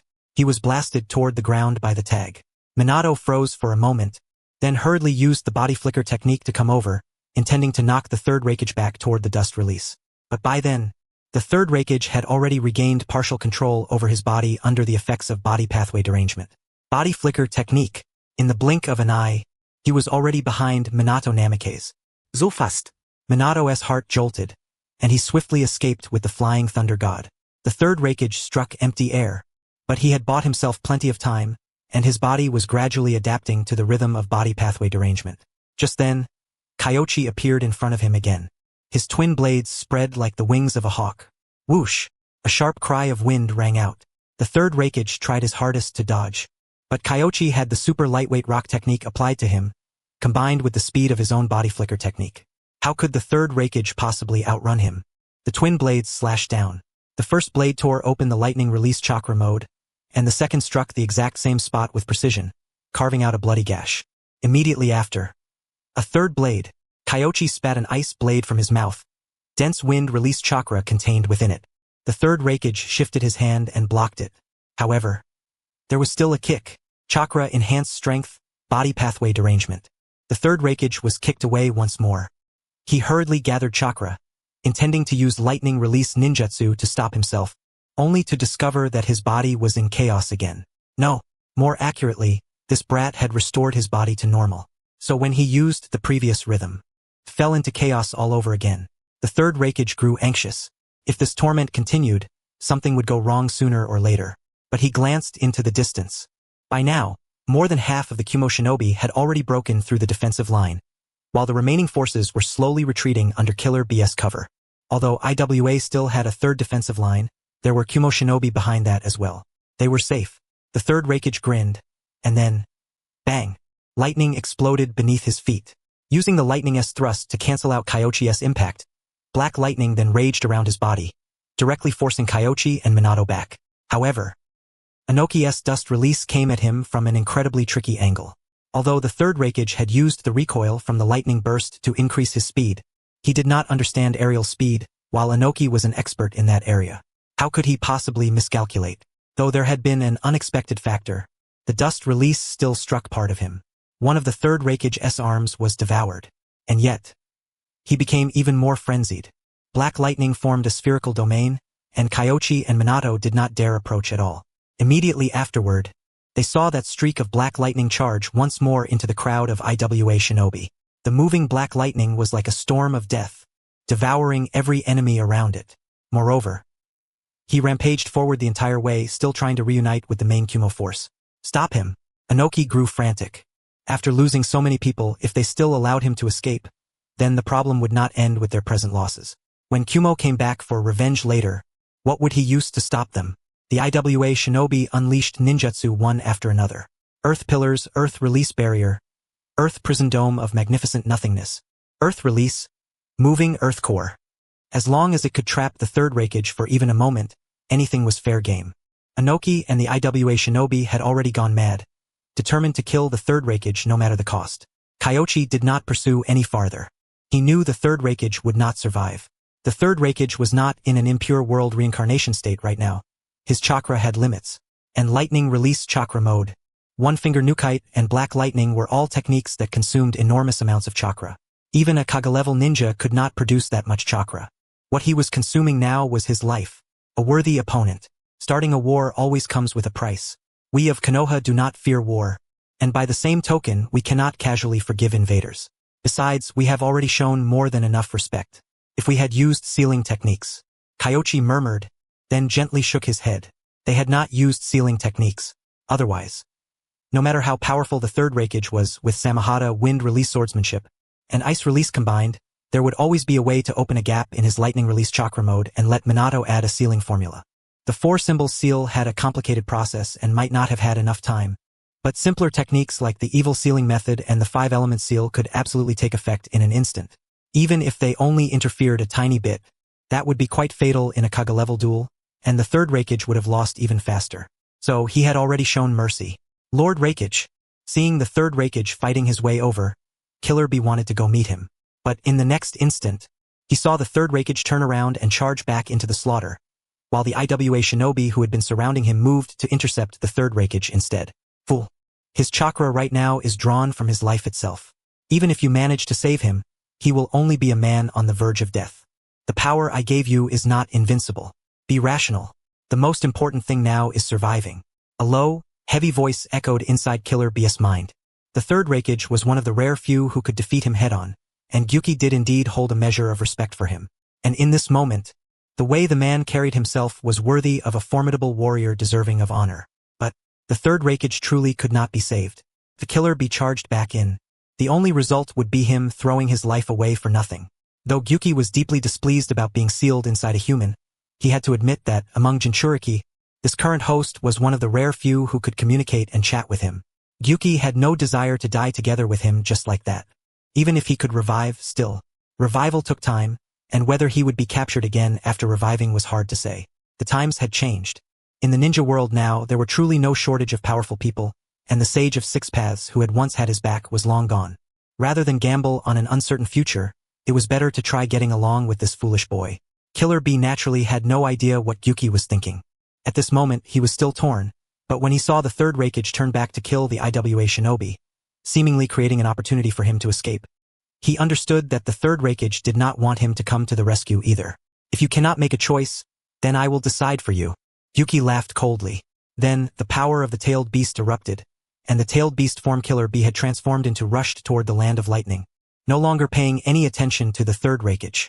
The black lightning was still raging, but the third Raikage's chakra was no longer as powerful as before, and his speed had clearly slowed by quite a bit. Even so, he was still not someone the IWA shinobi around him could withstand. Until later, he could no longer even break through the stone walls made by Earth style.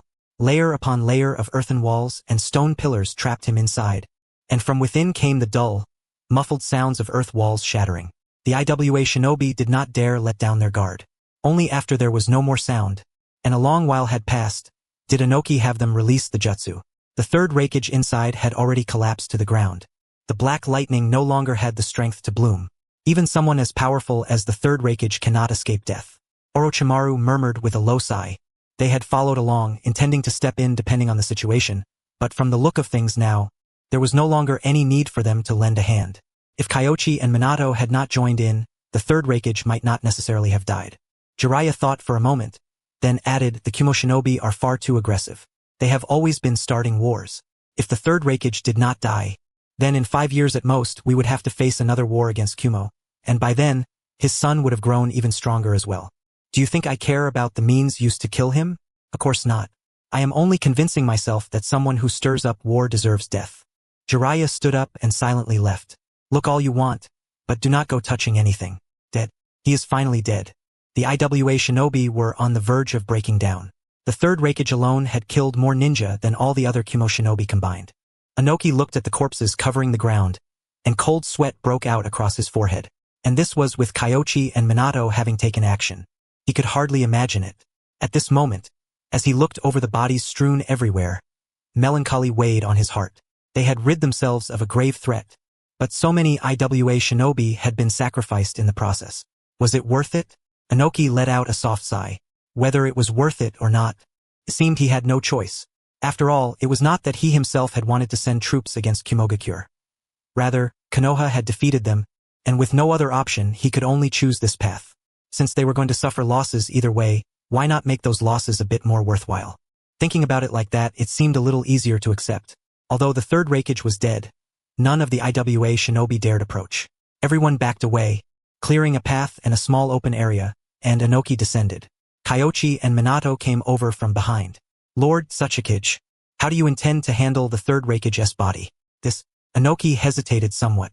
Destroying it completely would offend Kumogakure a little too thoroughly, But sending it back did not seem likely to make Kimogakure grateful to him either. It was truly a dilemma. After hesitating for a moment, he looked toward Minato, who had spoken and said, I intend to return the third Raikage's body to Kimogakure, but it would be inconvenient for us IWA shinobi to appear in this matter. Why not have the two of you? We are not willing. We were only asking. Kyoichi cut in first. This bastard Inoki really did know how to fleece honest people, almost as well as Kyoichi himself. Minato had only asked in passing, and this guy immediately opened his mouth to have them go, as though the two of them had not done anything in the matter of the third Raikage. Inoki was choked speechless at once. He knew this matter was troublesome. If he really sent someone over, who was still in a rage, might very well kill the messenger on the spot. Unless he went personally. But if he went personally, would that not make it look even more like they were provoking them? After thinking for a long while, Inoki sighed and said, It seems we can only leave him here, then. I hope that before the Kumo shinobi arrive, his body will not be dragged away by wild beasts. That does not seem right, does it? Minato hesitated. Leaving a corpse exposed in the wilderness, if wild beasts or birds ruin the body, it would be disrespectful to the dead. Moreover, a ninja's body contained many secrets, especially a Kaga-level ninja like the Raikage, who would be the target of many ninja's covetous eyes. Once the body disappeared, Kimogakure would very likely place the blame on Konoha. In that case, perhaps I must trouble the two of you to make the trip after all. Speaking of which, your village's second Hokage died at Kumo's hands. In war, blows go back and forth. That is perfectly normal. Inoki gave a light cough as he spoke. His goal, naturally, was still to get Minato to make the trip. With the flying Raijin, who could possibly catch him? If Kyoichi had not been here, he might have already succeeded in tricking him by now. Unfortunately, Kyoichi was here. That boy would not loose the hawk until he saw the hare. It was clearly beneficial to both sides, yet he had somehow turned it into something this awkward. Lord Tsuchikage, one thing is one thing, and another is another. We were hired for a mission. Killing the third Raikage was not within the scope of our duties. If we send the third Raikage back, does that not count as an additional mission? And would the rank of this mission not have to be calculated as at least S rank or higher? Kyoichi was going to have a proper argument with Inoki. This old fox wanted to freeload? This was an S rank mission. Inoki smiled and said, But we IWA shinobi have already offended Kimogakure. We do not mind offending them a little more, and there is fundamentally no need for us to return the body. This was your suggestion. That is true as well.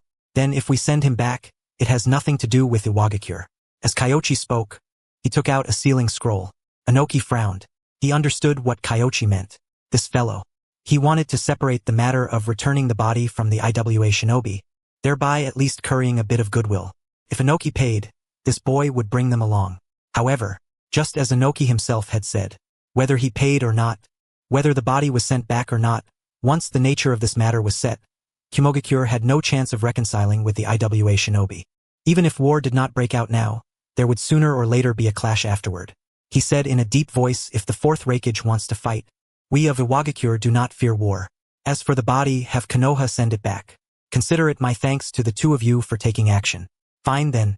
Kyoichi nodded, sealed the body inside, then gave Minato a look and headed toward Kimogakure. Behind them, Orochimaru furrowed his brow. This boy. He is really going to return the body? What is he after? He did not understand. Kimogakure at this point in time was a boiling cauldron of oil. Any outsider who went there would send scalding droplets flying everywhere. Naturally, Konoha was no exception. Of course, the main reason was that he felt there was no need at all. Kimogakure's attitude, did it matter? Send the body back. And once Kimogakure grew strong again in the future, they would still invade the land of fire all the same. That was simply the nature of conflict between shinobi villages.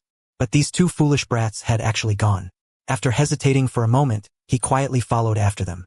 Kyoi, I am sorry. Let me handle this alone. When the time comes, I can get out with the flying thunder god, so there shouldn't be any danger. Minato's face was filled with apology. Returning the corpse had been his idea, yet in the end, he had dragged Kyoichi along with him, and he felt rather guilty about it. Kyoichi shook his head and said, Even without you, I would have brought him back all the same. No matter what the Raikage's relationship with Konoha may be, once a person is dead, all grudges end. You think so too? Yeah. Only half of that was true. Kyoichi was not magnanimous to that extent. The reason he was bringing the corpse back was simply that he did not want anyone else picking up the spoils. For example, a certain Zetsu, of course, could also be Orochimaru. The third Raikage's body was certainly valuable, but research of that sort touched on forbidden territory. Letting Black Zetsu get his hands on it would be no different from strengthening Madara's side. As for Orochimaru, the third Raikage was powerful because he had developed the lightning release armor and the one-finger nukite to their absolute limits. Those were matters on the level of techniques. His physical toughness was purely the result of taijutsu training. So his corpse did not actually have much research value. If Orochimaru took it, aside from using it for the reanimation jutsu, there really was not much else he could do with it. It would only waste time and energy. Sending it back to Kumogakure at least would create a bit of goodwill. After hearing Kyoichi's thoughts, Minato did feel somewhat relieved. However, he did not change his own mind. One person is enough to return the body. When the time comes, having you outside as backup is better. For something this dangerous, there's no way our real bodies should go in. Both of us need to use shadow clones. Kyoichi shook his head. Just as he was about to continue, he sensed a fluctuation of chakra below them. Immediately afterward, a figure emerged from the earth. I knew Kyoichi-kun was cautious. There was no way you would act recklessly. It was Orochimaru. He really was here. Kyoichi was speechless. To be honest, it was hard to say whether Black Zetsu was around, but he had figured there was a high chance Orochimaru would come to take a look. In the end, he had really guessed correctly. And despite Kyoichi and Minato escorting the body, Orochimaru had even taken the initiative to catch up. Orochimaru licked his lips and said, Kyoichi-kun, I have a small request. You want the corpse? No, I merely want to take a look. Orochimaru's voice was hoarse. Minato frowned, clearly not in agreement, but Orochimaru was his senior. However, Orochimaru seemed to be interacting with Kyoichi as an equal. The corner of his mouth twitched, and he looked toward Kyoichi. To his surprise, Kyoichi was very decisive. He directly took out the sealing scroll and released the third Raikage's corpse. Orochimaru crouched down with fervent intensity. Looking is fine. Don't touch. Kyoichi was very direct with Orochimaru and did not conceal his thoughts in the slightest. Orochimaru smiled and drew his hand back. He examined the body carefully, then sighed and said, as expected of Kumogakure's strongest Raikage, the toughness of his body is truly terrifying. What a pity that even someone like this could not escape death in the end. Orochimaru heard the implication. On land it might not work, but in the sky, or in the water, that would not necessarily be the case. Thinking about it, that was true. In the sky, Inoki's lightweight rock technique meant he was destined to hold every advantage. Unless someone could devise a flying method of equal speed, anyone who faced Inoki would suffer. As for in the water, after Senju Tobirama's death, who could compare to the current Kanda Kyoichi? Many thanks. Orochimaru gave a slight nod, and then lost interest in the third Raikage. Strong though the third Raikage was, in the end, he had not exceeded the realm of humanity. There were no small number of methods that could counter him. Though the difficulty was rather high, he was still far from immortal. If he could not avoid death, then what was there worth researching? He sighed, then swiftly collected himself, lifted his head and said, I was originally worried that the two of you wouldn't be cautious enough. Now it seems I was overthinking things. Since you've come, Lord Orochimaru, why not go in with us? You two go. I'll provide support from outside. Orochimaru shook his head. After all, back then he had once released the Eight Tails, and he was worried that Gyuki would recognize his aura. Kyoichi and Minato each created a shadow clone. The two clones took the scroll to Kumogakure, while their real bodies waited here together with Orochimaru for the clones to report back. Orochimaru sat there pondering. Minato looked as if he wanted to say something but held back. And Kyoichi. He looked at the two of them, thought for a moment, then spoke first. You two, did you notice Kumogakure's Eight Tails Jinchuriki? I went to watch the third Raikage, so I didn't pay attention to that side. Minato pondered for a moment, his brows furrowing slightly, but that Jinchuriki seemed to have completely undone the seal, didn't he? When I arrived, I saw the two of you surrounding and attacking the third Raikage. That Jinchuriki's form should have been the state where the seal was completely undone and the tailed beast's power was released. Orochimaru spoke. He did not know the full context, so after giving his basic judgment, his gaze shifted to Kyoichi. I once fought the Four Tails Jinchuriki. Rashi has been a Jinchuriki for over 20 years and has studied tailed beasts quite deeply, but once he transforms into that state, he goes berserk. Kumogakure's Eight Tails Jinchuriki, however, didn't seem to have that problem. Kyoichi reminded them. In truth, Kyoichi was mainly reminding Minato. Orochimaru was merely incidental. Now that you mention it. Yes, it seems so. Minato simply had not paid attention, but that did not mean he had not seen it. With Kyoichi's reminder, the hazy images in his mind became much clearer. The Eight Tails had used its tail to save A. That was absolutely not something a rampaging Jinchuriki could do. Could it be? There's only one possibility. After the seal was undone, the Eight Tails actively helped him. Unbelievable. That kid actually has a way to make the Eight Tails help him of its own will? Orochimaru had done quite a bit of research on Jinchuriki. Otherwise, he would never have been able to pull off a stunt like drugging someone to release Gyuki while leaving Gyuki completely unaware of what had happened. So after thinking for only a moment, he understood the truth. The strongest spear? He had seen through it long ago. Actively helped him? Minato was stunned. Suddenly, he seemed to think of something, and a hint of realization appeared on his face. He had probably figured something out. Kyoichi knew that the reason Minato did not say it was likely because Orochimaru was here, but that was not a big problem. As long as they understood each other. At that moment, a snake appeared and climbed onto Orochimaru. The next instant, Orochimaru narrowed his eyes, then looked toward the two of them. Since we have nothing to do anyway, why don't we go observe Kirigakure's side? It seems they still haven't finished. Kirigakure hasn't left yet? Kyoichi was surprised. The IWA shinobi on this side were already about to flee, and the battle over there was still going? They were getting way too carried away. Let us go take a look. The three of them were fast, so traveling from the land of lightning to the northern region did not take much time. Before long, they saw a vast expanse of thick fog.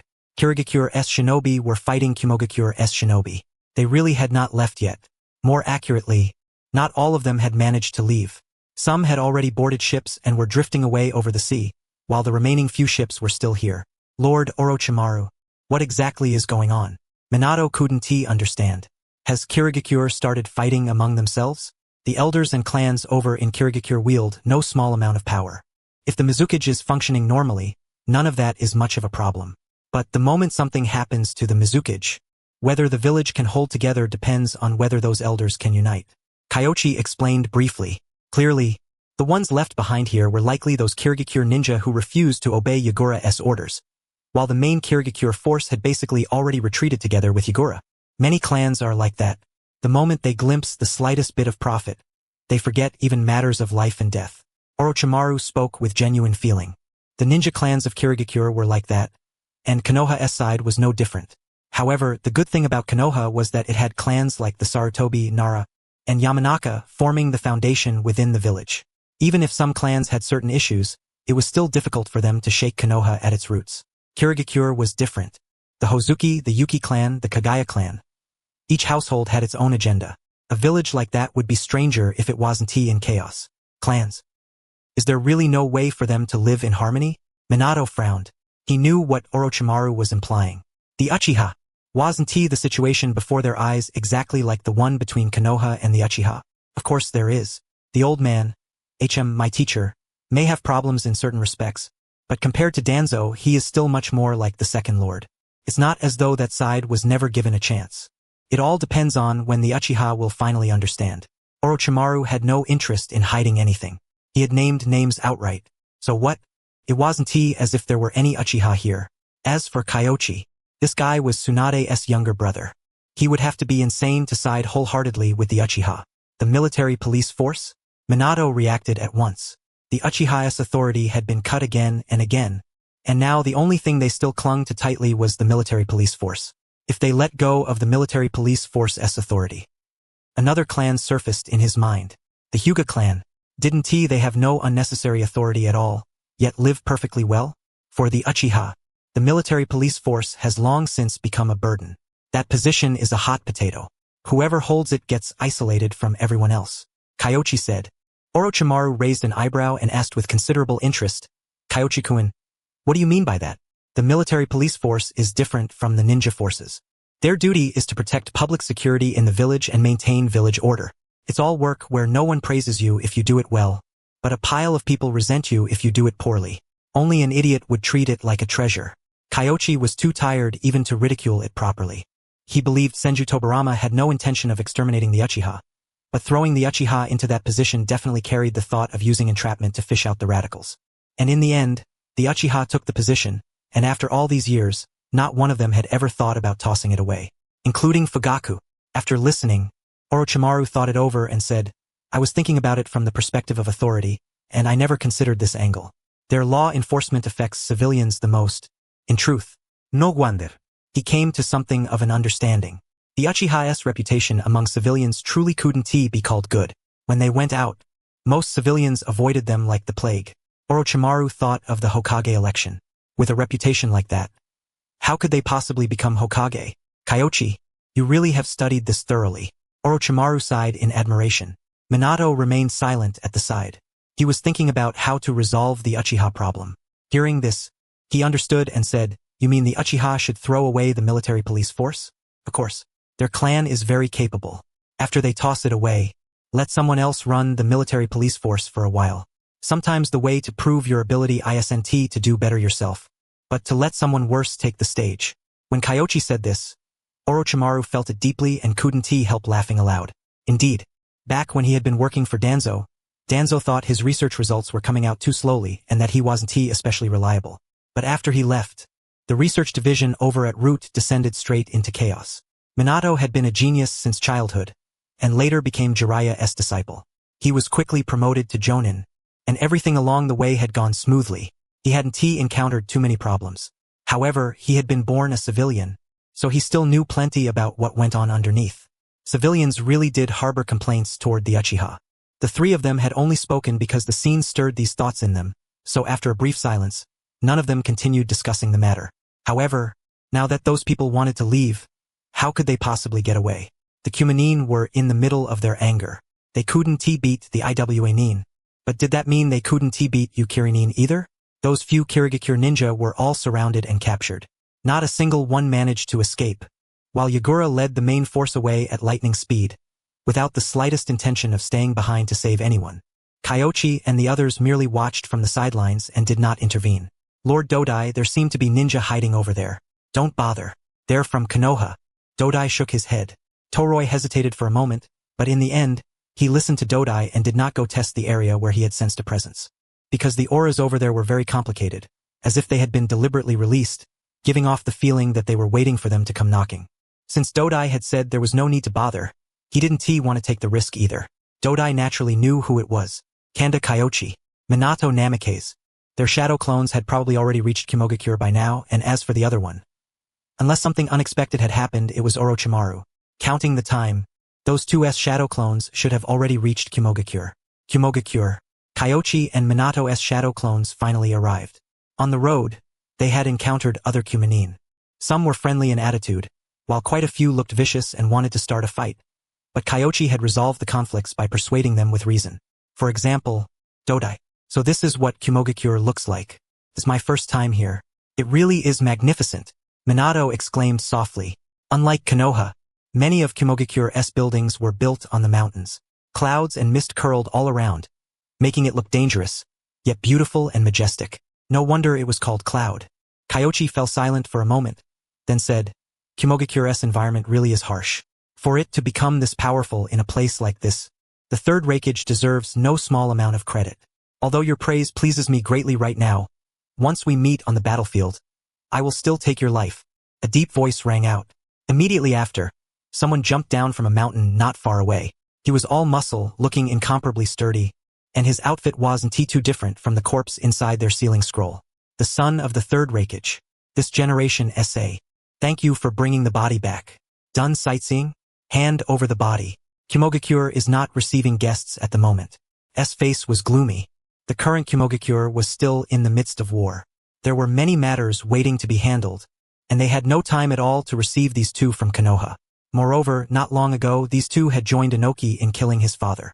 Although they were returning the body now, they were still enemies in the end. It was impossible for him to simply let go of that all at once. "We came to Kimogakure for one reason, to return the body. The other is to clear up a misunderstanding. This time, the two of us were hired by the Iwanin. 20 million to take action against the third Raikage." Kyoichi sold Inoki out directly. Fell silent. Something like this was difficult to judge as true or false. He was still pondering when he saw Kyoichi take out an IOU. On it, written clearly in black and white, was Inoki's name at the end. Lowered his head for several seconds, then raised it to look at Kyoichi. "Inoki wanted to deal with the third Raikage. We only wanted to deal with you Kumanin," Kyoichi explained simply, and then, frowned. The other party had put it so plainly and directly that he felt a little too embarrassed to refute him. Still, his personality was not the sort that liked beating around the bush. He hoped Kyoichi could be more straightforward and state his purpose in one breath. "Fine. It looks like you're angry right now. But first, take a look at the body. Kyoichi undid the seal. The third Raikage's corpse appeared atop the scroll. His entire body charred black, without the slightest sign of life. Fists clenched hard at the sight. His father. And these two before him were among those who had taken part in killing his father. Hatred churned like flame in his eyes as he said slowly, "If you came here today to provoke me, then you've succeeded." With the corpse revealed, the number of cloud shinobi around them multiplied several-fold. Though they were all hiding, Kyoichi and Minato could clearly sense their presence. They had surrounded the valley from every side, looking very much as if they intended to make a move. Unfortunately, the two of them were only shadow clones. What would killing them accomplish? It would be nothing more than impotent rage.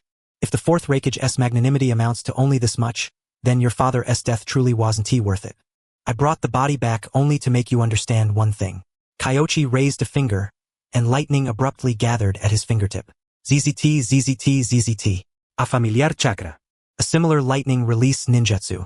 More than a dozen umbu instantly appeared around them. They surrounded Kyoichi. Although all of them wore masks, it was still possible to sense that every cloud shinobi believed this jutsu was related to the third Raikage's one-finger nukite, and that Kyoichi had used some method to learn it. But how long had it been?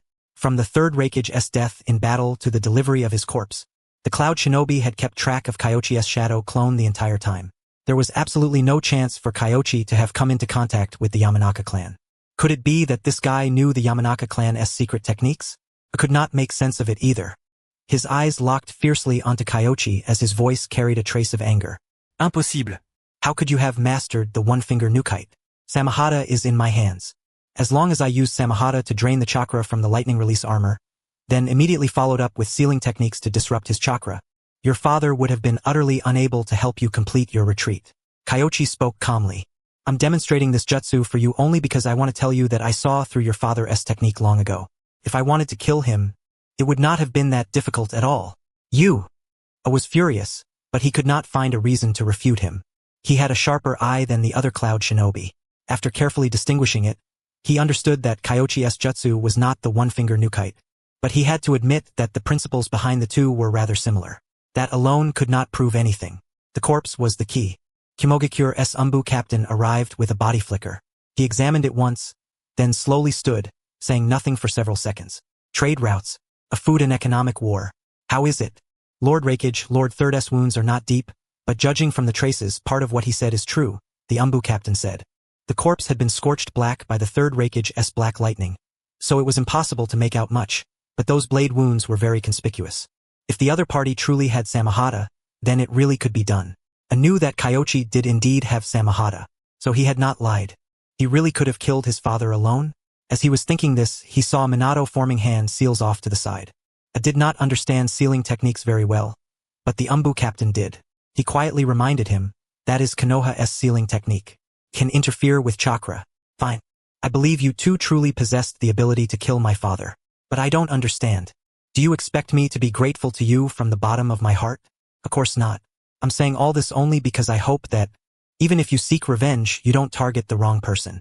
But if you truly want to kill me, I'll be ready for you on the battlefield at any time. However, please think carefully. You will not have a Raikage covering the main force's retreat every single time. Kyoichi did not yield in the slightest.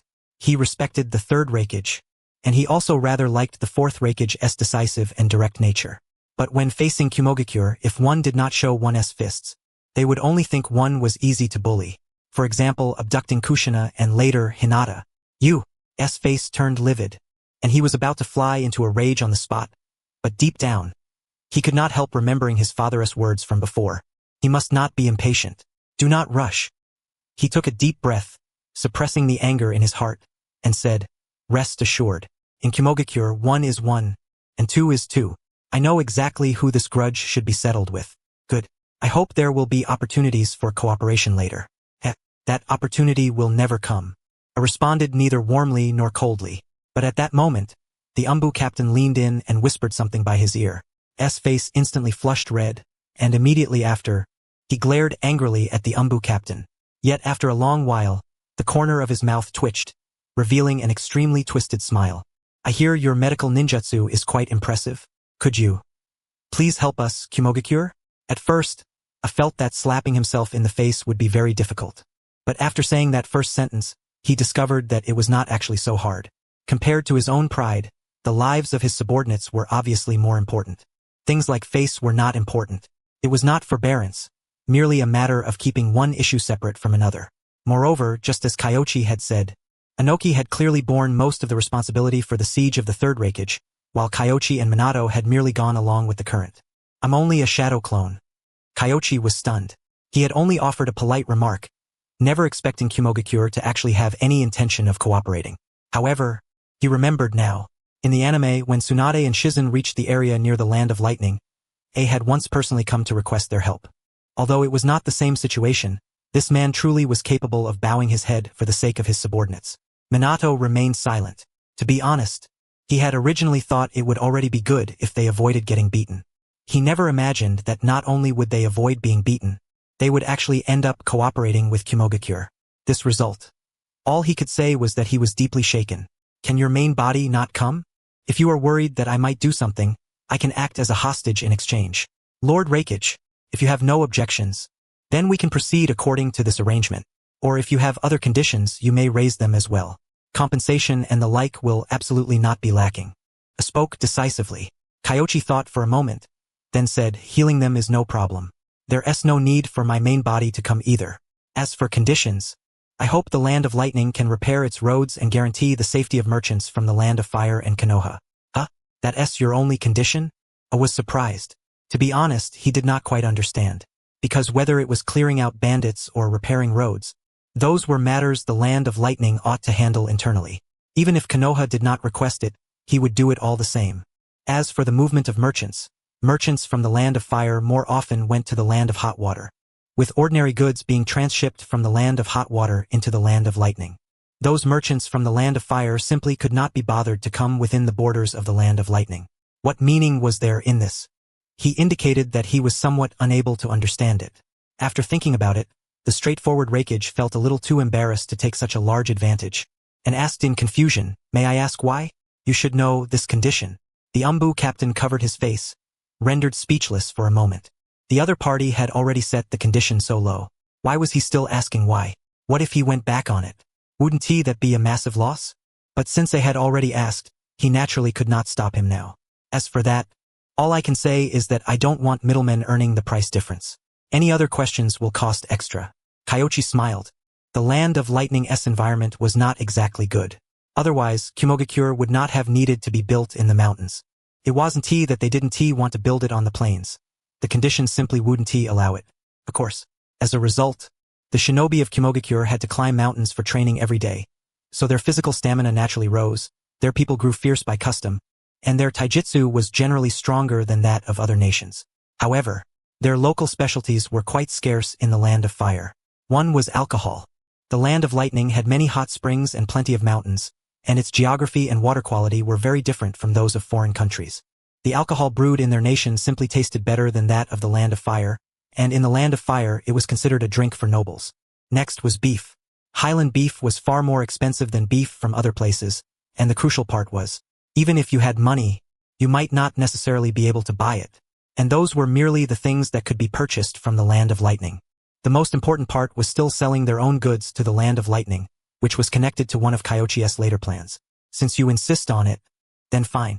I hesitated for a moment. In the end, he still nodded. Although he did not understand what Kyoichi was scheming, no matter how he thought about it, agreeing to these terms did not seem to bring any harm to the Land of Lightning. I don't know medical ninjutsu.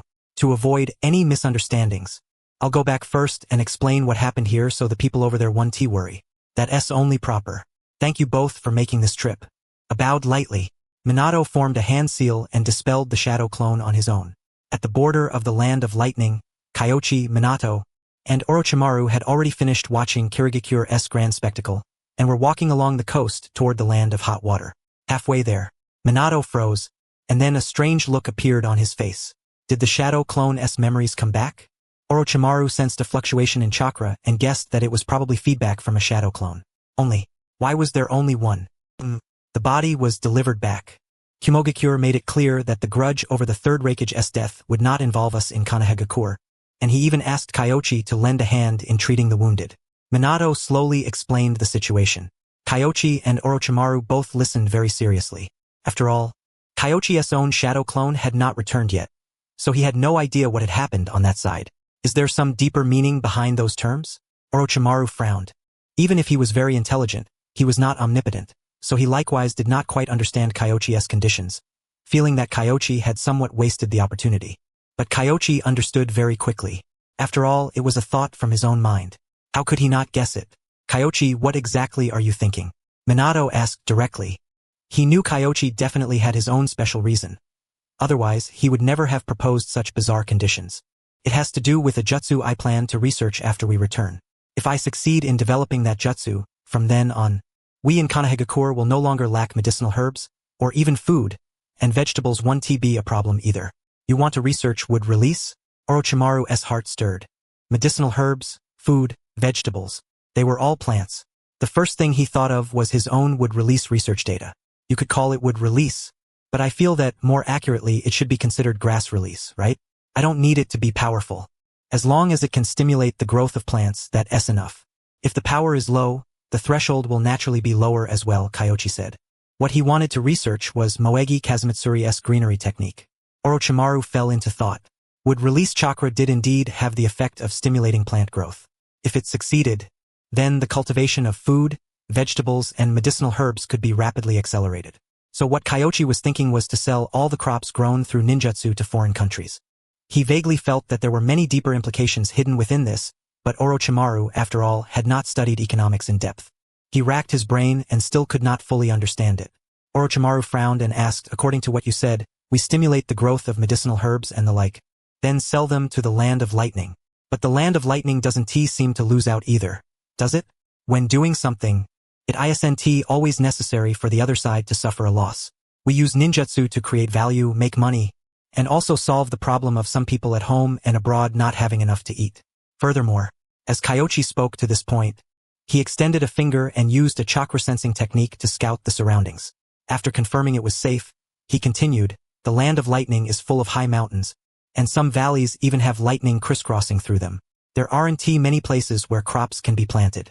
The grain we stimulate into growth may be large in quantity and cheap. If trade goes on for a long time, will there still be people inside their country growing grain? After hearing that, Orochimaru finally seized the faint flash of inspiration in his mind. Grain. During wartime, shinobi used soldier pills to stave off hunger. But in the end, soldier pills were refined from medicinal herbs and grain. The reason they were expensive was precisely because grain was precious. If they mastered this ninjutsu, the Land of Lightning's grain trade really could be taken down with ease. However, letting those bandit-like Kimogakure shinobi eat their fill might not necessarily be a good thing. After thinking for a moment, he asked Kyoichi-kun, there should be more to it, right? Of course. The cattle of the Land of Clouds are famous. After we open a trade route, we'll definitely buy their cattle and beef. In that case, the number of people raising cattle will naturally increase as well. Once there are more people raising cattle, perhaps some will specialize in growing grass for cattle to eat. Kyoichi briefly explained his simple idea. It was nothing profound. It was all stuff played out by big shots in his previous life. But in the shinobi world, this sort of thing was indeed quite novel. At the very least, Orochimaru had never thought of it before. He licked his lips and nodded. Connects. It all connects perfectly. This is a loop. Unless Kimogakure can understand it from the very beginning, they'll only slowly fall into the trap. Ruthless. This thing. It's more ruthless than a real blade. It wasn't war, yet it surpassed war. Once they grasped the lifeline of grain, would Kimogakure still dare to act recklessly? The prerequisite for this method is that we can beat Kimogakure. Otherwise, they would only need to start a war and seize it by force. So in the end, our own fists still have to be hard enough. This jutsu still needs experimentation. That's indeed true. But if Konoha, under those circumstances, still ends up unable to defeat Kimogakure one day, then it can only mean the inside has long since rotted to the bone. Orochimaru sneered after saying this. Konoha like that. If it loses, then it loses. What does it have to do with him? Minato wanted to refute him, but when the words reached his lips, he swallowed them back down. He had nothing to say. Indeed, with such a huge advantage, if they could still be overturned by Kimogakure in the end, then what was the point of keeping Konoha around? The will of fire says it well. Where leaves dance, fire burns without end. In the same way, when rotten trees fall, they become nourishment for new saplings, allowing Konoha to grow strong once more. Kyoichi wore a smile on his face. After hearing that, Minato and Orochimaru froze for a moment. Could be interpreted like that too? Thinking it over carefully, they really could not find any fault with it. The cycle between old and new truly was the concept of the will of fire. I am impressed. Kyoichi, that mouth of yours. Once you start rattling on, you can always come up with reasoning I can't refute. It was the same in Kumogakure. I was already thinking of just putting down the body and leaving, but you somehow talked until all the Cloud Shinobi believed you. Minato sighed again and again. Kyoichi made a joke. Unfortunately, Minato definitely would not understand it, because at this point, his son did not even exist yet. Talk no jutsu? Ha ha ha, that's very fitting. Minato smiled. Although he did not know why the protagonist absolutely had to learn talk no jutsu, the description was indeed very interesting. Orochimaru was off to the side, deep in thought. He was still thinking about Kyoichi's issue of grain warfare, a completely new line of thinking. Before this, no one would use this kind of method to complete a war against an enemy nation, and it was even a soft blade that killed without a sound. If it could succeed, perhaps there would be far fewer wars. Orochimaru had never held any lofty aspirations for peace, but if there was hope of bringing about such a world, he did not mind pursuing a bit of research on the side while chasing immortality. He could barely resist the urge to sit down with Kyoichi at once and exchange ideas. Unfortunately, this was the border of the Land of Lightning. Present, the Iwa-nin and Kiri-nin had both withdrawn one after another, and the Kuma-nin would soon redeploy their defensive line. It would not be much of a problem if they were discovered, but it would badly disrupt his train of thought and be detrimental to their academic exchange. Orochimaru licked his lips, nearly unable to restrain himself. Right now, he truly wished he could go to Kumogakure and help Kyoichi finish the job.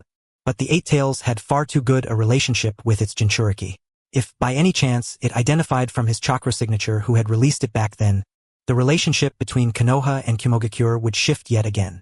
Thinking of that, he wanted to ask exactly what was going on with that Jinchuriki. However, at the moment, Kyoichi probably had not met the Eight Tails Jinchuriki either.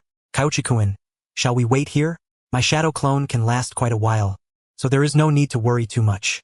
Let us head back first. We have been out for so long that, if we do not return soon, Jiraiya is likely to start panicking. The Kuma-nin defensive line was being rebuilt one section after another, and the border region of the Land of Lightning once again fell under the control of Kumogakure ninja. Kyoichi had not gone far on the way back before he saw some Konoha ninja cleaning up the battlefield. If it was war, there would be casualties. However, this time Konoha had merely pursued the enemy. Most of those killed in action were units that had attempted to block them. After the interception failed, Orochimaru and Jiraiya decisively gave up, preventing the casualties from expanding further.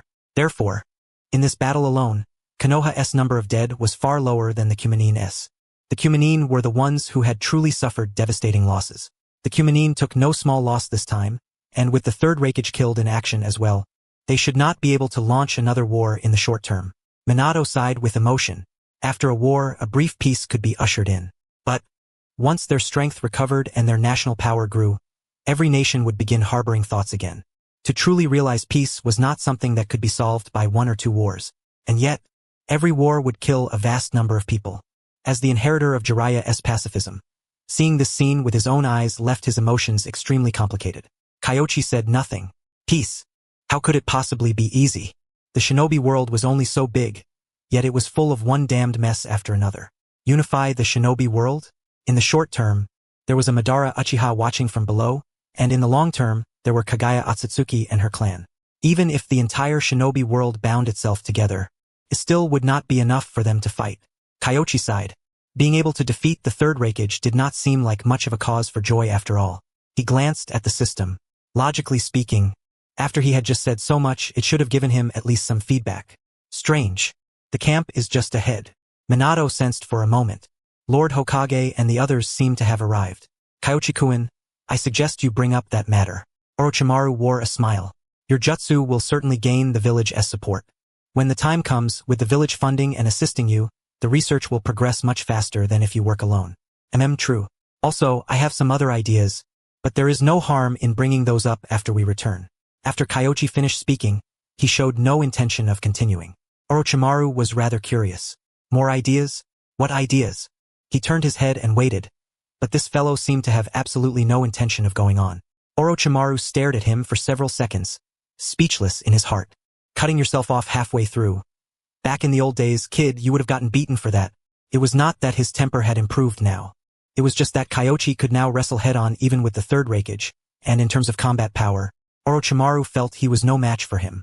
The camp had expanded a great deal because many ninja from the west had come east to provide support. As a result, when they arrived here, they discovered that the war was already over, and their only task was to clean up the battlefield. Quite a few ninja were deeply depressed.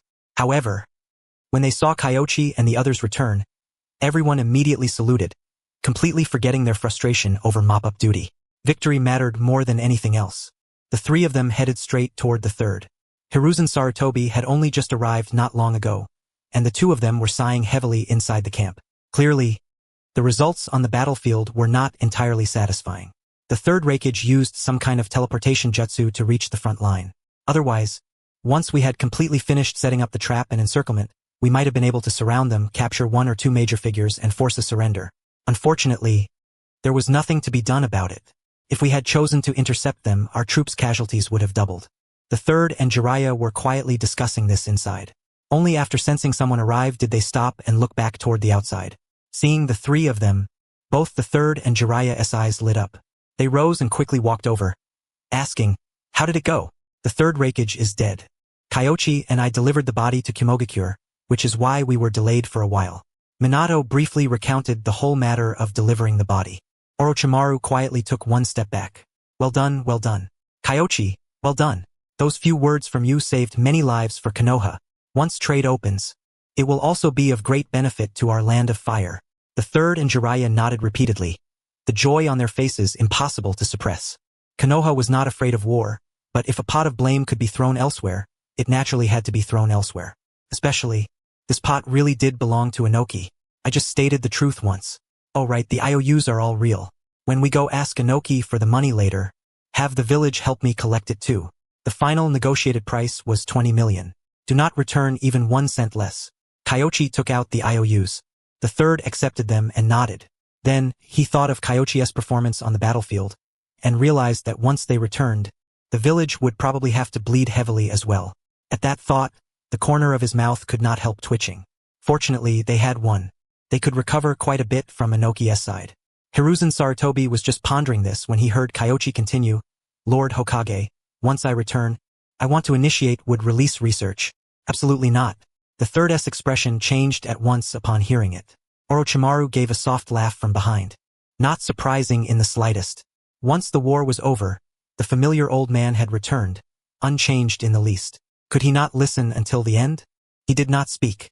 Kyoichi's talk no jutsu was so formidable that there was no need for him to get involved at all. Sure enough. In the next moment, Kyoichi explained the whole reason clearly.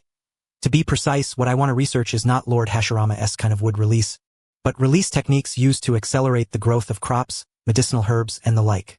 Accelerate the growth of crops and medicinal herbs? After hearing this, the third and Jiraiya glanced at each other, clearly understanding Kyoichi's meaning very quickly. This kind of jutsu, though its difficulty was not low, it was definitely nowhere near as difficult as true wood release. But, what use would it be?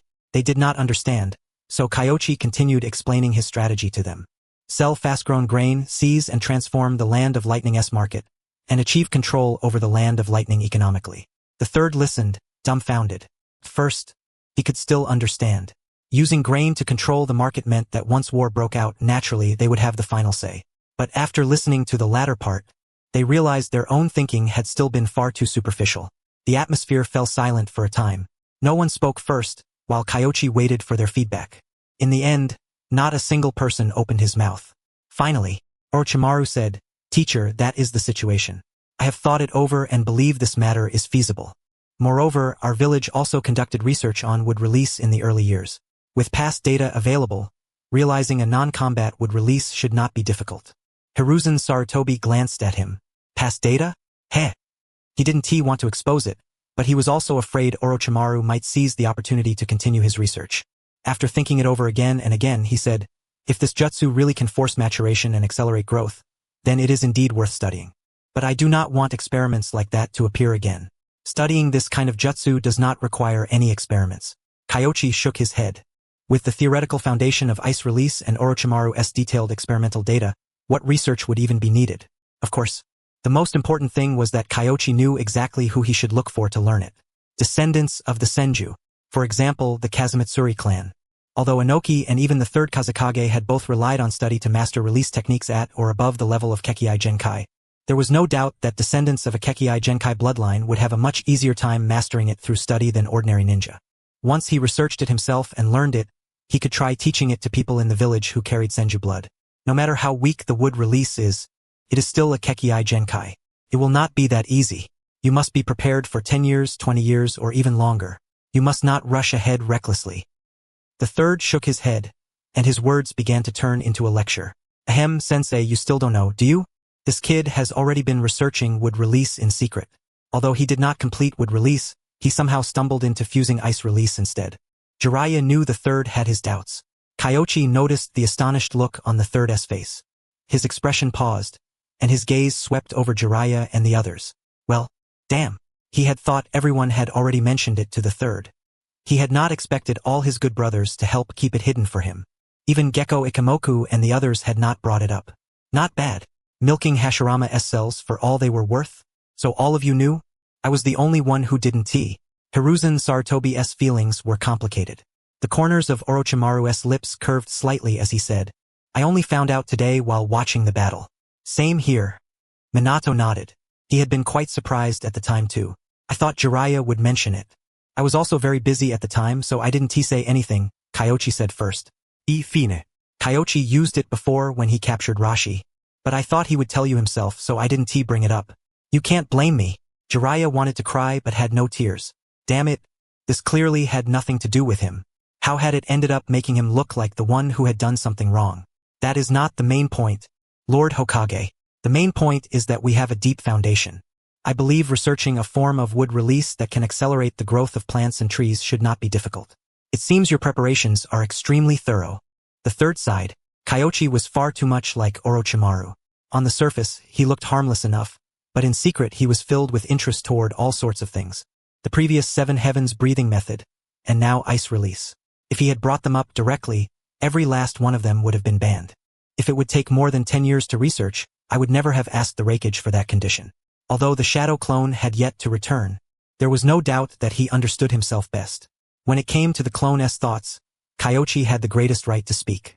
A benefit that might only be recovered after 10 years, asking for that would not just be a loss? Kyoichi was not that stupid. The third pondered for a moment, then said, in that case go ahead and research it without worry.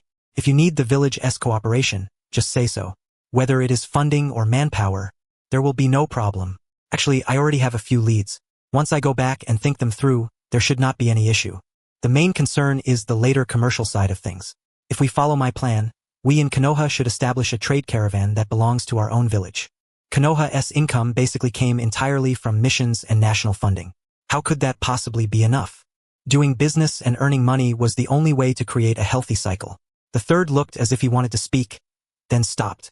Establishing their own trade caravan was naturally a good idea, but the problem was the daimyo's attitude. Kyoichi, your idea is good, but I am afraid it will be very difficult to get it approved on the daimyo's side. Orochimaru had clearly thought of this as well. Konoha's relationship with the Land of Fire was already tense. If Konoha established its own caravan to make money, the income gained could greatly strengthen Konoha's power. The problem was, would the daimyo and the others agree? Hiruzen Sarutobi sat down, his brow tightly furrowed, his finger tracing across the map. It is not necessarily impossible. Exactly. We can divide the caravan's profits into several shares. 1 share for the caravan, 1 share for Konoha, and another share for the Land of Fire. The property and revenue would be jointly supervised by all 3 parties. Kyoichi said. The third froze, then nodded without hesitation and said, yes, what Kyoichi said is more or less the same as what I was thinking. The general direction was similar. It was still giving a portion of the profits to the daimyo. However, he had not thought that far ahead. He had only considered sharing benefits, not anything like 3 portions or tripartite supervision of property. Of course, it was not that the third could not have thought of it. Given a little time, he could also have refined the plan. However, Kyoichi continued, as for the portion of the caravan's income that belongs to Konoha, part of it can go to the village while the other part can be used to support civilian ninja, improve meals, and so on. But in that case, what about you? Minato could not help worrying on Kyoichi's behalf. The caravan, Konoha, the Land of Fire. Yet, as the one who proposed it, Kyoichi had made no arrangements for himself. That was far too unfair. Minato, you do not need to worry about that. He has not even mentioned the caravan's own share, has he? Jiraiya sighed. This disciple of his was a bit too straightforward. Would this kid ever shortchange himself? From the moment he opened his mouth until now, he had considered every matter from every angle. Clearly, this was something he had thought through carefully, and he understood every link with perfect clarity. There was no way he would overlook his own portion. Kyoichi's income was obviously included within the caravan. Or rather, this kid wanted to control the caravan. That was not strange either. The next Hokage would be Tsunade, and the person proposing this was Kyoichi himself. If it did not fall under his management, then whose? The third, however, considered even more. Kyoichi's division of interests had taken many aspects into account, and one of them was civilians. Starting from the first Hokage, the Senju clan had always considered the interests of all of Konoha and its civilians. For that reason, they had opened themselves to intermarriage, allowing the Senju clan to blend into every household in Konoha. It could be said that Konoha's present strength was absolutely inseparable from the Senju clan. And Kyoichi. This boy was only in his teens, yet his way of thinking was very similar to Hashirama Senju and Tobirama Senju back then. He was looking at the overall picture, not at one person or one clan, giving benefits to civilians and strengthening the foundation. Only in this way could Konoha as a whole become powerful. Kyoichi had truly understood the will of the first Hokage. By comparison, many people's understanding of the will of fire still remained on the surface, including his own. Hiruzen Sarutobi reflected inwardly and felt deeply ashamed. For a moment, he did not know what to say. However, he quickly came back to himself and said, "As for the caravan, I will communicate with the daimyo's side. There should not be too much of a problem. Kyoichi, all of you must be tired from the journey. Yes? Go rest first. If there is anything else, we can discuss it after you have rested." For some reason, he felt Kyoichi had not finished speaking yet. But those items just now alone had already left him struggling to digest everything. If he let this kid keep talking, he was afraid he would completely fail to keep up with the pace. "Very well, Lord Hokage. Then we will go rest first. If you need anything, please call for us." Kyoichi could tell. The old man was getting a little unsettled. Forget it. As for the research institute, it would not be too late to hold a meeting after returning to Konoha. In any case, the village would definitely fund the research institute, and the 3 or 4 people here were not enough to make a final decision and establish the case. Seeing an opportunity, Jiraiya decisively slipped away with them. The third, still deep in thought, did not notice at all. By the time he reacted, he was the only one left in the tent. Stepping out of the tent, Orochimaru walked alongside Jiraiya and let out a soft breath. "What are you sighing in relief for? I'm the one who should be relieved. You have no idea. I was stuck in there getting nagged for an entire hour. Thank Kyoichi or I'd still be trapped inside right now. I was only thinking that I, too, was once praised as a genius. And yet, just now, I kept worrying that Kyoichi-kun would throw out something else I hadn't even considered." Orochimaru gave a self-deprecating smile. Jiraiya rolled his eyes, too lazy to respond. Worried? What was there to be worried about? From the moment he witnessed Kyoichi's ice release, he had known that kid was no ordinary person. Someone who absolutely couldn't be judged by normal standards. So, as long as you didn't compare yourself to him, you wouldn't feel disappointed. You don't understand. I may only care about ninjutsu, but when I can't keep up with anything at all, I can't help feeling as though I'm terribly foolish. Orochimaru smiled. I know he definitely still has something he wants to say, but fortunately, I can more or less guess what it is. Oh? Jiraiya's curiosity stirred. There was more, and he could even guess it? So it was. He was waiting for the rest, only to realize that Orochimaru had already left without a sound. "You bastard. Saying half of it and then acting cool? Who taught you that? Do you have no shame at all?" After leaving the command tent, Minato went to look for his precious disciples, and Kyoichi was too lazy to follow. The war was already over. Those little brats weren't going to be in any real danger. It was pure needless worrying. If he had time for that, he might as well lie down and get some proper rest.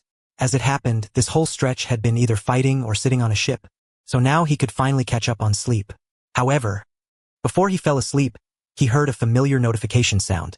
The feedback had finally arrived. Completed brief instruction on economic warfare. Evaluation, excellent. Reward, summoning jutsu, Rashomon. Not bad, I guess. Rashomon's upper limit was the 5-fold Rashomon, and its defensive power was quite formidable. Besides, an idea surfaced in Kyoichi's mind. The earth release, golem technique could create a stone giant. If the thing was big enough, maybe it could pick up Rashomon and use it as a shield. And if ice release would release, or even Hashirama cells were incorporated into it, Perhaps it could be solidified in combination with sealing jutsu, then released from a sealing scroll whenever needed. Or else, what if he used the 4-symbol seal to incorporate tailed beast chakra? His heart itched to try. However, in the next moment, another notification came through. Kyoichi glanced at it and discovered that another reward had appeared below. Completed expanded instruction on practical applications of wood release. Evaluation. Outstanding. Reward. 5-element seal. Hashirama cell analysis. Kyoichi hadn't held particularly high hopes to begin with, but he never expected an outstanding evaluation.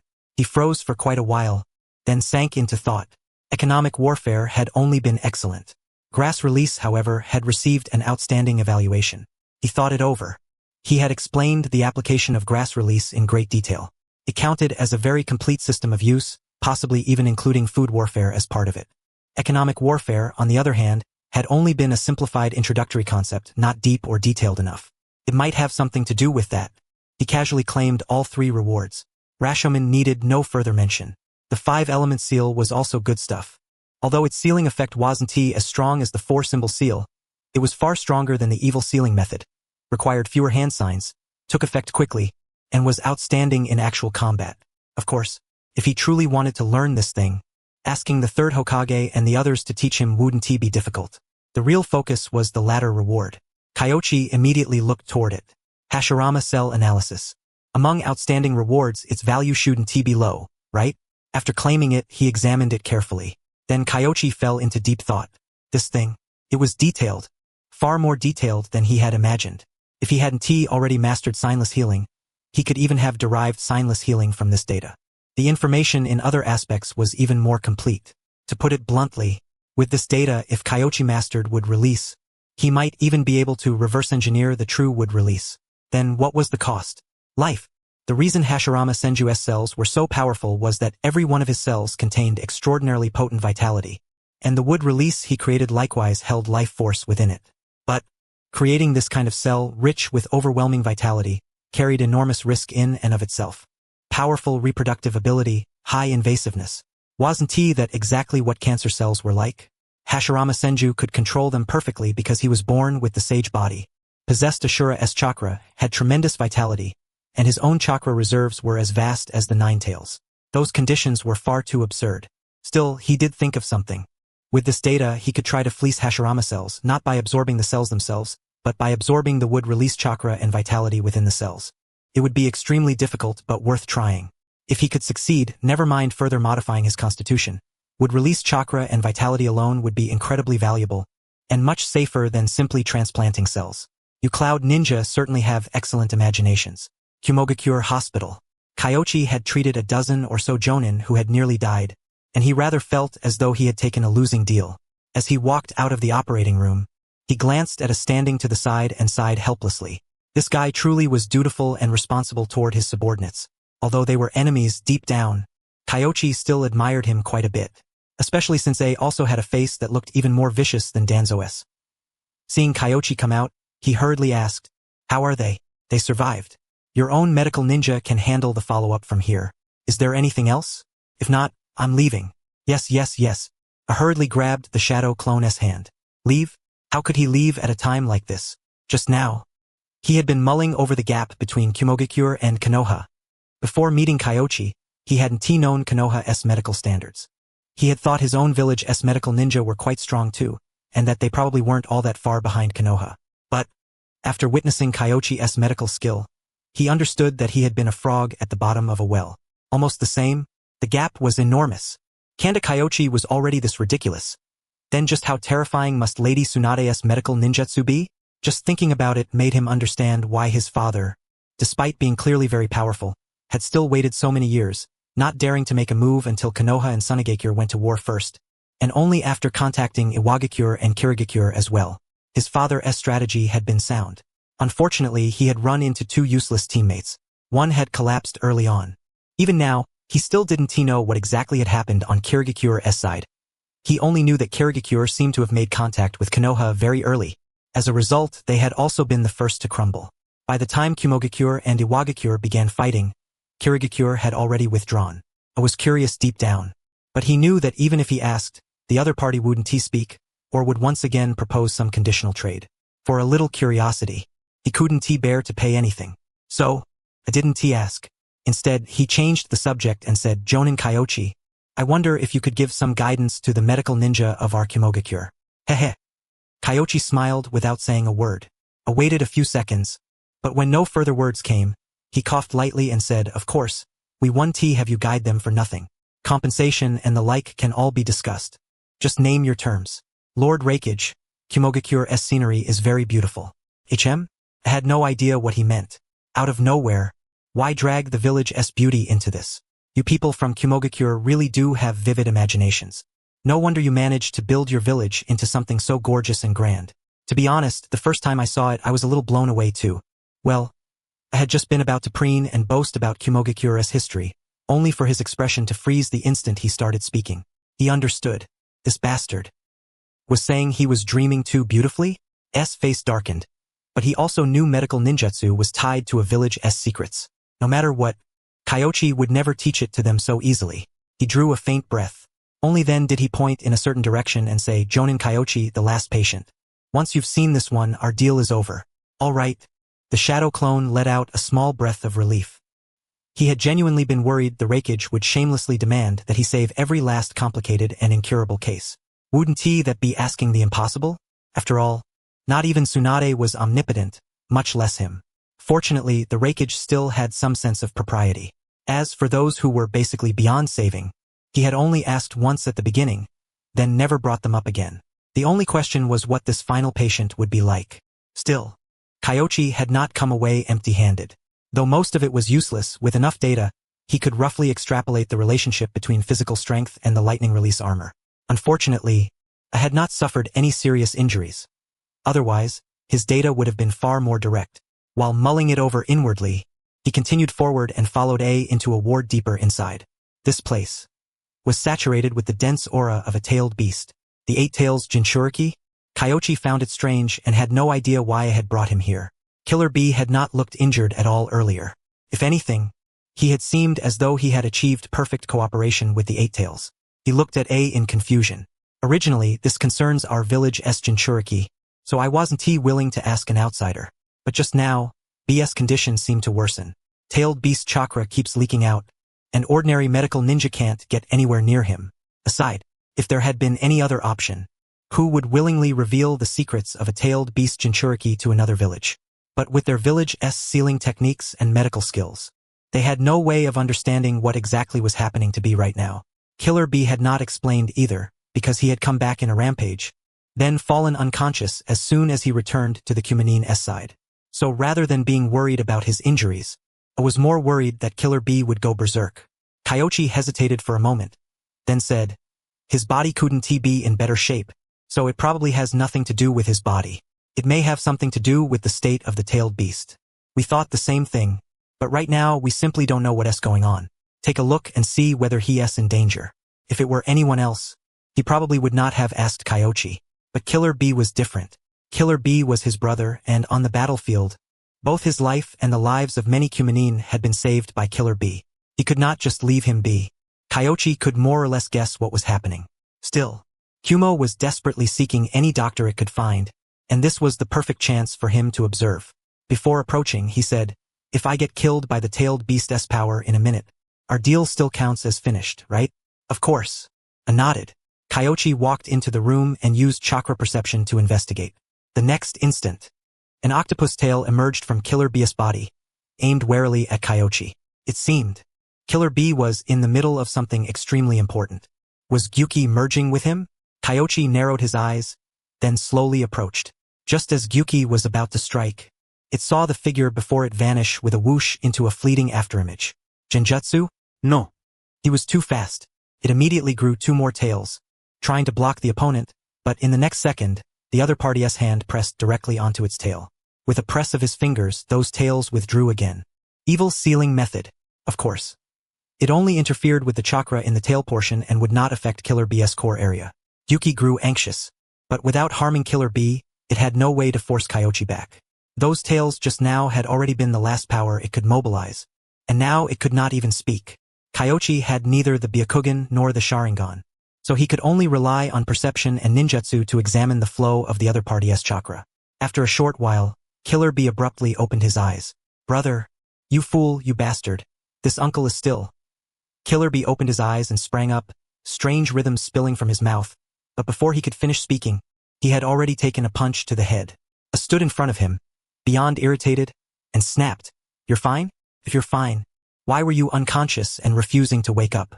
It's already been almost a day, and you still dare call me a fool and a bastard? Kyoichi smiled, withdrew his hand, and said, There's nothing wrong with Killer Bee. From the look of it, this may actually be a good thing, because the seal inside his body has completely collapsed. But in truth, Yuki hasn't harmed him. Is that so? I felt relieved after hearing that. Killer Bee looked toward Kyoichi and rapidly said, Of course I'm fine, you fool. Bam! I punched him again, making Killer Bee clutch his head and suck in a breath. Kyoichi smiled warmly and said in a gentle tone, To be honest, I once worked as a ninja academy teacher, so I have quite a bit of experience dealing with children. When certain bratty kids refuse to behave, most of the time, they're just asking for a beating. Ah! Killer Bee lifted his head and glared at Kyoichi. But Kyoichi continued without the slightest fear. For someone like this, you can also consider putting him in solitary confinement, or punish him by making him run a few hundred laps. I guarantee any illness he has will be gone. After all, Kyoichi was only a shadow clone. Besides, now that his treatment was complete, he was leaving anyway. He did not mind if Killer Bee glared a little harder. It was not as though looks could kill. Is that how you Konoha people manage children too? I raised an eyebrow, somewhat surprised. That's right, that too? Fine. Kyoichi had nothing to say. He looked at Killer Bee, then at A and said, If there's nothing else, I'll be going. You should know that if a shadow clone gets too exhausted, it might cause the main body to suddenly drop dead. Alright, thank you, Jonin Kyoichi.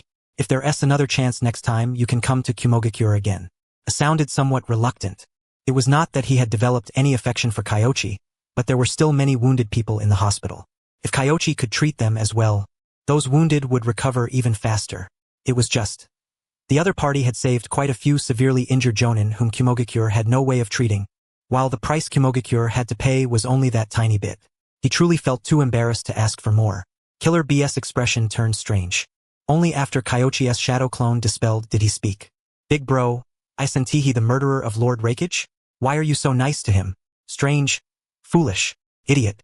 The fool here is you. I grabbed his head, lifted him up, and said, His medical ninjutsu is very strong, and he saved many of our jonin. Besides, the one who mainly acted against us was Inoki. They merely pushed things along with the current. Got it. Ow ow ow. Killer Bee cried out in pain. In his heart, I understood perfectly well that Konoha definitely hoped Kumogakure would suffer misfortune too. But whether it was the third Raikage or the Kumanin's main force that suffered losses, to Konoha, the difference was not that great. The one who most wanted the third Raikage dead was absolutely not Konoha, but Iwagakure, because the Iwanin feared the third Raikage the most.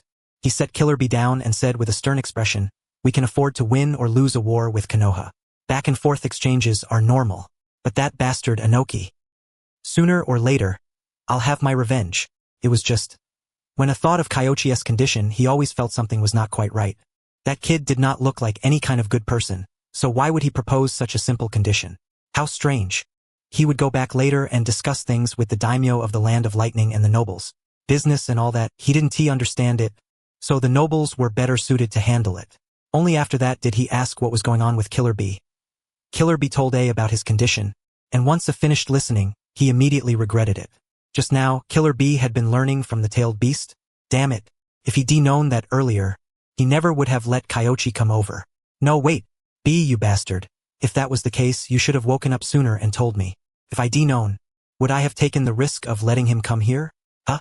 For no reason Killer Bee could understand, he took another punch. But this sort of scene actually made Killer Bee breathe a sigh of relief. He had been a little worried before that it might imprison him because of the tailed beast transformation. Now it seemed he had been overthinking it. His big brother was still his big brother, without the slightest change. Another path to immortality. Ugh! My head hurts. By the time Kyoichi woke up, it was already the next morning. He had only one sensation. His skull hurt, a dozen plus critically injured patients. Every single one of them was at the level of a trauma case requiring surgery. Good grief. I really hadn't held back at all. Once he paid the price, he worked him to the bone. Pure old-school capitalism. He grumbled inwardly, but his hands moved swiftly as he quickly pulled out a scroll and began recording data.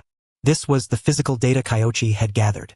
he discovered that the Cloud Ninja generally had quite strong physiques, much like the IWA Ninja, with extremely obvious specializations absurdly lopsided. By comparison, although Konoha bore the name of fire, its fire release had not actually been developed to the extreme the way theirs had. More often, it was still just simple application of ninjutsu.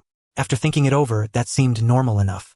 Konoha had far too many choices, and the fire in its name was not the fire of fire release, but the will of fire.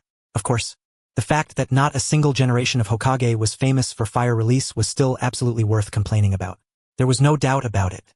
Killer Bee and Gyuki's relationship had indeed reached the point of harmonious coexistence, which was probably a first in the history of Jinchuriki in the ninja world. When he went in, Killer Bee should have been under Gyuki's guidance, beginning to try to merge with the tailed beast's chakra. Unfortunately, Gyuki's sense of vigilance was far too strong.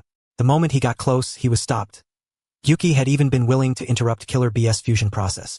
Otherwise, he could have gathered even more intelligence. Still, Gyuki and Killer Bee were something Konoha could never replicate. The Ninetales and Konoha, that relationship was far too complicated.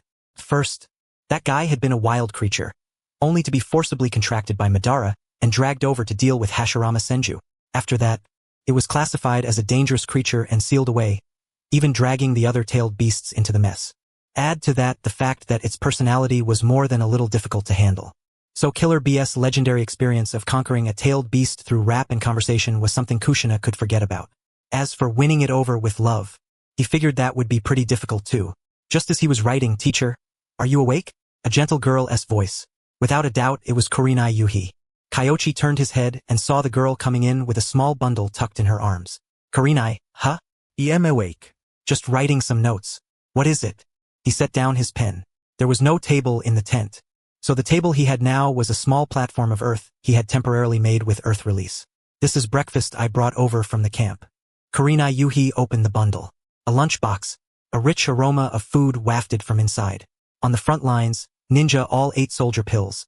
A proper meal was a rare luxury, one even Kyoichi had not had.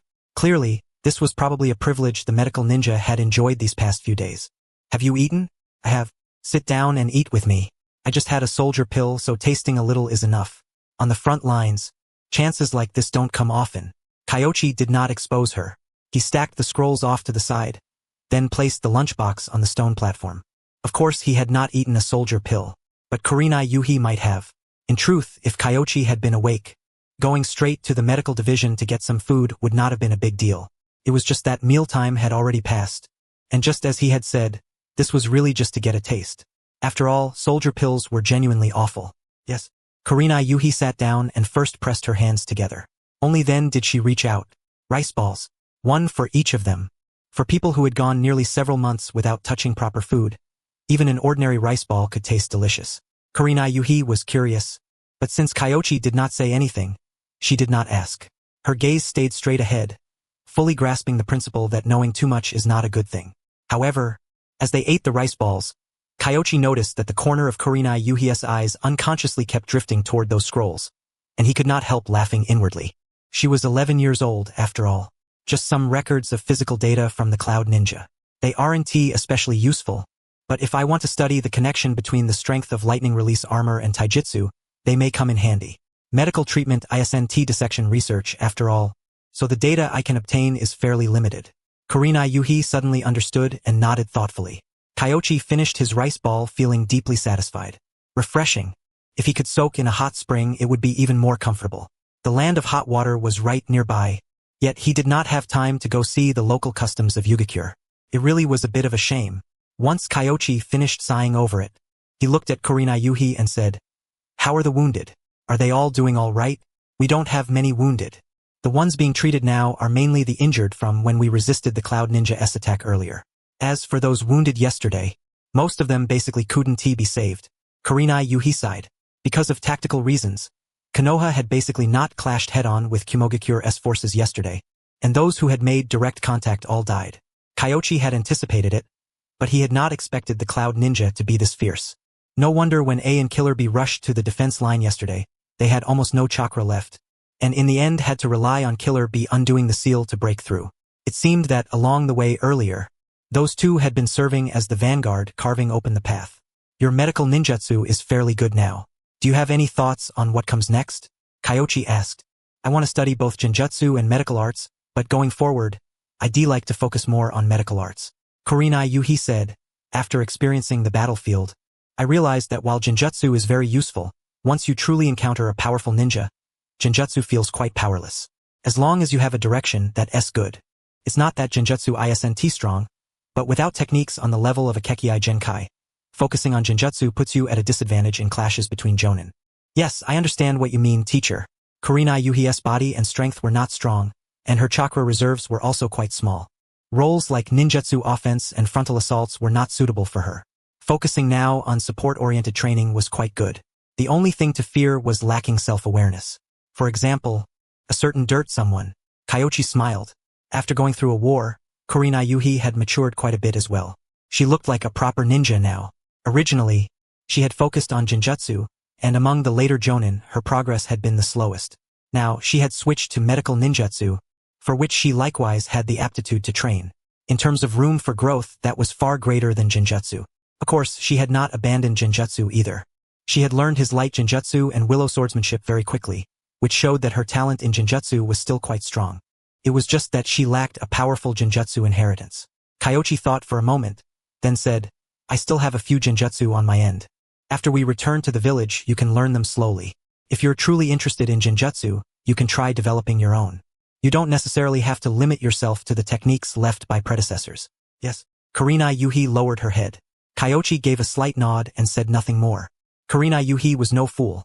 She ought to understand the reasoning behind all this. Come on. Let us go take a look over at the medical unit. Kyoichi rose to his feet, intending to take Kurenai Yuhi to the medical unit so he could teach her while she practiced treatment. But the moment they stepped outside, he saw Orochimaru wandering around the camp. He wanted to head over, but, Sensei, I'll go study at the medical unit first. I'll come over once I'm done here. Goodbye, Sensei. Kurenai Yuhi bowed, then tucked the bundle against herself and headed toward the medical unit. So considerate. A trace of warmth stirred in Kyoichi's heart. Then, he walked toward Orochimaru in speechless resignation.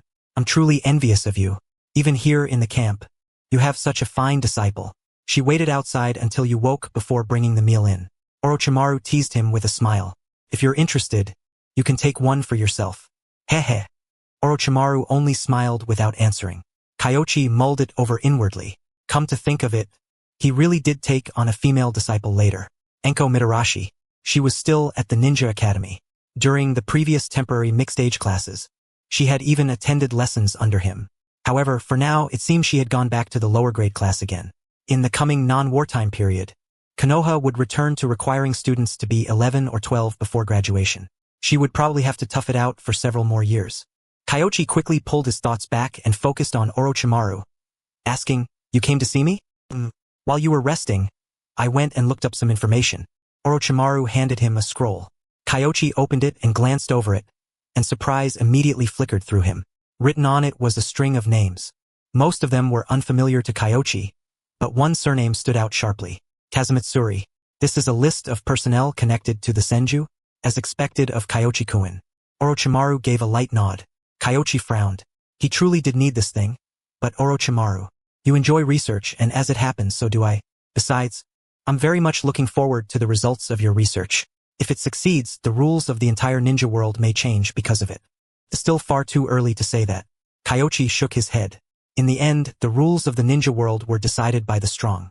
As long as that old bastard Madara kept clinging to life and no one pulled his oxygen tube, Kyoichi would not have a single peaceful day. He had lived this long already, so why still wasn't he dead? But, thinking that even without Madara, there was still Black Zetsu, he sighed inwardly again. The more one knew, the more there was to fear. He truly envied everyone else. They knew nothing, and because of that, they lived far more freely. Orochimaru had no idea what he was sighing about, but he still had a very important question. That other matter you mentioned yesterday, you're planning to establish a dedicated place for ninjutsu research after we return, aren't you? Count me in when the time comes. Yes. Kyoichi weighed the scroll in his hand as a gesture of thanks, then slipped it into his clothes and headed toward Konoha's medical unit. Orochimaru fell silent. Before, Kyoichi had only spoken halfway. He had not expected there was also guess. However, he was basically certain that the thing Kyoichi had left unsaid was precisely a research department. From the 7-day breathing method to Kyoichi's ninjutsu and swordsmanship, every last thing was filled with creation and research. And this release plan had allowed Orochimaru to see Kyoichi's philosophy even more clearly. Create, research, and then change the entire ninja world. He felt that was exactly what Kyoichi was thinking. Orochimaru's tongue unconsciously slid across his lips. Kyoichi's pursuit might be different from his own pursuit of immortality. But, if one could change the rules of the entire ninja world and engrave one's name into ninja history alongside figures like the Sage of Six Paths and Hashirama Senju, how could that not be another form of eternal life? So the answer you mentioned was a research department. Jiraiya popped out from the side and spoke with a serious expression. Orochimaru glanced at him speechlessly. This guy, he had been secretly following ever since Orochimaru went to look up the information. What patience? Can't sleep? Now that sensei is here. You've gotten free time, is that it? Orochimaru, there's nothing wrong with ninjutsu research, but the pursuit of immortality has no endpoint. I'm advising you not to stray down the wrong path. I joke about everything else, but on this matter alone, I'm serious. Jiraiya's expression was solemn. The corners of Orochimaru's mouth lifted slightly as he said coldly, although I haven't found my own path, I have seen another one. Forget it. Someone as foolish as you could never understand. Another path? Kyoichi? Jiraiya sank into thought. He wanted to ask more, but Orochimaru had already slipped away with earth release. Lady Tsunade, it absolutely has to be the table's fault. The wounded were mostly fine. Konoha's losses yesterday, all added together, might not even amount to 1,000th of Iwagakure and Kumogakure's. In total, they had only lost 2 or 3 squads. And that was while attempting to intercept the enemy. Of course, Orochimaru and Jiraiya could not be blamed for being reckless. If they could have intercepted Kumogakure and captured 1 or 2 important members of their forces, or inflicted even greater casualties, then in the end, Kumogakure might not merely have been defeated. They might have had to surrender and pay compensation just like Inoki. Unfortunately, A and B were simply too fierce. Those two formed a razor-sharp blade and forcibly tore open a path. Behind them, the third Raikage had also held back the entirety of Iwagakure. All one could say was that no one from Kumogakure bearing the name A was weak. Every last one of them was a ruthless monster. When Kyoichi arrived, Kurinayuhi was studying and helping out with the medical unit. It was more or less like a hospital in his previous life. In the early stages, novices were basically just assistants. They usually had no real chance to practice hands-on. Kurinayuhi, too, only dared participate in rescue work because she already had ample experience. However, once Kyoichi arrived, he opened a tiny back door for her. He had Kurinayuhi step up and treat a patient whose injuries were not especially severe. During wartime, the gravely injured were prioritized for treatment.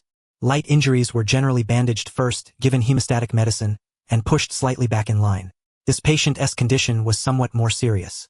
His wound was rather deep, but not dangerous, so it had been held until now. This kind of case tested one's control over the mystical palm technique quite a bit. Kurinayuhi was under immense pressure, but she completed it beautifully. Previously, most of what she treated had been external injuries and relatively simple. This time, however, was her first treatment of a deeper wound. 1 was fine. 2 were still manageable. But by the 5th you can't keep going, can you? Your chakra control still needs work. Right now, while you can complete the treatment, you're consuming far too much chakra. Also, when your physical stamina and mental energy are low, your chakra control declines severely. Kyoichi stepped forward and finished the treatment with swift, effortless movements. It was a very simple injury. Under normal conditions, Kurinayuhi could have treated it with ease. But as her stamina and mental energy were depleted, Kurinai's focus and chakra control had both dropped considerably. As a ninja, this was also something she needed to learn. Not every enemy would come looking for you when you were in perfect condition. Kyoichi did not hold back his knowledge, and while he was at it, he also explained a few small tricks for controlling chakra to all the medical ninja. The reward was ordinary: proficiency in the chakra scalpel. Kyoichi had not deliberately practiced this ninjutsu, but just from harvesting rewards, it was already about to reach full proficiency. Of course, he was not teaching these things for the sake of some reward. He was purely teaching Kurinayuhi, and while he was at it, he taught the medical unit's ninja as well. Driving 1 sheep was still driving. Letting out a whole flock was still letting out. There was not much difference. After teaching for the entire morning, by midday the ninja forces began to mobilize. They were going home. Kumogakure had now suffered heavy losses and was being attacked from both front and rear. Meanwhile, Konoha had dealt with Iwagakure and Kirigakure. As long as the 4th Raikage was not brain-dead, there was no way he would send troops against Konoha again. After the 3rd received the intel from Kyoichi's shadow clone, he became even more composed. Clearly wasn't brain-dead. He was impatient and blunt by nature, but his mind worked just fine. He understood Kumogakure's current situation perfectly well. Otherwise, he never would have swallowed his pride and begged Kyoichi to provide medical aid. Once Kyoichi had a moment to spare, he sent Tsunade a copy of the frontline battle report through Katsuyu as well. Konoha. Tsunade had just returned from the hospital, and her chair hadn't even warmed beneath her before Katsuyu appeared in front of her. Katsuyu, is there news from Kyoichi? Yes. He wrote everything in the intelligence scroll. Give it to me, quickly. Tsunade hurriedly reached out and took the intelligence scroll from Katsuyu. She opened the scroll. Within a few seconds, the corner of her eye twitched faintly. Katsuyu's feelers shifted, and then she decisively crawled backward a little. The next instant, boom! From the Hokage's office building came the all-too-familiar sound of a desk collapsing with a thunderous crash. Lady Tsunade again? Don't talk nonsense. It must be a problem with the desk's quality. Ahem. Right. Slip of the tongue just now. Everyone on the first floor discussed it in hushed voices. Clearly, they had long since grown used to this sort of thing. As for why Tsunade upstairs was angry, that wasn't something everyone could concern themselves with, but if they had to make a blind guess, it was probably related to the situation on the front lines. And in fact, that was exactly the case. At that very moment, Tsunade was spraying Katsuyu with a furious barrage of words. That guy, for a tiny bit of money, he went and waded into the muddy waters of the third rakeage? He has gotten impressive now, has he? He can fly, is that it? Katsuyu shrank back over there without making a sound. Huh? You tell me he is so young, why would he take that kind of risk? It was the same before. If the older generation needs someone to hold the line, then let the older generation do it. The old man is still about 10 years younger than Inoki. Even if he can't beat him, are you telling me he couldn't stall him? Reckless show-off. Tsunade was very angry. However, since she had asked, Katsuyu couldn't pretend not to exist. As far as I know, he has indeed mastered the ability to fly. It is a very unique paper-release secret technique. However, the speed is lacking just a little. Katsuyu had originally wanted to say that Kyoichi had nearly been hit and disintegrated by Inoki's particle style, but after imagining Tsunade's reaction if she said that, she changed her wording at the last moment, lest this entire building be smashed into rubble. A single desk didn't cost much. A whole building, especially a symbolic structure of Konoha, was not merely expensive in any ordinary sense. If Tsunade brought it down, she couldn't afford to pay for it. Tsunade cast an extremely stern gaze over. There's a problem. She glared for several seconds, then said gently, Katsu, tell me in detail. I would very much like to hear about his heroic performance. Nothing much. He just almost blew Inoki to death with explosive tags.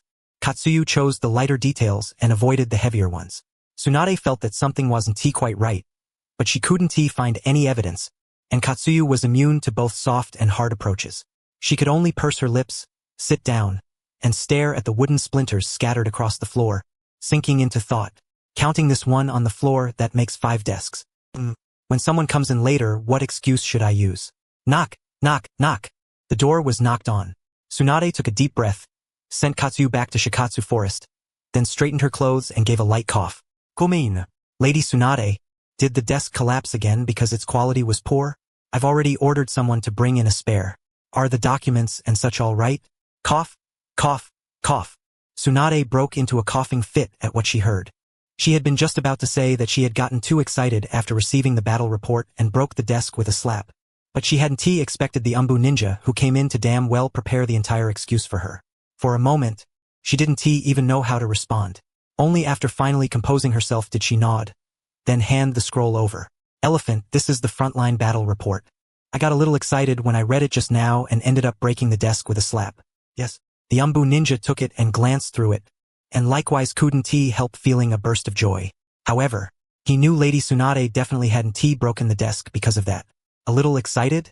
Who uses monstrous strength when they're excited? He silently grumbled to himself, but outwardly he remained extremely respectful as he said, Lady Tsunade, should this intelligence be given to Lord Shikaku? Of course.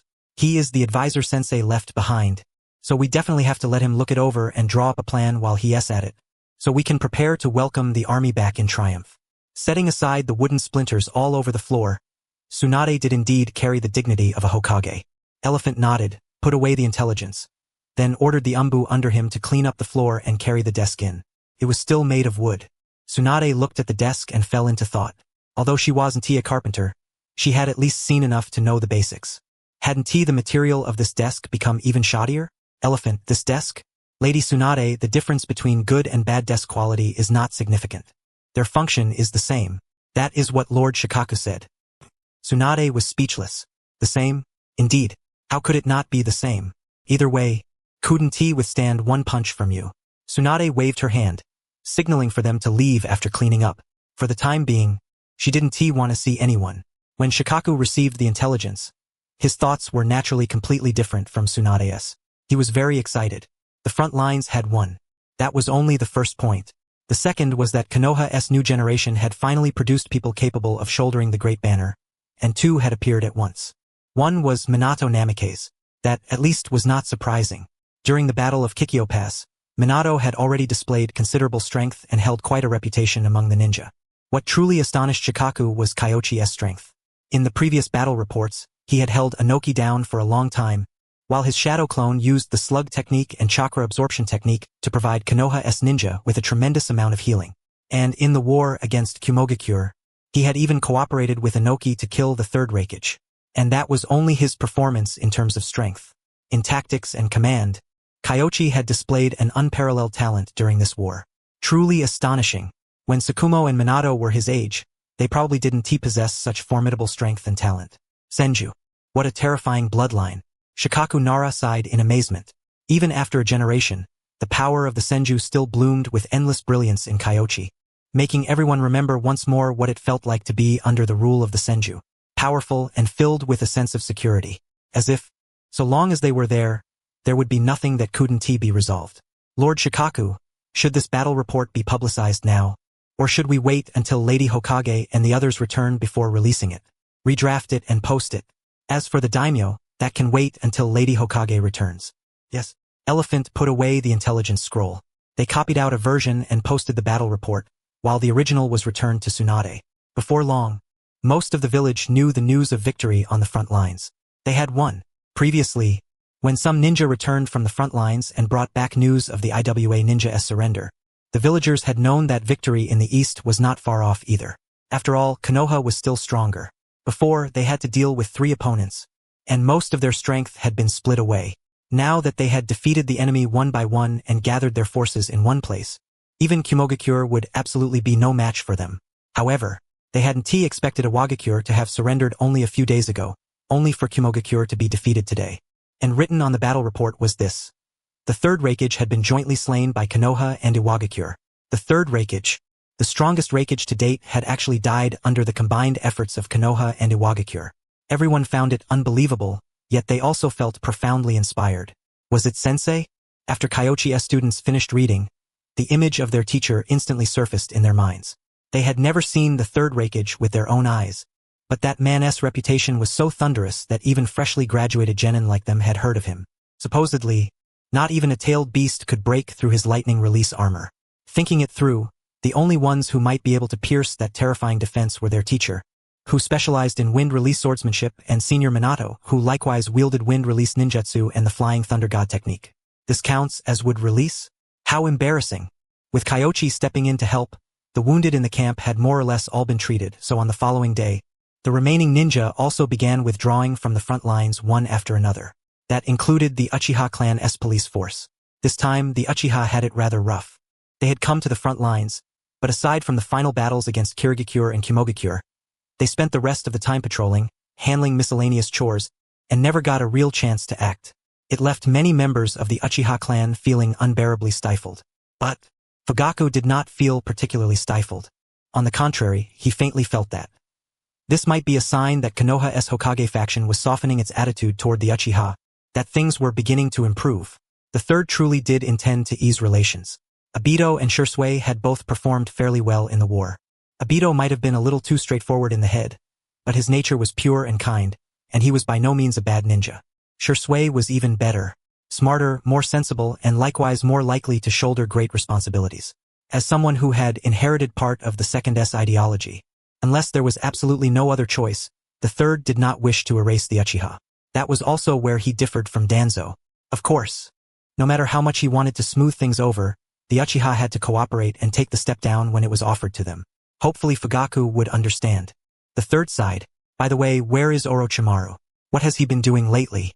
Sensei, you're asking me? Jiraiya had been pondering what he should do once he got back, only to be caught off guard by the question, and he immediately fell into hesitation. Should he say it? Or not? Yes. Weren't you following him around the entire day yesterday? The third said, sounding very puzzled. Jiraiya immediately broke into a violent coughing fit. He had forgotten the old man still had that technique, the one that let him know all sorts of things without even stepping outside. In the end, he could only sigh and say nothing much. He found some lists of Senju descendants. P.S. probably planning to help Kyoichi finish that technique faster. Senju descendants. The third frowned. If he was truly only helping, then he could rest easy. What he feared was that the boy was thinking about conducting other research again, such as bloodline restoration. Probably isn't the direction you're worried about. I feel like he may have found a different pursuit through Kyoichi, Jiraiya said. He was actually deeply concerned about Orochimaru as well, but after going back and thinking carefully the previous day, he felt that Orochimaru's so-called other path probably was not the twisted route they had imagined. If it was related to Kyoichi, then it was even less likely to be that. Kyoichi liked research, but he had very firm bottom lines. As for what Orochimaru was really thinking, to be honest. On that point, Jiraiya felt that Orochimaru had not been wrong about one thing. He truly did not understand what Orochimaru was thinking. In the past, he had thought he understood, only to later realize that he had never known what Orochimaru was pursuing or what he was after. Even now, he still did not know. I hope so. Master and disciple each carried their own melancholy. But Orochimaru? He did not care how the old man and Jiraiya viewed him. He would do what he had to do regardless. However, he did not know how Kyoichi planned to continue his research afterward, so he went off to ponder his own studies. In the past, what he pursued had been the eternal immortality of the soul. But now, on the foundation of an undying soul, he also wanted to leave a deep, unmistakable mark on the history of the ninja world. That was Orochimaru's current pursuit. However, if he had discussed it with Kyoichi, he would have discovered that Kyoichi actually had not thought that far at all. Kyoichi simply wanted to earn some money and do a few things along the way. As for changing the ninja world, leaving his name in the history books, all of that was Orochimaru's own conjecture. Kyoichi's current thoughts were simply that he hoped everyone could eat their fill, that life in the village could get a little better, and that he could raise a few fat sheep to shear for wool along the way. As for Madara and the Otsutsuki clan, they would see when the time came. He could not beat them right now, so he would think about how to deal with them once he could. Kyoichi was very pragmatic. Empty fame was nothing but an external thing. Leaving one's name in history, you had to survive first. Like right now. Sensei, wood release. It's wood release. Kurenai Yuhi stared at Kyoichi's hand and shouted in ecstatic delight. A very tiny seedling had appeared in his palm. It was impossible to tell whether it was grass or a tree. In any case, only a single sprout had broken through the soil in his hand. It was very small, almost impossible to see. And that was not all. His wood release chakra rapidly collapsed. In the blink of an eye, the seedling turned withered and yellow, changing from a young sprout into a dead sprout in less than 1 second. No matter how Kyoichi poured chakra into it, there was no reaction whatsoever. Keep your voice down. How does this count as wood release? Pretend you didn't see anything. Understood? Kyoichi said with a dark expression, canceling the technique. This counts as wood release? Damn it, it is not even grass release, to be honest. Deep down, he had once secretly mocked Moegi Kazumitsuri, feeling that her verger technique could not be considered wood release at all and could only count as grass release. And now, shameful. Kurenai Yuhi had even shouted so loudly. He could not afford to lose face like this. Fortunately, everyone seemed not to have heard, and not many people gathered around to watch. Kyoichi silently pondered where the problem lay. This was the result of an entire day of thought. Combining it with the System S analysis of Hashirama's cells, he had reverse-engineered part of the information on wood release. Now it seemed as though he had succeeded, yet not completely succeeded. It was just weird, but this clearly is a success. Even though it's only a seedling, it still counts as a good beginning, right? If it had truly succeeded, it wouldn't have withered. Kyoichi threw away the soil and focused entirely on traveling, offering no detailed explanation, because even he had not figured out where the problem was. There clearly should not have been any major issue, yet the wood release chakra had collapsed in less than 1 second. It seemed. Once he got back, he would have to apply for support in the form of Hashirama's cells. Applying for Hashirama's cells would be rather troublesome. Too many people were watching them, and an ordinary person would have no chance of getting approval. Fortunately, he was not an ordinary person. At that moment, Kyoichi remembered that he still held the identity of a prospective ANBU squad captain. If he applied in the name of the ANBU, Then, as long as the procedure was proper and legal, there should not be too much of a problem. All that remained was to get back. Right now, he was impatient to return, but unfortunately, with the main force moving together, he could not simply slip away. Behind him, Kurenai Yuhi was getting somewhat tired. This was already the result of Kurenai Yuhi having continuously trained her taijutsu over the past year. If it had been back when she had just graduated, she would never have been able to endure this long. Kyoichi used the reverse chakra absorption technique to send his own chakra over, breaking it down into spiritual energy and physical energy to help her maintain her stamina. Afterward, he thought, this seemed like a good way to help them train. Not enough stamina? I have some. As long as they had not lost consciousness, they would keep running. If they had not fainted, then it was not over. Training them this ruthlessly, he refused to believe their stamina would not improve. Brilliant. Kurenai Yuhi could endure hardship. It was just that she lacked talent in taijutsu. With Kyoichi providing stamina recovery, she gritted her teeth and persisted the whole way, even running together with Kyoichi from the rear of the unit all the way to the very front. Seeing this, many ninja secretly felt envious. Not everyone could have such a helpful, wonderful teacher like Kurenai Yuhi did. More than that, by now, Kyoichi's reputation among the ninja forces was already no less than that of the Sannin or Minato Namikaze, who had mastered the flying Raijin. In fact, among the forces on the Western Front, Kyoichi's prestige was even higher. After all, Kyoichi had been the one to lead the Western battlefield from beginning to end. He had even developed the lightning release Kirin, taken action against Inoki, and captured Kitsuchi and Rashi. Minato's contribution in leading a surprise raid was certainly no small thing, but in the end, it had not been the main battlefield. So, at this very moment, who knew how many people wanted to become Kyoichi's disciples? Unfortunately, Kyoichi's 3 disciples were still very young, especially Uchiha Shisui, who was only 6 years old, and not even a full 6 by traditional age reckoning. Kurenai Yuhi had become a Chunin, but she was far too young, and with Kakashi as such a shining precedent before her, during peacetime there were not many Chunin willing to team up with them, so the most likely outcome was that she would remain under Kyoichi. There were no openings. Even the great clans had no way to arrange for someone to be placed under him. In fact, some people had already begun setting their sights on Kyoichi's disciples. For example, Asuma and Kurenai Yuhi. If they could not become Kyoichi's disciples, becoming the disciples of his disciples did not sound bad either. Did it? Conveniently, their children had not even been born yet. There were quite a few people with such thoughts, such as Inoichi Yamanaka, Shibi Aburame, and others. Konoha was located at a major transportation hub in the Land of Fire, in the northern yet relatively central region of the country. So returning to Konoha from the northeast was not actually that far. Even with a large force on the move, while having to take care of the weaker members and the wounded, it would take at most 2 days.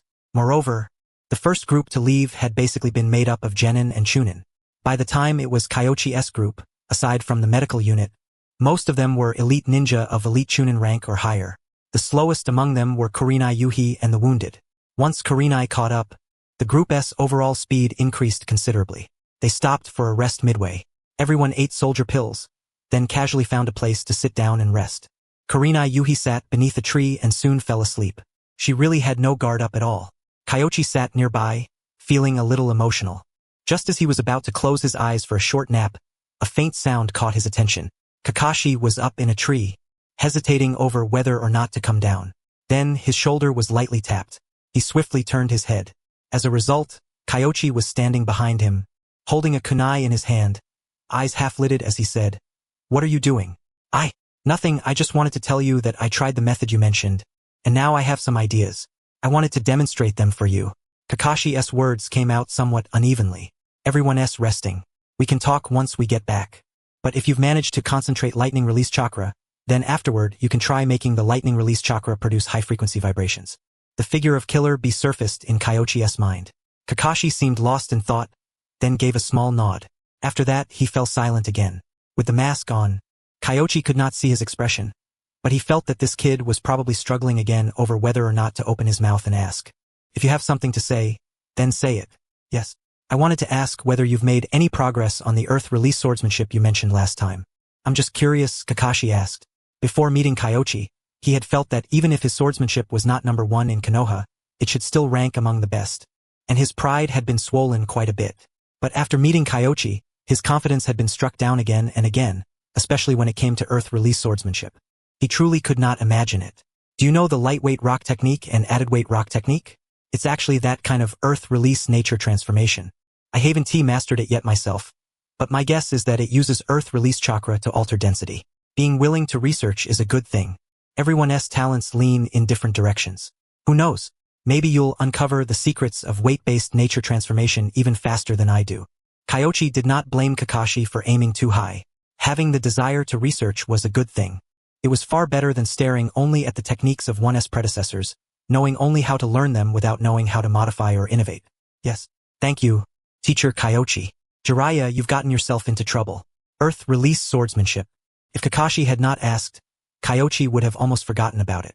It was not that his memory was poor. There were simply too many things he needed to research.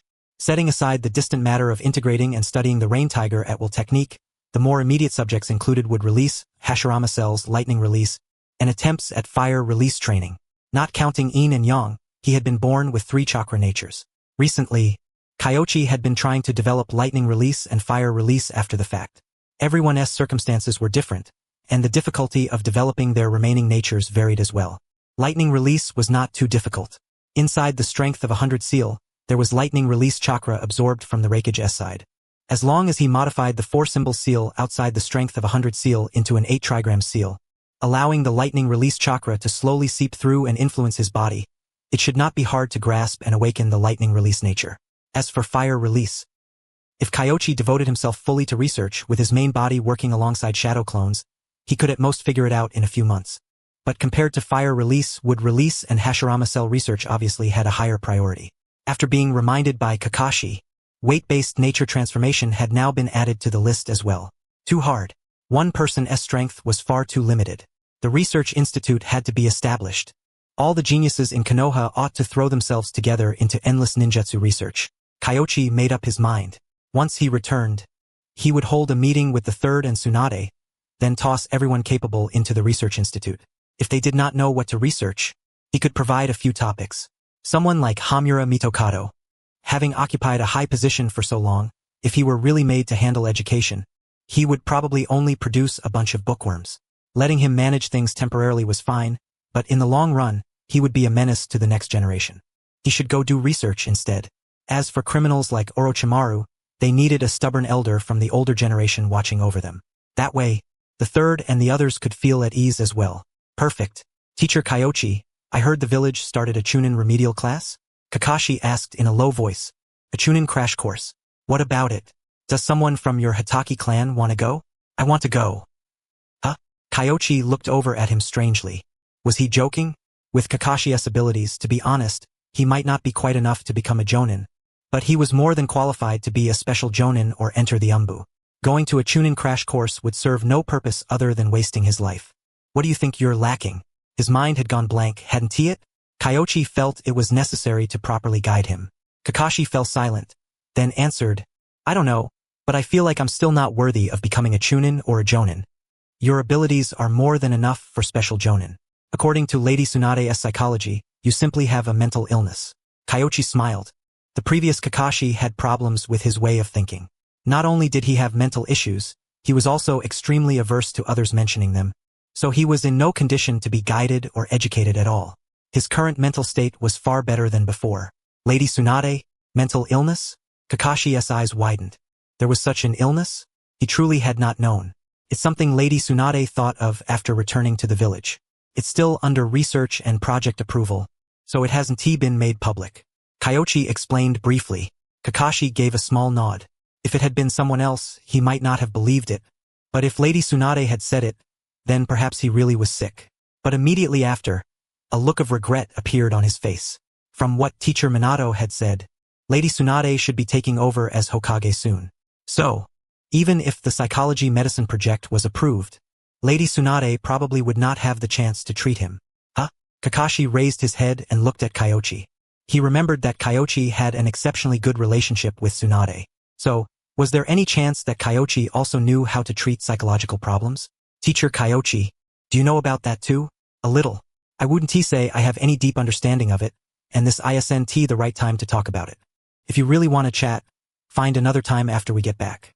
Yes, sir. A little. Every time Teacher Kyoichi said he knew a little, it turned out he knew more than anyone else. The moment Kakashi heard that, his heart felt incredibly reassured. like everything was already in the bag. Reality was strangely fantastical. Kyoichi was clearly telling the truth, yet not a single person believed him. Kakashi quietly slipped away. Not everyone was like him, young, full of life and energy.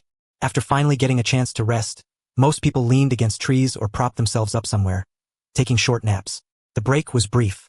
Before long, everyone set off again. In at most 2 days, they would return from the front lines to Konoha. And over in Konoha, many ninja had already begun taking missions again. During this period, quite a few missions had piled up in the village. The ninja who returned had already gone all out, and even the children assigned to the Chunin sprint class were spending half the day in lessons and the other half doing D-rank missions. Of course, Tsunade wasn't a demon. Once this group returned, they would probably get a few days off, perfectly rotating with the batch that had come back earlier. Their rest ended and they set out once more. Kyoichi felt just a tiny bit worried, because he had discovered a very serious problem. Katsuyu had never appeared to deliver Tsunade's reply to him. It seemed Tsunade was very angry, and the consequences would be very serious. The road back to the village was fraught with hardship. Kyoichi felt the faintest trace of unease. They were already not far from the village, but the closer they got, the more worried Kyoichi became. When he went back this time, surely he wouldn't end up lying in a hospital bed like Jiraiya, right? Konoha, it's been so long since I came back. Jiraiya sighed with emotion. Every time he returned from a war, he always felt as if ages had passed. The moment he came back to Konoha, he couldn't suppress the excitement welling up inside him. Fine wine, beautiful women, hot springs hiss. No, wait. Right now, Tsunade practically had the final say in Konoha. If he went to that kind of place and got found out, he would probably end up living in the hospital. Jiraiya shuddered all over. Just as he was pondering this, he turned his head and saw that, at some point, Kyoichi and Kurenai Yuhi had once again fallen to the back, ending up in the same line as him. He leaned over. Kyoichi, why do you fall to the rear? Is it because Kurenai can't keep running? Want me to summon a toad to help you? And no, thank you, Lord Jiraiya. Kurenai Yuhi ran while holding her breath. Jiraiya Kyoichi cast him an unfriendly glance. Jiraiya gave an awkward laugh and said, I was just joking. Kurenai, taijutsu is very important. You absolutely can't slack off. No, I think the bigger reason Kurenai doesn't want it is because toads are ugly. Kyoichi sneered as he retorted. No, really? Jiraiya's eyes lit up. Kurenai Yuhi got stuck, unable to say anything for a moment, because those toads really were not good looking. Asking her to say they weren't ugly that went a bit against both her conscience and her sense of beauty. Konoha lay ahead, and quite a few people were excited. Only Kyoichi and Jiraiya were somewhat different. Kyoichi looked at Kurenai Yuhi and said, Don't make things difficult for the kid. Kurenai, you go on ahead. Yes, sir. Kurenai Yuhi let out a sigh of relief and quickly ran off, not answering Jiraiya's question at all. So full of energy. Jiraiya sighed with feeling.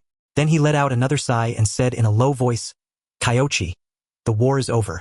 I'm planning to go out for a while. See the world outside with Tsunade in the village. You don't dare go to the hot springs, do you? Don't talk nonsense. Jiraiya nervously glanced around. Seeing no one nearby, he finally breathed a sigh of relief and said firmly, How could that be? I want to go see the outside world.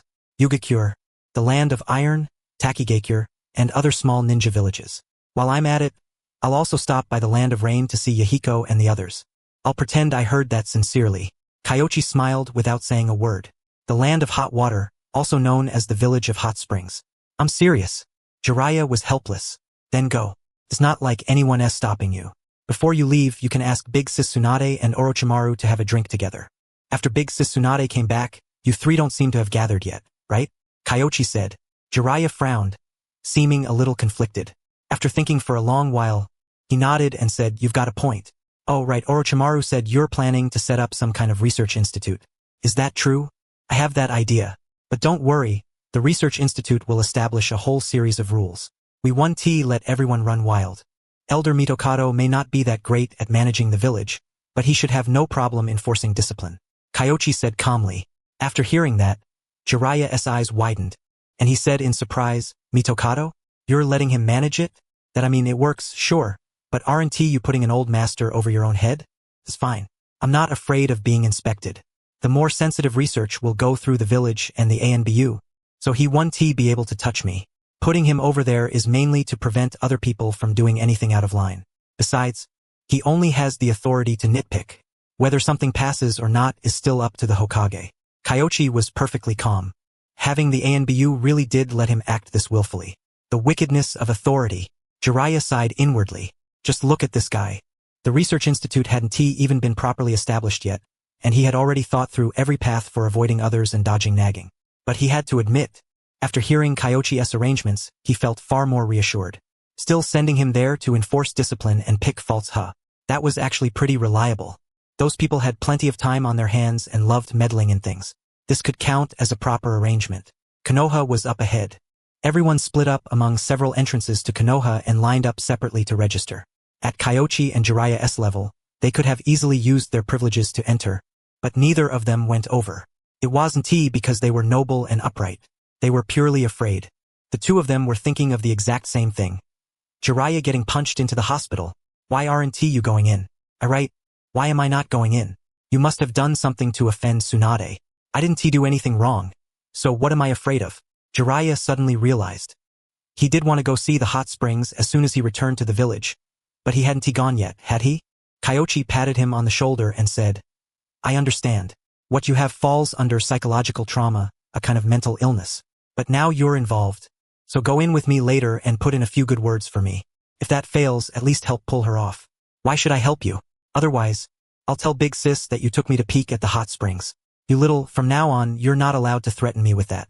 If you use that to threaten me again, I'll fight you. And besides, wasn't I just drunk out of my mind?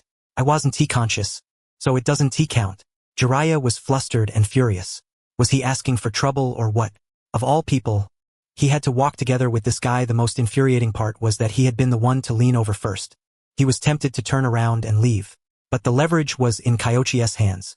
So he could only take a deep breath and walk into the village with Kyoichi. Even then, he was still pondering inwardly, did he really have a mental illness? Kyoichi mustered his courage. With Jiraiya there, it shouldn't be a big problem. You two are finally in? Perfect timing. I just finished handling things. Come on, let us go have a drink. Tsunade's smile was radiant. Both men's expressions stiffened. She came fast. A woman's heart was not something men should try to guess. Tsunade, well, we were just thinking we should let them go in first. We can't abuse special privileges, right? Jiraiya gave a light cough. The moment he saw Tsunade looking so gentle, his legs nearly gave out beneath him.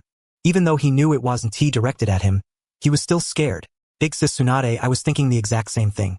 Oh, right. Why are you off work so early? Did you finish taking care of everything in the village?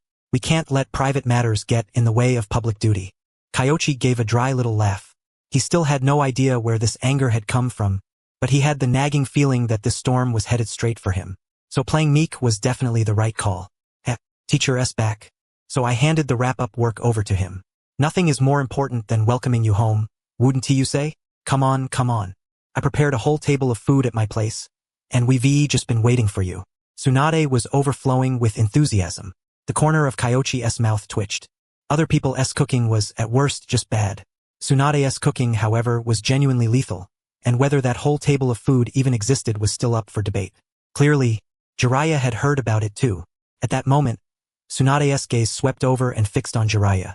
Seeing that he still wasn't leaving, her brows immediately drew together as she said, Jiraiya, did you need something? Something? I don't need anything.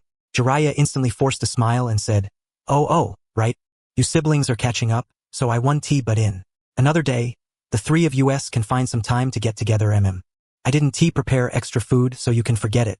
I'll host you properly next time if there's a chance, Tsunade said flatly. Sure enough, this time, it wasn't aimed at him. Jiraiya cast over a look that said, You're on your own, along with a plea for forgiveness. It wasn't that he refused to help. Rather, your lady here is way too brutal. Right now, she has absolutely no intention of letting him come along. Kyoichi was speechless. It wasn't as if he could really expose Jiraiya's business. At the very least, the man hadn't sold him out to the third Hokage. Person couldn't be that heartless. He let out a soft sigh. Looks like this trip through a mountain of blades and a sea of flames was one he had no choice but to take. Kyoichi guessed it probably had something to do with his outstanding performance on the front lines. In other people's eyes, Kyoichi had naturally stolen the spotlight on the front lines. His contributions were enormous, enough to call him the #1 figure of the younger generation. But in front of family, it wasn't necessarily seen that way. As for which part exactly had gone wrong, he had no clue whatsoever. A girl's thoughts were not for men to guess. He couldn't figure them out. Kyoichi wasn't going to waste the effort. Once he stepped onto the battlefield, he would know what was really going on. They headed back. Lord Kyoichi, Lady Tsunade. Lord Kyoichi, you're back. About the Chunin crash course. Cough, Lady Tsunade, I'll come by another day. Another day, Genma Shiranue's father had only asked in passing, but after noticing the look in Tsunade's eyes, he immediately shuddered in fright and hurriedly apologized before taking his leave. Not someone he could afford to provoke. After walking for a while, Kyoichi's expression grew stiffer and stiffer. Hold on. This wasn't the way home. Of course this wasn't the way home. It was the road to the training grounds. Tsunade wasn't inviting him to eat. She was inviting him to eat her fists. Lord Kyoichi, your performance on the front lines really was impressive. The people others didn't dare fight, you dared to stand up against. The missions others didn't dare accept. You dared to take. I hear you even split off a shadow clone to help with treatment? Tsunade's smile was radiant. Listen to my explanation. I only did all of that because I was confident. That fight with the third Hokage really wasn't as dangerous as you're imagining. Minato and I were both slacking off the whole time and didn't go all out at all. Kyoichi said. Tsunade's expression turned ugly as she said. Slacking off? The Hokage isn't slow. Why do you think Inoki dragged you all into it? What if, I'm saying. Big sis Tsunade, I won't dare next time. Kyoichi knew that at a time like this, he absolutely shouldn't over-explain. The best choice was to admit defeat and keep his head down. The more he explained, the angrier Tsunade would get. However, he had underestimated Tsunade's fury. The anger accumulated from 5 tables was not something a few words could soothe. The next instant, Tsunade body flickered directly in front of Kyoichi. She was serious? Kyoichi narrowly dodged, a cold sweat breaking out across his forehead. Boom! A thunderous crash rang out. The spot where Kyoichi had been standing was now a massive pit. If that had hit him, he really would have ended up in the hospital. And you still dared to challenge Inoki?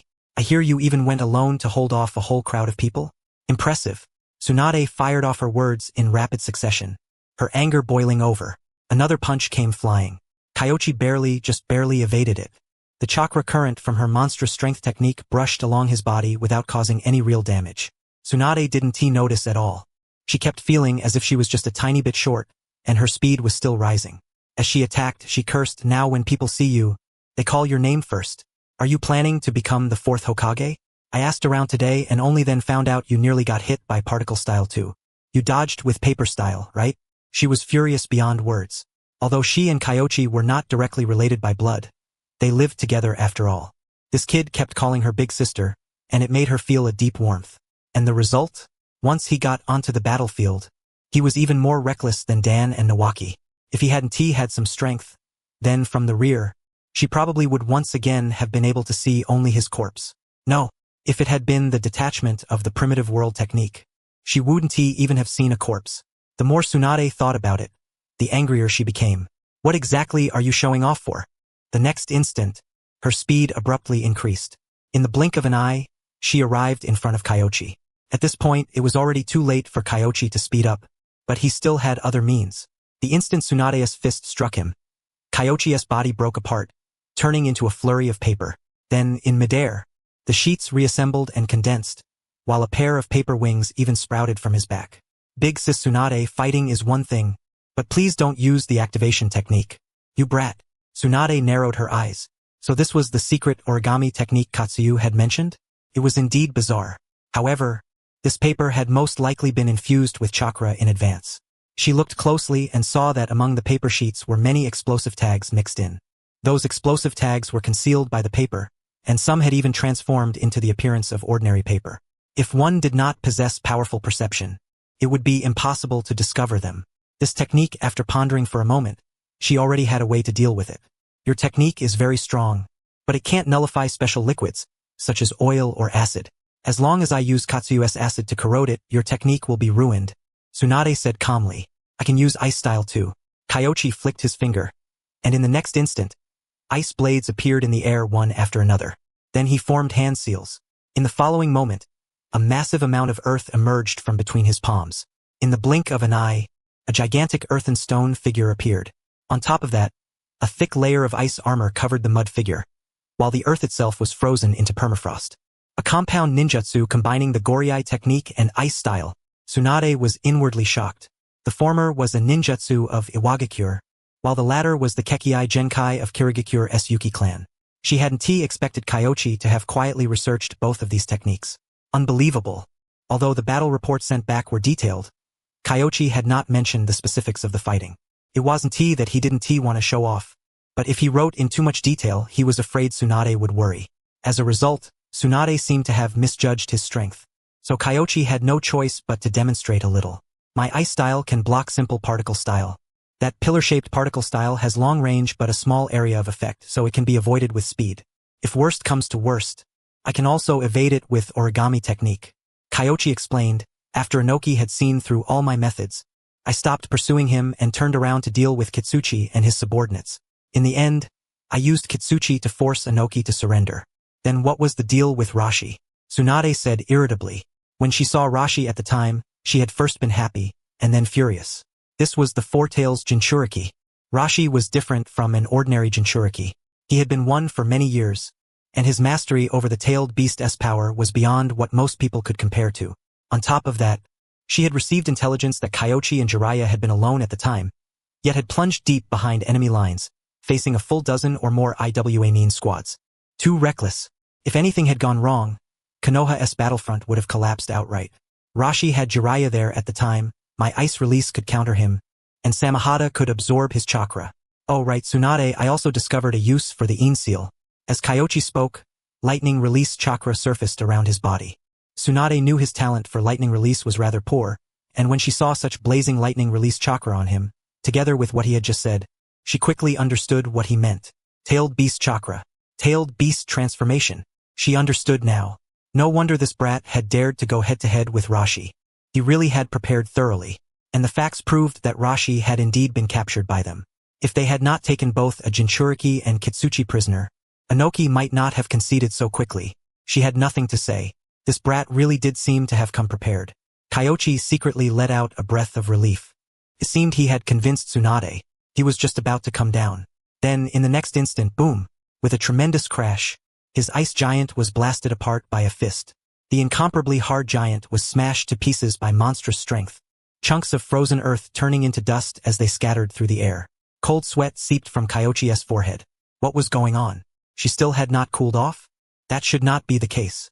They could already sit down and talk calmly, so by all rights, things should have been fine by now. Brat, come on. Let us have a proper fight. You cannot hit me. Quit yapping and get down here. Tsunade leaped up, her speed surging. Byakug no Jutsu. In this state, her stamina, speed, and strength all rose by no small amount. In the blink of an eye, she was right in front of him, kicking Kyoichi downward. However, the instant she touched him, Kyoichi's body disintegrated, turning into sheet after sheet of paper before reassembling elsewhere. Tsunade was helpless. Her medical ninjutsu was powerful, and if one really counted them, she had no shortage of methods, but most of them only worked if she made contact with the body. A jutsu like Kyoichi's, which directly turned him into a pile of paper, was something she had never even seen before. The times had changed. Forget it. I am too lazy to fight. Get down here. I will take you to eat. How about we go to an izakaya? You thought I actually had time to cook for you when Shizune and Ori are the ones making food? Dream on. I am so busy every day. Where would I find the time to cook? Tsunade sighed. She was not even Hokage yet. Once she became Hokage, there would probably be a mountain of all kinds of rotten messes waiting for her. As she walked, she said only an idiot would become Hokage. Jiraiya and Orochimaru are the smart ones. Neither of them is willing to become Hokage. Now that the war is over, Jiraiya is going to leave, right? He says he is going to travel the shinobi world and search for his own path. Kyoichi walked over and answered softly. Yeah. As if he would ever stay put in Konoha, building a research institute for one person. Tsunade grumbled on and on, as though the position of Hokage truly were a burden, envying Jiraiya and Orochimaru for their carefree freedom. However, Kyoichi noticed that her spirit was different from before. The old Tsunade had lived in darkness, her whole person like someone whose bones had been taken away, limp and unable to find anything to anchor herself to. But now, she was in the prime of her life. Though she complained about every little dissatisfaction, her eyes were full of vitality, as if she had become a completely different person. That condition of yours, how is it? I have not been paying attention, but it should be much better. Yesterday, I even went to watch a surgery. I felt a little uncomfortable, but I did not tremble. After Tsunade finished speaking, she sighed with emotion. Maybe when people get busy, they forget the past. Besides, I think they would rather I carry their dreams forward than live trapped in the shadows of the past. It is truly wonderful that you were able to figure that out on your own. Kyoichi could not help but sigh. Tsunade's hemophobia, when all was said and done, was a knot in her heart. As long as that knot was untied, everything would naturally heal without medicine. Thinking it over carefully, he understood why Tsunade had gotten so worked up. She had probably entrusted Nawaki's feelings to him, treating him as family, which was why she did not want him taking risks. Family did not care how great one's achievements were. They only wished for one to be safe and sound. For Tsunade that was even more true, because those family members of hers who had held such lofty ambitions had all already died and become nothing more than a line in history. Life was too fragile. Even the Senju clan could not escape the cycle of life and death. After Tsunade vented her emotions, she did not bring up the previous matter again. Instead, she began talking about some recent affairs in the village. When she got to the Chunin crash course, she said, "That class, I suggest you find someone else to take over later." What happened? Senior Mitokado has enough prestige, but it has been ages since he last guided newcomers. His instruction is a complete mess, without the slightest system to it. Tsunade could not help complaining. Hamura Mitokado was 50 years old now, but in Tsunade's view, his thinking was practically even more rigid than Inoki's. After venting, she said with a headache, "It is hard for me to imagine what position would suit him well enough to make use of him, while also not being so low in status that those old-timers start attacking us over it.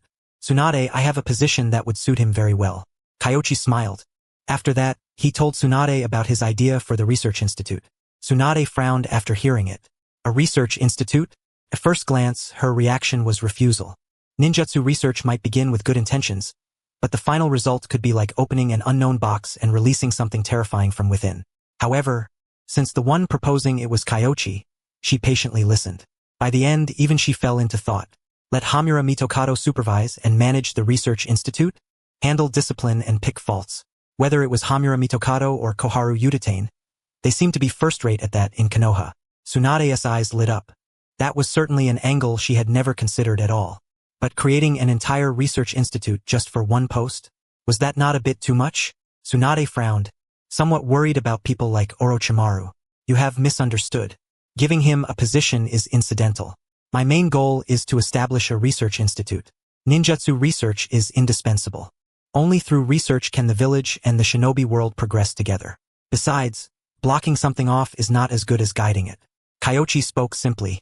Obviously, it was impossible. Tsunade pondered for a long while. She had to admit that what Kyoichi said made sense. In the past few years, had Danzo and Orochimaru not been conducting research in secret all along? Openly forbidding it would only breed darkness and let those hiding in the dark cheer with delight. Blindly blocking everything off was not as good as loosening some restrictions and letting everyone know what could be done and what could not. Gather them together and allow them to research within the rules. It would resolve contradictions while also making supervision and management easier. Thinking this far, she nodded and said, "Go back and write up a proposal. This matter concerns the village, so we must gather the village's jonin and the heads of each clan to discuss it together." "Yes, I understand." Kyoichi nodded, then hesitated for a moment, not immediately bringing up the matter of Hashirama's cells. That thing was sensitive. It was not convenient to discuss in detail in public. It would be better to talk about it when they had time in the Hokage building, with only the two of them present. Wood release was the same. He returned home together with Tsunade. This time was different from last time. Tsunade probably hadn't had much time to exchange taijutsu pointers with Kushina, or else they had moved somewhere else, which was why the courtyard here was still perfectly intact. Of course, Kyoichi privately suspected it might also have something to do with Tsunade's debts. Before, Tsunade had relied on catching gambling cheats not only to pay off what she owed, but to make quite a bit of money besides. But after returning to Konoha, she had gotten busy, and on top of that, Konoha's casinos were perfectly legal, with no one daring to cheat, so if she stayed in Konoha, aside from her salary, she probably had no other way to make money. Once the compensation for wrecking courtyards was factored in, Tsunade likely had little savings left. All he could say was that poverty had a way of clearing the head. But then, thinking of all the money he himself had earned, Kyoichi inwardly felt something was very wrong. Once Tsunade had money, her hands would probably start itching again. He had to think this through carefully. In his heart, he began turning over possible methods. When he walked inside, Shizen had just brought out the dishes. Seeing Kyoichi and Tsunade, she said in delight, "Lord Kyoichi, you're back. Please sit down. The food will all be ready in just a moment." "Thank you, Shizen." You even went out of your way to prepare such a feast. Fish, shrimp, grilled meat, vegetables, plus a bowl of soup that looked delicious at a glance. With a whole table of food set out like this, it instantly stirred the appetite. Especially since, over these past few months, the best meal Kyoichi had eaten had damn well been the rice balls Kurinayuhi had given him, while the rest of the time he had survived entirely on soldier pills. The days a ninja spent out in the field could only be described as miserable. Not at all. Only these few dishes were made by me. The rest were made by Sister Ori. Please have a seat. Everything will be ready right away. Humph. Tsunade sat down on her own, her expression somewhat displeased. Even Shizun was favoring an outsider now, completely forgetting about her, as if she were invisible. Humph. She had worked hard all day too, all right? Before long, all the food had been brought out, and Ori also came from the kitchen. Even at home, she maintained her transformation jutsu, but her condition looked much better than before. She had gained a little weight compared with before, yet that only made her even prettier. Back in Kusagakure, she really had been too thin. Lord Kyoichi, Lady Tsunade, all the food is ready. Everyone sit down and eat. Tsunade smiled. Although everyone they met today had greeted Kyoichi first, since he had just returned from outside, it was normal for him to receive a little special treatment. Wait, no. This seemed to be Kyoichi's house. Thinking of that, she glanced at Kyoichi, wondering whether she should get up and give him the seat, only to find that he was not wearing a smile and had no such intention whatsoever. Forget it. Kyoichi did not seem to care about these things anyway. She settled down in peace. Kanda Kyoichi. How should she put it? At first, Tsunade's impression of him had been fairly ordinary. She had only regarded him as a fellow clan member and had not paid him much attention. But later, after Kyoichi obtained Katsuyu and the two of them relied on Katsuyu to send messages and communicate, she gradually had more contact with Kyoichi, and only then did she realize he was rather different from other people. He did not care much for the usual relationships and hierarchies within clans. Whether someone was a civilian or a child of a clan, as long as they had talent, Kyoichi's attitude toward them was quite good. Even after becoming a jonin, he did not put on airs. In addition, what she admired most was Kyoichi's pioneering spirit. Learning, developing, then creating anew. Like Senju Tobarama, he would not be satisfied with the jutsu left behind by those who came before him. Yet this kind of development was also somewhat different from Senju Tobarama-s and Orochimaru-s. He had his own bottom line, and he knew what should be done and what should not. A person like that would not stray down the wrong path. Lady Tsunade, HM? Kyoichi is the master of this place, so of course he should do it. It's all the same. In that case, everyone let us eat. Kyoichi did not care much. Since Tsunade wanted him to do it, then he would do it. There was nothing worth declining over. The sooner they finished these formalities, the sooner he could eat a hot meal. Let us eat. After saying it in unison, everyone picked up their chopsticks. It smelled too good. The scent of the grilled meat, fish, and shrimp made Kyoichi want to swallow his own tongue. It was like long-awaited rain after a terrible drought. After eating and drinking his fill, Kyoichi sat in his seat, and his mood could be summed up in just 2 words. Utterly content. Delicious. Thank you, Shizun and Ori. My tongue, which hasn't had a proper meal in months, is thoroughly satisfied. Not at all. It's only because you hadn't eaten properly in too long. Lord Kyoichi, Ori said softly. Kyoichi smiled and said, that's one part of it, but the other part is that it really was delicious. You two are genuinely good cooks. You'd be qualified to open an izakaya. It isn't as good as you say. Shizun and Ori were both embarrassed by the praise. All right, you two talk. Shizun, go wash the dishes. I'll check your studies afterward. I've been so busy with the village lately that I haven't had time to look after you. I'll do it. No need. You sit down and rest. Shizun smiled and stopped Ori from clearing the bowls and chopsticks. She understood. Tsunade wanted to give Kyoichi and Ori some time alone. Before long, only Kyoichi and Ori remained in the hall. With a hint of apology, Kyoichi said, There's one thing I'm sorry about.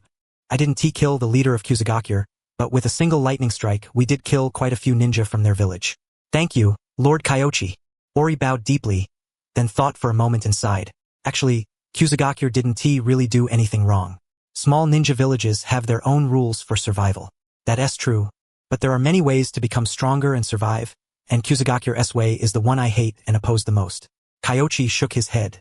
Hanzo started a war and dragged countless people into the whirlpool of the Land of Rain. The Second Shinobi World War caused innumerable deaths and injuries, but he had his own pursuit and ideals, so he could still be called a ruthless hero. But Kusagakure? In this war, the grass ninja thought they could serve as bargaining chips and wanted to jump back and forth repeatedly to gain benefits, so at the start, They were unwilling to sincerely help Konoha deal with the IWA ninja. A village like that would only understand once it was beaten until it hurt that the games between great nations were far beyond anything they could take part in. I don't really understand. Ori thought for a moment, then gently shook her head. They bully the weak and fear the strong. Cling to those who benefit them, gnawing at their bones and sucking out their marrow until they have wrung out the last bit of value. Then discard them without the slightest hesitation and move on to the next one. Kyoichi did not name anyone in particular. But Ori quickly imagined the scene of herself back in Kusagakure. She had only been discovered by Kusagakure not long ago. If a little more time had passed, her fate might have been to have her bones gnawed and her marrow sucked dry. A village like that was not worthy of sympathy. How have you been in Konoha lately? Very well. Everyone is very kind. The Umbu seniors often give me guidance, and Shizun helps me with medical ninjutsu. Before long, I'll be able to help you, Lord Kyoichi. Help me? Ha ha ha. Where would I need you to help me? Just live your life well. Konoha is very strong. There's no need for you to help. Kyoichi found it amusing.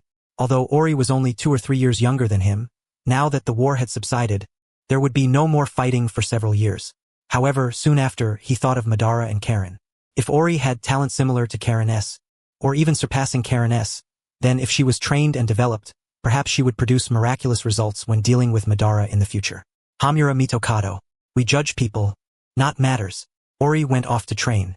After years of wandering, she understood very clearly that if she did not want to be changed by turmoil, she had to possess sufficient strength. Now that she had an opportunity, how could she possibly slack off? A sense of crisis. That was what made her different from many ninja born in large villages during an era of peace. After she left, Tsunade came out from inside the house. This child is incredibly diligent. She works extremely hard in the Umbu, and her talent is excellent as well. Right now, she is studying the fundamentals of medical ninjutsu and sealing jutsu, and she is picking them up remarkably fast. At this rate, it may not be long before she catches up to Shizun. After Tsunade finished speaking, she sighed in admiration again and again. This was a promising seedling no less impressive than Kushina. The talent of the Uzumaki clan truly was astonishing. By comparison, Shizune's talent really was rather ordinary. Even with Tsunade personally guiding her step by step, she had no aptitude for mastering Tsunade's In seal or the strength of 100 technique. Without those, Shizun lost a great deal of room for advancement. The physique of the Uzumaki clan was indeed powerful. Their vitality was innately stronger than other people's, somewhat similar to the constitution of the Senju clan. Those traits alone already put them above many others. Take Kurenai Yuhi, for example. Her chakra control was passable, so she might be able to train in the In seal, but as for the strength of 100 technique and monstrous strength, she was destined to learn only half-finished versions. Her body's innate foundation was far inferior to Tsunade's and Uzumaki Ori's by far. However, Shizun's physical ability was even worse than Kurenai Yuhi's, and her taijutsu was an absolute disaster. Kyoichi thought for a moment, then asked, what is Shizun's situation right now? She never studied at the Ninja Academy, and she doesn't have the qualifications of a Konoha genin either, right? I'm still teaching her. But lately, I've been feeling more and more stretched thin. Tsunade sighed. Back when she had been wandering outside the village, she had at least had the time to guide her personally, but now that she had returned to Konoha and was about to succeed as the 4th Hokage, the work on her hands was growing by the day. Especially recently. Forget teaching Shizun. Just being able to go home for dinner every day and get a proper night's rest was already no easy feat. Why not send her to the crash course? Kyoichi said. Tsunade froze for a moment, then said, can we? Wouldn't that be inappropriate? There's nothing inappropriate about it. The point of the Chunin crash course was always to bring those kids who graduated early back in for more education. It was created to distinguish them from the kids still in the academy. Kyoichi shrugged. Surely no one actually thought that class had been created for the sake of cramming for the Chunin exams, right? He felt that perhaps Tsunade really had misunderstood. Her expression said it all. At that moment, Tsunade's face had gone completely stiff. Clearly, she had never expected that answer. She stood there in a daze for several seconds before asking, then the Chunin crash course. It teaches some theoretical knowledge needed by Chunin, so of course it's a Chunin crash course. For someone like Obito who got through the exam entirely by cheating and guessing, even if he passed, he still wouldn't be a qualified Chunin. Kyoichi answered. Tsunade felt as though something was off, but she could not quite put her finger on it. After thinking for a long while, she more or less understood what Kyoichi meant, then let out a soft sigh and said, the next Chunin exam may involve many ninja villages jointly, so I thought you were preparing for that exam. An ordinary Chunin exam did not require such serious attention. But once they entered an era of peace, when no one was fighting wars, a village's strength had to be displayed through other means. Usually, the simplest method was for allied villages to jointly host the Chunin exams. Under normal circumstances, Konoha would host them together with Sunagakure and other smaller ninja villages. However, this year, after forcing Inoki to surrender, even Iwagakure was interested in hosting jointly, and Kirigakure had also sent a letter some time ago expressing hope that they could participate in a joint hosting this year. Among the 5 great shinobi villages, perhaps even across the entire shinobi world, it could be said that only Kumogakure had yet to show any intention of participating. Therefore, Tsunade had naturally assumed that Kyoichi's crash course really was meant to cram for the Chunin exams. Deep down, she had even admired Kyoichi's foresight and long-term vision. Who could have imagined that, more often than not, the truth of the matter was far less complicated than what one imagined? For a moment, the atmosphere turned awkward. So the next Chunin exam is going to be that large in scale? Kyoichi was stunned. He truly had not expected that. After all, he had been on the front lines all this time recently. How would he have known about Kirigakure's intentions? What about Amigakure? In truth, Amigakure's request to join the Chunin exams came even before the other ninja villages. Perhaps this is Hanzo's way of making a statement. Tsunade said, in previous years, when Konoha invited them, Amigakure had never expressed any desire to participate. But this year, Amigakure had taken the initiative to send a letter, hoping to jointly host the exams, and their enthusiasm was quite strong. So across the whole shinobi world, Kumogakure is the only one missing, right? In that case, why not just send Kumogakure a letter too and ask whether they want to host it together? Kyoichi pondered for a moment. Perfect. At the Chunin exams, everyone could rely on his own ability, settle grudges, and repay grievances. You want to play it that big? Tsunade had always been bold, but even she was somewhat hesitant to pull something like this. The war had only just ended. Iwagakure and Kirigakure's backstabbing maneuvers had left the Kumo ninja simmering with anger. Although a portion of the Kiri ninja had been pinned down and completely wiped out, the main force had escaped with all the supplies, and the ones caught were only the greedy fools from those clans. There was no proper way to settle that debt, because the war was over, and the Kumo ninja had suffered considerable losses. If they launched another war, they would be besieged by many villages. They did not have the nerve for that. However, once it came to the Chunin exams, it would be just as Kyoichi said. Everyone would rely on his own ability. We can discuss it in a meeting. I think it's doable. The entire shinobi world is practically coming already. If we don't send an invitation over, Kumogakure might start wondering whether we're targeting them. We may as well invite them too. Kyoichi was the type to enjoy the spectacle without fearing how big the mess became. In any case, Konoha had not done much to offend others, and in terms of strength, he did not think Konoha was afraid of the other villages. Especially when it came to coordinated combat, this generation had turned out fairly well under his training. Of course, if they were really going to hold a Chunin exam for the entire shinobi world, individual strength would also need to be raised. In that case, Mitokado Hamura was even less suitable. What could that old man even teach? Thinking to this point, Kyoichi said, Sister Tsunade, let me take over this class. Although I only understand most things a little, the range of fields I know is still fairly broad. Even if you hadn't said it, I was actually thinking of letting you take over. Elder Mitokado's teaching is far too rigid. Tsunade nodded. As for that, a little, like hell she believed him. After Kyoichi brought it up, he immediately regretted it somewhat. Taking over a class?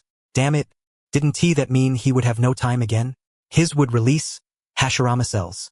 He had to get the research institute up and running as soon as possible, then hand over every research project that could be delegated to others to tackle. Relying entirely on himself was simply too much to handle. He should formally submit an application for those 2 research projects later, especially the Hashirama cells. That thing would require an internal application and had to be handled through Umbu channels. He chatted with Tsunade again about some arrangements for the Chunin exams, but in the end, they did not really reach any concrete conclusion. Most of it was casual conversation, and before he knew it, it was already late into the night. However, one thing was settled. Kyoichi would take over the crash course, while Mitokado Hamura would step down and handle other work. The next day, Kyoichi headed to the Ninja Academy. The crash course was still located within the Ninja Academy. That had been Kyoichi's earlier suggestion.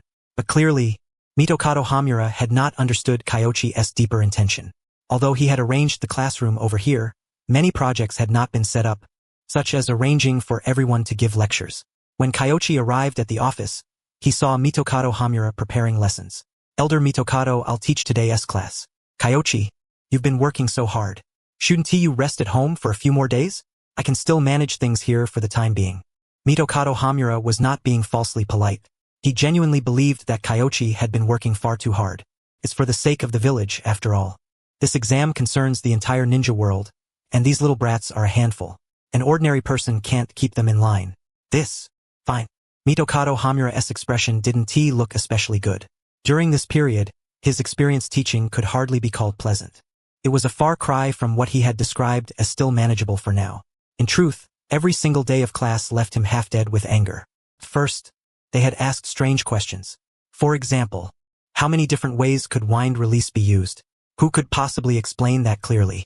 Later on, some people began showing up late in all sorts of creative ways. It started with Uchiha Obito. Either a cat had stopped him, or he had escorted an old grandmother home.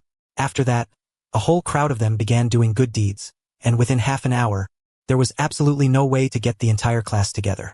In short, they were interested in everything except attending class. It was enough to drive a man mad. During the war, most of the ninja's parents were away, so there wasn't even anywhere to lodge complaints. Mitokado Hamura held back his frustration. Then a thought stirred in his mind, and he said, Kyoichi, when you teach, may I observe? Of course. Kyoichi had no objection. If Mitokado Hamura wanted to watch, he couldn't very well stop him. Besides, he hadn't planned on teaching today. He brought no books and headed straight for the classroom. Curious, Mitokado Hamura followed behind him all the way to the classroom door. The classroom was still the same classroom. When the bell rang, only half the students had arrived, while the other half were probably off somewhere doing good deeds. He sighed. It seemed the only thing to do was, teacher, you're finally back. Awesome. Quick, go tell the others to stop wandering around. They can do their good deeds after class just the same. You little bastards. That wasn't what they had been saying these past few days. Mitokado Hamura stood at the doorway, his entire being cracking apart. So, they didn't hate class. They only hated his class. It wasn't about the matter. It was about the person. Alright, enough. For those who haven't arrived yet, tell them to consciously run 200 laps around Konoha this afternoon. If they don't run, they can consciously withdraw from school. Yes, sir. Now then, since not everyone is here, we one lecture for the time being. Everyone, come with me. We're going over to the Ninja Academy. Let me see. Rin, you'll do. Go give the juniors who haven't graduated yet a talk about your thoughts on the war. Me? Yes. I'll give you a few minutes to think. In a bit, we'll go teach the lower grade class. Kyoichi picked Noera Rin. Noera Rin was a civilian, which matched the status of most people, and her reflections would be the most direct and the easiest to move everyone with. In addition, she was an honor student. In a short time, she could come up with a decent speech.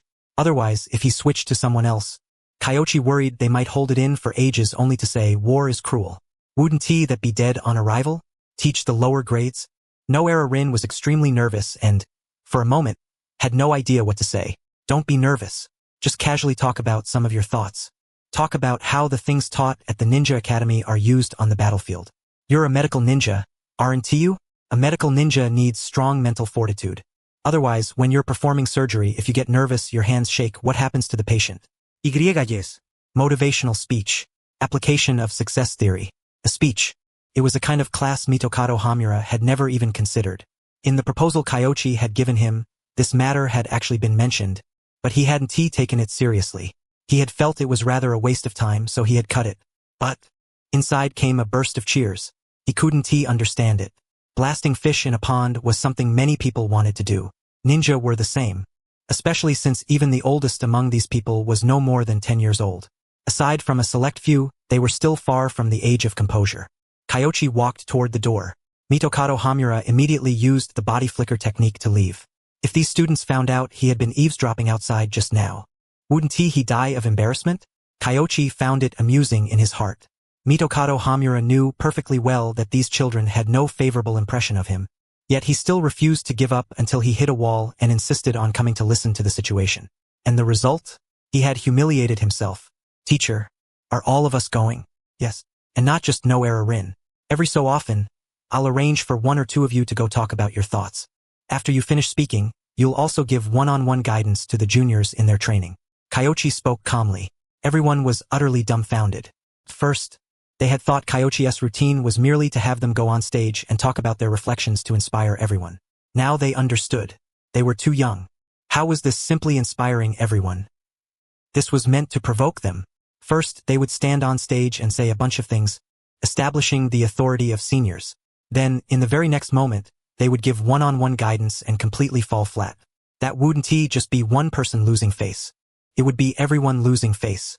Teacher, how about we go tomorrow instead? Hagane Kotetsu's voice was stammering. One knew one's own affairs best. He and Kamizuki Izumo had learned quite a lot from Kyoichi.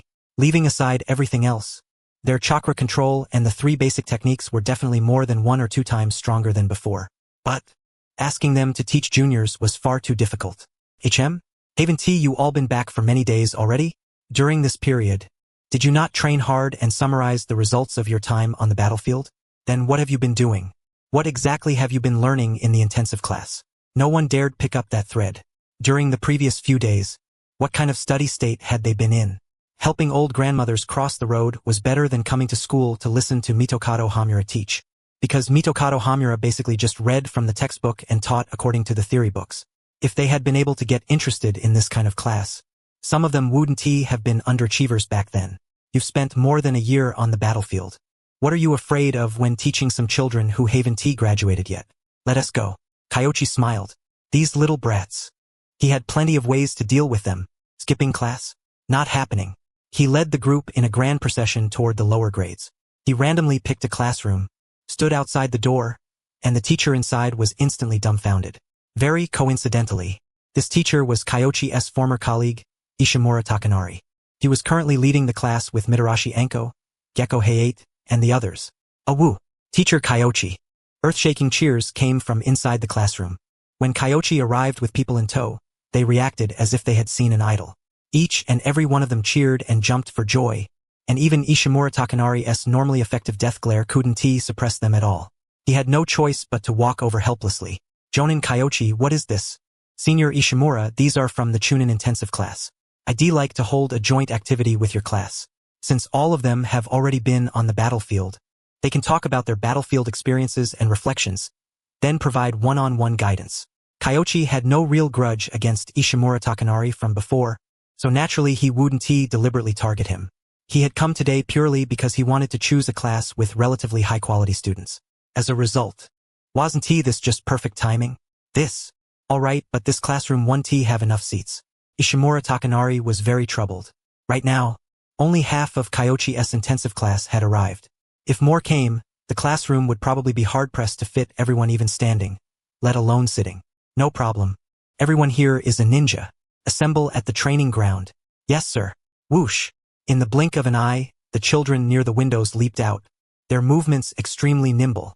Just from their window vaulting skills, one could tell their usual foundation in skipping class was nothing shallow. Fine then, everyone, let us go to the training ground. Ishimura Takanari was helpless. Kyoichi was a jonin, and he had distinguished himself countless times on the battlefield. By now, his prestige in Konoha was exceptionally high. Although he had not given anyone advance notice about this event, well, thinking it over carefully, he did not have to teach a class, the students gained knowledge, and the genin who had graduated more than a year ago got some training. Multiple gains in one move. Of course, he could not have stopped it anyway. By the time he agreed, the only ones actually left in the classroom were the honest kids from civilian backgrounds. Most students from clans were not especially afraid of teachers, while most civilian-born students tended to be very well-behaved. Kyoichi's crash course was currently in exactly that state. People like Asuma, Obito, and Shisui were all late at the moment, while people like Izumo Kamizuki had all reported in. Honest people could not be allowed to get bullied. These people were the targets Kyoichi planned to focus on improving next. What was going on? The commotion outside left them so envious their eyes nearly turned red, and those teachers also came out one after another to check the situation. Unfortunately, Kyoichi merely greeted them. He told them to study properly, and that sooner or later their turn would come. Yes, sir. Thank you, Lord Kyoichi. No need to be so polite. We are all old colleagues here. Just call me Kyoichi. Kyoichi greeted them from a distance, then led the group toward the training field.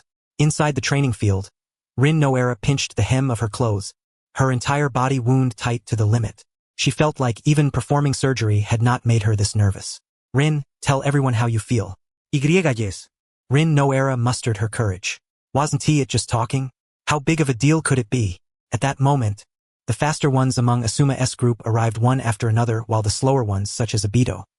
Even now, the person sent to notify him still had not found where he was. But Kyoichi had no intention of waiting. Did being late somehow make him right? Va. War is cruel. Rin Noera thought over her own experiences. She closed her eyes, and all she saw were fallen comrades and enemies. As she recalled it, she could almost vaguely smell that bloody stench again. Gradually, she knew what she should say. I was very lucky. Before going to the battlefield, I followed Teacher Minato on 2 or 3 C-rank missions. I killed people, saw blood, and adapted a bit faster than others. But even our team, in truth, was not able to accomplish much on the battlefield. Rin Noera sighed as she spoke. At that moment someone raised a hand. Enko Mitarashi. Rin looked at her, then looked at Kyoichi. Speak. Thank you, teacher. Thank you, Senior Rin. I wanted to ask, Senior Rin, your team had Lord Minato and Senior Kakashi with you. That level of strength should count as fairly strong, right? Enko asked in confusion. Once you reach the battlefield, unless an individual's strength reaches the level of Teacher Kyoichi or Teacher Minato, even a jonin may face death at any moment. Rin Noera said, take me for example. Even under Teacher Minato, in reality I mostly dragged him down. Without us, he could have swept across the battlefield freely, but with us there, his hands were tied. Below, the place fell deathly silent. Even jonin could face death at any moment. The battlefield was too terrifying. Afterward, they thought of some of the rumors about Kyoichi during this period, and gained a new understanding of Teacher Kyoichi's strength. His strength and Minato Namikaze's had already surpassed the category of ordinary jonin. Such a powerful ninja had actually once been their teacher. Everyone found it utterly unbelievable. After coming back from the battlefield, my only thought is that an individual is very small on the battlefield, and our strength is also very small. We are still far from the point where we can afford to be proud and stop moving forward. Thank you, everyone, for listening to me. After Rin Noera finished speaking, she bowed deeply. Kyoichi was the first to applaud. Well said. Her speech was brief, without too much empty, showy nonsense. Every sentence came straight from the heart. Sure enough, letting Rin go up was absolutely the right choice. Thunderous applause echoed across the training field. Obito had just arrived here, and when he saw Rin Noera standing in the middle while everyone was applauding, he also clapped along in total confusion. So, what had happened? He looked toward Shisui, hoping to get an answer from this younger clansman of his. Unfortunately, Shisui did not even look at him right now, his full attention fixed on the center. Very good. Is there anyone else who wants to come up? If not, we will begin one-on-one coaching. Teacher, may I say a few words? Asuma raised his hand. Beside him, Shisui's hand gently lowered, clearly showing that he had egged Asuma on. Kyoichi was a little surprised, but still nodded lightly. Asuma did not step forward, instead standing where he was. I only wanted to add a word or two, because I had the honor of taking part in the process of Teacher's super large-scale combined ninjutsu, lightning release, Kirin. Using a combined ninjutsu, we directly destroyed a Wagakure's Earth release defensive line, making Inoki temporarily not dare enter the land of fire. The battlefield shrinks the influence of an individual to something very small, but the power of a team is amplified greatly. And we may not yet have reached the upper limit of what team strength can achieve. Teacher, that is all I wanted to say. Thank you for giving me the opportunity. After saying that, he bowed deeply. Kyoichi nodded lightly. Originally, he had planned to say those things himself. Unfortunately, forget it. In any case, he would not be able to fleece that much wool from them right now. Fattening them up was the key at present. Asuma is exactly right. Unless an individual's strength reaches an extremely high level, it is very difficult to influence the course of battle on the battlefield. But the power of a team is different. One chopstick snaps as soon as you bend it. But if 100 chopsticks are bundled together, is it still that easy? The master of motivational speeches had started again. This kind of motivational talk had been very common in his previous life, but in this world, it was still the first time. In particular, Kyoichi described the process of lightning release, Kirin, with vivid detail. He made a tiny adaptation. Inoki and the IWNine held every advantage in his version, and Konoha was no match for them at all, forced to urgently request aid from the east.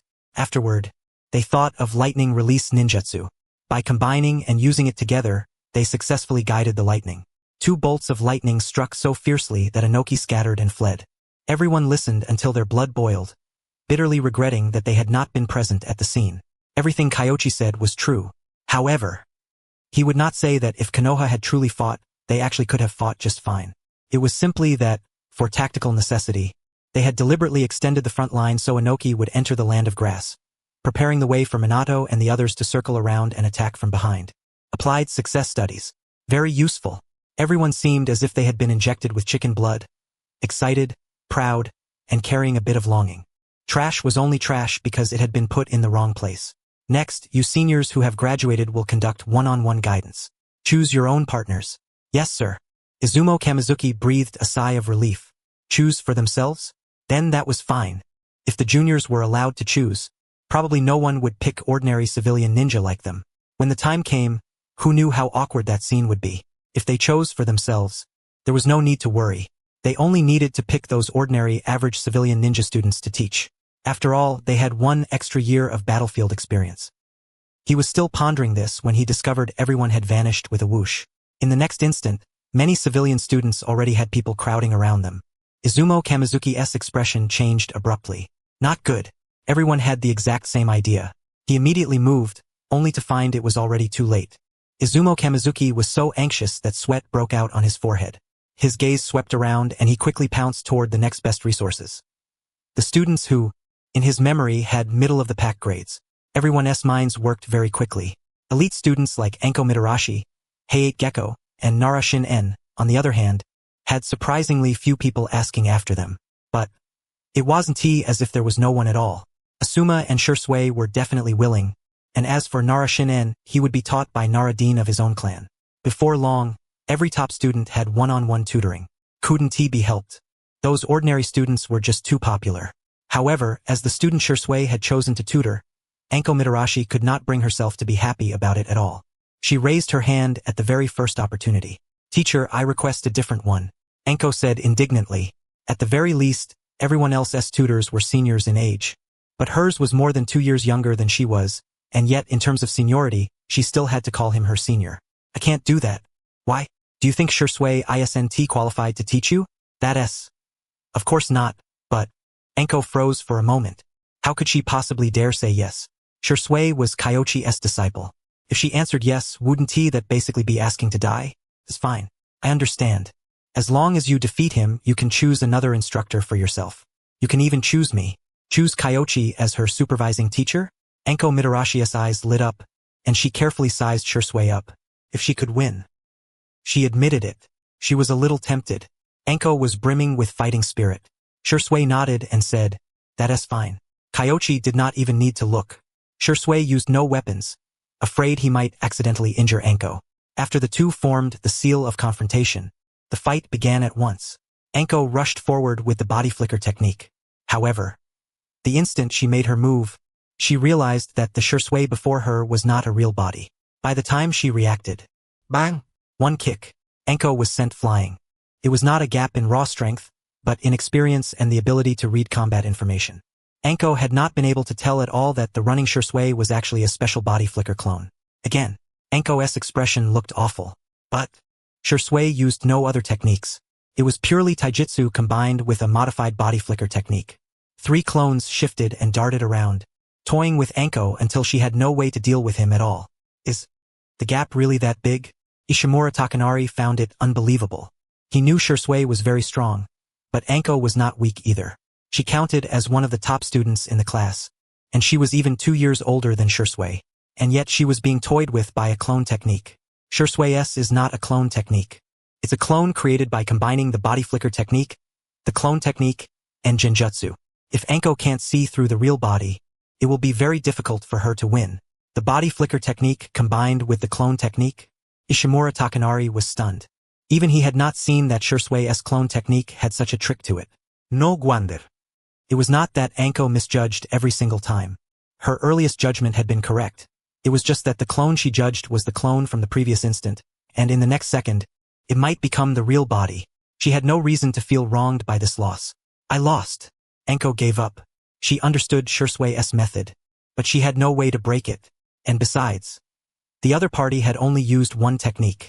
She knew the main things Shisui had learned from Kyoichi were not taijutsu, but swordsmanship and genjutsu, yet he had used none of those and had simply beaten her several times with ease. On the other side, Height Gecko's match against Asuma had ended about the same way. He had practically been crushed. Do you know the reason? Kyoichi swept his gaze around. It was not only the teachers watching the battle. The other students and genin were watching as well. These genin had only graduated 1 year ago. Many of them had not actually felt that the gap in everyone's strength was all that large, but reality had slapped them awake. Anko and Height might have had a gap between themselves and Asuma and Shisui to begin with, but being crushed so one-sidedly was already no longer a matter of raw strength. Not enough combat experience and not fast enough, Height said. Anko nodded slightly. Fast? Wrong. A fast draw is important, but hitting a vital point is just as important. If you lack strength, you need to aim for vital points even more. Otherwise, so what if I take 1 slash from you? As Kyoichi spoke, he drew a kunai and stabbed it into his own body. Everyone let out cries of alarm. Only Asuma, Shisui, and the others familiar with Kyoichi showed no worry whatsoever. They knew the teacher had Earth Spear. The kunai struck his blackened hand and did not cause any injury at all. Do you understand what I mean? Yes. Although not everyone is as powerful as you. If Senior Asuma were willing to trade injury for injury, he might not necessarily die after taking my sword, but I would definitely die. Height Gecko lowered his head, understanding Kyoichi's deeper meaning. Reading the opponent's next move and formulating an attack strategy based on known information, that is the greatest difference between you and these genin. Kyoichi nodded. Teaching smart people did not require too many words, and this was also why he liked giving these people pointers. He looked toward Anko. Shisui could use many methods to deal with you, but on the battlefield, conserving stamina and chakra is the highest priority. If this were a real battlefield, he would not use that technique. He would kill you with 1 sword strike. Yes. Anko Mitarashi understood what the teacher meant. Shisui's main focus was swordsmanship, but this time Shisui had not even used a kunai. He had already held back considerably. After giving a few pointers, Kyoichi stopped interfering. He let them continue their one-on-one tutoring. As for him, he walked out of the training ground and headed toward the office. Hamura Mitokado wore a complicated expression and asked with some concern, "Aren't you afraid they'll slack off? And won't this kind of tutoring delay their own training time? No, I'm having them guide their juniors not just for the sake of those students." Kyoichi paused for a moment before continuing. They gained quite a lot on the battlefield, but as for what exactly they gained, even they themselves may not know. Those younger students are who they used to be. Teaching others is also a process of sorting through their own gains. So, that's what it is. Hamura Mitokado thought about it and felt that it really did make some sense. After thinking for a while, he sighed and said, "It seems that education may not be very suited to me after all." Sigh. Kyoichi, tell me honestly, in your eyes, am I an outdated old man? You are only 50 this year. How could you be called an old man? Inoki is over 60 and is still galloping across the battlefield. Kyoichi did not answer directly. After hearing that, Hamura Mitokado could not help laughing. He said, "So what you mean is, I'm not an old man, but it's true that I'm outdated? Haha, you really are just like Tsunade, direct and decisive." Fine. IM sincerely convinced. You should still be the one to lead the sprint class. Senior Mitokado, actually, there is another matter I would like to ask of you. Oh?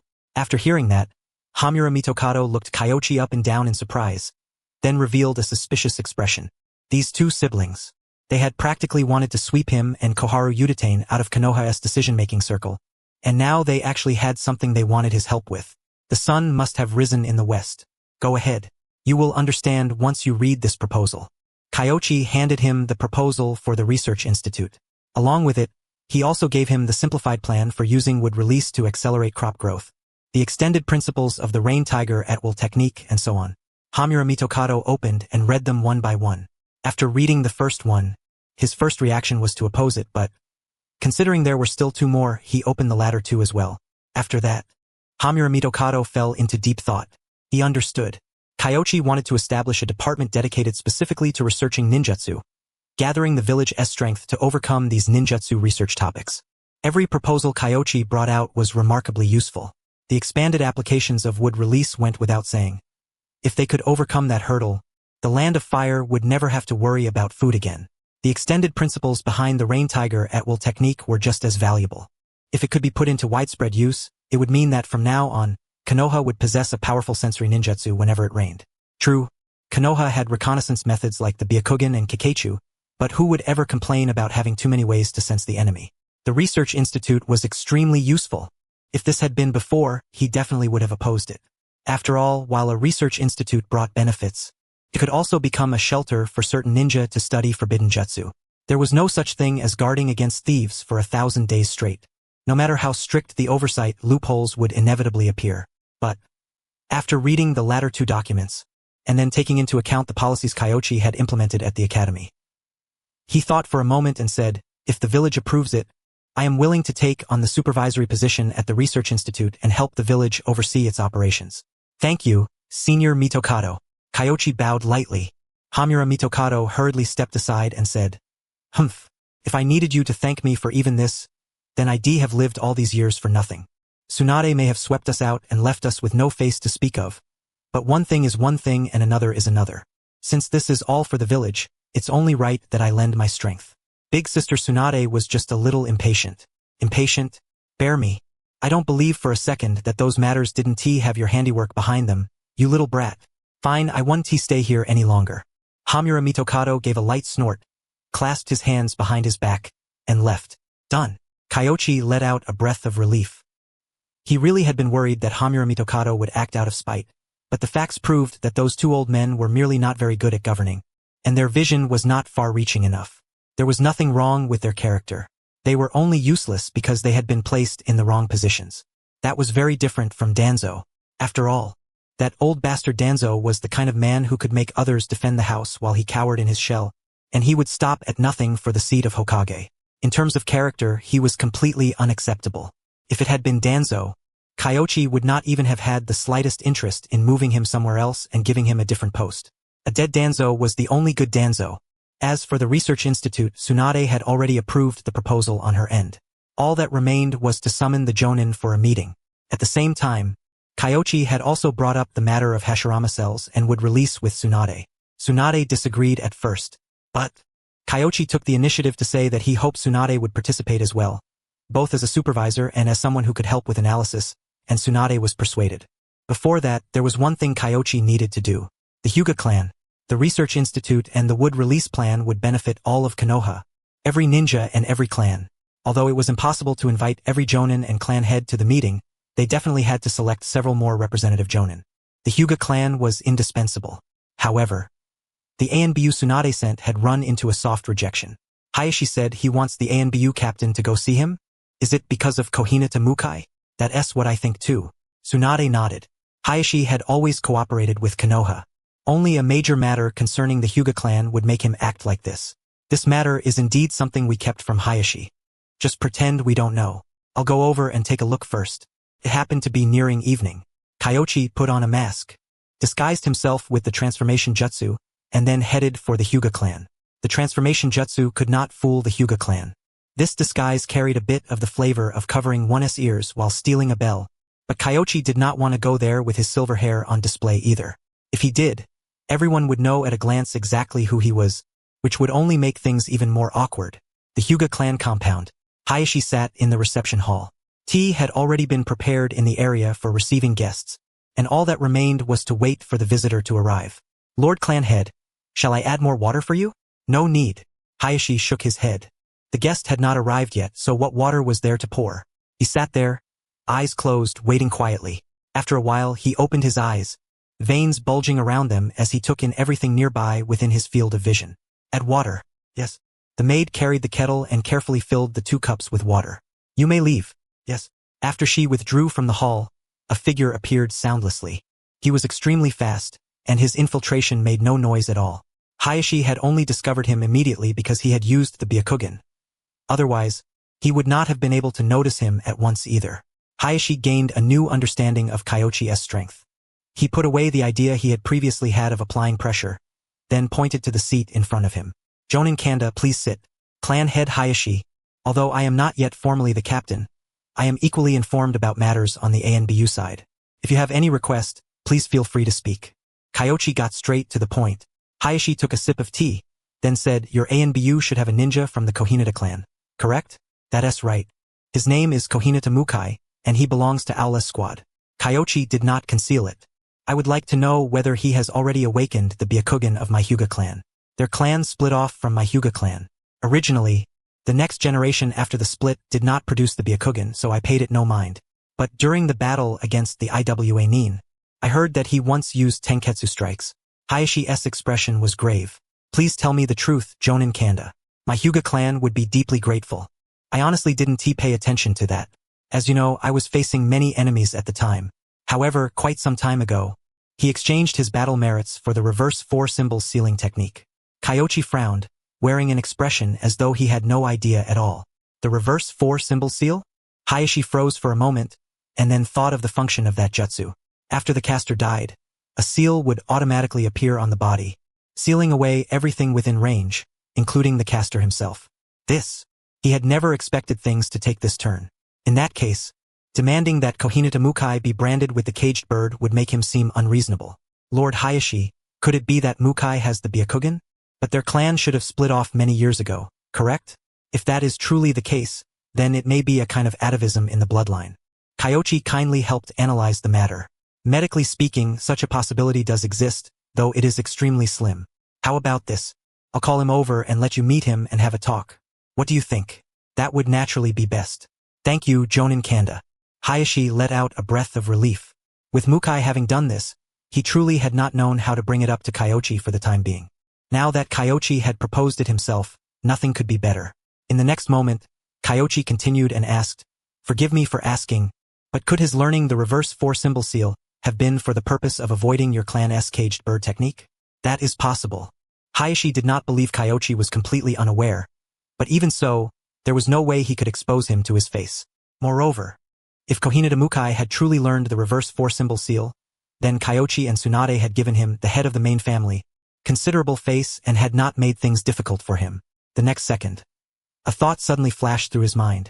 If that was the case, could the reverse 4-symbol sealing technique be used to replace part of the caged bird technique?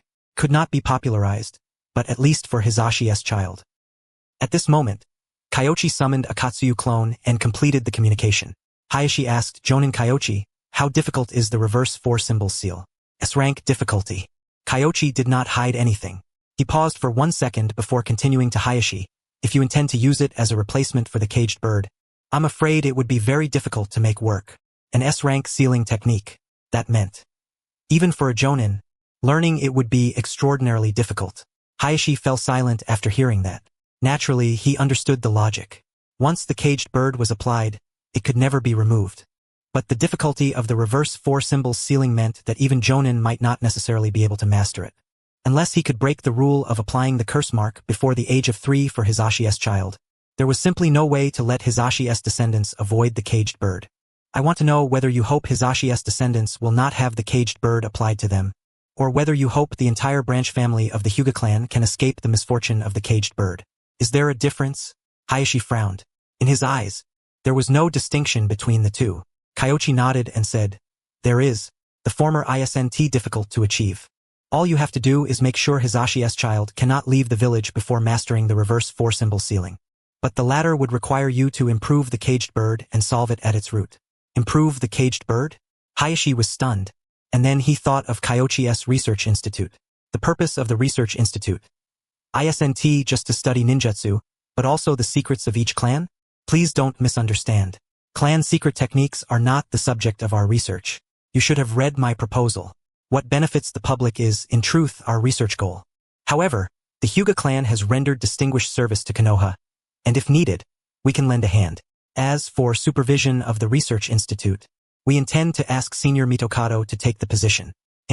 After hearing that, Hayashi accepted Kyoichi's explanation a little more. Almost no one in all of Konoha was unaware of Hamura Mitokado's character. If someone like him became supervisor, there was absolutely no way he would violate his own principles for someone else's sake. He nodded and said, "To be honest, I was originally opposed to the research institute. But if that is the case, it does sound somewhat interesting. The caged bird exists to protect the Byakugan from being passed outside the clan. I understand the difficulties the Hyuga face. But Lord Hayashi, if the main family and branch family continue like this, sooner or later something will go wrong. I'm afraid you don't understand the caged bird well enough. From a medical perspective, it isn't hard to guess that for this technique to produce such an effect, its active range must be the cranial nerves. Once a seal is placed on such an area, it becomes almost impossible to remove." At this point, Kyoichi smiled. "You can control their lives, but you cannot control." He is here. Why don't you meet him before we continue?" "Very well." Even when discussing the Hyuga's greatest taboo, Hayashi remained perfectly composed, not losing the bearing of a great clan's head in the slightest. Just then, an ANBU ninja appeared outside the door. He removed his cat-faced mask. Mukai Kohinada. Hayashi narrowed his eyes, rose, and brought over a teacup, preparing to pour tea personally. Mukai had not expected Hayashi to be so courteous and hurriedly said, "Lord Hayashi, there's no need for tea. I guessed you would come looking for me, though I didn't expect it to be this soon. Let us get straight to the point. You learned the reverse four-symbol sealing?" "Yes." Mukai lifted his clothes, revealing his chest. Then, under his deliberate control, the formula surfaced. The reverse four-symbol sealing. "May I see your eye? I understood long ago that, with an eye like this, as long as I used it on the battlefield, I would be discovered sooner or later." Mukai let out a bitter sigh. Immediately after, he raised his head and opened his left eye. "A Byakugan. If you knew that, why did you still use it?" Hayashi did not understand. Mukai was very clever. He had considered many things, even considering using the reverse four-symbol sealing in place of the caged bird to avoid having the caged bird applied to himself. But if Mukai had not used the Byakugan and Tenketsu sealing, the Hyuga clan would never have discovered it. Some things are more important than that. Mukai said simply, "Since I used it, I will bear the consequences. But if you intend to apply the caged bird to me, then you won't even be able to obtain my corpse." "Why?" "Although the caged bird would restrict part of that IS abilities, at the very least, you wouldn't die. Besides, Lord Hayashi, caged bird is a very fitting name. Before the caged bird is applied, I am a person. Once the caged bird is applied, I become a pet. A slave." A mocking and wild smile appeared on Mukai's face. This was the real him. His earlier restraint had only been to avoid making things difficult for Kyoichi. What he said now came from the heart. Hayashi's words had provoked him. The main family stood high above them. How ironic. He glanced at the ceiling, laughing silently, and said, "As someone of the main family, do you understand what it feels like to be a slave?" "A slave? Is that how you see the branch family?" Hayashi opened his mouth, then finally sighed softly. "You may have countless reasons beyond your control, but in my eyes, having a mark of shame carved into one's forehead is no different from being a slave." Mukai did not use a humiliating Dajiza to plead, nor did he treat Hayashi with the etiquette of a subordinate or a clansman. Instead, he straightened his posture where he sat. Though he did not continue, his posture said one thing unmistakably. He wanted to be a person, not a slave. "Captain, you taught me what it means to live as a person. But in my eyes, the most important thing is still my dignity. That is what I have sworn to protect with my life." "I am sorry." Mukai knelt before Kyoichi. He understood. Those words put the Hyuga in a very awkward position, and Hayashi might no longer be polite toward an anomaly like him. But he did not regret it. Even if he died, he still had to speak from the heart, rather than deal in false courtesy. "I have no intention of taking back your Byakugan, nor do I have any intention of applying the caged bird. Let it be. The Hyuga clan will not obstruct the research institute. As for the matter you mentioned, Jonin Kyoichi, I will consider it carefully."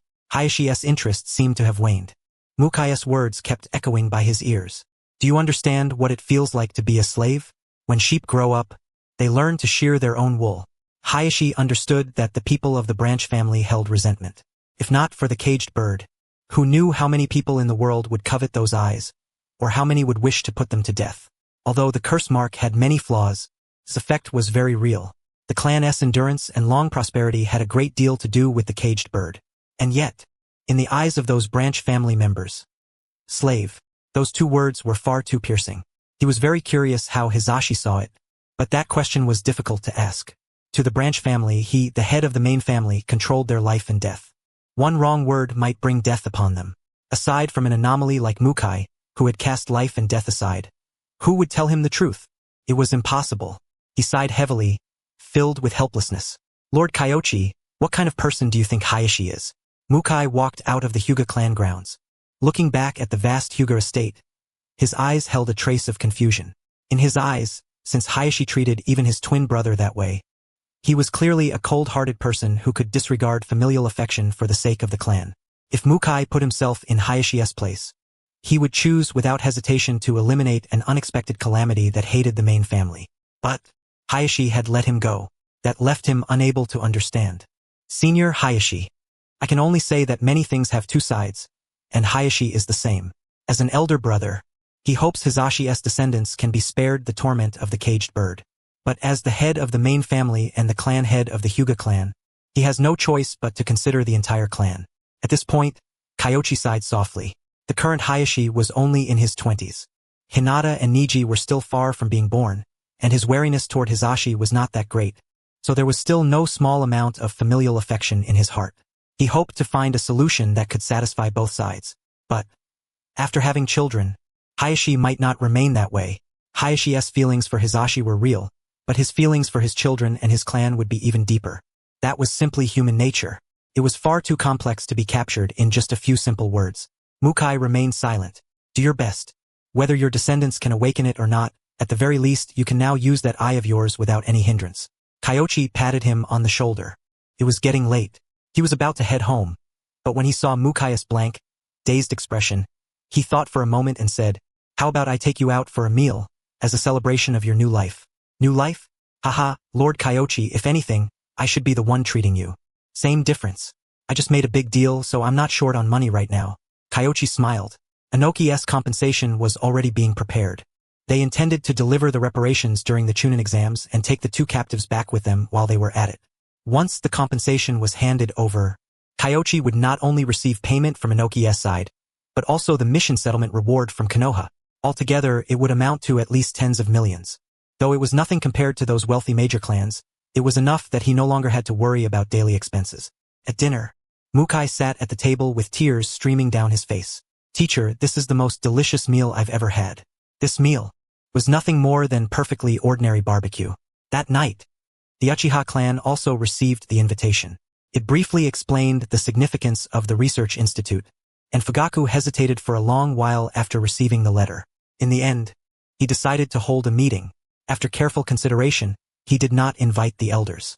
Instead, he invited the core members of the police force, as well as Shisui Uchiha. As Kyoichi's disciple, he was surely more familiar with Kyoichi's plan than they were. Everyone gathered. Fugaku wasted no words and passed the village's invitation around for everyone to read. After Shisui finished reading, he quietly observed the situation on this side. Everyone present was an elite of the police force. Yashiro, Inabi, and also an Uchiha Yakumi. The last one was Shisui himself. At that moment, Fugaku spoke. "Shisui, barring any surprises, the Research Institute plan should be Kanda Kyoichi's work. He is your teacher. How much do you know about this plan?" "Lord Clan Head, to be honest, I don't know much. Ever since I returned from the Land of Grass, I've been in the village and Haven T had much contact with Teacher. But based on what I know, Teacher likes to consider multiple plans before he acts. I'm afraid we won't be able to stop the Research Institute." Shisui spoke truthfully. After hearing that, Fugaku pondered for a moment, then looked at the others. "Lord Clan Head, if this Research Institute allows us Uchiha to participate, then it may not be something we cannot support. And Shisui has a point." Yashiro approved of Shisui's view. In truth, everyone could tell that Fugaku was leaning toward this idea as well. Otherwise, he would not have summoned only these few people. Thus, after thinking for a while, Yakumi asked, "Lord Clan Head, what is your opinion? We can support it, but I am hesitating over the point you just mentioned, whether we Uchiha should participate in it." Fugaku spoke truthfully. "Of course we should. This is our chance," Yakumi said without the slightest hesitation. However, the others fell silent, clearly holding somewhat different opinions. Shisui and Inabi exchanged a glance, communicating with their eyes. After hesitating for a moment, Inabi still stepped forward and said, "Lord Clan Head, I believe we should not." "Oh?" Fugaku looked over in surprise. He had thought Inabi would support it, since this young man had always been radical. The Research Institute is indeed an opportunity, but it is not our opportunity. Its advocate is Kanda Kyoichi. I do not believe he has made no arrangements whatsoever. Inabi said, "The Uchiha do not need to prove ourselves through methods like these at all. The less we do, the fewer mistakes we make. I would even suggest that we hand over the authority of the police force as well." "Inabi, do you even know what you're saying?" Yakumi instantly looked over, anger appearing on his face, while Yashiro looked toward Shisui, understanding dawning in his heart. This was probably Shisui's idea again. "Explain your reason." Fugaku frowned. "The work of the police force is less an honor than it is the second Hokage's scheme. He gave us extremely high authority, yet left us separated from Konoha and its villagers. We play the villains in the eyes of the villagers, so how could we possibly obtain the position of Hokage?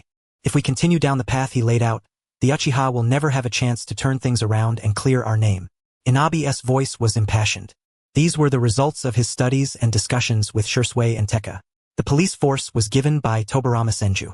What Tobarama Senju gave to the Uchiha? How could it possibly be anything good? That was the core argument. If one ignored Tobirama Senju's actions, this kind of speculation would sound absurd. But when combined with Tobirama Senju's personality and behavior, they unanimously felt that the second Hokage had harbored ill intentions. Originally, Shisui had not decided when to bring it up. But today, Fugaku had happened to give him the opportunity. Hand it over. Then what would the Uchiha have left? A clan compound? He fell into hesitation. We will discuss this matter another time. As for the research institute, let us support it. Yes. Shisui sighed inwardly, feeling anxious on Fugaku's behalf. The clan head was too hesitant. Fugaku's wisdom was beyond question, but his indecisive personality truly made one's blood pressure soar. He had none of the decisiveness a clan head ought to possess. Discuss it another time? How could there be that many opportunities? This time, since Kyoichi just so happened to be proposing the research institute, the police force could use reasons such as expansion and insufficient manpower to hand over its authority. If they missed this chance, it would never come again. But he was only a genin. Even if he had revealed the Sharingan, it only made him slightly valuable, nowhere near enough to sway Fugaku's thinking. As for Yashiro, although Inabi claimed to have drawn Yashiro over, he was clearly Fugaku's man. Sigh. Shisui walked out the door, sighed softly, and headed home. But that night, two people quietly entered his house. The next day, the sprint class proceeded as scheduled. The difference was that this time, it had been switched to an even lower grade. That made it even less of a concern. Kyoichi paused the Shadow Clone's research work and had him substitute for the class first, while he himself waited in Tsunade's office. Today, there would be a meeting to discuss the research institute. The time drew near. Representatives from each clan arrived one after another. The war had only just ended, and most of the clan heads of each family were still in the village and had not gone out, so the majority came personally, including Hayashi Hyuga, who had already made his stance clear. On the Jonin side, the civilian representatives were Minato Namikaze and Hayama Shirakumo. The Hokage was still the third, Hiruzen Sarutobi, and Tsunade sat below him. Kyoichi was seated rather far away. After all, the status of everyone present was not low. There are two matters for which I have summoned you all today. One is to inform everyone that I intend to step down after the Chunin exams. The other is the Research Institute and the Green Sprout Plan. The third said, "Let us begin. Everyone, share your thoughts. The Hyuga clan supports the Research Institute proposal. Our only request is that the village and the Research Institute respect our interests. That is all." Hayashi stood, finished speaking, and quickly sat back down. The Hyuga were the first to state their position. Many clans had not expected it. For example, the Shimura clan. The nominal clan head of the Shimura clan was not Danzo, so naturally, the one attending the meeting was not him. But everyone knew very well that the person holding power behind the scenes was still that one. Very soon, the second person stated his position. The Uchiha clan supports the Research Institute and the Green Sprout Plan. In addition, after years of war, the Uchiha have suffered great losses. Once the Research Institute is established, it will inevitably require a large number of personnel to ensure its security. We request that Lord Hokage expand the police force. Shimura Kohei, the head of the Shimura clan, felt his heart lurch. This situation was completely outside Danzo's contingency plans. The third Hokage froze for several seconds. Even he had not seen this move from Fugaku coming. Expanding the military police force was just the nicer way to put it. In reality, it meant handing over the Uchiha's independent authority and allowing the village to assign personnel as it saw fit. The third Hokage pondered for a moment, then said, "The police force is of great importance. I will consider your proposal carefully. We can discuss this matter further in a while." "Yes, sir. I have no other objections." Fugaku sat down and closed his eyes to rest. Hayashi looked across in astonishment. He had never expected Fugaku, who had always been so hesitant, to act with such decisiveness. Handing over the police force. What a bold stroke. He would bet that those elders of the Uchiha had no idea about this decision at all. Fugaku had made a dangerous move, but if played well, it would be a brilliant one. He could not help but feel a bit of admiration. Kyoichi was not surprised in the slightest, because that morning, for some inexplicable reason, he had received another reward. Uchiha-style Kenjutsu. He had not understood what was going on before, but looking at it now, it was probably related to this decision.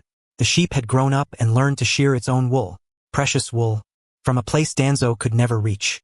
The Nara clan has no objections. The Yamanaka clan, the Akimichi, Inoshikacho quickly made their stance known. Now that the two great clans, along with Inoshikacho, had successively expressed support, the establishment of the Research Institute and the Green Seedling Plan had basically passed, with no real objections left. Even if Shimura Kohei opposed it, it would be useless. At this point, he was completely numb.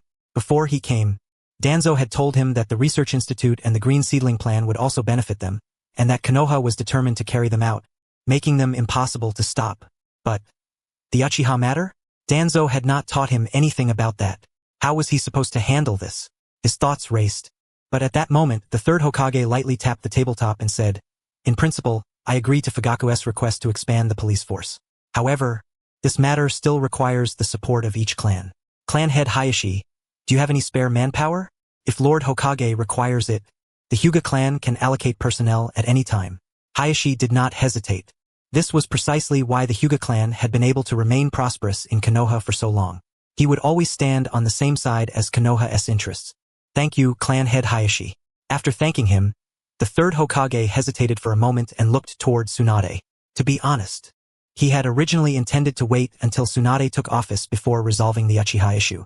That way, it would count as one of Tsunade's achievements and make the Uchiha support her even more. But human plans could not compare to fate. Who would have thought Fugaku would take the initiative at this exact moment and request an expansion of the police force? This was extremely rare. After all, ever since the second Hokage, the police force had been managed independently by the Uchiha. The third Hokage had wanted to take it back, but he had also been wary of the Uchiha's strength. Now, the opportunity was just right. Therefore, he hoped Tsunade could offer some input as well. Tsunade quickly understood. "Teacher, I believe that aside from mixing in a small number of Hyuga clan members, we can also have the Inuzuka clan and the Aburame clan join the police force. They excel at reconnaissance and combat, making them very suitable for police patrol duties.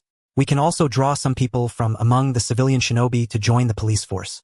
Tsunade gave several examples. For instance, Takuno. He specialized in ninja tools and would be quite useful in certain arrest operations carried out by the police force. The third Hokage nodded repeatedly. Tsunade's familiarity with Konoha's shinobi was already no less than his own. The 3 points she mentioned took every aspect into account without any omissions. One could say they were extremely thorough. He looked toward Inuzuka Tsum, then swept his gaze across the room in search of Aburame Shibi. Finally, "Lord Third, the Aburame clan will obey the village's arrangements." Aburame Shibi took the initiative to stand stiffly, answered, and then silently sat back down. The third Hokage's expression stiffened. So he had been over there. He had not noticed him at all. He gave a light cough. At that moment, Inuzuka Tsum also quickly made her stance clear, expressing her willingness to obey the village's arrangements and follow the village's orders. Kyoichi secretly laughed to himself. He had to admit, many of Aburame Shino's traits had been inherited from his father, Aburame Shibi. For example, having almost no presence. Of course, that also had something to do with where Aburame Shibi was sitting. Tucked away in such a corner, if one did not deliberately pay attention, he really was hard to spot. The meeting was more or less over at this point. What followed was the matter of how to divide the Research Institute's authority, with the special supervision aspect being especially important. Regarding this, Kyoichi had included a clear proposal in the project plan. Hamura Mitokado would serve as the director, while the remaining supervisory members would be selected as representatives from the major clans and the civilian population, ensuring that every side could oversee the Research Institute's content and direction, thereby preventing researchers from making mistakes. Research required public supervision. That was right, specifically targeting people like Orochimaru. This point satisfied all the major clans greatly. Originally, they had worried that once the Research Institute was established, it would secretly study the secret techniques and hidden matters of their respective clans. But now, they had no such concerns left. I didn't expect the Uchiha to choose to do this. Did you remind them? After the meeting ended, Tsunade immediately sought out Kyoichi. She strongly suspected that Kyoichi had given them some guidance. Otherwise, with Uchiha Fugaku's indecisive personality, how could he possibly make such a decision so quickly? Most likely, Konoha would have had to intervene before he obediently handed over that authority. If it came to that, a bloody incident would have been hard to avoid. Kyoichi shook his head and said, "This time, it really wasn't me." Then it was Shisui. Tsunade understood at once. Aside from Kyoichi, it could only have been Shisui. Although that brat was only 6 years old, he was far too mature for his age and had an awful lot going on in that little head of his. Still, this result was not bad at all. For Konoha village, it could almost be considered a peaceful and stable resolution to a historical problem. and the tense situation between the Uchiha and Konoha could also be eased considerably. Tsunade thought of many benefits, but there was still one shadow she could not shake. Can the Uchiha really be trusted? Most Uchiha cannot be trusted. Kyoichi did not hesitate, giving his answer with perfect clarity. Tsunade frowned and said, "Then you still. I don't believe you really had no involvement in this matter at all." There was indeed a tiny bit. Kyoichi held up his thumb and index finger, pinching a small gap between them. It really was only this much. Everything else was the effect of butterfly wings. Tsunade rolled her eyes. He could tell that nonsense to a ghost. She did not believe half a word of it. Fine. Most Uchiha are not worth trusting, because they are very foolish. Back then, they made a foolish choice, and afterward, they would keep making foolish choices again and again, if there were no outside force interfering. Kyoichi spoke calmly. Those words truly described the Uchiha better than anything else. They had faced many choices, but every single choice they made was so rotten he did not even know how to describe it. That included Shisui, who had now become his disciple. He possessed the strongest genjutsu, Kodo Amitsukami, and yet, the idea he came up with was actually to control his own clansmen and make them return to the right path. He even freaking told Danzo about it. Was there any move more absurd than that? As for Obito, forget it. With that one-track mind of his, no choice he made would be surprising. Kyoichi sighed inwardly. He really had not done much. He had merely made a slight adjustment to the source of the future turmoil. Uchiha Shisui. As for Obito, as long as Rin did not die, he would be easy to deal with. After listening, Tsunade's expression turned rather strange. Several seconds later, she said, "Do you know what Granduncle Tobirama was actually most worried about? It was the Uchiha clan because the Sharingan is special. The eye that reflects the heart." Kyoichi nodded. "Recently, I've developed another idea. According to Lord Second's theory, an Uchiha's personality undergoes a reversal when their eyes awaken. In that case, is it possible for someone whose original personality was vile to become kind because of that reversal? That is impossible. I senti it?" Tsunade froze for a moment after hearing that. But when she thought about it carefully, this theory actually did seem to align with what Tobirama Senju meant. But there are too many things I want to research. I can't handle all of it by myself, so I'm going to establish a research institute and have everyone throw themselves into research. I don't just want to study the green sprout technique. I also want to study brewing. Once the research institute was established, Kyoichi began envisioning a bright future. Alcohol? You don't even drink. Who said alcohol can only be used for drinking? If the alcohol concentration is high enough, it can disinfect and sterilize, and it can also be used as fuel to drive and coordinate with fire-release ninjutsu and so on. Food and alcohol. The two were connected. Only with enough food could there be enough alcohol, and alcohol could then be refined into high-concentration ethanol. This world had ninjutsu. So many processes could be substituted and achieved through it. High-concentration alcohol can sterilize? Is that true? Tsunade asked in surprise. Their current sterilization procedures generally involved using medical ninjutsu to detoxify and clean wounds, but it was not as if a medical ninja was by one's side every single moment. That was also the reason Tsunade was pushing forward the reform of medical ninja. If high-concentration alcohol really could sterilize, then many warriors' infected wounds could be treated by themselves at the very first moment. Its value would be enormous. Of course it can. I discovered it while refining alcohol. But low-concentration liquor has almost no effect. It only becomes useful once the concentration rises. Kyoichi's face did not redden in the slightest. If that is the case, this research must be completed. Wait, why were you refining alcohol in the first place? To train my water release. As Kyoichi spoke, he casually took a bottle of liquor from Tsunade's office desk, opened it, and immediately began controlling the liquid inside. The moisture slowly turned into mist. In the end, it condensed into droplets of water and gathered in Kyoichi's hand. This was one application of water release. However, the difficulty requirement was extremely high. Tsunade took it and gave it a sniff. An incredibly rich aroma of liquor. Her eyes lit up, and she could not help swallowing as she looked at Kyoichi in delight. Good liquor. This liquor can't be drunk. The concentration is too high. Kyoichi took the liquor back and stoppered the bottle. Later, we can have someone test it and we'll know whether it works or not. If it really has this kind of effect, then how to refine the concentration of alcohol becomes another essential area of research.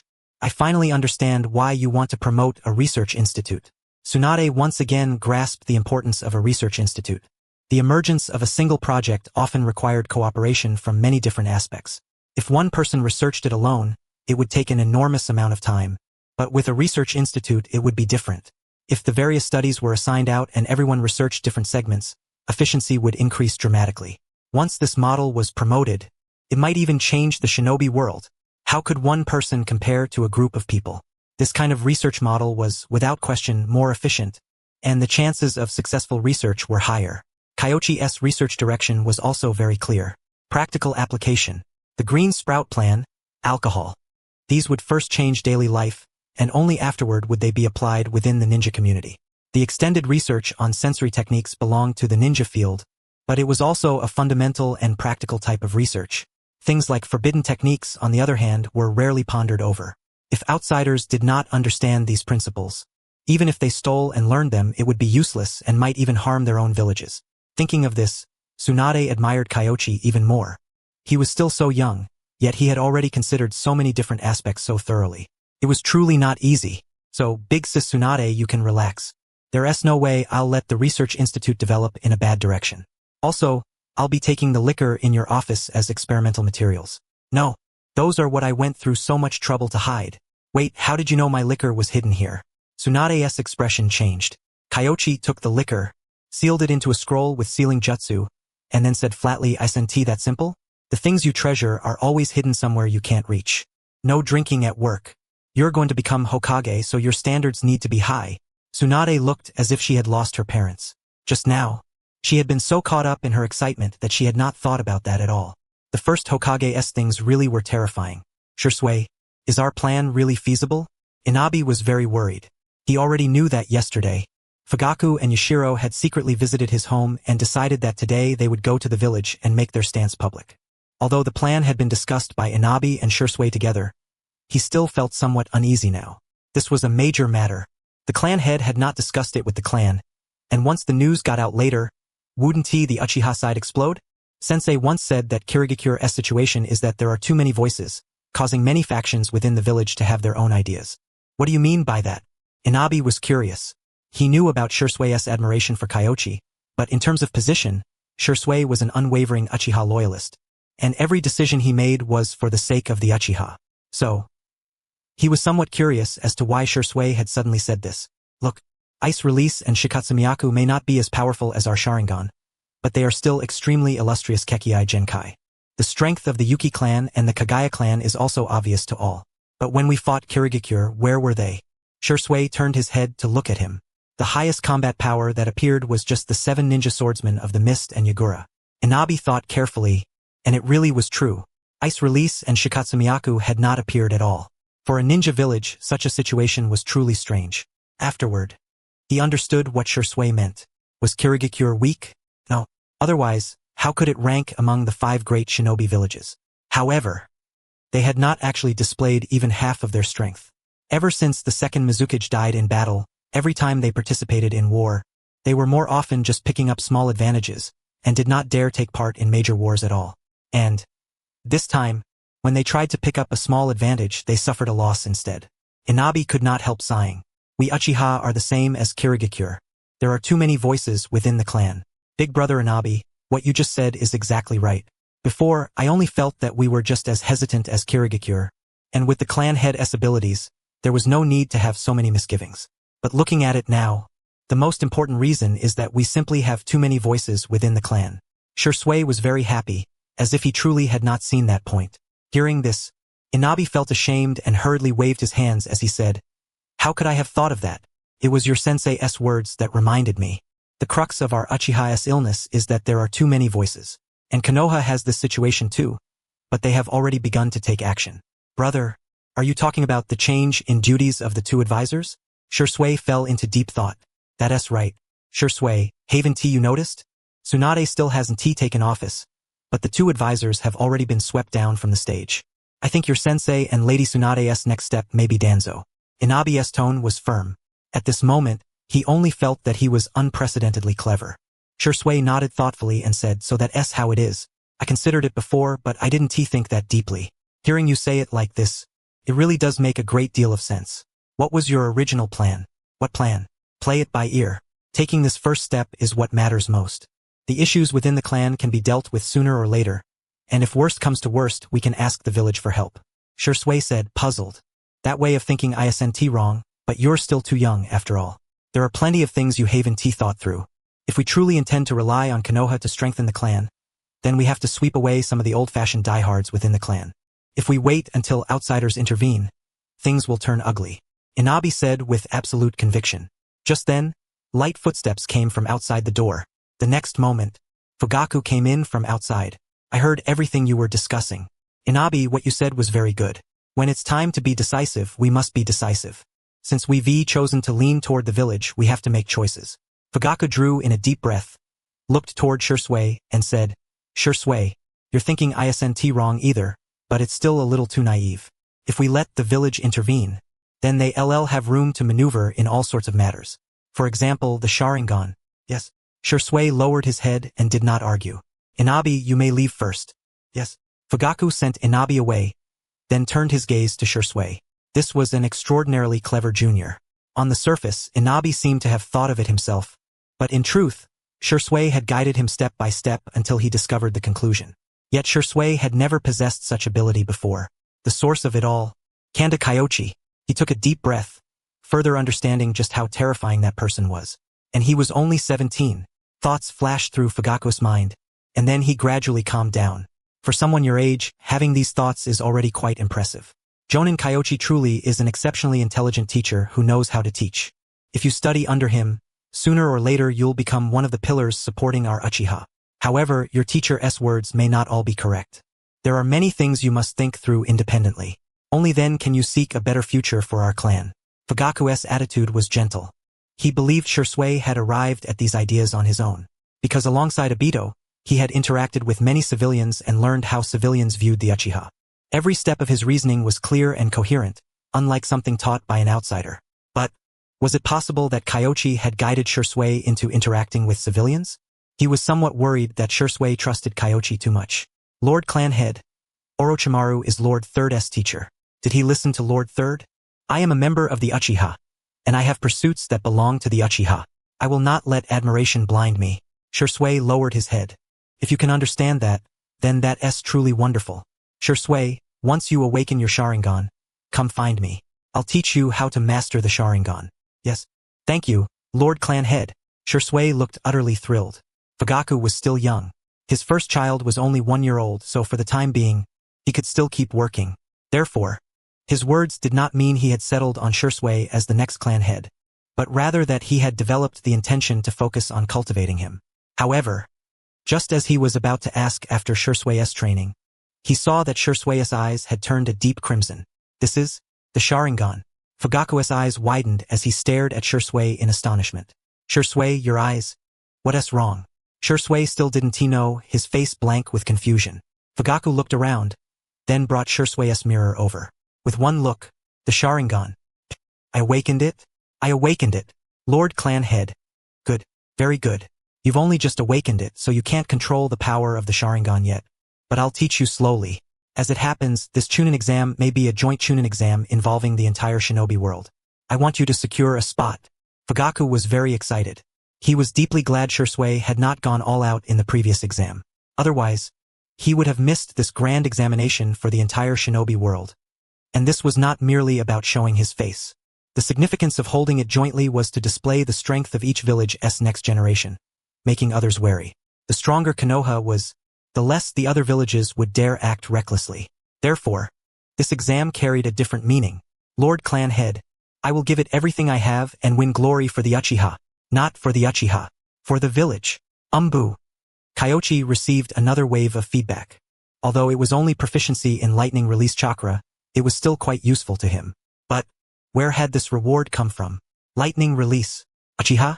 Shisui was way too reliable. At this rate, it looked like he wouldn't even need to deliberately ponder fire release.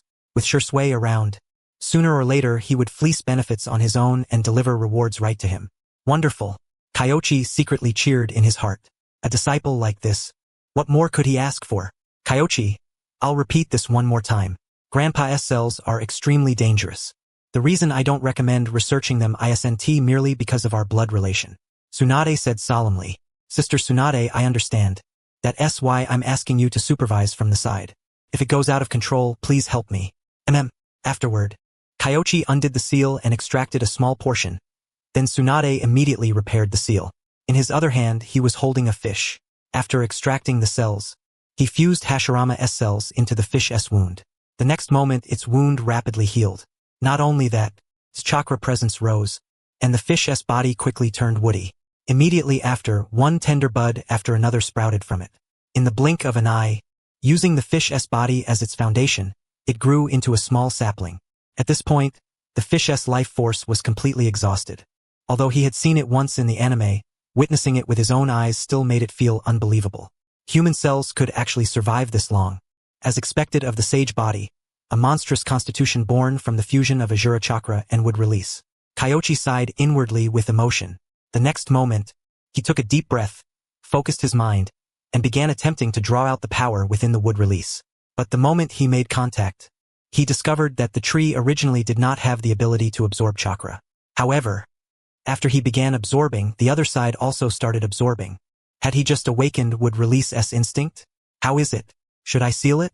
Wait, let me try. Kyoichi gritted his teeth and controlled his chakra, forcibly tearing a bit of wood release chakra out from within the sapling. After a long tug of war, he finally gathered a small cluster of wood release chakra. However, Kyoichi did not dare absorb anymore. The fish's life force was too weak, and the cells had not managed to produce much wood release chakra. If he kept absorbing, what if he pulled Ajura chakra over too? It was hard to say whether that kind of thing had any hidden tricks left behind by the Sage of Six Paths. He certainly did not dare send it into his own body. Besides, for research purposes, this portion of wood release chakra was already enough. Sister, seal it. Good. Tsunade smashed apart the section of branch that was pulling against Kyoichi with one punch, then quickly threw down a scroll and used the prearranged sealing scroll in coordination with a sealing jutsu to directly seal the sapling away. The first Hokage's things really are terrifying. The necklace is bizarre. The cells are even more bizarre. Tsunade's gaze swept over him. Kyoichi hurriedly corrected himself and said, the first Hokage's cells are far too terrifying. Just now, I tried to absorb its chakra, but it seemed to trigger its instinct to absorb chakra instead. It took a lot of effort to finally pull out a portion. You really managed to absorb it? Are you all right? Tsunade panicked. What if Grandpa's chakra was corrosive too? Don't worry. Chakra doesn't contain life force, so nothing will happen. By analyzing this portion of chakra, research into wood release will progress much faster. A smile surfaced on Kyoichi's face. With all his experience fusing chakra natures for things like lava release and ice release, and with ready-made wood release chakra on hand, reverse engineering it had become vastly easier. A tool had practically delivered himself to his doorstep. Elsewhere, at the Shimura clan's compound, Danzo and Shimura Kohei sat inside a hidden chamber, facing each other in silence. Several seconds passed before Danzo finally said, "The Uchiha chose to bow their heads. That outcome was far too unexpected. It is not your fault, so there is no need to worry." "Yes, sir. Then what do we do next?" Shimura Kohei frowned. While he could not exactly say he agreed with some of Danzo's methods, Danzo was the representative figure of the Shimura clan in this generation. If the Shimura clan did not support him, who else could they possibly support? He knew Danzo had designs on the Uchiha, but now Fugaku had taken the initiative to move closer to Hiruzen Sarutobi, seeking reconciliation in a form that was practically surrender. The third had no reason to refuse. As for the final result, all one could say was that it was only to be expected. Danzo's expression remained calm as he said quite naturally, "The Uchiha clan is only seeking reconciliation for the time being while they wait to gather strength. Their clan will never truly settle down. So, they must be monitored with the utmost severity. However, going to Hiruzen Sarutobi about this is already useless. He has been stunned senseless by the Uchiha's sugar-coated artillery. As for Tsunade, that woman is on the same side as Kanda Kyoichi. She could never possibly agree with me." Danzo narrowed his eyes and rose, walking toward the door of the hidden chamber. "Fortunately, I still have root." Now, Shimura Kohei felt that Danzo had probably lost his mind. Going to monitor the Uchiha at a critical juncture like this, was he not afraid Hiruzen Sarutobi would seize the chance to strip him of his position as leader of Root? That was what truly worried him.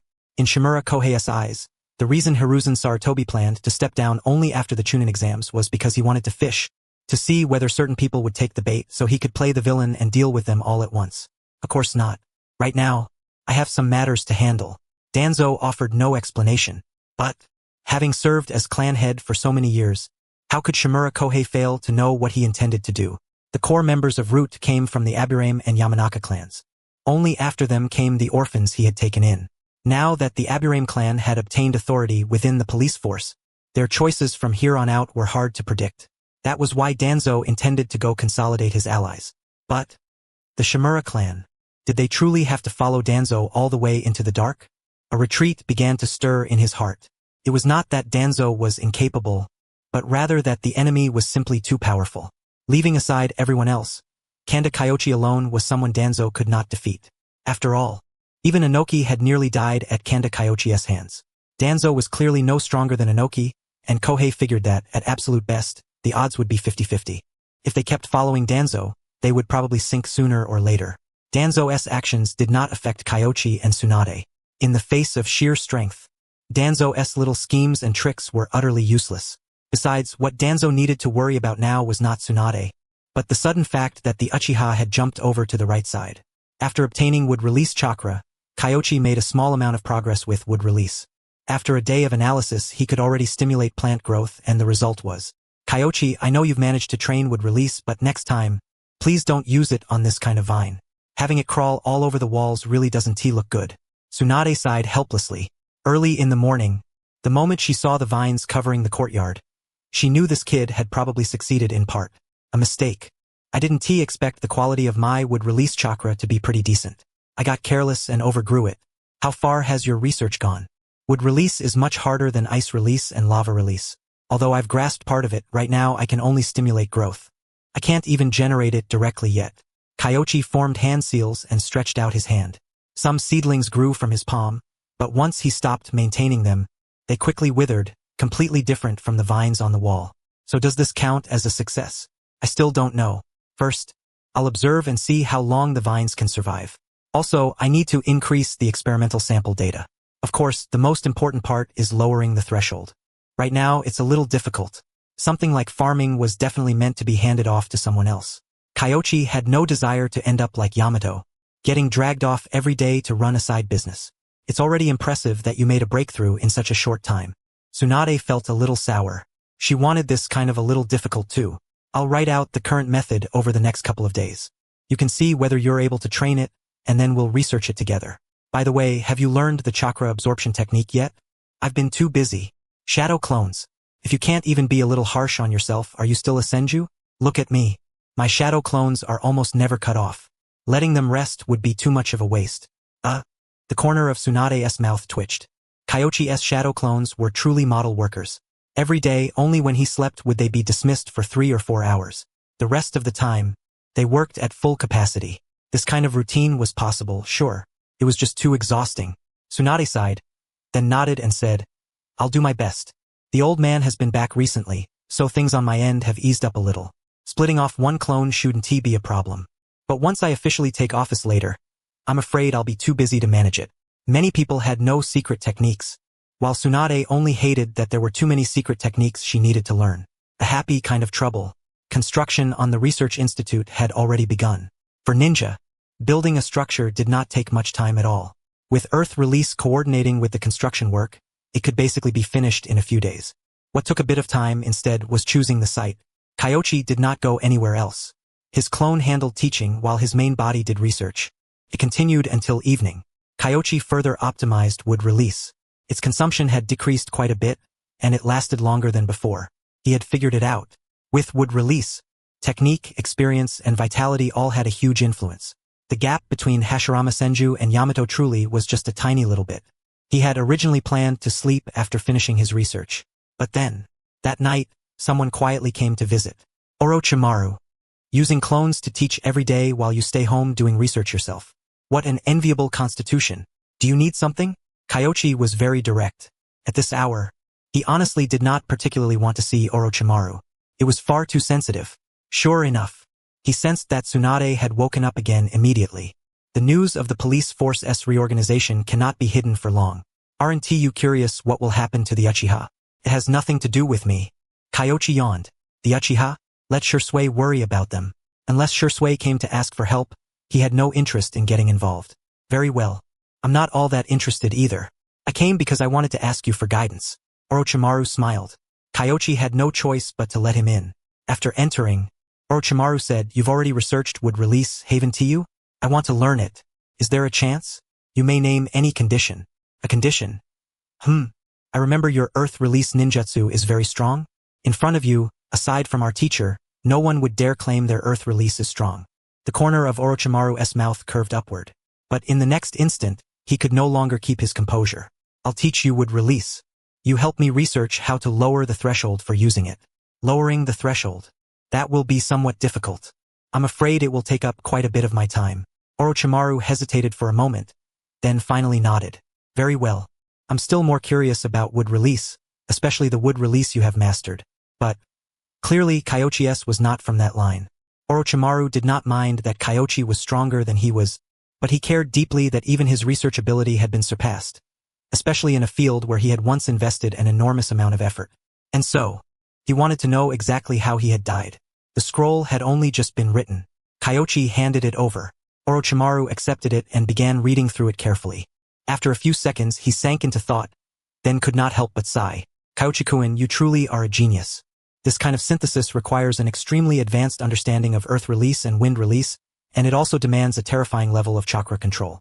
Fusion-style jutsu are all like that, though wood release is the hardest. That is certainly true.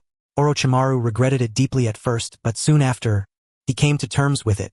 Even if he could not learn it, at the very least, he now understood how Kyoichi had done it, resolving one unknown that had lingered in his heart. That was enough.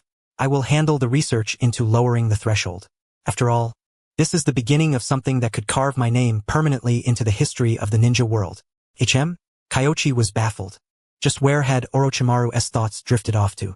How did his own research into wood release connect to being permanently carved into the history of the ninja world? I will find a jutsu like this as well. I can do it too.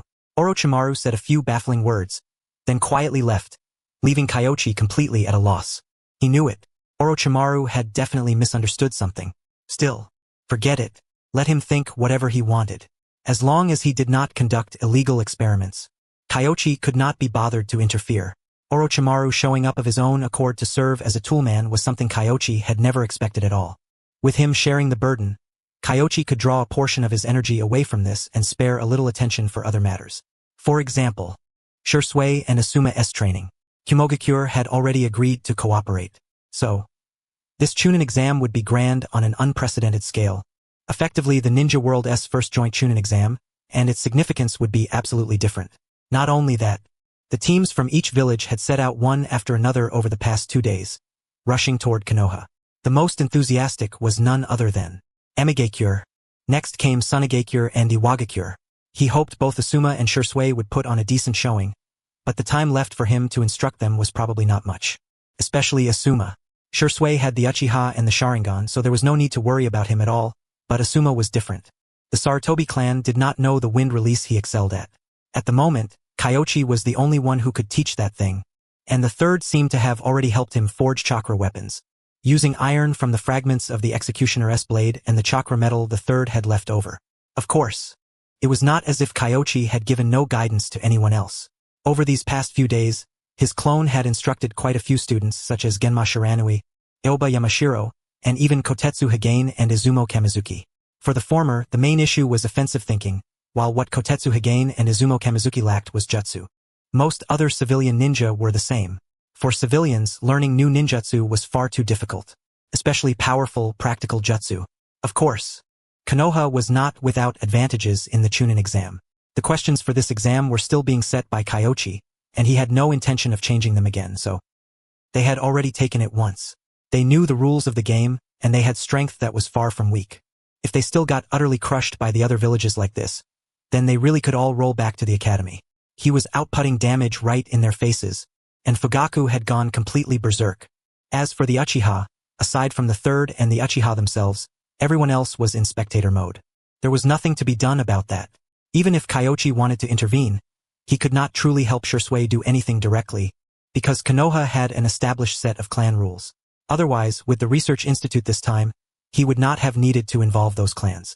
For now, though civilians were numerous, the foundation of the ninja forces was still these clans. Konoha had to rely on them. If Kyoichi interfered in the Uchiha clan's internal affairs, it would inevitably touch the taboos of other clans. For example, the Hyuga clan, another great clan. If not for that, the Uchiha massacre would not have been carried out by Itachi. And at this moment, within the Uchiha, Clan head, why did you hand over our police force without discussing it with us? Where does that leave the glory of the Uchiha and the sacrifices of our predecessors? Several clan elders were filled with righteous indignation. They were furious. On one hand, the police force had been taken by Konoha just like that, and from now on, it would no longer belong solely to the Uchiha. On the other hand, they were the last to learn of this news. It was only after Konoha released the information, and the Aburame clan and Inuzuka clan had already begun selecting personnel, that they learned about the police force's reorganization. As elders of the clan, they felt their authority had not been respected. Fugaku's home was filled with uproar. He glanced upstairs. Itachi, who was only a little over a year old, was still too young to understand, quietly watching from above, but he was soon taken away by Mikoto. I had originally planned to speak about this tomorrow. Since none of you can wait, then I will talk about it today. The Uchiha glory that you elders speak of seems to have been given to us by Tobirama Senju. Does it not? Fugaku wore a smile on his face. However, that smile was not gentle, but cold and mocking. You, what do you mean by that? Fugaku, you may have become clan head, but that does not mean you can simply disregard us. One elder's expression changed. Very well, then I will put it more tactfully. You all experienced the conflicts of the previous generation. At that time, Fugaku, was merely a child, too young to understand the world. Fugaku continued, the predecessors whose sacrifices you speak of, are you referring to the radicals who opposed the village, the one who left the village, or perhaps all of you, who chose surrender again and again? Fugaku, you are far too arrogant. All the elders abruptly stood up. You call this tactful? He was already outputting damage right in their faces. Damn it, but... A hint of panic stirred in their hearts. Had Fugaku already completely thrown his lot in with Konoha, and had he dispatched a group of people this time to surround this place? They began to panic. Look, I have not even sent anyone out, and you are already panicking. You fear death to this extent, yet in your hearts, you still dare to dream of turning things around and taking charge? Back then, when Madara left, you did not choose to go with him. When the radicals fought Tobirama Senju, you did not choose to help. Yet now, you shamelessly clutch the authority you obtained through surrender and call it glory. My Uchiha should not be like this. Fugaku's voice rang with fervor. Perhaps he was somewhat lacking in decisiveness, but since he had already taken that step, there was no room to turn back. People who played both sides were the most detestable. For example, these people. Now then, the police force is being reorganized. Who has an objection? Fugaku, you. At the very least, you should have discussed it with us instead of acting arbitrarily. One elder stepped forward. However, in the next instant, Fugaku used the body flicker technique and appeared beside him. 3 tomo surfaced in his eyes. Bang! With a single strike, that elder was kicked flying, smashing through the door along with his body and tumbling into the courtyard. Outside the courtyard stood Yashiro at the front, with Yakumi close behind. They were all members of the police force. Captain. Elder Kazuo is in poor health, and his mind has grown muddled as well. He can fall over even while standing, so let him stay home and properly recover. Yes. The members of the police force carried that elder away. Fugaku looked toward the others. The remaining elders fell silent as cicadas in winter. In their eyes, Fugaku had always wavered, hesitant and indecisive. As long as they exerted a little influence, they could make Fugaku lean toward their side. But this time, it didn't seem that way. Fugaku had gotten serious. After saying that in an indifferent tone, Fugaku waved them off, signaling for them to get lost. Shisui and Inabi watched from a distance. They saw that elder get dragged out, then turned and headed home. The outcome was settled. Though the result wasn't what they had hoped for, at least it was better than nothing changing at all. It was just that. In Shisui's heart, his opinion of Fugaku dropped another notch. Compared to his teacher, the clan head was far, far lacking. With that performance, he actually thought he was fit to point fingers at his teacher? In class the next day, Kyoichi arrived as usual, and Asuma and the others didn't notice that today it was his real body rather than a clone. But just the same, not a single person was late, including Obito, who loved being late the most. The police force and the Uchiha couldn't influence him. But Kyoichi could, because Kyoichi's class was one of the rare opportunities Obito had, aside from Minato's side, to receive guidance from someone outside. Of course, Obito wasn't having an easy time in class. The others spent most of their time training, while he spent most of his time making up lessons, making up the theory classes he had missed before. 1 test paper a day. Every single one had been assigned by Kyoichi for the Ninja Academy teachers to prepare. If there was one thing different from the day before, it was that Shizune had come too. Today's training will proceed as usual. Those skilled in water style will begin practicing the hidden mist jutsu and water prison jutsu today. Those skilled in fire style will practice the dragon flame jutsu and ninja tool control.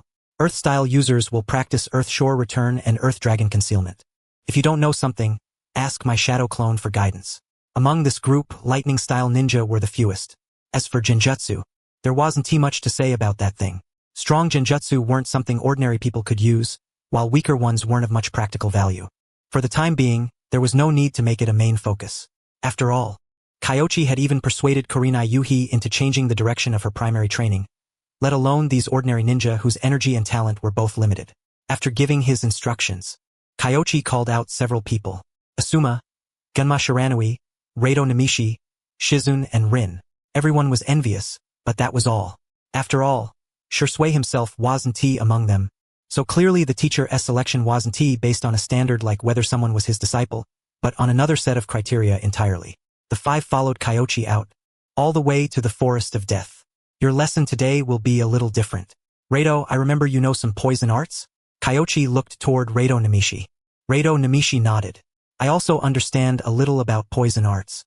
Reito, Rin, and Shizun, gather materials on your own.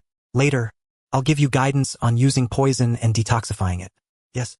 The three immediately set out, searching the forest for materials that could be used to make poison.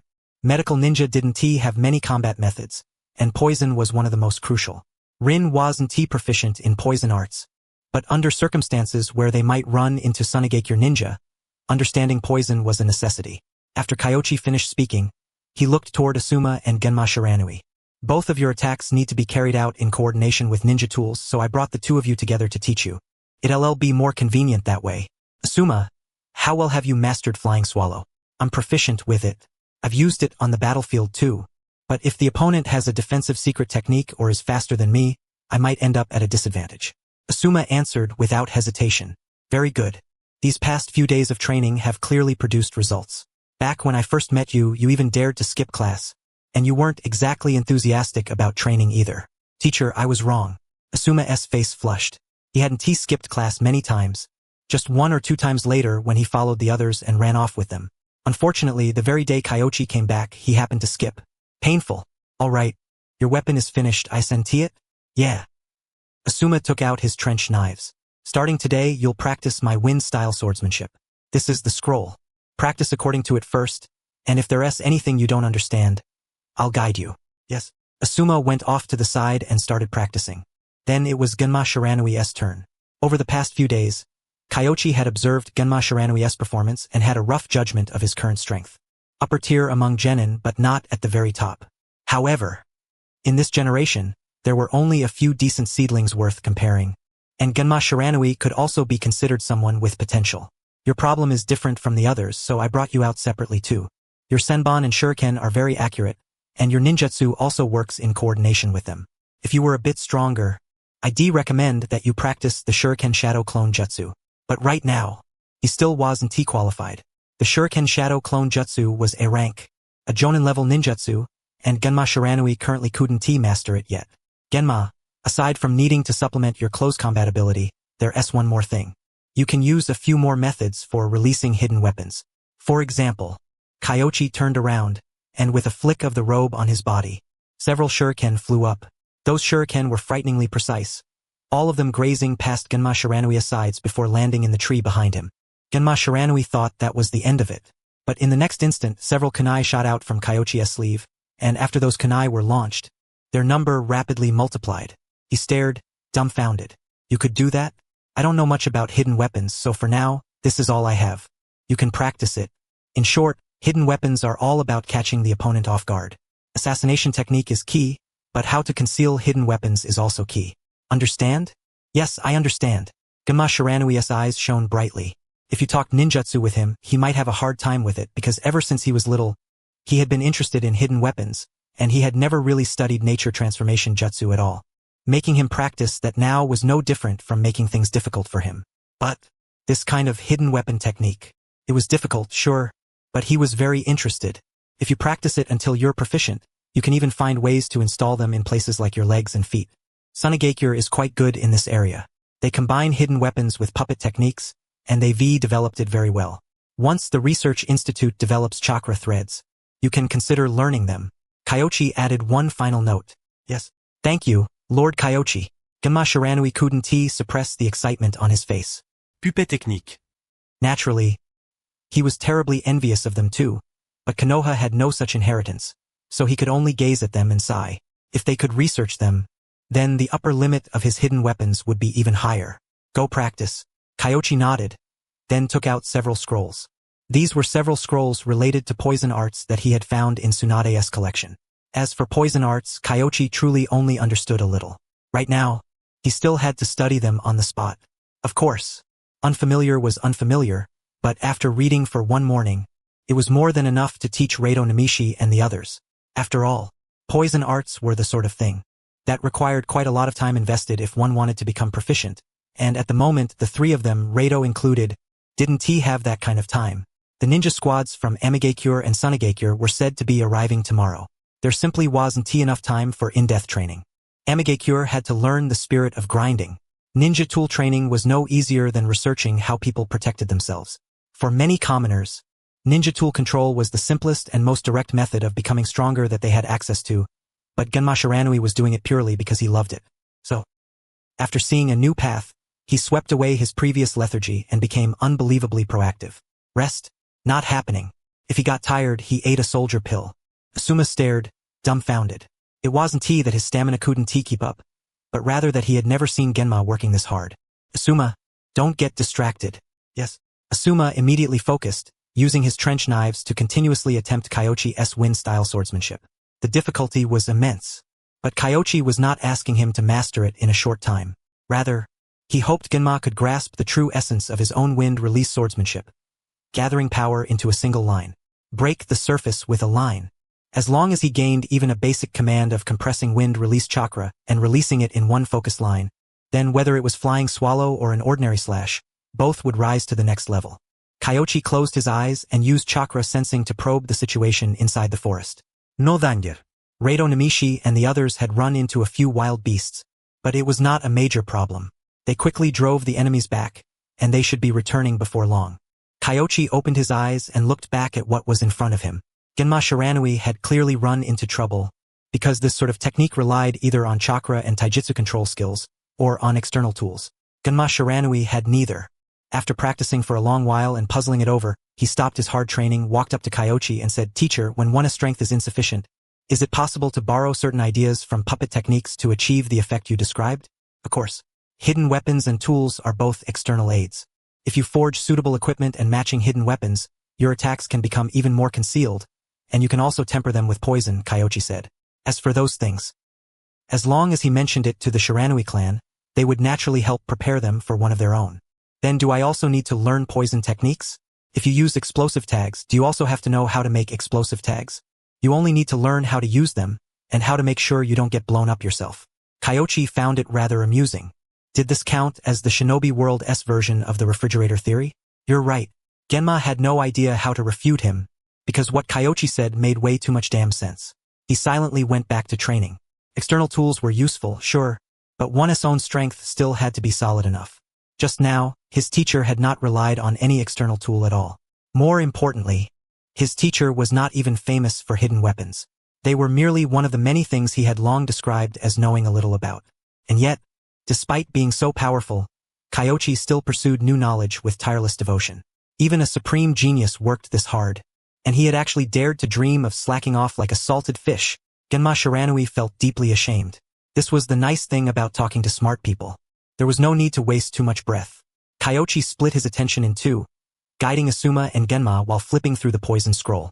By the time Reito Namishi and the others arrived, he had basically finished chewing through it. "Teacher, we gathered the materials." Shizune's voice was especially sweet. At home, she had to call him Lord Kyoichi. This was her first time calling him teacher. "Take them out and let me have a look." Kyoichi gestured for them to bring everything out. The three of them each took out their bundles and carefully displayed the materials they had collected. It was clear. The three of them had learned somewhat different things. Shizune had wandered outside with Tsunade for years, and in order to protect herself, she had learned quite a bit of poison knowledge from Tsunade, so she understood the most. Among the materials on the ground, hers were also the most varied. By comparison, Rin had much less. Clearly, She had not studied poison very deeply and had only touched on it briefly while learning medical techniques. As for Reito Namishi, he was completely self-taught in the wild. Most of the poison he used came from toxins extracted from poisonous insects, while poisonous herbs were extremely few.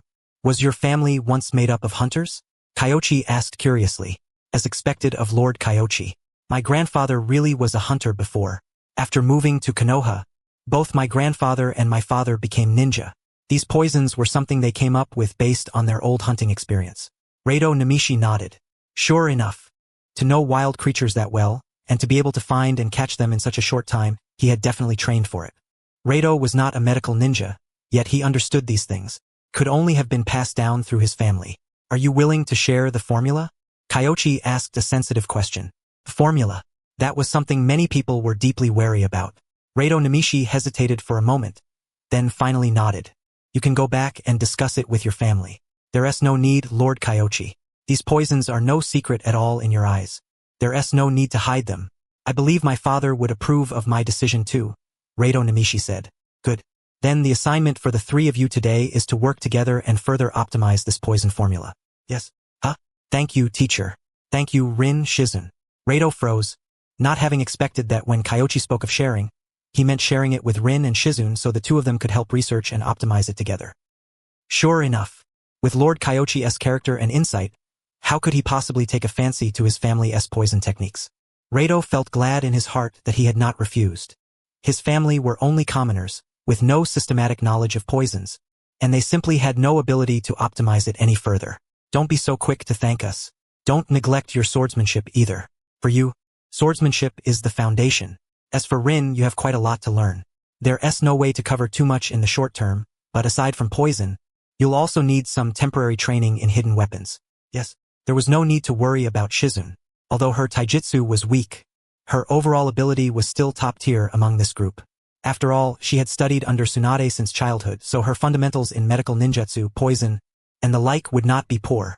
Rin was not weak either, but her taijutsu and ninja tool skills were far too lacking. For this entire day, neither he nor his shadow clones did anything else. They had been guiding others the whole time, and in the process he had farmed a whole pile of assorted experience.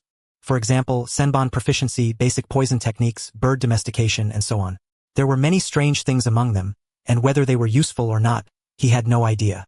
But in any case, they were free rewards. It would be a waste not to take them. Who knew? Maybe one day they would come in handy. With the reward of basic poison techniques, combined with Kyoichi's existing knowledge reserves and the fact that he had already read through the poison book once or twice, he understood most of the contents inside, so there was no need to keep reading it afterward. He began pondering chakra threads. Konoha also had chakra threads, but they were used to extract foreign objects from a patient's body that were difficult to remove. They could not manipulate heavy objects like puppets the way Sunagakure did. This thing really did have research value. It had to be arranged. However, at present, the Research Institute had far too few reliable researchers.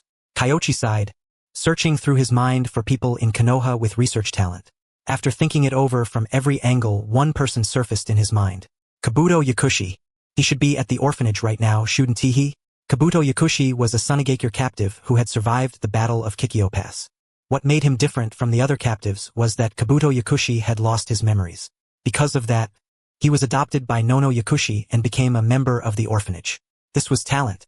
At this point in time, Danzo should not have had time to make his move yet, because originally, the reason Danzo noticed Kabuto was that he and the other orphans had voluntarily helped Orochimaru and other ninja treat the wounded during the war in order to earn extra money on the side. But in reality, due to Kyoichi's appearance, Konoha's losses in the war had never reached the point where they needed their support. Kabuto Yakushi and the others had no opportunity to show themselves at all. Of course, Kabuto was definitely named in Danzo's little notebook. After all, Nono had once been Danzo's subordinate. Kyoichi narrowed his eyes. It seemed he would have to find time to visit the orphanage. That guy Danzo. He did not want to let the root keep ruining Konoha. A thing like the root was nothing but a tumor. The so-called darkness of Konoha was only a line Danzo used to comfort himself.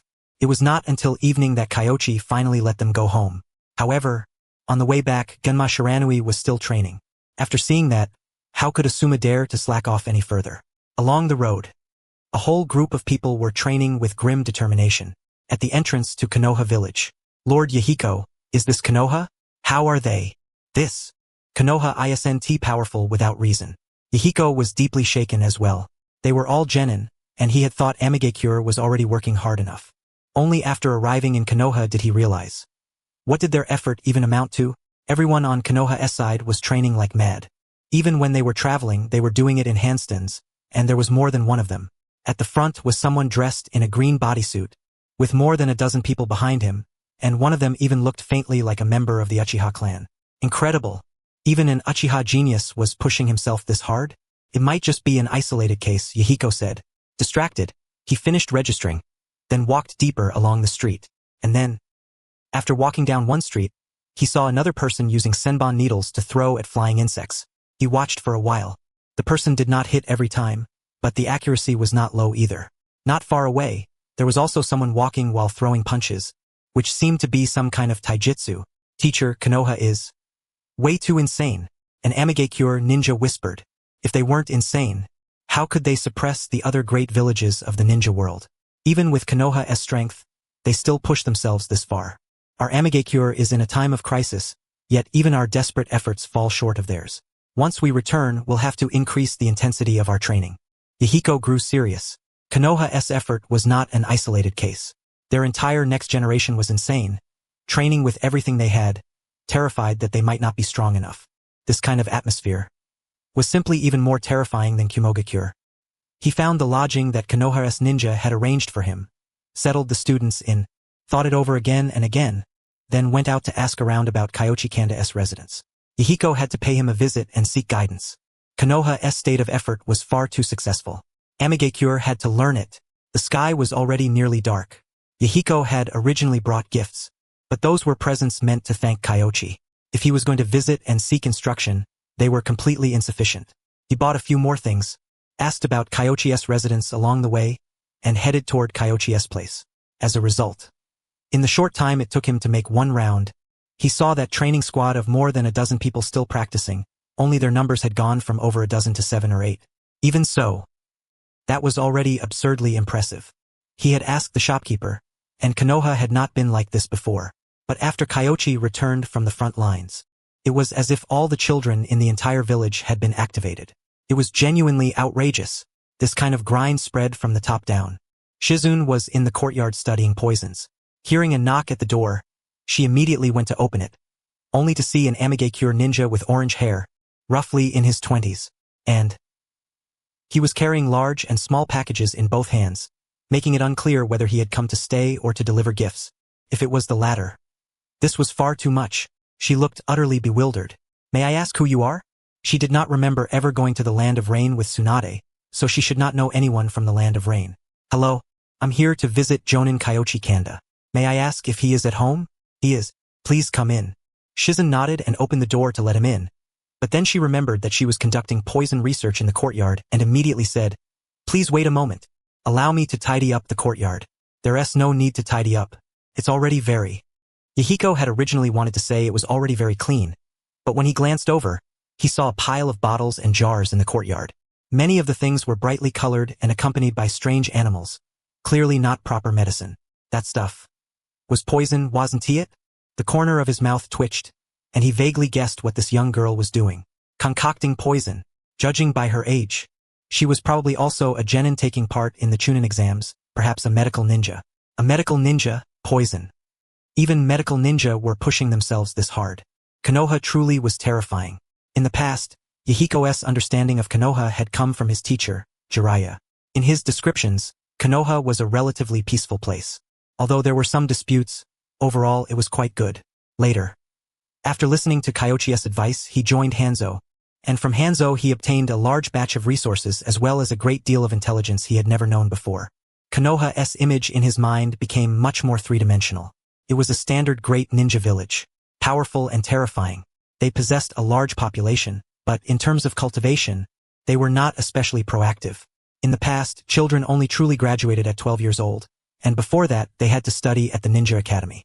That approach was far too extravagant. However, now his view had been refreshed again. Even if they were studying, that did not necessarily mean they were as lax as Hanzo had described. Being a ninja had the hardships of a ninja, and being a genin or a student had its own kind of toil, as expected of Konoha. Komein. Shizun, you don't need to clean up. Keep doing what you were doing. Yahiko may not necessarily be interested in these things anyway. Kyoichi came out from inside the house. Although Yahiko came from the land of rain, he had lofty ambitions, his methods were relatively above board, and his character was still trustworthy. Shizune's face flushed red, and she turned around and bowed in apology. I am terribly sorry. No need, ha ha ha.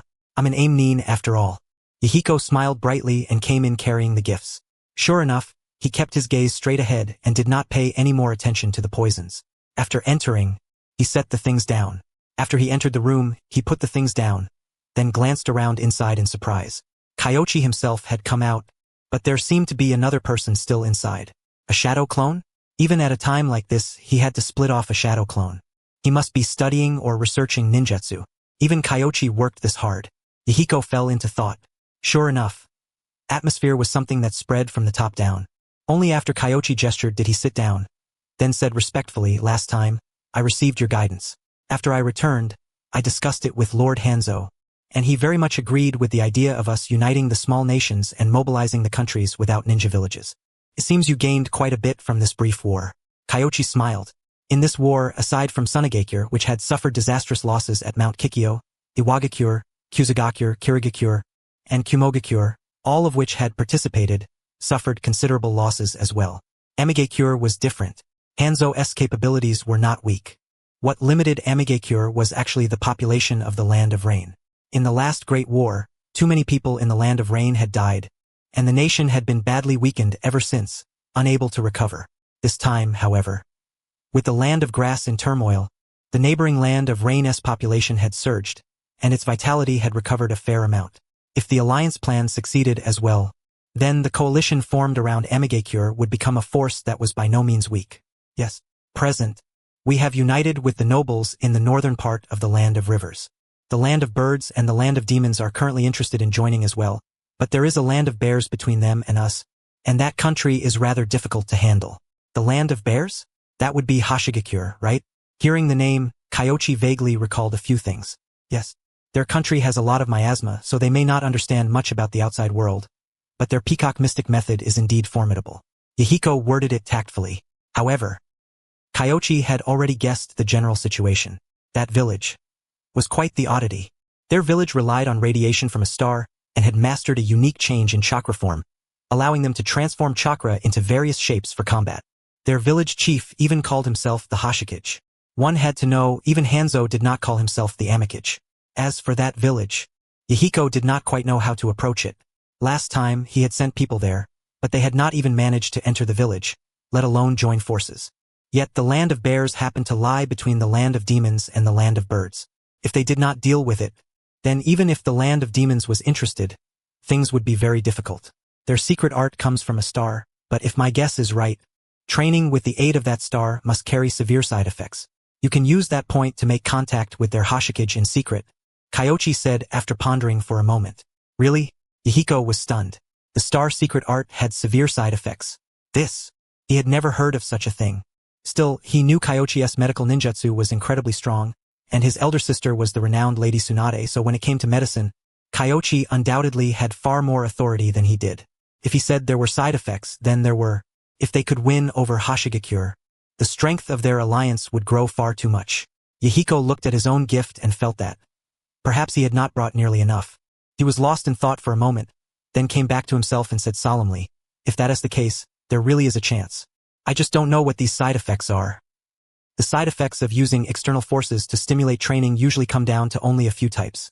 Physical mutation or a shortened lifespan.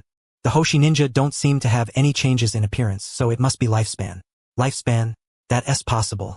Lord Hanzo should know more about them. I'll go back and discuss it with him. Yahiko nodded, then bowed lightly. At first, I only mentioned it in passing. I didn't expect you to help me in such a big way again. Actually, I wanted to ask you about your teaching methods. Teaching methods?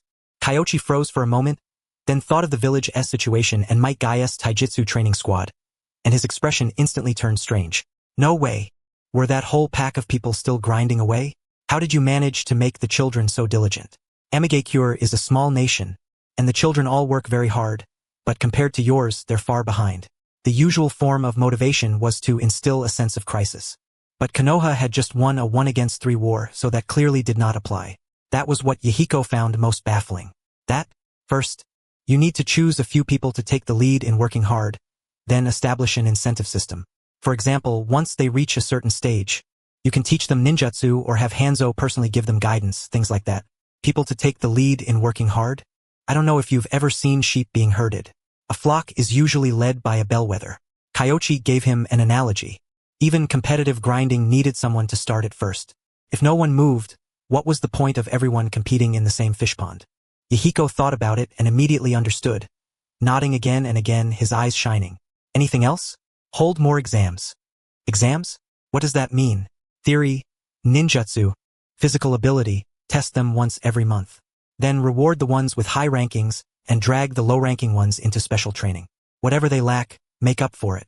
Another point is to teach differently based on each person's interests and strengths. Kyoichi was not stingy either. Since Yahiko was interested in this area, he went into more detail. For example, your village has early graduation, so you can regularly set up preliminary Chunin exams, Chunin sprint classes, Chunin exam tutoring classes, and so on. Make them free internally, and charge a reasonable fee externally.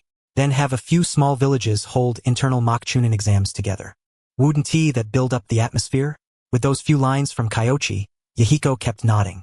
At that moment, there was only one thought in his heart. As expected of Kyoichi, he was too amazing. Yahiko had never imagined there were so many methods. By comparison, Amigakure was still using the old one teacher leading 3 students approach. They were falling behind the times. Yahiko sighed with emotion, feeling more and more that his gift was too light. But after thinking about it, with Kyoichi's abilities and wealth, Kyoichi probably did not care about the gift he had brought at all. Accepting it was only to keep him from feeling awkward. Kyoichi, though you are not my teacher, to me you are like a guiding light. I cannot afford to give you anything too fine, so please, you must accept this bow from me. As Yahiko spoke, he was about to perform the whole kneeling bow routine. Kyoichi hurriedly stopped him. After all, the price had already been paid by Yahiko. Fire release, exploding flame formation. This was Hanzo's ninjutsu, and also the first fire release ninjutsu Kyoichi had obtained from the system. Although it was not fire release in the purest sense, Kyoichi felt that it seemed to work rather well when paired with paper folding techniques, and the attached fire release nature transformation could at least serve as an entry point for him. That was enough. After all, his requirements for fire release were not very high. It was fine if he could use it, and fine if he could not. He was not relying on it to fight anyway. Besides, we're friends. There's no need for all that. Also, I'm teaching you because the small villages uniting is beneficial to us in Konoha. Otherwise, from the standpoint of our positions, I wouldn't be able to help you. Kyoichi said solemnly. Those are 2 separate matters. Indeed. Kanda Kyoichi, what you're doing is selling out the interests of your nation. A voice rang out from outside the door. Tsunade returned wearing a green robe, exhaustion written all over her face. Working overtime was awful, and worse still, it was her main body and her shadow clone working overtime together. She was too tired, but the moment she entered the courtyard, she heard the 2 of them conspiring loudly, and still could not help speaking up to tease them. When Yahiko heard the voice, his expression changed, and he hurriedly stood up and turned around. At first, he did not recognize her, but when he saw that familiar hair and face, he immediately remembered who she was. Lady Tsunade. Back then, they had met once. Tsunade was also stunned when she saw Yahiko. That face was very familiar. She thought back for a moment, and before long said, Aim Ninja? I remember now. You're the leader of those 3 brats. Jiraiya taught you 3 for 3 years, didn't he? Yes. Thanks to teacher and your care, we were able to survive. Yahiko bowed deeply. I didn't do much. It was Jiraiya who got soft-hearted. Tsunade tossed her robe aside and took a bottle of drinkable liquor from the cabinet. How are the other 2 brats? They're with me in Amigakure now. Lord Hanzo values us highly, Yahiko replied. Tsunade was silent for a moment, then nodded and said, Then Jiraiya didn't teach you for nothing. At the very least, you all survived. And Hanzo is a decent leader too. Lord Hanzo and I share similar ideals. In the end, what we both hope for is peace in the ninja world. Yahiko knew Tsunade's story. Several of her relatives seemed to have died during the Second Shinobi World War. I don't care what your ideals are. Don't move against Konoha. Otherwise, even if Jiraiya can't bring himself to clean house, I'll make you understand the price of betrayal. Tsunade's expression was grave. She was very worried that Kyoichi might end up raising an ungrateful wolf. Yahiko gave a light nod and said nothing. All explanations were hollow. Only real actions could prove himself. Besides, it was enough that Kyoichi and the others trusted him. Changing the ninja world? Another one had gone mad. Tsunade's warning was not because she feared what kind of threat Amigakure might pose to Konoha, but because she was worried about the impact this matter might have on Kyoichi's reputation and confidence. Tsunade was very suspicious. Just what had Kyoichi said to Yahiko? Yahiko's attitude was practically warmer than when he saw Jiraiya. However, she did not ask further. When Kyoichi felt the time was right, he would naturally tell her. If he did not want to explain, then asking would be pointless. With Tsunade back, Yahiko did not linger long in Kyoichi's home. After a few more simple words, he left, but both of them felt they had benefited greatly from this meeting. Although the gift Yahiko had brought was, given Kyoichi's current wealth, not worth mentioning at all, the reward he had brought was abundant. After he left, Kyoichi glanced at the system and only then discovered there was still another reward. You have completed the follow-up guidance for Ninja Village Alliance. Reward: organ transplantation. This reward was most likely derived from Hanzo's poison sac transplant. Even if Kyoichi might not necessarily have any use for it from a technical standpoint, it was incredibly valuable. After all, who could guarantee their organs would never run into problems? Of course, Kyoichi figured that if he handed this thing over to Orochimaru, the man would definitely be very interested. But better not. He had finally managed to find himself a useful tool. No need to ruin him. The Amigakure ninja arrived ahead of schedule.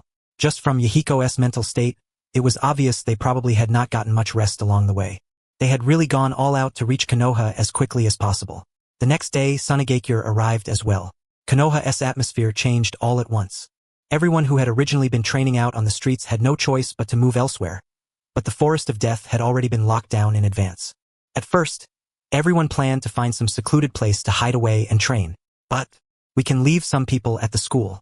As for those who need more open space, you can come with me to the police force for training. There's a separate training ground over there, Shisui said.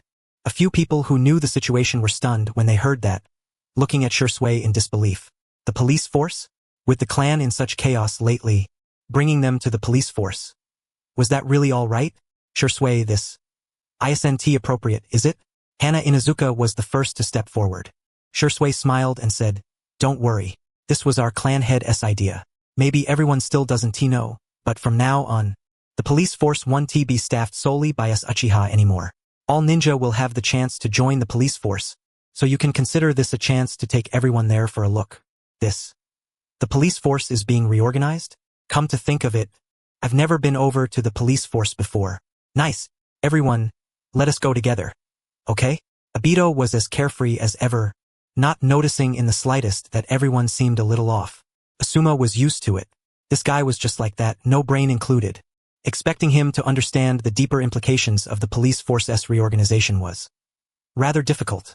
After thinking for a moment, Asuma stepped forward and said, "Let us go. The police force works hard protecting the village too, so this is a good chance for us to visit. We can bring some gifts while we're at it." Back when he had just graduated, he had been a Chinibyo brat, but after going through missions, being tempered on the battlefield, and receiving Kyoichi's guidance, Asuma had gradually settled down, gaining a bit of the air he would have as a jonin in later years. Seeing Asuma take the lead, everyone nodded along in agreement. And so, the next morning when Yahiko went out onto the streets, he could no longer see that hot-blooded team in green. "Teacher, they really were only working hard for a little while. Today they aren't training at all. Don't measure others by your own assumptions. Konoha's ninja couldn't possibly slack off. Can't you tell why they've disappeared?" Yahiko looked sternly at one of the genin in his team. That way of thinking was very bad. People like that treated others' strength as talent, treated their own laziness as a lack of talent, yet failed to see the effort those geniuses put in behind the scenes. "Teacher, is it because we entered the village?" "Not just that." Yahiko shook his head. He had spotted Sunagakure's ninja. There were quite a few of them, and walking at the very front was a female ninja with extremely conspicuous hair. Scorch release, Pakura. First, Yahiko thought she was the jonin leading Sunagakure's group this time, but he quickly realized he had been mistaken. There was an old man hidden farther back. Sunagakure's Ebizo. Even he had come.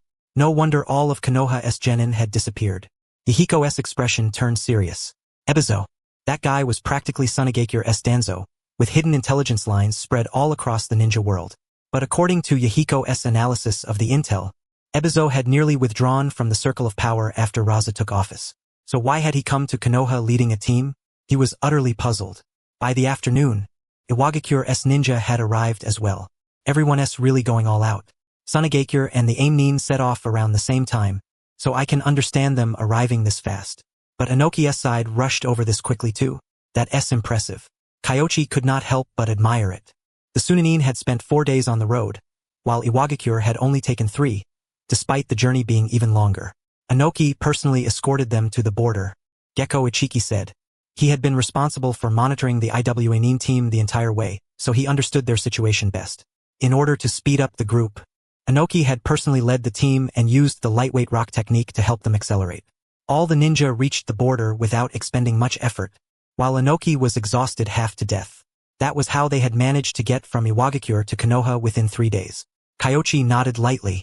On the Umbu side, Sarutobi Shinnosuke had already stopped handling things entirely. In a little while, once the third stepped down, he would probably leave the Umbu and step into the open as a team-leading jonin.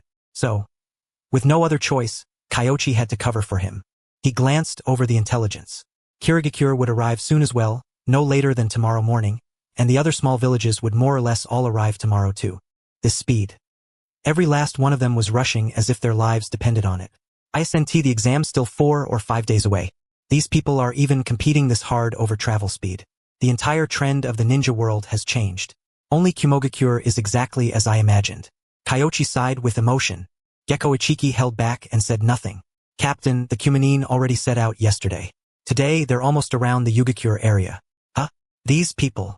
They don't compete inside their villages, so they decided to compete on the road instead? Something was strange. Kyoichi carefully looked through Sunagakure's list, then flipped through Iwagakure's and Kirigakure's lists as well, and could not help falling into thought. Kirigakure was being led personally by Yagura. Don't tell me these people, like Yahiko, all came to Konoha to learn from them? Good thing everyone went to the police force today. Kyoichi was speechless. The fact that Konoha could take on 3 opponents at once really did not have much to do with the village itself, because he had not even had time to start building things up yet. He had only recently begun arranging that kind of work. The research institute had already been established. Orochimaru had been put in charge of improving wood release, while on Kyoichi's side, his wood release had already reached the point where he could create vines on his own. Though it could not compare to Hashirama Senju's ability to create an entire forest by himself, at the very least, its greening ability was on par with Yamato's. Once the Chunin exams ended, they could begin large-scale farming experiments. As for the Chunin exams, seeing how enthusiastic everyone was once all the participants arrived, they might as well start the exam early. Those people thought they would be able to observe Konoha for a few extra days, only to have the exam begin early and be sent home early too. Everyone would surely be pleasantly surprised, right? However, at the moment, Kyoichi had another matter to deal with. Rashi. After returning from the front line, Rashi had not been locked up together with Kitsuchi, but Kyoichi had not had the time to extract tailed beast chakra, so the matter had been delayed until now. The man was about to leave. So before he left, Kyoichi would show him a bit of concern. Kyoichi walked into the Umbu's sealed prison. Rashi, have you gotten used to staying here? Don't worry, you'll be able to leave this afternoon. Rashi raised his head without much of a reaction. During this period, Konoha had not tortured him harshly, nor had anyone come by every day to study him or anything like that. At first, he had been very uneasy, but later he more or less understood that Kyoichi must have given instructions. If anyone came, it would definitely be Kyoichi. After a few seconds, he raised his head and said, "You're here to extract chakra, aren't you? Staying here has made you smarter." Kyoichi did not deny it. Rashi nodded and said, "I also figured something else out. The things you taught me were meant to make Iwagakure even more chaotic. What if I don't do as you said? I don't lose anything. You're just a Jinchuriki. If I can capture you once, does that mean I can't capture you a second time?" Kyoichi smiled. He had never bothered hiding his intentions when teaching those things. Rashi might have been fired up at first, swept along by the words, but once he came back down, he would definitely understand what he truly thought. But so what? Between every village and its Jinchuriki, there were irreconcilable contradictions. Even Kumogakure, which seemed to offer the best treatment, still had people who were hostile toward Jinchuriki. As long as that relationship existed, unless someone was an oddball like Naruto, even if Rashi saw everything clearly and managed to suppress his own thoughts, in the end, he would still part ways with Iwagakure, because he had seen a broader future. Rashi did not deny it. Kyoichi began extracting chakra. Rashi showed not the slightest hint of pain. He even said, "Do you know? Thanks to your help, I gained its acknowledgement. But there is one thing you were right about. Jinchuriki should not be the way they are now. Congratulations." Kyoichi's face remained expressionless as he silently extracted the chakra. Rashi had gained the Four-Tails acknowledgement. That was something he had not expected. This recognition was probably founded on their shared goal of liberating the tailed beasts. "I will change the Jinchuriki and change the entire ninja world," Rashi declared with absolute conviction. This was not some momentary fervor stirred up by Kyoichi's ideological guidance. Even after calming down and thinking it through carefully, he still intended to follow Kyoichi's path. "Then do your best. I've taught quite a few people. Aside from my own disciples, one is currently working hard for world peace, and another is stirring up struggle in the East. Adding one more of you doesn't make much difference." Kyoichi laughed when he heard that. Another one had gone crazy. Come to think of it, Kirigakure, Iwagakure, Amigakure, and Kumogakure all bore traces of his influence. Did that mean Sunagakure should be developed a little too? It was worth considering. Sunagakure. Hadn't Ebizo and Pakura arrived at just the right time? Of course. He could not teach that group too much.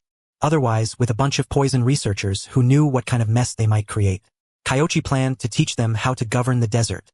As for Kumogakure, that village's situation was special. Words from an outsider would not work at all. Once his grain war took effect, Kumogakure would naturally fall within his grasp. The plan was flawless. After he finished extracting the chakra, he sealed this portion of tailed beast chakra into the sealing vessel he had prepared earlier, then headed toward the quarters where the Sunagakure ninja were staying. Maki, pretty good name. Sunagakure's location was separated from the AIM ninja by one courtyard. In truth, the courtyard between them was currently occupied by Konoha's Umbu. If either side made any suspicious move, Konoha would know immediately. Lord Ebizo, all of Konoha's young genin have disappeared. It looks like they must have made preparations in advance. How could they not hide? This is the Chunin exams involving the entire ninja world. Ebizo spoke slowly. He stood up and looked outside. Reflected in his eyes was Konoha's nightscape, still bustling and radiant. Sunagakure could never show such a sight. In this world, only Konoha has such tremendous resources and influence. If it were our Sunagakure, Ebizo sighed softly. The current Sunagakure could be called one of the great jokes of the entire ninja world without exaggeration. The third Kazekage, the strongest Kazekage. And yet, he had died for no apparent reason. Even now, they had not found his body, let alone determined the cause of death. They launched a war, and lost. They were beaten miserably. Even now, their vitality was severely damaged, and Raza had no choice but to search for mineral deposits on behalf of the daimyo in order to seek his support. One day, Sunagakure will become powerful, Pakura said. Will it? That will be difficult. In places you haven't seen, Konoha has already been making arrangements in the shadows. Haven't you noticed that our missions in the north have decreased a lot recently? Ebizo did not blame Pakura. She was only a jonin. Though she had participated in some of the village's major decisions, she did not understand many of the deeper matters. However, she was indeed an exceptionally qualified jonin. Ebizo intended to cultivate her. It was just. She did not seem to get along very well with Raza. The north? And just as we speak of it, someone from Konoha has arrived. Go meet him. This young man is quite something. Ebizo's expression grew solemn. Kanda Kyoichi. During the Battle of Kikyo Pass, he had still been unknown, and no one had ever heard his name. But in less than 2 years, his name had appeared in the booklets of every ninja village. Do not engage him head-on. There was no need to sense him. Pakura had already seen their visitor. A young jonin who was only around 20 years old. Such an age was rare in the entire ninja world. I've long heard of your reputation, senior. I was originally somewhat disappointed when I heard you were preparing to retire into seclusion. I didn't expect that for these Chunin exams you would personally lead the team. Kyoichi smiled when they met. Ebizo was someone he truly respected. The man had many informants, and the intelligence in his hands was even more formidable than Danzo's. Unfortunately, Sunagakure's strength was too weak. Even knowing a great deal of intelligence was useless. Without enough strength, everything would come to nothing in the end. Jonin Kyoichi, if you have something to say, let us talk inside. I happen to bring some specialties from the land of wind. Ebizo was not yet too old now. In his 50s. He looked ordinary, with nothing particularly remarkable about him. But it was this very man who had used strategy on the battlefield many times to help Sunagakure escape danger and defeat stronger enemies from a weaker position. Kyoichi did not dare underestimate him. They entered the room and sat facing each other. Pakura brewed tea at the side. while the other Sunagakure ninja were training in the front courtyard. Only the three of them were here. Senior, what do you think of Konoha? It is very prosperous.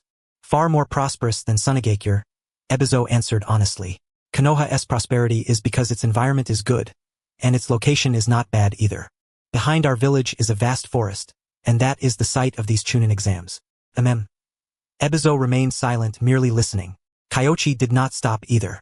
He spoke with effortless eloquence, giving a complete explanation of the glorious deeds from the era of the first Hokage, Hashirama Senju, such as subduing the other ninja villages and distributing the tailed beasts. However, Konoha's glory, to Sunagakure, was a humiliating history of war. Pakura's expression had already turned somewhat wrong. Ebizo, however, remained calm. From time to time, he even exchanged a few words with Kyoichi, sighing over the strength of the first Hokage and the wisdom of the second Hokage, Tobarama Senju. He was someone capable of great undertakings. Neither of them touched the real subject. Instead, Pakura, who was off to the side, grew impatient and said with dissatisfaction, Jonin Kyoichi, if you came here to introduce Konoha's glorious history, then there's really no need. Pakura. Ebizo barked a rebuke. What was the rush? He glanced at Pakura. Only by remaining as still as a bell could he properly see what this young man intended to do. In the end, he had not expected that Kyoichi would not be anxious, but his own side would grow impatient first. After I've said so much, can you truly not understand? You mean to say that if Sunagakure wants to change, it must first improve its environment, build roads, and open trade, yes? You are not from the land of wind, and your understanding of the land of wind is not deep. Changing the environment is easier said than done. How could Ebizo fail to understand? Kyoichi's words were telling him that if they wanted prosperity, they needed good roads, a good environment, domestic stability, and profit to be made. Only then would merchants be willing to come. Otherwise, who would be willing to go to such a barren, remote place? But what use was that? The land of wind had no ability and no money, so it could do nothing at all. The southern part of the land of wind borders the sea and has plenty of green land. In truth, it is not poor. The ones who are poor are merely you people of Sunagakure. But that is also because your thinking is too rigid. Oh? Ebizo raised his eyes and looked at Kyoichi. Here came the crucial point. He had waited a long time and at last the main course was about to be served. Oh my, we ended up talking for so long without even realizing it. I'm terribly sorry for wasting your rest time. Let us continue another day, a bit earlier. Kyoichi glanced outside and let out a deliberately surprised sigh, then offered a perfectly courteous farewell and took his leave. The corner of Pakura's eye twitched. How nasty! Aha! If you get angry, that means you've already lost a step by nature. An opponent like this is certainly troublesome, but as long as you don't take what he says to heart, you can keep a sufficiently steady mindset. Ebizo smiled, not the least bit angry. At his age, what was there left that he couldn't see through? Forget Kyoichi dangling bait in front of him. Even if Kyoichi deliberately said only half of every sentence and left the other half hanging, Ebizo could still happily communicate with him using nothing but the information contained in those half sentences. Besides, the other party had already made it quite obvious. Commerce. What he said was the truth. If Sunagakure wanted to develop, it had to develop commerce, and it could not be in the south either. The prosperous places in the south were all under the control of the daimyo and numerous nobles. Easier said than done. Still, what exactly was that brat trying to say? Commerce, environment, was he suggesting they trade with the north? He furrowed his brow and pondered in silence. Although he had told Pakura not to worry too much about it, deep down, he inevitably found himself guessing at Kyoichi's true purpose. That sort of thing was a habit born from his work as a ninja, and it was hard to avoid. Kyoichi had no way of knowing whether Ebizo slept well or not, but at the very least, he himself slept soundly that night. He even had a dream. The next day, he did not go looking for Ebizo.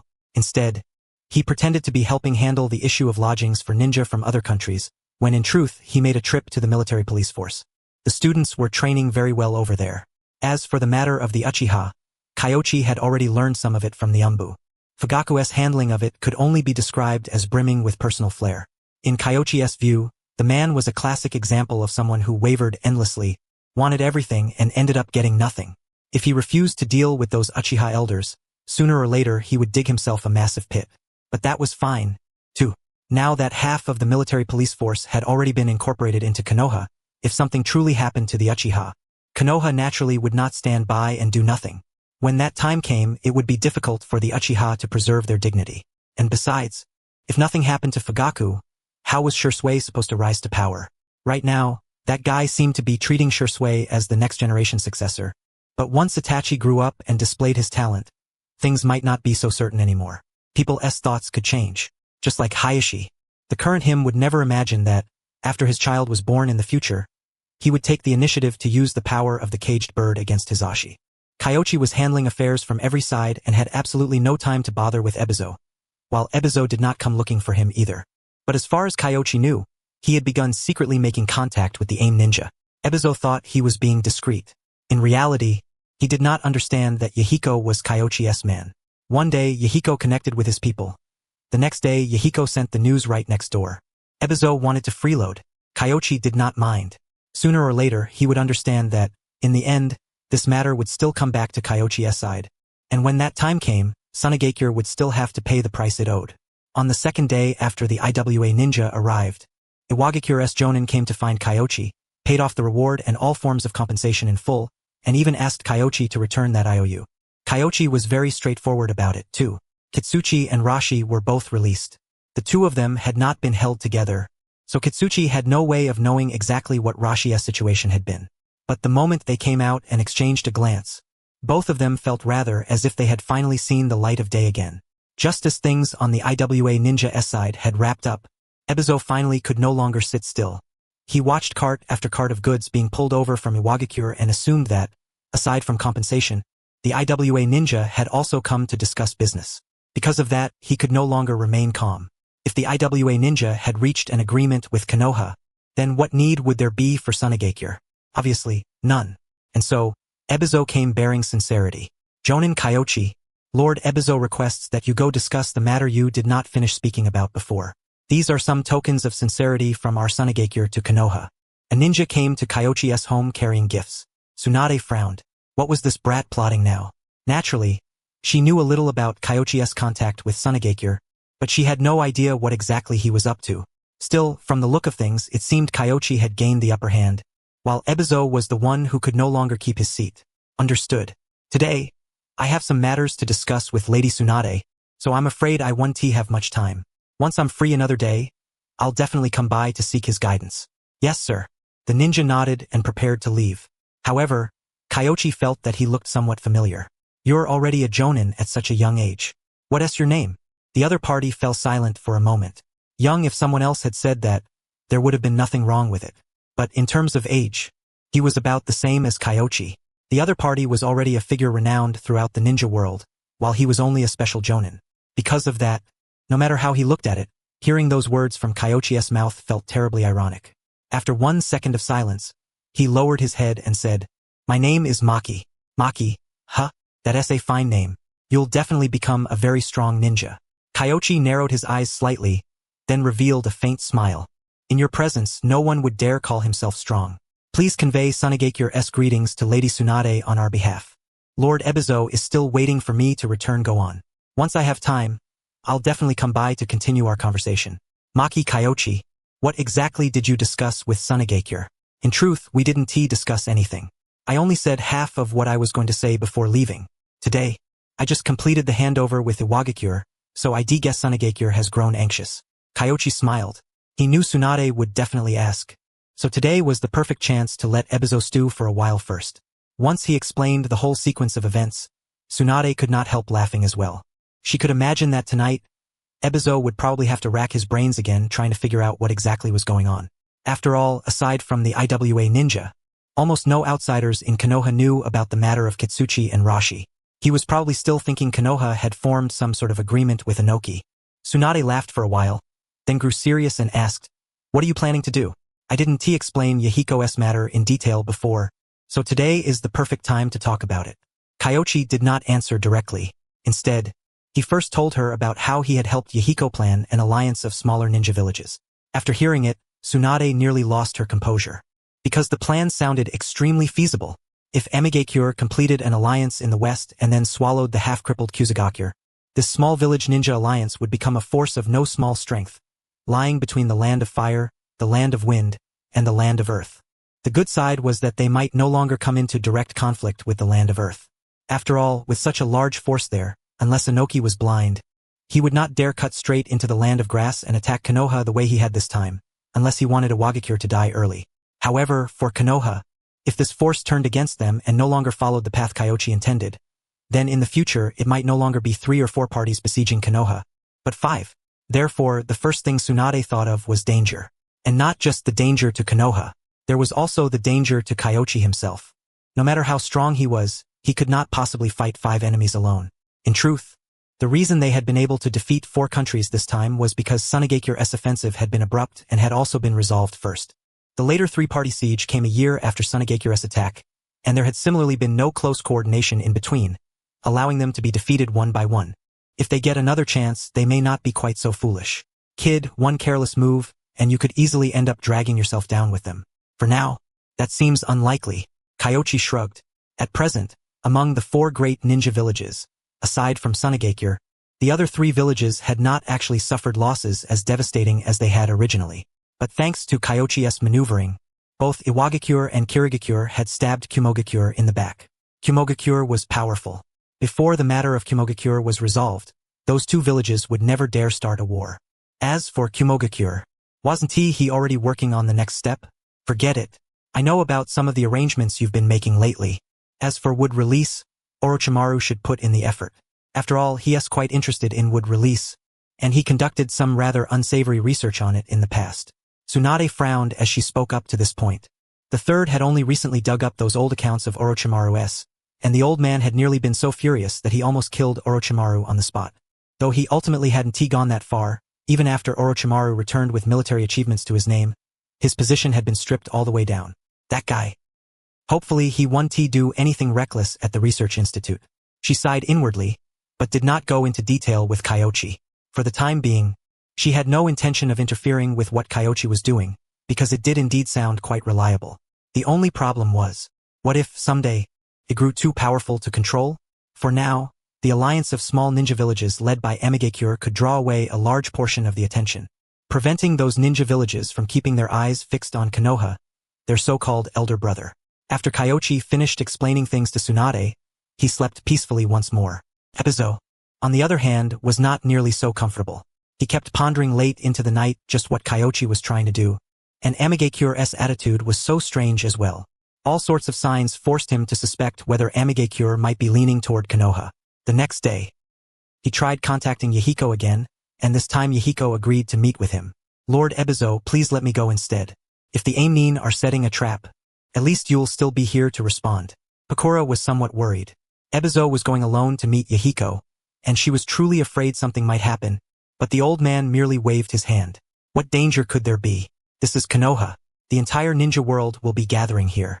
If Amigakure dares make a move at a time like this, then all I can say is that Hanzo must have gone blind to choose such a foolish successor. Ebizo shook his head, then strolled out as casually as if walking through a garden. His forehead protector was tucked into his pocket as he slowly made his way down the street toward a shop they had agreed on earlier. Once he entered the shop, he gave the room number, and someone automatically led the way, bringing him into the private room. However, when he opened the door and stepped inside, even though he had expected something like this in advance, he still couldn't help freezing for a moment. Kanda Kyoichi was there too. Well, Kanda Kyoichi. I hear you're also a descendant of the Senju. The Senju clan truly is a terrifying bloodline. Every generation produces a few outstanding figures. Ebizo sighed. How could he fail to understand? Amigakure's alliance of small ninja villages had been pushed forward by Konoha from the very beginning. Everything made sense now. Kusugakure had suffered heavy losses this time, and aside from wavering between both sides, there was another possible reason connected to Amigakure. And once the small ninja villages joined hands, Konoha would certainly suffer some losses in terms of certain missions, but the ones who would suffer the greatest losses would not be them. It would be Sunagekyur and Iwagakure, because those countries to the west were fairly far from Konoha.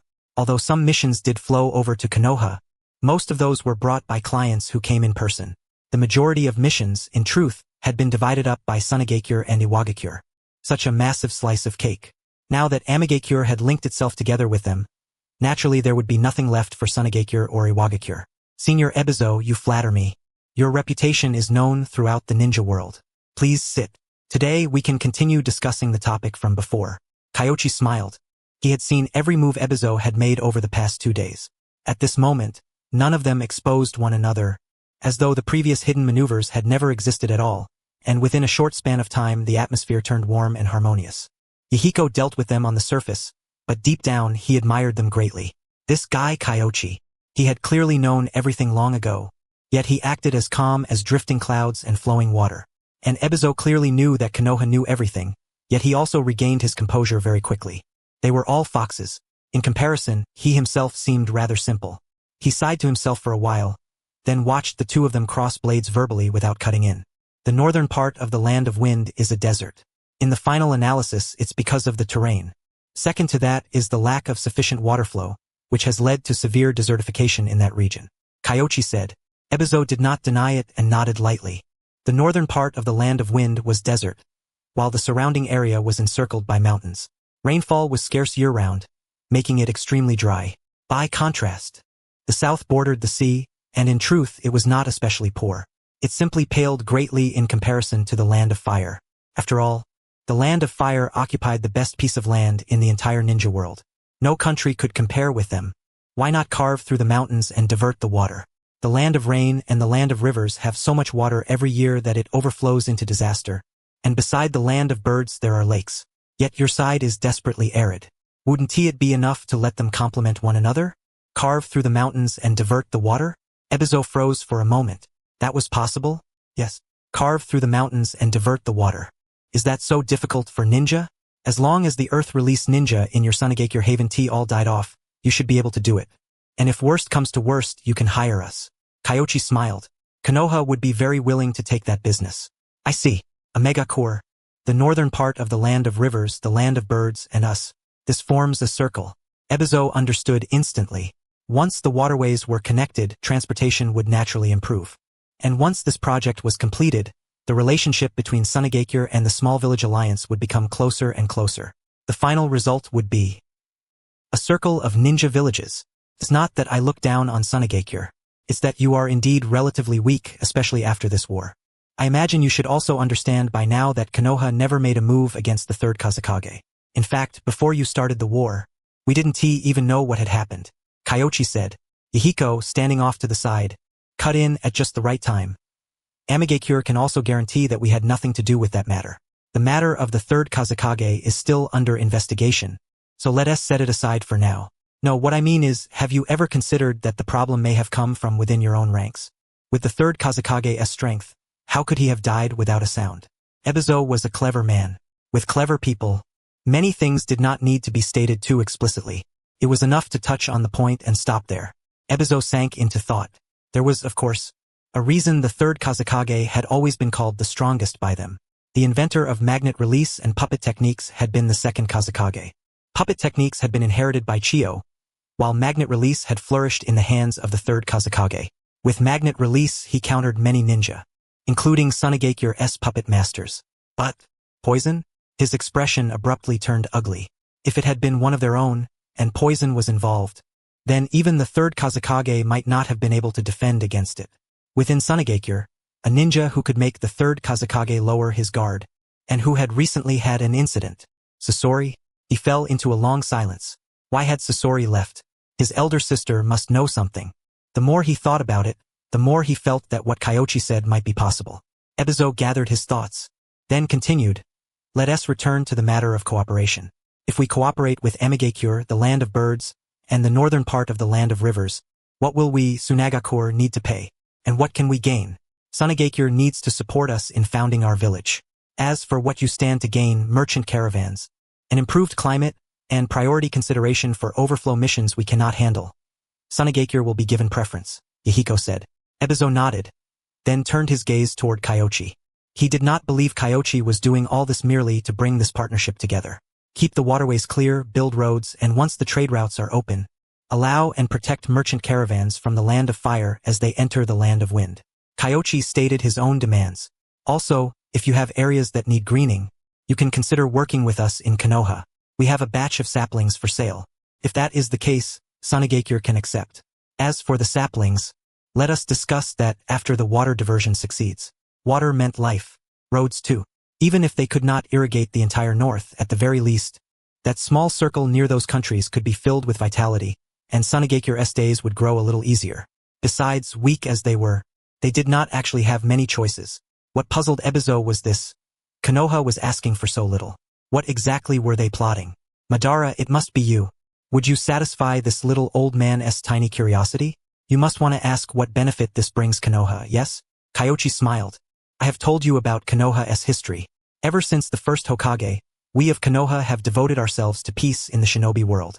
You and the small ninja villages forming a commercial sphere with Konoha, we already have an alliance, and from here on our bonds will only grow tighter. Ebizo sank into thought for a long while. Commerce. He did not understand such things, but he knew that what Kyoichi said was right. Commercial sphere. The term was novel, yet it captured with striking precision the future Kyoichi envisioned. Trade among the three sides would make it so none of them could easily start a war against the others. Of course, nothing in this world was absolute. Still, such ties were clearly far stronger than a fragile alliance. If he looked at it that way, Konoha did indeed have reason to push this plan forward, but it was not enough. He felt Kyoichi still had some other scheme in mind. He simply could not guess what it was. You must be wondering what else I am trying to do. I do not believe there is anything I could hide from a wise senior like you. And since Yahiko happens to be here as well, I imagine you have the same doubts, don't you? Indeed. Yahiko had no idea what Kyoichi was about to say, but he played the perfect straight man. Whatever it was, all he had to do was follow along. Kyoichi smiled and said, Sunagakure has many local specialties that are extremely valuable in places like the Land of Fire and the Land of Lightning, and Konoha has already opened a trade route with the Land of Lightning. You want to sell our specialties to the Land of Lightning? Is it that simple? Neither Ebizo nor Yahiko believed it, but Kyoichi did not continue in the direction they expected. As I told you and Yahiko, my aspiration is world peace. I am advancing these things because I hope that, through commerce, the nations of our shinobi world will become more and more closely bound in the future, thereby preventing large-scale wars from breaking out. Likewise, commercial exchange between us will make our countries more prosperous. Perhaps one day, we will no longer distinguish between Konoha and Sunagakure. Everyone will be a member of the allied shinobi forces, working together for peace in the shinobi world. Kyoichi's tone was not exactly impassioned, yet Yahiko felt his blood surge as he listened. He had no doubts whatsoever, because this plan seemed to be nothing less than an expanded version of the small ninja village alliance. No wonder. Kyoichi was using Amigakure and the small ninja villages to observe the feasibility of this approach, then attempting to take the next step. As expected of you. Yahiko admired him from the bottom of his heart. Ibits fell silent. To be honest, he did not believe there were people or clans in this world so naive as to devote themselves to peace forever. Even among the two Senju brothers who had once shaken the world, only Hashirama Senju had been that naive. Tobarama Senju had bitten off a very large piece for himself. The success of the small ninja villages has allowed me to see this possibility. The ninja village commercial sphere is likewise an experiment. If it truly proves effective, then a generally peaceful future may no longer be a dream, Kyoichi said. Ebizo was over 50 years old, and rarely felt his blood stir anymore, but the blueprint the other man painted in just a few short sentences made him unable to help feeling somewhat moved and fired up. However, as an old man, he quickly calmed down. Generally peaceful? That's right. Eternal peace is impossible to achieve, even if there were a powerful figure capable of suppressing the entire shinobi world so thoroughly that no one dared move. He would still die one day. This system is the same. But the wars between everyone may take another form. Such as? A different form. For example, the Chunin exams might one day become a permanent tournament for the entire shinobi world. Kyoichi smiled. The Olympics, basically. Copying them would not be hard. As for other, deeper matters, naturally he could not say them aloud. Such as economic warfare. If they could think of it themselves, that was their ability. If they could not, they could hardly blame him for keeping a card hidden. After all, they were not from the same village. I see. So when you convened these ninja exams, you had such considerations as well. Ebizo frowned. He did not quite believe it, yet it seemed perfectly reasonable. Kyoichi waved a hand and said, No, that was merely a coincidence. In truth, I originally only wanted to have a few small ninja villages put something together, but everyone seemed rather enthusiastic, and in the end, it became what it is now. Is that so? Ebizo nodded thoughtfully. The man before him had wisdom and methods that seemed to fall somewhere between Hashirama Senju and Tobarama Senju.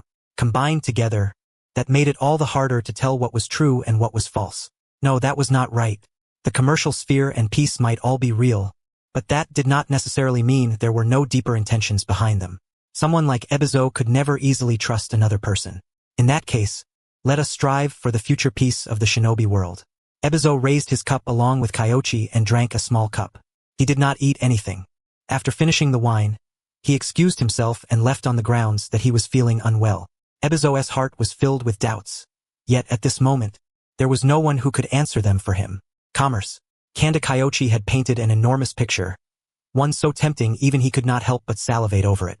But regardless of whether the future could truly be peaceful, the prosperity brought by commerce was real and tangible. If Sunagakure could claim a place within this immeasurably vast plan, perhaps it could change the future ranking structure among the ninja villages. What made him sink into thought was this: if Kyoichi truly reached that point, then in the future, the strength of each country would no longer be measured solely by the power of its ninja village, but also by its economy and commerce.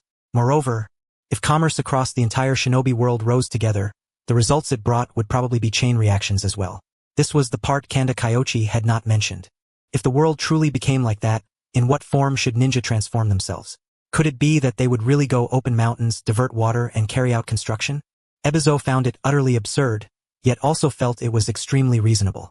The samurai of the past likewise would never have imagined that one day they would be replaced by ninja. No profession lasted forever.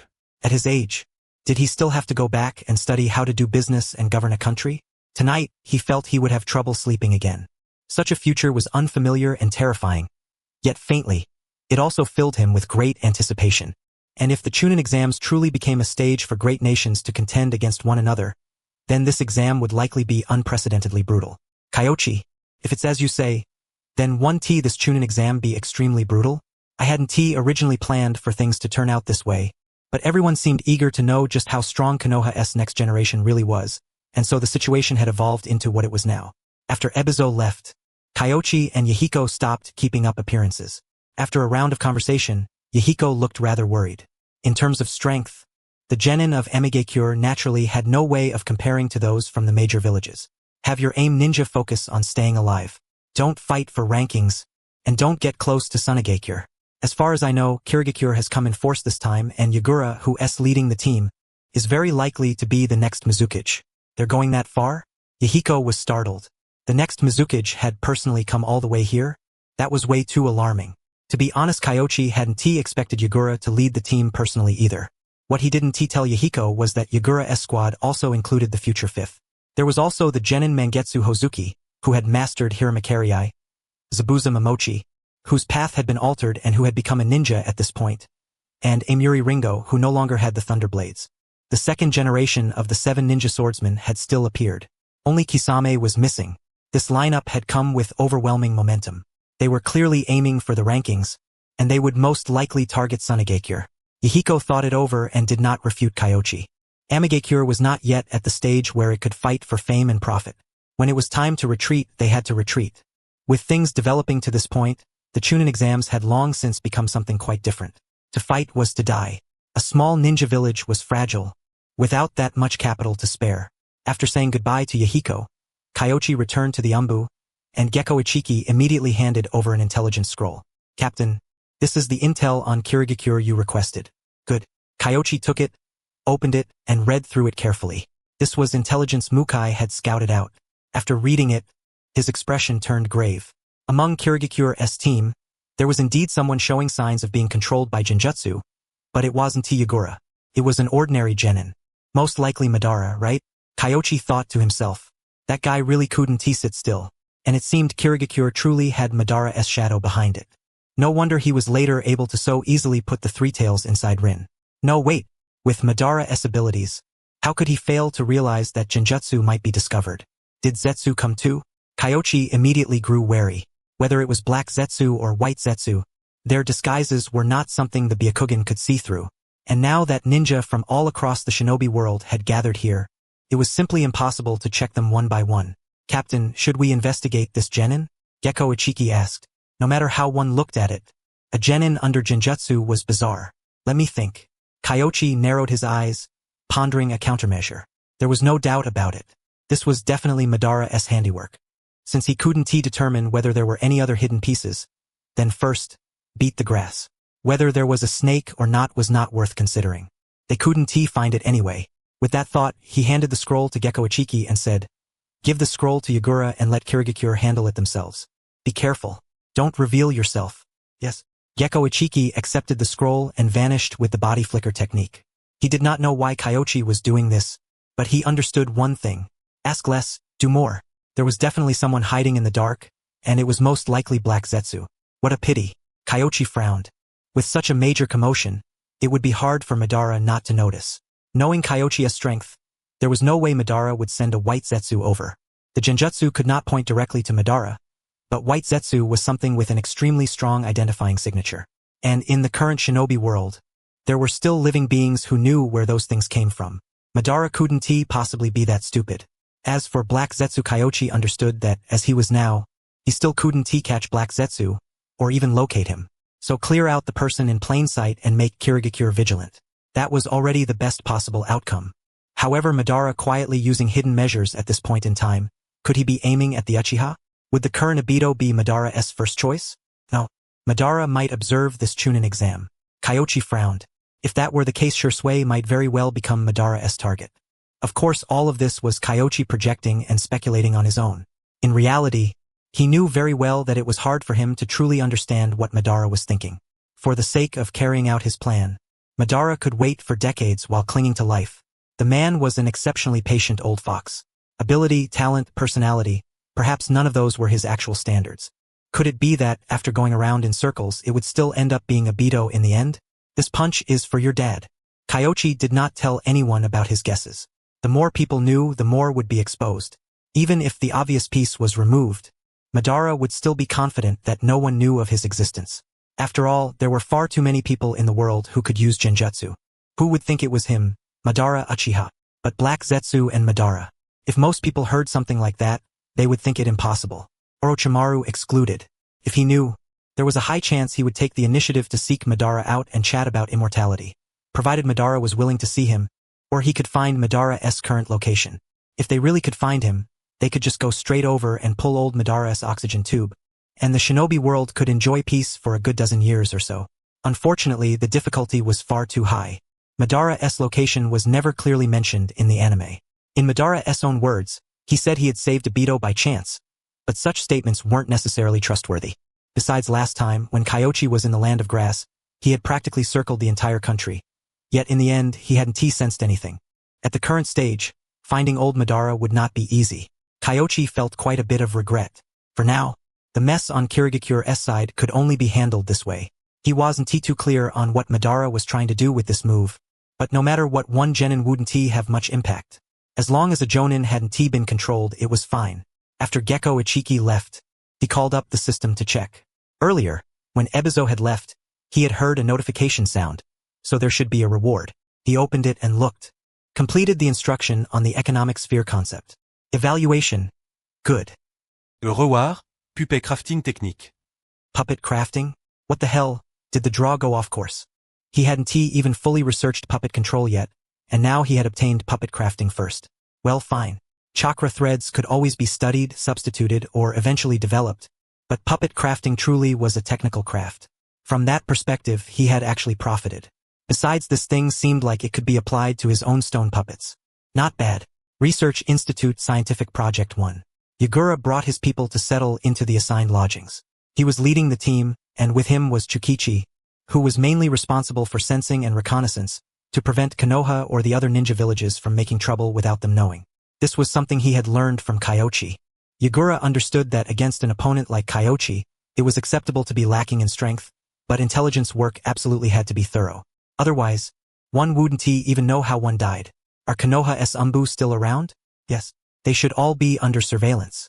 Normal. Yagura didn't particularly mind. With so many ninja entering the village, it would be strange if Konoha wasn't on guard. He was just about to have Chukichi leave. But then in the next instant, Chukichi suddenly looked toward the window and drew a kunai, placing himself in front of Yagura. Immediately afterward, something flew in silently. It wasn't a paper bomb. This is one of Konoha's intelligence scrolls. We seized one like it before. Yagura signaled for Chukichi not to get too tense. He picked up the scroll. The moment he opened it and looked inside, his brows drew together. One of their genin had been caught in a genjutsu? How was that possible? Chukichi couldn't bring himself to believe it. Those children had all been personally selected by Yagura and him, each one carefully screened. How could anyone possibly be manipulating them? And yet, Yagura frowned slightly and said, "It's certainly hard to believe, but from what we've seen so far, Kanda Kyoichi may be cunning, yet he doesn't do meaningless things. If this intelligence he gave us is fake, what does he stand to gain? Perhaps he's trying to cloud our judgment? Chukichi, the next generation of our Kirigakure, is strong. But Konoha is even stronger. The son of the White Fang. Hiruzen Sarutobi est son. Uchiha Shisui, the genius who graduated at 5 years old. And then there's that bizarre taijutsu ninja. His child is said to be a taijutsu expert as well. Yagura counted off Konoha's strength one by one, then looked toward Chukichi. He said nothing, but his meaning was obvious. With Konoha's strength, did they really need to play tricks like this just to muddy Kirigakure's vision? If the opponent were Danzo, Yagura might have thought it possible, because that man had always excelled at schemes. But Kanda Kyoichi was not that kind of person. Of that, he was certain. Then it's true? I don't know. Don't spread this around. Observe first. There are quite a few people in our village capable of this kind of suggestive genjutsu. Right now, we don't know the other party's goal, so it isn't wise to make a scene. But we must be vigilant, careful. Yagura put the scroll away, but after thinking it over, he still felt uneasy. Water release chakra surfaced in his hand. Then water spun into a current, tearing the scroll apart like a whirlpool until it became powder and dissolved into the water. This scroll could not be allowed to be seen by anyone else.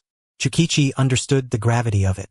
Although quite a few people could do such a thing, only one person in all of Kirigakure could do it to the point where even they failed to notice.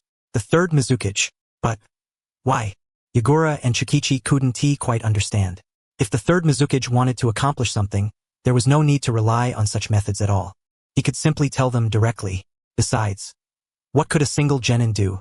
Although Maito had been able to graduate early, it was not because he was talented enough, but because Yagura had advocated letting these children observe bloodshed on the battlefield ahead of time. This was inspiration he had taken from Kyoichi. This batch of genin had witnessed their war against Kimogakure, and the more gifted ones, such as Mangetsu Hozuki, Zabuza, Meitarumi, and the others, had all killed people on the battlefield. Maito was not among them. Yagura couldn't figure it out, yet he had no choice but to think about it. Chukichi, on the other hand, gave up. He might be a jonin, but something like this was better left alone. Knowing too much was not necessarily a good thing. He went out to reinforce the patrols. Just now, someone had actually gotten close enough to nearly reach the building before he sensed the other party's traces. In fact, if that person had not thrown the scroll, he might not have sensed him at all. Although the other party bore no ill will, being approached to such an extent by an umbu was practically a slap in his face. However, before long, Konoha's ninja arrived openly and aboveboard. They were delivering a notice, instructing all ninja from other villages to go to a special residence and live there together. There was another piece of news. Kimogakure had arrived as well.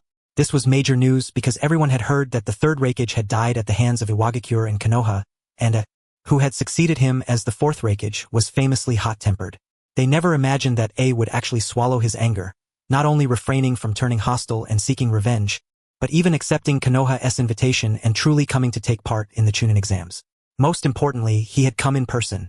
When Kyoichi received the news, he also found it absurd, but after thinking it over carefully, that guy had always seemed that fearless. Back then, when Kyoichi saw him charge over without hesitation to fight Sasuke, he had once thought the man was confident he could ignore Amaterasu. But in reality, he had been prepared to sacrifice an arm. Absolutely ridiculous. So, when the fourth Raikage did something like this, Kyoichi wasn't surprised at all. It was just rough on Hiruzen Sarutobi and Kitsuchi. The moment fourth reached the residence, he gave Kitsuchi a punch straight away. Right now, the third was mediating between them. When Kyoichi arrived, he saw that half of Kitsuchi's face was swollen outright, and he was currently receiving treatment from a medical ninja. The injury could be healed, but as for the swelling going down, that would probably take some time. Behind the fourth Raikage stood a crowd of Kumanin, while in front of him, a group of Iwnin had surrounded him, among them Rashi, who was clearly slacking off. Showed not the slightest fear, his face full of contempt. Boring. You Iwnin are only good at this sort of thing. You even brought out a Jinchuriki for a Chunin exam. Laughable.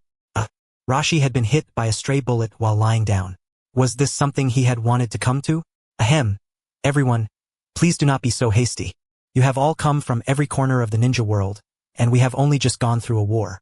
I understand that there is anger between you, but since you accepted the invitation to take part in the Chunin exams, you must follow the rules. Raikage. Enough, enough. Fighting a bunch of spineless cowards isn't interesting anyway. Kitsuchi, sooner or later, I'll let Inoki taste the same punch. Tell him to wait for it. S face was filled with disdain. The third noticed that it was looking for someone. There was no need to think hard about who. Raikage. You've come a long way and must be tired. Settle in and rest first. If there's anything else, it won't be too late to discuss it after the Chunin exams are over. The third Hokage was afraid he would stir up more trouble. Every other village had sent jonin to lead their teams, and the most outrageous one before this had been Tsunagekyure's Ebizo. Only Kumogakyure had to be so unconventional, sending the Raikage himself. The situation had become difficult to control all at once. No wonder that brat Kyoichi hadn't shown his face. That guy usually had ideas by the pile, but at a time like this, he threw this old man out to deal with it, did he? Just thinking about it made him angry. The third was secretly annoyed. Naturally, he knew that Kyoichi had been interacting with the various villages lately, and part of Kyoichi's plan had also been conveyed to him through Tsunade. To be honest, at first, that brat had nearly made him faint from anger. Fortunately, Tsunade's medical skills were excellent. The fourth Raikage was pacified, and naturally, Kitsuchi had no objections on his side. It was a fact that his father had stabbed Kumogakyure in the back, and had even gotten the third Raikage killed. With the fourth Raikage's temper, merely punching him once was already great restraint. If this had been before, wouldn't he have tried to find a way to kill him? Everyone dispersed, and the third personally received the Raikage. Hokage, don't worry. One thing is one thing and another is another. Where are Kyoichi and Minato? Have them come catch up with me. They slipped away too quickly in Kumogakyure, and I never even had the chance to get my revenge. The fourth Raikage was brimming with heroic spirit. In war, deaths and injuries on both sides were perfectly normal. The grudge over the third Raikage was counted against Inoki, so the revenge he spoke of naturally was not a life-and-death battle. Minato has been away on a mission recently. As for Kyoichi, that boy is currently a teacher at the Ninja Academy. Huh?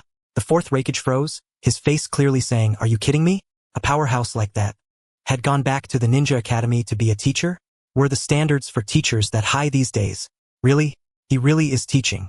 To be honest, this Chunin exam was originally only intended to be held jointly with a few allied nations. I never expected more and more villages to join in, until in the end it nearly spread across the entire ninja world. He under a lot of pressure too. The third casually made up an excuse. After hearing that, sneered and said, "How could I miss an opportunity like this?" Humph. The third did not try to persuade him further. Anyone who wasn't blind could tell why it had come. But if he was targeting the Iwa Nin, what did that have to do with Konoha?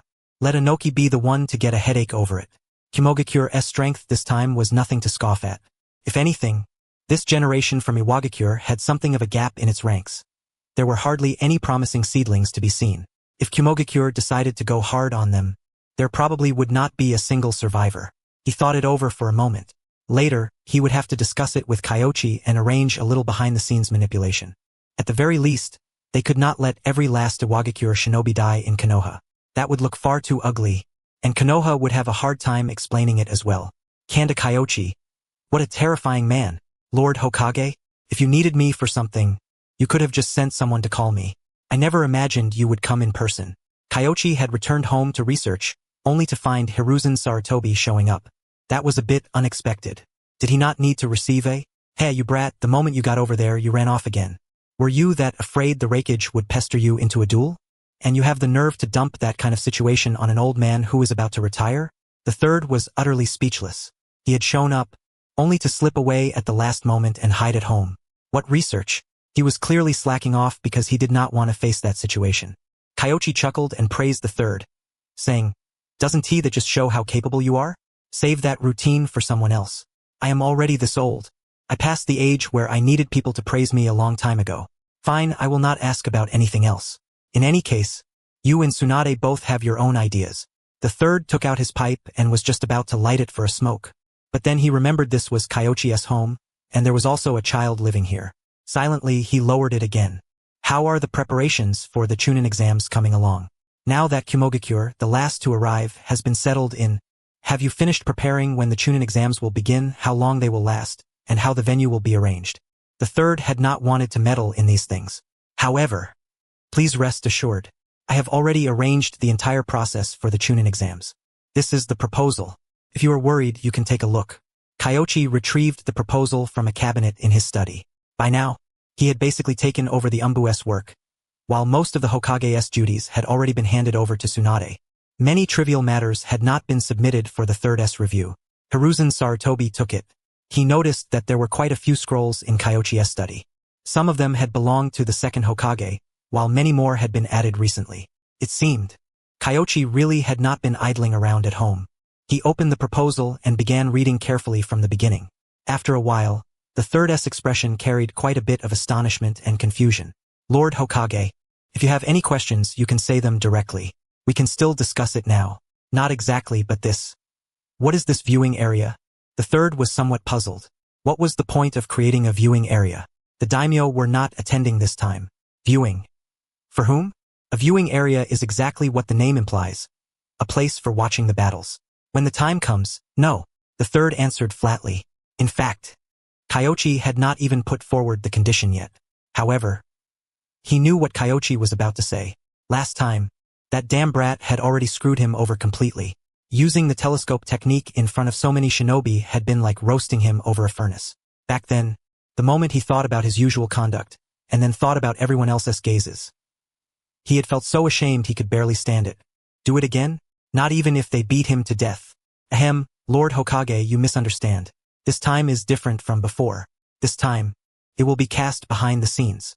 No one will know it is your technique, and I will also cast the telescope technique together with you. Kyoichi explained. The third swept him with a cold glance. What difference did that make? After what happened last time, who in Konoha did not know that this technique belonged to Hiruzen Sarutobi? The moment they saw the images, they would probably guess that he was the one behind it. Even if Kyoichi cast the jutsu with him, everyone would only think Hiruzen Sarutobi was the one behind it. That feeling. No. Just thinking about it made him feel as though he were being publicly executed. Lord Hokage, this technique is very useful. You have not done anything shameful with it, so why hide it? A technique is invented to be used. Kyoichi continued persuading him. The third had no response. He could not tell whether Kyoichi knew the inside story or not, but he could not very well say the reason himself. Forget it. Let us set that aside for now. You still have not said what this viewing area is for. We shinobi can all watch directly from the sidelines, so there is no need for it at all, is there? Naturally, it is for those who need it. For example, shinobi who have no right to enter but do have money, or certain Kyoto nobles seeking excitement. People like that are very willing to pay a high price. Nonsense. Is that not treating the shinobi exam as a tool for making money? Besides, this is an exam for the entire shinobi world. The third was shocked and resistant. Making money was not actually unacceptable. The issue was seizing the chance to make money during this kind of shinobi worldwide chunin exam. Many ninja villages would not be too pleased. After all, this might involve some of their secrets. There is nothing unacceptable about it. The front row seats will be given to the shinobi accompanying their participating teams. In the future, when they host one, they can do the same thing. This method is universal. It just depends on whether they can pull it off. Kyoichi did not think this was a problem. Besides, while shinobi can see part of the field S situation, who can see most of the scene as clearly as with the telescope technique? Impossible. Only the viewing area can manage that. The third fell into conflict. Of course he knew this was an opportunity to make money, but it was indeed rather taboo. If it provoked the other ninja village's resentment, it would be very difficult to convene another chunin exam like this in the future. Lord Hokage, Konoha is currently the strongest. Most of them came to Konoha to participate in the chunin exams because they want to see the condition of Konoha's next generation. Helpless, Kyoichi had no choice but to continue advising him. So, it is not that we are begging them. They are begging us. Some of the third S ways of thinking left him utterly at a loss for words. This had originally expanded out of a private exam. It was not truly an officially recognized event of the entire shinobi world. The rules were made by the strong.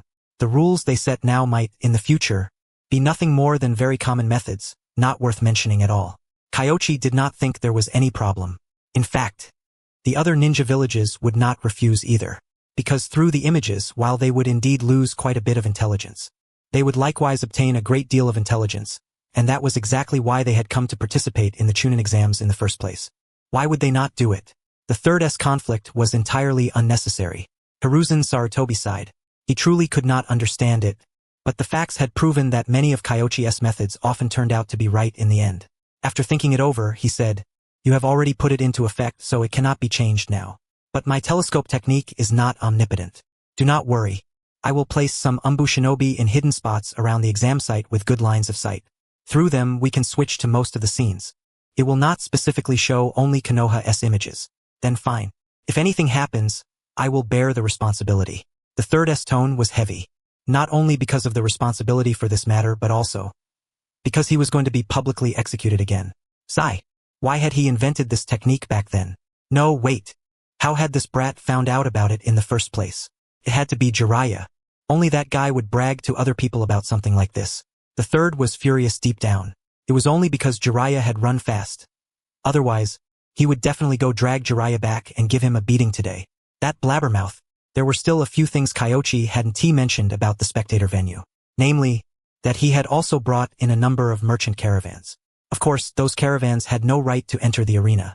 They could sell goods outside. And at the lodgings currently set aside for the ninja from other villages, quite a few caravans had already started setting up stalls. Hawking their wares was forbidden. But they were allowed to move their shops over there, and many of Konoha's stores had sent some people to help out. The third Hokage had seen it at the time. He had assumed the villagers had organized it on their own, but in truth, Kyoichi had been the one to put it together. Of course, the stall fees were very low, and basically all the money collected was used to subsidize the ninja squads maintaining order among the outsiders. From beginning to end, Kyoichi himself did not make any money. He wasn't too short on cash now. The tens of millions he had earned during the war might not be enough for him to lie around for the rest of his life, but it was more than enough for him to live comfortably as a ninja. For the ninja from other villages, a ninja village that brought shops right up beside them was something rather novel, and it made buying things extremely convenient, so it actually felt pretty nice. However, Ebizo did not think it was nice at all. When he saw this scene, the only thought in his heart was, business could be done like this. This was the damn Chunin exams, and everyone here was a foreign ninja. Normally, who wouldn't keep them under surveillance and wish no one could have any contact with them? But Konoha's move was truly novel. After most of the ninja from other villages had arrived, they were all plucked out of the village and gathered together. Then, a swarm of merchants closed in around them. It solved the problems of surveillance and public order while also creating opportunities to make money. The number of ninja here was enormous. Even if not everyone bought something, as long as one out of every few people spent money, Konoha would effectively gain a whole pile of outside income. He could only sigh at his own inferiority. In the past, when they held the Chunin exams, everyone operated at a loss, and Konoha's costs were even greater when receiving ninja teams from across the entire shinobi world. But now, Ebizo felt that Konoha probably would not lose much at all. They were far too good at making money. No wonder Konoha was wealthy. Lord Ebizo, what are you thinking about? I'm reflecting on how Kanda Kyoichi truly is a frightening man. He can always come up with something new to turn losses around. No wonder he could fight 1 against 3 in the war and defeat them one by one. By glimpsing one spot, one could see the whole leopard. Though it was only a small matter, Ebizo admired Kanda Kyoichi all the more for it. Turn losses around? But these merchants are private individuals, not people sent by Konoha itself, right? Pakura asked in confusion. Ebizo spoke. Pakura frowned, not quite understanding. Ebizo smiled and said, I don't blame you. This sort of thing is something I only came to understand a little after reading a lot of books and thinking hard for a long time. It's normal that you don't get it. Commerce. After witnessing Kyoichi's slick maneuvering, Ebizo became even more determined to study the ways of trade as soon as he returned. At the very least, he had to help Sunagakure build a caravan belonging to the village itself and make the village prosperous. Once they had money, many things would become much easier to solve. That evening, Kyoichi was eating when he heard a notification chime. He was honestly stunned for a moment. At first, he wondered if Shisui had done something again. In the end, after finishing his meal, he called up the system. You have completed economics instruction. Evaluation, excellent. Reward, wind release, wind blade. This jutsu. That fellow Ebizo. Age really did bring cunning. Everyone, please look at the big screen. What is that brat up to now? Who cares what he is doing? It doesn't have much to do with us anyway. On the mountain, the strange black and white figure muttered to himself. Zetsu could not understand Kyoichi's methods, nor did he care. Such worldly wealth was utterly useless. What was the use of money? Could it buy strength or something? The more Konoha cared about money, the more he wanted to laugh. Better yet, if the entire shinobi world turned into that sort of thing, collecting the tailed beasts in the future would become even easier. Still, that guy's strength really was impressive. To have such power at around 20 years old was rare even among the Senju clan. Fortunately, he could not possibly be Ajura's reincarnation, and he did not know would release either. His achievements were destined to be limited. Once Madara returned, he would still be able to sweep everything aside. The problem was Madara's pawn. Now that he had Hanzo teaching him, he might be difficult to control in the future. Countless thoughts churned in Black Zetsu's mind. Since he had finally managed to come out for once, he naturally wanted to refine the plan, but unfortunately, he had no usable people at hand. His head was full of plans, yet he had no way to put them into action. That feeling was stifling. Once the Chunin exams ended, he would go take a look at the Uchiha. If there were good seedlings, he could make a suggestion. Shisui, in his view, did not seem very reliable. After Black and White Zetsu finished speaking, he sank into the ground.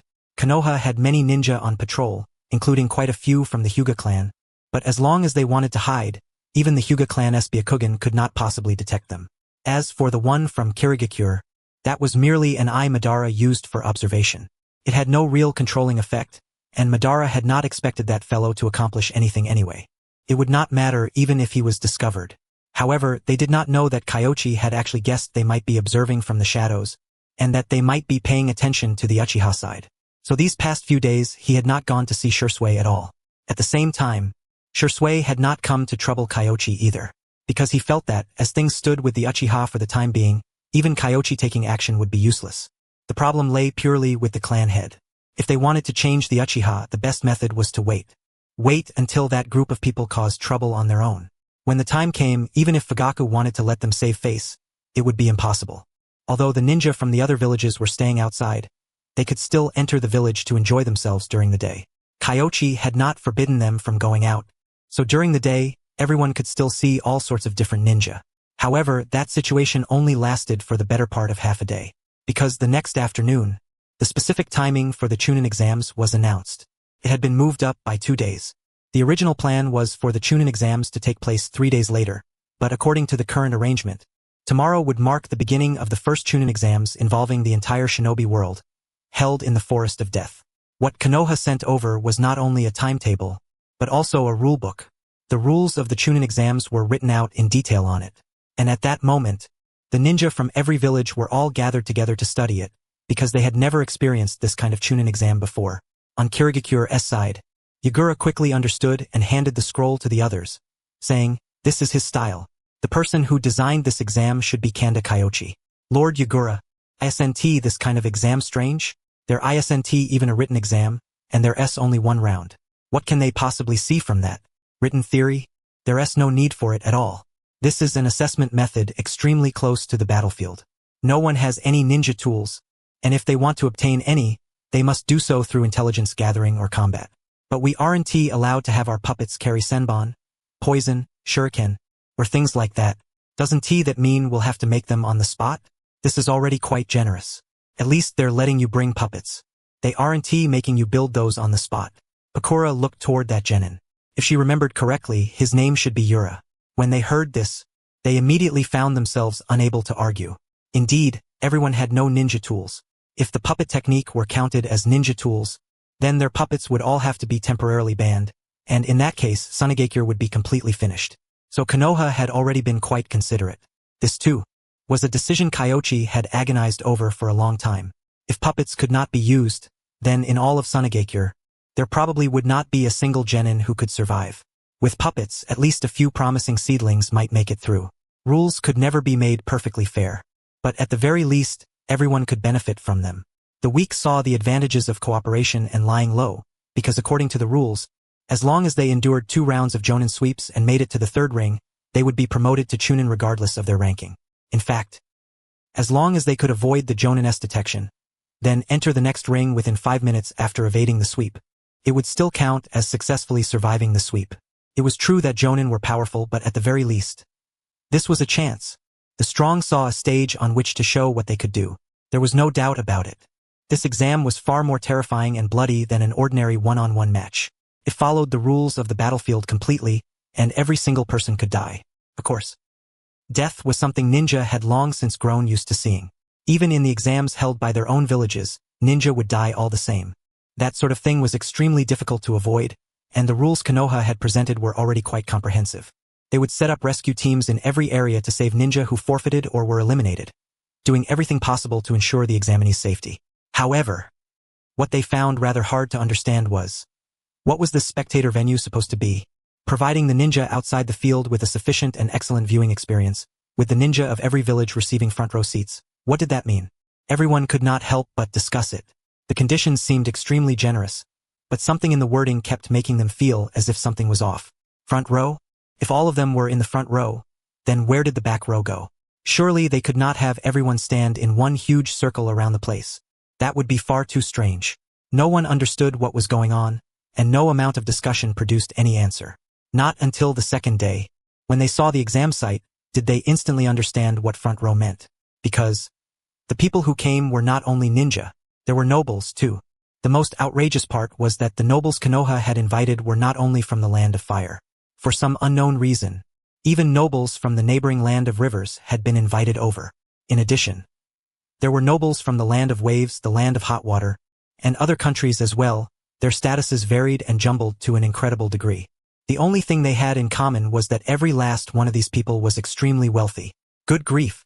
Yagura stared in utter disbelief, never having expected the so-called spectator venue to look like this, while Ebizo was dumbstruck, his heart filled with incomparable admiration. He did not feel the same anger as the others. There was only one thought in his mind. Why didn't I think of this? They could actually make money off this crap. Brilliant. Absolutely brilliant. No wonder Tsunagakure was poor and miserable. Our ways of making money are not even on the same level as theirs, so how could we not be poor? If we had brains like theirs, would we even need to go looking for mineral veins? Ebizo could not help roasting them in his heart. And as a result, today, Konoha had pulled off something even more unimaginable.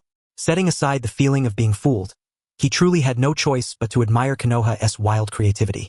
I heard the commotion and could not help turning his head to look over, then nodded with deep feeling. Indeed, complaints were complaints, but this ability to squeeze oil from bone was something every ninja village ought to learn from.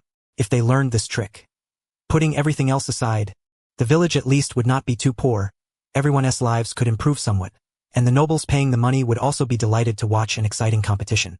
It seemed like everyone profited. Kyoichi needed clever people like this. Unfortunately, someone like Kyoichi was a rare commodity even in Konoha. Otherwise, Konoha would not have spent the past several years constantly wasting itself away and declining. Still, admiration was admiration. Deep down, everyone was still somewhat dissatisfied. Having them watch the Chunin exams together with a crowd of nobles was an experience that was really too. Before they could grumble, they arrived at the spectator venue. Everyone, your venue is this way. Over there is the viewing area for the nobles. They're separate? Yes. Outside, there is only one broadcast area. Inside, there are two. Hearing this treatment, every single one of them swallowed their complaints back down. There were two spectator venues. One was inside. It was relatively small, able to accommodate at most these ninja, while the one outside was 3 or 4 times larger, clearly prepared for those nobles. The facilities inside were also different. Although the smaller one had no seats, what ninja needed seats? They could just stand. The key point was the broadcast area. That meant everyone could see a broader field of view and gather more intelligence. In comparison, the area outside might be big, but it was basically useless. Looking at it this way, everyone's hearts became balanced again. This really was the front row. They just did not know how Konoha intended to project the live scene of the Chunin exams. Although this place was close to the forest of death, there was still quite a distance between it and the exam site. Even a sensory ninja could not possibly know what was happening inside the exam grounds. Could it be Konoha had developed another new ninjutsu? The ninja venue was not so noisy, and everyone was working hard to analyze the hidden intelligence through the arrangements at the scene. At that moment, a figure appeared on the stage. Ahem. Hello, everyone. I am Tsunade. Tsunade gave a light cough. In her heart, she was cursing Kyoichi to hell and back. That guy was simply inhuman. At the last minute, he had come up with the idea of having her go up and host the Chunin exams, and to make matters worse, the third and the other Jonin had all agreed unanimously. Honestly, Tsunade endured her irritation and continued speaking her lines. This year's Chunin exams were originally meant to invite a few allied villages to participate, but through a slight accident, they turned into an event for the entire ninja world. So, for the sake of everyone's viewing experience, Konoha specially developed a ninjutsu. Please look at the big screens. Everyone's attention was drawn in the direction Tsunade pointed, and they followed it with their eyes. They saw 2 panes of glass arranged above them. At this moment, images of the forest of death had already appeared on them, and the image on each pane was different. The one on the left looked down over the entire exam site from high above. The one on the right showed scenes of the examinees inside one after another, and those images were constantly switching, revealing ninja that every village recognized. It really was live. How could a jutsu like this possibly exist? Kitsuki's expression turned extremely ugly. He thought of Konoha's guerrilla tactics on the battlefield back then. Could it be? At that time, Konoha had been using this ninjutsu to observe them all along? Otherwise, why were the images so precise? I was clearly thinking the same thing. At this moment, his fists were clenched tight, and his mind had already filled in even more. Konoha had a jutsu like this. Then, their great victories in the early stages might have been part of Konoha's plan from the very beginning. He took a deep breath, suppressed the rage in his heart, and quietly watched the screen in reflection. Father was right. I was too reckless. This was not aimed at anyone in particular. Everyone was equally terrible. Everyone had learned in advance that Konoha possessed detection capabilities, and some geniuses had even been pondering whether they could find Konoha's flaw and make Konoha embarrass itself. But the ninja within the glass had no idea whatsoever that they were being monitored by a crowd of people. Everyone looked around, and some believed they were observing covertly, considering themselves incomparably brilliant. But in reality, Lady Tsunade, what is this jutsu called? Because it was only developed recently, it has not been named yet. You may call it whatever you like. Tsunade smiled. She had been a little nervous at first, but now she was slowly finding her rhythm. Wasn't it just giving a speech? Back when they fought wars, hadn't they had to rally the troops before battle too? But, obviously, no one believed a word of what she had just said. Only just developed it? Like hell I believe you. As the defeated side, Kirigakure, Kumogakure, and Iwagakure had all suffered losses because of Konoha's intelligence. Kirigakure in particular. They specialized in infiltration and assassination themselves, and they placed great importance on intelligence work. Yet even the Hozuki clan had still been found by Konoha through some means. Although Hozuki Chikage had been released back to them some time ago, she had already been thoroughly studied. So, if Konoha claimed they had only just developed it, they absolutely did not buy it. However, even knowing that was useless, so everyone kept silent, seeing through it without saying it aloud. Outside the exam venue, a crowd was waiting to enter. Ninja from every village had gathered in clusters, which normally would have made it very easy for chaos to break out. But at the moment, since they did not understand Konoha's viewing venue methods, many people suppressed their tempers and did not dare cause trouble. But the ones from Kumogakure were clearly not in the habit of indulging anyone else. You IWA rats, once we get inside, just wait. I'll hunt you down one by one and kill every last one of you. A girl with beige-brown hair said coldly. Yujito, another blonde girl snapped, then looked indifferently toward the IWA Nin side. See you on the exam grounds. After saying that, she glanced at Yujito, then led everyone toward a less crowded area off to the side, clearly not wanting a conflict to break out at a time like this. Everyone remained silent. The IWA Nin did not retort either, although being spoken to like that in public made them furious, but they remembered Kitsuchi's teachings. Personal disputes were to be avoided whenever possible. After entering, they were to regroup at once and use the strength of the team to oppose the others. As for Kumogakure's provocation, they would pretend they had not seen it. Although this way of doing things was cowardly, Kitsuchi's orders were exactly that, so they could only obey. Over at the viewing venue, everyone had noticed that beige-brown-haired girl. This girl is awfully arrogant. What is her background? Ebizo noticed that the others did not seem to have a very good relationship with this girl. Although they were gathered together as a group, there was still a clear distinction between them, something not commonly seen in Kumogakure. His heart stirred. Could this girl be? Afterward, Ebizo raised a hand in indication. Tsunade nodded, signaling that he could speak if he had something to say. With weapons and ninja tools all confiscated, the power of a Jinchuriki was practically a weapon of mass destruction. There was no way anyone could possibly withstand it. Relax, Ebizo. No need to test the waters. Although Yujito is a Jinchuriki, before she entered, Konoha sealed the power of her tailed beast with the Uzumaki clan S4 symbol seal. She has no possibility of using tailed beast chakra at all, I said with a cold laugh. Ebizo nodded lightly, even making an apologetic gesture. Rakage, I did not mean it that way. It simply occurred to me. I could not be bothered to respond. Wasn't he just pointing out that Yujito might be a Jinchuriki? That much Konoha had considered long ago. The fourth Rakage's words made the atmosphere fall into silence for a time. A Jinchuriki. Although the tailed beast's power had been sealed, the requirements placed upon a Jinchuriki's own body were extremely high, and this Yujito was clearly no easy opponent. Everyone's gaze immediately locked onto Yujito. At that moment, Tsunade stepped forward and spoke. There is indeed a Jinchuriki participating in this Chunin exam, but please rest assured, We have already placed the 4-symbol seal on the Jinchuriki, and once the exam ends we will be responsible for removing it. Of course, if she can break through the seal on her own, then that falls within the rules. After all, if puppeteers are allowed to go in and make poison needles and medicines, there is no reason not to allow a Jinchuriki to break a sealing jutsu. Her words left everyone with nothing to say. A nodded lightly. Now that was more like it, although Yujito did not have that ability. Tsunade's words were pleasant to hear, unlike that old schemer Ebizo, who seemed mild on the surface but hid sharp barbs beneath. I did not like people like that. Not everyone wanted to make trouble for Yujito, but after hearing Tsunade's explanation, many people developed a measure of interest in Yujito. The 4-symbol seal. That should be a sealing jutsu of the Uzumaki clan. A technique of that level was absolutely not something a child of Yujito's age could undo, yet she still dared to boast so wildly. She was either stupid or she had a trump card. Which kind of girl was she? Of course. Not every village was interested in her. Many small ninja villages had sent people here, but in truth, they had not come for the Chunin exam itself. After all, the title of Chunin was useful if one said it was useful, but even without the title it did not affect people taking missions. Those with strength could still follow along on Chunin-level missions.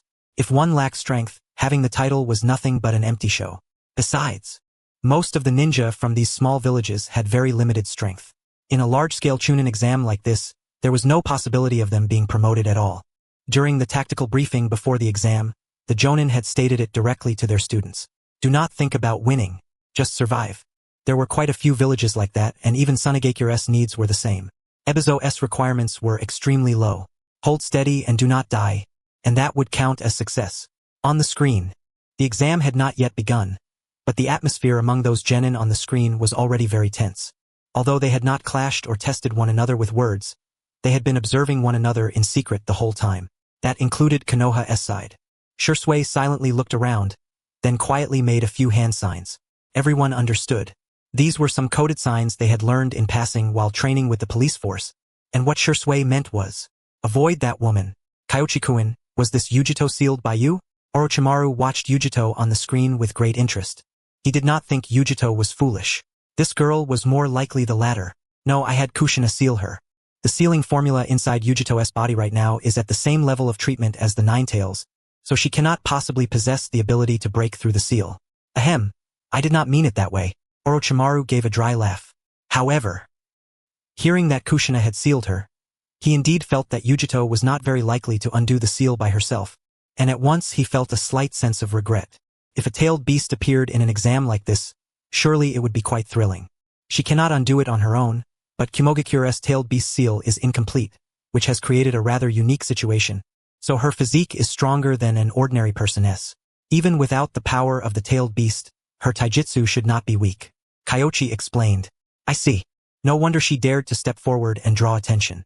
But whoever gets assigned as her teammate is probably going to be unlucky. Orochimaru looked at the images displayed in the several crystal balls in front of Kyoichi, wearing the expression of someone thoroughly enjoying the spectacle.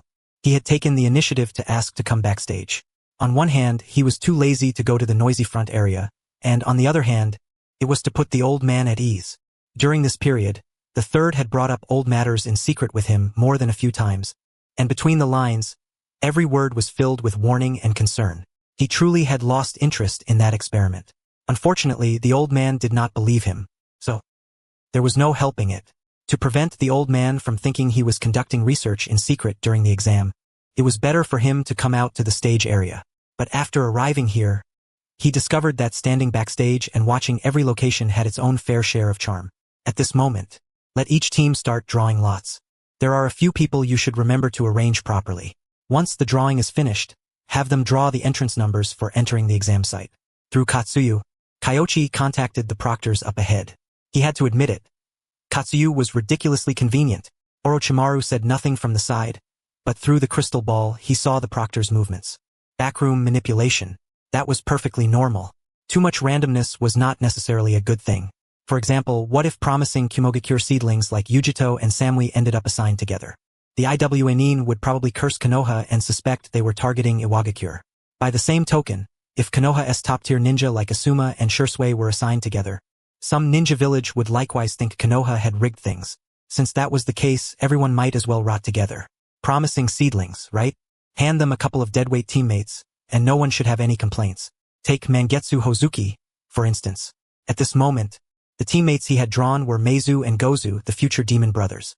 The fact that those two could graduate at all was purely due to Kirigakure's policies. In terms of quality, they were thoroughly ordinary, not even measuring up to Kotetsu Hagane and Izumo Kamizuki. Of course, right now, within Meizu's body, there existed what seemed to be Madara's Genjutsu, and Kyoichi could not quite gauge his strength, so their position was also the most remote. Basically, within the first circle, they would have a hard time running into Konoha's ninja. Under the rules, backroom manipulation was not particularly easy, but if one truly wanted to do it, it was still extremely simple. Mangetsu Hozuki saw the result, curled his lip, and then looked toward Meizu and Gozu. You two had better not drag me down. Otherwise, don't blame me if I leave you to die. Yes. Meizu and Gozu lowered their heads respectfully. Mangetsu had originally thought he was the only one stuck with garbage teammates, but after observing for a while, he discovered that Konoha's assignments truly were not targeting anyone. Everyone was equally rotten. On Konoha's side, Uchiha Shisui had teammates named Kotetsu Hagane and Izumo Kamizuki, and one glance was enough to tell they were children of commoners. Asuma Sarutobi's teammates were not from any especially powerful clan either. The combination most worthy of caution was, unexpectedly, Genma Shiranui, Naradine, and Reito Namishi. But this was not one of Konoha's standard formations either. In a typical Konoha setup, the Nara clan would be paired with the Akimichi and Yamanaka clans to form the Ino Shikacho trio. That was hardly a secret in the ninja world. So in a certain sense, Konoha could be considered impartial. The dissatisfaction in Mangetsu Hozuki's heart scattered quite a bit all at once, and he felt that this outcome was not entirely unacceptable. Plenty of others shared his thoughts. The team leaders from each village thought the same way too. A ranking of experts? No, a ranking of edgy nicknames. Konoha was still decent after all. The rules this time are pretty good. Konoha really is the greatest village. Their magnanimity is no joke. They're even treating their own village equally. Just that alone is enough to win me over. There are good points and bad points, I suppose. Everyone discussed it enthusiastically, and among them, the people from the smaller ninja villages offered more praise. After all, as long as they made it to the third sweep, everyone could obtain Chunin qualifications. Every sweep was an extremely strict assessment. Those who failed would be eliminated at best, and at worst, they would die. The smaller ninja villages were never very strong to begin with. If they encountered powerful ninja village teams too early, they would have no chance at all. But under the current lottery mechanism, everyone at least had a sliver of hope. For the major ninja villages, it was likewise no loss. Although assigning a genius alongside two ordinary genin would hinder that genius ninja's performance, if that genius could bring the other two into the third circle, then the probability of the major village producing Chunin would rise dramatically. Of course, this would no longer depend solely on individual ability, but also on each squad's command and teamwork. The focus of the exam was completely different from what they held themselves. Compared to the ninja, the nobles outside, along with some wealthy but mediocre ninja who lacked the strength to enter the inner venue and watch, were not quite able to see the hidden meaning behind the rules. However, at that moment, a voice rang out. I believe everyone has noticed as well. Usually, the Chunin exams are assigned according to the teams that registered. However, this exam is different. What we value is not merely individual ability. The teammates usually led by Genius Ninja are not necessarily powerful, and in that case, a squad's coordination depends on the command ability of either that genius or his teammates. Kyoichi's voice sounded in both the inner and outer venues at the same time. Everyone in the inner venue fell silent for a moment. Something like this, if they could not see through it, they would not deserve to be the Jonin team leaders. But after only being bewildered for a little while, they quickly understood that Kanda Kyoichi was not saying this for them to hear. He was saying it for the patrons outside. Those people would not understand it otherwise. Experts watched the method. Amateurs watched the spectacle. Originally, the people outside had been bored and listless, unable to understand why the lottery segment had caused dissatisfaction among those genin, while there was no sound from the screen either. Now they understood. So there was this much to it. Kyoichi-kun really has it rough.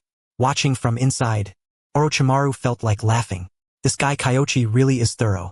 He even fully accounted for the fact that the nobles outside wouldn't understand the match. Making money isn't easy. If you think I have it rough, then lend a hand. Otherwise, keep your snide remarks to yourself. Kyoichi turned off the wireless and could not help complaining to Orochimaru. This guy stayed beside him chattering nonstop, but when it was actually time to speak, he shut his mouth and pretended to be mute. Seriously, heh, my voice would frighten those nobles, so perhaps it's better not to? Orochimaru waved a hand. But when he met Kyoichi's gaze, he sighed helplessly. Fine. Since I'm sitting here, I suppose I really should help a little. His eyes sharpened. His gaze swept across the 5 crystal balls. On the crystal balls, the images on 4 of them kept changing. Orochimaru used ninjutsu to manipulate the images, checking the conditions in each location and searching for ninja worthy of attention. Good. Let us start with Yujito. Kyoichi had him lock onto Yujito's image and began explaining Yujito's background and strength to the nobles. Naturally, the nobles could not understand it. But that did not matter. Phrases like the solitary flower above the clouds and the feline demon's vessel, blessed with both wit and valor, were piled on one after another. Although she was merely a genin, she instantly seemed grand and impressive. A listened while covering his face. Although he did not especially mind telling others Yujito's identity, these kinds of phrases were just too something, giving him a feeling he did not quite know how to describe. The solitary flower above the clouds. The others held back their laughter. Even Yagura had a faint smile hanging at the corner of his mouth. Yujito herself was completely unaware that while she was observing her surroundings, she had already gained a nickname so edgy it was off the charts. The next moment, the view shifted. Yagura could no longer laugh, because it was Kirigakure's turn. The greatest genius of the Hozuki. The prodigy beloved by the ninja swords. What the hell was this? Yujito had merely been given an edgy nickname, but on Kirigakure's side, they were being directly roasted over an open flame. The greatest genius? The prodigy beloved by the ninja swords? Oh, screw you. 3 of the 7 ninja swords were on your side, and as for another 3, you were the ones who looked down on them and returned them. Besides, the 7 ninja swordsmen had been beaten so miserably by Kyoichi, so what was there to be proud of, even if they were beloved by the ninja swords? The corner of Yagura's mouth twitched, because the very next moment the image was once again a Kirigakure ninja. Maitirum. The dazzling flower within the mist. Yagura very much wanted to leap up and shout for it to stop, but seeing the others' intrigued expressions, he could only cover his face and sigh like utterly helpless. Of course, by now, I had already shaken off that strange feeling, because he had realized it. Kirigakure was clearly worse off, with 2 of theirs being arranged onto the list. There was no doubt about it. The people on the list were the key subjects of attention in this Chunin exam, and later the footage would give them more screen time accordingly, meaning even more of their information would be exposed. The next image was Kirigakure again. Yagura could not hold back anymore. Lady Tsunade, this is a little inappropriate of Konoha. I assent it? The previous 2 were one thing, but this one? He was helpless and baffled all at once. Mangetsu Hozuki and Mei Terumi, he could understand as cases where leaked intelligence might have been uncovered, but as for Zabuza, even he had not seen any particularly outstanding strengths in him. If it was about strength, he was strong, but for now that was all. He could not compare to Mangetsu Hozuki or Mei Terumi. Well now, Tsunade pondered for a moment, just as she was considering how to answer, when a line of absurdly edgy commentary flashed across the screen.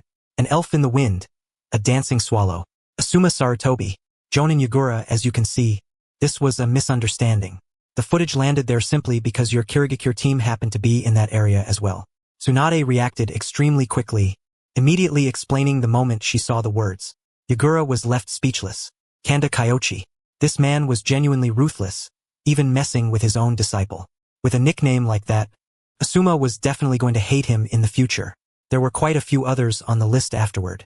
Naturally, Shisui was among them as well, and after racking his brains, Kyoichi ultimately still gave him his original title. Shisui of the Body Flicker. That title counted as the most normal one.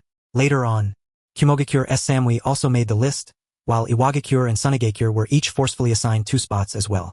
As for the other ninja villages, barely any of them made it onto the list. The small ninja villages naturally had no objections. In truth, the villages whose people appeared on the list did not feel honored at all. They wished Kyoichi would take that damned list down, but unfortunately that was not very likely. Because next, Kyoichi explained it very clearly. These ninja are currently the more powerful elites in the Chunin exam. The following shots will focus more heavily on the squads they belong to, so please look forward to it, everyone. Evidently, these people were the coordinates for watching the match. Preventing the view from having no target to switch to. Understanding was one thing, but being watched meant that information about a ninja's abilities would be leaked. Yet they had no way to refute it, because that ruthless man Kanda Kyoichi had thrown both of his own disciples onto the list, leaving everyone unsure how to even complain. If those 2 performed terribly, they would be embarrassing themselves in front of the entire ninja world. All that could be said was, this guy was truly confident. Of course, the others were the same. If a seeded contestant got eliminated in the first round, that would be hilarious beyond belief. Good grief. The atmosphere was extremely lively. A crowd of nobles held fruit and snacks in their hands, looking for all the world as if they were watching a movie. Each and every one of them enjoying themselves immensely, and the programs outside were even more extravagant than the ones inside. Konoha had invited several dance bands. Although they had already left the stage by now, Ebizo keenly spotted the dancers in makeup and costumes below the platform. They really knew how to make money. He saw it with his eyes and admired it in his heart. Kyoichi had perfectly grasped the mentality of these nobles and ordinary people. He understood very well. Ninja duels, intelligence gathering. What would nobles know about any of that? They only cared whether it was exciting to watch. These edgy nicknames were actually meant to make those people remember them so that later, when they watched the exam, they would not be unable to find a target to follow. That feeling was as if, in the middle of a ninja war, the Sannin or even the 5 Kage suddenly appeared. Even the stupidest person would be able to recognize them. Ebizo observed silently, savoring Kyoichi's wisdom in making money. After Raza took power, he had slowly been stripping away the authority of their older generation and eliminating the elders' influence, which was also why he and Chio had planned to retire. Now, he had found his own future direction. Making money, studying how to make money, and making the village prosperous. And so, he stayed outside and did not leave. What you are all seeing now is an overhead view of the entire exam grounds. In a moment, the signal will be fired from the exam ground entrances. His words had only just fallen. Signal flares exploded.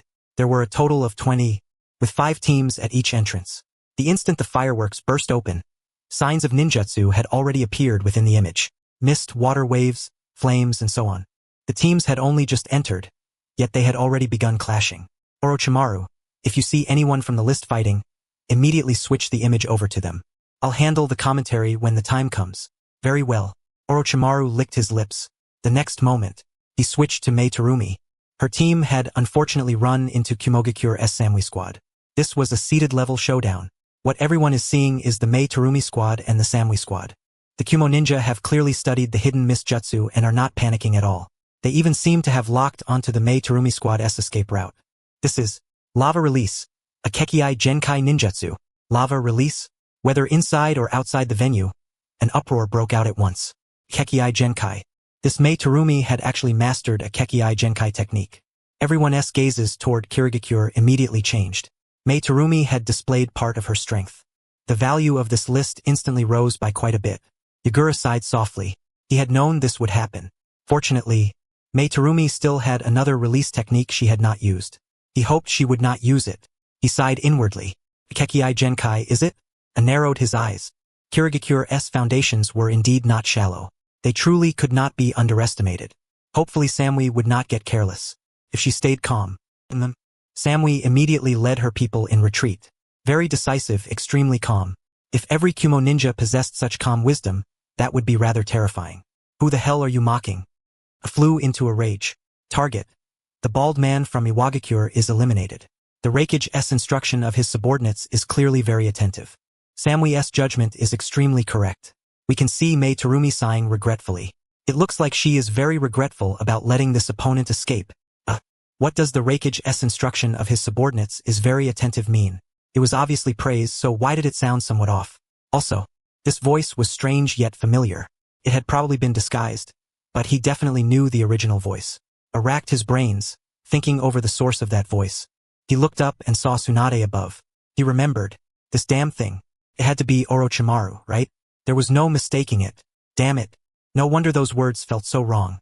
The Raikage's instruction. Back when Samui was attending the academy, he was not the Raikage yet. That was not talking about him, but his old man. He drew in a deep breath and forced down the anger burning in his chest. These two, playing off each other, making him the butt of their joke. But, he couldn't get angry. He couldn't lose his temper. His old man's words drifted again and again through his mind, and after taking several deep breaths, he finally suppressed the impulse to smash that glass and calmed himself down. Lord Raikage, please rein in your anger. There's nothing to be angry about. Just one wave of pursuit was enough to force out the enemy's lava release. Samui did very well. S tone was perfectly calm.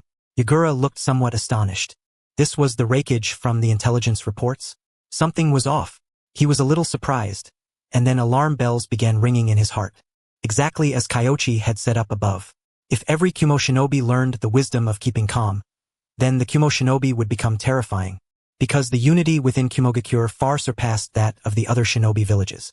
And now, even someone as hot-tempered as the fourth Raikage had begun restraining himself. This was turning bad. From now on, they could no longer use their previous tactics against the Kumo shinobi. They had to make some adjustments, or they would definitely suffer a major loss. Still, his attention returned to the screen, and he couldn't help but grumble. Can't you Konoha people show some footage of your own? Can't all be ours, can it? Yagura, mind your tone. We in Konoha have always handled matters with fairness and impartiality. Tsunade narrowed her eyes. If this had been any other time, that short little wintermelon named Yagura would already have been beaten up. But right now, she had to mind her etiquette. So Tsunade merely tapped lightly, and a slug climbed up her back. Give us an overhead view. Yes. As for the situation inside the field, Kyoichi and Orochimaru could actually see it perfectly clearly.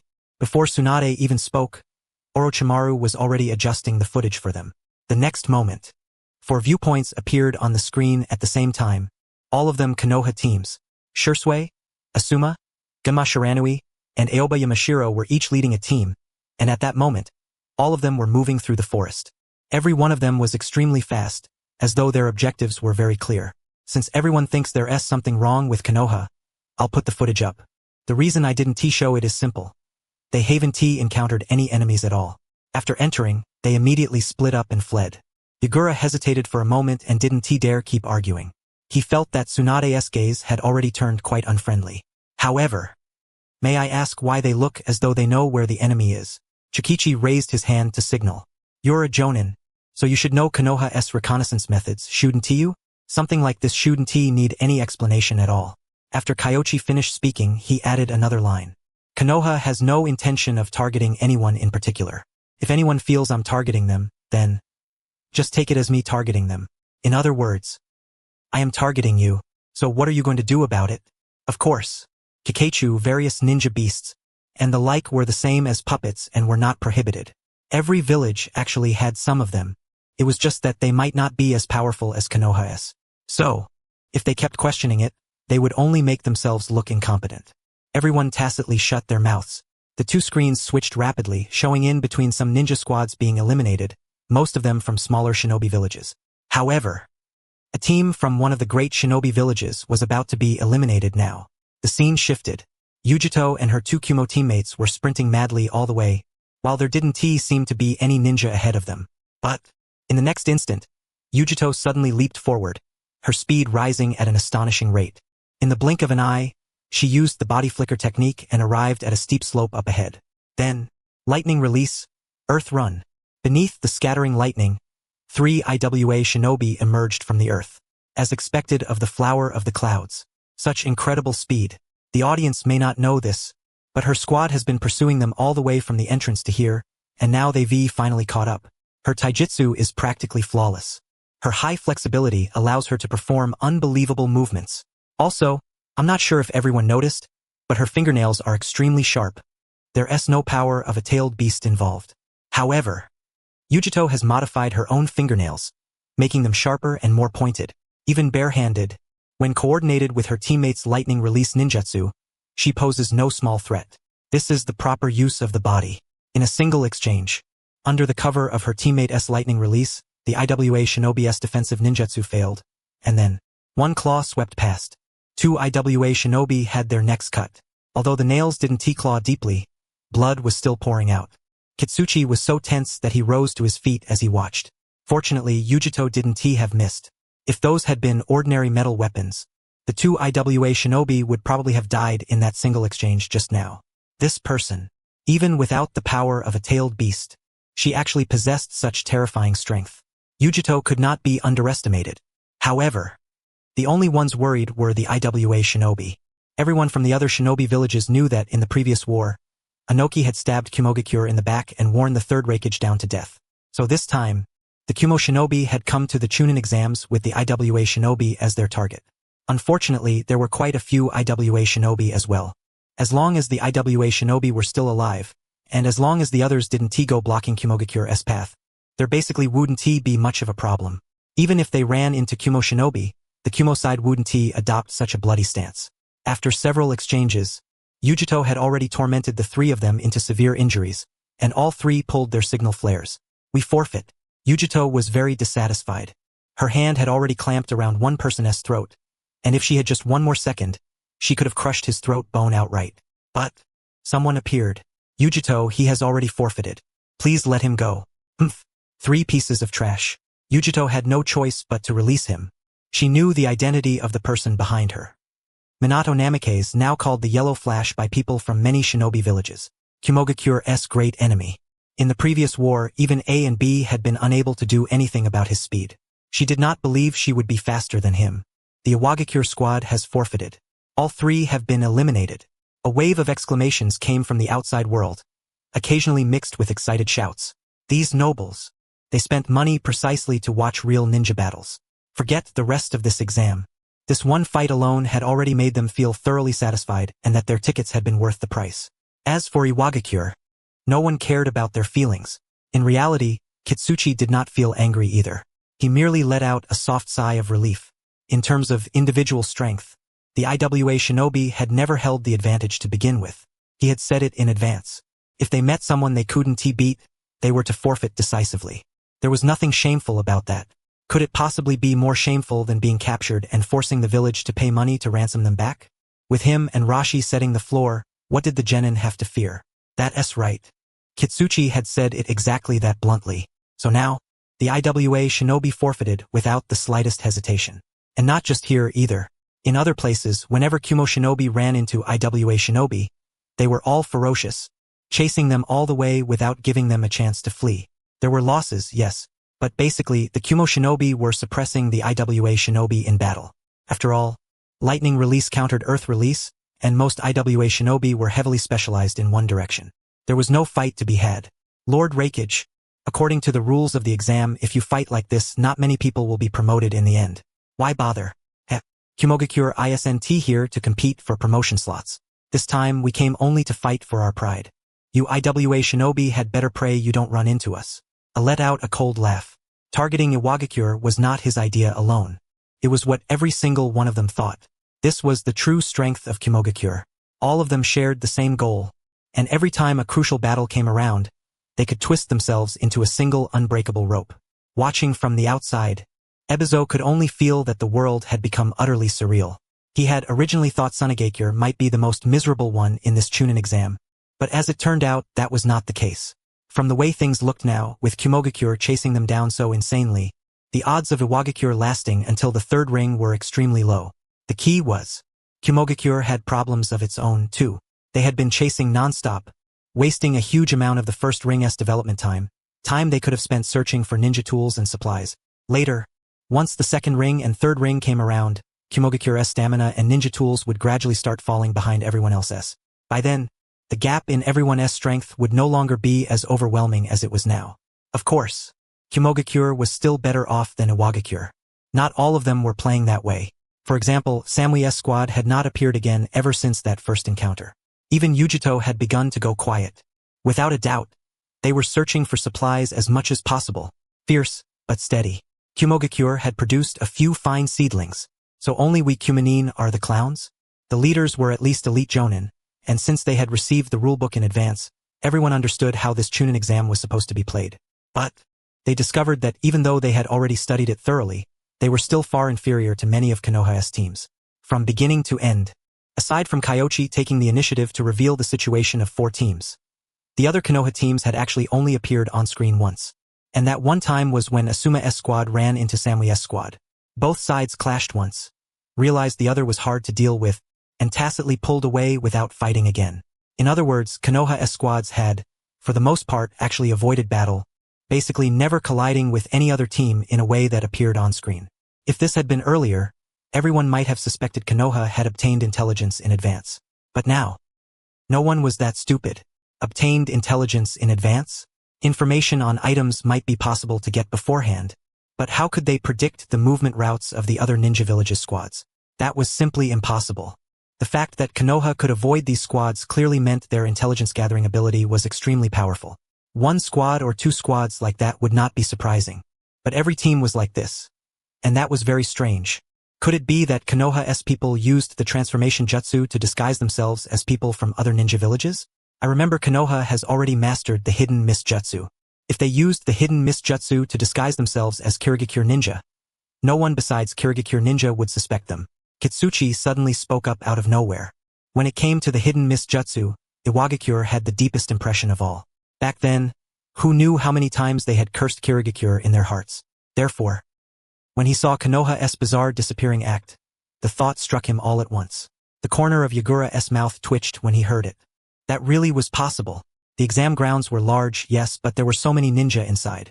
There was no reason not a single one of them had appeared.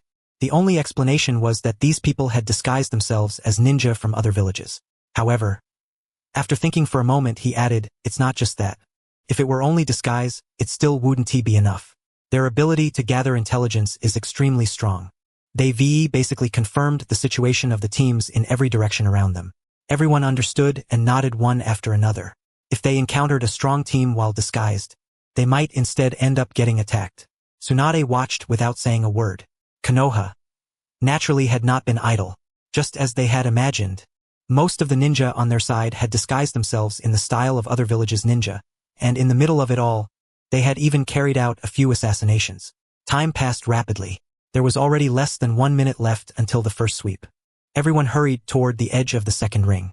And yet, the screen displayed a relatively close overhead view. At that moment, a signal flare exploded in the jungle. Everyone quickly rushed toward that side. From this angle, whether inside the field or outside it, they could clearly see the movements of each team in the forest. There really isn't a single Konoha team. There are still this many IWA squads? Several of our IWA squads have already been eliminated. How could there still be that many IWA now? They have to be Konoha's people. Kitsuchi was speechless. He had not counted, but under Kumogakure's Mad Dog assault in the first ring, Iwagakure had less than 3 or 4 squads remaining, and Kumogakure had suffered no small losses as well. But at this moment, the number of ninja squads from Kumogakure and Iwagakure was not small at all. Then, Yahiko thought of some of the Kumogakure squads from the first ring that had excellent ninja tools and outstanding teamwork. Clearly, those squads were very likely Konoha ninja who were skilled in lightning release and taijutsu disguising themselves. Konoha's genin had that ability. After all, other villages might not know, but he knew it all too well. Konoha's training was simply inhuman. Every genin trained like their life depended on it. And the key was, every one of those people did it willingly. Damn it. If a village that had rolled itself into this kind of competition honestly just hid and played it safe, that would be the truly ridiculous thing. Sinister. The same thought flashed through everyone's minds. Even the leaders of the smaller ninja villages felt a chill in their hearts at this moment. First, they had thought Kumogakure had gone insane and started slaughtering indiscriminately, eliminating their squads as well. Now they understood. Someone had been fishing in troubled waters. There was a good chance many of those eliminations had not been done by the Kumanin at all. The Kumanin had simply taken the blame for a massive pot. Once they knew Konoha's ninja might have disguised themselves, Kitsuchi and Yagura were fully mentally prepared. As far as they knew, the teacher who taught this generation of Konoha genin was named Kanda Kyoichi. That bastard was best at infiltration and assassination. Of course, methods such as disguise and infiltration were also part of a ninja's strength. It was just that, in previous Chunin exams, these things were not tested much. So many genin had obviously not switched into the right state yet. But the Mistnin were different. Seeing the discussion below begin to ferment while Yagura sat there casually chiming in, Tsunade could not help but sneer. Have none of you noticed that the number of Kirigakure ninja is off too? Now that the second sweep had already begun, all the ninja had been forced out of their hiding places and started moving toward the center. There probably were not many fools who thought they could stay hidden and fool the eyes and ears of Jonin. But the number of Kirigakure ninja really was unusually low. Fell into silence. At first, when he saw the Kumanin sweeping through everything and eliminating others everywhere, he had felt somewhat pleased, thinking his subordinates had not failed his expectations. Looking at it now, just how much of that had been inflated, perhaps only Konoha's people knew. And at this moment, these Kumanin squads gradually began to expose themselves as well. On the screen, Samui met up with Yujito, but in the next instant she directly drew a short blade and attacked the other party. Clang! A crisp sound rang out.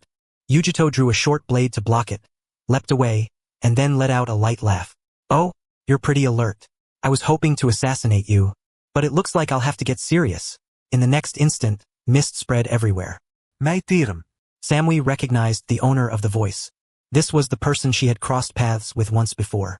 She had never expected her to be disguised as Yujito. Fortunately, Samui knew Yujito's habits and movements like the back of her hand. Otherwise, she really would have been fooled. The two teams clashed once again at the edge of the second ring. At the same time, similar scenes continued unfolding in other places. But Shisui's side was not very lucky. The Cloud Shinobi squad he had disguised himself as actually ran into Yujito Ni at the edge of the second ring. She did not look as though she had seen through them. And yet, Shisui had a feeling. She had probably already figured out who they were. Retreat. Shisui did not hesitate. Izumo Kamizuki and Kotetsu Higain might have been only average in strength. Though they had improved during this time, there had been no dramatic transformation. But their greatest virtue was that they followed orders. Whatever Shisui said, they did. The instant the words left his mouth, the three of them turned and left, without the slightest hesitation. Chase them. Yujito's brow twitched. She could not understand where she had slipped up and made the other side wary. Still, she had no intention of letting her opponents get away. Yujito had survived until now not on strength alone, but on her brains as well. This was the perfect time to hunt. The team before her was a powerful enemy. At that moment, the view swiftly shifted to the two squads. The jonin inside basically understood what was going on, but the nobles outside were utterly lost. Aren't they all from the same village? Why are they running? The battle situation is urgent. Both sides are giving chase and fleeing in turn. From the looks of it, Yujito does not believe the squad in front of her are her comrades, but rather shinobi from another village transformed and disguised as them. The solitary flower among the clouds. Seems she has received not only the favor of the cat demon, but also its keen perception. The words had barely fallen. In the image, Yujito had already caught up to one cloud shinobi. Clang. With a sharp ring, the kunai in Yujito's hand struck against a blade. Then she saw the opponent's blade shift at an unnatural angle, and immediately after, a dazzling flash of light flared up. Genjutsu? She instantly pulled back. Shisui followed up with a swift slash, but unfortunately the other two cloud shinobi, though not strong, were no useless deadweight either. They quickly drew kunai to help block, and their coordination was not bad at all. Shisui Uchiha. Is him. He is so fast. What was that jutsu just now? Why did Yujito suddenly retreat? He is only 6 years old, right? Everyone looked moved and began discussing it, yet their eyes kept drifting toward Yagura. Kirigakure had clashed with Konoha many times. They should understand Kyoichi. That jutsu. They definitely knew what it was. Yagura fell silent for a moment, then said, it should be a light-based genjutsu, one that can control the intensity of light. Yujito was probably blinded by the glare. Not just genjutsu. This is genjutsu within swordsmanship, usable without hand signs, and the follow-up sword technique connects just as quickly. If that sword were a chakra weapon, Yujito would already be wounded by now. Thinking this, aside inwardly, Kanda Kyoichi was strong, and his disciple was absurdly strong as well. He was only 6 years old. Once he reached adulthood and awakened the Sharingan, what then?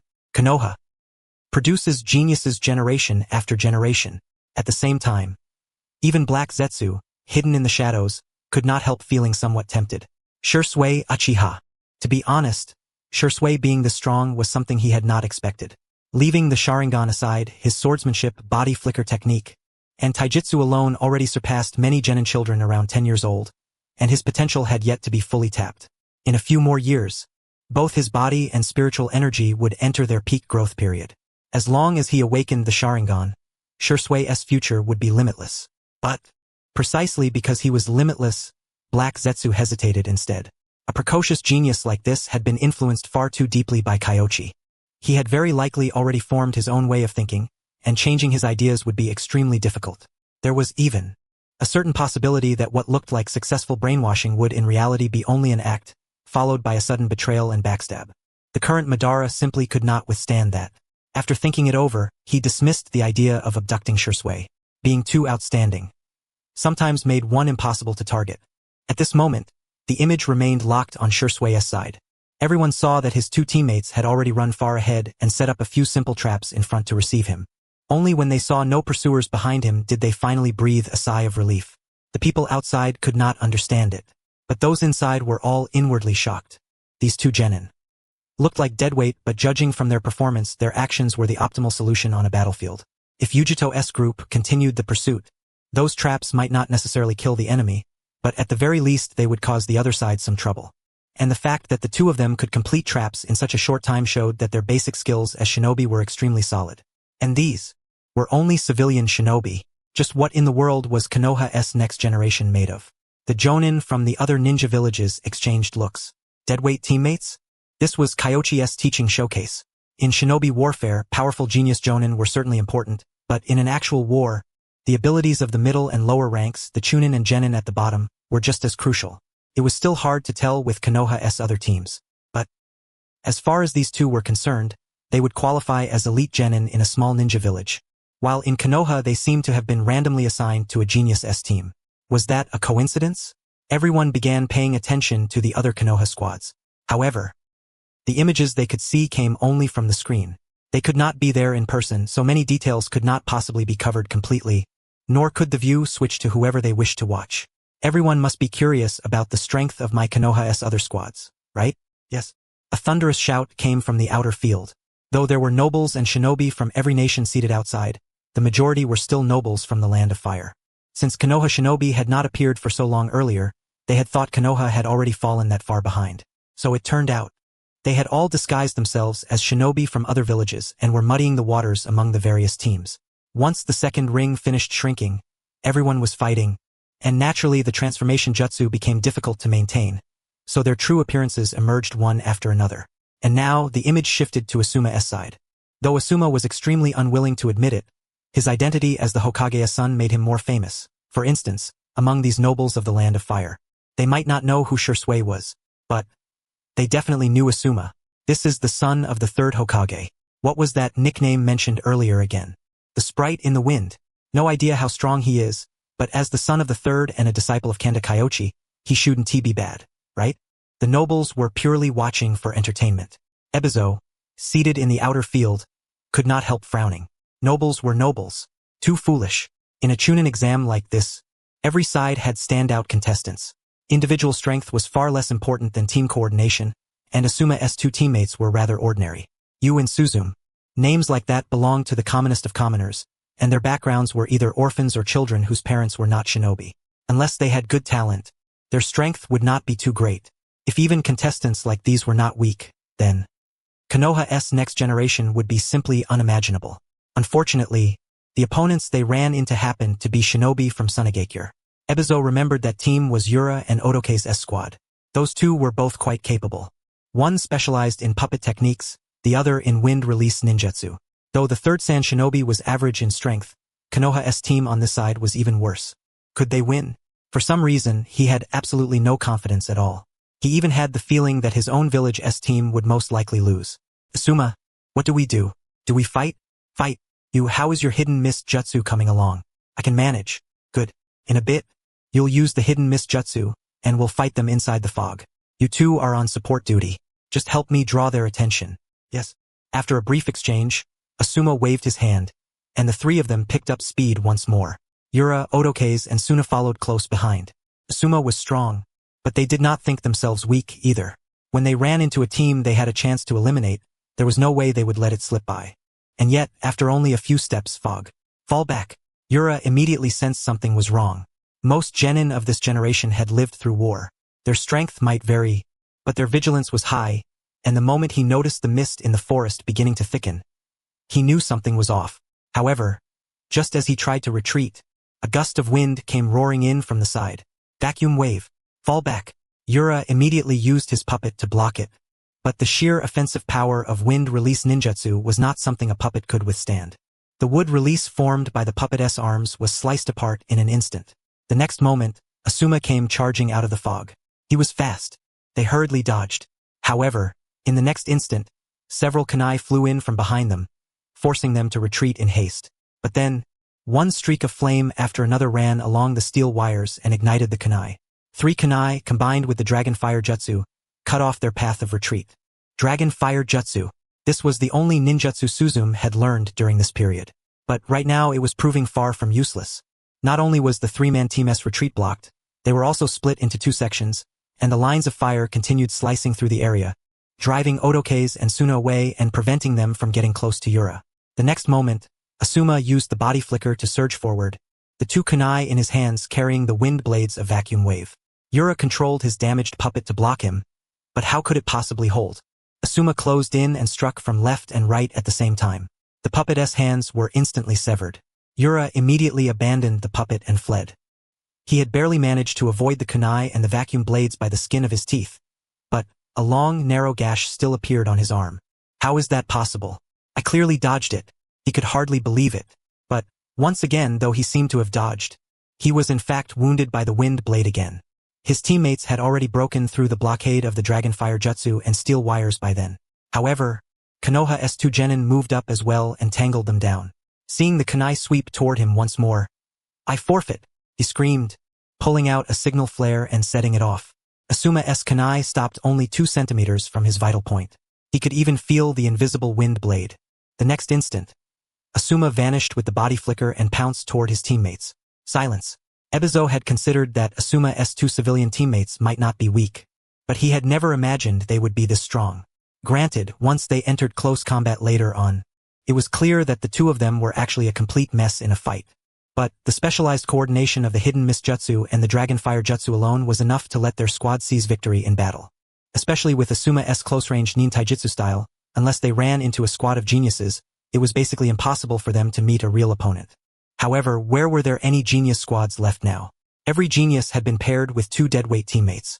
He had thought Konoha was the same, but now he understood that he had been thinking far too simply. Their own deadweight teammates were genuinely deadweight, while the other side's civilian genin were all pigs pretending to be tigers. There was a fundamental difference between the 2. How could he still have the leisure to sit in the outer area and watch the show? Clearly, the spectacle happening inside the field was far more worth watching. Though his own team had just been eliminated, Ebizo truly did not care all that much. This time, he had already prepared himself for the possibility of being completely wiped out. The fact that everyone survived was already good enough. Chunin slots? What use were those things?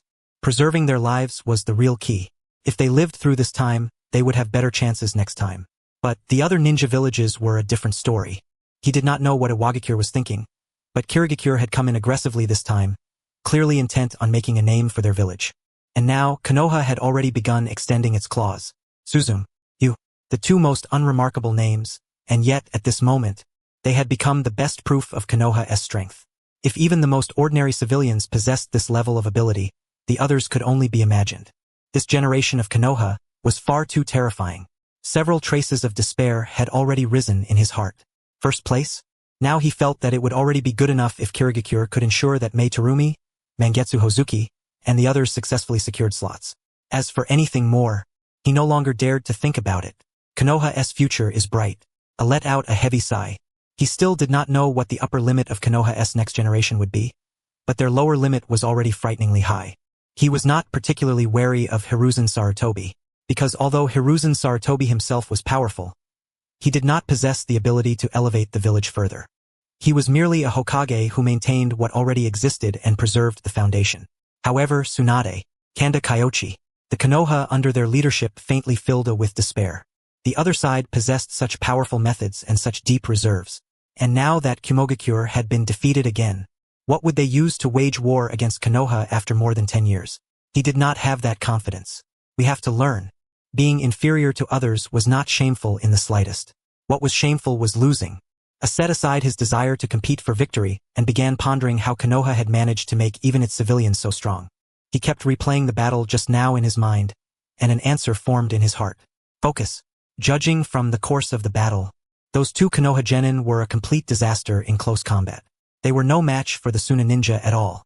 They only knew that one move, but even so, on the battlefield, the role they could play was far greater than that of ordinary genin. He could not help striking his palm with his fist. So that was it. The role of normally trained genin on the battlefield was just as pitifully small. Therefore, rather than having them focus on general training, it was better to have them attack one specific aspect. Hidden Mist Jutsu, Dragon Fire Jutsu.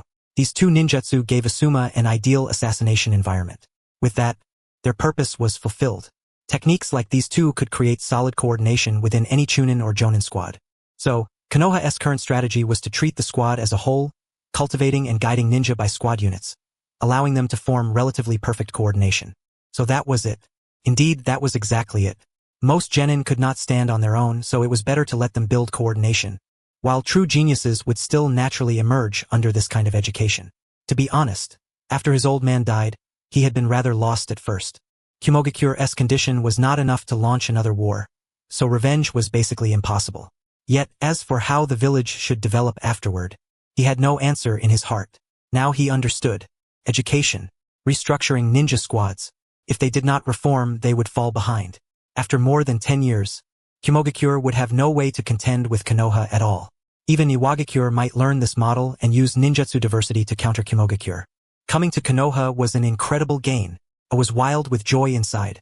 Most of those here were jonin, but there were still differences among jonin. Not every jonin could see the reasoning behind Konoha's ninjutsu allocation. The major ninja villages had basically understood it, while among the smaller ninja villages, only Yahiko and the jonin from Takigakure looked thoughtful. Clearly, they had understood it as well. Yet the jonin from the other smaller ninja villages were, at times, lost in thought, and at times wearing expressions as if sudden enlightenment had struck them. No one said a word. Certain pieces of intelligence could be shared, but these were all secrets to growing stronger, and what each person grasped from them might not be the same. They were all worried that if they spoke up, someone else would end up learning even more. And so, the room remained utterly silent, with only the voices of Kyoichi and Orochimaru echoing through it, while Ebizo, the Sunigakure leader assigned to the teaching bureau, strolled in at an unhurried pace. He was perfectly composed, and when he saw the heavy expressions on everyone else's faces, he grew even calmer inside. These people surely thought that the only thing worth learning was the ninja education side of things, right? This stuff, the real key was the economy. Ebizo saw it all with perfect clarity. If one wanted to train chakra nature transformation, one would inevitably need military rations, pills, and other support items to restore stamina and produce chakra. How could that possibly work without money? The meaning of education was the transformation of the ninja world. Backstage, the third Hokage's brows were knit with worry. Naturally, he understood the value of this tactic and model, and he had discussed it with Tsunade before as well. But Tsunade's support for Kanda Kyoichi had not contained the slightest bit of hesitation. So, in the end, he still had not brought it up with Kyoichi. If one had to speak of benefits, perhaps the only one was that the nobles of the Land of Fire had gained even greater confidence in Konoha, and the other ninja villages had been intimidated. Aside from that, there did not seem to be much else. Even now, he still did not quite understand. Of course, not understanding was one thing, but Hiruzen, how could you agree to such a foolish decision? Old friend, judging by the results, Kyoichi's decisions these past several times have all been sound. Under his and Tsunade's governance, Konoha has been thriving and growing stronger by the day, while under our governance, along with Mitokado Hamura and the others, it had been declining for years. The third Hokage spoke earnestly. Don't involve yourself in these matters anymore. Have Root make less trouble lately as well. Once Tsunade takes office, I really am retiring and washing my hands of everything.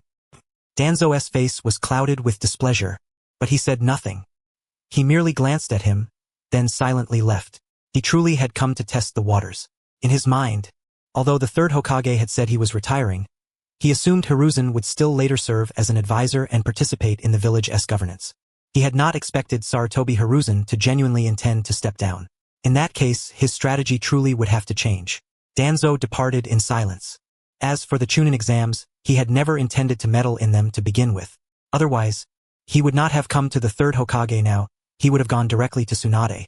Behind him, the third Hokage smoked his pipe while maintaining the telescope technique, glancing toward the next room from time to time. In truth, he did not understand what Kyoichi was thinking either, but he vaguely felt that it should be related to the overall plan. Besides, if Danzo opposed something, then supporting it was enough. Facts had proven that both his and Danzo's ideas were wrong. Once an incorrect answer had been eliminated, was it not simple enough to decide what to do next? Besides, things had already reached this point.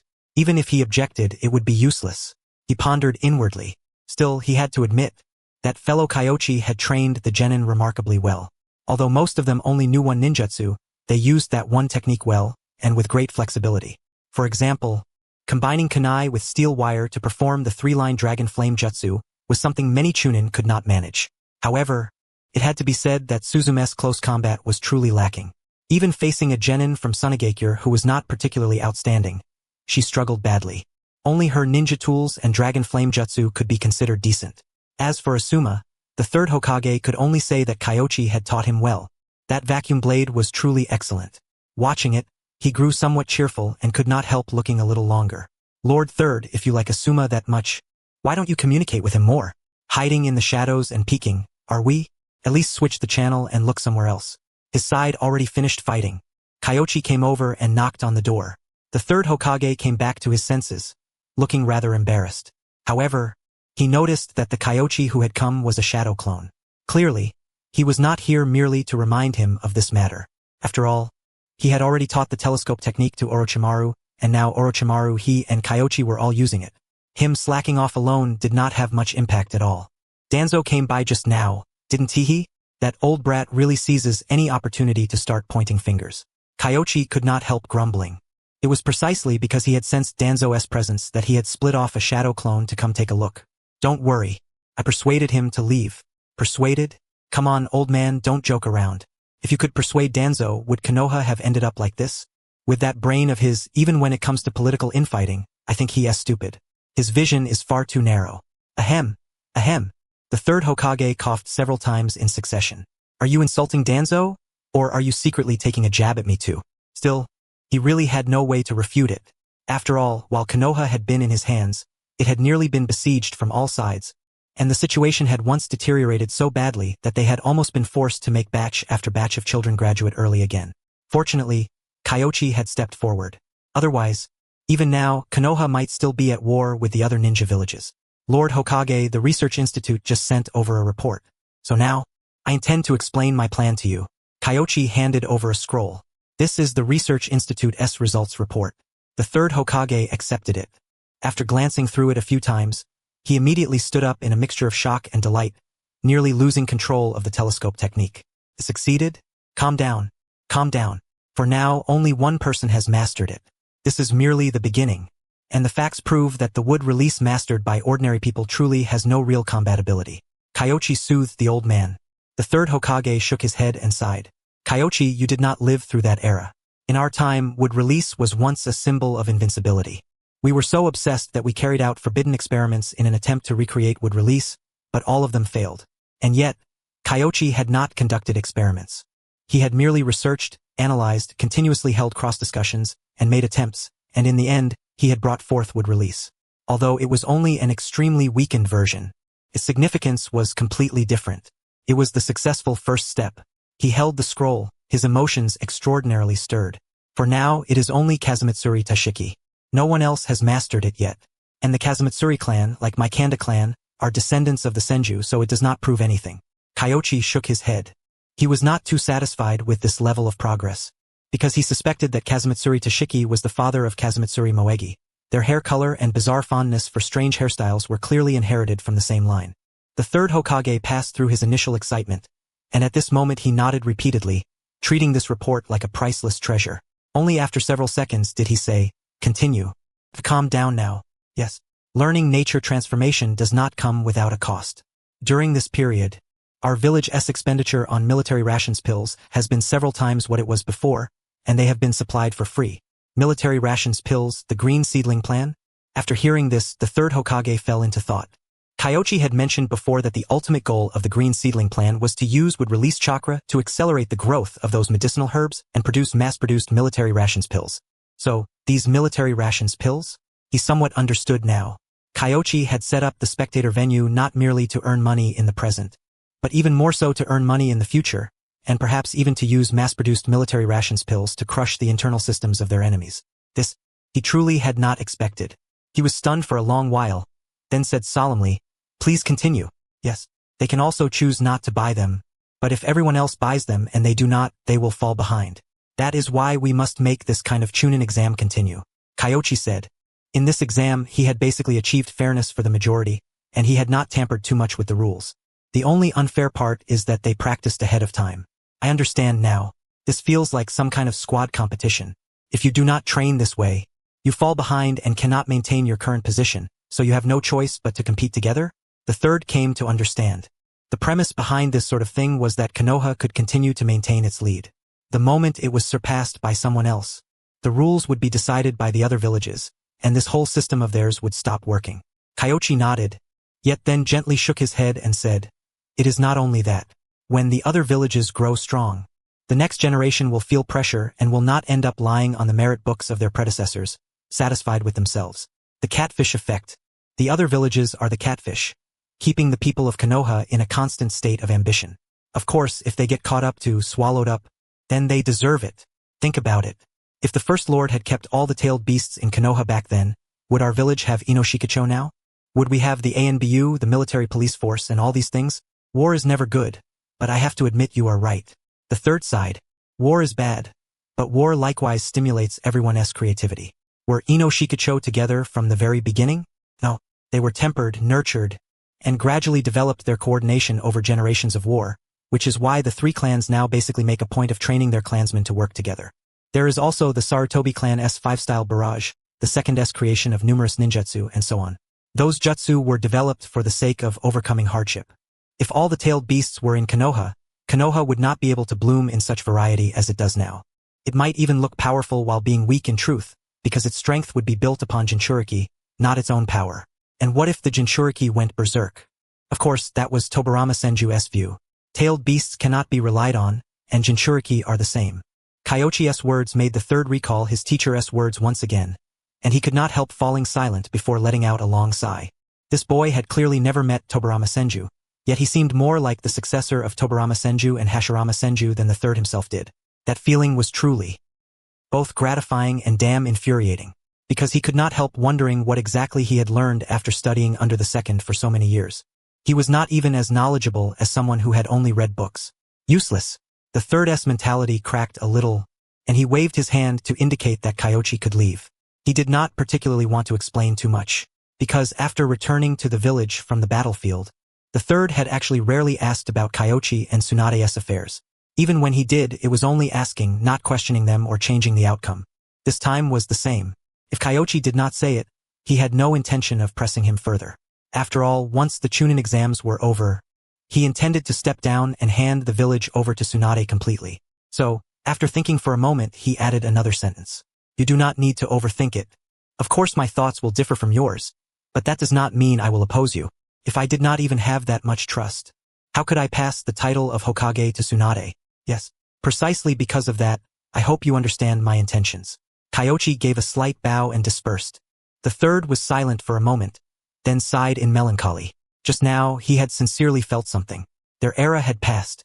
That set of rules they had relied on might no longer be useful in this new age. Under the push of someone like Kyoichi, what would become of Konoha, and even the shinobi world? The third did not know. With only his own knowledge, he could no longer deduce such a future. But he very much wanted to witness it with his own eyes. He turned his attention back to the exam. The chaos caused by the shrinking circle had already calmed, but battles were breaking out one after another. With the area reduced, everyone's collisions were unavoidable. Yet it was obvious. Everyone was gradually coming to understand how this game was supposed to be played. This was a different kind of war. The ninja squads from each village began gathering together and sweeping out the teams from the smaller shinobi villages. Of course, that was how most of the shinobi villages handled it. Kumogakure was different. They were only fighting to vent their pride.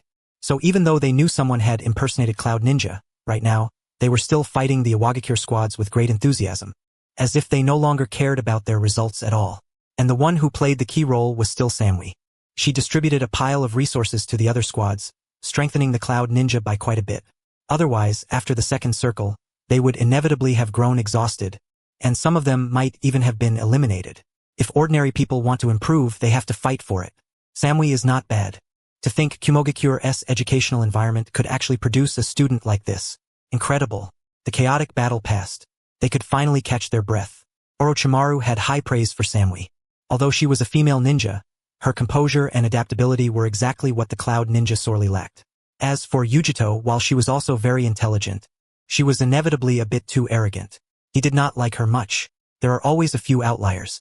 Besides, the fourth Raikage being impulsive has nothing to do with the genin taught by the third Raikage and the Ninja Academy teachers, does it? You are right. Orochimaru pondered for a moment, and in the end, he was powerless to refute it. Indeed, the impulsive one was the third Raikage, as well as the teachers and students of the Ninja Academy, were innocent. The second circle was different from the first. With the circle shrinking, collisions became much more frequent. Especially now that the squads from each shinobi village had completed their gathering. The scale of the battles instantly expanded by quite a lot. On the Cloud side, the ones in command were clearly Samui and Yujito. As for Konoha's side, obviously Asuma and Shisui. It had nothing to do with their surnames. but rather because the two of them were Kyoichi's disciples, and among everyone present they were the strongest. Orochimaru looked over and noticed Minato's two disciples. Obito and Rin were grouped with Aoba Yamashiro. That luck is rather good. I manipulated things behind the scenes a little. Some consideration was necessary. Obito is stubborn to the point of being single-minded, and Rin is not stupid, but her personality is too gentle. She is completely unsuited to commanding others. They need a captain.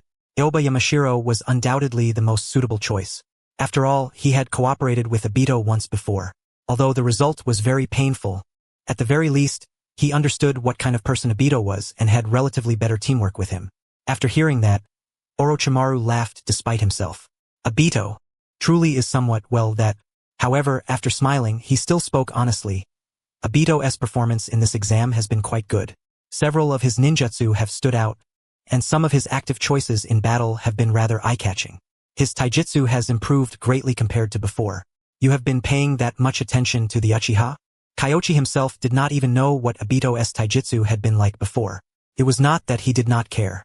Obito was currently training together with Guy and Might Due, so his taijutsu was bound to have improved quite a bit.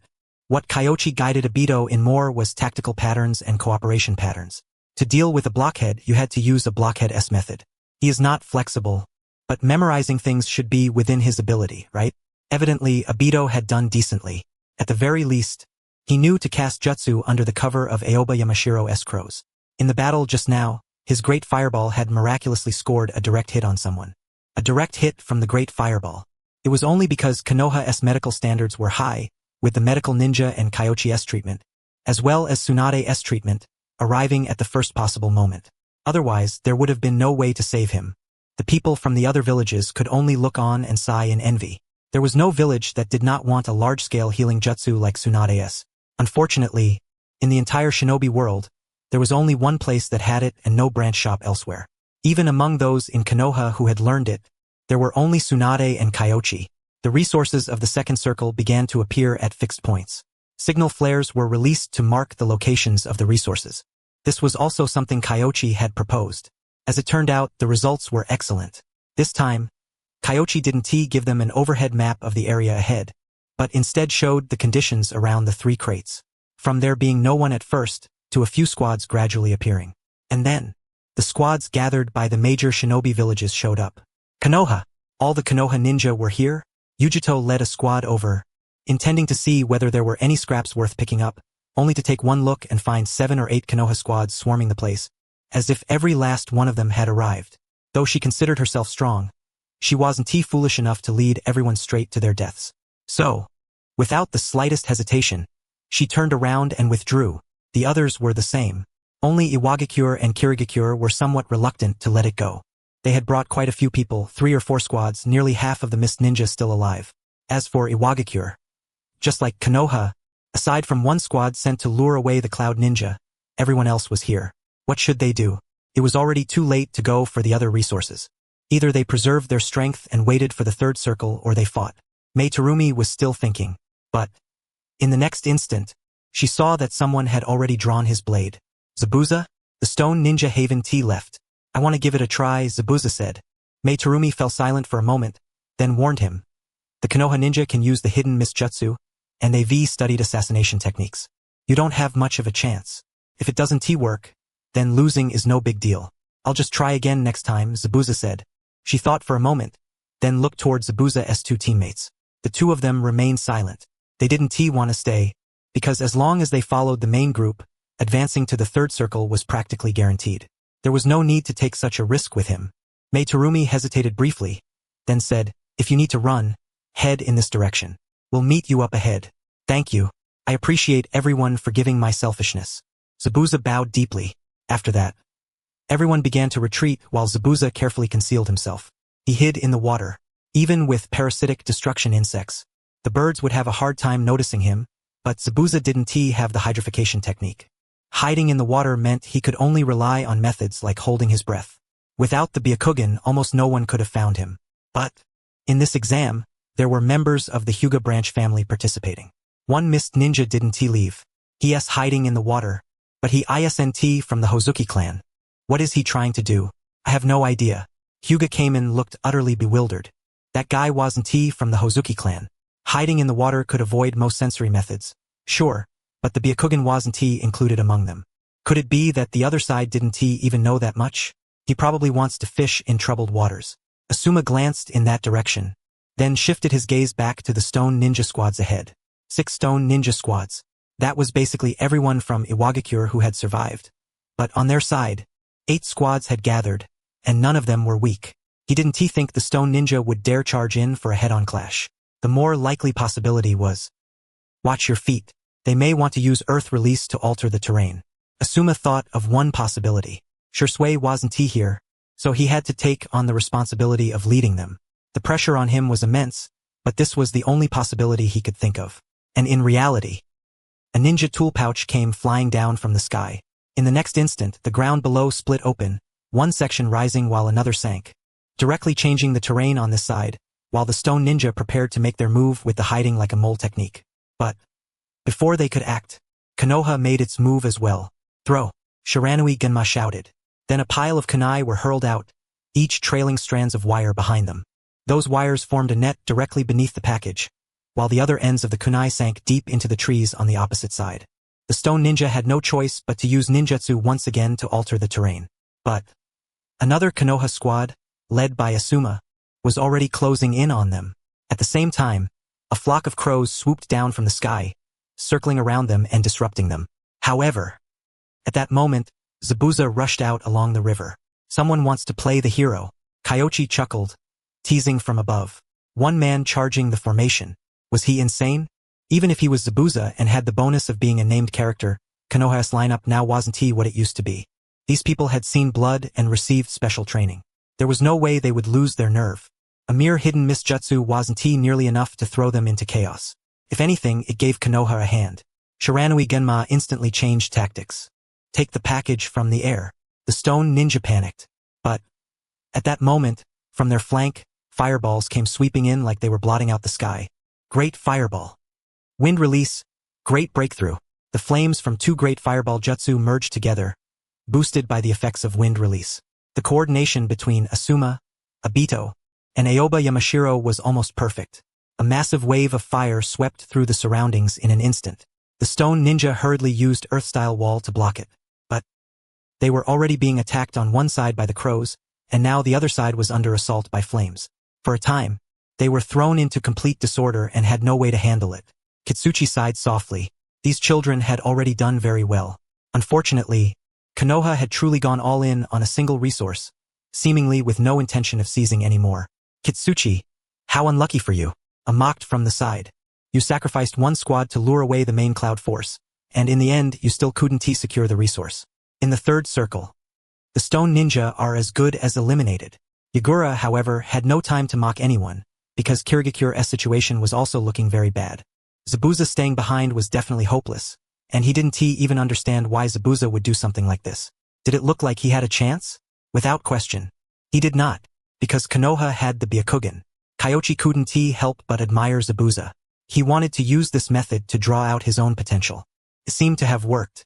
This use of the hidden misjutsu, silent killing, and the body flicker technique was almost the very best Zabuza could achieve at his age. Unfortunately, he had run into the Byakugan. What a shame.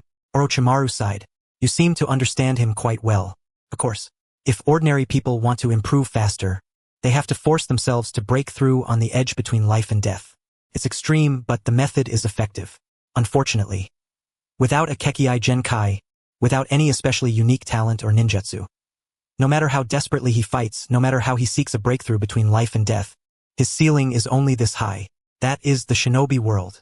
The more Orochimaru researched, the more clearly he understood that truth, and the more pitiful Zabuza's performance seemed to him. Perhaps in the future, he could become a very fine jonin. But he could never reach the level of Mangetsu Hozuki or Mei Terumi.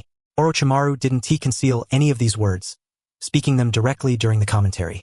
Kyoichi froze slightly, then smiled and said nothing more.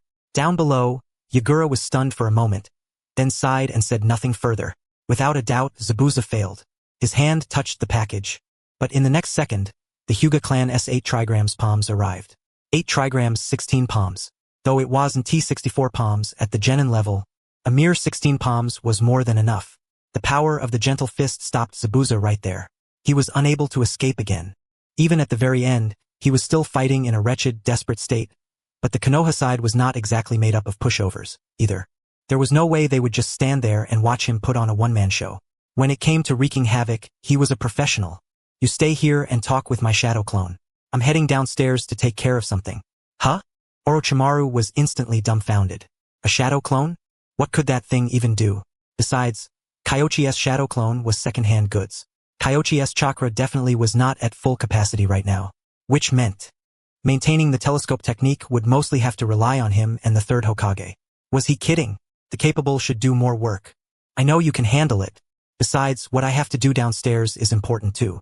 I need to be there in person so I can adapt to the situation. Who was he trying to fool? Orochimaru could only grumble powerlessly in his heart. A shadow clone could deal with plenty of things just as well.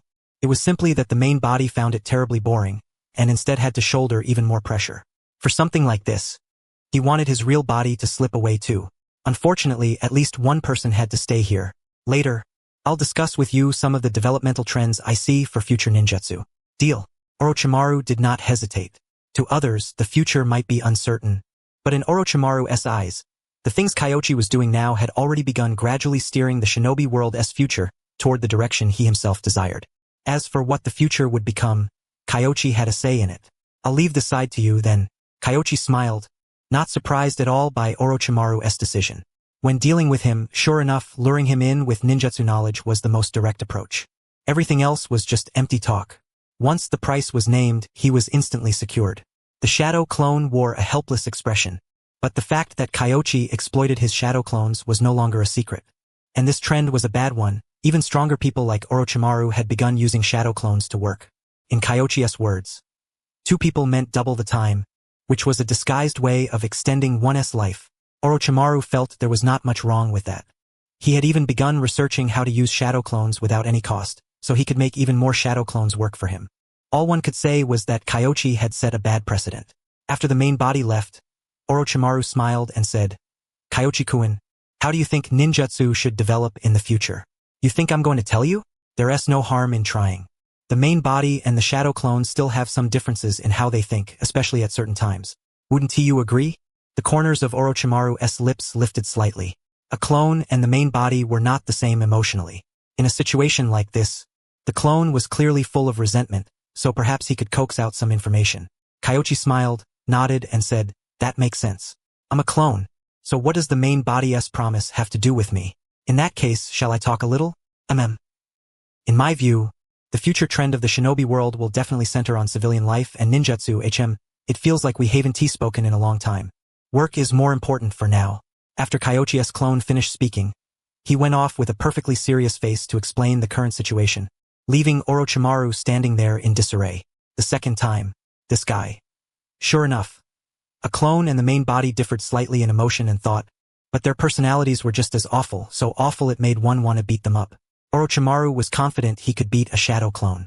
Unfortunately, if he beat the shadow clone, he might have to create another shadow clone himself to take over Kyoichi's work.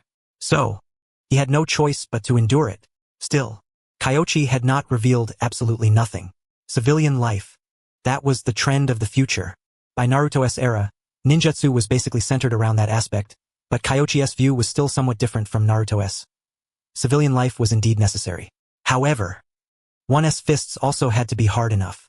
Otherwise, with those arrogant fools of the Otsutsuki clan, if they did not develop their strength, what would they use to make those people sit down and have a friendly conversation with them? Civilian life and strength both grasped at once. That was the true hard logic. To achieve this goal, Kyoichi truly did need Orochimaru's help, especially with Orochimaru's research on would release this time. He was simply the perfect tool. If Kyoichi cooperated with him, he only needed to provide theoretical support, a portion of assistance, and keep Orochimaru interested. Orochimaru should be trying to fish for information right now, right? After going downstairs. Kyoichi pondered this to himself. That guy was not honest in the slightest, but as a tool, he was so outstanding that there was no way to refuse him. Sigh. Kyoichi sighed, put on a disguise, and walked down from upstairs. First, he watched outside for a while. The atmosphere outside was quite lively, carrying a bit of the feeling of watching a match in his previous life. Unfortunately, there were not enough people cheering them on. But that was not because he had failed to think of it. Rather, This was everyone's first time even watching a competition, so how would they know who was an idol? They would know next time. Someone like Shisui had the chance to become an idol ninja, Asuma. If he did not grow a beard, he was still a decent young man. If he grew a beard and smoked, then forget it. Going up there might scare the children. After glancing outside, he walked inside. Everyone was so focused. Seeing the leaders of the ninja villages scratching their heads and racking their brains one after another, Kyoichi felt sincerely happy. Everyone ought to compete and push themselves together. This shinobi world needed some new tricks. Whether Madara had a chance to be revived, he did not know. But Kyoichi hoped that when Madara returned from revival, the shinobi world he saw would be a different shinobi world. People would no longer play around with ordinary ninjutsu. A whole pile of lightning release, Kirin. A true large-scale ninja war, not the tiny, uncoordinated scenes they had now. Could that thing in Naruto really be called a proper war? The thought alone made one laugh. Hehe, Jonin Kyoichi, you seem to be in high spirits. You even came down personally to watch the fun? Kyoichi turned his head and glanced over. Ebizo? How did this old bastard recognize him? He looked carefully a few times and understood somewhat. It was because Ebizo was also sitting in a corner, not together with Bakura, and he wore a similar smile on his face. Thinking back to the inexplicable reward from before, he felt that Ebizo had understood again. Old age brought cunning. That described Ebizo perfectly. And the key point was this old thing could live for a very long time. Some of the people present might die, but he would not. At that moment, I heard the faint sound and looked toward it, following the noise. He saw Ebizo and an unfamiliar Jonin talking furtively in the corner. Their voices were pressed very low, as if afraid others would hear. Sneaky. He quietly moved a little closer. Regarding the next Chunin exams, do you have any thoughts? What thoughts could I have? We don't even know whether everyone is satisfied with this one yet. Besides, it wouldn't be good for Konoha to host it every time. This thing burdens the people and wastes money. Kyoichi sighed. Although there was some profit to be made, the earnings were not actually much. Most of the money went into the villagers' pockets, while the village itself was on the spending side. Of course, it was definitely useful for stimulating the economy, especially after regular events formed. It was not hard to foresee a situation where ninja villages would scramble to host them. It was just that, for now. How about handing the next one to my Sunagakure to host? Oh, Kyoichi looked at him in surprise. Good grief. He had originally been worrying over whom to hand the next one to, never imagining that Ebizo would deliver himself to his doorstep first. If it had been someone else, he would have thought the other party merely wanted to gain face. But Ebizo was different. Kyoichi had mentioned the matter of an economic sphere before, and Ebizo had probably gained quite a bit of insight from that thing. Living a long life, reading all sorts of books, and knowing a great many things, none of that surprised him in the slightest. But for his mind to be this quick as well. He glanced at Ebizo, smiled, and said, Senior Sunagakure isn't quite that beautiful yet. Besides, no one is biting right now, so why bother keeping things so close to the chest? Ebizo's voice dropped even lower. Is there really no one? Kyoichi said no more. He merely smiled faintly, then pointed at the screen and said, Let us watch the exam first. Once this side wraps up, I'll have a proper talk with you all. That would be most welcome. Ebizo nodded, though his smile was somewhat strained. He won't loose the hawk until he sees the hare. If we don't offer some benefits, taking the next one down doesn't look like it'll be so easy. He perfunctorily turned his eyes toward the screen, but his mind was nowhere near the exam. Sunagakure couldn't secure many spots anyway, so what was there to watch? The next one was the real key. Sunagakure is willing to give up the missions in the southern part of the Land of Rivers. If you hand the southern mission share over to us, I'll give you a sincere piece of advice. Do you want to hear it? Kyoichi said in a low voice. He had noticed with that massive build of his, only himself thought he was moving discreetly. In truth, most people were already paying attention to this side. Ebizo froze for a moment, then did not immediately agree. What he wanted was not just those words. Advice. In other words, you think Sunagakure isn't suited to take it? Heh. Sure enough, it's because our strength is still too lacking, isn't it? Heh, let us watch the exam. It's just getting good. Kyoichi did not answer, wearing an expression that smiled without speaking, which left Ebizo so restless he wanted to crack Kyoichi's head open and see what was really inside. And the others shared the same thought. But very soon he had no leisure left to pay attention to Kyoichi's side, because, Shisui, on the screen, a figure flickered out from the alliance of distant small ninja village teams, shooting like a meteor straight into the Kumogakure squad. Samui immediately used ninjutsu to seal off the area. But Shisui's figure threaded through the crowd, the ninja blade in his hand dancing like willow leaves. Konoha-style willow. In the next instant, the wind screamed, "Vacuum sword!" His goal was not to seize the package because the package was not small. If he took it with him, he would have no chance of escaping. Shisui's goal was simply to cut it apart with a single slash. The wind-released sword swallowed the package, and chaotic wind raged, tearing apart the soldier pills and ninja tools inside. The next moment, Shisui threw out more than a dozen explosive tags. After the explosion, Shisui's figure vanished without a trace. Stealing was difficult, but when it came to sabotage, he was a professional. That brat, a shot up from his seat. That little bastard had come purely to wreck things, and at the same time, they understood why Kyoichi called Shisui of the body flicker, because the kid's body flicker technique had practically inherited Kyoichi's true teachings. Even his sabotage methods were almost exactly the same, and, in that fleeting instant just now accomplishing so many steps, was it the Sharingan? The image of those eyes flashed through A.S. mind, and then even he was startled by his own guess. He did not know Shisui's exact age, but from the look of him he was at most 8 or 9 years old. To have awakened the Sharingan at that age, while also being this outstanding in every other respect. What kind of monster was he? For a long while, I could not say a word. A disciple of Kanda Kyoichi. Sure enough, there was nothing hollow about him. Once this brat grew up, he would be even more terrifying than White Fang's son. Because not only did he possess the Sharingan and top-tier talent, he also had an incredibly powerful teacher who understood education. Damn it, I've become the stand-in. Jonin Kyoichi, your disciple should have awakened the Sharingan. Hasn't he? Yes. Kyoichi glanced at A.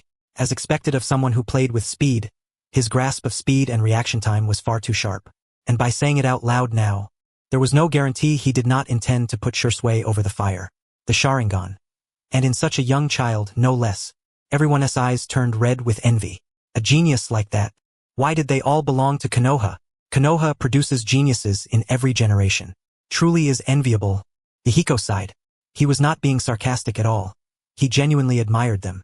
At the same time, however, he understood very clearly why Konoha possessed such geniuses. A strong economy, excellent education, and deep foundations. Take Nagato, for example. Without a doubt, Nagato was an out-and-out genius. But if they had never met Jiraiya, the three of them never would have had any contact with advanced ninjutsu at all. Even if they had been fortunate enough to become AIM ninja in Amigakure, their ultimate accomplishments would never have reached their current heights, because Amigakure's education system and ninjutsu system were simply beyond words. Moreover, among the lower ranks, the difference in ability and quality among genin was far too great. Quite a few of Konoha's chunin, if placed in Amigakure, could practically be evaluated as jonin, yet here they were merely chunin or special jonin. This was what it meant to be a great ninja village. Powerful foundations gave rise to an even stronger next generation. As long as that educational cycle did not go wrong, Konoha would not decline. Even if one generation was comparatively weak, they could still endure until a genius appeared to bring about a revival. Amigakure. Achieving something like that would be far too difficult. He pondered silently. Many team leaders were thinking the same thing as Yahiko, while A, the victim of Shisui's attack, actually appeared rather calm. This kind of exam was always about each side relying on its own ability. Ujito did not dare sabotage Konoha's side, while Shisui dared to do it and succeeded. That was simply his skill. What he was considering now was, Konoha's ninja seemed to be extremely strong in all three of the basic techniques. The three basic techniques were fundamentals. Everyone understood that principle, but the more fundamental something was, the harder it was to teach it in any meaningful way. Yet all of Konoha's genin had such solid foundations. Could it be that every one of them had been taught by Kyoichi? Just how had he done it? At this point, almost no one was paying much attention to the exam itself anymore. This kind of exam tested teams, tactics, team strength, and individual power did not weigh nearly as heavily as it did in a duel format. In the second ring, Kumogakure's resources had been destroyed, leaving only the ninja tools that could not be blown up. In that case, for Kumogakure, they had basically lost the qualification to contend with Konoha in the third ring, and Sunigakure and Iwagakure were even less qualified. As for Kirigakure, they had been too greedy, wanting to split their forces and take 2 resource points, only to end up unable to handle both sides. They failed to secure everything at the third resource point. Konoha, however, had steadily taken down 1 package. Their soldier pills and explosive tags had both been replenished by a considerable amount, while the other villages had no real way to fight in the third ring. Everyone could already imagine that what came next would definitely be a one-sided slaughter. In fact, if surrender had not been forbidden, they all felt the teams might as well forfeit once they entered the third ring. And so, everyone's attention had already drifted away from the exam. Senior Tsunade, Jonin Kyoichi, I wonder whether next year's Chunin exams will still use this kind of large-scale format. A large-scale exam is far too costly. All the materials Konoha invested are money, you know. To be honest, both Kyoichi and I disagreed with it, but Lord Hokage believed it could be held to promote friendly exchange, so we had no choice but to listen to him. Tsunade sighed and tossed the blame straight onto the third Hokage. After all, the third was not here. Everyone fell silent at once. Hiruzen Sarutobi. As if anyone would believe that guy could put together a spectacle this massive? Absolutely not. The ones pushing for it had to be Kyoichi and Tsunade, and the root of all evil was definitely Kanda Kyoichi. As for losing money, honestly they didn't really buy it. Those nobles all had pockets stuffed with cash. And a ninja showdown this close to an actual battlefield was something they normally never got to see. Konoha had probably raked in quite a sum from ticket sales alone. Konoha doesn't have much interest in doing it next year. We can't be the ones hosting it forever, can we? That would turn into a one-sided monopoly. For a Chunin exam involving the entire shinobi world like this, I think it would be better to rotate the host. Tsunade said it casually. Although Tsunade had not officially taken the position on Konoha's side yet, in reality, she already held the reins of power. The other villages might not know it. But the main event was here. Kyoichi sat up properly. This was exactly what he had come down to discuss. He did not feel entirely comfortable leaving it to a shadow clone. Rotate the host? Everyone hesitated a little. Rotating. Hosting it once would indeed cost no small amount. The smaller ninja villages could not afford it, and the major ninja villages might not necessarily be willing. It was practically a hot potato. Of course, that was what most of them were thinking. Ebizo, however, was already laughing with delight deep down. They didn't want it? All the better. He could happily, if reluctantly, take on the job. Ebizo had already thought it through. Once he accepted this task, he would go back and ask the daimyo for funding to build the facilities. After the exam was over, Sunagakure could still keep the venue for its own use. Those people usually refuse to give money, but for a grand event like this, could they really refuse? As for ticket revenue, that would be counted separately. He would fool however many he could. He was already about to stand up. But then, I thought for a moment and said, do the rules of the Chunin exam have to follow this format exactly? You'll have to ask Kyoichi about that. Tsunade did not answer directly. She was not familiar with that side of things. As long as the exam rules are generally fair, the finer details don't matter much. We in Konoha used this format because we have plenty of forests here. If Kimogakure hosts it, you can't exactly be forced to find a forest, right? That makes sense. A grinned, cracking his knuckles. In that case, Kimogakure is interested. No need to rush. If we discuss this now, everyone is bound to act on impulse or hesitate. Besides, the ninja villages vary widely in strength. If everyone does this, what are the smaller villages supposed to do? Kyoichi said. When Yahiko heard that, excitement stirred secretly in his heart. Exactly. Those words had gone straight to the heart of the matter. If they had to take part in an exam of this level every year just to become Chunin, it would not matter much to the major ninja villages. But the smaller ones would probably be crushed under the burden. Even Amigakure had no advantage in an exam like this, let alone the others. Asano Naruki, however, was somewhat suspicious. Kanda Kyoichi. Was he really that kind? After hearing him, Ebizo froze for a moment, not quite understanding what Kyoichi was trying to do. Were they not going to hold a shinobi worldwide exam anymore? What do you mean? I could not figure it out either. But he understood one thing very clearly. If he could not understand something, he should just ask directly. There was no point in blindly mulling it over and wasting time for nothing. My suggestion is that everyone first hold regional exams. Once the regional exams are finished, a few outstanding teams can be selected to participate together in the shinobi worldwide exam. Kyoichi said. Everyone was stunned for several seconds after hearing that. Regional exams, shinobi worldwide exams. Was there really a need to split a Chunin exam into that many stages?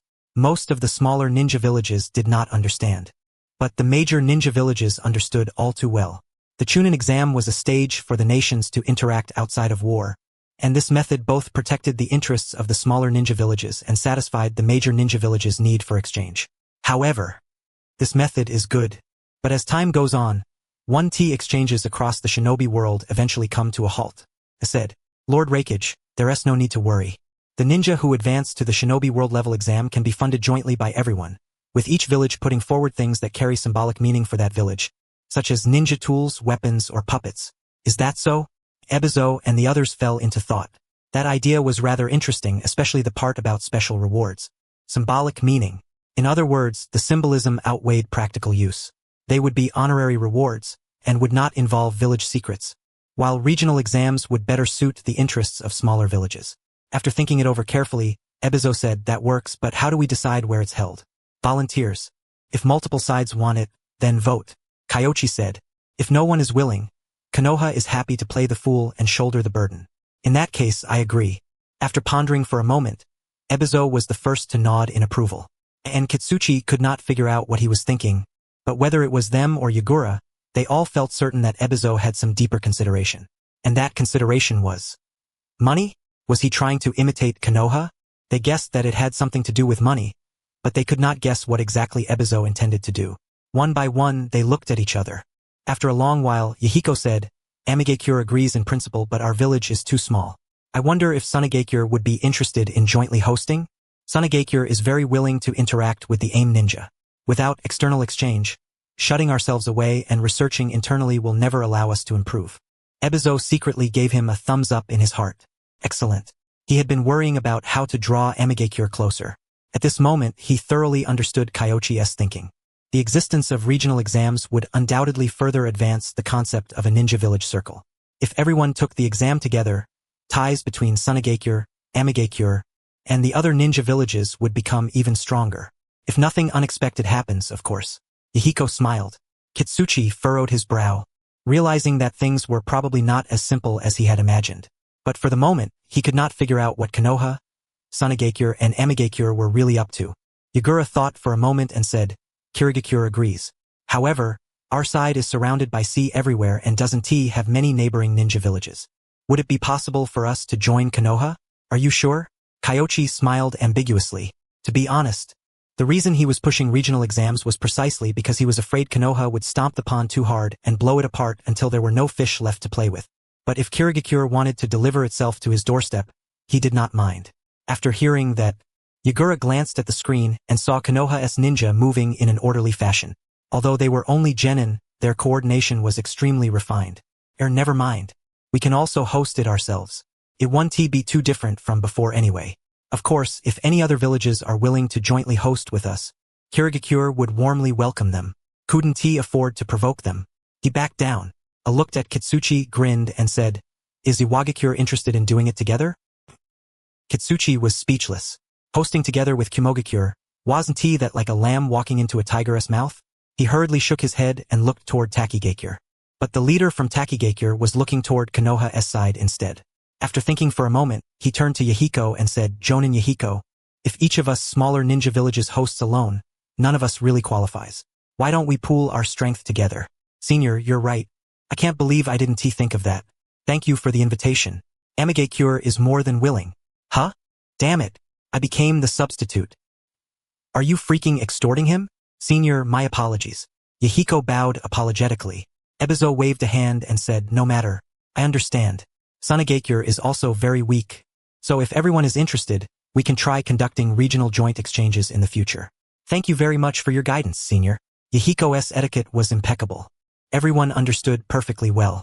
The kid had been aiming for small ninja villages like Takigakure and Kusugakure from the very beginning. His alliance with Sunagakure was nothing more than a way to cast a brick and draw out jade. Ebizo had been used. And yet, even knowing he had been used, Ebizo was perfectly content with it. Sunagakure and Amigakure were bound to cooperate sooner or later. The stronger the combined forces of the smaller ninja villages became, the better the economy within their circle would circulate. Granted, an alliance of small ninja villages was no weak force, especially when Takigakure even had a Jinchuriki, but what did that have to do with him? Sunagakure was just one weak little chicken, the bottom of the 5 great villages. At worst, they could lie flat and join in. The ones who should be getting anxious were Iwagakure and Inoki.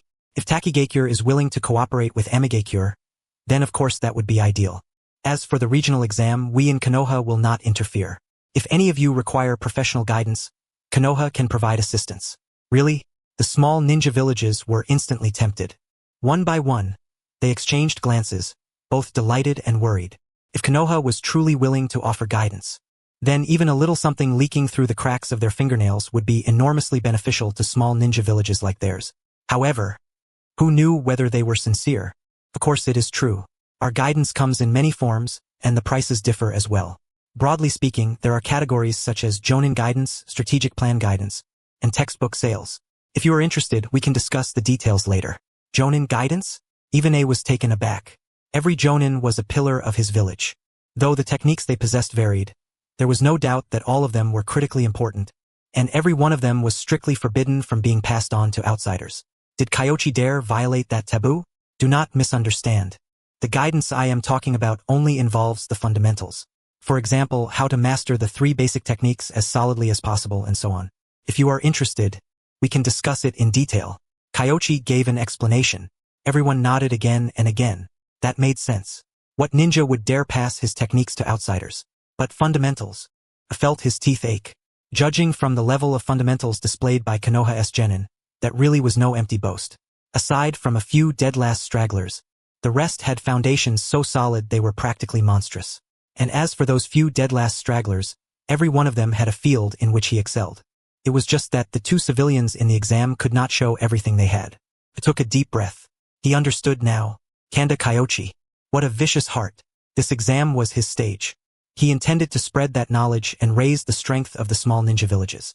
But I could not quite understand it. Was this kid really so confident that Konoha would always remain ahead of the ninja world?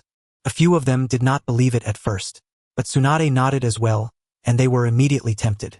They did not dare dream of being taught ninjutsu. But fundamentals. To put it bluntly, the genin Konoha had sent into this exam would all be rock-solid elite genin on their side. Fine seedlings who could advance to Chunin within a year or 2. Even if they could not become exactly like Konoha's. As long as they learned most of it, that alone would be a tremendous improvement for them. Several interested parties began to mull it over. I was tempted to. Education. Kumogakure's education was extremely simple and brutal. As long as you did not die, you trained like death was the goal. On top of that, the Land of Lightning had a harsh geographical environment, with towering mountains everywhere and rolling thunder all around, which made the children willing to endure hardship. But students forged through dead training still had a gap between themselves and Konoha. At first, he had not sensed that gap. But this exam made A understand that good educational methods truly could improve a ninja's strength. So, he did not want to buy Jonin guidance. Instead, he wanted to try the strategic plan guidance Kyoichi had mentioned. But this was not a convenient place to say so. No one spoke up. Tsunade understood and directly steered the topic back to the exam. The exam was almost over. They were now sweeping through the 3rd circle. The only ones left on the field were Konoha, Kumanin, and a few elites from Kirinin, Sunagakure, and Iwagakure. But Konoha and the Kumanin also had plenty of elites, and with their advantage in numbers, the other ninja villages had no way to win. There was only one thing they could do now. Turtle up until the 3rd circle. On the Kirinin side, everyone fought independently, giving off a rather strong see you in the final circle vibe. This situation was so classic it could not have been more classic. Kirigakure was not weak. They had many clans with Kekii Genkai. But this exam made the problem obvious. Not a single member of the Yuki clan or the Kagaya clan had come. They had cut off their own arms. The key point was, there were also no small number of conflicts between the Hozuki clan and the other ninja, so the teams from the village could not exactly be described as having no cooperation at all, only that their coordination was not quite in place. Too classic. Yagura was helpless and could only sigh inwardly. This was not something that could be blamed on them. It was purely a problem left behind by history. The issues between the major clans were not something that could be resolved with a few words at the moment. It would already be good enough if they did not grow worse later on. By the 3rd circle, Konoha's strength was fully on display. Every squad was a nightmare to deal with. Most importantly, they even cooperated with one another, and some combination ninjutsu made everyone's scalp go numb. Dragon fire technique, black oil technique, great breakthrough. That was the most typical combination. With that combo strike, aside from a few elite teams, almost no one could confront them head-on. And in the exam, that kind of frontal power manifested as, when it came to grabbing resources, Konoha was practically invincible. No one could compete with them. Of course, that was because the Iwa Nin had all been eliminated. The Iwa Nin's Earth release ninjutsu truly was first-rate when it came to seizing positions and causing destruction. Even Kyoichi could only sigh at his own inferiority and had no especially good solution. Fortunately, in the first 2 circles, The Cumanine had chased them down and beaten them so hard that they had barely obtained any resources. By the third circle, the 2 or 3 left were basically out of ammunition and supplies. After making it into the third circle, they truly could not endure any longer and raised their hands to give up on their own. Still, Kitsuchi was already very satisfied. At the very least, they had not been completely shut out. What more was there to be dissatisfied about? Rashi was purely there to watch the show. After all, those people were not especially close to him in daily life anyway, and they had never fully treated him as one of their own. Whether a few of them advanced had nothing to do with him. In the end, it was basically Konoha's internal battle, and everyone's interest waned. This time, Shisui did not hold back again and essentially went all out. Asuma was strong. He had learned Flying Swallow ahead of time, and it was even the enhanced version modified by Kyoichi, incorporating invisible wind blades that made it even more unpredictable and powerful. But Shisui had the Sharingan. So, he lost, and Asuma himself did not even understand how. As for the others, Gemma Shiranui made Kyoichi's eyes light up. His hidden weapon training had been quite effective, and he was more flexible than before. As long as he continued to explore and train, becoming a special Jonin was at least guaranteed. In truth, some special Jonin were even stronger than Jonin. It was just that they were very specialized and lacked the ability to lead a team or make decisions. The exam ended. Kyoichi temporarily had no time to go see them. On the noble side, the third Hokage went up to handle things. That was something he was familiar with. But as for these team leaders, Kyoichi had to come personally. Tsunade had no desire to deal with this mess. As soon as the exam ended, several people immediately came calling. Among them, the one who offered the greatest gift was the leader of Kyuzugakure, Asano Naruki. If not for so many people being present, he probably would have knelt on the spot. These were all from small ninja villages.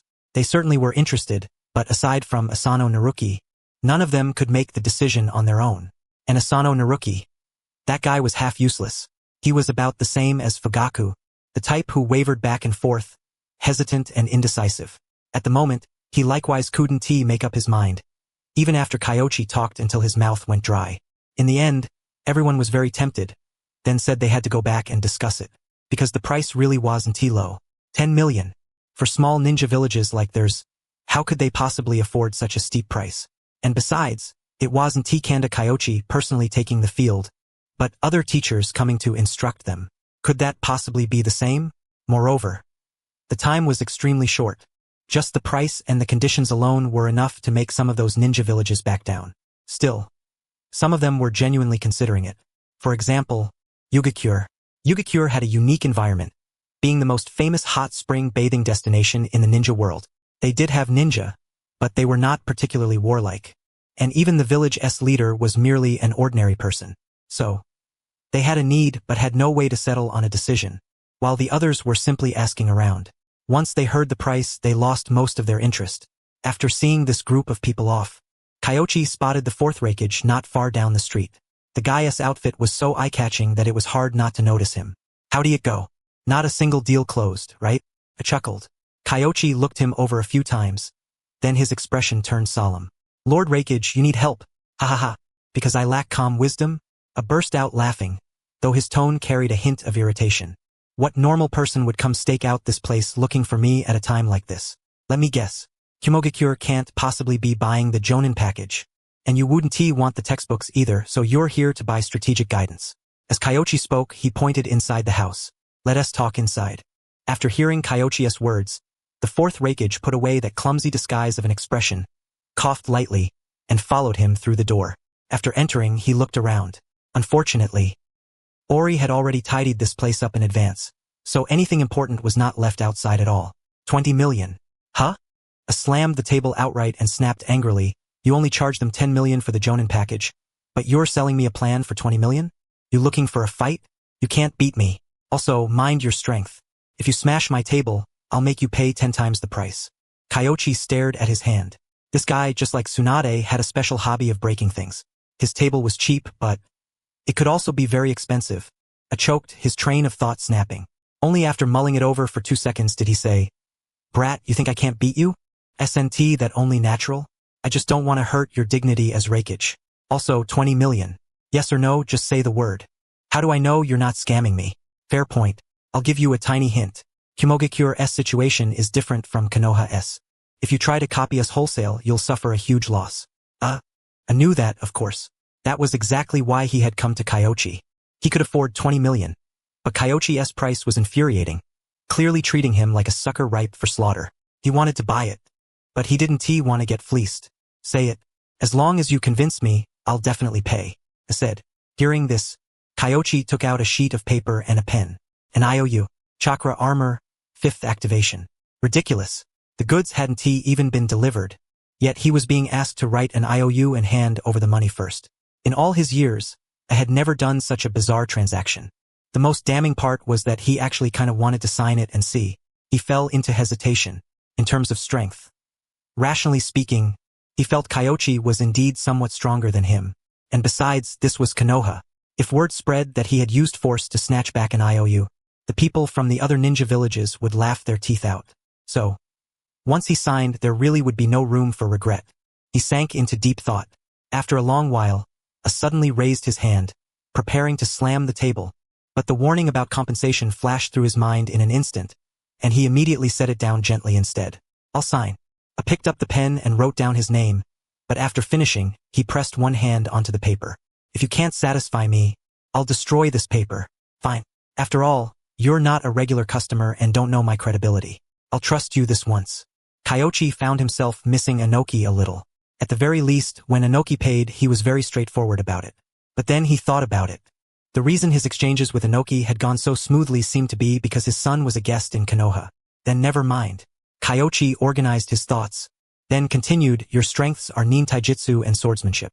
You're relatively weak in ninjutsu, but that can't be helped either. Kumogakure doesn't have enough resources. Exactly.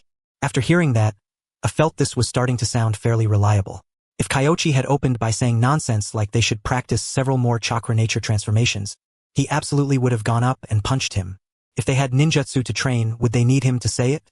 It was precisely because they had no money, no resources, and their other ninjutsu was comparatively lacking that they had no choice but to go this route. From a certain angle, Iwagakure's situation was similar as well. Among the 5 great ninja villages, only Konoha had the greatest diversity, because Konoha had the richest resources and the largest variety of clans. Basically, for every type of ninjutsu, there was a clan that specialized in it. Especially the Sarutobi clan. Back then, Sarutobi Sasuke's mastery of all 5 nature transformations had been famous throughout the entire ninja world. So, the path of being all-purpose was not something they could replicate. Kyoichi said, you should know about my ninjutsu sword techniques, right? Since you don't have a foundation in ninjutsu, why don't you develop ninjutsu sword techniques further? If you can't do magic, you can at least enchant, right? Kumogakure is such a large village. Surely you're not so hopeless that you can't even manage chakra nature transformation. After hearing this, I fell into thought. Ninjutsu sword technique. That was indeed a path. How do we get started with ninjutsu sword techniques? You need to ask even that? Figure it out yourself. Am I supposed to teach you step by step? What you bought is strategic guidance, not comprehensive jonin instruction. That wouldn't be this price. Kyoichi said irritably. Trying to freeload? He had always been the one freeloading off others. Since when did anyone get to freeload benefits from him? The 4th Raikage fell silent after hearing this. The logic was sound, but for Kyoichi to take 20 million for just that one sentence gave him the feeling that he had been tricked. Right now, you must be thinking you got tricked. But when you spell out something like a plan, it's ultimately just a few sentences. And besides, of course that's not the only one. There are other things too.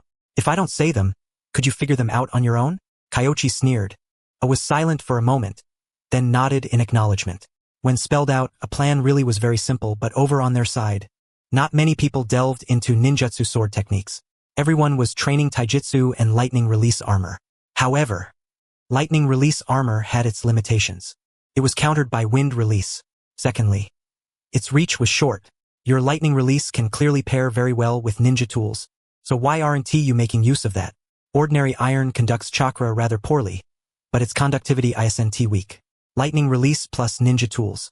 This kind of pairing did not require extra training in chakra nature transformation at all, and it could make up for some of the shortcomings in their ninjutsu setup. However, it seemed no one in Kumogakure was doing that. You mean everyone uses it, and if we coordinate as a team, it really could produce a decent effect. And if we used specially made chakra wire, the effect would be even better. Hearing this, I felt that his money truly had not been wasted. But afterward, he regretted it deeply. As soon as he heard Kyoichi's words, He immediately thought of Konoha using steel wire in combination with the dragon fire technique. The answer had been right in front of him all along. Yet he had never thought of it at all. Damn it. Look, I already demonstrated it once. Yet none of you bothered to think it through. Shouldn't you be paying for this? Calling it the price of a lesson wouldn't be unreasonable, would it? Kyoichi grinned. He loved seeing that expression most of all. The more he regretted it, the happier he became, especially when the other party was paying for it. At that moment, he really was on the verge of slapping his own thigh swollen. He understood Kyoichi's words all too well now. Plenty of things looked simple, but if you couldn't think of them, they were useless. His way of thinking just wasn't flexible enough. He sighed for a while, then released the IOU and said, "The money is yours. Kumogakure will send it over later." Straightforward. Then I'll say a bit more. Your Kumogakure is located in the mountains, so growing grain is extremely inconvenient. But some high-altitude medicinal herbs are rare goods in the shinobi world. You can cultivate them artificially. That would be a major source of income too. Kyoichi offered the reminder. After hearing that, I fell into thought. They did indeed grow high-altitude medicinal herbs, but they had never considered the entire shinobi world as their market. They had only ever thought about self-sufficiency. But thinking about it carefully, wouldn't selling those herbs to other villages all count as income? They really could expand the scale. How had he never thought of that himself? After hearing everything up to this point, those 20 million ryo actually did not seem like a loss, provided, of course, that all these plans were put to use and popularized throughout the land of lightning and Kumogakure. He thought for a moment, then asked again, "Do you have any suggestions regarding education?" Education? Huh? There are plenty of things that, even if you learned them, you might not be able to implement. The difference in conditions is right there. If you truly want to learn from Konoha, then before graduation, you can use the standards of elite genin to carry out a period of collective closed training and guidance. Collective closed training? It means locking a group of people in one place and training them to a high standard, mainly improving their teamwork and fundamentals as genin. Kyoichi explained it. After hearing this, I nodded repeatedly. This was another good method. Although collective training would waste some time and resources, relatively speaking, the losses would not be too great. It was also fairly flexible in terms of timing. They could choose to do it when there were not many missions. Actually, when it came to Kumogakure, there was far too much advice he could give, but most of what Kyoichi mentioned was related to shinobi. As for education, people's livelihood, and the economy, there was only the single item of high-altitude medicinal herbs. Because the people of Kumogakure were fierce by nature, and each one fought like a lunatic. They were already this savage without money. If they had money, wouldn't they flip the heavens over? He was not going to teach too much in that area. Always keep something in reserve. Besides, it was only 20 million ryo. How much could he possibly teach? I left perfectly satisfied. After seeing him off, Kyoichi glanced at the system panel. He had heard the notification earlier, but he had not had time to check what exactly had happened. Now, opening it and taking a look. Completed Shinobi Village Development Teaching. Evaluation. Good. Reward. Principles of the Lightning Release Armor. Not the ninjutsu directly? That was fine too.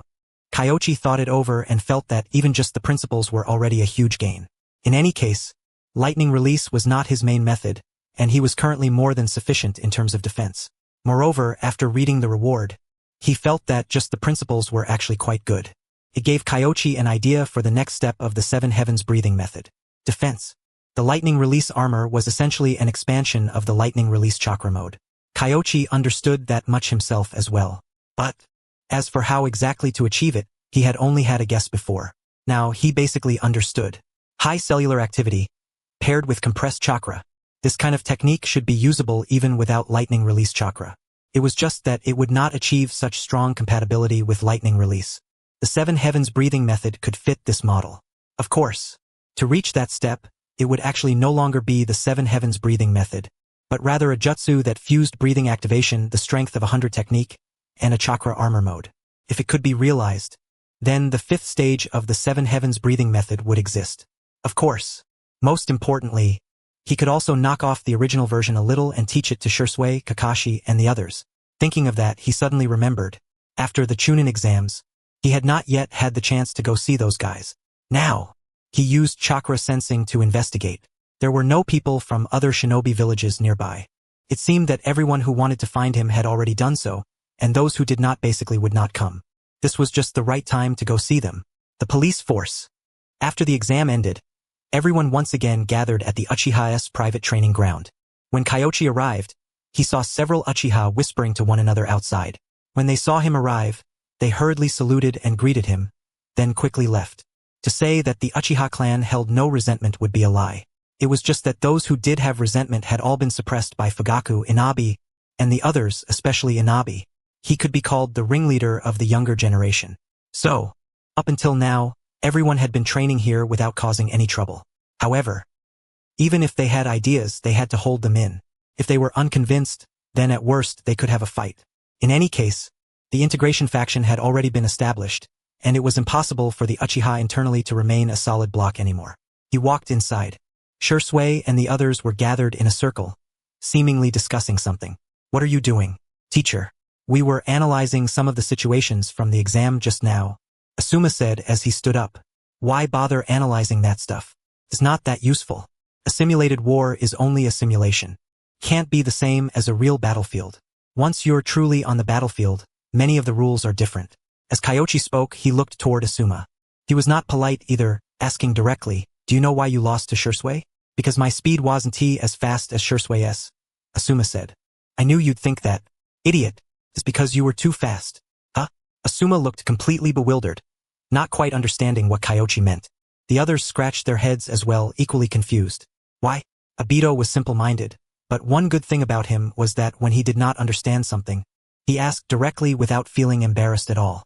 In any case, in his teacher's eyes, he basically had no lower limit left to speak of. You kept increasing your speed, but could you actually control that kind of speed? Shisui has the Sharingan, so he can perfectly control his own speed. What about you? Asuma could not say a word. Obito thought about it, then quickly understood. Teacher, are you saying he was too fast and his reactions couldn't keep up? If you put it that way, wouldn't Minato-sensei's Flying Thunder God have the same issue? Not everyone is Minato Namikaze. Kyoichi glanced at him. This kid. In certain areas, he was still very sharp. However, how many days had he even been teaching him? Good grief. From the way he addressed him, Kyoichi had practically become his official teacher. If Minato knew, he would probably cry himself unconscious. Maybe the target should be Itachi. Surely no one thinks the reason Flying Thunder God is classified as a forbidden technique is merely because it's extremely difficult, right? High difficulty only means the learning threshold is high and it isn't suitable for widespread promotion. It isn't a reason for prohibition. Kyoichi said calmly. One reason was that space-time ninjutsu was very dangerous, and one careless mistake could cause spatial backlash. The other was that not many people possessed such fast reaction speed. Then how do you avoid it? Asuma understood, but for a moment he could not think of a solution at all. Kyoichi looked around. Guy was not here. What a pity. He looked toward Obito and said, you've been training with Guy recently. Have you figured it out? Obito first looked blank, then sank into thought. Now that he mentioned it, Guy and Uncle Due's 8 inner gates were, without question, high-speed taijutsu as well, yet the two of them didn't seem to have that problem. He thought it over carefully, then said hesitantly, training? That's right, training yourself non-stop. Drilling taijutsu into your body's memory until it becomes an instinctive reaction. That way, it doesn't rely so much on reaction speed, because your body might move even faster than your brain. For some reason, Obito felt like he had just been called out by name. But Kyoichi hadn't mentioned him at all. Was it his imagination? He sank into thought. After hearing that, Asuma thought it over and nodded. Sensei, I understand. For a close-quarters nin taijutsu style like mine, I should train more so it turns into muscle memory. Exactly. And that doesn't apply only to you. It applies to everyone, Kyoichi said. Everyone nodded in unison to show they understood, while Shisui asked at that moment, Sensei, then from the perspective of the Sharingan, how should we deal with this kind of problem? The Sharingan's insight is extremely powerful. Generally speaking, counterattacking with taijutsu is very difficult against it. But if the opponent is so fast that even the Sharingan's perception can barely track him, or if you can see him but can't react in time, then there's no way to deal with it. The Sharingan is equivalent to slow motion combined with a certain degree of predictive reading. However, if something is too fast, there will still be situations where you simply can't react. In the past, someone from the police force would definitely have jumped out to argue, because the Sharingan was something they took pride in, a glorious inheritance that could not be blasphemed. However, after experiencing the battle on the Eastern Front, everyone knew he was telling the truth. There really were people fast enough that the Sharingan couldn't keep up with them, and damn it, there was more than one. Might Due, Kanda Kyoichi, and Minato Namikaze, who had mastered the Flying Thunder God technique. All of them were opponents the Sharingan had difficulty handling. Therefore, although they were furious, they couldn't find any reason to refute him, and could only stand there in silence. I understand. Shisui nodded, grasping what Kyoichi meant. Against enemies like that, you either competed in reaction speed or in raw speed. The former was difficult, but the latter, the breathing activation technique and lightning release stimulation activation could both accomplish it. Besides, if they could train, then the Uchiha could train hard too. Take Obito, for example. Wasn't he training in taijutsu as well? He had even supposedly worn that outrageously ugly skin-tight suit. Obito, your performance this time wasn't bad, but there were also many areas you handled poorly. For example, when you ran into Yujito, if you couldn't beat her, couldn't you at least outrun her? But Aoba and Rin couldn't run. Obito shot back. Then couldn't you have held Yujito back first and created time for them to escape? Yujito excels at close-quarters combat, so you should have bombarded her with ninjutsu instead of fighting up close. Kyoichi was helpless. He had previously told Obito how to coordinate with others. If he was on a team with Kakashi and Rin, he should go up and draw fire to create opportunities for his teammates. If he was on a team with people skilled at cover and support, then he should go up and fight the enemy directly. And yet, this brat had really only remembered that one part. There had been progress, yes, but it was tiny. Obito had no strength to refute him. He had forgotten. But how was he supposed to know Yujito would be that fast? She had nearly killed him with one claw, and he had only survived because he reacted in time and dodged. As for Aoba, there isn't much to say. Keep working hard. Yes. Thank you, Kyoichi-sensei. Yamashiro Aoba bowed. During the previous missions and training camp guidance, Kyoichi had already given him more than enough direction. Further development of genjutsu and his crow abilities. Filling in the gaps in taijutsu and ninjutsu. These were two completely different paths, left for him to ponder and choose on his own. After that, Kyoichi sat down. Everyone else talk about your own shortcomings. Their squad performed beyond my expectations, so I gave them some extra pointers. The rest of you are different. Speak for yourselves. Kyoichi was not speaking randomly. Although Obito was straightforward to the point of being simple-minded, his hard training during this period had indeed produced results. Working together with Yamashiro Aoba and Rin, he had held Yujito down for quite some time. Although they had ultimately been wiped out, that was not their fault. Yujito truly was strong. And that was with Kyoichi restricting the tailed beast chakra. If she had possessed the tailed beast's chakra, Kyoichi suspected that girl might even have been able to use tailed beast mode freely. The hidden Cloud Village's sealing techniques were a mess, but that also made communication between the tailed beast and the Jinchuriki relatively convenient. Once recognition was gained, control over the tailed beast's power could rise in a straight line. Killer Bee and Yujito both showed signs of that. Unfortunately, Konoha had no way to borrow that method. Hashirama Senju and Madara Uchiha had offended the Ninetales far too badly, and for the time being, reconciliation between it and Konoha was impossible. After all, Kushina was not Naruto. She did not have that kind of Takno Jutsu ability, and the current Ninetales had likewise never been beaten down by reality. It was still living in the pride of a tailed beast. Fortunately, while Konoha could not solve the problem of the tailed beast, it could solve the problem of the person using the tailed beast. Even if someone fully transformed into a tailed beast, the adamantine sealing chains could still seal him. That was also the strength of the Uzumaki clan. As Kyoichi listened to them speak, his thoughts could not help wandering a little. There was no helping it. Listening to everyone chatter away without producing any substance really made a person sleepy. It was not that they were not discussing enthusiastically, but that their thinking was limited. Against Cloud Ninja, I think we can start from the fact that their ninjutsu and tactics are too monotonous.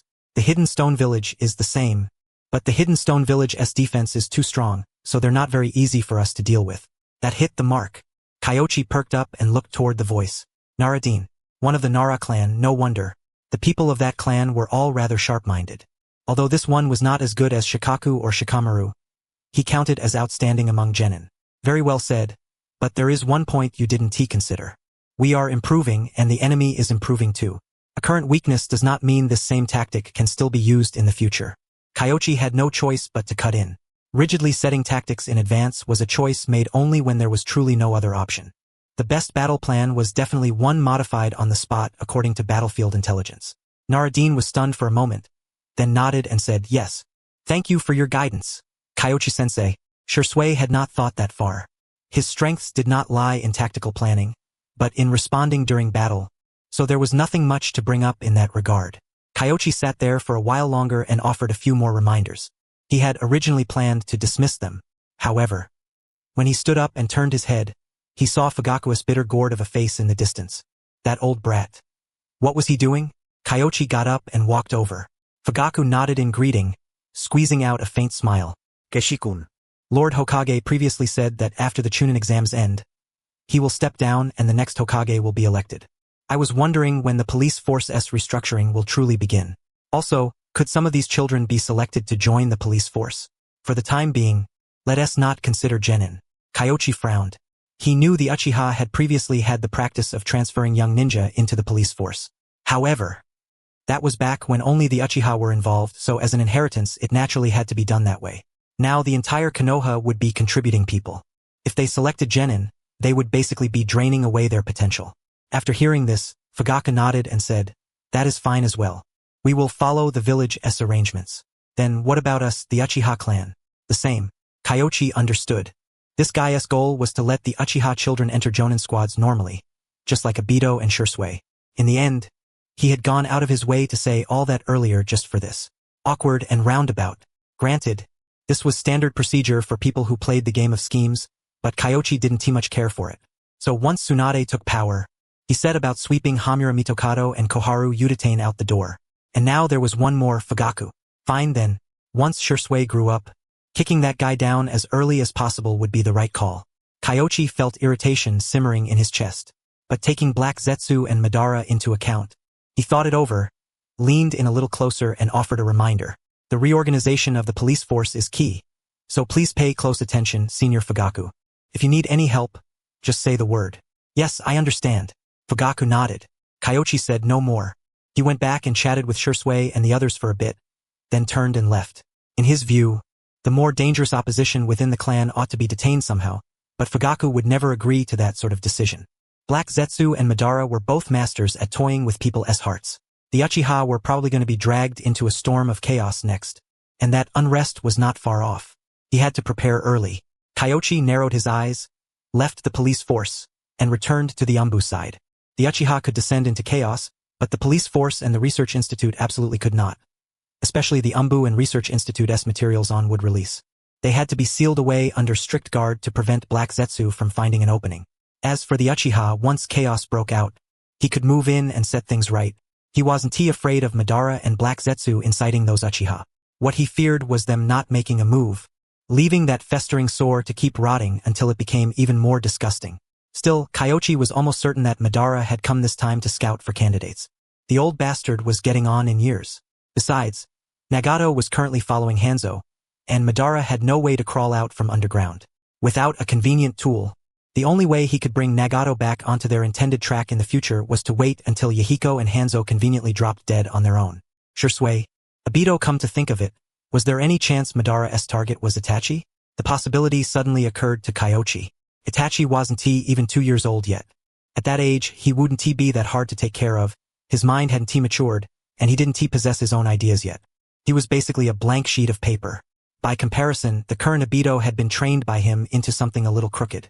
Though he had grown considerably stronger, his personality had matured quite a bit as well, greatly lowering the odds of him being fooled. If Madara took him away, he might end up with a serious headache. Moreover, Madara hadn't been watching Obito from the very beginning. In the original story, it was only a matter of attention plus coincidence. If he were Madara, at this point in time, he might actually be more interested in Itachi. Conan, freeloading one do. At less than 2 years old, could one really see talent? Kyoichi didn't know much about that. The abilities of Madara and Black Zetsu were difficult for ordinary people to fathom, but generally speaking, with someone as talented as Fugaku, the children he produced would not be lacking. Even Sasuke, aside from having some issues with the Sharingan, had no shortage of talent in other areas. Of course, he truly couldn't compare to Itachi, but that wasn't Sasuke's problem. Itachi's talent was simply absurd beyond reason. If Madara's target was Itachi, Kyoichi pondered how he could avoid that outcome, but after thinking it through from every angle, there didn't seem to be any particularly good method, because he had no way to reveal that Madara was still alive. There was no evidence whatsoever. If he said it out loud, the Uchiha would probably think Konoha was stirring up trouble out of nowhere, using old grievances to deal with some of their clan's internal problems after gaining authority over the police force. Interfering in a clan like that would not only disgust the Uchiha. The other clans would have their own thoughts about it as well. After turning it over and over, the only option was to find a way from within the Uchiha. The next day, taking advantage of the team's rest period, Kyoichi gathered Shisui, Asuma, and Kurenai Yuhi together. During this period, Kurenai Yuhi had been helping and studying at the hospital.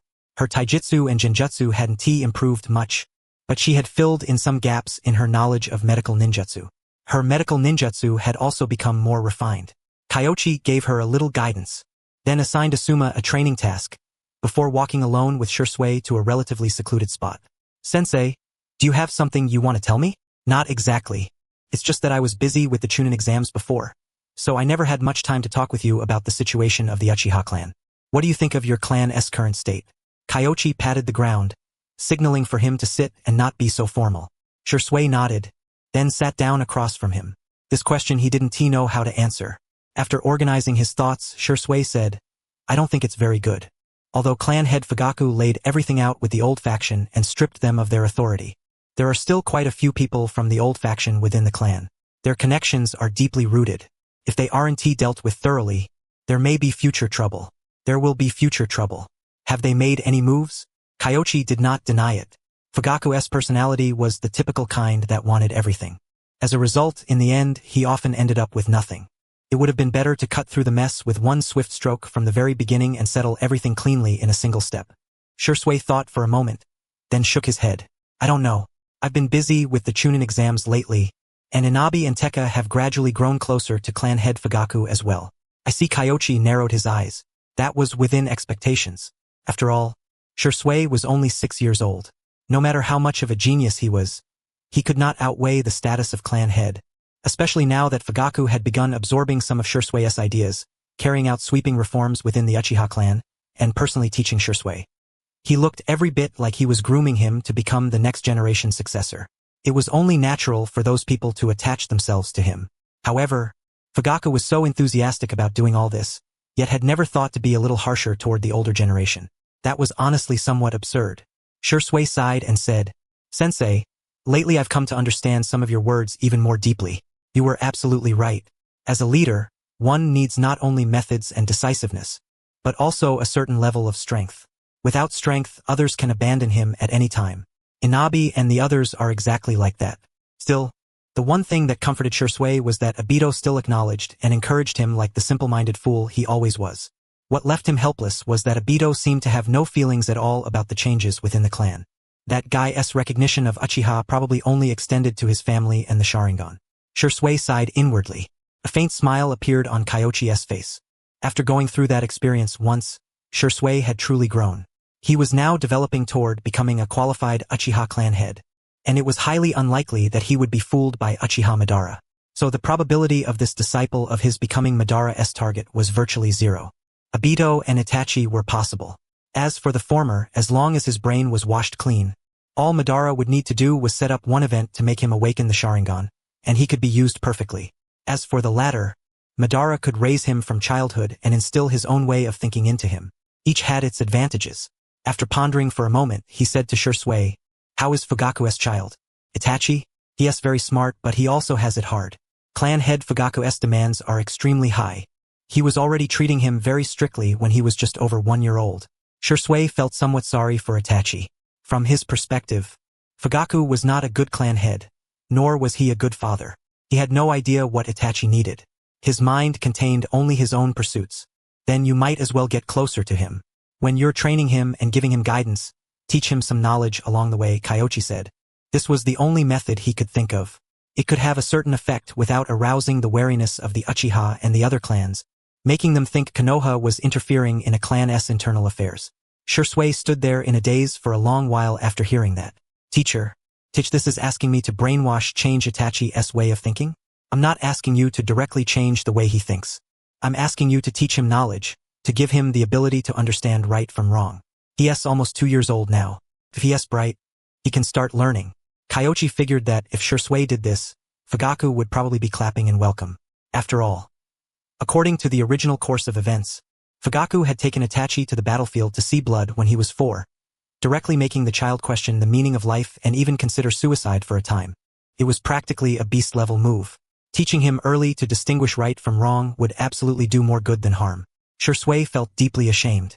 He had thought Kyoichi was telling him to brainwash Itachi and make Itachi accept his ideology. And for a moment he had even been hesitating over whether he should do it. In the end, it had been a misunderstanding. Yes, I understand what you mean now. Teach Itachi knowledge. Actually, Aunt Mikoto is already doing that right now, and afterward, I hear clan leader Fugaku will personally take over. If I help out, they probably won't object. Do not teach him ideology. Remember that. Kyoichi's expression was grave. If Shisui went and taught Itachi something like the will of fire at this point, not only would Itachi fail to understand it, it would also expose him before Fugaku, Black Zetsu, and Madara, making his situation even more dangerous. Shisui nodded to show he understood. After that, he went off to train as well. The ninja from other villages left one after another, and Konoha's genin no longer trained at the military police force either. It was not that they were forbidden from entering. Fugaku had issued an order. Any ninja, as long as he registered his name, could come train on the military police force's grounds, and the military police force would not stop him. It was a clever move. Unfortunately, the consequences of his not being thorough enough with those elders were showing here as well. Certain hardliners were nothing but rat droppings. Even a perfectly good pot of rice would go bad once they got involved. Those Uchiha clan members who whispered in the shadows and rolled their eyes were exactly that kind of existence. As long as people like that remained, everyone would never truly feel the Uchiha's approachability. They would only come to feel more and more that the Uchiha were difficult to get along with. In the afternoon, Kyoichi announced dismissal and let everyone go off to cultivate on their own. As a result, after returning to the village, he once again saw that dazzling sight. Might Guy was leading the way with Obito, Kotetsu Hagane, and the others following behind him. At this moment, they were different from before. Previously, although Obito, Kotetsu Hagane, and the others had trained with Guy, they had always resisted those ugly green bodysuits, especially Obito, who had practically been traumatized after wearing one once. But now, most of them had put on green outfits, pouring out their sweat to their heart's content on the streets of Konoha, without the slightest care for what others thought. And yet, Kyoichi somehow felt as if he had committed a sin. If not for the praise he had given Guy back then, these people probably would not have made up their minds so quickly to wear such an unbearably awkward outfit. Kyoichi could not help letting out a sigh. Konoha's style in the future would probably grow more and more distorted. He shook his head and headed toward the old place, Ichiraku Ramen. He sat down in the ramen shop, only to see a familiar person, and he could not help freezing for a few seconds before saying in surprise, "Why did you come to Konoha? Did you come with Yahiko?" "No, that's not right. I didn't notice you at the time." "Aha, I didn't come with Yahiko. Teacher told me to come," Konan said with a hand over her mouth, laughing. Jiraiya? Kyoichi truly had not expected that guy to actually go look for Konan and Nagato after leaving Konoha. The key point was, Hanzo had not stopped him. His thoughts drifted for a while before he came back to himself and asked, "What did Jiraiya ask you to come here for?" "You advised us to unite the smaller ninja villages, and it has been quite effective so far. But there are also quite a few problems. And one of them is education. As you know, the education in our hidden rain village is not very good. So teacher Jiraiya asked me to come to Konoha to observe and learn," Konan said. The corner of Kyoichi's mouth twitched. That guy was always generous with other people's resources. Observe and learn? To put it bluntly, a lot of things right now were classified.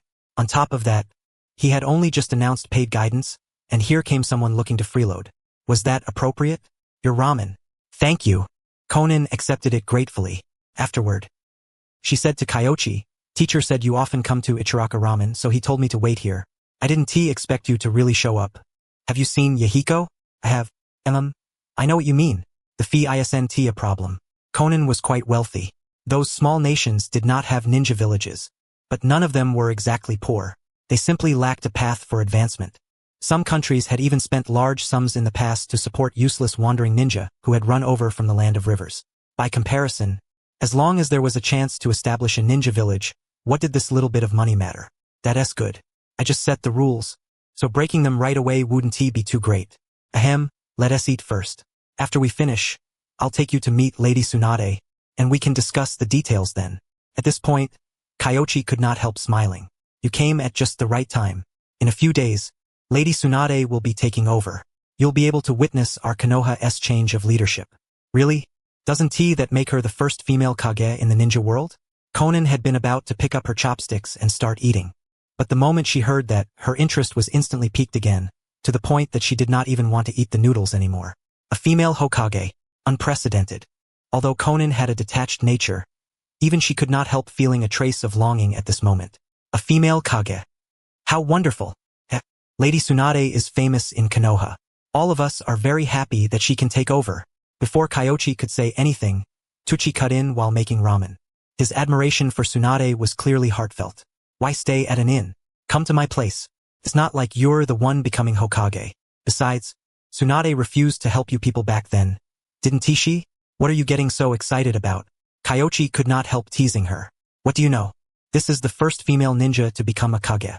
Although I'm not interested in the position of leader, this is a historic moment. Of course I'd be excited. Konan rolled her eyes. Yahiko had not died. Nagato was not crippled either, and their lives were much better than they had originally been. So Konan smiled far more often than Kyoichi remembered. To be honest, she looked very beautiful when she smiled. However, Kyoichi did not look too much. After all, staring at a lady while she ate was very rude, and his skin was not thick enough to reach Kakashi's level of openly strolling around with an artistic novel in hand. Once the ramen was served, he immediately began eating. Afterward, by the time he had finished, Konan was still slowly savoring the soup.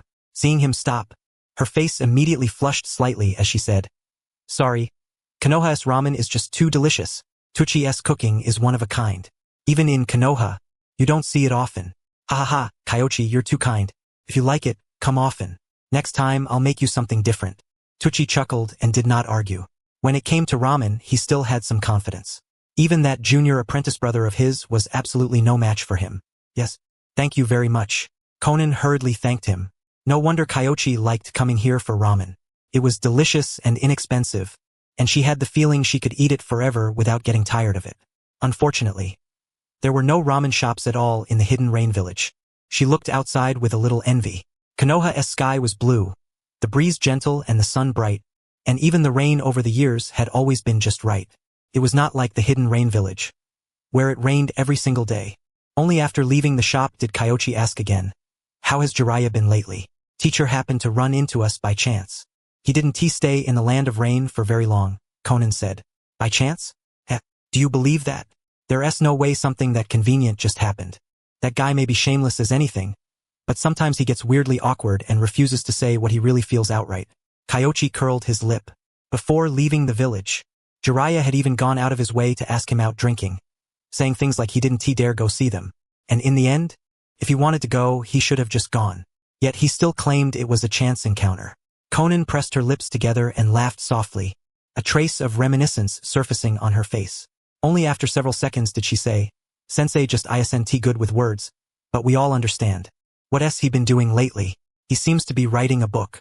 He's written a lot of drafts, but he keeps changing the opening. Sensei told me he wants to write a hot-blooded novel about perseverance, about how hard work can lead to success." Konan smiled when she said this, clearly left with a deep impression of Jiraiya's frantic revisions to the beginning. And he must be losing his mind, huh? Thinking of that, Kyoichi couldn't help but comment. With his life experience, he really isn't suited to writing that kind of novel where perseverance and hard work make everything work out. He should write something more artistic. Artistic? Sensei doesn't seem to understand art either. But he has always said he only reached his current strength through sheer hard work and perseverance. Konan looked at Kyoichi in confusion. Kyoichi and Sensei seemed to be on pretty good terms. Didn't they? So why did this sound like the way Sensei complained about Orochimaru? True. According to Tsunade, back then he learned the summoning jutsu, used it recklessly, and reverse summoned himself into Mount Mayaboku. After training hard there, he became what he is today. Kyoichi paused there. In what universe is that completely relying on hard work and perseverance? Sensei never mentioned any of that. What is Mount Mayaboku? One of the 3 great sage regions. Each of them has its own senjutsu inheritance. Kyoichi gave a simple explanation. Konan fell silent. That kind of luck clearly couldn't be explained by hard work and perseverance alone. After hearing it, she felt as if her idol had cracked a little. That kind of luck, to be honest, even I'm jealous of it. Of course, my own luck isn't bad either. My family has quite a few Senju classic texts brought over by my grandmother, so I accumulated a lot of knowledge thanks to those. My bloodline also seems fairly decent. Kyoichi shrugged as he said this. The corner of Konan's eye twitched. This guy, he was so strong that she had almost forgotten he was actually only 17 or 18 years old. Not even 20 yet, and even a little younger than her. He was obviously very mature, but sometimes, the things he said made people want to beat him up. The problem was, she couldn't beat him. That only made her even angrier. She silently walked ahead. The reason I'm saying all this isn't to claim perseverance and hard work can't lead to success. It's to tell you that there are reasons behind every success, and far more to it than hard work and perseverance can explain. After finishing his humble brag, Kyoichi spoke to her in a proper tone. If you believe people can succeed as long as they persevere and work hard, then as an educator, you're a failure. What do you mean? Konan didn't quite understand. I'll take you around. Look as we walk, and once I explain along the way, you'll understand. Kyoichi didn't say much more. Konan's interest in developing education was honestly something he hadn't expected. But since she was interested, he might as well explain a little more. After all, he had gotten several rather good techniques from her. He led Konan toward the outside of the village. First, Konan was puzzled, but very soon, she saw that striking scene. A group of people in green clothes were running on their hands. What are they doing? Taijutsu training, is it really necessary to go that far? Hard work and perseverance are qualities anyone can possess. But even if you work hard and persevere, that doesn't necessarily mean you'll succeed. You also have to be moving in the right direction. Then are all of these people best suited for taijutsu? Not all of them. But taijutsu is the foundation of everything, so there's nothing wrong with getting stronger in it. Once they grow strong to a certain degree, I'll advise some of them to shift their focus back to ninjutsu training. Kyoichi explained. Hearing this, Konan nodded thoughtfully. Then a sheet of paper flew out, and she took out a brush and began writing swiftly. After she finished, the papers flew back into her sleeve. Origami techniques were far too convenient. Hard work and perseverance are essential, but besides those, as a teacher, you also have to guide everyone according to the direction they're good at. Is that what you mean? Right, Konan spoke while writing. After she finished, she saw the green-clad children shouting in unison. Something like, 200 laps on our hands. If we don't succeed, then the rest was too unclear to hear. But this was obviously a strange kind of training that forced them to their limits. She was secretly shocked. This kind of training could no longer be described as hard work. It was madness. I might as well tell you. They're practicing a special kind of taijutsu, and in the end, aside from the one leading them, the others may all find it extremely difficult to master. Because of talent? Focus. He is focused enough. Actually, he can learn ninjutsu. His talent is a bit poor, but it isn't impossible. Yet aside from the three-body technique, he still doesn't know anything else for now. The summoning jutsu was something that came later. The current guy truly only knew the three-body technique, or more accurately, he only knew the body flicker technique. His clone technique and transformation technique were so terrible they were hardly any different from not knowing them at all. After hearing this, Konan fell silent. There were shortcuts in ninjutsu training. As long as a jonin explained some techniques, gave more guidance, and oversaw training, mastering a single nature transformation wasn't especially difficult. But there were no shortcuts in taijutsu training. If one wanted to become stronger, one had to sweat and bleed. That was why there were often not many taijutsu experts. For this green-clad, thick-browed boy to resist temptation and focus on taijutsu truly was remarkable. It was not talent, yet it surpassed talent. She couldn't help feeling emotional.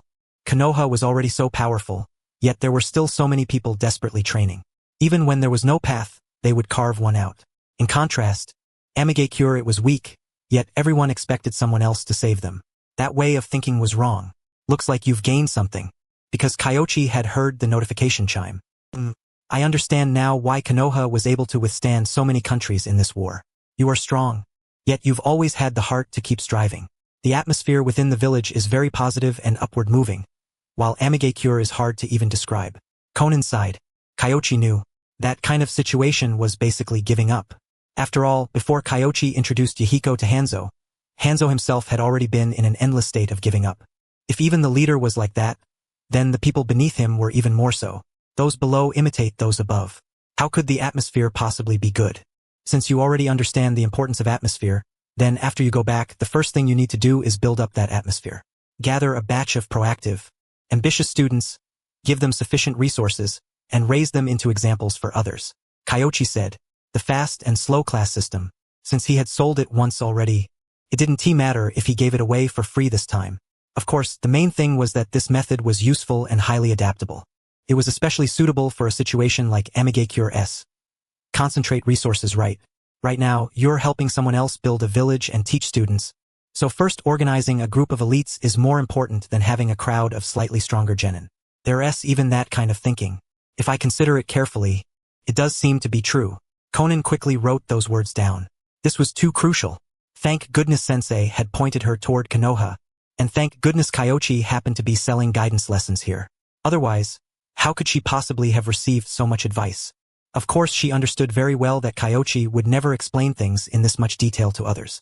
And before this, when he taught Yahiko and even helped Yahiko establish ties with Sunagakure, he hadn't charged anything at all. He was fundamentally not someone greedy for money. He only collected payment because of the village's rules and regulations. Konan was beyond grateful from the bottom of her heart.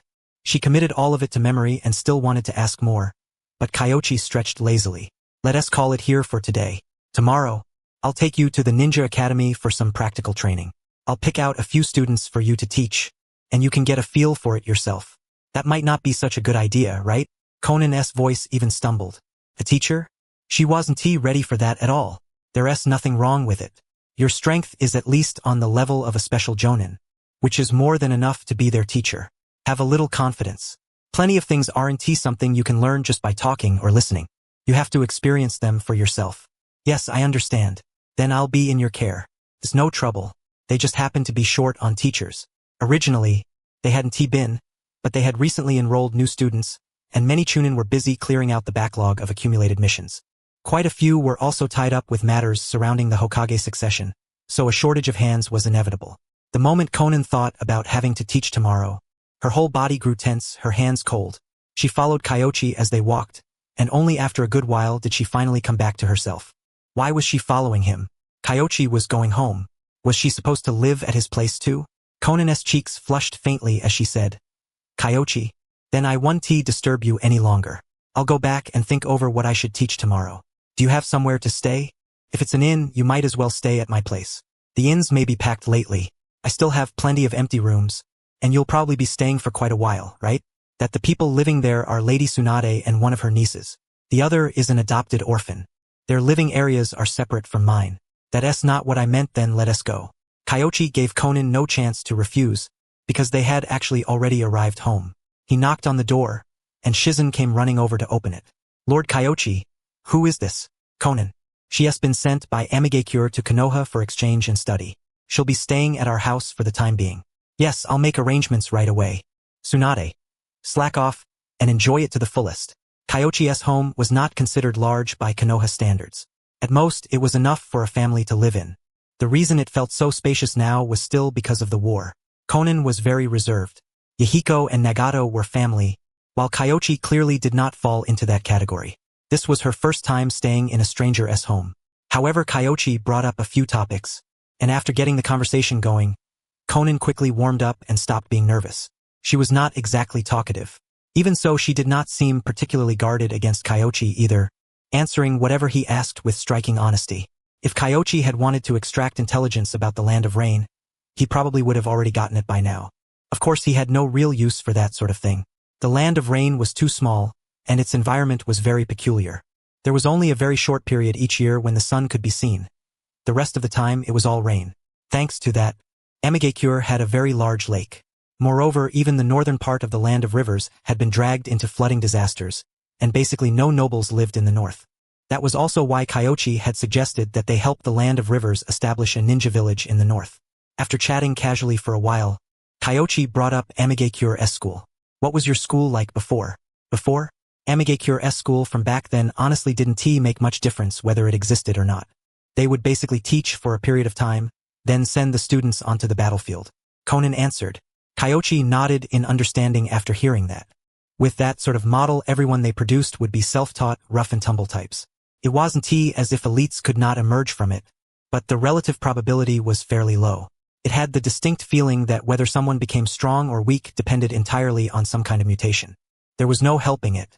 That was what a small village was like, and Amigakure had far too few people. The reason it needed to expand now was because the surrounding small nations had begun sending people to Amigakure to study. Mainly because Hanzo has seen hope. Kyoichi continued from Konan's words. Konan pondered for a moment, then nodded and said, Yahiko has said something similar. Lord Hanzo has his own pursuit, but the path he took before was wrong, so he fell into despair. Despair came from being unable to see the future. Hanzo had been a central figure in the Second Shinobi World War. One Amigakure had dragged countless ninja from Iwagakure, Sunagakure, and Konohagakure into the meat grinder, turning the entire West into a chaotic battlefield because of him. The price was that the land of rain was completely crippled. What about the great nations? Even Sunagakure, the weakest among them, had recovered within a few years. Because the great nations were wealthy enough, while the land of rain was very poor. They simply could not afford to drag out a war. Hanzo had learned that lesson the hard way. He was still not strong enough to stand against the foundations of the great nations. As for Yahiko, if Kyoichi had not gotten involved, with the way Yahiko was recklessly fumbling forward, even without Danzo interfering, Akatsuki and the Land of Rain would still have had a fierce conflict. Konan clearly understood that as well. After returning to Amigakure from a wandering, scattered state, their position had changed, and they had seen many things they could not see before. She sighed and said, "Even now, all I can say is that it's thanks to you and Konoha being willing to help. Otherwise, this alliance of small villages could never have been formed." Kyoichi did not hide his stance. Konan understood too, and said solemnly, "You are a jonin of Konoha, so of course you must consider Konoha's interests. Besides, you have already helped us more than enough. Amigakure only has what it does now because of your guidance. We're simply each getting what we need. This is just casual conversation, so there's no need to use honorifics." Kyoichi had originally wanted to say that he was not even older than Konan. However, age was a taboo subject for women, and he imagined Konan was no exception. After that, Kyoichi did not continue discussing those matters. As for education, it would not be too late to talk about it tomorrow. Halfway through their conversation, Ori returned. After entering and seeing a beautiful woman with pale bluish-purple hair, she froze for a moment, then noticed the forehead protector and understood. She was from another village. Amigakure, the Yahiko from before, had seemed to be from Amigakure too, and Kyoichi had once mentioned another descendant of the Uzumaki clan, who also seemed to be a rain ninja. Were they all together? A trace of curiosity stirred in Ori's heart. To be honest, after leaving Uzushigakure, her sense of belonging to the Uzumaki clan had not been that strong. Instead, because of her hair color, she had constantly been targeted, until in the end she had no choice but to take shelter in Kusagakure. But in Konoha, the Umbu did not care about real identities, only code names. She got along very well with her teammates, and recently, while learning sealing techniques, she had easily surpassed quite a few people in the sealing team. So she had no intention of leaving Konoha. Even if she had some guesses, it was only curiosity and nothing more. After giving a polite greeting, she returned to her own room. With an outsider present, she was worried that her transformation jutsu might be seen through. She seems Konan pondered for a moment, then did not continue. That girl had probably used the transformation jutsu. However, considering Kyoichi and Tsunade's abilities, she felt the two of them must know, so she did not say any more. With Ori back, Tsunade would be returning soon as well. She was currently Tsunade's guard. Although her strength was not particularly impressive, her powerful sensory ability alone was enough for her to fill that role. Because of that, Tsunade also valued her highly. Basically, Ori's return meant Tsunade had arrived nearby too, most likely lingering secretly at some tavern. Kyoichi shook his head. Sure enough, a short while later, Tsunade came back from outside. "Kyoichi, you brat. Where did you run off to today? You dumped the entire Umbu side on Owl. You're living even more comfortably than I am. Lady Tsunade, you were drinking, weren't you?" "I was not." "Humph. Forget it. You're the girl Jiraiya saved in Amigakure, aren't you?" The moment Tsunade entered, she launched into a stream of complaints, then tossed off her robe, looking utterly at ease. But Konan was frozen stiff as she watched. Princess Tsunade, the shinobi world's first female Hokage. That was it? And from the look of her, she had been drinking too. Another idol had shattered all over again. The corner of her mouth twitched, but she still bowed deeply and said, "Lady Tsunade, it's a pleasure to meet you. My name is Konan. This time, I've come to Konoha on behalf of Amigakure to study Ninja Academy education." "Oh." Jiraiya mentioned that. Tsunade plopped down without the slightest restraint, propping a hand against the table as her eyes sized Konan up. Then a faint smile appeared on her face. Jiraiya really does have ridiculous luck, right? Jiraiya had the nerve to tell Konan he got where he is today entirely through hard work. If you ask me, his luck is top tier too. Exactly. He messed up a summoning jutsu and summoned himself straight to Mount Myaboku. He is the only one in the entire shinobi world who has ever done that. Back then, we all thought he was dead. Tsunade nodded with deep conviction. Everyone loved tearing down an old friend's reputation. Of course, everything they said was the truth. Konan listened, unsure what to say. Part of her felt uneasy hearing about her teacher's embarrassing past, yet another part of her was faintly excited. Jiraiya had truly never told them about stories like these. "How are the succession preparations going? Don't even bring it up. When are you going to shove that old woman off somewhere else too?" Just seeing her annoys the hell out of me. Tsunade grumbled and cursed. With Konan here, Tsunade did not go into detail, but Kyoichi could guess she was definitely talking about Koharu Uchiha. I said the succession could be simple. Just call everyone over to witness it and be done with it. But they insist on putting together a whole pile of ceremonies. It's a pain in the ass. It's not wartime right now, so if it can be done properly, then it should be. It only happens once in a lifetime. Tsunade felt there was something odd about that statement. But generally speaking, a Hokage inauguration really did only happen once in a lifetime. Still, she could not help grumbling. As she spoke, she even slapped the table, and the scene was truly shocking. People, honestly, give them a little alcohol and it goes straight to their head. Fortunately, most of the people here were on their side. Kyoichi pressed a hand to his forehead, glanced at Konan, and could not help feeling a little pity for her. In just one short day, the images of two of her idols had completely collapsed. That feeling must have been pretty exhilarating, right? Konan naturally noticed. She remained speechless for a long while, and only after Tsunade was urged by Kyoichi to go wash up did she finally come back to herself and murmur, I knew people would be a little different outside compared to at home.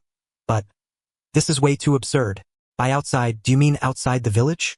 Shizun could not help cutting in. Konan nodded. Then you must have been raised very well and never gone to places like casinos. Otherwise, you wouldn't have that misconception. Shizun was fetching water while mercilessly roasting her. As for Konan, she froze for several seconds, then looked at Kyoichi and said, Casinos? It's nothing.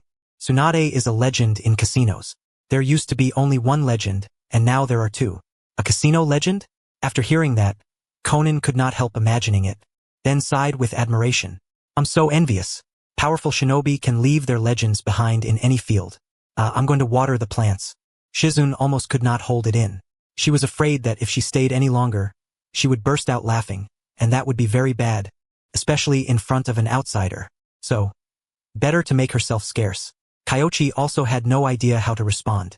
Konan's heartfelt admiration had left even him at a loss. That legend did not mean what she thought it meant, but Konan seemed to have misunderstood. He thought about it for a moment and chose not to expose the truth. Instead, he nodded and shifted the topic away, saying good things about Tsunade. Based on Kyoichi's understanding of Tsunade, once she finished washing up, she would definitely come out and drag Konan into playing cards. Every time she met a newcomer, she wanted to gamble around, and yet she never won. Take Ori, for example. Her luck was already considered bad, and when she played cards with other people, she usually lost more than she won. But the moment she ran into Tsunade, good fortune instantly possessed her. It was extremely supernatural. Sure enough, once Tsunade finished washing up, the smell of alcohol on her breath was much better, and she seemed more energetic too. After coming out, the first thing she did was start slacking off. Very soon, Konan won a round. After several rounds, Konan fell into deep thought. Recalling Shizun's strange expression before she went to water the plants, she quickly realized that she might have misunderstood the thing called a legend. This thing was not necessarily positive. Could also be negative. She did not know how to gamble at all, yet she kept winning non-stop. It was far too strange. The key was, Tsunade was terrible at it, yet hopelessly addicted.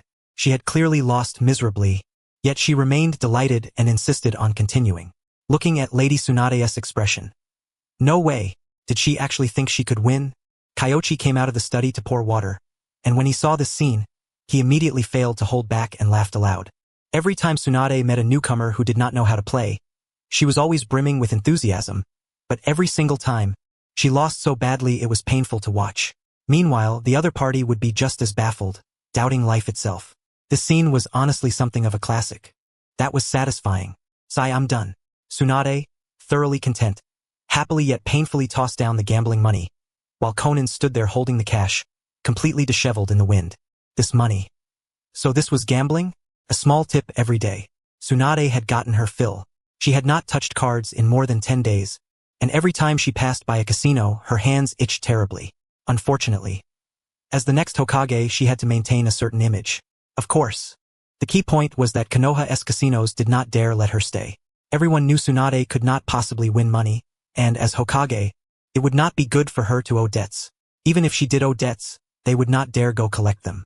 So, under Kyoichi's persuasion, they decided not to do business with Tsunade. Only Tsunade is this easy to beat. With everyone else, it's very difficult. Just think of this bit of money as a gift from her. This is rather strange. Conan clearly could not understand something so mystical. Gambling? Could someone's luck really be so bad that they lost every single time? Impossible, right? And why did Tsunade still look so satisfied after losing money? This was way too strange. Conan sank into thought. Get to sleep early. You still have to go to the school for class tomorrow. Shizun should have already prepared the guest room, so just find her. Wait, one last question. Conan was very serious. Kyoichi stopped and looked at her. What exactly is Lady Tsunade's legend? Oh, it's actually nothing much. The first is the legendary sucker, and the second is the legendary anti-cheat princess. The second title had only been made in the last 1 or 2 years. According to Shizun, in order to pay off her debts, Tsunade basically worked backward, using the transformation jutsu to disguise herself and going through every casino she had visited before. With the help of her abilities as a shinobi, she really did catch a lot of cheaters. There was even one casino that turned out to have problems. During that time, she earned quite a bit of money and even had some savings left in her pocket. Shizun's life became much easier too, and she no longer had to worry about making ends meet. After hearing this, Conan did not know what to say for a while. It was indeed a casino legend. No doubt about that. No wonder she embroidered the character for Gamble on her clothes, and even looked rather proud of it. Early the next morning, when Kyoichi woke up, he smelled a rich fragrance. Ever since Ori started learning sealing jutsu and Shizun began researching poisons, no one had gone into the kitchen for quite a long time. Today, this was. He went over to take a look.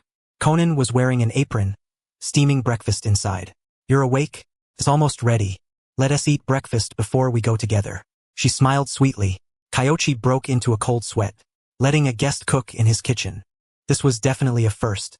Behind him, Ori poked her head out, glanced over cautiously, and said, "Tomorrow, I'll definitely make it. Everyone's busy. Honestly, eating out or just having a food pill would be fine." Kyoichi shook his head. "It's only breakfast. Even if we didn't have any." All right. Having a ready-made breakfast waiting right after waking up really was a blissful thing, especially after catching that delicious aroma. Lord Kyoichi, you can say it's no big deal all you want, but if you've got the guts, eat a food pill right now. Shizun came back after washing her hands. When Conan was cooking, she had been helping out, so she spoke with perfect confidence. Kyoichi had no strength to refute her. Freeloaders had no room to be picky. It's nothing especially fancy. They're all simple, convenient breakfasts I make often. I prepared some rice balls too, so if everyone's busy, you can take a few with you. Just heat them up and they'll be ready to eat. Conan brought everything out. They really were all very ordinary, the classic kind of home cooking made with whatever was on hand. By then, Tsunade had finished washing up and come downstairs as well. After a round of thanks, everyone reached for the food together. Time to eat. Tsunade probably felt that her image had taken too much damage last night and wanted to salvage it today. But after eating in a slow, refined manner for a while, she realized Kyoichi and the others were eating so fast that the food was almost gone. And so, she sped up too. Fortunately, it was fine. Conan had already mentally prepared herself. And besides, for a cook, seeing others eat with such enthusiasm was the highest praise. She smiled sweetly. After breakfast, everyone headed out one after another. Children who graduated during wartime really had it rough. They were clearly only 11 or 12 years old. Yet one had to go intern at the hospital while another had to train with the umbu. As for himself, at 17 or 18, he now had to busy himself with the village's grand plans. How lamentable. Kyoichi walked down the street with Conan, his thoughts drifting in all directions, until they passed a gambling house on the road. Is this a casino? Yes. Don't tell me that just because you beat Tsunade a few times, you're thinking of gambling to make money? Kyoichi's expression turned wary. Conan was such a good kid. If Tsunade turned her into a gambling addict, Nagato might get so angry he would come all the way to Konoha to haul rice. That's not it. I just wanted to know whether there really is anyone who can keep losing forever. In any case, gambling is absolutely off limits. Kyoichi said solemnly. He did not want to test the power of the Rinnegan. Besides, why gamble? Making paper bombs brought in money way faster than this, didn't he it? With such good craftsmanship, not making paper bombs would be a complete waste. Conan nodded, but she remembered the name of this gambling house. After that, she followed Kyoichi all the way to the Konoha Ninja Academy. What a huge school. It even has its own training ground. In Amigakure, our training ground is tiny, barely big enough to throw kunai. Conan could not help but sigh. The financial power of a great village really was different. It was far more luxurious than Amigakure. A training ground is essential, and it has to be placed somewhere visible from inside the school building. Why? Conan did not quite understand. Was there a particular reason for that too? It helps create an atmosphere of competition. Think about it. If someone has better grades than you, yet still insists on running and training every day, how would you feel? As Kyoichi spoke, he pointed toward the students currently exercising on the training ground. At the front were Anko, Hayate, and Ibiki. The three of them always come the earliest. At first, it was only the three of them, but later, more and more slowly joined in. Now the whole class comes to train in the morning. You did this? Yes, I had them do it. Facts have proven that the results are pretty good. When students did not want to endure hardship, were they supposed to wait until they became ninja, drag down their teammates, and only then learn to suffer and work hard? Not everyone was a crown prince. Just compete until the end. Konan silently watched the training ground, already imagining the same scene in Amigakure. Perhaps it really would work. One little trick a day. She took out a pen and paper and wrote it down again. Kyoichi walked a few more steps forward. Konan saw a different kind of small classroom. There were only a little over 10 people here, and they seemed to be genin who had already received their forehead protectors and become ninja. Puzzled, she asked, "What are these?" "A chunin cramming class. During wartime, manpower is lacking, so many children graduate early. In truth, quite a few of them never received complete knowledge and training. This class was prepared for them," Kyoichi said. After hearing that, Konan thought for a moment, then nodded heavily. Useful. However, she noticed that next door, another classroom had been cleared out. What is the room next door for? "A chunin special training class." "Huh? Is there a difference?" Konan was at a loss. Kyoichi explained, "In this exam, quite a few people should be able to pass and become chunin, but in certain areas, they actually still aren't qualified enough to be chunin. So they can come here for some special training." "I see. What benefits does that have?" Konan did not quite understand. Chunin were the backbone of every village. Having them come study seemed like a bit of a waste of time. After all, no matter how much they studied, it seemed like growth from one mission and a proper battle would come faster. "I have the special training class guide, the cramming class, and the cramming class guide, the lower grade students. The benefit of doing that is that while teaching others, they can also organize their own thoughts and train their ability to guide and command," Kyoichi explained. Konan's eyes lit up after hearing that, and she could not help slapping the table in admiration as she said, "It can also take a lot of work off the teacher's hands?" "Exactly. Amazing. To think you could come up with this kind of method to help them." Konan had originally wanted to say exploit, but when she thought about how, after returning, she might also have to become this sort of demon, she immediately changed her wording. This was helping them. Ahem. Actually, it really is helping them. Of course. As Jonin, we also have to observe them during the process and see who is suitable to be a team leader and who isn't. You know Guy, right? As Kyoichi spoke, he brought up Mike Guy again. The reason he mentioned him was simple. He was distinctive and he left a deep impression. The captain of yesterday's green-clothed team. Saying that isn't wrong. He really is the one leading them. But in reality, his ninjutsu grades were very poor at first, to the point that he nearly couldn't become a student at the ninja academy. Wait, what? Konan found it somewhat hard to believe. A child who had almost failed to become a ninja had now become the leader of a group of genin. And the grades of those genin were not bad at all. He graduated early at 7 years old. Although he was awful at ninjutsu, he has his own logic when it comes to guidance. He is always saying positive, uplifting things, and no matter how great the setback, he never gets discouraged. Konan seemed to understand. She pondered for a long while, then said, "No wonder you said my teacher doesn't understand what true persistence and effort are. There really are people in this world who succeed entirely through effort and perseverance. I think rather than agonizing over how to begin his book, Jiraiya would be better off looking for a real-life example. If I run into my teacher, I'll pass that along." Back to the point. Aside from persistence and effort, Gaia's ability to guide others isn't bad either. In the future, he'll have the chance to become an elite jonin who leads a team, Kyoichi said. After hearing that, Konan nodded to show that she understood. The process of explaining something was, in truth, the process of putting one's own understanding into words. That was not easy, especially since she had prepared lessons until very late last night, constantly thinking about what she should teach. So, she could understand what Kyoichi meant. Teaching also required a certain amount of talent. Some people could do things themselves, but that did not necessarily mean they could teach others. For example, Nagato. Let him be a teacher? She found that a little hard to imagine. Kyoichi led her around for a bit, and in the end, they entered the Chunin crash course class. Konan could not help swallowing. "You want me to practice on these students? They're all genin and they have squad leaders. If she did a terrible job teaching them, Wouldn't she be finished? Believe in your own abilities. As for what to teach, anything is fine. You don't need to cover anything especially profound or specific ninjutsu. It can be a way of thinking or it can be guidance on tactical coordination. But Konan wanted to cry but had no tears. She had never even led genin back in the hidden rain village. And now he wanted her to start off by teaching this many genin? Wasn't he that asking way too much? Believe in yourself. Honestly, genin are a little easier. They know what they're lacking. A lot of children don't even know what their strengths are, and they don't understand what they're missing. That's what's truly difficult. Kyoichi kept comforting her while taking the lead into the classroom. The entire room fell silent. This is Teacher Konan. She'll be teaching you today. Hello everyone. My name is Konan, and I'm a ninja from the hidden rain village. He actually dares mess with someone covered in explosive tags? That's seriously brave. Yes, welcome, Teacher Konan. The group obediently bowed, then sat there in silence, not daring to make a sound.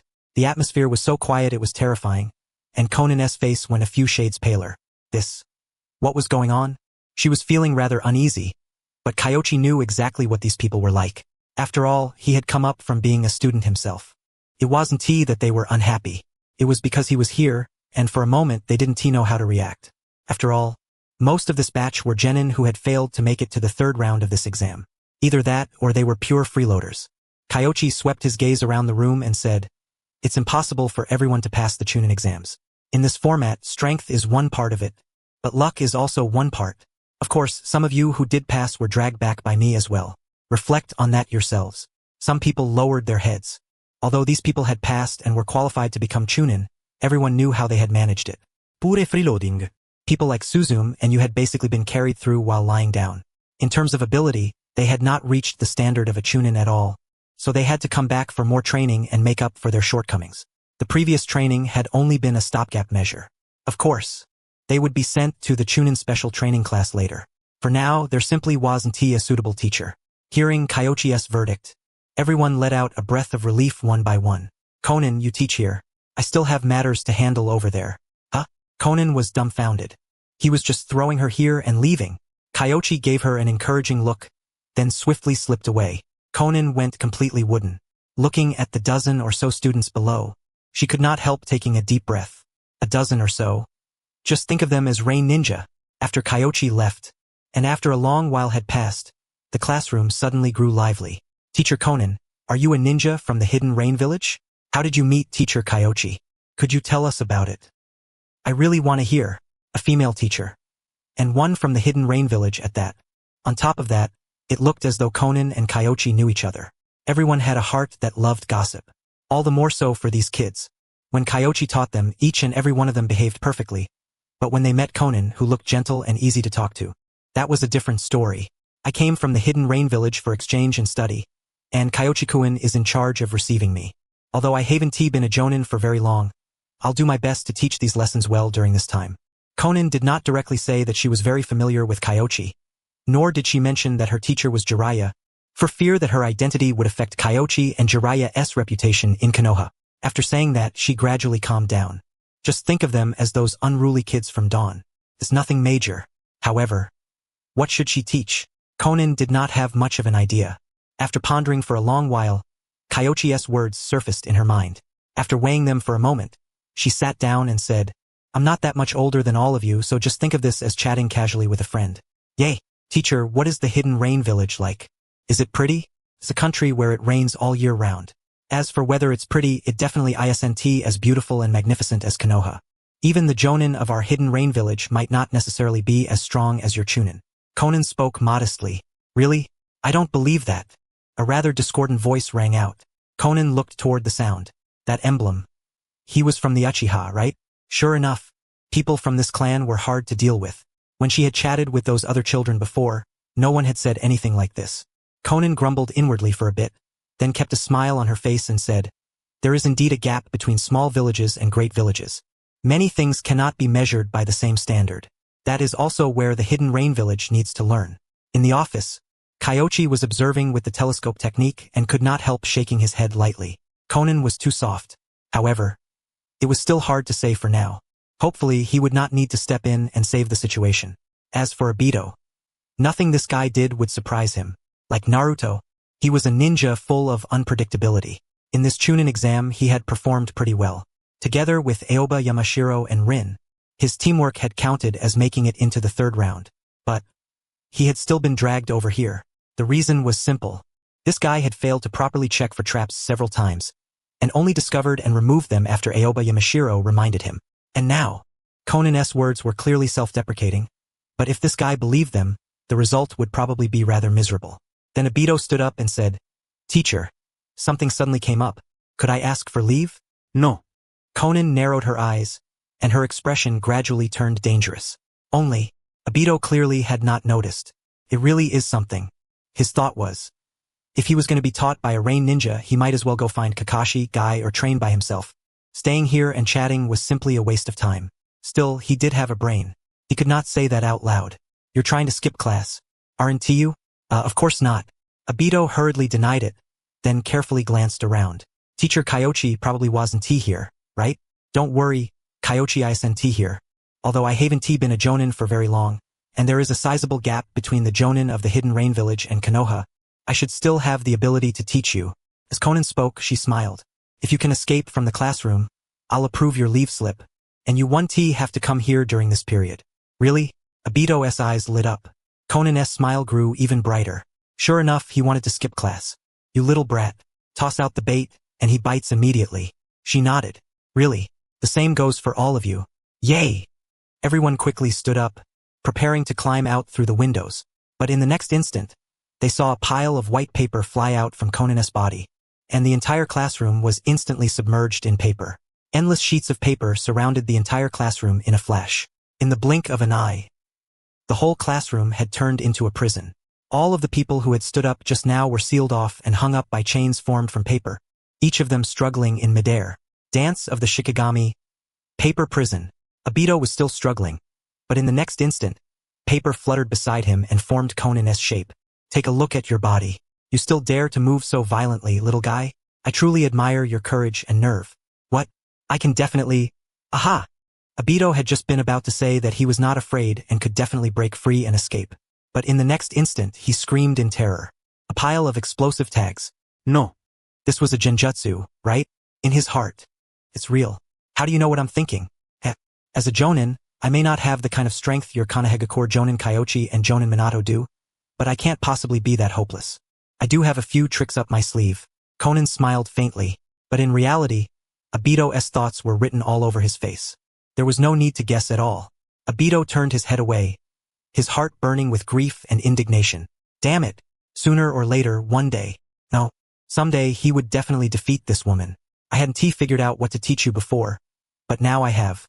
I can teach you some of the survival rules for ninja from small ninja villages. Konan returned to the platform. At that moment, everyone fell completely silent. One by one, they all understood that this woman was not nearly as kind as she appeared on the surface. More accurately, she could be very gentle, but she could also be very cruel. That was what a jonin was. Everyone instantly became obedient. The difference between small ninja villages and great ninja villages is that we have fewer people, and we cannot afford mistakes. That is why every subordinate I have ever led, I tell them that every decision must be considered carefully, because your decision may determine not only your own fate, but your teammates as well. Those who fail to escape can listen to this class while hanging there. Konan smiled as beautifully as a blooming flower. Sheets of paper danced through the air, and a paper flower appeared in her hand. Whoever performs well will receive this paper flower. She was slowly getting into the flow. Teaching students, as it turned out, was not actually that difficult. Genin were still somewhat easier to teach because they knew what they wanted. Once they understood that she had more than enough ability to teach them, everyone became much more serious. Blind gentleness would not work. Konan silently committed that to memory. True knowledge came from practice.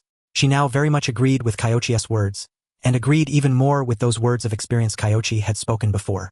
However, the next instant, Obito suddenly said out of nowhere, "Teacher Konan, this technique of yours, I think I've seen teacher use it before.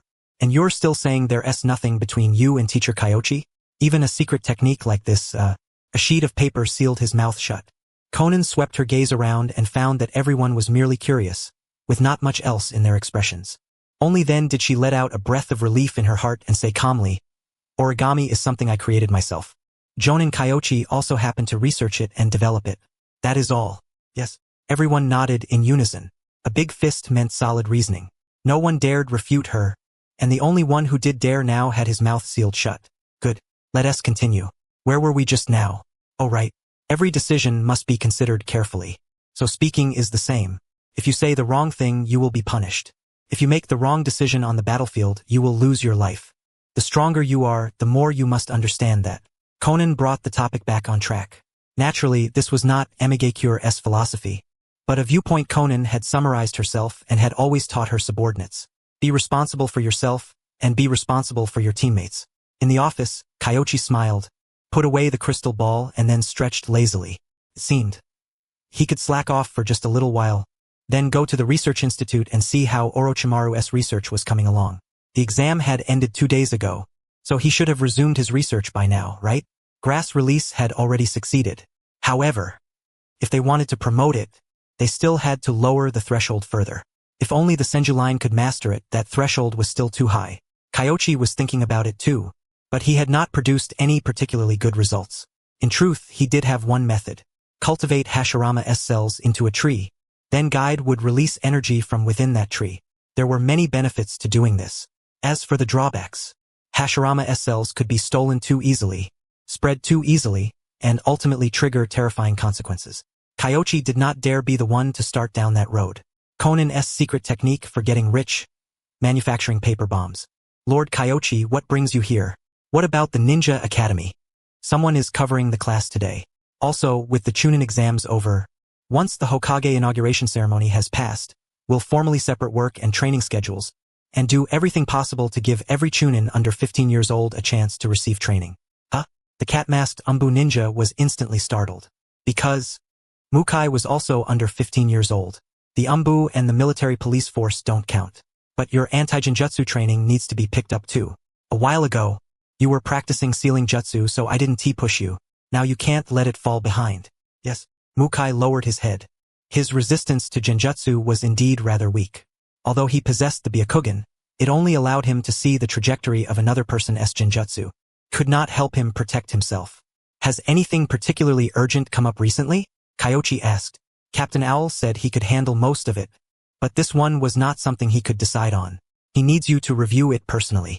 Mukai took out one document from the pile. Kyoichi opened it and glanced over it, then frowned slightly. Kakashi. He had applied to transfer into the Umbu? What was this about? Gekko Ichiki knew that Minato Namikaze and Kyoichi had a good relationship, and with a genius like Kakashi wanting to join the Umbu, this was certainly something that required the captain and the Hokage's personal approval. On this scroll was the seal of the third Hokage. However, based on Kyoichi's understanding of that old man, the third, that guy definitely hoped Kyoichi would go and talk him out of it. Otherwise, what had arrived would not have been an application, but a notice. No wonder Gekko Ichiki could not deal with it. If he agreed to this, Hiruzen Sarutobi would probably grow even more anxious. After pondering for a moment, Kyoichi said, I'll handle this matter later. How have things been at the Research Institute recently? The Root people Haven T interfered. Have they? No. We've been keeping watch the entire time. Good work. If Root people show up, don't overthink it. Just arrest them and hold them. I'll go settle the final account with Danzo afterward. Yes. Now that matters outside had been dealt with, it was time to clean up the issue of internal harmony. Danzo, that old bastard. If there were no handles to grab, so be it. But if he left one behind, then he could not blame Kyoichi for being impolite. Right? Nono Yakushi. Kyoichi's eyes lit up. The matter of Kabuto and Nono could be used perfectly as bait. The current Kabuto was still young, and he had not yet revealed his talent as a ninja. The only ninjutsu knowledge he might have come into contact with was medical ninjutsu. However, Nono was someone who had left Root. How could he find a way to make Danzo target retired Root members again? Restrict the recruitment of new members. An idea formed in Kyoichi's mind. Root's training was brutal. It was true death training, cruel and merciless, completely erasing humanity. Kyoichi found it difficult to imagine how the third could be unable to tolerate Orochimaru's actions, yet somehow tolerate Danzo's. It was simply astonishing. However, once Tsunade took office and he himself held authority over the Umbu, everything would be decided according to what he said. Mukai understood what Kyoichi meant. However, just as they had not revealed the information about Kyoichi being able to use ice release to the third before, they naturally would not report matters concerning dealing with Danzo to the third Hokage either. The Umbu itself was a dark place. The ninja here handled many missions that could never see the light of day, but Root's actions went even further than the Umbu's. Many Umbu ninja could not bear to watch them. Mukai, for instance. Seeing Root and the third, he had once felt that Konohagakure was already rotten to the core. It was not until Kyoichi appeared that hope for Konohagakure was rekindled in him. Although the fourth was Tsunade, those in the know all understood that Tsunade did not care about the position of Hokage at all. Otherwise, she would not have had to leave Konohagakure before. Gekko Ichiki and Mukai both believed that Kyoichi could bring Konohagakure a better future. And so, they chose to help Kyoichi. After more or less going over the Umbu situation, Kyoichi had a general sense of things. As he left the Umbu, the System-S notification sound rang out. Konan had sent feedback. Konan's trust in you has deepened, and she regards you as her educational mentor. Reward. Explosive tag creation. Modified. Kyoichi had been wondering what kind of reward it would be, only for it to turn out to be explosive tag creation, and what was more, it seemed to be Konan's improved version. Now that was interesting. In truth, plenty of people knew how to make explosive tags, but the process was extremely tedious. The barrier to production was fairly high, and the number shinobi required was enormous. Supply simply could not keep up with demand. As a result, the price of explosive tags remained stubbornly high. Kyoichi had always intended to improve them. In fact, his public welfare plan included a section on improving explosive tag technology. If Konan's improved technique was good enough, he could use it as the foundation for further research, or even put it straight to use. Kyoichi took a look and basically confirmed it. This was not something Konan currently possessed at this stage. Or rather, the current Konan was only in the earliest phase of improving it, while the reward he had received was a very complete improved method for producing explosive tags. However, its threshold was not low in the slightest. On the contrary, it was extraordinarily high, and it had no real potential for widespread adoption at all. The prerequisite for manufacturing improved explosive tags was paper folding jutsu. Only by mastering a secret paper folding technique could one use chakra to rapidly transform pre-modified paper into explosive tags. That transformation was extremely fast, almost comparable to the speed at which ninjutsu converted chakra. Of course, the premise was that the paper had been modified in advance. If it was ordinary paper, such a rapid conversion speed would be impossible, but that merely added one extra step, modifying the paper. This was probably a jutsu Konan mastered later on. Her 600 billion explosive tags had most likely come from this. Good grief, with a craft this good, she could have made a fortune just selling them. Poor Kakuzu, though. He probably always thought the organization had no money, when in reality, it was only because the rich lady was wary of the boss behind the scenes and didn't dare take any money out. He had struck gold. If this jutsu were paired with the formula of the mutually multiplying explosive tags, it would allow for safer, continuous fixed-point demolition. Thinking up to that point, Kyoichi let out a soft breath. This round had definitely been worth it. The time and effort he had spent teaching Konan had not been wasted. As for Kakashi's matter, he did not deal with it immediately. Right now, the research institute was more important. The institute was tied to the grand plan, while Kakashi had merely gotten stuck in a dead end. That kind of thing could be handled in passing. At worst, Kyoichi could just keep the application form stuck and refuse to approve it. What was he going to force his way into the Umbu? Through the Umbu's underground passage. Kyoichi arrived at the Research Institute's secret base. This place was on the mountain behind Konoha. The Research Institute was inside the mountain. Outside the mountain was a stretch of farmland that had been left barren for the past few years. Farming on a mountain was inconvenient, so no one was eager to claim these plots, and with the population drop caused by the war, even fewer people were willing to cultivate them. Now, they were perfect as experimental fields. Kyoichi made a circuit around the area and ran into a man with a distinctive hairstyle. The main reason he had come today was because of him. Kazumitsuri Tashiki. Lord Kyoichi. Just call me Kyoichi. Are you the only one taking care of this place right now? Kyoichi gestured toward the broad swath of land above and below. Kazumitsuri Tashiki nodded helplessly. So far, he was still the only one in the Research Institute who had mastered wood style. And besides, once my wood style accelerates growth to a certain point, all it can do is speed things up. It can't make the plants improve in any obvious way anymore. This is the result of my work over the past week. Kyoichi looked out across the fields. The rice seedlings were lush and vividly green, looking as if they had been growing for at least 1 or 2 months.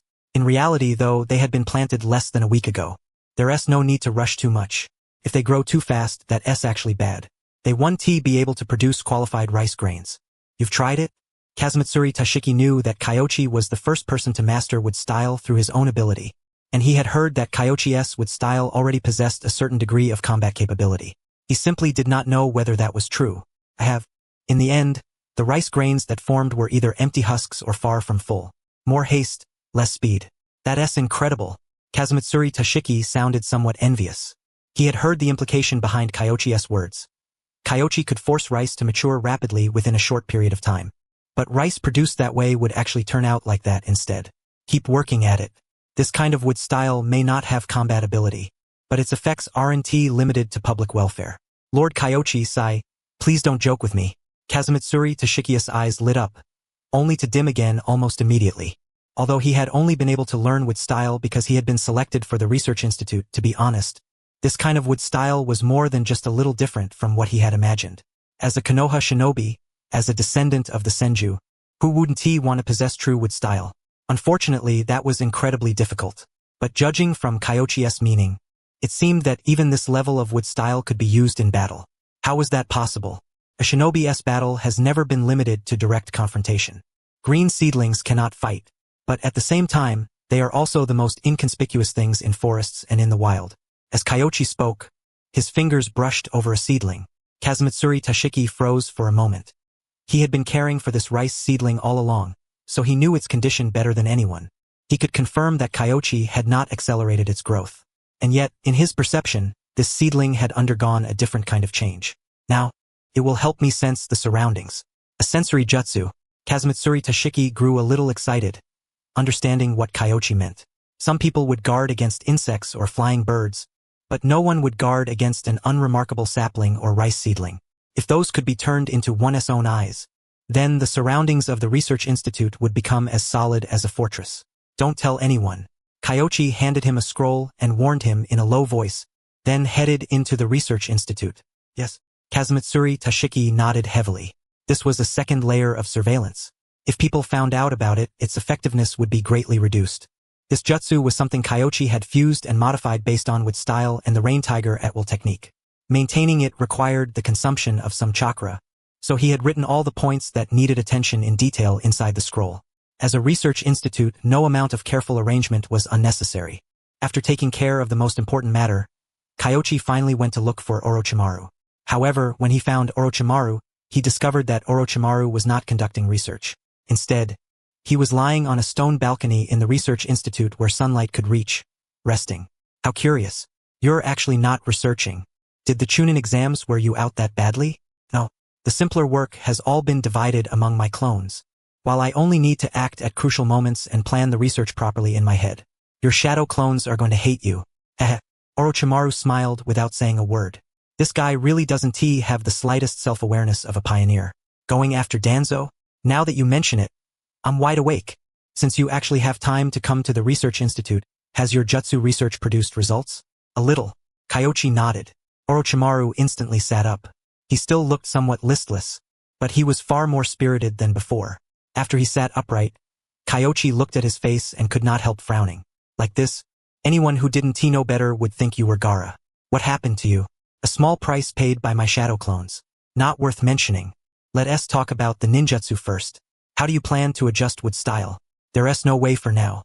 We'll have to test things one by one. But even if I can't solve the jutsu itself, I can solve the chakra problem. Kyoichi took out another ninjutsu scroll. Orochimaru hurriedly snatched it up. Chakra transfer technique? He sank into thought. This really was a direction he had never considered at all. Tashiki would probably end up more exhausted, but there was no helping it.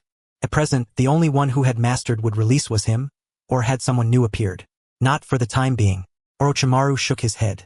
Kyoichi did not tell him that Tsunade had actually already mastered wood release on the same level as Fumitsuri Tashiki, but it was basically useless. Tsunade had learned it entirely thanks to her own monstrous chakra control. No one else could imitate that. As for wood release labor, they could hardly make the Hokage go farm fields, could they? That would be far too absurd.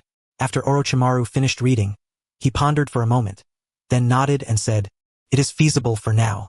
Once the scale expands, it will not work. Relying on a single person definitely will not be enough.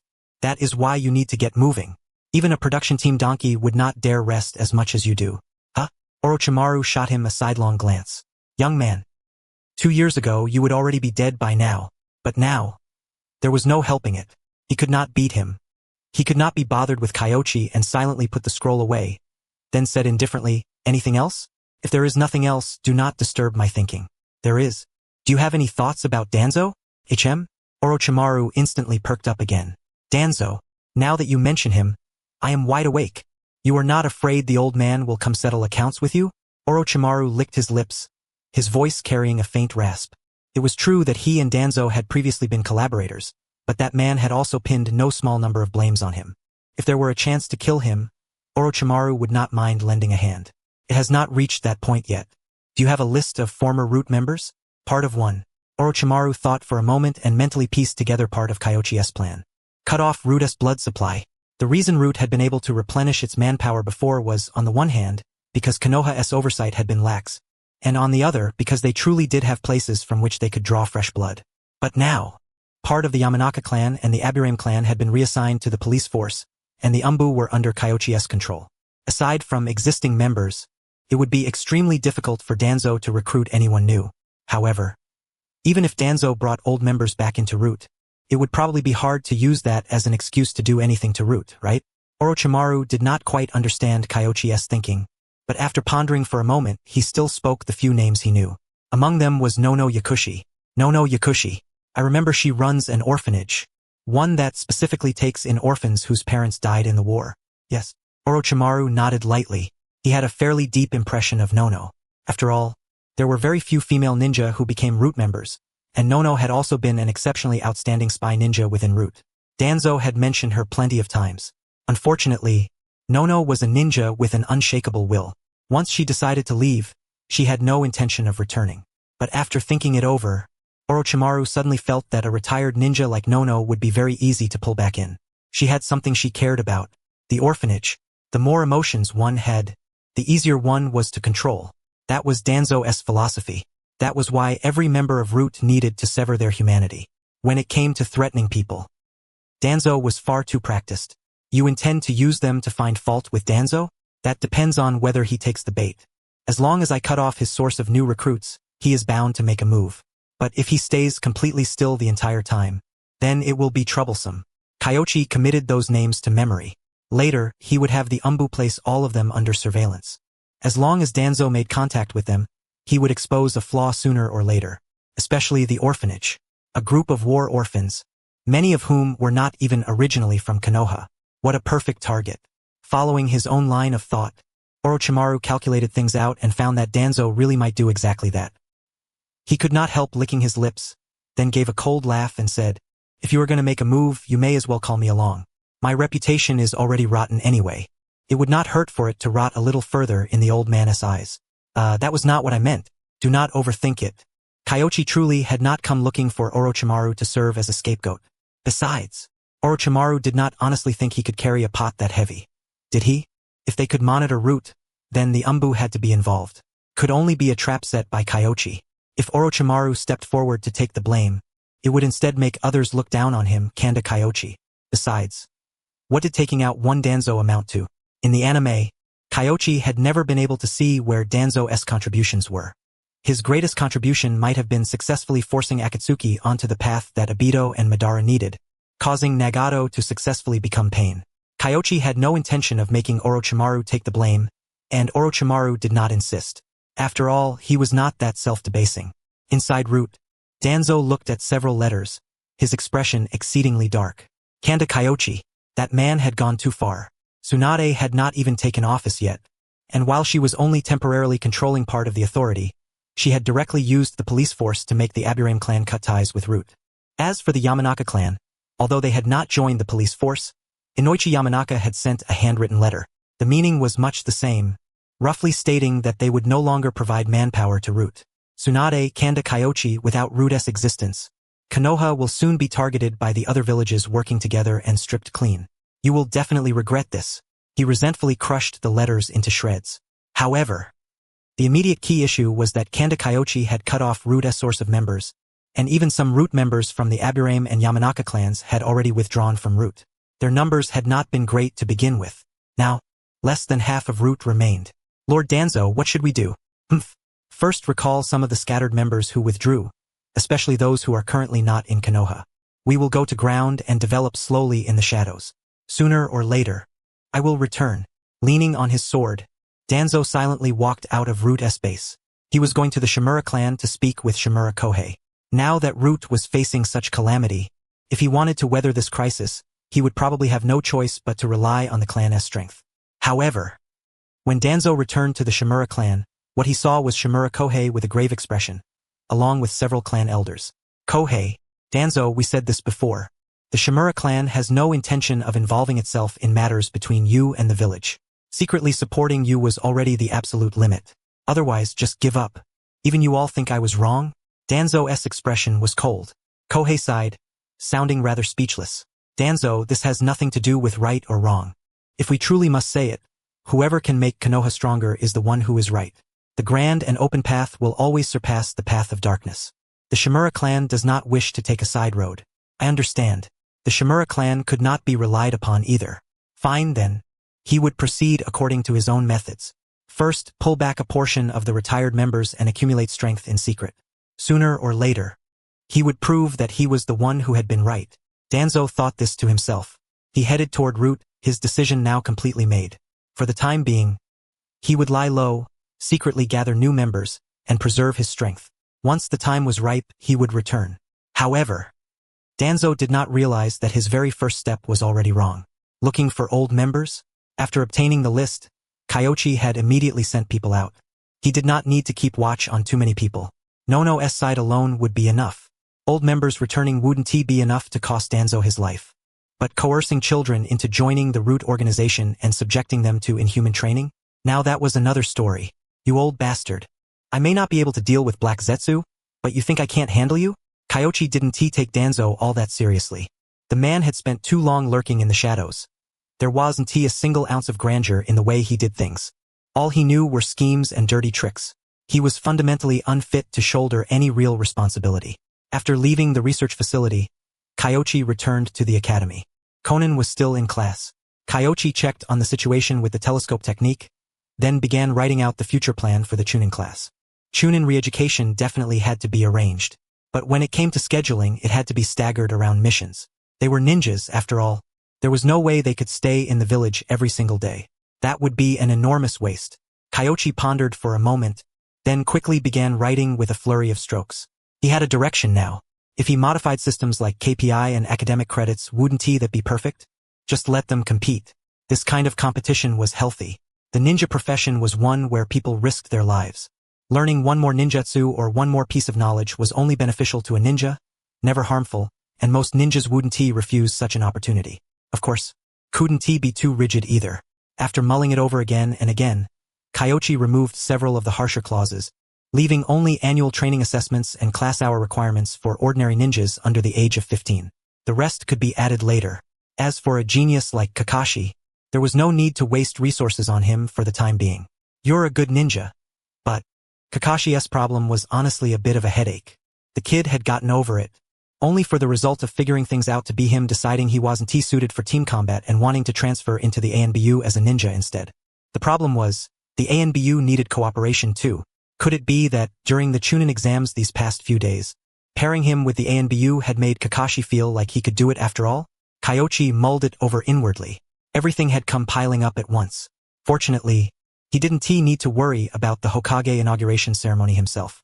Those old-timers were more anxious than the next, and someone like Koharu Uchiha had completely compromised. Keep everything simple, but it had to exist. They couldn't just do what Tsunade said and slap up a notice and call it done. That was far too informal. Kyoichi agreed with that point as well. Without proper legitimacy, one's words carried no weight. What needed to be there had to be there. Facts proved that Koharu Uchiha and Hamura Mitokado only fell apart when it came to major issues. With minor matters, they were barely passable. At the very least, there wasn't anything wrong with them as people. Unlike Danzo, over the past 2 days, with a whole series of ANBU measures being put into effect, Danzo was bound to make a move. Root was not like the Akatsuki. The Akatsuki was a bunch of rogue ninja with nowhere to go in the first place. But most Root members originated from Konoha ninja. Once they left Root, there were plenty of places they could go.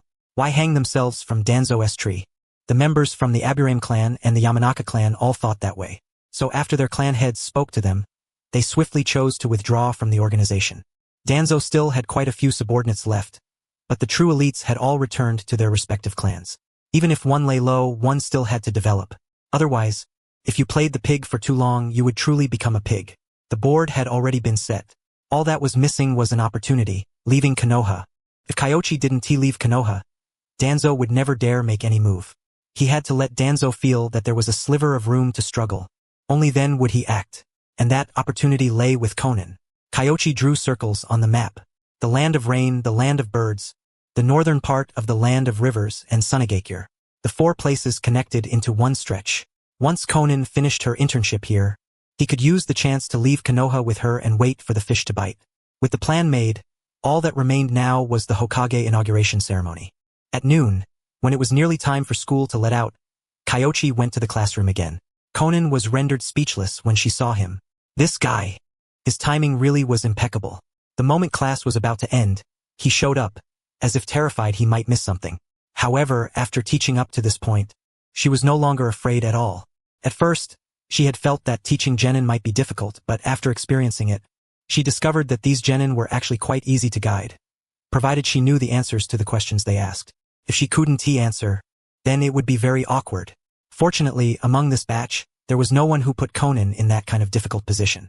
The only troublesome one, Obito, had been put down and allowed to sit in his seat to listen to the lesson, but the seal over his mouth had not been removed yet. Of course, Konan wasn't so brutal as to use an explosive tag as a seal.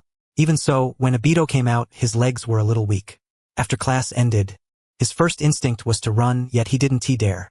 Inside the classroom was Konan, and outside the classroom was Kyoichi. Right now, he was very scared. He was scared that after Kyoichi came in, he would say, "Let me say a few words. Haha. Spending time with everyone today was truly enjoyable. It's a pity some students didn't get to ask questions. I hope there will be a chance next time. Also, in the next class, I'll be guiding everyone in ninja tool manipulation. Those who are interested can think of questions in advance." Konan smiled, and after speaking, she reached out and gave that flower to Obito. Obito froze for a moment, and his face instantly flushed a little. Why? Of course it's because. What Konan means is, if you were mute, you'd truly be a pretty good ninja. Kyoichi came in at just the right time. With a single sentence, Obito instantly wilted. Konan shook her head and said, "I saw you in that green-clad team. You're a very hard-working ninja. My teacher once said that truly powerful ninjas are not powerful because of talent, but because they possess endurance and persistence. I'll give those words to you as mutual encouragement. Teacher Konan." "Thank you." Obito took the flower, his feelings both excited and complicated. Though he had been singled out, in the end, Konan had encouraged him to keep persevering and acknowledged his hard work. And Konan had, in truth, only come to Konoha for 1 or 2 days. That meant Teacher Kyoichi was right. Everyone really did see the effort each ninja put in. He felt a little like crying. "Keep it up. All right, everyone. Thank you for your hard work." Class dismissed. Kyoichi didn't keep them after class.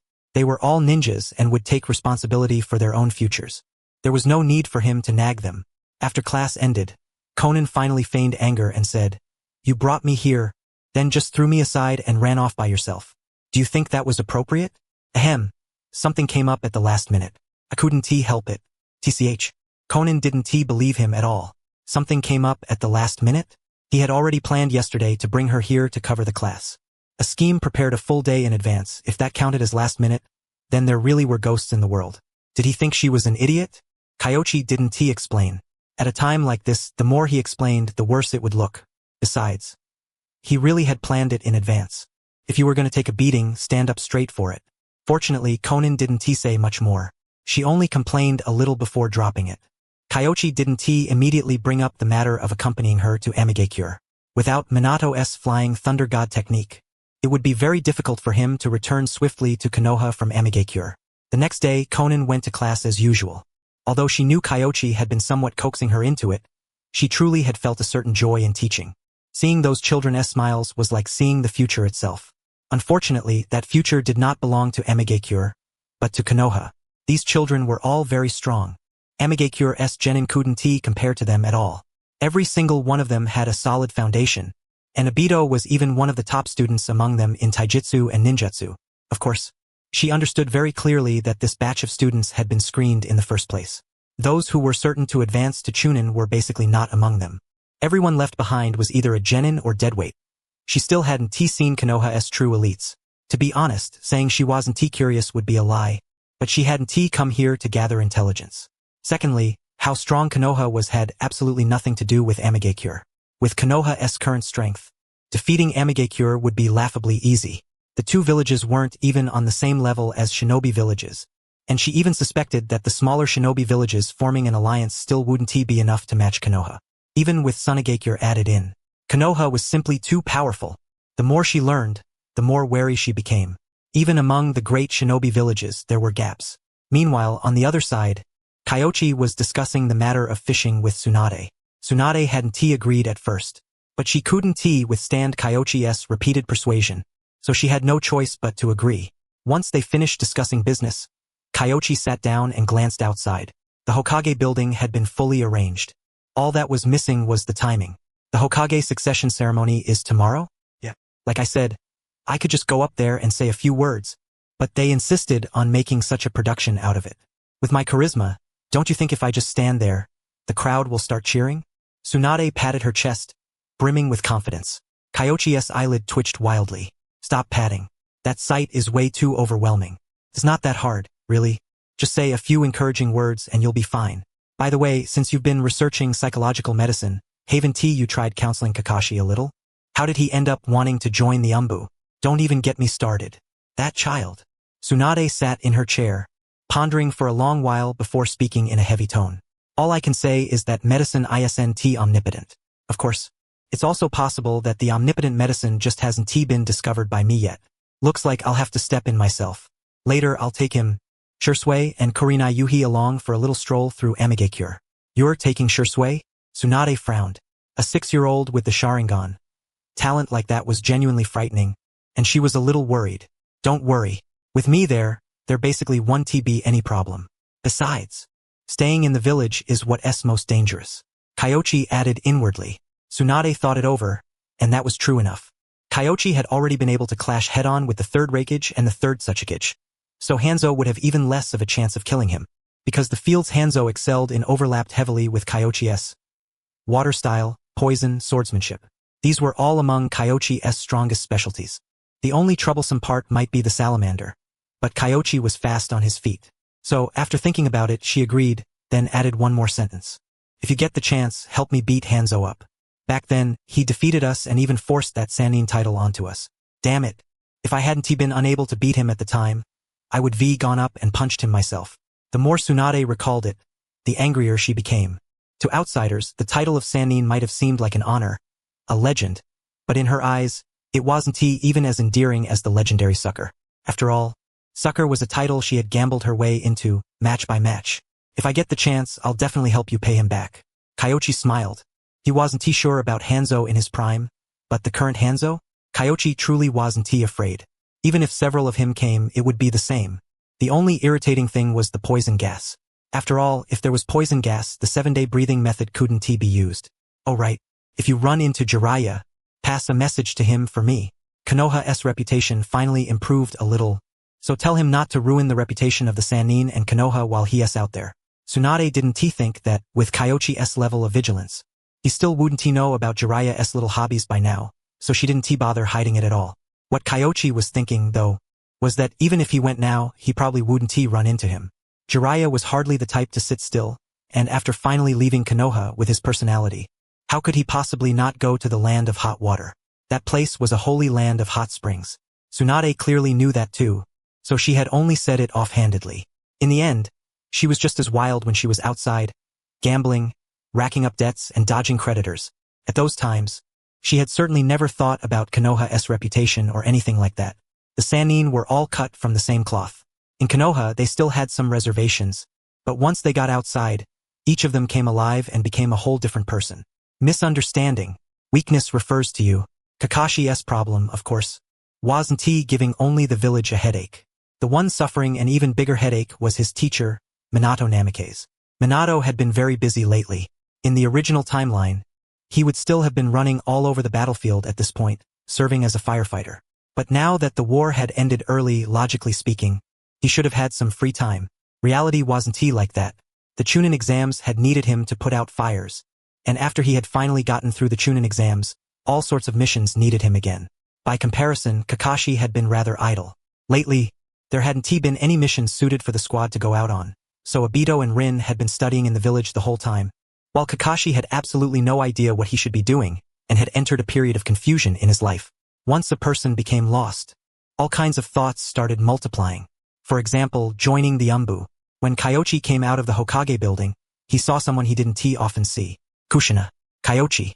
I roughly know why you're here. It's a little strange, but I'm honestly curious. Why do all of you think coming to me will help? Kyoichi felt helpless. Kakashi's issue wasn't exactly huge. He was a genius, after all. Wherever he went, wouldn't he still be a genius? Besides, it wasn't that he hadn't reflected on himself. It was that after reflecting, he couldn't find a solution. So he simply decided to take the lone wolf route. His mindset was purely the problem. Kushina had always spoken bluntly, but Kyoichi's opening line completely threw her off. True enough. Why was there this feeling that anything could be solved by going to Kyoichi? She sank into thought. By the time she came back to herself, Kanda Kyoichi was nowhere to be seen. Kushina's brow twitched, and her blood pressure shot straight up. She rolled up her sleeves, already planning to go to Kyoichi's house that afternoon and discuss the usage techniques of super strength with Tsunade. But after thinking it over, she realized Tsunade was upstairs, so she could head up and discuss it with her first. Kyoichi stood hidden in the shadows nearby, watching her enter the building, and couldn't help pressing a hand to his forehead with a sigh. It wasn't that he disliked Kushina. Rather, her personality was simply a little too rough around the edges. Helping Kakashi wasn't something that could be explained clearly in just a few sentences, and if he tried, he would only waste time explaining back and forth. Better not to explain at all. Let Tsunade arrange it. In any case, she and Kushina got along better. Kyoichi shrugged and took out the sword he hadn't used in quite some time. It was time to draw it. Outside the village, Kakashi was training his swordsmanship as usual. He had already found the direction for his shinobi sword techniques, and now he was slowly correcting the path his previous swordsmanship had taken. However, he always felt something was off. Young man, do you know why your sword is wrong no matter what you do? Why? Wait, no, who are you? Kakashi answered instinctively, but his wariness quickly surged, and he looked toward the man emerging from the forest before him. The man's attire was unfamiliar, but why would a samurai appear in Konoha? His mind began to wander as he guessed who might be disguised as this person. But when he sensed carefully, he couldn't detect any trace of the transformation jutsu on the other party. Kakashi raised his guard. No matter what, the man before him was stronger than he was. Your sword is too slow. What? Kakashi frowned. His taijutsu was considered exceptionally strong among his peers, and even at the Chunin level, very few could stand shoulder to shoulder with him. As for the speed of his sword swings, that was something he had trained constantly. This was still slow? Now that he couldn't accept. Hey, come on, attack me. This place isn't exactly close to Konoha. If you take one slash from me, there might not be enough time to get you treated. Kakashi offered the warning out of goodwill, but the other man merely shook his head, signaling for him to attack. In that case, Kakashi would not hold back. Transforming into a samurai had only been a sudden whim of Kyoichi's. To teach Kakashi a lesson, he had no intention of using ninjutsu. He would educate him with swordsmanship alone. He would beat him awake. A man's lecture didn't need that much tedious talk in the first place. Kyoichi drew a blade. It was an ordinary blade, one that had once belonged to his father. It had not been used in a long time and was a little rusty, but that hardly mattered. As long as it could be used, it was enough. I'm drawing my blade. You're just like your sword, hesitant, dragging your feet, without a shred of decisiveness. You look formidable, but in truth, you're fragile as can be. Kakashi's anger surged. This guy. Then he would show him. He drew his sword and suddenly closed the distance, lightning flickering along the blade, his figure swift as a gale. This was a slash Kakashi had worked out on his own. Kyoichi nearly laughed out loud. Aijutsu? He was far too familiar with this thing. Not only was his mastery of it high, he also knew its flaws with perfect clarity. It was fast, but it was just like Kakashi using Chidori. At that kind of speed. Could you really keep control of it? He merely took a light step to the side. Then, without even drawing his blade from its sheath, gently struck Kakashi's sword. Kakashi's sword path immediately went crooked, drifting past him. Kakashi took a deep breath and did not lose heart, turning back to deliver another slash. However, clang. This time his blade was struck directly, veering off even more absurdly. Kakashi was somewhat stunned. Can your sword get any faster? Again. Kakashi refused to accept it. He picked himself up and came killing toward him once more. This time, his speed was even greater. Lightning release chakra was stimulating his physical activity. Kyoichi closed his eyes. At this speed, relying on eyesight alone already made it difficult to see clearly. One had to use feeling and one's grasp of speed. As luck would have it, he was an expert in that regard. Smack! With a crisp sound, Kyoichi's sword, sheath and all, struck the back of Kakashi's hand. Kakashi fell silent. A sword is the same as a person. Your sword is like this, which shows that you yourself are much the same. You appear strong, but the essence of your blade is unbearably fragile. Any sword art in your hands will become cowardly. Kyoichi spoke indifferently. Otherwise, why don't you stop practicing with a sword? I remember you ninja have a certain ninjutsu, don't you? Kakashi ignored the other party's mockery. His heart was filled only with confusion. Why? Clearly, there shouldn't have been any problem. Yet in the end he couldn't even touch him. The key was, the other party's speed was not fast. It was very slow. So slow that even without using the body flicker technique, Kakashi's lightning release chakra stimulation made him faster than the other man. And yet the other man could still hit him. If the samurai had wanted to kill him, the current Kakashi would already be a corpse. A certain person's figure had already appeared in his mind. Kakashi did not voice his guess.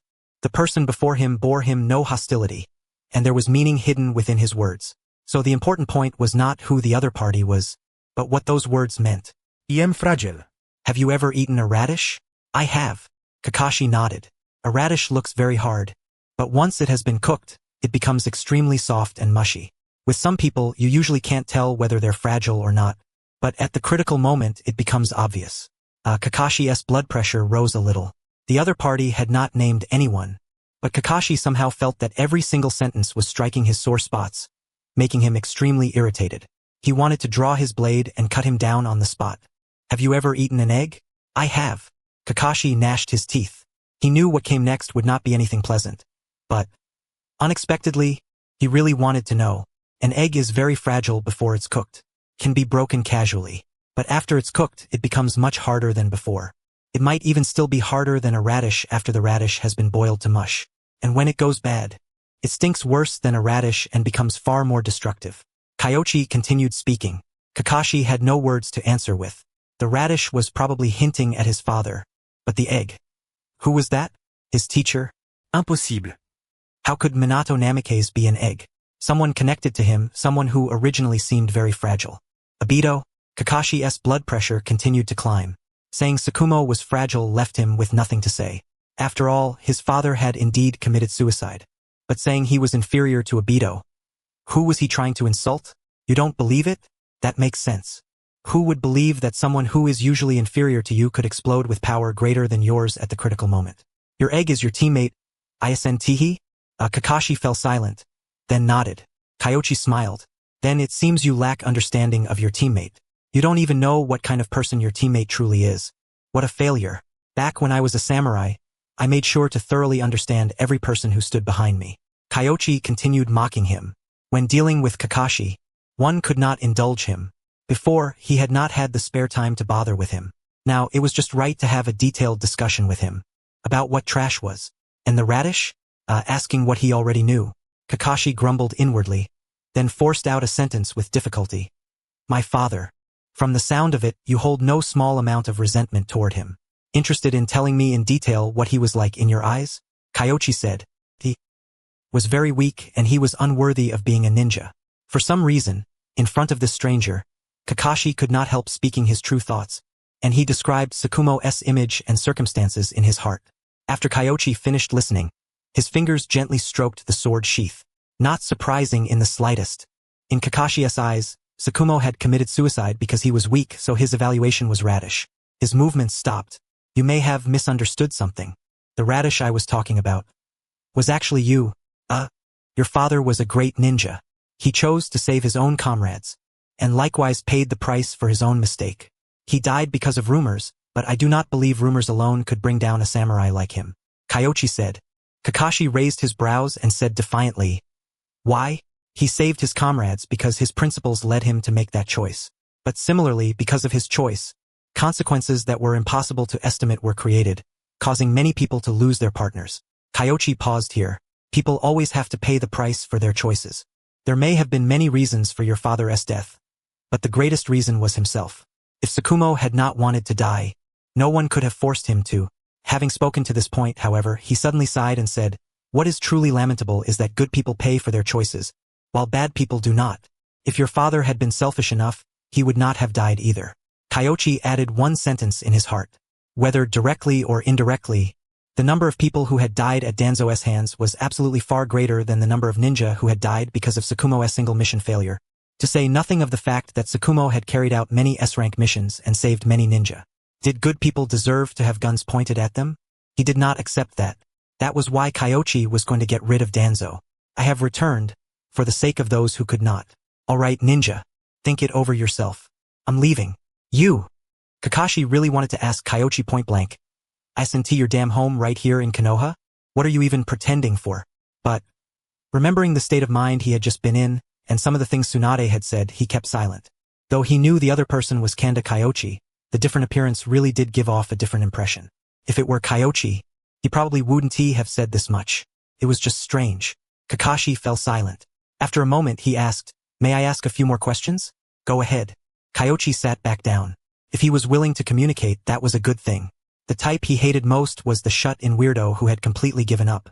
The Kakashi from before had been exactly that type.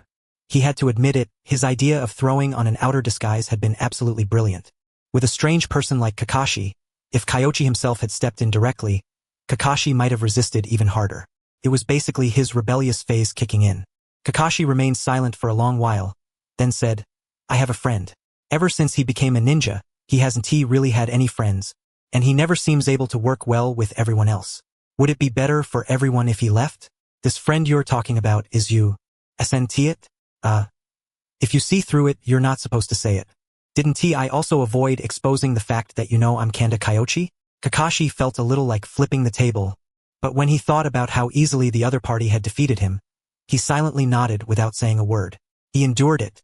Since you know the problem lies with you, why not try to change instead of wanting to run away?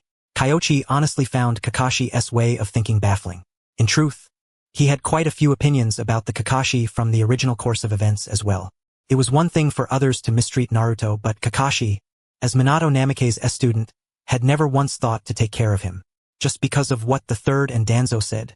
Raising a child like that, were they really not afraid Naruto would darken and turn into Menma Uzumaki? And even later on, he had always given Naruto too little guidance. Of course, that could only be said to mean there was something wrong with the team the third had raised. From top to bottom, none of their brains worked quite right. Every last one of them was mentally unwell to some extent. Kakashi sank into thought. For a moment, he had no idea how to refute it. If you refuse to face it, then you'll always be a deserter. Your father, at the very least, faced his own choice head-on. That's why I said the radish is you, not your father, Kyoichi said. Kakashi's nod of the heart was Tsukumo Hatake. A sickness of the heart needed medicine for the heart. Before, whenever Tsukumo was mentioned, Kakashi had always resisted fiercely, but today that kind of intense resistance wasn't there. That was why the conversation had been able to continue until now. Otherwise, once Kakashi entered the ANBU, he would understand exactly what it felt like to be a lone wolf. "Thank you. I understand. Will I have another chance to talk with you in the future?" "That won't be easy." Kyoichi rose to his feet. He wasn't a professional psychologist either. Making a few random comments was barely manageable. If he said much more, probably wouldn't expose him, but it really would drain his brain and energy. Besides, if he personally handled every little thing, wouldn't he work himself to death? "Oh right. One last thing. I acknowledge that your father was a great ninja, but I don't approve of his actions. Taking his own life to atone for his guilt was, in a certain sense, also a form of escape." After Kyoichi finished speaking, he waved, slung his sword at his side, and left, playing the part of a wandering samurai to perfection. Although he couldn't fool Kakashi, with that layer of skin between them, the two sides could converse pleasantly. If he had used his true identity, Kakashi might not have been used to it. Returning to Konoha, Kakashi felt lost for a while. Tsukumo was a great ninja. That was an answer he had never considered. Kyoichi had mentioned it before, too. But Kakashi had always felt that guy never had anything nice to say. Only today had he had the patience to listen carefully to the reasoning. As a result, Kyoichi's words successfully convinced him. Yes. He had always known very clearly that Tsukumo Hatake's will was not fragile, which was precisely why the reason for his suicide had seemed so strange. Now, Kakashi could more or less understand a little. His belief in cherishing his comrades had led Tsukumo Hitaki to choose to save his companions. And his suicide had been because the mission's failure caused even more comrades to be sacrificed. Choices. Choices. Kakashi murmured the word in his heart as he walked along the road, only to run into Might Guy leading a team on a run. Guy was no longer what he used to be. In the past, Might Guy had chased after Kakashi demanding challenges. But now he had a whole crowd of ninja behind him, the entire group exercising around the village. It was practically performance art. Just looking at it stung the eyes. However, the one thing that hadn't changed was that he would still greet Kakashi whenever he saw him. Yo, Kakashi. Let us have a fiery contest. 300 laps around the village, the first to finish wins. How about the loser runs 200 laps while doing a handstand? Sorry, not interested today. Kakashi's eyes went half-lidded. His gaze swept over them, and he spotted a figure both familiar and unfamiliar. The egg? He hadn't paid attention for a few days, and now this guy was wearing that green outfit as if it were only natural? Was he not afraid the Uchiha would call him in for a meeting? Kakashi looked utterly astonished. Kakashi, sooner or later, I'll defeat you, Obito shouted. He didn't feel embarrassed in the slightest, because as long as he worked hard and persisted, he could become a powerful ninja.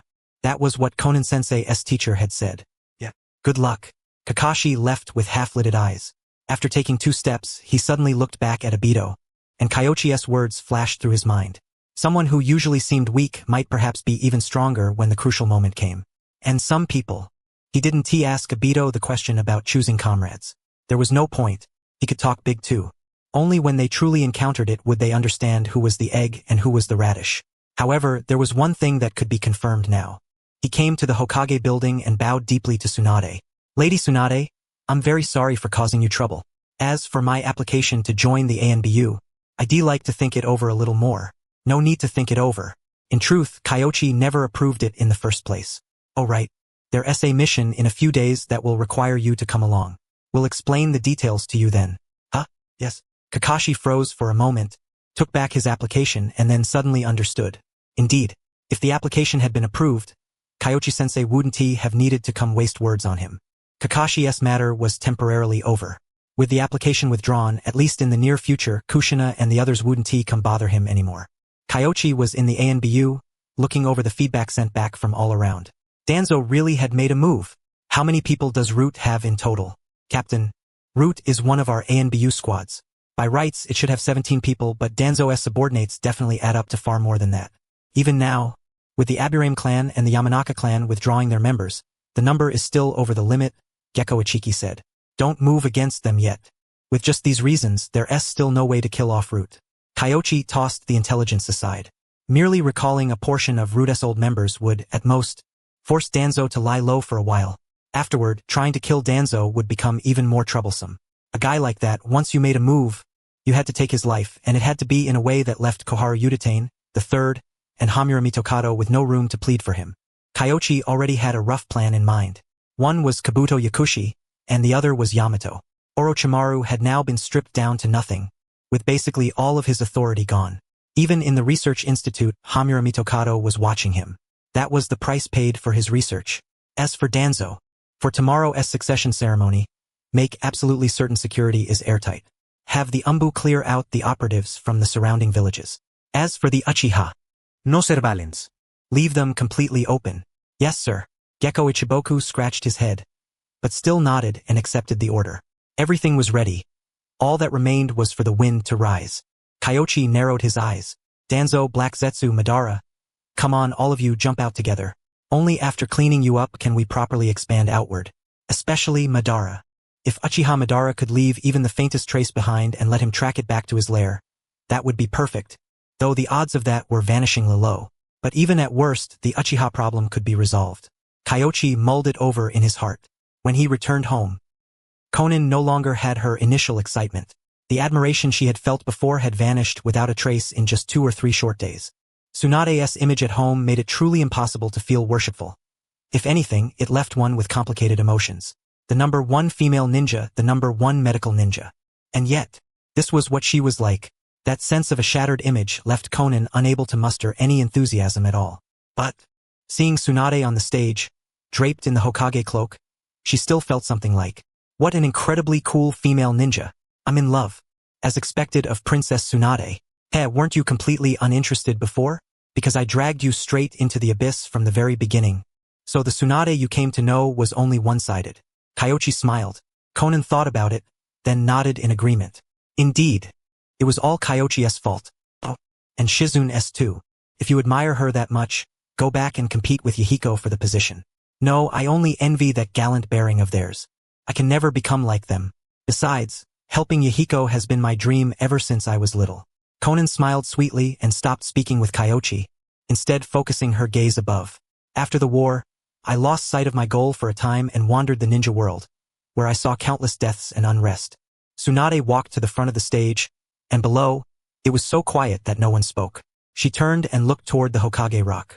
Then, now, I have returned, for the sake of those who can never come back, those who died in war, yet whose will still remains, I will carry their will with me and lead the village forward. With that said, she turned back to face everyone.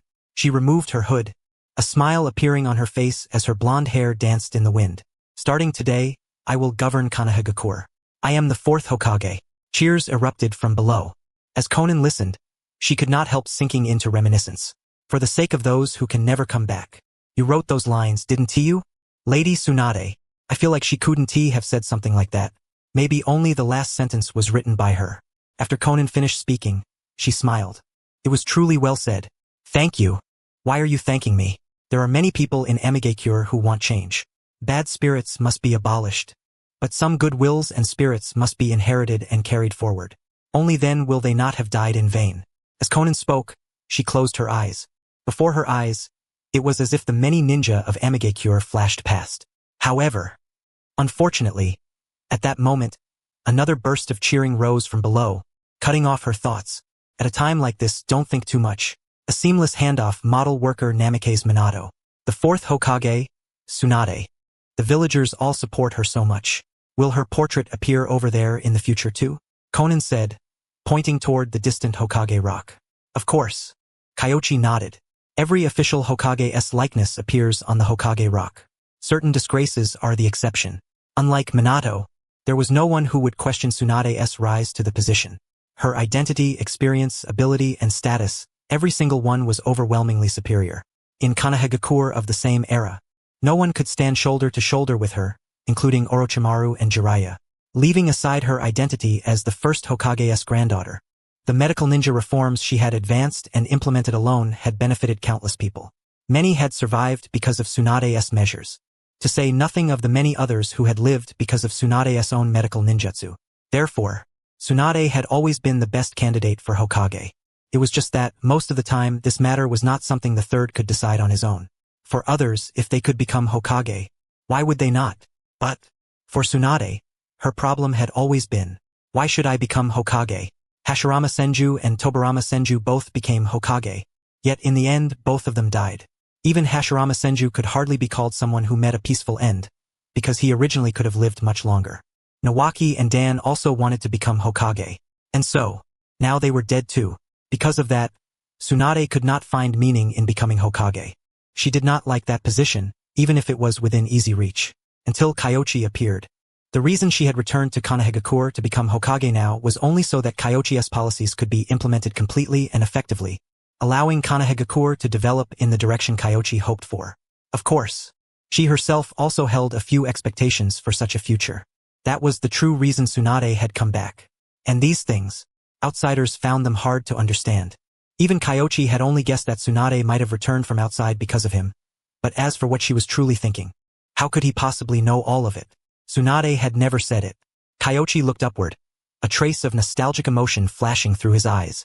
The scene was very similar. The difference was that the him of today stood within the painting. You seem rather moved. Is it that obvious? Kyoichi touched his own face. He felt he was quite good at hiding his expressions, at least not the type like Obito, whose thoughts could be read just by looking at his face. Konan smiled faintly and said, not very obvious, but my intuition is fairly accurate sometimes. Haha, so you were tricking me. It's nothing. I just feel like Tsunade returning to the village was something that happened not too long ago, and it stirred a bit of emotion in me. Kyoichi shook his head, then turned and left the scene. The Hokage ceremony was basically over. What followed would just be some simple remarks and procedures. Konan followed behind him. At this point in time, as a ninja from another village, she still could not wander around freely, lest she be misunderstood. At the same time, she still had some questions she wanted to discuss with Kyoichi in detail. Kyoichi understood that as well, so he brought Konan back to his home. Right now, this was the place in all of Konohagakure that Kyoichi understood best and considered safest, because the plants surrounding it had now become his eyes and ears. Anyone who entered would be discovered by those plants. I said before that once the Hokage ceremony ended, I would more or less go with you to Amigakure. Are you wondering what I intend to do there? I am terribly sorry, but as a ninja of Amigakure, I must know your intentions. Konan bowed deeply. Kyoichi waved his hand and said, There's no need to apologize. It's a perfectly normal concern. I don't have any especially particular intention in going to Amigakure. It's more for the sake of certain matters inside the village. Is that so? Then I understand. Konan was a smart person. Since Kyoichi had answered to this point, she could roughly guess what sort of matter it was. If she asked any further, it would likely touch on village secrets. She thought for a moment, then asked, Then when do we set out? You're not going to study with the lower grades for a while? Spare me. Having me study is really just having me substitute teach so you can free up time to do other things. I assent it? Though I really did learn a lot, to be fair. As Konan spoke, she paused, then gently shook her head. She had already learned the academy system, how to improve the atmosphere and how to teach. Every village had its own circumstances, and even if she studied the finer details, they might not necessarily prove useful. Rather than that, it would be better to return, discuss things, research them, and begin putting them into practice. True knowledge came from practice. Then tomorrow it was. Fine. Konan had no objections. The reason they chose tomorrow was because Minato would not return until then. Otherwise, today would have worked just as well. Of course, once this mission was sent out, Kushina would probably, arranging his schedule before he had even made it back really was a little unkind. Once the mission was over, they would let Minato rest properly for a while and give the two of them enough time together. The next day, Kushina was at home, enthusiastically learning to cook and preparing to make a table full of her best dishes to welcome Minato back. But just after she had made a few dishes, someone knocked on the door. A Konoha Umbu ninja, and that mask.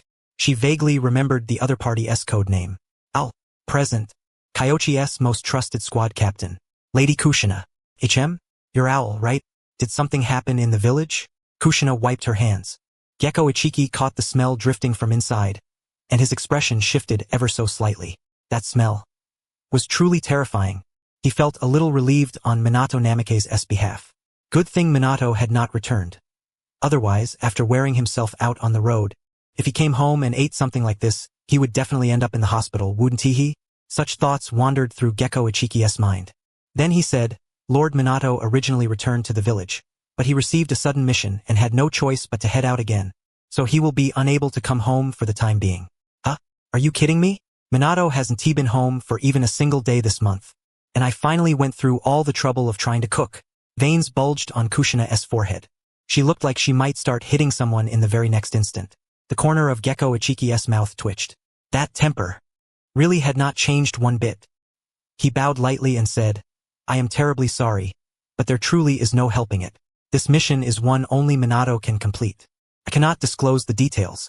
Please understand. Damn it. I'm going to tear Kanda Kyoichi's house apart. Kushina shouted in fury. Fortunately, Gecko Ichiki was wearing a mask. Otherwise, the list of houses to be demolished might have gained one more entry. After all, this kid's control over his expression was honestly a little lacking. I still have some matters to attend to, so I will take my leave for now. Get lost. Kushina's temper had hit rock bottom. She slammed the door shut and returned inside to sulk. Looking at the table full of dishes, she fell into deep thought. What was she supposed to do with all this food? Eat it herself, then. She picked up her bowl and chopsticks and began eating the two dishes she had finished. After taking one bite of each, her expression turned somewhat complicated, and she silently set the bowl and chopsticks down. After that, she went back to the kitchen and threw the food away. Sure enough, when she was alone, ramen suited her better. She would go eat at Ichiraku Ramen, then find that inhuman bastard Kanda Kyoichi and settle the score afterward. Kushina must be furious right now. On the road to Amigakure, Minato sighed softly. To think he had even sent word ahead that he would be coming back, only for him to be stopped outside before he had even entered the village. Another mission. Minato, I'm saving your life here. Kushina cooked, you know? Actually, Kushina's cooking isn't that bad.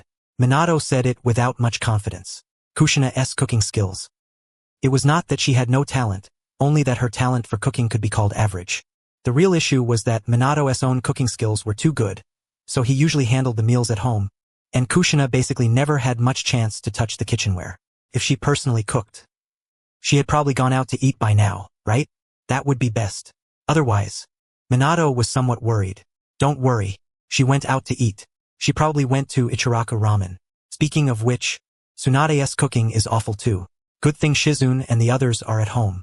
Kyoichi could not help sighing with emotion. Minato gave him a helpless look and did not take the bait. Instead, he asked about the mission details and why it had to be him. After listening, he discovered that it really did have to be him, the Flying Thunder God. For now, Minato was the only one in Konoha who could use it. Minato, have you ever considered teaching a few people the Flying Thunder God?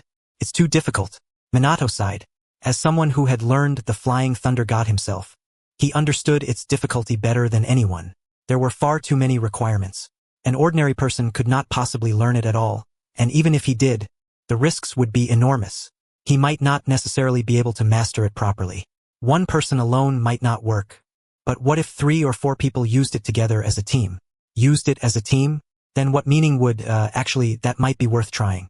Minato had just been about to refute him. But after thinking about it, if there were anyone else who could use the Flying Thunder God right now, he would not need to make this trip. It seemed. Once he returned, he would have to give it a try and see if anyone else could learn it. Why is Kakashi on this mission? Oh right. It's only proper that you help me with a mission. That guy Kakashi wanted to join the Umbu, so I stopped him. Bringing him along this time is to help you teach your student. Huh? Minato froze. He truly had not known about that. Because he had been so busy lately, he had barely had any time to spend with Kakashi and the others. And as a result, had Kakashi already reached that point? Then my identity? You can't reveal it. I've already discussed it with Conan. Right now, you are a rain ninja in charge of receiving us. Publicly, your secret mission still hasn't ended. Fine. Minato sighed helplessly. That guy Kakashi really was a handful. Kyoichi's shadow clone disappeared. Not long after, Kyoichi led the squad and escorted Conan out of Konoha. After they left Konoha's borders, Kakashi instantly became alert and looked toward a patch of grass. Someone's there. No need to worry. It's a ninja from our hidden rain village here to receive us.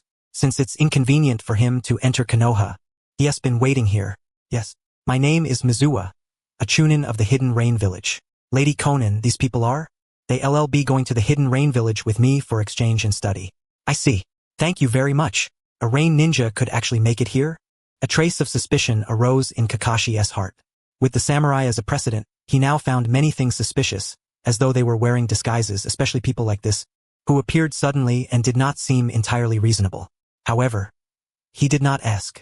Instead, he remained silent off to the side while secretly observing his new teammates. Shisui Uchiha and Kurenai Yuhi, Kyoichi's disciples. In the 2 Chunin exams, Kakashi, who had long since been promoted to Chunin, had watched from the sidelines, so he had a rather solid understanding of the strength of Kyoichi's 3 disciples. Shisui was the most well-rounded. Asuma was the strongest in direct combat. Kurenai Yuhi. Kakashi did not know all that much about her. He only knew that she had originally been an outstanding genjutsu ninja, but after joining Kyoichi's squad, her focus had begun to shift toward medical ninjutsu and taijutsu. She still needed to be observed. When it came to coordination, the first step should be gathering intel on his teammates, right? He needed to understand them well enough. However, they did not seem to understand him enough yet. Kyoichi's words flashed through Kakashi's mind, and he realized a very crucial issue. He understood Shisui and Kurenai, but Shisui and Kurenai probably knew very little about him. He would have to find a time to exchange information with them. Countless plans spun through his mind. But Minato saw all of it and grew anxious. Kakashi, too, was conflicted. With outsiders present, discussing these things with Shisui Uchiha and the others seemed a little inappropriate. But slipping away on his own would not be safe, either. So what was he supposed to do? Kyoichi found himself wanting to laugh. There was no doubt that, as a ninja, Kakashi was absolutely qualified. The problem was that the standards he held for both himself and others were far too severe, and his adherence to doctrine had reached an almost mechanical degree. Of course, failing to follow discipline was wrong. But following it too rigidly was, in its own way, problem too. Kakashi, for example, Kyoichi refused to believe the guy could not tell that Mizuwa was an imposter, and Conan had even taught at the Ninja Academy before, which showed just how much Kyoichi trusted her. To put it plainly, everyone here was one of their own. What was there to hide? And yet, this guy still stood there as immovable as a bell, while Shisui Uchiha remained perfectly composed and in no hurry at all. Kurenai Yuhi, on the other hand, was starting to get anxious. Everyone seemed not exactly harmonious. She was just about to speak when she noticed Shisui Uchiha's fingers twitch slightly, forming a very subtle signal. Do not move. She was a little puzzled, but out of trust for her teammate, she silently closed her mouth and said nothing. They left the land of fire. Kakashi was still waiting. And yet, even in the northern part of the land of rivers, he still had no real chance. While Shisui Uchiha and Kurenai Yuhi were quietly discussing the situation in northern land of rivers, chatting away with remarkable enthusiasm, Kakashi had been isolated. He had never cared much about these things before. The old him believed ninja did not need friends, and that everyone being together was merely for the sake of completing missions. That included Obito and Rin. Though they had spent a long time together, he had never truly blended in. The reason he could get along with Rin and Obito now was because Obito and Rin had taken the initiative to draw closer to him. But when his teammates did not move toward him, Kakashi felt it. It hurt. Kyoichi secretly gave Shisui Uchiha a thumbs up. Now that was cooperation. Just look at this disciple of his. Then look at that one. At a glance, he was clearly an orphan-type player. He shot Minato a look. Minato had nothing to say. Kakashi's terrible social skills were something he felt he bore a certain responsibility for. At the very least, his concern for Kakashi's psychological issues truly had not been sufficient. Besides, when it came to educational ability, he had always believed Kyoichi was the strongest. There was no comparison at all. If he himself were capable, would he still need to be here as an endlessly overworked laborer with no breaks between shifts? Minato felt entirely justified. The group was about to enter the territory of the Land of Rain, and even Conan was starting to lose patience. Was this guy planning to keep acting like an orphan forever? Was he not going to communicate with his teammates? This was still a mission, for goodness sake. Could he at least take it seriously? She glanced at the sky and said stiffly, "Ahead is the Land of Rain. The rainfall around this area has already started to increase. Traveling through the night may be rather troublesome, so why not stay in the town up ahead for one night? Fine. You're familiar with this area, so we'll follow your lead." Kyoichi did not refuse. Fixing Kakashi's mindset was secondary. The mission and the fishing were the key points. He had no intention of picking up sesame seeds only to drop a watermelon. Hearing that they would be lodging for the night, Kakashi let out a breath of relief. Good. The chance had come. When they reached the town up ahead, scattered raindrops were already drifting down from the sky. They had not yet entered the Land of Rain, but the weather had already begun to turn just as miserable as it was there. All around them, waterways crisscrossed the land, and rivers rushed swiftly by. The town was not large, but the reason it could stand here at all was precisely because it sat on the border between the Land of Rain and the Land of Rivers, serving as a place where traveling ninja, wandering ninja, and others could find lodging and supplies. Because of that, it was instead the most prosperous town in northern Land of Rivers. Conan knew the place well and quickly found an innkeeper she was very familiar with, securing 4 rooms. Conan, Kyoichi, and Minato each had 1 room. Kakashi, Shisui Uchiha, and Kurenai Yuhi shared 1 room among the 3 of them. After settling in, knock, knock, knock. Someone knocked on the door. Kyoichi opened it and saw Conan standing outside. He could not help falling silent for a moment before saying, "Knocking on a man's door late at night, woman, you're about to commit a crime. Quit messing around. Who is that masked boy? Why is he so strange? And you brought him out here like you mean to train him, so why haven't you said a single word to help him from beginning to end?" Conan could not hold back anymore. This was purely a case of the emperor not being anxious while the eunuch died of worry. Kyoichi was helpless. Seeing Conan's dissatisfied expression, he pointed into the room, signaling for her to come in. "You're even more anxious than I am. He's dragging things out too much. Even with an outsider like me around, they could at least chat with one another and exchange information through conversation. Couldn't they? What you're saying makes a lot of sense, but he doesn't know how." Kyoichi acknowledged Conan's point. Conan was bewildered when she heard that. Was communicating with teammates not a basic quality of being a ninja? It's complicated. There's no way for me to explain it all to you one by one. Kyoichi did not tell her about Tsukumo's experiences. This was the kind of thing where those who understood, understood. For those who did not, saying it would be useless. Conan fell silent. He looked like a child with a story behind him. She sighed softly. She rose and prepared to leave, but just then, there came another knock. Knock. Knock from outside. Good. The person who ought to be most anxious is here. Kyoichi smiled and went to open the door, only to see Mizuwa standing outside. Seeing that Conan was also there, Minato froze for a moment, then nodded lightly and looked at Kyoichi. Hurry and check what's going on with them. Huh? Conan was dumbfounded. The next moment, Minato squeezed his way in and quickly found the crystal ball beneath the table. It had to be said. When it came to intelligence gathering, Minato had truly maxed out the skill tree. Fine then, Kyoichi had no choice but to perform the jutsu as requested. After all, who told him that the man was currently helping out by working non-stop around the clock? In the next second, Conan saw the scene inside Kakashi and the others' room through the crystal ball. The three of them were sitting together and communicating, seemingly discussing their own abilities and tactical plans for cooperation. Conan swept him a cold glance and was immediately left speechless. Kyoichi, this guy, seriously earlier, he had acted as though he were so calm, but it turned out he could see everything all along. Could he at least act like a decent person? Even Jiraiya would not do something like this. Kakashi looks like he is still capable of communicating, so that's a relief. Sigh. Minato sighed. As for Kakashi's situation, he had tried advising him before as well, but it had been completely useless. In the end, he could only seek help from Tsunade, mainly because he had heard that Tsunade had recently been researching psychological medicine. Never in his wildest dreams had he expected that Kakashi would almost be treated straight into the umbu. Ridiculous. Conan understood. Kakashi was Minato's disciple. In that case, indirectly, did that make him equivalent to one of her juniors? No, wait, Kakashi? That name sounded very familiar. She thought for a long while, and a surname surfaced in her mind. Hatake, the son of the White Fang? Kyoichi shook his head. He still needs training. Squad cooperation isn't a one-man show. In battle, there are countless variables. No one can make everything proceed according to plan. Even I, when assigning missions, only give them a general direction and let them handle the details themselves. But Kakashi has this feeling like he wants to keep everything under his control. He had overcorrected. That you're right, but when he's in my squad, he does seem to be like that. Minato scratched his head. He had never really thought there was anything wrong with it before. Under Kakashi's command, Obito and Rin had brought out the strength they were supposed to have, and their coordination could be called fairly close to perfect. And yet, so, in other people's eyes, that didn't count as coordination at all? What kind of person was Obito, and what kind of person was Shisui? Not that I'm looking down on him, but if you let Obito take part in an operational discussion, the final result would probably be him charging straight in to duel the enemy. If it was Obito, that was indeed exactly how it would go. Conan nodded in heartfelt agreement. Minato pondered for a moment, then gave a faint nod. When your teammates changed, your way of thinking really did have to change along with them. Whether in mindset or ability, Shisui was no worse than the Kakashi of back then. A teammate like that should not be coordinated with in that sort of format. It was far too rigid.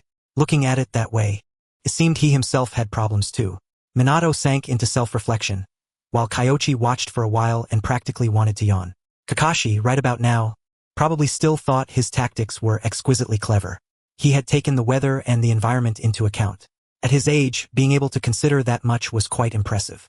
The problem was, after entering the land of rain, who exactly were the enemies they might encounter? He had no clue at all, yet he had already started drawing up an operational plan, even getting specific about ninjutsu coordination. What are you a master of micromanagement to? Enough about that. Conan, does your village have any relatively strong squads? To be honest, no. Conan very much wanted to answer yes, but their strength simply did not allow it. After all, the opponents were a combination like Kakashi, Shisui, and Kurenai Yuhi. Kyoichi furrowed his brow. If they knew the intel, is there anyone who could cause them some trouble? I don't think so. You should have seen Amigakure-s elites at the Chunin exams before. If you think any of them are reliable, you can tell me. Then there really aren't any. Even a rather mechanical tactical arrangement like Kakashi's still required ninja of a certain level to crack and counter it. Otherwise, even knowing the intel would be useless. Kyoichi mulled it over for a moment, then said, then choose a Chunin squad under 15 years old. In any case, the three of them are all Chunin. If they lose, it can motivate the AIM ninja. If they win, it can teach Kakashi a lesson. Either way, we don't lose. All right, it's an exchange anyway. Conan had no particular objection to that. The Konoha squad coming to Amigakure was, in itself, an exchange and learning opportunity, meant to spur on the AIM ninja and liven up the atmosphere. Kyoichi's real business was on Konoha's side. The next day, Kakashi and Shisui's group still maintained their silence, with no excessive communication. If they had not watched through the telescope technique, everyone might have thought nothing had happened between them last night, which made the current situation feel all the more bizarre. Did this count as having communicated, or not? Kyoichi was very familiar with this. They had communicated but not completely. Kakashi estate was a little like everyone working together, belonging to a co-worker relationship. Outside of work, there was nothing much worth discussing or exchanging. Conan watched with a strange expression, then glanced at Minato with no small amount of sympathy. Having a disciple like that. Minato's hair was going to fall out, wasn't he it? Oh. And he also had a teammate like Kyoichi. Kyoichi was very reliable, but he was genuinely ruthless when it came to squeezing people. All kinds of operations that forced everyone into endless competition. All kinds of inhuman systems and ideas. He would not stop until he had driven people onto the path of relentless striving. The key point was that even he himself was extremely competitive. His shadow clones were maintained almost 24 hours a day. He called it, in all seriousness, making reasonable use of time and extending his lifespan by alternative means. Conan had no words for that. As an outsider looking at that fighting spirit, she admired it, but it also filled her with a measure of anxiety. Other people had excellent talent, yet still worked this hard every day. What about her? Thinking that she wished she could take every bit of her time and pour it into training. But when she went home at night and calmed down, she understood that this was also one of Kyoichi's methods. Leading by example, he pushed himself harder than anyone else, so the others had nothing to complain about, right? Because of that. Toward Kyoichi's great method of forced competition, Conan both loved it and hated it now. Especially when she thought about how, after returning to the village, she would have to promote this entire system in Amigakure. She felt a tiny pang of guilt. After all, it was basically forcing everyone to compete in a roundabout way. Compete for rankings, compete for resources. Not compete, then you would fall behind. However, when she thought about it another way, she felt she had absolutely no need to feel sorry for Minato. This guy might very well be a member of the forced competition army too, one of the originators of Konoha's current state. Sigh. If even the great villages were this competitive, how were small villages supposed to survive? She lifted a hand and adjusted her rain cloak. Amigakure is just ahead. Everyone hold on a little longer. We're finally almost there. This is seriously unbearable. Kyoichi could not help letting out a breath. He had long known Amigakure's weather was terrible, but the reality was far harsher than he had imagined. Everywhere was shrouded in endless drizzle, and at most, 1 hour of sunlight could be seen in a day. Moreover, by the time you saw the sun, it might already be sinking toward the western horizon. And even that did not happen every day. They had simply run into good luck. Not long after arriving, the sky had cleared for a little while. Normally, even across more than 10 days, there might not be a single clear one. That feeling was truly awful. Haha, it's always like this when you first arrive. Once you live here for a while, you'll get used to it. Conan smiled. Days like this were hard on them too. But there was nothing they could do. The land of rain was simply that kind of country, with only a few clear days each year. Being able to see the sun today was already a pretty good experience. Kurina Yuhi tucked her hair into the front of her rain cloak and could not help saying, "Is there no way to change the weather? That kind of technique probably isn't something human strength can accomplish, right?" Conan thought for a moment before answering. Minato thought of Kyoichi's Kirin. That technique made use of natural lightning. In that area. If anyone knew something, it would definitely be Kyoichi. After all. Aside from him, there did not seem to be anyone else who would research things like that. It's not completely impossible. Huh? There's a way? Conan was both surprised and delighted. I discussed it before with Yahiko and Ebizo of Sunagakure. If part of the mountains between the land of rain and the land of wind were moved away, letting rain-bearing air currents descend from the north, the land of rain's rainy climate would improve a great deal. The land of rain had special terrain. It lay between the land of wind, the land of earth, and the land of fire, surrounded by mountains that formed a basin, with only one opening leading toward the land of rivers. Namely, the river that ran through the land of rivers. Kyoichi guessed that the land of rain's situation might be because northeastern ocean currents were blocked by the basin terrain, causing a circulation pattern to form here, which in turn made it rain year-round. Correspondingly, the northern part of the land of wind was an expanse of drought. Some places were parched to death, while others were flooded to death. Moving away 1 or 2 mountains would definitely bring some improvement.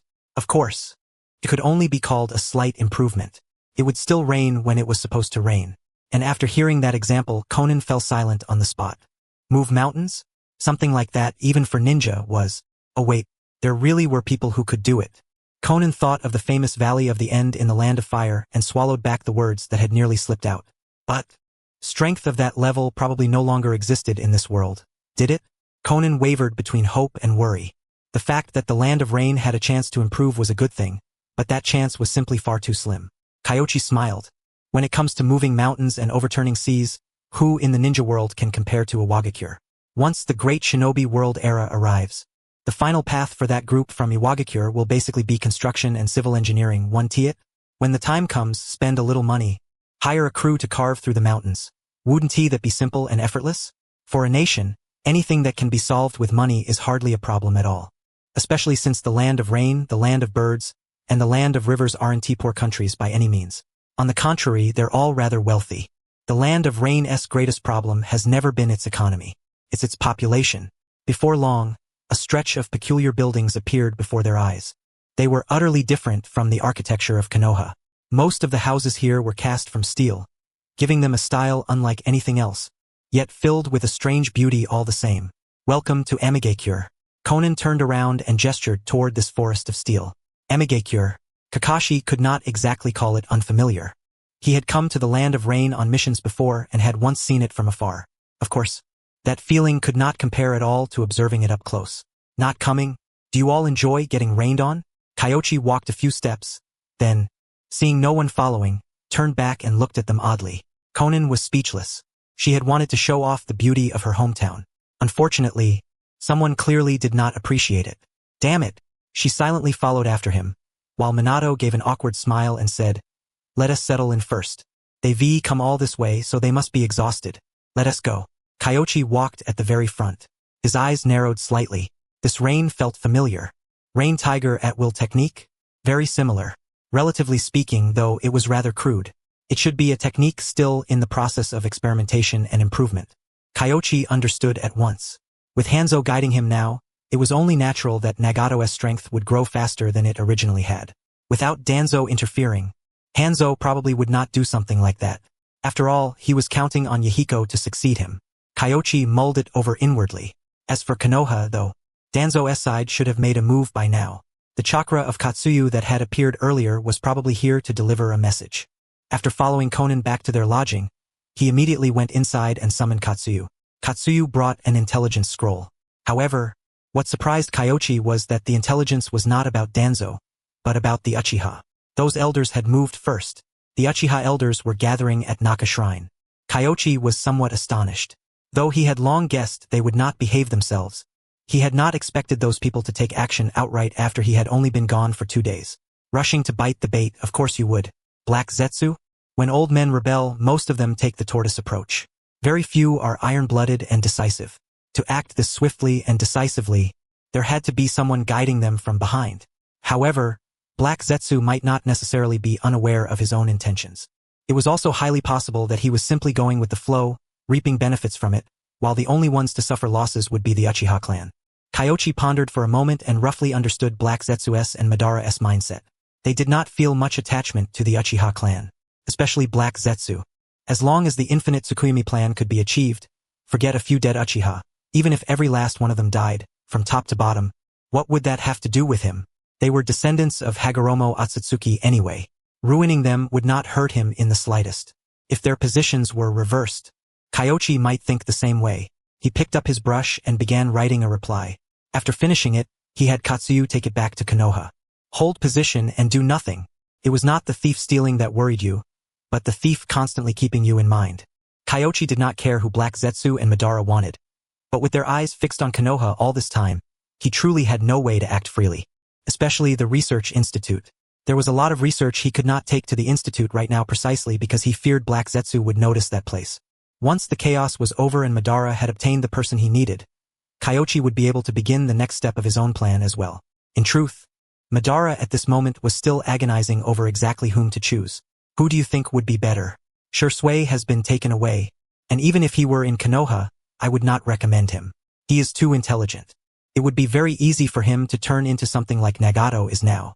When the time comes, not only might the plan fail, could even expose our location instead, Black Zetsu said in a low voice. Madara nodded, closing his eyes in thought. After a while he spoke. I have 2 candidates. One is Obito Uchiha. That child has a kind nature and a simple mind. He would be the easiest to make rebel and manipulate. If arranged properly, there is a chance he could awaken the Mangekyo Sharingan. Yes, but the Obito you know is probably not the Obito of now.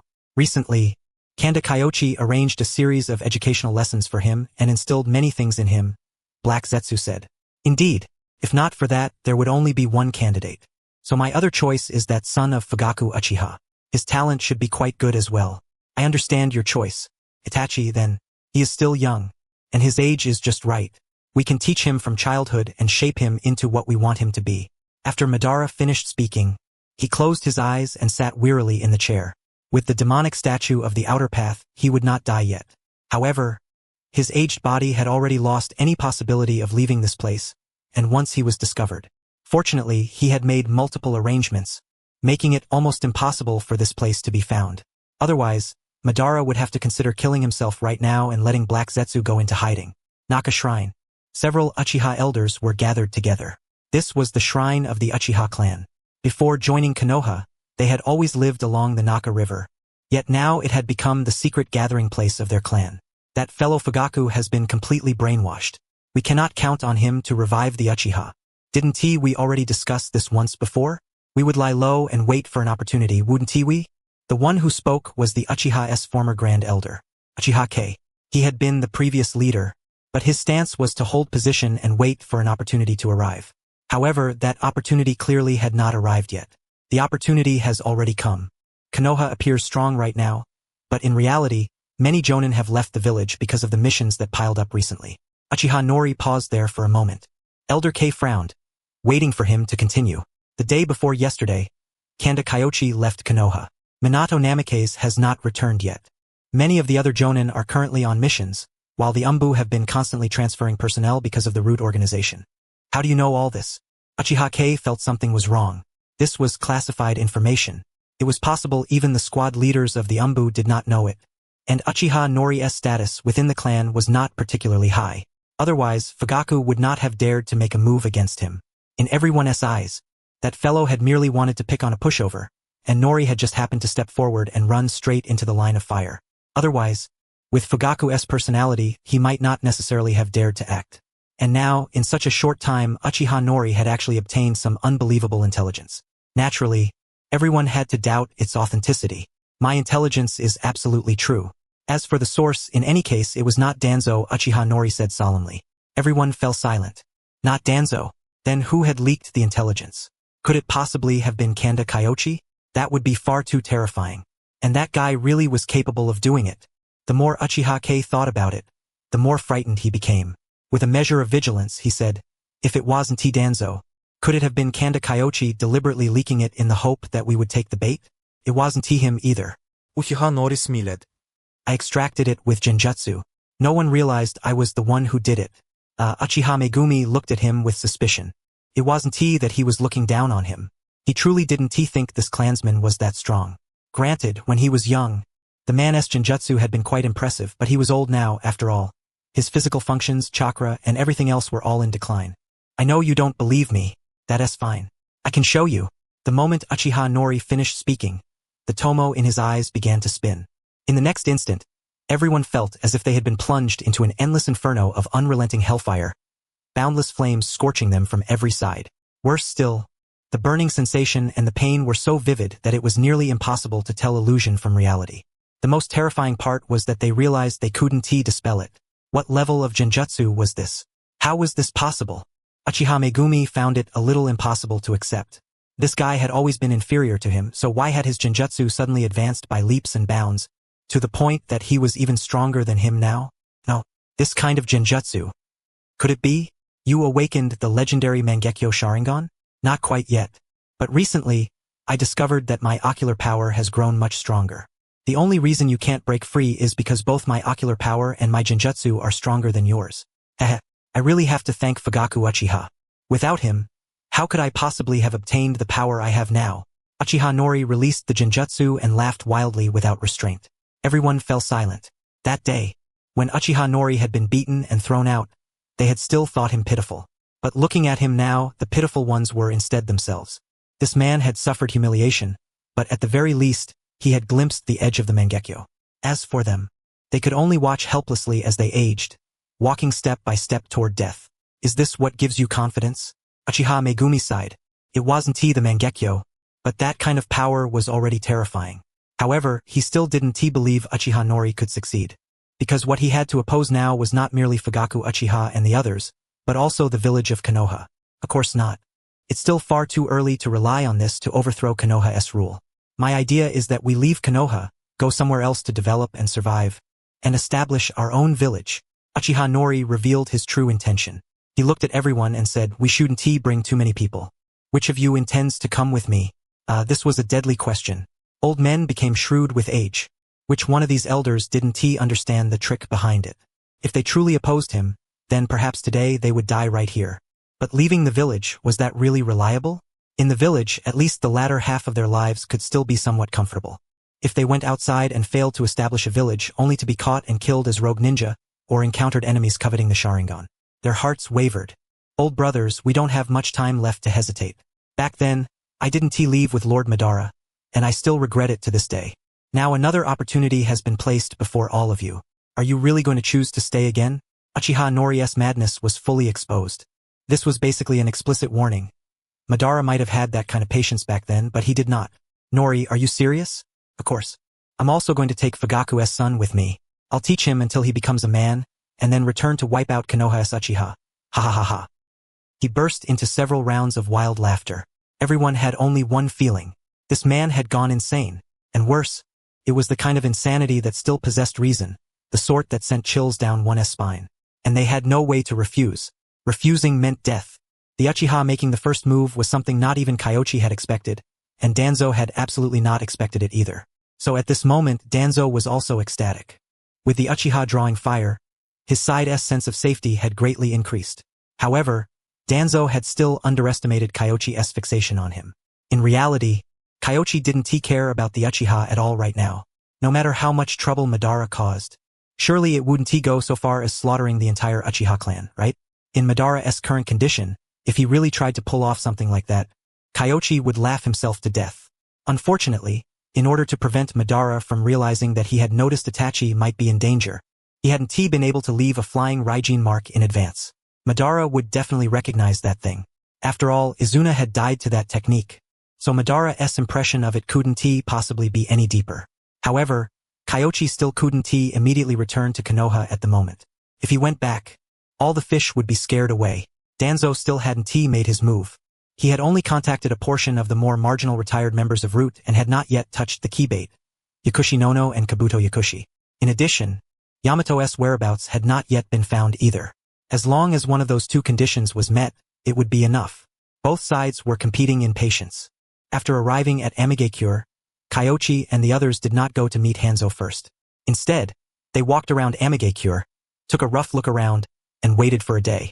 Only then did Hanzo send someone over to seek out Kyoichi on his own initiative. It had to be said, Hanzo's office had a serious underworld vibe. The outside was already gloomy enough, yet his office was even more hellish. When they entered, he hadn't even turned on a light, combined with that masked silhouette. That feeling was truly hard to put into words. Kyoichi held back the urge to comment and calmly pulled over a chair to sit down. Of everyone who has entered my office, you are the youngest and also the calmest. Hanzo's voice was low. Kyoichi smiled and said very casually, "Calm comes from strength." Hanzo fell silent for a moment, then said, "You're very direct. And your attitude toward me seems somewhat different from what I learned from Yahiko. Because Yahiko is very simple. His goal truly is only to change Amigakure and bring peace to the shinobi world. As for you, I believe peace is merely a side objective for you." As Kyoichi said this, Orochimaru surfaced in his mind. That guy was the same type. Orochimaru's goal was immortality. But along the way he didn't mind pursuing ninjutsu, forbidden technique knowledge and so on, because the two didn't interfere with each other. In Kyoichi's eyes, Hanzo was the same kind of person. He was not as pure as Yahiko. Hanzo fell silent after hearing that. After a long while he finally said, "No one can be as pure as Yahiko, which is why there is only one Yahiko. Is that how you see him?" "What? Nothing. It just surprised me a little. Your opinion of Yahiko is very high. I thought you would care more about Nagato." Kyoichi smiled. He had deliberately mentioned Nagato because he wanted to see Hanzo's attitude. But Hanzo merely shook his head and said, "The Rinnegan is very powerful. But for now, I haven't seen where its true strength lies. Even so, Nagato's personality still does not make him a qualified leader." That was indeed true. Nagato really was not particularly suited to being a leader. The Akatsuki he led was basically a group of powerful individuals gathered together, each doing his own thing. Of course, that was because Yahiko had died, and Nagato himself had been crippled, leading his personality to become extreme. But if Yahiko had not died, Nagato would have possessed even less decision-making ability, because he simply wouldn't think in those directions at all. More often than not, he would just follow Yahiko's lead. And Hanzo had clearly seen through that point with precision. Controlling Yahiko was equivalent to controlling Nagato. Hanzo was still Hanzo. However, forget it. For Yahiko and the others, this might not necessarily be a bad thing. At the very least, if something was done, there would be someone to take the blame.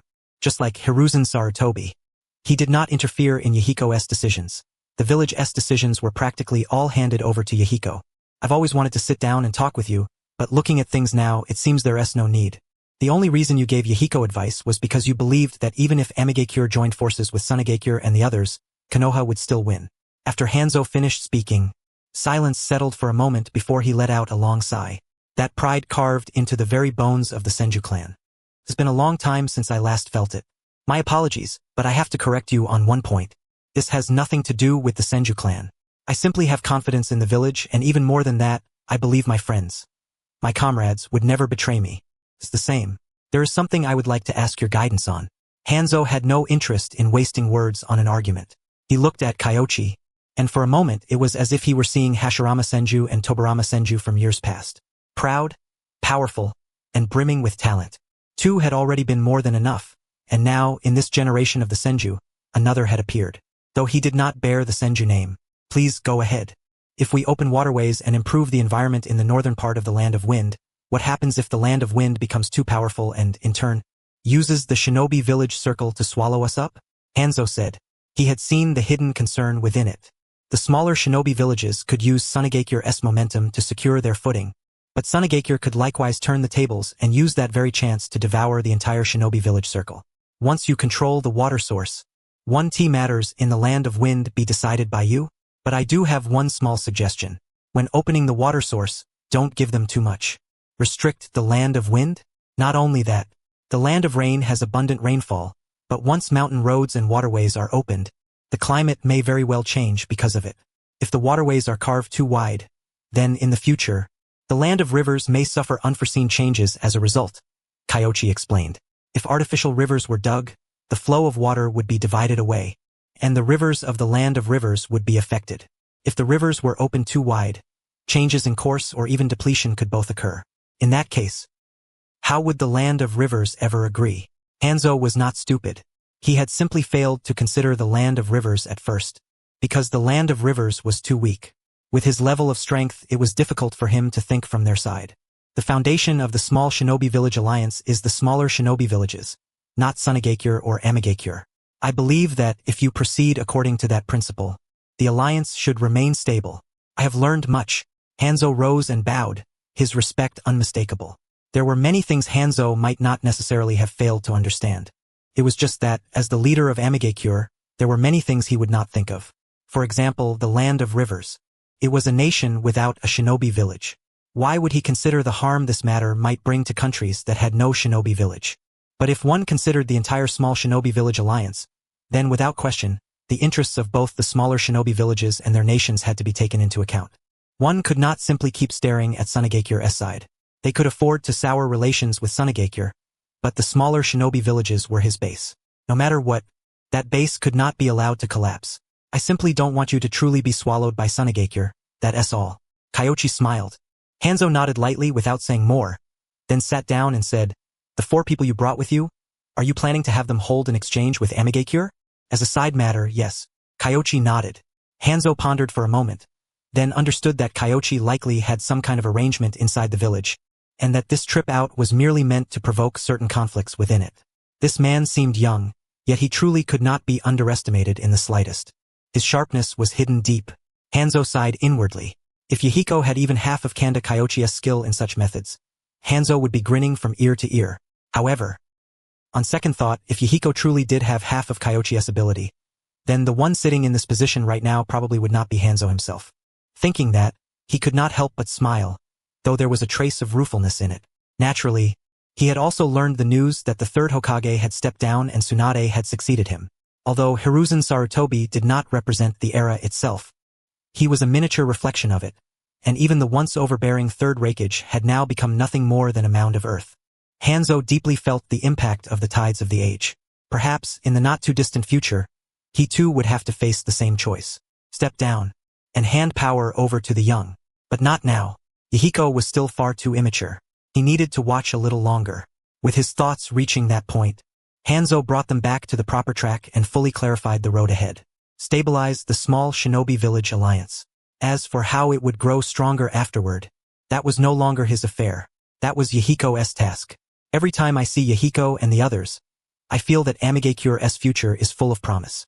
But when I see you, I feel as though Amigekure's future may still be held in someone else's hands, Hanzo said with some emotion. He had always wanted to meet Kyoichi before, to see just what kind of person this young man from Konoha really was. In the end, this brat had come in and immediately delivered both a show of force and a greeting gift, leaving Hanzo no choice but to admire him. You must be joking, Lord Hanzo. I'm just an ordinary jonin of Konoha. How could I possibly be said to control someone else's future? Besides, haven't Amigekure's choices always been decided by you yourselves? Kyoichi said with a cheerful smile. Hanzo shook his head. He vaguely sensed that Kyoichi still had other plans behind this, but he could not guess the specifics. He could only roughly surmise that they might be related to the concept of the shinobi village circle. It was just that, for now, the effects brought by this concept were beneficial to Amigekure and carried no harm. That included the villages still being newly built in places like the Land of Birds and the Land of Rivers. If there had been no such thing as the shinobi village circle, Sunagekure would never have sat by and watched the number of their missions be directly reduced to zero. War would have been difficult to avoid. But now, like slowly boiling a frog in warm water, Sunagekure had no choice but to hold its nose and accept it. On top of that, Sunagekure itself had gained benefits as well, improvements to the climate and environment in the north. The impact on the Land of Wind was enormous. Kyoichi stretched lazily, then stood and loosened his limbs. Hanzo looked at him in confusion. What are you doing? Oh, someone asked me to help beat you up. Since I happened to run into you now, I figured I might as well settle it here. Otherwise, I'm afraid I won't have much of a chance later. Kyoichi drew his blade. Hanzo the demigod. He had wanted to see what the man was capable of for a very long time. Ha, was it Tsunade? Hanzo could not help but laugh. Someone who would make such a request. Could only be her. That female ninja. Back then, she had fought him together with Orochimaru and Jiraiya. Although the situation had forced him not to kill them, and instead he had even given them the title of the Sannin, he had to admit that those three truly were all genius ninja. As for Tsunade, he could not quite keep himself composed and asked, is her gambling luck really that bad? In a certain sense, there are only names chosen wrongly, never nicknames chosen wrongly. The legendary sucker. For that title to reach even my ears here in Amigekure, that really is a skill in itself, Hanzo said with sincere emotion. He rarely went out in Amigekure, barely stepping beyond his own doors, and yet the title of sucker kept finding its way into his ears. Not because of the ANBU. Rather, because there were many people in the village who had won money from Tsunade. Shall we change locations? That would be best. Hanzo nodded. He opened the window, and in the next instant, both of them vanished from the office at the same time. They were both fast. Even after all these years, Hanzo's skills had not declined. At least when it came to the body flicker technique, he remained extremely powerful. Of course, he was not especially old. That was also part of the reason. Kyoichi observed in secret, feeling a measure of admiration in his heart. For someone from a small shinobi village to reach that level of strength, Hanzo truly deserved the title of demigod. And transplanting a venom sac. This should have been the earliest transplant, right? In a certain sense, even Orochimaru wasn't earlier than him. Of course, later on, all of that became nothing more than the kind of leftovers Orochimaru had already played around with. They sprinted all the way, at their speed. Ordinary people couldn't even see them, much less catch up. However, there were still a few exceptions. For example, Nagato. He was testing a new jutsu, and by sheer chance he sensed two shinobi moving at high speed. Only after carefully focusing his perception did he realize one of them was Hanzo. Kanda Kyoichi. He had met him a few times before, but they had never really had any dealings with each other. After thinking it over, curiosity got the better of him, and he followed. Minato, on the other hand, was purely worried. The reason he could discover them was because Kyoichi had his flying Raijin mark on him.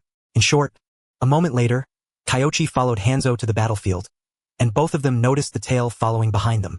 As for the battlefield itself, this was the place where he had fought the Sannin before, wasn't it? Kyoichi understood inwardly. There are two people following us. Need to clear them out? Hanzo looked toward Kyoichi. S&T that what I should be asking you? You're the demigod after all.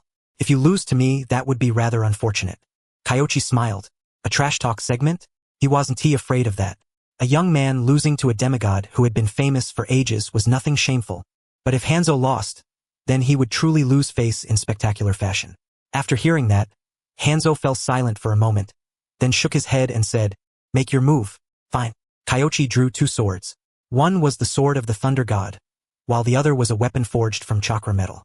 As for Samahata and the like, he did not take them out to use. Hanzo still had that same sickle. He took his stance, ready to strike at any instant. When masters clashed, victory and defeat were decided in a single moment. And for samurai, even more so, a flash of swordsmanship. Both of them moved at once. Their speed was terrifyingly fast, far beyond what the naked eye could follow. Minato only saw two blurred shadows, while Nagato, with the Rinnegan, could make out their movements. Speed pushed to the extreme. More importantly, both of them could control that speed, and even while moving at high velocity, they could freely change moves and respond. Kanda Kyoichi's strength had grown even greater than before. Clang! A crisp sound rang out. Blades parted, and the two passed by each other. A few more traces of gravity appeared on Hanzo's face. He truly was a formidable enemy.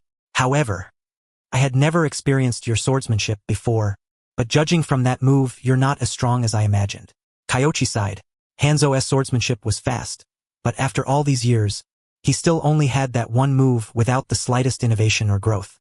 Rowing against the current, if you did not advance, you fell back. For shinobi, it was the same. A Hanzo like this, once Madara struggled his way back out, would probably be taught a harsh lesson. So, Kyoichi decided.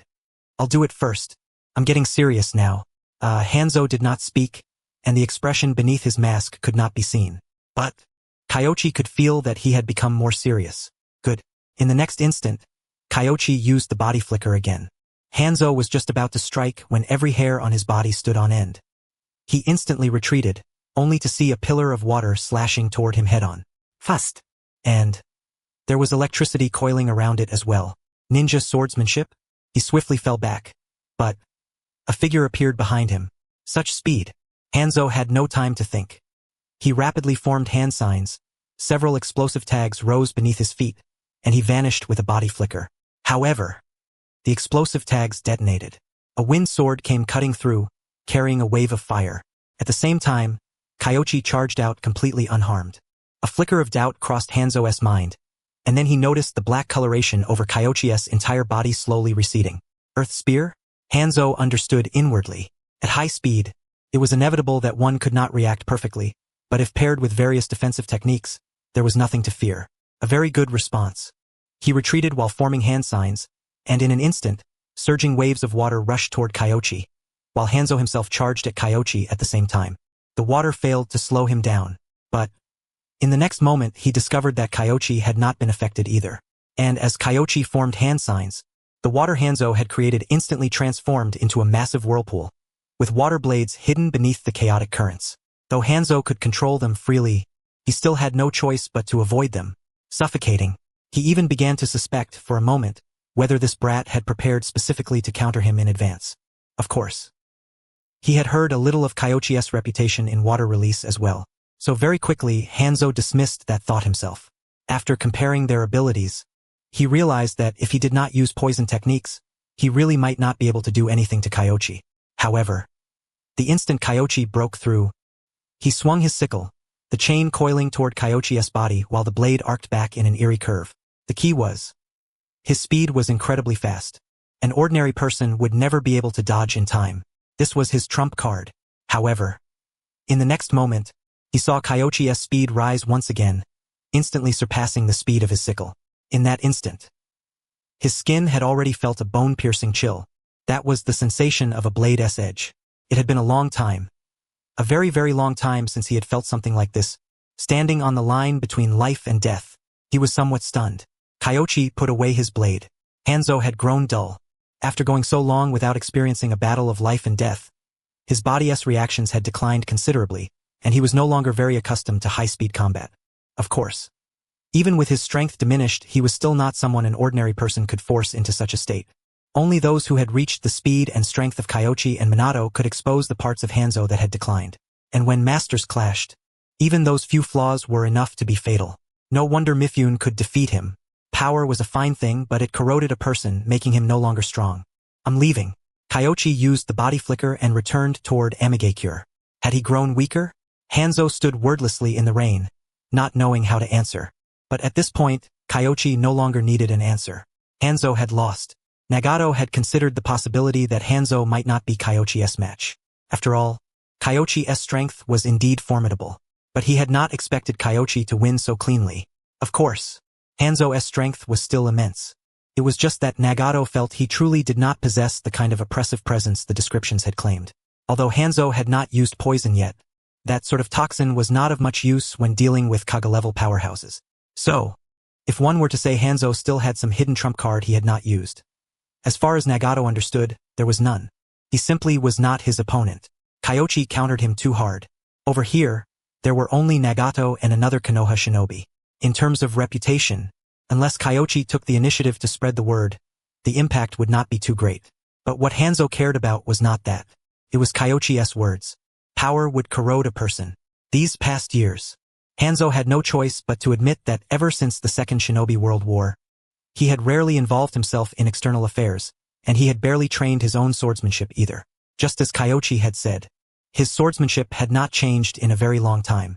Though it remained powerful, it was far inferior to the opponent's combination with ninja swordsmanship. And that slash seemed rather similar to his flash. Lord Hanzo, Kanda Kyoichi has only just joined the war, and his swordsmanship is right at the point of being honed to mastery. Meanwhile, in areas like speed, he counters you completely, so it's perfectly normal that you weren't his match. Nagato, your attempt at comforting me is awkward and infuriating, but I'll thank you all the same. Hanzo had originally been feeling rather stifled, unable to shake the knot in his chest, but now he could not help laughing aloud. Given Nagato's usual taciturn nature, it was already no small feat for him to say this much. Though those words of comfort were irritating, they were also reasonable. Kyoichi countered him far too hard. He excelled in swordsmanship, taijutsu, and water release ninjutsu. And yet, Kyoichi's swordsmanship, taijutsu, and water release were all stronger than his. Water release in particular. That kind of water release made him involuntarily think of Tobirama Senju from back in the day. The same terrifying talent and strength. Nagato remained silent, quietly watching from the side. He truly was not good at comforting others, and what he had said just now was already the result of careful consideration. And yet, the effect did not seem particularly good. Kyoichi returned to his lodgings with his blade and began thinking over what had just happened. Hanzo's strength had declined quite a bit. Taijutsu and swordsmanship still had to be practiced diligently. Otherwise, one would end up like Hanzo. Against ordinary opponents it would not show, but when masters exchanged blows, it would become painfully obvious. As for Madara and Hashirama Senju, their level was already beyond what ordinary people could compare to. Although Hanzo was known as the demigod, as a transmigrator, Kyoichi knew very well just how vast the gap was between Hanzo and someone on the level of Madara or Hashirama Senju. So, Kyoichi merely felt a little wistful, and there was not much joy in it. Before long, Minato quietly came looking for him, acting furtive and sneaky, as if terrified that someone might be following him. What are you doing? We're already inside the hidden rain village. There's no need to be so secretive. Kyoichi was somewhat puzzled. Ahem, that was Hanzo after all. Minato gave a light cough. Defeating the demigod, if a battle record like that spread, Kyoichi's fame would soar by another huge margin. But Kyoichi merely shook his head. Yes, only a weakened Hanzo. He stopped being the demigod of the past a long time ago. Besides, he didn't T-summon his salamander either. It's possible he can only bring out even greater strength together with the salamander. Didn't T-you hide plenty of jutsu too? Minato did not feel there was anything inflated about that battle. Although they had only exchanged blows a few times with their eyes, the difference between strong and weak could be understood the moment they fought. It's meaningless. Kyoichi shook his head lightly. Fame and all that, there's no reward for it anyway. True enough. How are things on the village's side? When do you need my help? Minato asked in a low voice. Kyoichi used chakra sensing to probe the area, and only after confirming that no one was nearby did he tell him about the village's current situation. The Uchiha are going to cause trouble? Minato said, somewhat surprised. Those clan elders want to rebel? Do they have that kind of nerve? Normal people might not, but when it comes to the Uchiha, no one can say for sure. For one thing, their Kekkai Genkai requires emotional stimulation. Under emotions like that, there's no telling who might suddenly break through. The Uchiha's Kekei Genkai was far too unstable. It was precisely that instability that had made Tobarama Senju so deeply wary of them all along. Therefore, Fugaku's choice was undoubtedly foolish. Back then, if he had done as Shisui said and simply killed those elders outright, none of this would be happening now. Even if the clan was wiped out, to be honest, Kyoichi would not sympathize with them. At most, he would feel a little regret. After all, the Uchiha were still one of Konoha's great clans. Without the Uchiha, the village's strength declining was only inevitable. Kyoichi was still waiting for news. Given the current situation, an accident could happen at any time. And not only with the Uchiha. There was also Danzo. Hanzo faced the wall and reflected. He could accept defeat, but he could not accept being defeated so easily. Although he had not used the salamander and the like in swordsmanship and ninjutsu, he had indeed lost. Moreover, after returning, Hanzo gathered some intelligence and discovered that he had truly fallen behind. This Kanda Kyoichi was not only extremely strong in ninjutsu, taijutsu, and swordsmanship, but also mastered powerful sealing techniques and was suspected of having defeated a tailed beast Jinchuriki on his own. With battle power like that, combined with expertise in fields that overlapped so heavily with his own, his loss was not exactly unjust. Of course, what Hanzo was considering was not only his own problem, but also the hidden rain village. Creating ninjutsu was very difficult. However, sword-based ninjutsu might not be impossible to study. This was a direction the ninja beneath him could cultivate. Would this count as comprehensively learning from Konoha? Hanzo thought about it and in the end, gave up worrying over it. Learning was learning. Others were strong. There was no shame in learning from them. At this moment, he was just preparing to call Konan over. But after asking, he learned that Konan was currently presiding over an exchange between the ninja of the two villages. When he arrived at the scene, Kyoichi and that disguised Konoha ninja were also present, while those sparring below were the 3 children Kanda Kyoichi had brought with him. If he remembered correctly, the silver-haired one should be Kakashi Hitaki, the son of the White Fang. As for the other 2, he did not know much about them. Their opponents were a Chunin squad. Facing Konoha's squad, they were actually no match at all. Konoha's coordination is rather good. Hanzo could not help watching a few more times, especially the other 2. They were almost perfectly coordinating with Kakashi as they fought, bringing Kakashi's advantages to their absolute limit. Speed and assassination. However, these 3 were geniuses of Konoha, so having this level of strength was not surprising. Rather, those 3 hidden rain ninja being able to fight Kakashi and the others to this extent was already quite commendable. Hanzo quietly called Nagato over. Yahiko was not present, and Konan was busy below, so he could only call Nagato over to ask. Those 3 coordinate pretty well. They should be worth cultivating, right? Nagato looked somewhat reluctant to speak. Hanzo was stunned for a moment and understood that there was likely more to this. Lord Hanzo, Konoha's side basically revealed Kakashi and the other 2's abilities, the ninjutsu they specialize in, and their coordination to us completely. Konan trained them specifically against that for the whole morning. In the end, Nagato still honestly told the truth. Hanzo went numb. Their details had been revealed, and they had been trained specifically against them for an entire morning, yet they still ended up beaten like this. How humiliating. But when he thought about how he had also lost to Kanda Kyoichi, the 3 from Konoha were indeed strong, so it was only normal that they were not their match. There's another team tomorrow. The same as this? The corner of Hanzo's mouth twitched. Once wasn't he enough, so they were doing it a second time? Well, Konan said this is to stir everyone's fighting spirit and let them recognize their own strength. Then she'll organize the batch who lost into an elite class. Let Konan be bold and do it. If there are any problems, have her come to me. I'll step in and resolve them. Hanzo nodded lightly. Nagato was somewhat surprised. He had originally thought Hanzo would ask for the details, then find Konan for a private discussion because the previous Hanzo had been exactly like that. He had to personally question every matter. Yet in the end, Hanzo said nothing and simply let Konan make the arrangements. Had Kyoichi beaten him senseless? You've been working on the school lately, haven't you? Later, I'll organize some materials and have Konan try teaching them. As for the other ninja villages, just treat them all equally. Yes. Nagato nodded. He couldn't quite make sense of it, but Hanzo's reaction left him deeply shaken. Clearly, that one battle with Kyoichi had caused a small shift in the mindset of this leader of Amigakure, and for the moment, at least, it seemed to be developing in a positive direction. Konan was furious. Kyoichi had told her to select elites and train them specifically in methods meant to counter Kakashi and the others. She had spent the entire morning teaching them, and every one of them had been brimming with confidence. And then, the moment they actually fought, they fell apart. And you people call yourselves Amigakure-s elites? Every last one of you is so full of yourselves. Thinking a little bit of skill makes you impressive. Huh? Take a look at them. Conan pointed outside. Even in the rain, the 3 from Konoha were still training. The AIM ninja fell silent. Those Konoha shinobi were way too diligent, weren't they?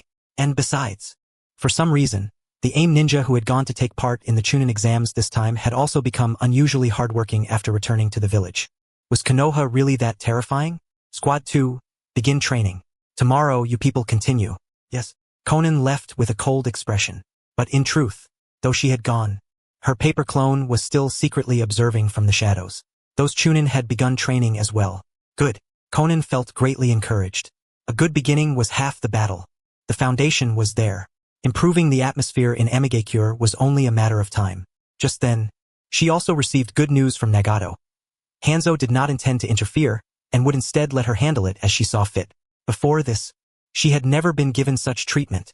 Lord Hanzo must have realized how necessary the village's atmosphere was too, and that was why he supported me without hesitation, right? Conan felt a measure of excitement at being acknowledged. Nagato's feelings were complicated. He meant to tell her the truth, but after thinking it over, he merely gave a slight nod and did not reveal it.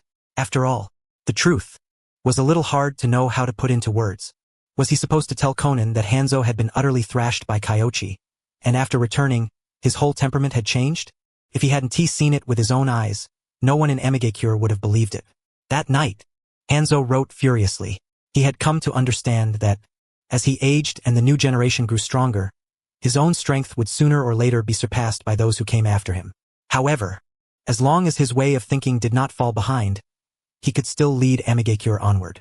And so, he would write down his own knowledge and teach it to the ninja of Amigakure.